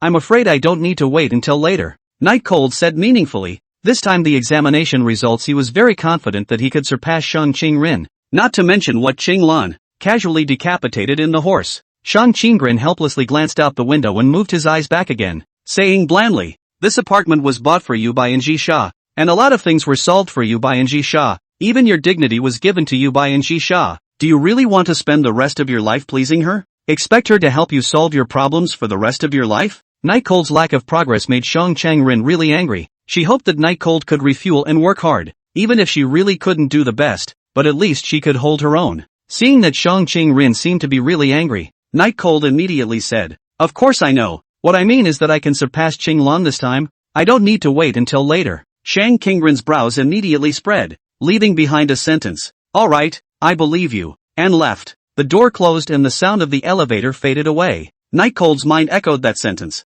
Everything he had was given by Jisha, Did he intend to rely on Ji Sha for the rest of his life? Sitting on the sofa, with Shang Qinggren's faint scent still lingering on it, he knew that Shang Qinggren was looking out for him, and he had certainly always understood that. Might as well say that he actually understood this better than Shang Qinggren. It was just that he had too many things going on right now, and that in the eyes of regular people, he was actually already very good. But what Shang Qinggren should actually be thinking about is going to learn maid etiquette instead of worrying about his grades. Think about it. Should I have gone ahead and asked for her size? After taking a shower, it was already more than 9 o'clock at night. Lying on the big bed, Night Cold let out a long breath. Today is finally coming to an end. It is really too tired. I was thinking of going to the AS50 timeline, but I'm so tired that I'll just have to hold off for a couple days. Of course, he hadn't forgotten about bunny words. Early in the dinner before the Night Cold sent a message of inquiry to the words rabbit rabbit. The Night Cold just now also has not had time to read. Now open the phone. It shows several contents. That said, instead of going to live in a hotel, Bunnywords took that $5,000 and rented a single room near her school. The environment was not bad, stating that the money would be returned to Night Cold in the next year. Night Cold replied, "There's no need to rush to pay back the money. If you're short of anything you can tell me." 5,000 was still a lot of money for Bunny Yen, and he didn't want Bunny Yen to break the rhythm of his life because of this $5,000. Putting the phone down, the corners of Night Cold's mouth turned up slightly. Remember when the great teacher said something about no one getting hurt in the realm of things accomplished? Why do I feel this way even now? Night Cold inexplicably felt a little amused by this thought. He wasn't as gentle or tolerant as Big Teacher, but at least Yen Bunny was fine. And now that he had a room to sleep in, and it was quite a bit better than in the old town, and Ji Sha was no longer angry, and in a couple of days, Shang Qinggren would be amazed at his accomplishments as well, because Shang Qinggren doesn't like to run to the club building every day. She should be happy too, right? Slowly, after detailing what he had done, Night Cold's eyes closed and he fell asleep at 9 o'clock. I don't know how long I slept, but in a daze, Night Cold felt that his face was itchy, but he was too sleepy and didn't want to open his eyes, so he could only twist them away. But it didn't help much, because that itchy feeling came again. "Who is it?" Night Cold's voice with wakefulness rang out, his face ugly as he opened his own eyes. But just as he opened his eyes, he saw a beautiful girl who looked a bit similar to Njisa staring at him with a bad smile on her face. Night Cold looked around violently and realized that he was still in his own house. But how did such a beautiful girl appear in his house? Could it be that he was so horny that he masturbated to Njisa while he slept? Chapter 123, Shurao Shurao. Finally awake? You scum who seduced my sister Sama. The young girl was wearing the uniform of the Flower Sea Academy, wearing black pantyhose in the middle of winter, and at this moment, she stepped on Night Cold's knee, glaring at Night Cold with her eyes wide open. Seducing your sister? Who is your sister? Night Cold was speechless and his mind was still in a daze, so he directly answered this beautiful maiden's question first. Humph, still playing dumb? Don't even know what you've done? The young girl was very angry and kept kicking Night Cold's knees, which was her limit. Looking at the young girl in front of him who looked a bit similar to Njisa, and then looking at the black-clothed bodyguard standing inside his bedroom, Night Cold instantly guessed something from this familiar style of doing things. The young girl in front of her was Njisa's cousin. Night Cold was angry. How dare you break into a house? And it's still the middle of the night. Can he get a good night's rest or not? Thinking about it, his face instantly sank. But when he wanted to reach out and rip this little brat off his body, he realized that he was actually tied up. And it was the kind that was tied to death. The beautiful maiden, who had some resemblance to Njisa, immediately covered her mouth and laughed. Ha ha ha, can't move. Exasperated you. Slightly. Seeing this scene, Night Cold's face became even more unsightly. He swore that when he was able to move, he would definitely beat the ass of this brat in front of him. It's tempting to move, isn't it? But there's no way, because you've been completely defeated by me. Ha ha. The young girl covered her mouth and laughed as if she had gotten some sort of victory. Night Cold looked at the brat in front of him speechlessly. Another one of these boring misunderstandings. Well, isn't it tempting to move? The young girl once again walked up to Night Cold and flooded with nymphomania. It's so handsome looking. No wonder Sister Sama got hit. It's not Sister Sama's fault. Night Chill let out a cold laugh, and the young girl also realized that she had lost her temper, and immediately scrupulously let out a cry, saying, "Introduce myself, my name is Nshiaxio, and I'm the cousin of elder Sister Sama." A nearby female bodyguard-like person immediately stepped forward and reminded Shurnoa in her ear, yet Shurnoa somewhat blushed and coughed again, saying, "Shinoa's elder sister Sama is the queen of the Sea of Flowers, and she's Sure enough, Night Cold was very calm, which made Nshiaxio's heart have no small loss. She thought Night Cold would be very surprised. You, what do you mean by that look? Could it be that you think that Shinya is not as important as you are to your elder sister? and Shinya once again stepped her leg on Night Cold's knee and said in a petulant manner, "For your information, elder sister Sama hugged Shinobu when she was a child. Night Cold really can't listen to it anymore. If being hugged is considered something great, then as a boy, who also took the initiative to hug Njisa, can't he even go to heaven? Tell me directly, how old are you?" Night Cold asked breathlessly. He doubted that this uniform of Flower Sea Academy on Shura was stolen. It was completely elementary school student mentality. Although Shiaxio was a bit puzzled, but seeing that Night Cold's face did not change, she also pretended to be calm and said, "Shiaxio is already 19 years old this year, the same as her elder sister. What's wrong? A teenager." Night Cold muttered twice and asked, "And just how young did Njisa hug you?" As if she was caught lying, and Shiaxio instantly panicked and didn't even dare to look into Night Cold's eyes. She could only keep stirring her bangs. Night Cold immediately understood that even such a pathetic thing was actually fantasized by Shurao. He was now angry and amused, and Shinya immediately reddened her face and said angrily, "What are you laughing at? Believe it or not, Shinya will let her sister feed you to the fish?" Night Cold replied without a care in the world, "Your pink underwear is showing." And Shurao froze for a moment, then slowly looked down at her skirt at Night Cold's gesture, because the chair Night Cold was sitting in was higher, so when she lifted her leg up, it was, "Ah!" And Shurnoa squealed and immediately covered her skirt with a cry of pervert as she blushed in shame. Luckily, the soundproofing of the new home is good, or else that sound just now would definitely be considered a nuisance. The surrounding bodyguards didn't say anything. After all, they hadn't received any orders, and Shurao, with her big watery eyes, glared at Night Cold, her small tiger teeth grinding and squeaking, looking very angry. "I'm going to call my sister Sama right now and say that you're bullying me, and at that time, my sister Sama will definitely feed you to the fishes." And Shurao arrogantly took out her cell phone equipped with a thick phone case. Even Night Cold saw that Shurao's cell phone wallpaper was still in Jisa, which should have been secretly taken at a banquet or something. "That's disgusting." Night Cold's eyes didn't change in the slightest, but the sensitive Shurao immediately explained, "This is what elder sister Sama asked me to film. It's not a sneak peek, humph.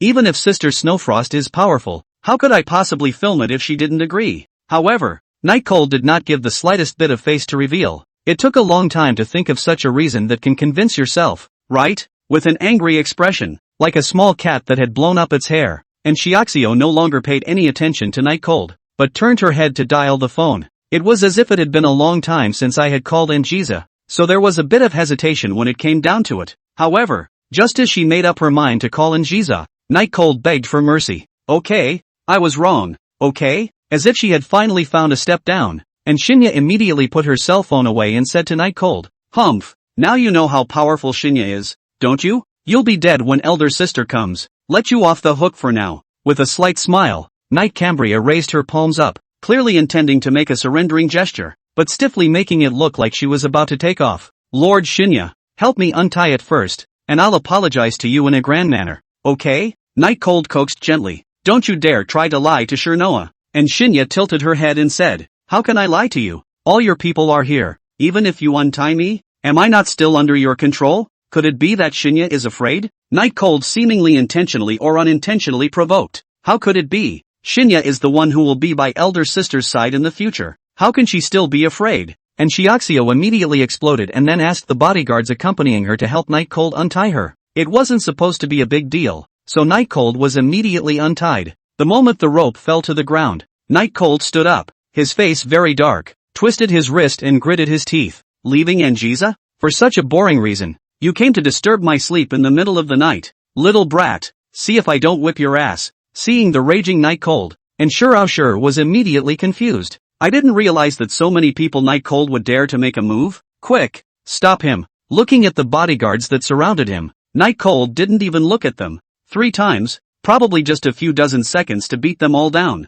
You, who the hell are you?" Seeing that her bodyguard was actually knocked down in an instant, and Shiaxio immediately panicked, continuously retreating backwards. She didn't even realize when she fell. "What man? In a minute you'll know." Grabbed Shurao up and pressed him on the chair where he was tied up just now, followed by a loud Pia spanking sound resonating throughout the bedroom, and Shiaxio felt the hot sensation coming from her buttocks, and while she was ashamed and angry, tears of aggression fell down her face. "I need to find my sister." Woo. Night Cold, however, didn't give half a face and said bluntly, "Looking for your sister? Your sister really came. You will only be worse off. I didn't let you make the call just now in order to save you. Chapter 124, A Very Ordinary Day. For in Shoshu, Night Cold was very upset. Disturbing his sleep in the middle of the night was just too stupid. After about a dozen strikes, and Shiaxio's tears came out in pain before Night Cold could stop. "No, it's wrong?" Night Chill asked in a cold voice. "Oh, I'm going to tell my sister. Say that you spanked Shinya's butt."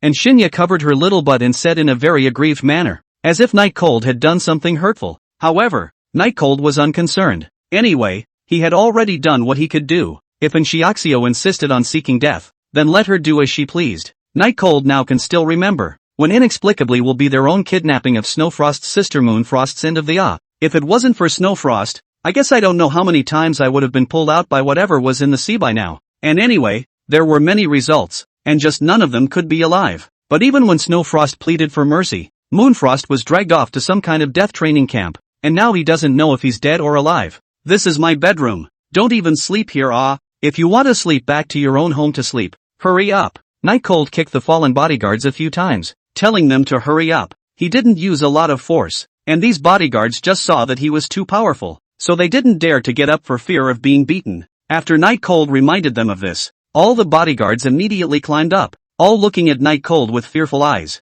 and Shura was the first to rush out, and all the bodyguards followed right behind. "Clean up my room. If I see footprints or anything, the next time I see you guys, you won't be so lucky." Seeing the crowd disperse with a bang, Night Cold shouted at the door. I don't know how those people dealt with it. Anyway, when the door closed, Night Cold ran out to see that the ground was indeed clean, without a single footprint. Clapping his hands, Night Cold was satisfied. "This is only like words. I worked so hard to clean for so long, just coming a few people to get dirty. Isn't it a waste of the fruits of my labor?" Letting out a satisfied snort, Night Cold took out his own cell phone. It was only 12:30. There was still plenty of time to sleep. Go back to sleep again, one day at a time. Turning all the lights off, Night Cold once again returned to his room to sleep, and since it was the weekend, he wasn't in a hurry, and carefully turned off the alarm clock ringer. The night was silent, and it was almost time for the next day. Night Chill felt a very strong sunlight shining on his face and opened his eyes in a daze, but because of the harsh sunlight he was not used to it for a while.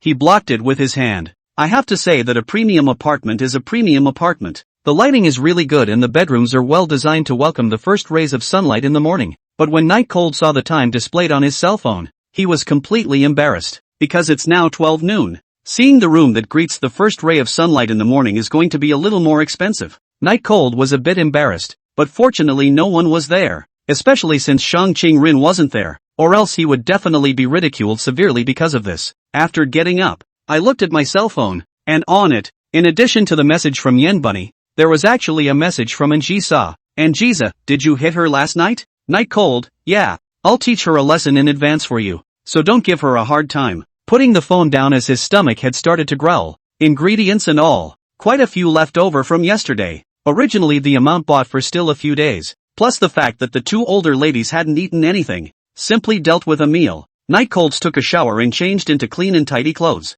Coming out of the bathroom, Night Cold picked up his cell phone, which showed that Anjisa had sent a message. "Anjisa, you're just getting up now? Aren't you a bit too lazy? Take advantage of the time you have today and go to the mall yourself to buy some good clothes. Don't let me see plus you wearing your old clothes again." There was also a transfer of $200,000 under the message amount. Why did he feel like he was becoming more and more of a soft eater? Thinking of what Shang Qinggren said last night, Night Cold decisively refused. "I just happened to have something to go out, so I bought the clothes on the way, and I don't need the money. I have it myself." After the message was sent, before Night Cold had time to put his clothes on, Anjisa's phone call came. He had no choice but to put his shirt down and pick up Anjisa's phone in the room with the heat on. "Night Cold, are you going to rebel or what? You don't even listen to what I say anymore? Or have I been too good to you lately?" Anjisa's side should still be in a meeting, and Night Cold could hear the electronic screen announcing. Night Chill immediately replied back, "No, I was just trying to save you money.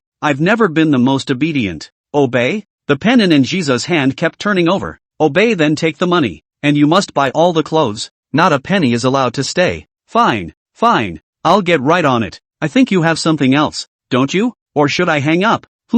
Jisa, is there anything else you want? I'm all ears." Seemingly satisfied with Night Cold's attitude, the corners of Anjisha's mouth rose slightly, and coupled with the fact that the company's shareholders were waiting to continue the meeting, Anjisha said, "Be honest." Then she hung up the phone. Night Cold shook his head. "This is not even a soft meal. It is so tightly controlled. If this is really a soft meal, he still has freedom to speak. Putting his clothes back on, Night Cold looked at his handsome self in the mirror and suddenly thought of something. That would be in Shosho. His question just now was not answered by Anjisa, and it was not mentioned when he called. Although it wasn't fatal, Night Cold thought that Shiaxio's end should not be too good, but it was none of his business. Anyway, he had already saved that little girl once, and since she had to seek death, she couldn't be stopped. Night Chill went out. To be honest, this is the first time to go out without worries, before basically to identify a new working point. What wear doll clothes hold up billboards as a trust This kind of one-time part-time job was kind of the only way out for him when Flower Sea Academy strictly prohibited more part-time jobs. But today was different. He was there to buy clothes, but speaking of buying clothes, Anjisa told him to spend all $200,000, and he had to. It seems that Anjisa still doesn't want to keep a little bit of money in his hand whenever he encounters a problem, he has to go and beg her. What a hateful beautiful girl. However, Night Cold still went to the bank first, wanting to deposit the pre-prepared money to his parents first, and then asked his parents to give part of the money to his third uncle. Although the money thing is not very good to explain, but after all, if all counted as the seller's money, his parents are embarrassed to ask for it, so even if it is not good to explain, but also have to say it with a hard head. With this thought in mind, Night Cold took a cab and set off. Chapter 125, Monthly Exam Results. 1 million isn't a small amount anymore, and Night Cold realized just as he got to the door of the bank that he couldn't do that. What would Anjisa think if he blatantly remitted $1 million to his family? In Anjisa's eyes, he was a poor student with no money. The money didn't matter. After all, tens of millions of dollars of apartments Anjisa had bought for him without batting an eye. But the fact that he had $1 million in his hand was very unusual. Even if Anjisa very much didn't want to think that way, she would subconsciously think that he was a commercial spy. That is, he was deliberately approaching her, and that this $1 million was the payment given to him by the rival company. Realizing that there might be people around him watching him, Night Cold got out of the car next to the bank, and without even looking at the bank, he immediately left. Luckily, he had chosen a very large bank for security purposes, so there were plenty of luxury stores in the vicinity, and although they were still quite far away, it wouldn't take long to walk there. Walking on the street, Night Cold was very glad that he didn't wait until he entered the bank to realize this. As for the money, wait until the winter vacation, go home for New Year's Eve, then give it to his parents. It's November, and in almost a month or so we'll be on vacation. Afternoon hours, which are the most crowded time of the weekend because many people like to sleep in on Saturdays, are all about the afternoon action, and high-end shopping malls are especially crowded at this time as well. Night Cold found a very luxurious-looking men's clothing store. He did not know what clothes and how to match them,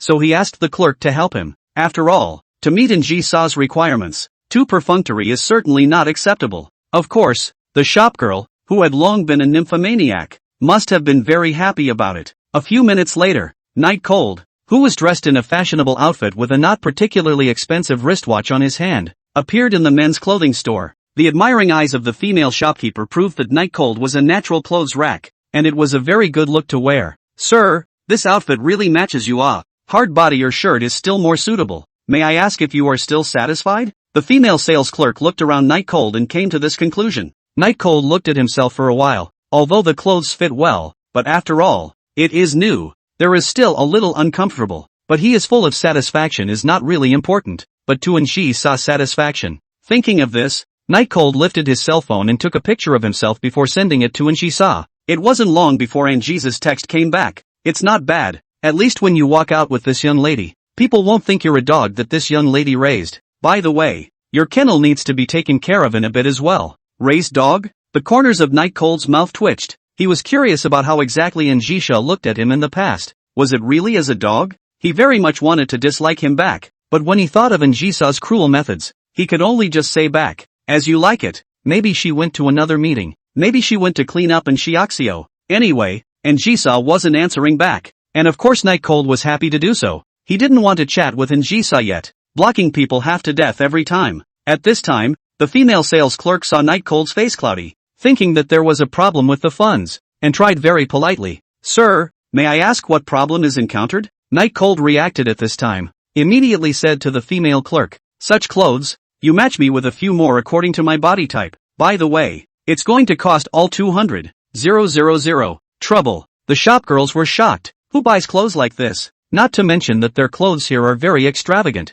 Even if they buy ordinary clothes, they don't buy them like this? It was important to realize that $200,000 was enough to buy a lot of things even in a place like the Flower Sea, where the land was so expensive. The female clerk slowed down and asked with uncertainty, "Sir, you're not kidding, are you?" Night Cold looked at the shopgirl and said bluntly, "Do you need me to pay first?" "No, no, no, no, I'll go right away." The female sales clerk originally thought so, but after seeing Night Cold say it so calmly, she was embarrassed to mention it instead. And even though Night Cold didn't look very old, no matter if it was his heart or temperament, it was excellent, which indirectly made the shopgirl believe that what Night Cold said was true. $200,000. But how many sets of Night Cold do not know? Anyway, it is all sent to their own apartment. Night Cold couldn't help but sigh that the clothes in these stores were really expensive, because although there were a lot of clothes taken out, there were at most a dozen or so, and if it were to be done in the past, Night Chancellor would never have touched them. After buying clothes, Night Cold immediately went home. A big man shopping mall always feels strange. After buying some ingredients and drinks at the supermarket downstairs, Night Cold returned to his apartment, and after organizing all the clothes that had been sent to him, Night Cold sat down on the sofa to catch his breath. It's quiet. It's quieter than ever. I'm afraid this has been the most peaceful weekend since he arrived at the Sea of Flowers, and every once in a while, it feels like it could prolong his life. The computer and stuff. You should also hurry up.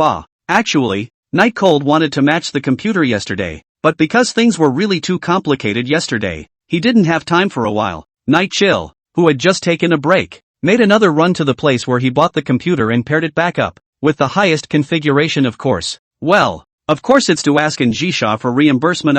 After all, in Njisha's eyes, it's impossible for him to have so much money, so instead of asking Njisha later after she finds out, it's better to just ask Njisha for it. Njisha didn't refuse, and even asked for the invoice for the clothes Night Cold bought along with it. The purpose of doing so was of course not to seek reimbursement from her mother, but to confirm that he had really spent more than $200,000, which made Night Cold have to sigh. Rich people are just meticulous. The computer was installed. Everything network cable to get good. It was already 7 o'clock in the evening. The Night Cold just sent away the installation staff to sit on the computer chair. Play something? Spider Solitaire. After hours of play, with a midway meal, the last yawn was at 11 o'clock at night, and with school tomorrow, Night Cold was ready for bed. At 8 o'clock the next morning, the familiar sound of the alarm clock went off, and Night Cold reached out to turn it off. As always, eat, change, go to school. The school was extraordinarily busy today, especially the third-floor corridor, which was crowded with people staring at the wall,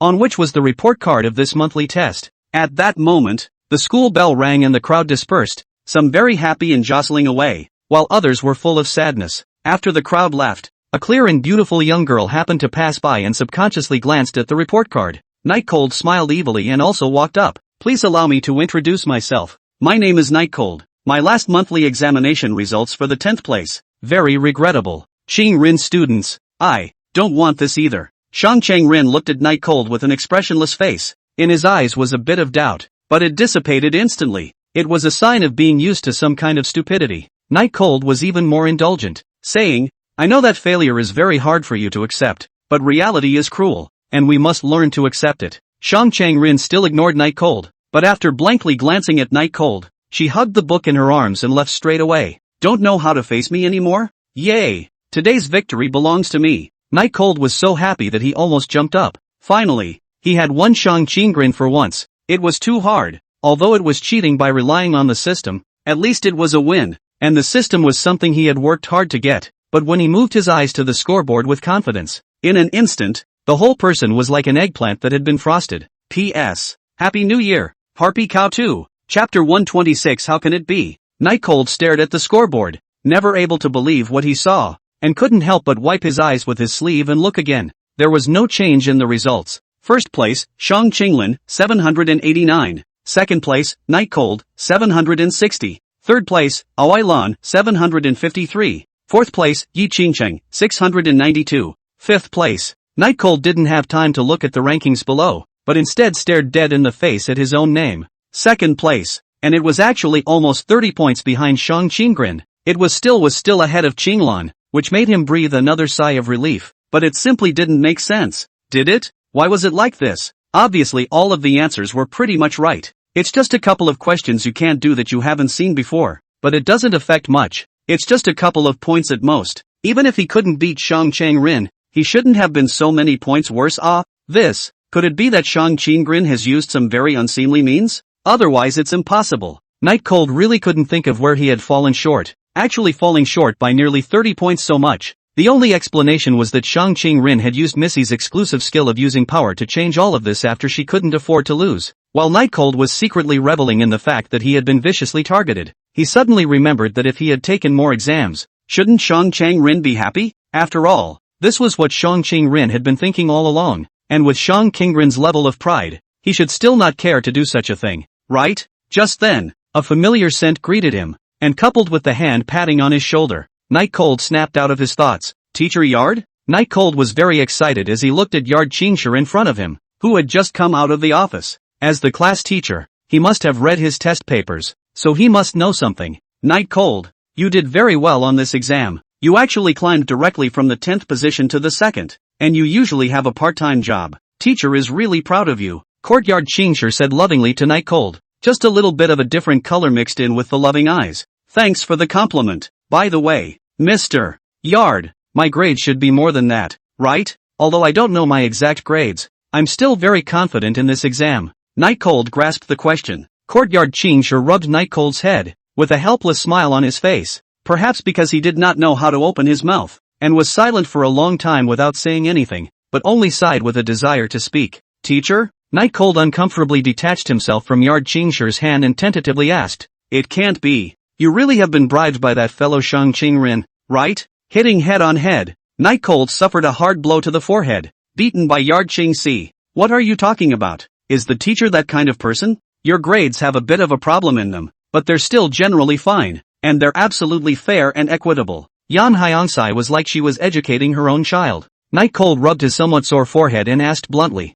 Then where exactly are my points deducted? You told me. I'll go back and change it properly. That's always fine, right? Courtyard Qingshi shook her head with great disappointment, but inexplicably her face turned a little red, and holding the materials she would use later, she walked straight toward Class C. Leave a comment. You're very gifted, but use your study skills in a positive way. Don't think all day, and your teacher knows you're adolescent, but a lot of things don't work. Night Cold looked at Yard Qingshi's back. How come the more he looked at her, the more he felt that she was running away? When did Ms. Yard walk so fast? No, she's going to class. So what am I doing here? Night Cold realized that class had already started a long time ago and couldn't care less about why his grades were so much worse. Immediately run towards Class C, entering into the classroom first before Yin Qingshi entered. The surrounding students stared at Night Cold with admiring eyes. The admiration was divided into two parts. One was that Night Cold had the guts to actually enter the class ahead of the homeroom teacher, and the other was Night Cold's accomplishments. The class, and even the entire third floor, knew that Night Cold had come in second place in the monthly exam this time.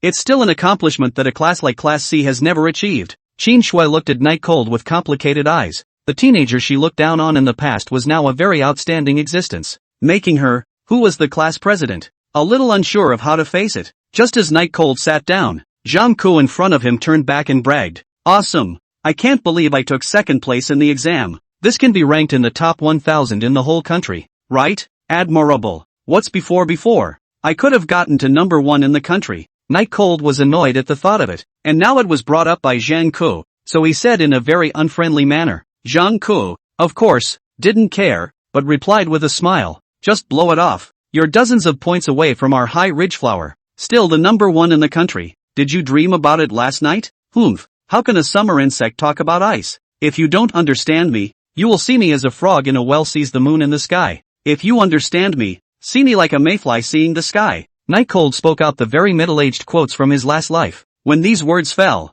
not only Zhang Ku, but all the surrounding students were whispering and applauding for him. It was just too middle of the road. This kind of talk may be too childish for kids, but it's just right for them adults. Zhang Ku said enviously, No wonder you guys can enter the fire seed department. So you are so articulate. Why didn't you see it before? Night Chill grunted as a strong stream of air interrupted what he was about to say, and a piece of chalk came hurtling their way, but it didn't hit him in the face, but rather Zhang Ku's. Now, the eyes of everyone in the class fell this way. The hospital said seriously, Frog in the well, or the moon in the sky, and mayflies see the green sky. Worded so well. Why don't your language grades go up? These words were obviously addressed to Zhang Ku. Zhang Ku covered his forehead and said in aggravation, He was the one who said it. How could I say such a thing? Yen Qingshi replied rightfully, Him, He is the second in this monthly exam. You have time to talk to him. Why don't you learn more from him? Zhang Ke helplessly waved his hand. Anyway, horizontal and vertical are not right,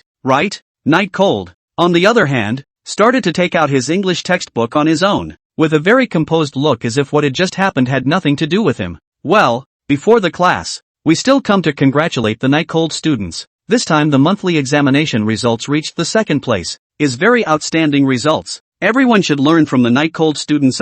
Second place, coupled with what Night Cold had just said, had to make the class even more convinced of this achievement, because those two paragraphs just now made them want to think about it for the rest of their lives. The morning's lesson was very relaxing, and it immediately came to the lunch break that Night Cold was very reluctant to face. Chapter 127, A Friend Born Out of Nothing. But before Night Cold could get up, he was stopped by a boy with glasses and pimples on his face. May I ask who you are? Night Cold very naturally asked his classmate for his name. Looking very confident, the boy held up his glasses and said, My name is Zhang Hui. No, I'm your classmate. Ha, have you never noticed me before? Zhang Hui. Night Cold pondered for a moment and immediately replied, I don't know. What's wrong? Is there something wrong with you? Zhang Hui was obviously a bit angry, and the hand that stopped Night Cold didn't let go as he continued. I'm the second best in Class C in this monthly exam. Ah, why wouldn't you know about me? Night Cold was a bit puzzled. Why did he need to know about him? Is he very good? But it was only the second place in Class C. Then the whole school would probably be 100 places away. Even if he didn't have the system's boost, he was still a top 10 existence. But he was in a hurry to eat, so he didn't intend to continue pulling with Zhang Hui and said, Really? Awesome, awesome. Now you know. If there's nothing else, then I'll leave first. Just intending to stand up, Zhang Hui was not going to put his hand down, which looked like Zhang Hui was picking on Night Cold. What the hell are you doing? Night Cold's tone was slightly colder, with Njisa behind him, invisibly, subconsciously, making all of his actions very bold. He can be polite, but when he doesn't want to be polite, it's okay to freak out and punch someone. It was as if Zhang Hui was caught up in his own fantasies. Perhaps the matter he was going to talk to Night Cold about was just too important, so he didn't notice the change in Night Cold's expression and tone at all. When Night Cold asked, he said nervously, Your grades, did you improve because of Shang Qingren? Night Cold sighed and replied, There's some of it. Why? Zhang Hui suddenly began to blush and kept pushing his glasses, looking really a bit disgusting, and Night Cold was the closest, watching a burst of retching. A big man with pimples on his face. Why are you blushing? And you're showing a look of intoxication. Who's that supposed to disgust? Just as Night Cold wanted to push the person in front of him away, Zhang Hui said excitedly, Could you let me join the Spark Ministry as well? I don't have a club yet, but of course, I've been invited by the ministers of many clubs, but I've declined, like the Animation Club, the Game Club, and all that. Listening to those clubs loaded with dead otaku, the corners of Night Cold's mouth twitched. These clubs would send out invitations, presumably because Zhang Hui was simply too much like them. To put it simply, it's one of a kind. However, Zhang Hui wanted to join the Fire Seed department. The first time Night Cold sensed that this person's purpose was not pure. After all, what was the point of going in a society that wanted nothing and could disappear at any time? It's useless to tell me if you want to enter the Fire Seed department. I'm just a small member of the department. I don't have any say in the club. Night Cold said helplessly. In fact, Zhang Hui added or not to join the he does not matter. Anyway, he is also in order to be able to leave early to join. As for Zhang Hui, to Shang Changren have ideas about this matter. All he could say was, Peace be with you. Zhang Hui's entire body couldn't stop trembling, very slightly, but Night Cold still noticed it. He said very forcefully, Your relationship with Goddess Kairin. Oh no, Minister Shang Kairin looks very good, so if you're willing to help, I can definitely join. Kyoshi Rin, goddess? Well, Shangqing Rin in the eyes of most students that is absolutely a goddess-like existence. This matter Night Cold has long known, but just so alive in front of their own. Or a little creepy He probably understood why Shang Qingren never handled the love letters himself and had to separate his shoes from the vents above. Imagine such a thing writing itself a love letter. That's too. Night Cold stood up, and Zhang Hui no longer blocked him, but looked at Night Cold with a face full of promise, hoping that he could agree to his request. First of all, I don't have any obligation to help you, and secondly, even if I wanted to help you, there's nothing I could do because I have absolutely no sway over Shang Qingren's thoughts. I'm dominated whichever way I want to be. Can you even understand that? Being dominated by Minister Shang Qingren? So envious. Come on, crazy one. Night Cold was about to leave with a wave of his hand. However, Zhang Hui still wanted to block, but he was pushed away directly by Night Cold and threatened with his eyes. But Zhang Hui's skin was as thick as a city wall. Even after Night Cold said so, he still followed behind Night Cold with a deadpan, his slightly chubby body panting loudly, which was the only thing Night Cold felt. Fine, you can follow if you like. It's not up to you whether you join the club or not anyway. Lunch was still bread. Night Cold suddenly thought of Yen Bunny. If Njisa hadn't visited his new room, he would be eating bento himself right now, right? The bread is good though. At least now I won't skimp on the milk. Going up to the 4th floor of the teaching building, where the top students of the whole school were, the strong atmosphere of learning infected the immodest Night Cold, making his back involuntarily straighten a lot. At the end of the hallway was the student council, the most powerful department in the entire school, excluding the principal's office. And right next to the student council is the fire department. And there's another classroom across the street from the fire department. And that's the territory that the student council has reclaimed. And the territory that's not reclaimed at the moment, there's also the classroom for the fire department, which the student president is working on. Night Cold walked in front, while Zhang Huai, who was obviously coming to the 4th floor for the first time, was a bit nervous and silently followed behind Night Cold. The Ministry of Sparks has arrived. If you want to join the club, apply yourself. Pass the test naturally. Shang Qing Rin let you in. Act normal. Night Cold's words appeared to be a reminder, but in reality, he was cutting himself clean out. The door to the firestarter department was opened, while the clear beauty sitting at her place at the long table by the window didn't even raise her head, but just ate in silence, for daring to come in without knocking. Apart from Night Cold, there was no second person. Shang Qing Rin, who was very afraid of the cold, also opened the window halfway when she ate, because good housekeeping prevented her from leaving the smell of her meal indoors. Minister Sama, someone has come to join the club. Night Cold had just stepped into the fire seed department's activity classroom, and on the back foot, Zhang Huai wanted to walk in as well, but he was cut off by a chortle from Shang Qingren. If you're not a member of the ministry, you're not allowed to come in. Shang Qingren's words were very cold, colder than the weather outside. Zhang Huai foolishly looked at Shang Qingren, standing outside the door, excitedly. Minister Shang Qingren, I am your admirer, and the grades are good too. I hope that I can join the Fireseed Ministry and share your difficulties when the time comes. And Night Cold and I are still friends. P.S. Question, when's everyone's vacation? Chapter 128, Protecting Shang Qingren. Friend? Night Cold felt like he didn't have enough brain cells. When was he friends with the fat man in front of him? Didn't they just meet? And it was still him who followed him up with a deadpan face. But before he had time to explain, Shang Qingren, who rarely had expression fluctuations, was frowning, placing the chopsticks neatly on the box. He said, I didn't disallow you to make friends, but isn't your vision a bit too poor? Such a person and still bring him to the club. I'm curious as to what you think. The corners of Night Cold's mouth twitched, wanting to speak for a long time before saying, it seems that I don't need your permission to make friends, right? So he really is your friend? Absolutely not. Zhang Huai spoke at this time, looking at Shang Qingren's eyes showing an unstoppable longing, but hiding it very deeply, pretending to be serious. Minister Shang Qingren, I'm no worse than Night Cold, and there are only 2 people in your club. Taking me in is also for the club's development, isn't it? In the future, our club will be the smartest club in the whole school. It seemed that sentence was really disgusting to Shang Qingren, actually making the 100 poisonous. Shang Qingren pursed her lips, her expression a little hard to bear. Night Cold looked at Zhang Huai in surprise. For a moment he actually didn't understand what this person was actually saying. Were the words just now a threat? The rules of the society were that there had to be more than 4 members. Zhang Huai was planning to threaten Shang Qingren on the condition of joining the club? Isn't that too funny? You should know that this activity classroom is personally approved by the principal, and even the student council can only solve the problem with Shang Qingren in a tactical way. What exactly does Zhang Huai think?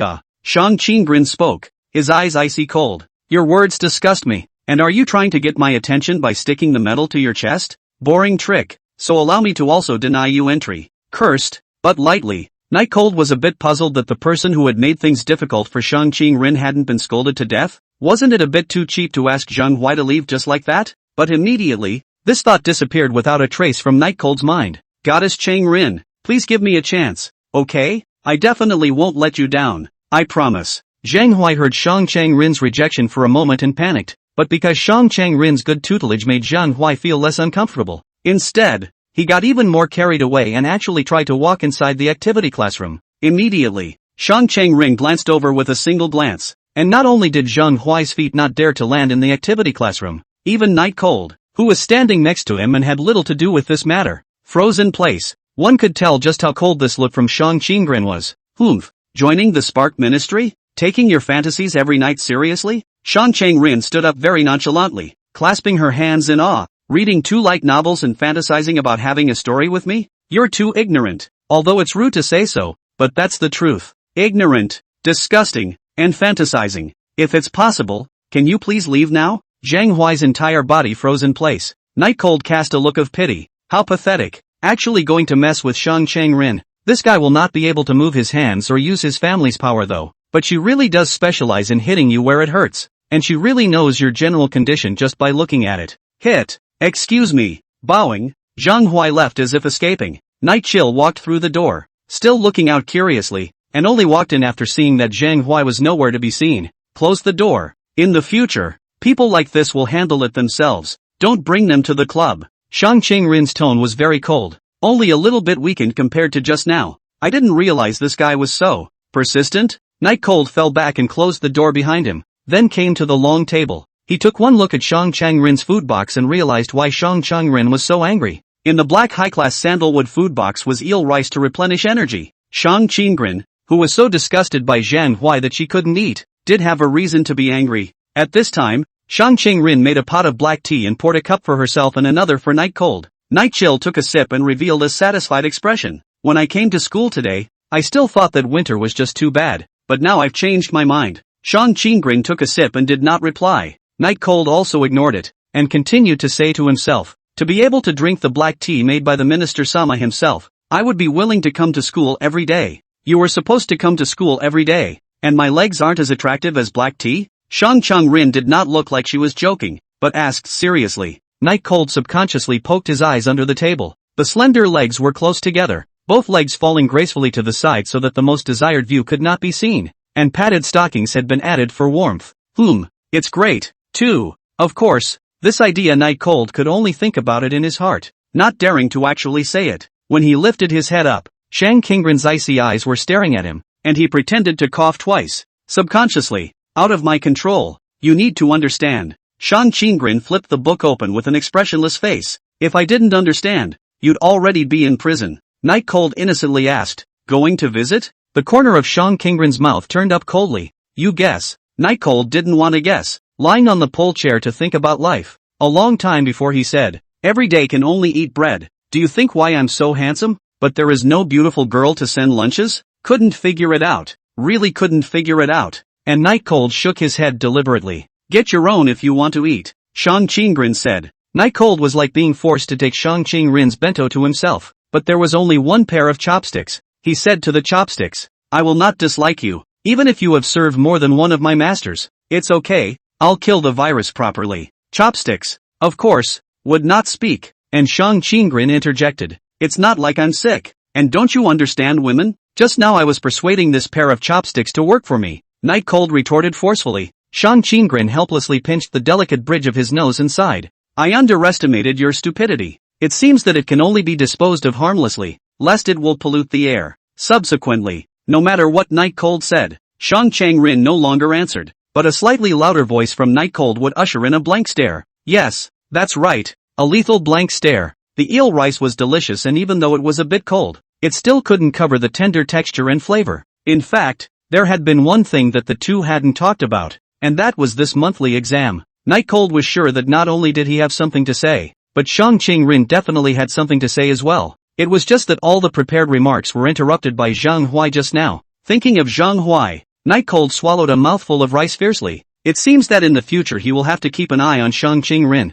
Zhang Huai's kind of person is estimated to be quite a lot in the school, although the possibility of bad things happening is very low, but it is definitely not zero. Chapter 129, Where did you lose points? Shang Chang-rin cared a lot about Night Cold eating. She actually hadn't seen a person actually be able to eat so fast and eat so much. Is a man's mouth that big? In just a moment of concentration, the eel rice in the sandalwood food box was gone. And in the next moment, so was the warm black tea, and all that could be heard was a contented sigh. Shang Chang-rin didn't move to pull her eyes from Night Cold back to the book, and again didn't move to purse her lips. She suddenly felt a little hungry. Night Cold packed up the food box, then poured himself another cup of black tea and said, Don't you dislike going to the club building? I fought my hardest for you, but this is what I should do, so there's no need for a reward. The words were very serious. If other people who didn't know the inside story heard these words, they would have thought that Night Cold was some kind of person with a strong sense of responsibility. Shang Chang-rin glanced at Night Cold and said faintly, looks like someone's evil plan failed. Ha, talk about a maid's outfit. Night Cold's eyes were clear, just like a small child who was not versed in the world. Innocent, as if he would never lie, giving people a very pure feeling. Shang Chang-rin students, you say this kind of words is the biggest misunderstanding of me. I Night Cold never consider this matter, nothing more than just say out to have fun. Never thought of really implement, even if I really won the first. But you're second. I mean, even if I'm number one, you're second. So don't say anything about which is embarrassing. Shang Chang-rin's sight rarely rested on Night Cold's face, and he said with a smile or not, it seems that if someone loses, they have to agree to a request from me, right? If I remember correctly, it should be like this. The words had already been said to this point. Night Cold had no chance to escape again, and could only respond. It seems like there is such a thing. If you don't say it, I've almost forgotten. Tell me about it. As long as it's not particularly excessive, I'll honor the agreement. Night Cold pretended to be calm and took a sip of tea. It's not that you will fulfill it, but that you must. Shang Chang-rin emphasized. Then tell me what's too hard. I might need some time. Later. Night Cold sat the pole chair forward and said, let's talk about it later. I happen to have doubts about my monthly test scores. Let's wait until I find out. In the morning, the courtyard Qing sure didn't make it clear, and Night Cold felt that there must be something wrong with his grades. Beside the window, Shang Chang-rin, who was sitting straight, lifted a few strands of soft ear hair back behind her ear, and said with some embarrassment, but it does surprise me that you were able to take the second place in this monthly exam. Compliments. And from Shang Chang-rin at that? For a moment, Night Cold felt like he was floating a bit. The entire person felt like they were floating in the clouds, and it was very soothing. When he realized this, he secretly panicked inside. Damn beautiful girls. What kind of conditioning have you gotten yourself into? How could she be happy about such a boring thing? It's normal for Shang Chang-rin to be surprised. There's nothing to be happy about. But unconsciously, the next monthly examination Night Cold would like to take the first place, because he was looking forward to what kind of a look Shang Chang-rin would have after he surpassed her. Damn beautiful girls. What was it that made his brain think? Average. Okay, could have been first. Night Cold looked towards the ceiling. Overwhelmed, he straightened his hair. Still so handsome. Shang Chang-rin didn't have any reaction to these words. After all, Night Cold was 31 points behind her. It was impossible to really catch up, because everyone knows the easy questions, but it's the hard questions that are only a point or two that really open up the gap. What did the student council say? Gathering his emotions, Night Cold asked. I don't know. The student council side has been quiet today. It should be that they don't intend to continue pestering. Shang Chang-rin replied smoothly. In fact, with the door closed, you can't hear it unless there's a lot of commotion. Of course, Night Cold had little interest in this. According to Anna's kind of character, after knowing that she had lost, she would probably drag him on to continue the match. He didn't want to do it again. Trouble. Time passed minute by minute. Gradually, Night Cold's eyes staring at Shang Chang-rin began to get lost. In his line of sight,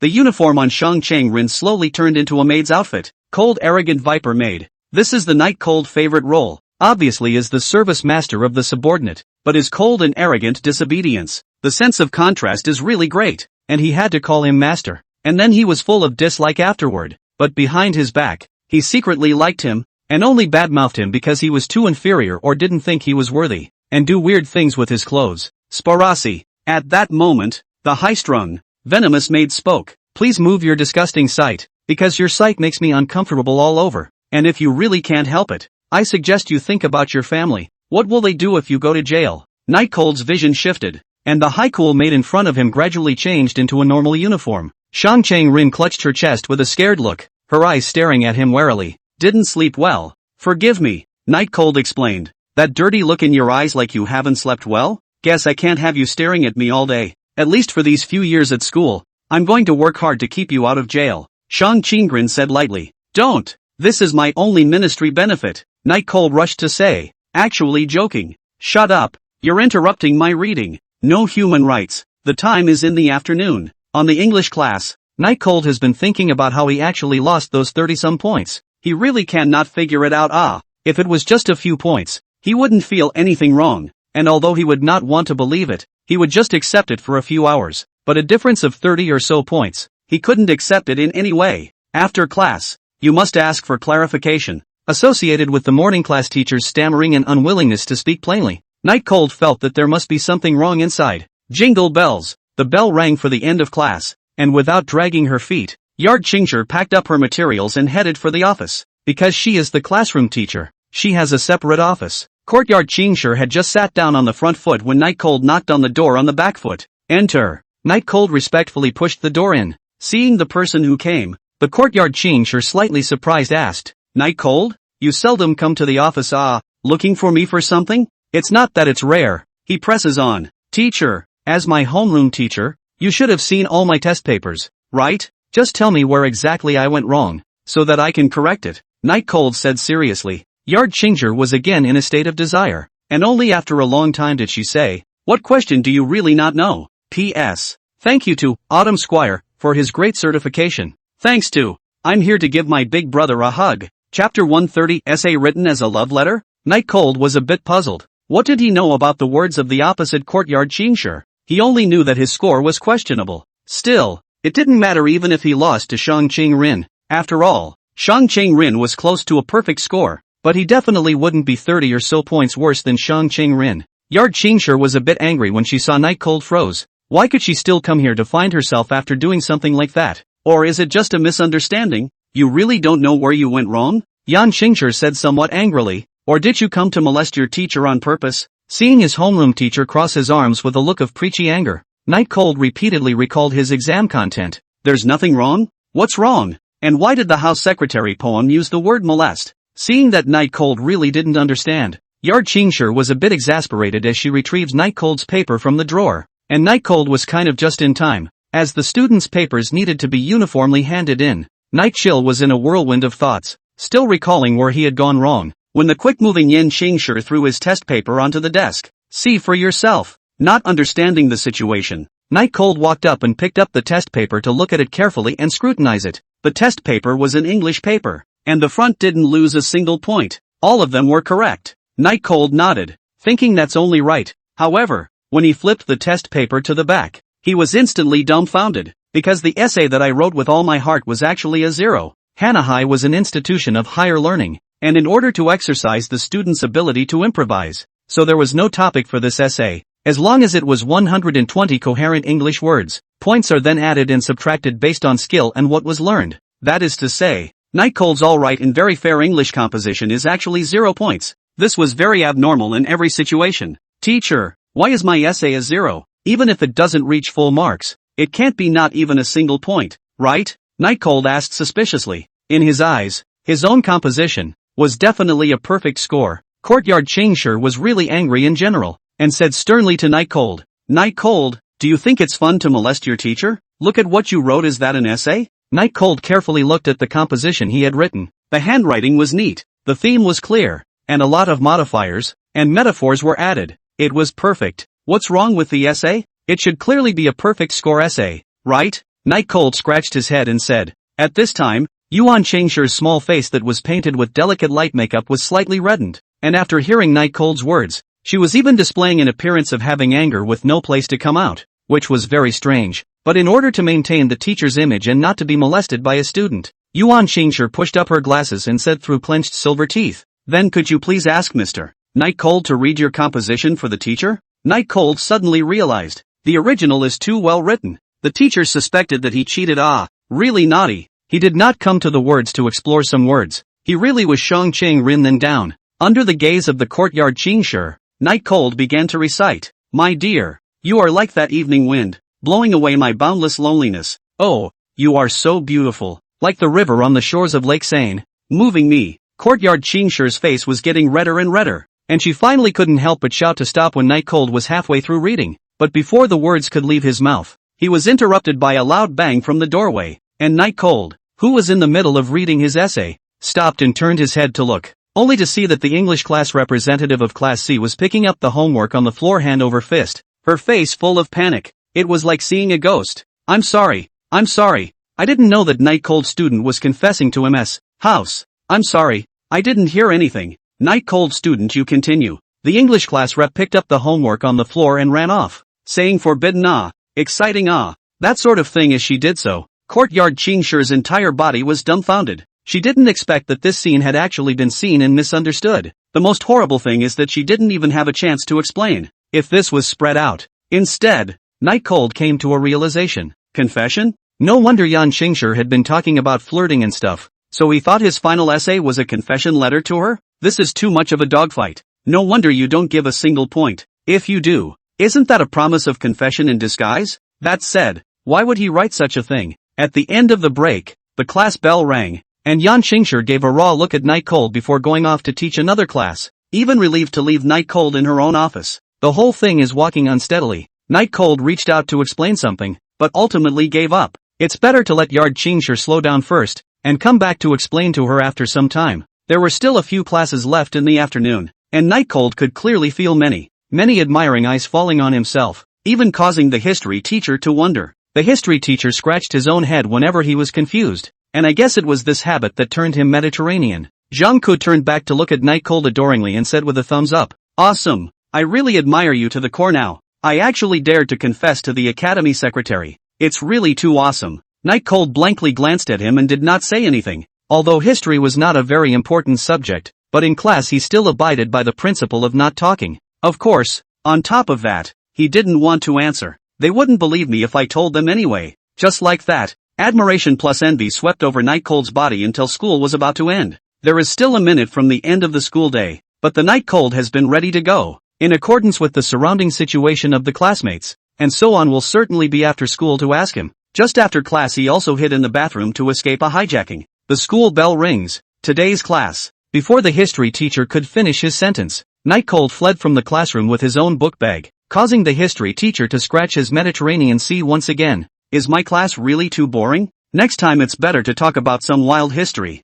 The surrounding students immediately began to gossip. Night Cold, on the other hand, had already reached the entrance of the fire seed department first, because of the reason that his physical strength was very good, so even if he ran very fast, he wasn't very tired. There was only the relaxation of relief. Inexplicable. Saying that, Night Cold went to push the door and found that he couldn't push it. Then he remembered that Shang Qingren hadn't come yet, and the door was still locked, so he could only crouch on the ground and wait. The scene was rather like that of a homeless tramp. Facing Shang Qingren, Night Cold was already finding a way to say that he had actually won, and that he had only awarded the wrong paper because the teacher had misunderstood. So Shang Qingren had to wear a maid's outfit for once, because he blamed Shang Qingren and Njisa for writing his essay as a love letter. Chapter 131, Wall Throwing? Within a short time, Shang Qingren walked over from Class A. His tall figure displayed an awe-inspiring temperament, and his indifferent eyes gave a sense of superiority that could only be viewed from afar. The wool knit was blue, but much lighter than the color of the pleated skirt,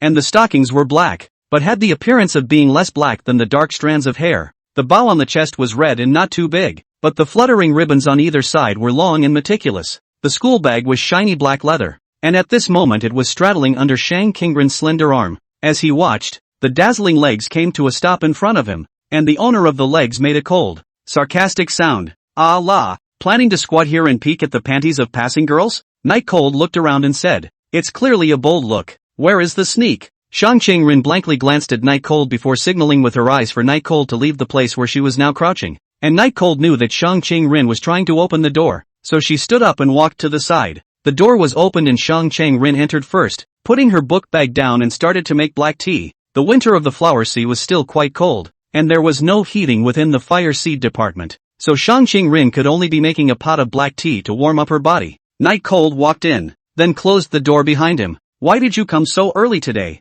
Shang Qingren asked while making tea. Because there is a heavenly misunderstanding to be resolved." As he spoke, Night Cold placed the test papers that he had secretly stolen from the office in his book bag on the long table, intending to show them to Shang Qingren. Shang Qingren just glanced at them while they were busy, without any substantial expression, and immediately turned her head back to focus on making tea. "Wait a while," Shang Qingren said. "Night Cold is not in a hurry. Anyway, now the test paper is in their hands." Not afraid of Shang Qingren not recognize. He's the one who came first in this exam. Shang Qingren has to wear a maid's outfit for this. As time passed by, Shang Qingren finally served the steaming tea on the table, pouring a cup for herself and not pouring it for Night Cold. Night Cold didn't say anything, and after pouring himself a cup of black tea, he pushed the test paper in front of him in front of Shang Qingren and said, "Take a look at this. You'll be absolutely amazed." Shang Qingren gently blew a mouthful of black tea, picked up the test paper that Night Cold had pushed through and looked at it, and said,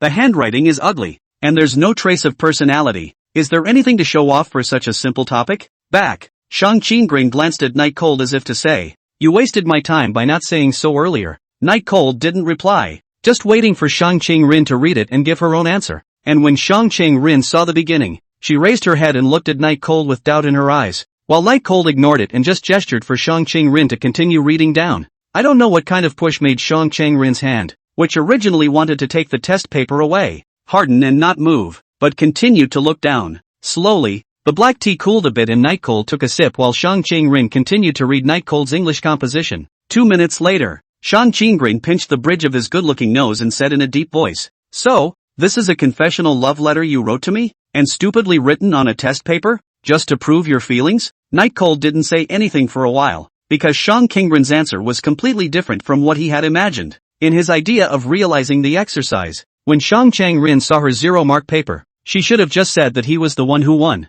and that she was about to go to the store to buy a maid outfit to wear for him. Okay, it's a little unrealistic, a little bit of fantasy in there, but it's not the same expression and answer as it is now anyway, is it? You say? Night Cold asked again because he didn't react for a moment. Shang Qing-rin, on the other hand, threw the test paper directly in front of Night Cold and said coldly, "Sorry, forgive me for rejecting your confession, and the practice of writing a love letter on a test paper is not romantic at all, so don't do it next time." With that, Shang Qing-rin took a sip of black tea, then opened the book she had been reading recently. Confession? Night Cold wanted to spit, but for a moment he didn't really know where to start. One clearly follows the rules of the English test, and while it may be true that there are some love parts mixed in there, the point is that 120 English words are good? As long as the content is smooth and there are no errors in the statements, isn't it enough? Why keep focusing on the content? And why is it that both Shang Qing-rin and his homeroom teacher, Yan Qingshi, are bringing it in on themselves? As Night Cold tried to speak several times, Shang Qing-rin couldn't help but sigh and say, "I know it's a cruel thing for a boy to be rejected for confessing, but you mustn't go for that kind of childish retaliation." It was well understood that Shang Qing-rin was reassuring Night Cold not to confess to other girls just because she was rejected to confess, or at least not to act with the mentality of revenge against her. "I'm not that naive. No, I didn't mean it at all." Night Cold stood up directly and aggressively walked to Shang Qing-rin. "Look at me clearly, I have 0 points. So, Shang Qing-rin didn't even raise his sight, because you scored a 0. I'm going to take pity on you and therefore agree to your confession? Sorry, my answer won't change." Night Cold let out a long breath, pointed with his finger on the test paper and said, "Can't you see? My English composition was originally supposed to be a perfect score, and the reason it's a 0 is because it was written as a love letter." Shang Qing-rin sighed and raised his sight as if he pitied Night Cold, saying slightly more gently, "Even if you give up your essay scores for me, I won't agree to your confession." Hearing Shang Qing-rin's words, Night Cold realized what it meant to be speechless. It was just too speechless. How can it not make sense?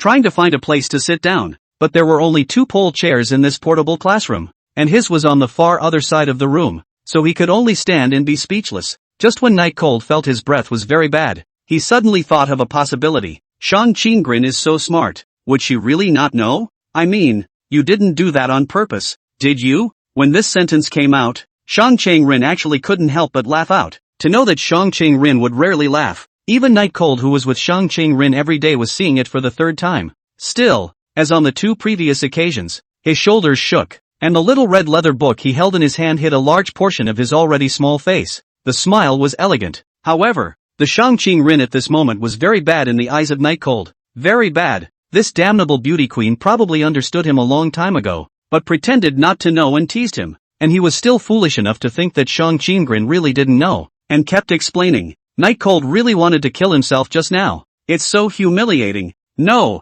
he had to fight back, or he would have even less human rights in this society. Spin. No one can refuse my confession yet, not even you. Rin. Night Cold looked like the hero of a girl's manga, handsome and captivating, his hands propped up on the table, pinning the smaller Shang Qing-rin inside, like a wall thud, except that the wall became a table. P.S. Chapter 132, Swearing Without Dirty Words. Teenage manga, as the name suggests, is the fantasy of teenage girls, and as long as they're teenage girls it's impossible to eat. The current Night Cold, his tie was slightly torn open, his handsome and peerless face was only a stone's throw away from Shang Qing-rin, so close that it could make Shang Qing-rin lift up and fill her eyes with him. The originally petite Shang Qing-rin was even more tender against the night chill, like a just-born plum blossom deer, which made the heart feel compassionate. The atmosphere was somewhat ambiguous and silent for a while. Night Cold didn't move and gulped. He was writing a bit hard right now as he was pushing a bit too hard. He originally just wanted to scare Shang Chang-rin, but he didn't expect to actually get so close at once.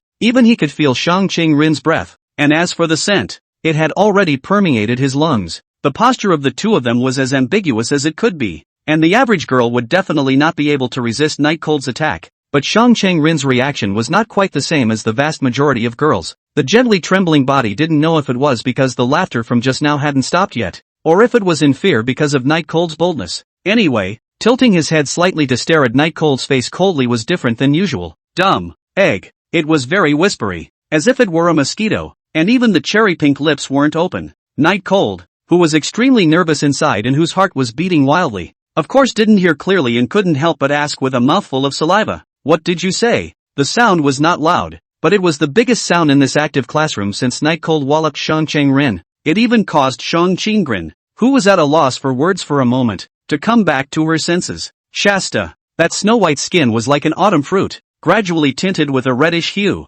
foreshadowing the fact that she was in a very wrong mood at this time. Idiot. While Night Cold was shocked that Shang Chang-rin's cold-toned skin changed to a warm tone, Shang Chang-rin pressed the book in her hand directly onto Night Cold's face, and very hard. Obviously should have stayed in the mental hospital. Why is it here? Sewer maggots. Disgusting enough to make you want to vomit. Self-righteous single-celled organisms. Laboratory exodus remnants. Generators of noxious gases. A whole lot of cursing without dirty words came out madly from Shang Chang-rin's mouth, and the cursed Night Cold's face was twisted by the book press at this time, and his wretched appearance was like he had just woken up from sleep, but he still heard Shang Chang-rin's words of cursing word for word. What do you mean by lab runaways? What does it mean to be a generator of noxious gases? It's without the dirty words, but it's no less offensive. The book that was pressed on Night Cold's face fell to the ground due to Shang Chang-rin's lack of stamina. Night Cold hurriedly took this opportunity to return to his seat while Shang Chang-rin kept panting lightly and patting his chest, obviously tired. Night Cold's face was a bit shocked. It was the first time he had seen such a Shang Chang-rin.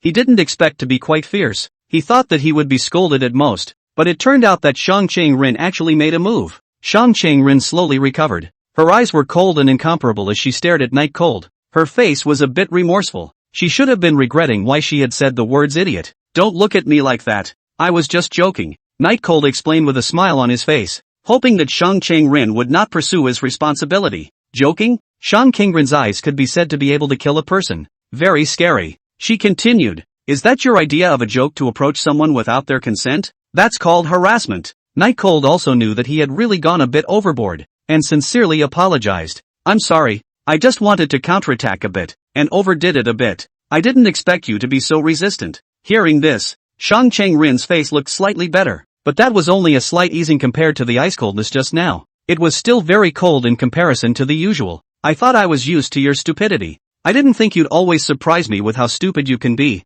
I really wonder if the lobes of your brain that control your emotions have been removed. Hey, that's a bit much, isn't it? Are you having an attack? Do you want me to call an ambulance for you in advance? When Night Cold heard these words, he directly clapped his hands. He said, well, since you're not giving me any face at all, let's make it clear what's really going on. Saying that, Night Cold brought the test paper in front of Shang Chang-rin, and when Shang Chang-rin saw Night Cold walk in front of her, she slightly stepped back and acted very guarded, but Night Cold pressed on, pointing directly at the test paper and said, my English composition should obviously be a perfect score. It's only because the English teacher misunderstood it that it's a 0, so it's only right that I win this bet. The words were very powerful. Shang Chang-rin, however, laughed coldly, a 0 is a 0, even if the faculty teacher misunderstands, but that's none of my business. This can only be considered an accident, and you have a lot of responsibility in this matter. That's right, this incident is actually at least half of the responsibility to fall on the Night Cold,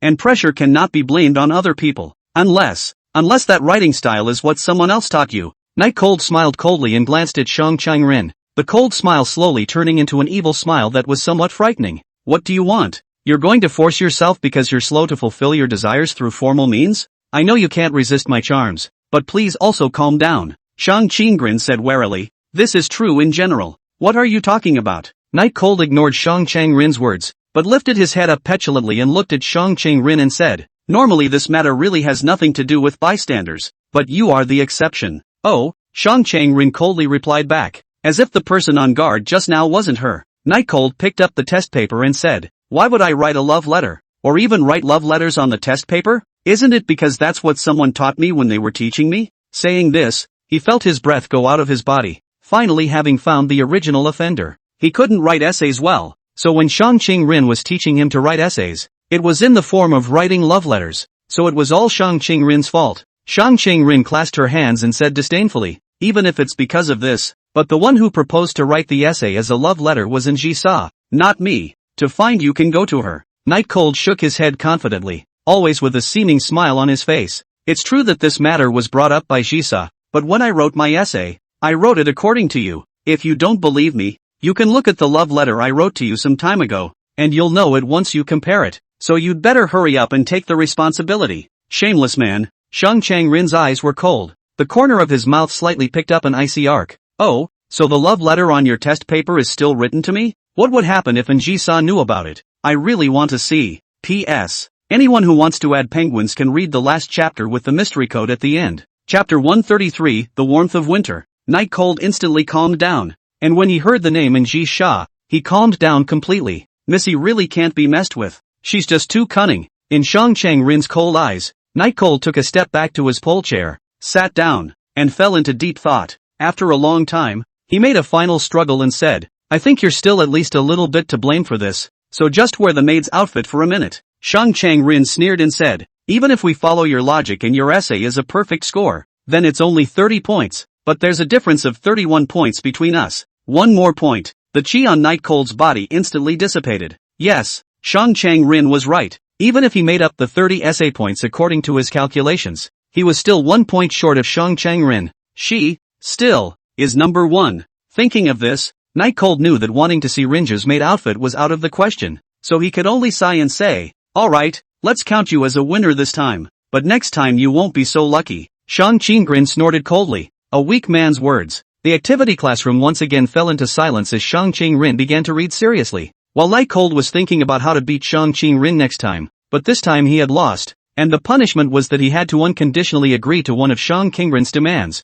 which made him vaguely uneasy, because Shang Qingren is not a good person. The winter club activities were still going very hot, especially in the club building next door, where everyone seemed to be very busy inside. While the music classroom didn't have a single sound of music, Shang Qingren tightened the collar of his coat. It still looked a bit cold, but looking at Shang Qingren's thin body type, he knew that he must be the type that was afraid of the cold. The Fire Seed Department, a club that had no club activities, and it was unknown what exactly Shang Qingren had created it for. With that, Night Cold began to leave his seat and walk around. Shang Qingren had long since gotten used to the noisy Night Cold, and at this time, even if Night Cold accidentally made a noise, she would not go to reprimand Night Cold other than frowning slightly, unless Night Cold made the commotion too loud. The black tea next to her had gotten a little cold, causing her hands to be icy as well, and she wanted to be on her way to fire up a pot of black tea, which happened to have just seen the better part of it again. What a dilemma. The book was cold, especially since the cover was still leather, and it would stay cold if there wasn't enough body heat to keep it warm. When it was really too cold, Shang Qingren put her two little hands together and blew on them with her mouth to relieve them a little. The school didn't have heaters in this classroom because it wasn't actually cold indoors with the windows closed. It was just that Shang Qingren's physique was really bad and that's why it was cold. When encountering difficulties, Shang Qingren's approach was always to carry it hard, and this time was no exception. But when Shang Qingren picked the book up again with her cold hands, a warm air blew from behind. At first, he didn't feel it, but gradually, the sensitive Shang Qingren noticed that he really wasn't cold anymore, and the warm air was blowing comfortably. Curious, she turned to look, only to see that Night Cold had left the door leading to the student council office open, from which the warm air was blowing. There's no one in the student council, so they'll use it anyway if they're around, Night Cold said with a smile as he stood in the doorway. It looked like even the heating was turned on by Night Cold without authorization. Shang Qingren smiled indifferently, shaking the slightly warm palm of his hand and teasingly said, "What are you going to do when Anna comes back? She's not a good person to get along with. What are you afraid of?" Night Cold walked back to the long table. "She's so competitive. If she loses to me this time, I'm afraid she'll have to keep her head down when she sees me, right? Otherwise, why is there no one in the student council today? You're also cold?" Shang Qingren inexplicably came up with this sentence. Night Cold moved his eyes aside. It was really because the Shang Qingren at this moment was too cute. There was even a bit of a dorky feeling, and it was important to realize that this word was completely at odds with the usual Shang Qingren, relying into someone else's tenderness. That was one of Shang Qingren's unique charms. Cold. Such a cold day, especially now that it's almost dark. Night Cold said as he looked out the window at the sky that was gradually beginning to dusk. Cold and still pulling the neckline open? Temperature and handsomeness are what I'm looking for. Shang Chang-rin wasn't talking, but continued to start reading. Night Cold knew that Shang Chang-rin was tacitly accepting his good intentions, otherwise it definitely wasn't this expression. Shang Chang-rin doesn't like to rely on others and prefers to be alone, and would consider reliance on others and fear of being alone a sign of weakness. So Night Cold, who had originally helped Shang Chang-rin, who was afraid of the cold, did not admit it when asked. The purpose of this was so that Shang Chang-rin could accept his good intentions more smoothly. Knowing that Shang Chang-rin was very smart and could not possibly not see it. He's so gentle. Time passes minute by minute. Just as Night Cold predicted earlier, today's student council to the beginning and end of the day did not have a person to come, presumably to avoid him. After all, losing so badly. When the time came to 6:30, both of them were ready to go home. And Night Cold not only carried his own school bag as well as Shang Chang-rin's, but even carried in his hand the garbage left behind when he cleaned up earlier. Instead, Shang Chang-rin was locking the door. Go home. The two of them went home together. It wasn't a far trip. It was just an apartment near the school, and the two of them were close to each other, so it was just a 10-minute trip. While parting, Shang Chang-rin said, "Today, thank you." Night Cold turned back to look at Shang Chang-rin and froze for a second. He knew that Shang Chang-rin was talking about the heating. Maybe he couldn't feel it without being cold.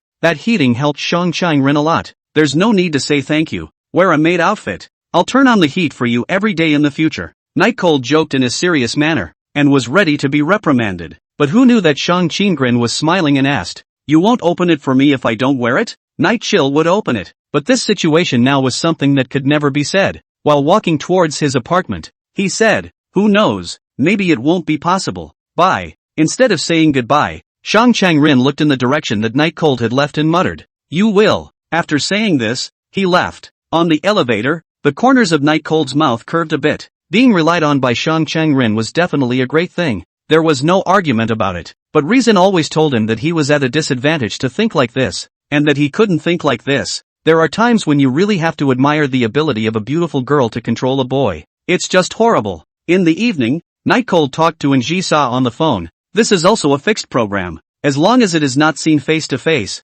every night at 8 o'clock, must be on time to call Njisa. Talking to Njisa was absolutely nightmare level for Night Cold at first. But after a long time, it was okay, even easy to deal with. It was the same this time, and the call went on for almost an hour or so before hanging up. After that, Night Cold went to take a shower, ready to go to the other timelines to raid Njisa. Chapter 134, Accelerating Time. Through the information that he had extracted from Njisa at the coffee shop last time, Night Cold knew that this year, when the school year was about to start, Njisa had suffered an assassination. The timeline is certainly not very far back. Then it must be between the 7 or 8 minutes of today's moon. Night Cold looked at the timeline scenes around him and pondered where exactly he should go. Since Njisha's narration was only a generalization, Night Cold didn't know exactly which timeline to go to. Night Cold knew that there was no way to ask this thing in detail, because asking this question could be said to be caring about Njisa, but asking in detail would be a bit suspicious, and it would be the end of Njisa if she was wary of him. Can only be slowly wait.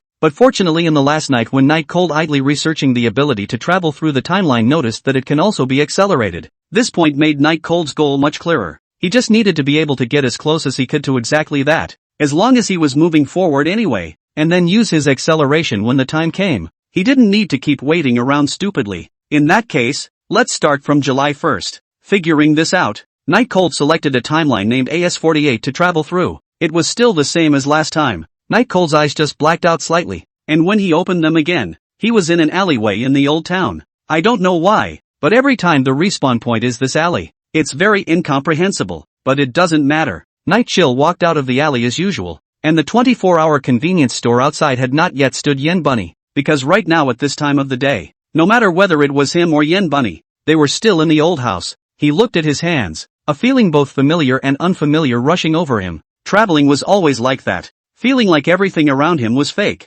but knowing they were all real. It's a very strange feeling. Seiko business, because the crossing can only be a human crossing, without a cell phone. Night Cold found the location of Precision Business early, and only needed to follow the planned route. As usual, Night Cold went to the 20-hour convenience store to buy a bottle of water, and in the meantime, he took away the money from that brother who liked to hide money. After all, he still needed to take the subway, and he couldn't afford to have no money on him. Seiko Business was a relatively large company, not as large as the In Group, but it was definitely considered a behemoth to the average person. On the subway, Nightcold's handsome face and unique charm instantly drew the attention of the vast majority of women around him. At this time, a self-professed not bad-looking beauty girl compartment in the middle too. Low head, red face, voice as fine mosquito said, Can exchange a mailbox? The corners of Nightcold's mouth were slightly upturned, just like a teenage manga, the smile of the male protagonist. First of all, to emphasize, I'm really not looking for excuses,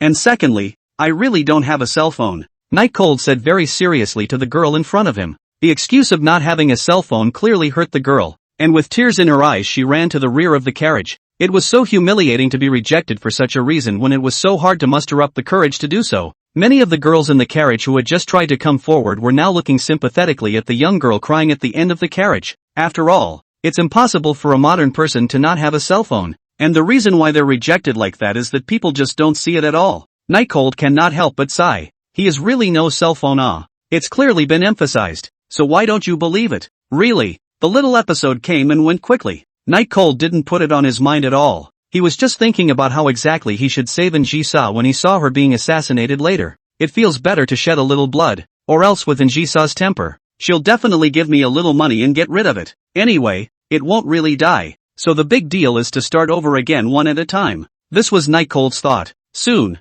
it was finally the place, and after getting off the subway, Nightcold followed the route he had originally planned, and walked all the way to the grass in the alley next to him. Because this was the best observation position for Seiko business. The situation in the alley was clear at a glance, and one could still hide in the bushes and not be easily detected. And Njisa was the one who said that she was assassinated in the alley, and Nightcold felt that it should be this alley. As time passed by, Nightcold realized that this was indeed a good place to assassinate others, because after about an hour, there was actually not a single person or a single car passing by here. Speed it up. When this thought rose, Nightcold's left eye was like a clock, with the hour hand, minute hand and second hand appearing. Immediately, driven by Nightcold's thoughts, the three needles in his eyes began to continuously rotate at an accelerated rate, while the space around him began to slightly distort, and the things around him began to start changing in response to the passage of time. The grass withers and grows, the sun rises and sets, and there is constant change and renewal. As for Nightcold, he was a bit uncomfortable with the pace at first, but slowly became familiar with it and began to slow down,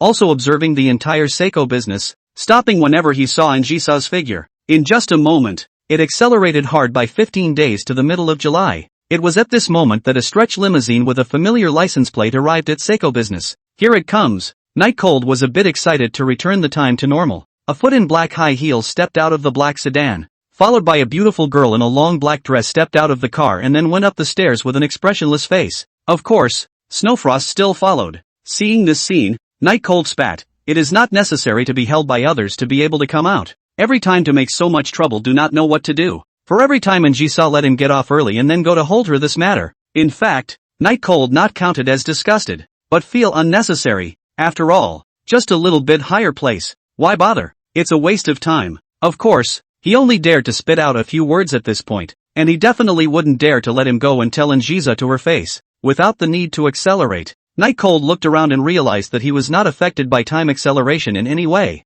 Just a few seconds had passed. Even the water the sleeve had just gotten on the haystack hadn't dried. However, Nightcold only cared for a small amount of time, and immediately began to look for a weapon, because he knew that a fight was about to start here, and it wouldn't do to not have a handy blade. Walking around in the haystack, he found a stone that was a bit more handy, and turned it upside down. Not bad, but it would be nice to get a knife. Definitely enough of a deterrent. It is well known that in a fight, the role of the knife is to subdue the scene. Chapter 135, Let Go of the Girl. Stone in hand, Nightcold waited for an opportunity in the grass. Time progressed slowly in the tense moment, but Nightcold didn't dare to speed up for fear that he would directly miss it if he did. And anyway, according to Njisa's description, this should be the time. After about half an hour, the back door of the Seiko business was opened, and then a person stumbled out. Who else could it be if not Njisa? The impatiently waiting Nightcold immediately cupped the stone on the ground in his hands. He'll wait for an opportunity. Njisa had never been in such a mess as today. Having just gotten power from her own mother and negotiating her first business deal, someone was actually trying to put her to death. Who the hell is it? The power strugglers in the family? Or was it a competitor in the company who was planning to give her mother a run for her money? The current Njisa didn't have time to think that much. She just wanted to hurry. Snowfrost shouldn't be able to hold out for long. We have to leave quickly. and Jiza knew that she would definitely die if she stayed, as those people looked like they had no intention of leaving anyone alive, and Jiza stumbled in the direction of the garage. Clearly the regal and beautiful high heels were now an undisputed liability. The belief in life drove her. At this time, from time to time, bursts of fighting sounds came from upstairs, and it was constantly going down. It seems that Snowfrost was aware that Njisa was not safe, and wanted to hurry over to help. Njisa took off her high heels. Her delicate and smooth feet directly contacted the ground that was full of small stones, but she didn't have half a bit of pain on her face. Her face only had endless indifference and bloodlust. It seemed too soft-hearted after all, and as long as she could avoid this, she wouldn't let any of those rivals or those in her family go. No matter what, she could never put herself in this position again. But for this assassination, the people behind it were obviously well prepared, because just as Njisa was about to enter the garage, a line of people directly blocked Njisa's way. There were 3 people in all, 2 muscular men and a woman, who had obviously been waiting for a long time. Njisa did not have any change of expression when she saw this. In fact, she knew that the attack against her would not be so simple to escape. The appearance of these people was also expected, right? I say, Missy, why do you look so wretched? Where is your usual lofty and unrivaled posture? Or is our big miss is about to pee her pants in fear? The female among the black-clothed people sarcastically opened her mouth, clearly already feeling that she had eaten Njisa. Njisa didn't show any semblance of timidity, but instead stared at the woman who had just spoken and said with a smile, I've heard your voice before. The atmosphere was silent for a while. It took the nightclothes woman a long time to adjust before she was able to stabilize her mind, mainly because Njisha's aura was just a bit too bluffing,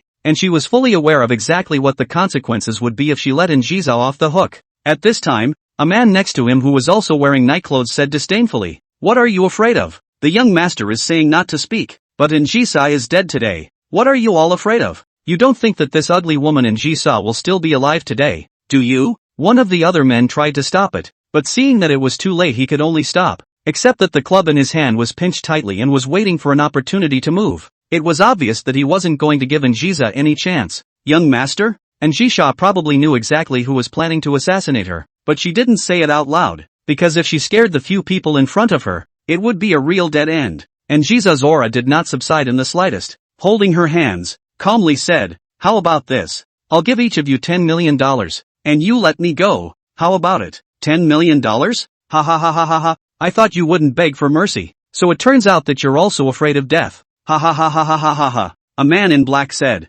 We'll be paid more than $10 million, so don't bother. That's right, it's only a mere $10 million. It can't buy us off. And Njisa continued without moving. $100 million. Once this sentence came out, the 3 people were finally silent again, knowing that $100 million that was money that could not be earned in a lifetime. Even if they knew that the probability was that they wouldn't be able to get it, they didn't dare to easily reject it. At this time, the muscular man on the left finally murmured, 100 million, are you sure? And Njisa responded with a cold smile, Of course, what I, and Njisa, have promised, I will absolutely do it. How about it? $100 million per person. Release me. 100 million. Ah. The woman in black lowered her head not knowing what she was thinking. But that trick, apparently, wouldn't work with the other man in black. Seeing that his teammates were actually compelled by such tricks, he scolded sternly, You two are cuties. Even if she has that much money, how is she going to give it to us? Really let her go and we're dead. Still fantasizing about $100 million? Stupid death you guys have to. This so reminded. The 2 talents woke up. That is, even if there is really 100 million, that is no way to get their hands on it. Both were a bit angry because of Njisa's teasing. $1 billion? How about I ask someone to call you guys right now? Njisa said calmly. This was of course a lie. It wasn't that she didn't have the power to mobilize $1 billion. It was because she wanted the few people in front of her dead. If she really let them get away, Njisa would not be able to sleep, because no one had ever dared to threaten her yet, not even when she was at an absolute disadvantage. It's $1 billion, and it's allocated on the spot. They didn't know what kind of concept it was, but they believed that Njisa could definitely do it, because in the eyes of many people, Njisa was just omnipotent. This time, even the most sensible man in black was moved. Just then, however, a scream rang through the clear sky. A man in a suit was thrown from the 7th floor, hitting the ground in a bloody mess. Even his limbs and broken arms fell everywhere. This one also pulled the trio out of their fantasy world. Who's that up there? The absolute king of the first phase of the death training camp. The one who decimated everyone. Snowfrost, nicknamed Snow Witch. Almost all of the current issue's members were killed by her. bloodthirsty and brutal, and directly loyal to Anjisa. Stop daydreaming. While there are still people up there who see to hold Snowfrost back, hurry up and kill Anjisa. Otherwise, when Snowfrost comes down, they all have to die. The sensible one, the man in black, shouted to the other two. By the time the three realized that Anjisa was merely stalling for time and angrily turned their eyes over, Anjisa had already run out a long way. Chase. Never let her escape. I don't know who shouted, and the three of them immediately chased after her. Where was Anjisa a match for the three? The difference in physical strength was far, and even Anjisa hadn't put on her shoes, so even if she tried her best, it wouldn't help. Seeing that the three were about to catch up, a look of despair finally appeared in Anjisa's eyes. Since childhood, she has been taught to be strong. For the first time she feels that she will really die here, really powerless, in the end, or her own soft heart killed her. If she could have survived, she would have transformed into Hell's Yama and burned all her enemies to ashes. However, just when Anjisa thought she would surely die, a bright voice rang in the ears of the four. When a beautiful girl is in crisis, I will come in response. I am the partner of the beautiful girl. The mask. Night Cold. Night Cold stood tall against the sunlight, looking down on several people. With that, he squinted his eyes and said handsomely, "Let go of the girl." Chapter 136. This person is suspicious. Under the sunlight, a magnificent figure stood on top of the flower bed, making Anjisa, who was in despair, see a turnaround in things, and also attracting the eyes of the three people who assassinated Anjisa. But no matter what, there was a doubt in their minds. That is, who is this person, and what does it want? While the three were frozen, the corner of Night Cold's mouth rose slightly, and then it was a direct sneak attack that knocked the weakest-looking woman of the three to the ground. That woman did not expect the Night Cold dare to strike, and even the first time also think that the Night Cold is their own people. The result of the next second the stone fell on their face only to realize that the big thing is not good, but there was no way to try to dodge, only to take the blow and then fall to the ground in a hard way. Night Cold blocked in front of Anjisa and threw the stone that shattered into several pieces on the ground, sneering coldly, "Hurry up and get out, otherwise, your end will be the same as hers." With that, he glanced back at Anjisa and found that Anjisa's eyes were nothing but slightly relieved but puzzled. The results are not particularly good, but it couldn't be helped because this time, in fact, nothing had happened to Anjisa. In the news provided by Anjisa, Snowfrost appeared at the most critical moment and saved her, so there was no way for Night Cold to wait until the most critical moment to appear again. No wonder when they were in the basement, someone as cold as Anjisa was willing to give Snowfrost face. Night Cold thought secretly. The other two black-clothed men came back from their shock and stared at Night Cold angrily. "Who the hell are you? Why have you appeared here? Do you know what happens when you go against us?" Night Cold took out a very handsome stance and protected Anjisa behind her and said, "Who am I? I'm the one who just said already that I'm a partner of justice. This beautiful girl you can't move. Hurry up and get out." The words were very powerful, as if they had been rehearsed beforehand, so that one could not find any loopholes. The two strong men knew that if they let Anjisa off the hook today, then they would definitely end up in a very miserable situation, and without the people behind them even having to make a move, just Anjisa wouldn't let them go. No longer caring about the woman who was on the ground in an unknown state of life and death, the two burly men looked at each other with a fierce look on their faces. "Go!" It was not known who among the two shouted, and the two rushed up towards Night Cold. The speed was very fast, and it was obvious that they were the ones with real kung fu. However, right at this moment, a beaten and bruised man was thrown in front of the two men, stiffly stopping the two men who were about to rush up and tear Night Cold into pieces. "Who?" Everyone froze when they turned their eyes to the place where the parabola had initially started, while Anjisa, who had her nerves on edge, let out a huge sigh of relief. At the back door stood a killer woman, her professional clothes tattered, but not springy, instead a unique beauty, power arms that looked a little mismatched to her face, but unexpectedly attractive. "Here comes the Snowfrost." Night Cold breathed a slight sigh of relief. He now did not have the support of advanced fighting skills. There was really no way to take down the two people in front of him. He could only stall for time until Snowfrost came. The downside of this was that it couldn't leave a deep impression in Anjisa's heart, but Night Cold's plan was supposed to be to take things slowly, step by step, depending on the situation. Everyone reacted differently to seeing Snowfrost, and the two big men who had assassinated Anjisa were just like enemies. "Quickly control Anjisa as a hostage." A big man who was farther away from Anjisa shouted. The other big man instantly realized that if he wanted to live, catching Anjisa was the only chance. Clenching his teeth and no longer hesitating, he rushed towards Anjisa. Anjisa wasn't much of a fighter, and it was simple to catch. Even though Snowfrost was already here, it was too far away to make it in time. Not to mention there was another person covering it, but they forgot that there was another person at the scene, and that was Night Cold. When the man desperately tried to rush to Njisa and grab her as a hostage, the completely ignored Night Cold directly stretched out his own leg and tripped her to the ground. The fall was very hard due to the reason that the man was very fast. Did I say you could pass? You still want to make a move on this beautiful maiden in front of me? I think you don't want to live,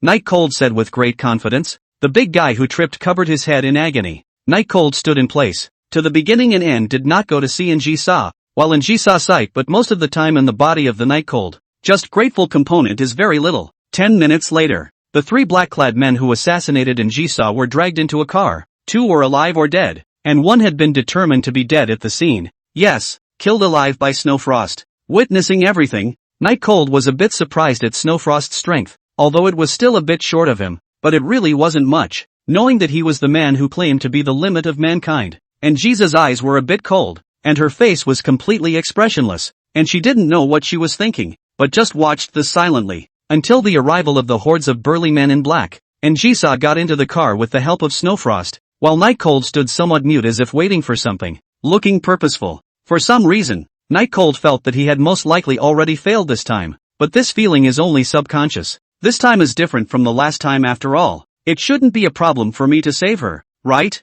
Night Cold hadn't been thinking of capturing Njisha's heart with this one heroic rescue. Instead, he was going to use this incident as an entry point to slowly reach out to Njisha, and he was confident that with his knowledge of Njisha, he would be able to quickly raid her as long as they were able to talk together. Of course, this was just Night Cold's imagination, and no one knew exactly what it was like. Finally, the moment Njisa was about to get into the car, she said to Night Cold, "Let's go together. You get into the car next to you. I want to thank you properly." Snowfrost gave an emotionless look at Night Cold and didn't say anything. Night Cold patted his ass and stood up. "No good. I'm just passing by to help out. You can just give me 1,000,000 or 800,000. Leaving together is unnecessary." Although he wanted to leave with Njisha, he couldn't express it so obviously, but instead, he stated his purpose directly to lower Njisha's guard. "Who knows?" Njisa sneered. "Get in the car. The benefits won't be less for you." After saying that, Snowfrost slammed the car door shut, in front of Night Cold, then raised her head and left. In the car, Njisa's eyes were unusually cold as she said to Schwefrost, "Make a list of all the people who could potentially make a move against me, and then send the people below to capture all of them, leaving no one behind." Snowfrost replied respectfully, "Yes." Njisa looked through the glass at the Night Cold that stood stupidly in place. Her charming eyes narrowed slightly, and she said only after a long time, "Spare a little time to check his bottom line. This person is very suspicious." Chapter 137. Along the way is actually in a trance. In the end, whether or not to obtain the trust of Njisa, this matter Night Cold completely do not know. Can only be a step to see a step. In fact, until he saved Njisa down, Night Cold felt that he was really too hasty, because he had prepared absolutely nothing beforehand, and he also had no idea at all what kind of debut Njisa really liked. At first, I thought that as long as I knew where Njisha would be in trouble, I could save her when the time came, but now I realize that it's not that simple. In the car, Night Cold muttered.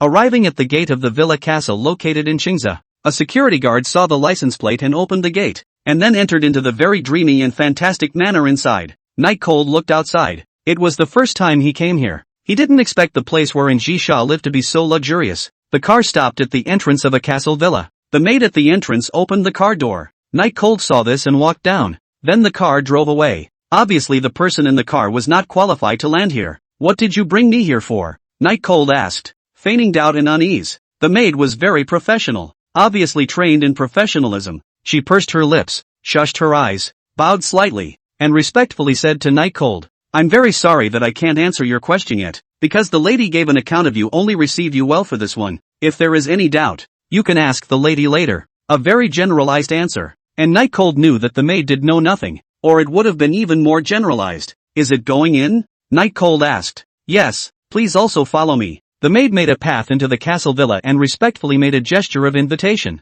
Night Cold didn't hesitate and walked in, although there was a strong feeling of uneasiness. But anyway, he could start over, even if he was really what happened. Wasn't it still possible to start over? The main entrance living room, as well as all the places where Njisa would pass by, Night Cold was not allowed to set foot in, so he could only follow the maid around the path, which felt like a circle around the castle. Eventually, a parlor-looking place was reached, in which tea had actually been made in advance. "Please wait for a moment. The eldest miss will come over later." After the maid said these words, she came forward and poured a cup of fine tea for Night Cold. For some reason, Night Cold always had a feeling of sitting on pins and needles as he sat in this room. Very uncomfortable. After waiting for a long time, just when Night Cold all thought that Anjisa had already forgotten herself, a burst of footsteps came. Night Cold immediately sat upright, while the maid next to him obviously stood a little straighter as well. Not long after, Anjisa walked in. Her burgundy dress made her whole body like a blooming rose, beautiful and elegant, but her icy cold eyes were like thorns entangled on the flower, making the prying eyes hurt. The injured foot had been bandaged and was now wearing slippers, so it should have been hurt badly, but the strong Anjisa did not let Snowfrost assist or push it. Anjisa walked in, followed by Snowfrost, who had changed her clothes, and Night Cold, not knowing if it was because he was too familiar with the person with the face in front of him or something else, acted relaxed anyway. On the other hand, Anjisa glanced at Night Cold, then angled her head to signal the maid to go out. After waiting for the maid to go out, Anjisa sat on the sofa opposite Night Cold with her hands clasped, and then began to drink tea in silence, during which there was almost a dead silence except for the sound of drinking tea. Time passed by, and after 10 minutes, Anjisa didn't even speak. Of course Night Cold was not in a hurry, because he knew that this was the usual tactic that Anjisa used, to overwhelm him with her aura and then make him sulk, so that later on she would have the absolute upper hand. 10 more minutes passed, Anjisa remained silent, but her eyes revealed an inexplicable indifference that was puzzling. The crisp clatter of a teacup violently touching the cup holder broke the silence that had been maintained for almost half an hour. Night Cold knew that Anjisa was about to speak, and he also got serious, responding to all of Anjisa's questions. Being so calm, the training should have been tough, right? Anjisa opened her mouth with a highly aggressive test. It seemed like she was trying to dig out all of Night Cold's secrets. What? What training? Night Cold scratched his head, pretending not to know what Anjisa was talking about, and although his face was cloudy, his heart was indeed flustered. He'd forgotten that, for normal people, it's impossible to be subdued. Anjisa seemed to have been certain of Night Cold's identity for a long time, so she didn't care about the answer, and she didn't care about Night Cold's perfunctory and prevarication. She continued, "I'll ask directly, who sent you to approach me?" Night Cold was slightly stunned, and then he let out a giggle and said, "What are you talking about? I'm just an ordinary student. Why should I approach you?" "Student?" Anjisa crossed her legs, her seductive face colored with a demonic luridness.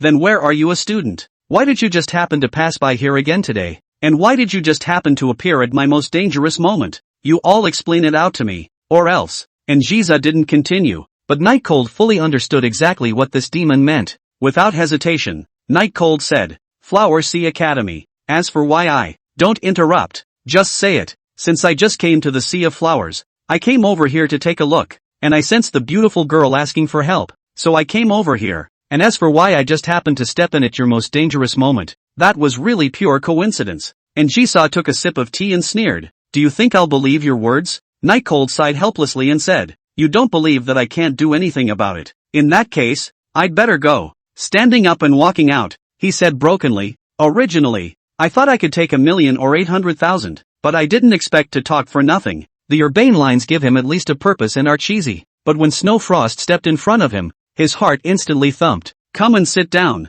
It was Anjisa's voice coming from behind him. Looking at Snowfrost, who still had a bit of blood in the corners of her eyes in front of her, Night Cold knew that it would be impossible for her to leave if she didn't muddle things through today. As he went back to sit down, Night Cold knew that today's action of approaching Anjisa had been too hasty. It failed very completely. Now it's just a matter of thinking about what to do to save this little life, because even though there is a resurrection, death is still something he doesn't want to face, and it's also really, really painful. Seeing Night Cold sitting back, Anjisa smiled and said, "You said you came to study at Flower Sea, so which school are you from?" "Flower Sea School," Night Cold said very naturally. It was true that he was indeed a student of the Flower Sea Academy, and it was also true that he had the ability to get in. However, once Anjisa's next words came out, Night Cold realized that he had made a huge mistake today. "Flower Sea Academy?" Anjisa threw the information on the table at Night Cold. "Then why can't I find out anything about you? There simply isn't a person named Night Cold in this world." Chapter 138, The Devil.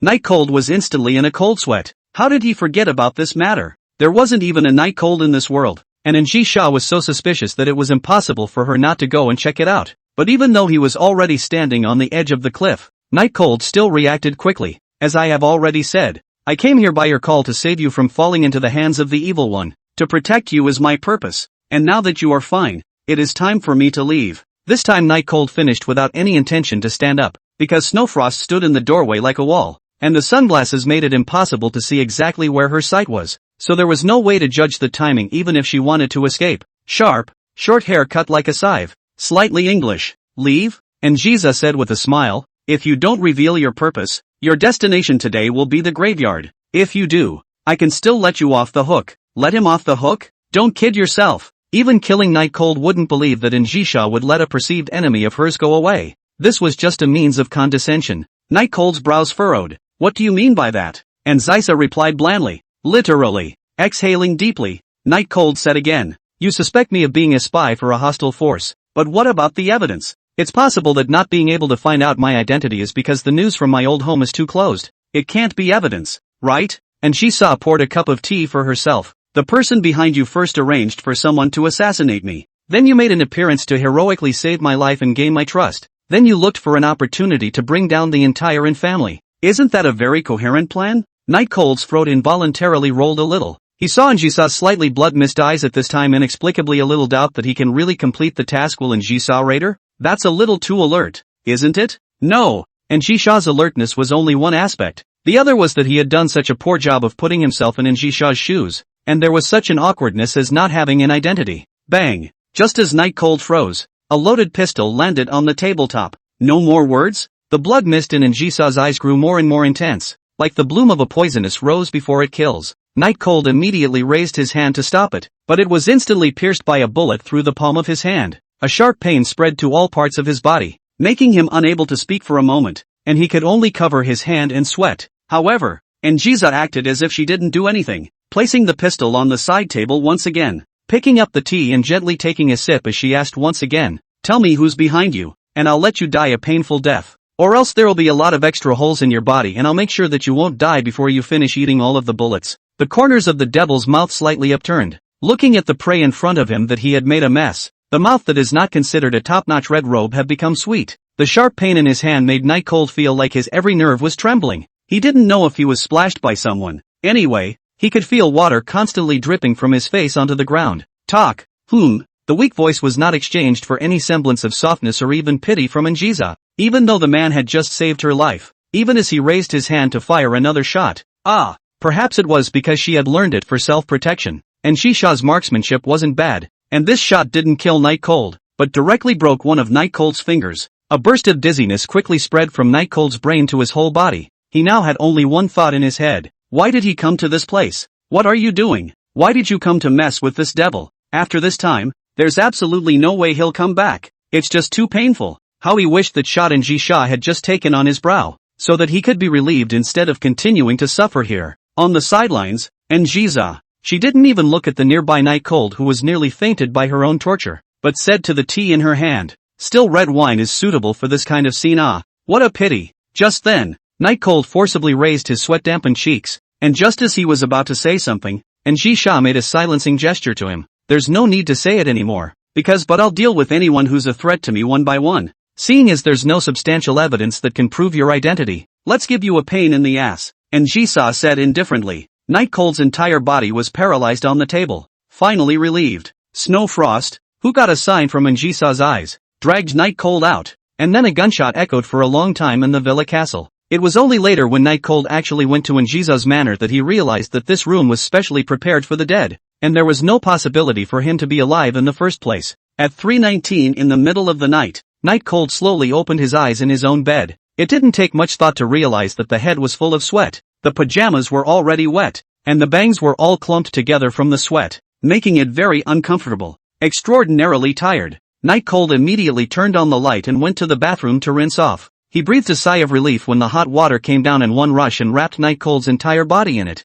Raising his hand and shaking it, there was no problem, but it was a bit stiff, so it should be that he hadn't completely gotten over what had just happened. The devil. Night Cold spat as he turned his face to the shower rod. The current him was very glad that he hadn't done anything to Njisha in the first place, and that he had attracted Njisha to him, or else he wouldn't have dared to think about what would happen to him. This is the real world. There's no such thing as resurrection. And the thing that annoyed Night Cold the most was that he had just tried to forcefully quit, but the ability showed that he could only quit when he was the only one. That made him suffer a lot more. What the hell to do? Sighs helplessly. After taking a bath, the mood calmed down. Night Cold again, thinking in the end should specialize in raiding Njisa. Just now in the face of Njisa, He thought that he will never go again in his life. This mission will rot here. But when he calmed down, he suddenly remembered the words that Shang Qingren had said back then, saying that he should cross back and not look for her, but just look for Jisa. Inexplicably, Nightcold felt that he had to complete this mission, or else something serious would happen. Of course, it was just a feeling, but Nightcold just wasn't willing to give up. It's as if the sea will only open up after this task is accomplished. 139. To the in-group again. The night was silent. The Nightcold who woke up early in the morning felt that he had a bit of a headache, and he didn't know why, but he didn't have too much energy to care about these things, because he was about to go to school. As always, he finished packing up and went to school, and he didn't even listen much in class today, instead thinking about his trip to the other timeline last night. This matter actually last night he thought about it. That is, he is going to go to complete this matter. The reward is actually still secondary, because he always have a feeling. That is, this matter also involves Shang Qingren. He remembered vaguely recalling Shang Qingren's words about how if he didn't have the ability to travel through time and space, then why was she still alive? The she within that sentence referred to Shang Qingren herself, but Nightcold could be pretty sure that he didn't have the ability to cross time, which made Shang Qingren's remark make him a little anxious, because the Raider in Jesus is a special reward and it's hidden. Who knows if that's the ability to cross time in there? Shang Qingren was a girl with an extremely delicate mind. Any fluctuation could be felt, even if it was just a nebulous magnetic field fluctuation. So even if it was something unbelievable, as long as it came out of Shang Qingren's mouth, Nightcold would believe it. Whether it's for the sake of making my heart a little more peaceful or for the sake of the system's rewards, the progress of raiding in Jisa still can't be stopped.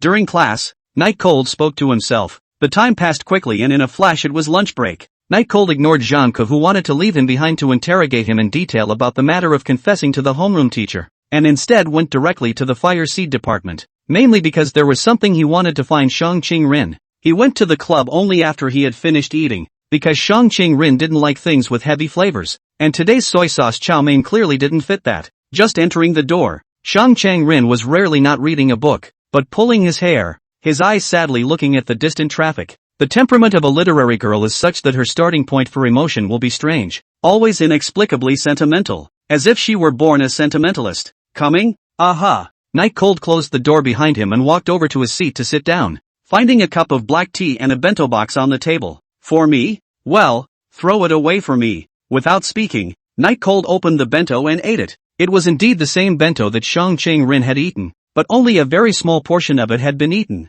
It was still clean and tasted good. Just a little too much broccoli. Shang Qingren glanced at Nightcold and then began to read. And Nightcold, who was eating, immediately got up and went to turn the heating on next door before coming back to eat. Neither was saying anything, but it didn't feel awkward or overwhelming, just a tacit understanding. When the lunch break was about to end, Nightcold, who was reading a book, said to Shang Qingren, "By the way, I have something to do after school, so I won't come to the club." Shang Qingren turned a page of his book with an expressionless face. Approved. No club activities today. Said as if there were club activities on that day. This sentence Nightcold did not say out. Shang Qingren can promise is certainly the best. Of course, before he was directly left. Today after school Nightcold to go to the in-group to find Jisa. In a good understanding of the end of Jisa will like what? There was just one problem that Nightcold felt like he couldn't solve no matter who he looked for. That's the identity issue. The time of the class passed by. I do not know why. This afternoon a few classes are English teacher courtyard Qingshi. Nightcold feel their beloved class teacher. Always intentionally or unintentionally avoid their eyes. That's weird. After school, when Yard Qingshi hurriedly fled from class C, Nightcold put on his backpack and walked out of the classroom. Before heading to the in-group, Nightcold still sent a message to Jisa. "Jiza, I want to go find you. Where are you?" 23rd floor. And Jiza recovered quickly, and after replying, she immediately sent an address coordinate, which was the in-group. Nightcold, who was on the downhill road in front of the school, saw the message and put his cell phone away, then immediately headed to Anne's group. It was the first time he had ever been to Anne's group in this timeline, and while the other timelines hadn't turned out beautifully, causing him to be a little nervous right now, he knew that he wasn't going to be anything. The cab was quick, about half an hour to the landmark building in the center of Hana High, the in-group. Approaching the door, Nightcold suddenly remembered the last time he was fed to the fish by Jisa. Amount. Why don't we do it some other time? Mainly because last night had deepened his fear of Jisa, even though he knew it was different. He couldn't be resurrected this time. He always had to be careful. However, just as he was making preparations, the cell phone in his pocket immediately vibrated. It's an awareness yarn. Hello? What are you waiting for down there? Hurry up and get up here. Nightchill was a little surprised to look up to the 23rd floor, completely out of sight. Except for the reflective glass walls, there was only the blinding sunlight. I'll be right up. After Nightcold said this, he wanted to ask how to get up there. After all, the president or something like that wouldn't take the same elevator as an ordinary employee. And last time he had looked, the regular elevator could only go up to the 17th floor. Just then, however, Snowfrost stepped forward. Young Master Knight, come with me. Missy has been waiting for a long time. Snowfrost still had the same cold and icy look. The professional clothes on her body were meticulous, and her straight hair even looked a little sharp. Okay. Nightcold followed Snowfrost into the building. Everyone on the road treated him with respect. Even heading to the special elevator, there were people who pressed the elevator specifically. The extravagance was a bit too much. It was also on the way that he also learned that Njisa actually had a meeting coming up soon. But because of his arrival, Njisa postponed that meeting. It was at this moment that Nightcold realized that other timelines were other timelines, and were not half as related to his own timeline. When he got off the elevator, there were still a few pretty female secretaries sitting outside, and Snowfrost led him right past them, pushing the door around the corner open a crack. Eldest Miss is inside. You can go in. Snowfrost respectfully retreated to the side and made a gesture of invitation. Nightcold pushed the door in, and before he had time to react, the door behind him was closed by Snowfrost. He took a deep breath and walked over to Njisa, who was at his desk, smiling and laughing. What is it that you want from me? Actually, I'm just going to ask, if a stranger came up to you when you were in danger and said, when a beautiful girl is in a crisis, I'll answer the call. I'm the beautiful girl's partner. In that case, what would you think? Chapter 140 Reasons to Convince Njisa. Njisa was a bit out of her mind for a while, as if she couldn't understand what Nightcold's words actually meant, or what Nightcold's words actually meant. You said that I was in danger, and then a person came out and recited the words you just said? Njisa seemed to be confirming what Nightcold meant.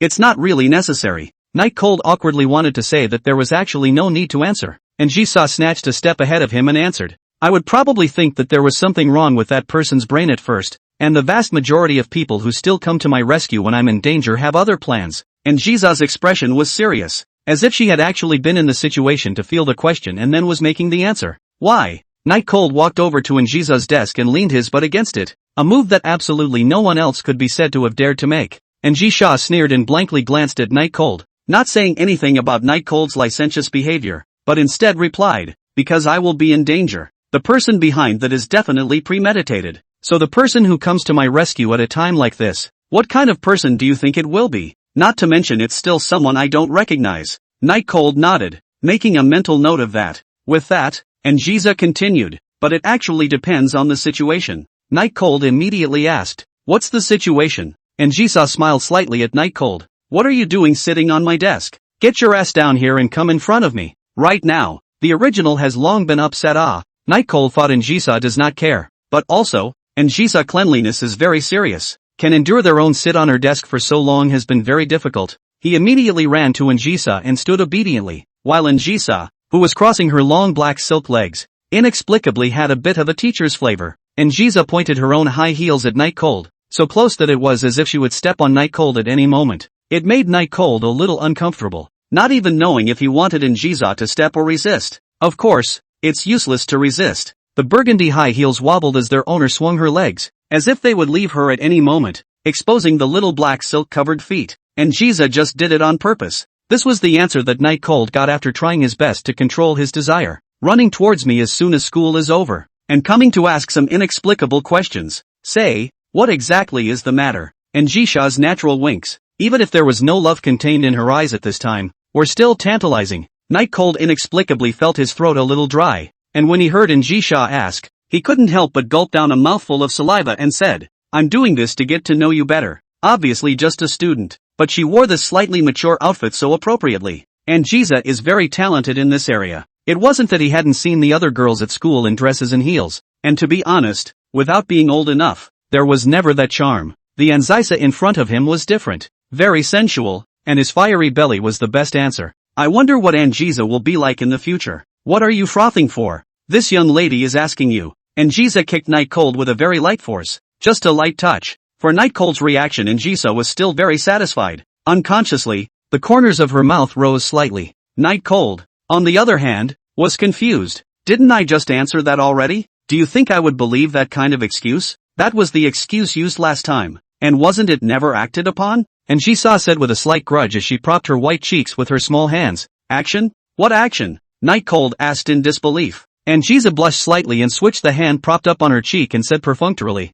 it doesn't matter. This reason won't work anyway. If you want to be in a position to get other information, then convince me. After that last incident, and Jisa had actually been waiting for Night Cold's action, which was to pursue her. After all, getting so much information about her should be for this matter, right? But who knows? Night Cold has never acted on it either. And it's even worse than before. This made Jisa a little angry. And this time, she also intended to teach Night Cold a lesson. Night Cold knew that Jisa didn't care about revealing these things. She just didn't have a reason to do so. Thinking of this, he immediately pulled a chair over, then took Jisa's slender legs into his arms and gently squeezed them. This series of movements was quick, and every step was out of Jisa's expectation. So she was a bit surprised when she realized that her legs had fallen into Night Cold's hands. This Night Cold, it really is getting bolder and bolder. But, seeing as it's kinda comfy, let's just forget about it this time. Seeing that Jisa's face looked much better, Night Cold asked while pinching it. Jisa, you do know that I want to know everything about you, even if it's a situation that I won't encounter a few times in my life, and I want to know exactly what I would do right if I did encounter it someday. The hand feels good, very good, unbeatable good. It even distracted Night Cold, a gentleman who was not good with women's colors, a little, and Jisa's face was dyed with a bit of redness. Her old cold and noble image was no longer there, like a black rose that had lost the protection of its poisonous thorns. It felt strange, but she still tried to maintain her image as a queen. Jisa? Tell me about it. What did you mean when you just said split the situation? And Jisa let out a long breath. I don't know if it's because it's too comfortable or it's a helpless side in Night Cold. This is only known to Jisa herself. With that, I replied, it's really owed to you. In fact, the people who assassinated me fall into just two categories, enemies in the mall, and others in the family who want to rise to the top. Can you understand that? The movements of Night Cold's hands did not stop, pondering the reminder given by Jisa, and then putting his own things into the generation. He immediately knew what Jisa's words just now meant. If it was a business rival who had sent someone to assassinate Jisa, then it was very likely that they would send someone out to act out a heroic rescue to gain Jisa's trust for the purpose of obtaining information in the long run. But if it was someone inside the clan who had assassinated Jisa, then it would definitely be to get rid of her, and would definitely not leave any survivors for Jisa. This also led to the fact that if it was situated that it was someone else from the clan who had sent someone to assassinate Jisa, the probability of the one who had gone to Jisa's rescue in the middle of the process being trusted would be very much higher. Night Cold hand movements unconsciously began to speed up. He is still relatively happy inside. Today this trip is not in vain. Got some very useful news. Chapter 141 Devil's Attribute Explodes. And Jisa's expression was very calm. But it was still clear from the raised eyebrows that she wasn't as unconcerned as she appeared to be on the inside right now. Wanted to pull her Night Cold destroyed legs out of Night Cold's arms, but then felt that it was not bad and wanted to continue. Seemingly a little carried away, Night Cold once again asked Jisa after he figured out that incident just now. So what kind of stranger can attract you? At least they won't move around and kill people. And Jisa pulled her leg back and asked with sharp eyes, what do you mean? Night Cold pairing laughed. Wasn't I afraid that you'd lose your memory? Preparing in advance. This kind of words to cheat ghosts Jisa naturally could not believe. Her eyes coldly stared at Night Cold. Seriously said, I have never doubted you. You'd better not let me down either. If one day I really find out that your identity is not ordinary, then don't blame me for being ruthless. Is this the beginning of the suspicion that he is a commercial spy? But one's own questioning does seem like something a commercial spy could ask. It would be easy to plant spies if they knew the way to reach Jisa. Night Cold immediately smiled and said, impossible. If you really find out that day that I am some kind of commercial spy, you directly feed me to the fish. I won't resist. You can't resist either. And Jisa clasped her hands and sneered. As for feeding the fish or whatever, it's too cheap for you. There will be a lifetime for you to regret it when the time comes. From Jisha's tone, it appeared that she did not intend to kill Night Cold, even after knowing that Night Cold was a commercial spy. Night Cold, who could see this, was also a bit disbelieving. He didn't think that his timelines in Jisa actually had such deep feelings for him. Even knowing that he was a spy, he wasn't going to get rid of him. The heart was slightly touched. There were times when Night Cold really felt like he couldn't control his heart very well. Vanity, pride, fulfillment, desire to conquer. These things that often seem vulgar to ordinary people. Night Cold had them from time to time, because a person as outstanding as Shang Qing Rin, who was indifferent to everyone, preferred to quarrel and argue with him, even though most of the time it was Shang Qing-rin who reprimanded him. But this kind of opportunity is something that absolutely everyone wants. And Zhang Huai is the best example of a person like Zhang Huai, who is definitely not rare in school or even in society. And what about Anjiza? The satisfaction it brought him was even stronger. It had even gotten to the point where it would make him lose himself. Especially Anjisa's favoritism made him satisfied and gradually addicted at the same time. Perhaps it was Night Cold's infatuated eyes that impressed Anjisa, or perhaps it was because Night Cold's eyes were just too sincere. Anjisa's mood got a lot better. Taking off her burgundy high heels, she stepped on Night Cold's knee and said in a flirtatious tone, "How did you approach me unharmed? Aren't you the best at it? Still need to come and ask me?" Night Cold exhaled deeply, feeling his knees slightly numb, as if he had been electrocuted. Hearing Anjisa's answer, he felt a little more thoughtful. Indeed, he was a prime example of someone who had managed to reach out to Anjiza, and in that regard, he himself should be the expert. He felt his mind drifting into a slightly confused, slightly feverish state. In that case, I'll go back first. I'll come back to you during the weekend. A very dangerous impulse rose in Night Cold's heart, and he wanted to leave immediately. Picking up Anjiza's dropped on the floor, tiny burgundy high heels. Just as he was about to put them on Anjiza, the latter's feet retracted. "You're rewarded. Take it back and use it." "Use? That's right. What? Not enough?" Night Cold let out a long breath, his eyes clear as he said to Anjisha, "I am a man with a clear mind. You're underestimating me by testing me with this, aren't you?" Anjisha's delicate face yawned a very cute yawn, and without even listening to what Night Cold was saying, she stretched out her foot and pushed Night Cold with it. "Hurry up. I have a meeting later." Humiliated, Night Cold stood up, holding a burgundy high-heeled shoe, throwing it is not, holding and feeling a little hot, but absolutely no shedding. Alas, what was he going to disobey Anjiza's order? It was better to hurry home. He still had to enter other timelines at night. He couldn't keep wasting time here. Just as Night Cold reluctantly headed for the door, Anjisha's voice sounded again from behind. "No finding a box to put it in. You have to take it all the way home." "What?" Night Cold was really offended this time, and immediately turned around and said, "Going home with one high-heeled shoe? People will take me for a pervert. No way. I won't agree." Anjisa's smiling but not smiling eyes looked at Night Cold a little weak, mainly because just now the resistance was not very insistent, and now so insistent. It looks like just now he was in the same way of refusing to welcome. Simply the biggest misunderstanding of him. "You're supposed to be a pervert." "Ah, and a pervert who likes legs. Didn't you just enjoy squeezing my legs?" "What? Not with such a small request?" However, Night Cold was unprecedentedly strong, and he looked Anjisha in the eyes and said, "No way. I have to bring it back in a box. I can't compromise on that." The air at the scene went cold all of a sudden, as if time and air had frozen. If someone was unlucky enough to break in here, they would immediately suffocate. "Say that again." The oppressive words couldn't raise the slightest thought of resistance, but Night Cold surprisingly chose to be hard again and said, "I want to put it in a box." Without waiting for Anjisa to explode, Night Cold continued, "Because I can't afford to show other men the things that you keep close to you, Jisa, and I'll be very uncomfortable if someone else does see them. Usually wearing on the feet is not good, but take it off is another matter." Night Cold's words are not all excuses. At least 1/5 of it is still true. The office spring bloomed, and Jisha laughed helplessly. "I really can't do anything about you. Since you're so easily jealous, then this young lady makes an exception to take back what she said for once and approves it." Just like that, Night Cold put Anjisa's burgundy high heels into a box and brought it home. And when he loaded it, he smelled a fragrance, which made him inexplicably feel that the matter wasn't that bad. Back home, the decent Night Cold of course put the box containing Anjisa's high-heeled shoes on the shoe rack. After all, the shoes belong on the shoe rack. Sitting on the couch, he wiped away a sweat, coming back with a real fear of being seen. It seems that regardless of the Anchiza of that timeline, the devil's attributes never change.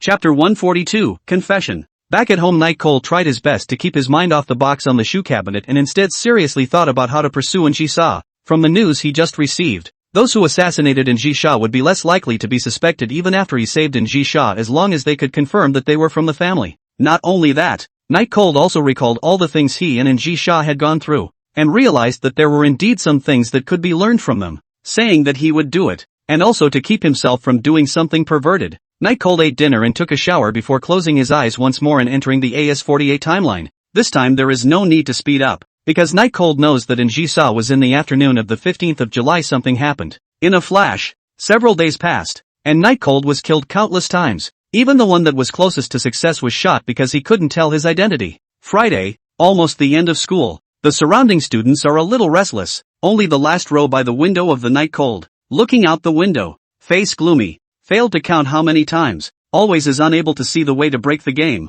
even have learned from the previous to kidnap and Jisa, but still cannot, as if in the first place is just an accident, and he is trying to replicate simply impossible. The only thing you get out of being killed for so many days is that you don't fear death, you get used to it. I don't know why. Inexplicably there is some sense of urgency. What exactly am I pressing for? Night Cold felt his heart beating a little faster than usual, especially since there was never any way to get close to Njisa. What makes him most desperate is that there is no hope in sight and absolutely no idea how to solve the problem of identity. Thinking of this, Night Cold's heartbeat once again sped up a little. Jingle bells, the bell for the end of the school day rang, and Night Cold picked up his backpack and walked with a firm pace towards the fire starter department. It's time to ask for help from the all-knowing Rinju. Night Chill waited in Class A. The students inside packing up their things saw Night Chill at the door. They all thought Night Chill was planning to find someone to confess to, and the girls got excited. It was important to know that ever since Ruyan Lu no longer appeared in school, the girls in the school felt that Night Cold had become handsome, and what made them most obsessed was that Night Cold always had an indescribable charm that made them want to stop.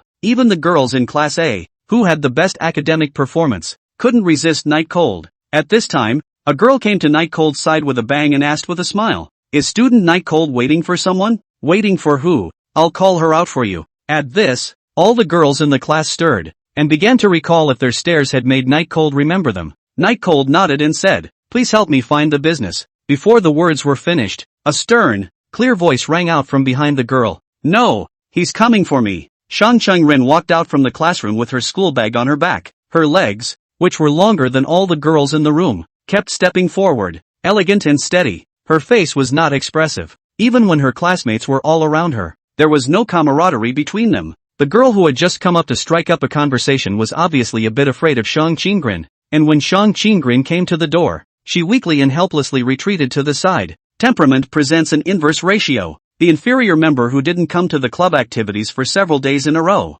"For what reason did you take the initiative to come to the class to look for me today?" Shang Cheng-rin's tone was unkind. It was obvious that Night Cold's early retreats over the past few days had made her very unhappy. Night Cold also has no choice, otherwise such a private thing, it should not be said, but since it came all the way here, it is better to find a place to talk slowly. Indeed there is something to find you. It's not good to talk here. Let's go outside and talk in the cafe. Night Cold's voice was relatively small, and no one other than Shang Cheng-rin could hear it. Shang Cheng-rin smiled faintly, her delicate white cheeks tilting slightly, her ink-colored hair blowing down with her master's movements. "Ah la, if you want to confess, do it here. I won't embarrass you. Oh, it wouldn't be weird." That was the first thought that popped into Night Cold's head. Confession. Confession? When the girl in the back heard those two words, her face instantly turned red. It was as if she was embarrassed. He actually chased him to the class to confess his love? It seems that Night Cold is very fond of Shang Cheng-rin, but that's right. There shouldn't be anyone in the school who doesn't like Shang Cheng-rin.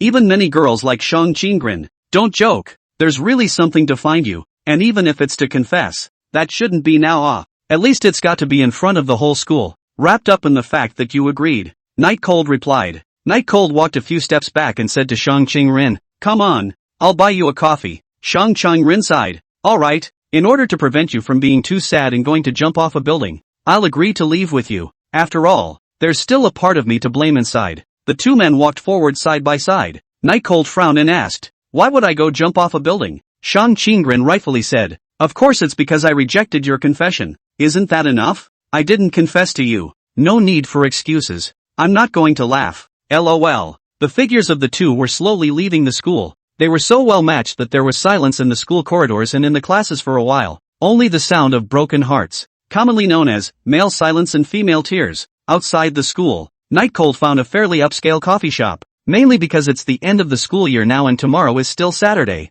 So the more affordable stores are all hot right now, and Shang Cheng-rin disliked crowds, so Night Cold picked this place. And of course Shang Cheng-rin knew the reason why Night Cold chose this place. This feeling of having a heart of gold made Shang Cheng-rin's mood become good all of a sudden, and he couldn't help but think about reprimanding Night Cold a little less next time. In the quiet cafe, the two sat opposite each other. Night Cold asked for a cup of black coffee, while Shang Cheng-rin asked for a cup of tea. She didn't have the habit of drinking coffee, while Night Cold was a little bit not so good mentally because he was made to be a little bit not so good in the past few days, wasting my precious reading time. So your questions better be interesting. Shang Cheng-rin's tone was rarely not bad. Night Cold put the black coffee down and said seriously, "Student Shang Chang-rin, I actually like you. Sorry, it's too sudden. I refuse." With that, Shang Chang-rin picked up her book bag and prepared to leave. "Hey, I'm kidding." When Shang Chang-rin sat down with a smile on her face, Night Cold felt that he had been played by this bad woman from the beginning to the end, and couldn't get any advantage at all.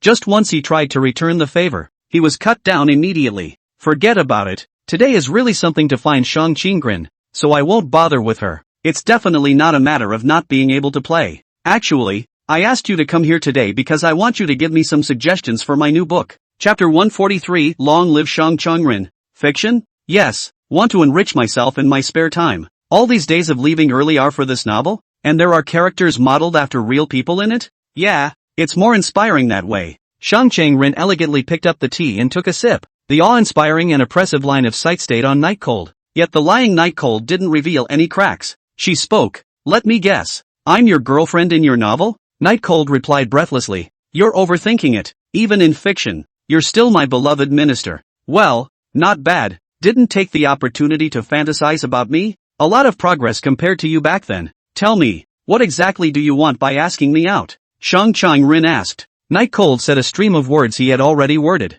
The plot was told to Shang Chang-rin as it was, but it was presented in the manner of writing a novel, not as something he was going to do himself. In the middle of the day, when Night Cold finished the whole thing, Shang Chang-rin said in disbelief, "Just because of this, you boldly came to my classroom to ask me out? Is this thing boring?" Night Cold asked rhetorically. "It's very boring. Anyway, you're the author. You can write whatever you want, and readers don't have that much time to care whether it makes sense or not. Don't you think? My stupid ministry member," Shang Chang-rin said coldly. Night Cold took a sip of black coffee to refresh himself and said, "Please, I'm a very strict author. Don't compare me to those third-rate authors who only sell meat, okay?" Shang Chang-rin didn't look too good. Perhaps it was because hearing the word selling meat made her a little nauseous. "Mr. Minister, can you do it or not? If I can't, this work of mine will be finished," Night Cold said very seriously. Shang Chang-rin sighed. "In those circumstances you mentioned, it would indeed be a bit difficult to raid in Jisa, but since you can start over an unlimited number of times, the chances are still there." Night Cold immediately stretched his neck and looked at Shang Chang-rin with expectant eyes, asking, "You have a solution?" Shang Chang-rin blankly glanced at Night Cold and didn't say it outright, but took a sip of tea. "I can help you solve this problem, but in the future, you are not allowed to leave early. Can you do it?" "No problem. As long as this dilemma is solved, I'll surround you every day," Night Cold said with a bit of molestation. Shang Chang-rin wanted to retort, but felt it was unnecessary and ignored the words that misinterpreted her meaning. Then she began to say, "A hero saving a girl's life is a good feeling boost when it falls on a normal girl, but Jisa is a plutocrat's daughter after all, not a normal person. She has a lot to consider. That's why you feel that it doesn't make sense how it's written. Well, go ahead," Shang Chang-rin continued. "The hardest thing to solve is the identity problem. If you want Jisa to accept you without investigating your identity, it can only be that your appearance is natural. Don't initiate anything, don't leave any clues about you even to save her, but don't purposely avoid the cameras either,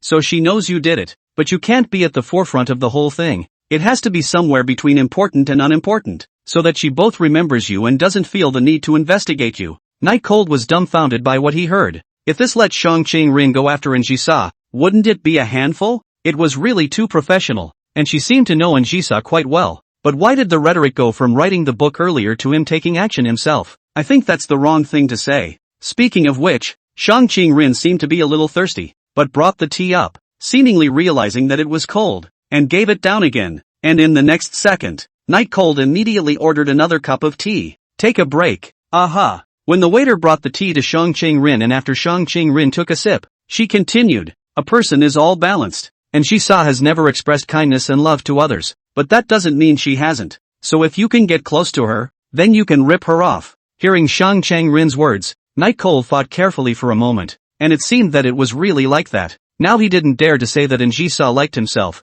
but the good feeling was definitely there, or else he wouldn't have given him the high heels he had worn. Although this kind of behavior was very much like the behavior towards a plaything is all. Suddenly, a thought popped up in Night Cold. Was Shang Chang-rin also in that situation? There was nowhere to release his feelings, so that's why he wanted to find a compliment. He was inexplicably a little excited at the thought. Right at this moment, Shang Chang-rin's cold voice came again. "Don't compare me to Jisa. I'm not the same as her. This bad woman. guessing what he was thinking again. So scary. Thank you for today. It was really helpful. There's a lot more you need to thank me for. And remember, there's no leaving early starting next week. That's what you promised me. Both of them stood up, and after Night Cold paid the bill, they left the cafe, and on the way back together, Night Cold asked a lot of questions, and Shang Cheng Rin answered even though she was a bit annoyed. In fact, Shang Cheng Rin didn't say any specific methods, but instead directly told the Night Cold Colonel. The kernel of the strategy for Njisa is to not be deliberate, ever. That's the most important thing, and then another is to make every appearance feel normal to Njisa, not abrupt, step by step. Then there was the fact that Njisa had to be rifled before she became suspicious of his identity, or else the matter was insoluble, and could not be created without an identity. The other timelines pressed a Night Cold person. Even to do a fake ID card is useless. Applying someone else's identity is also useless. All will be checked out by Njisa. Try it. Without waiting for the night, Night Cold laid down on his bed and directly traveled into the AS48 timeline once more. Still on the same July 15th. Familiar with the alleys of the old town, Night Cold did not hesitate, but still headed to the convenience store to get money, and then took the tram to Seiko Business. After getting off the tram, Night Cold went to the bustling Seiko shopping street, where the clock on the highest building showed that it was now 3:17 in the afternoon. There's still 20 minutes to go. When the clock reaches 3:27, head over to Seiko Business, and you should be just in time to run into the hunted Njisa. Up to the beginning and end of the night, Chill's face did not have any obvious changes, just like a student who had just arrived at the Sea of Flowers and came out to play alone, looking here and there, curious about everything. Only, the afterglow occasionally flicked to the clock on the tallest building.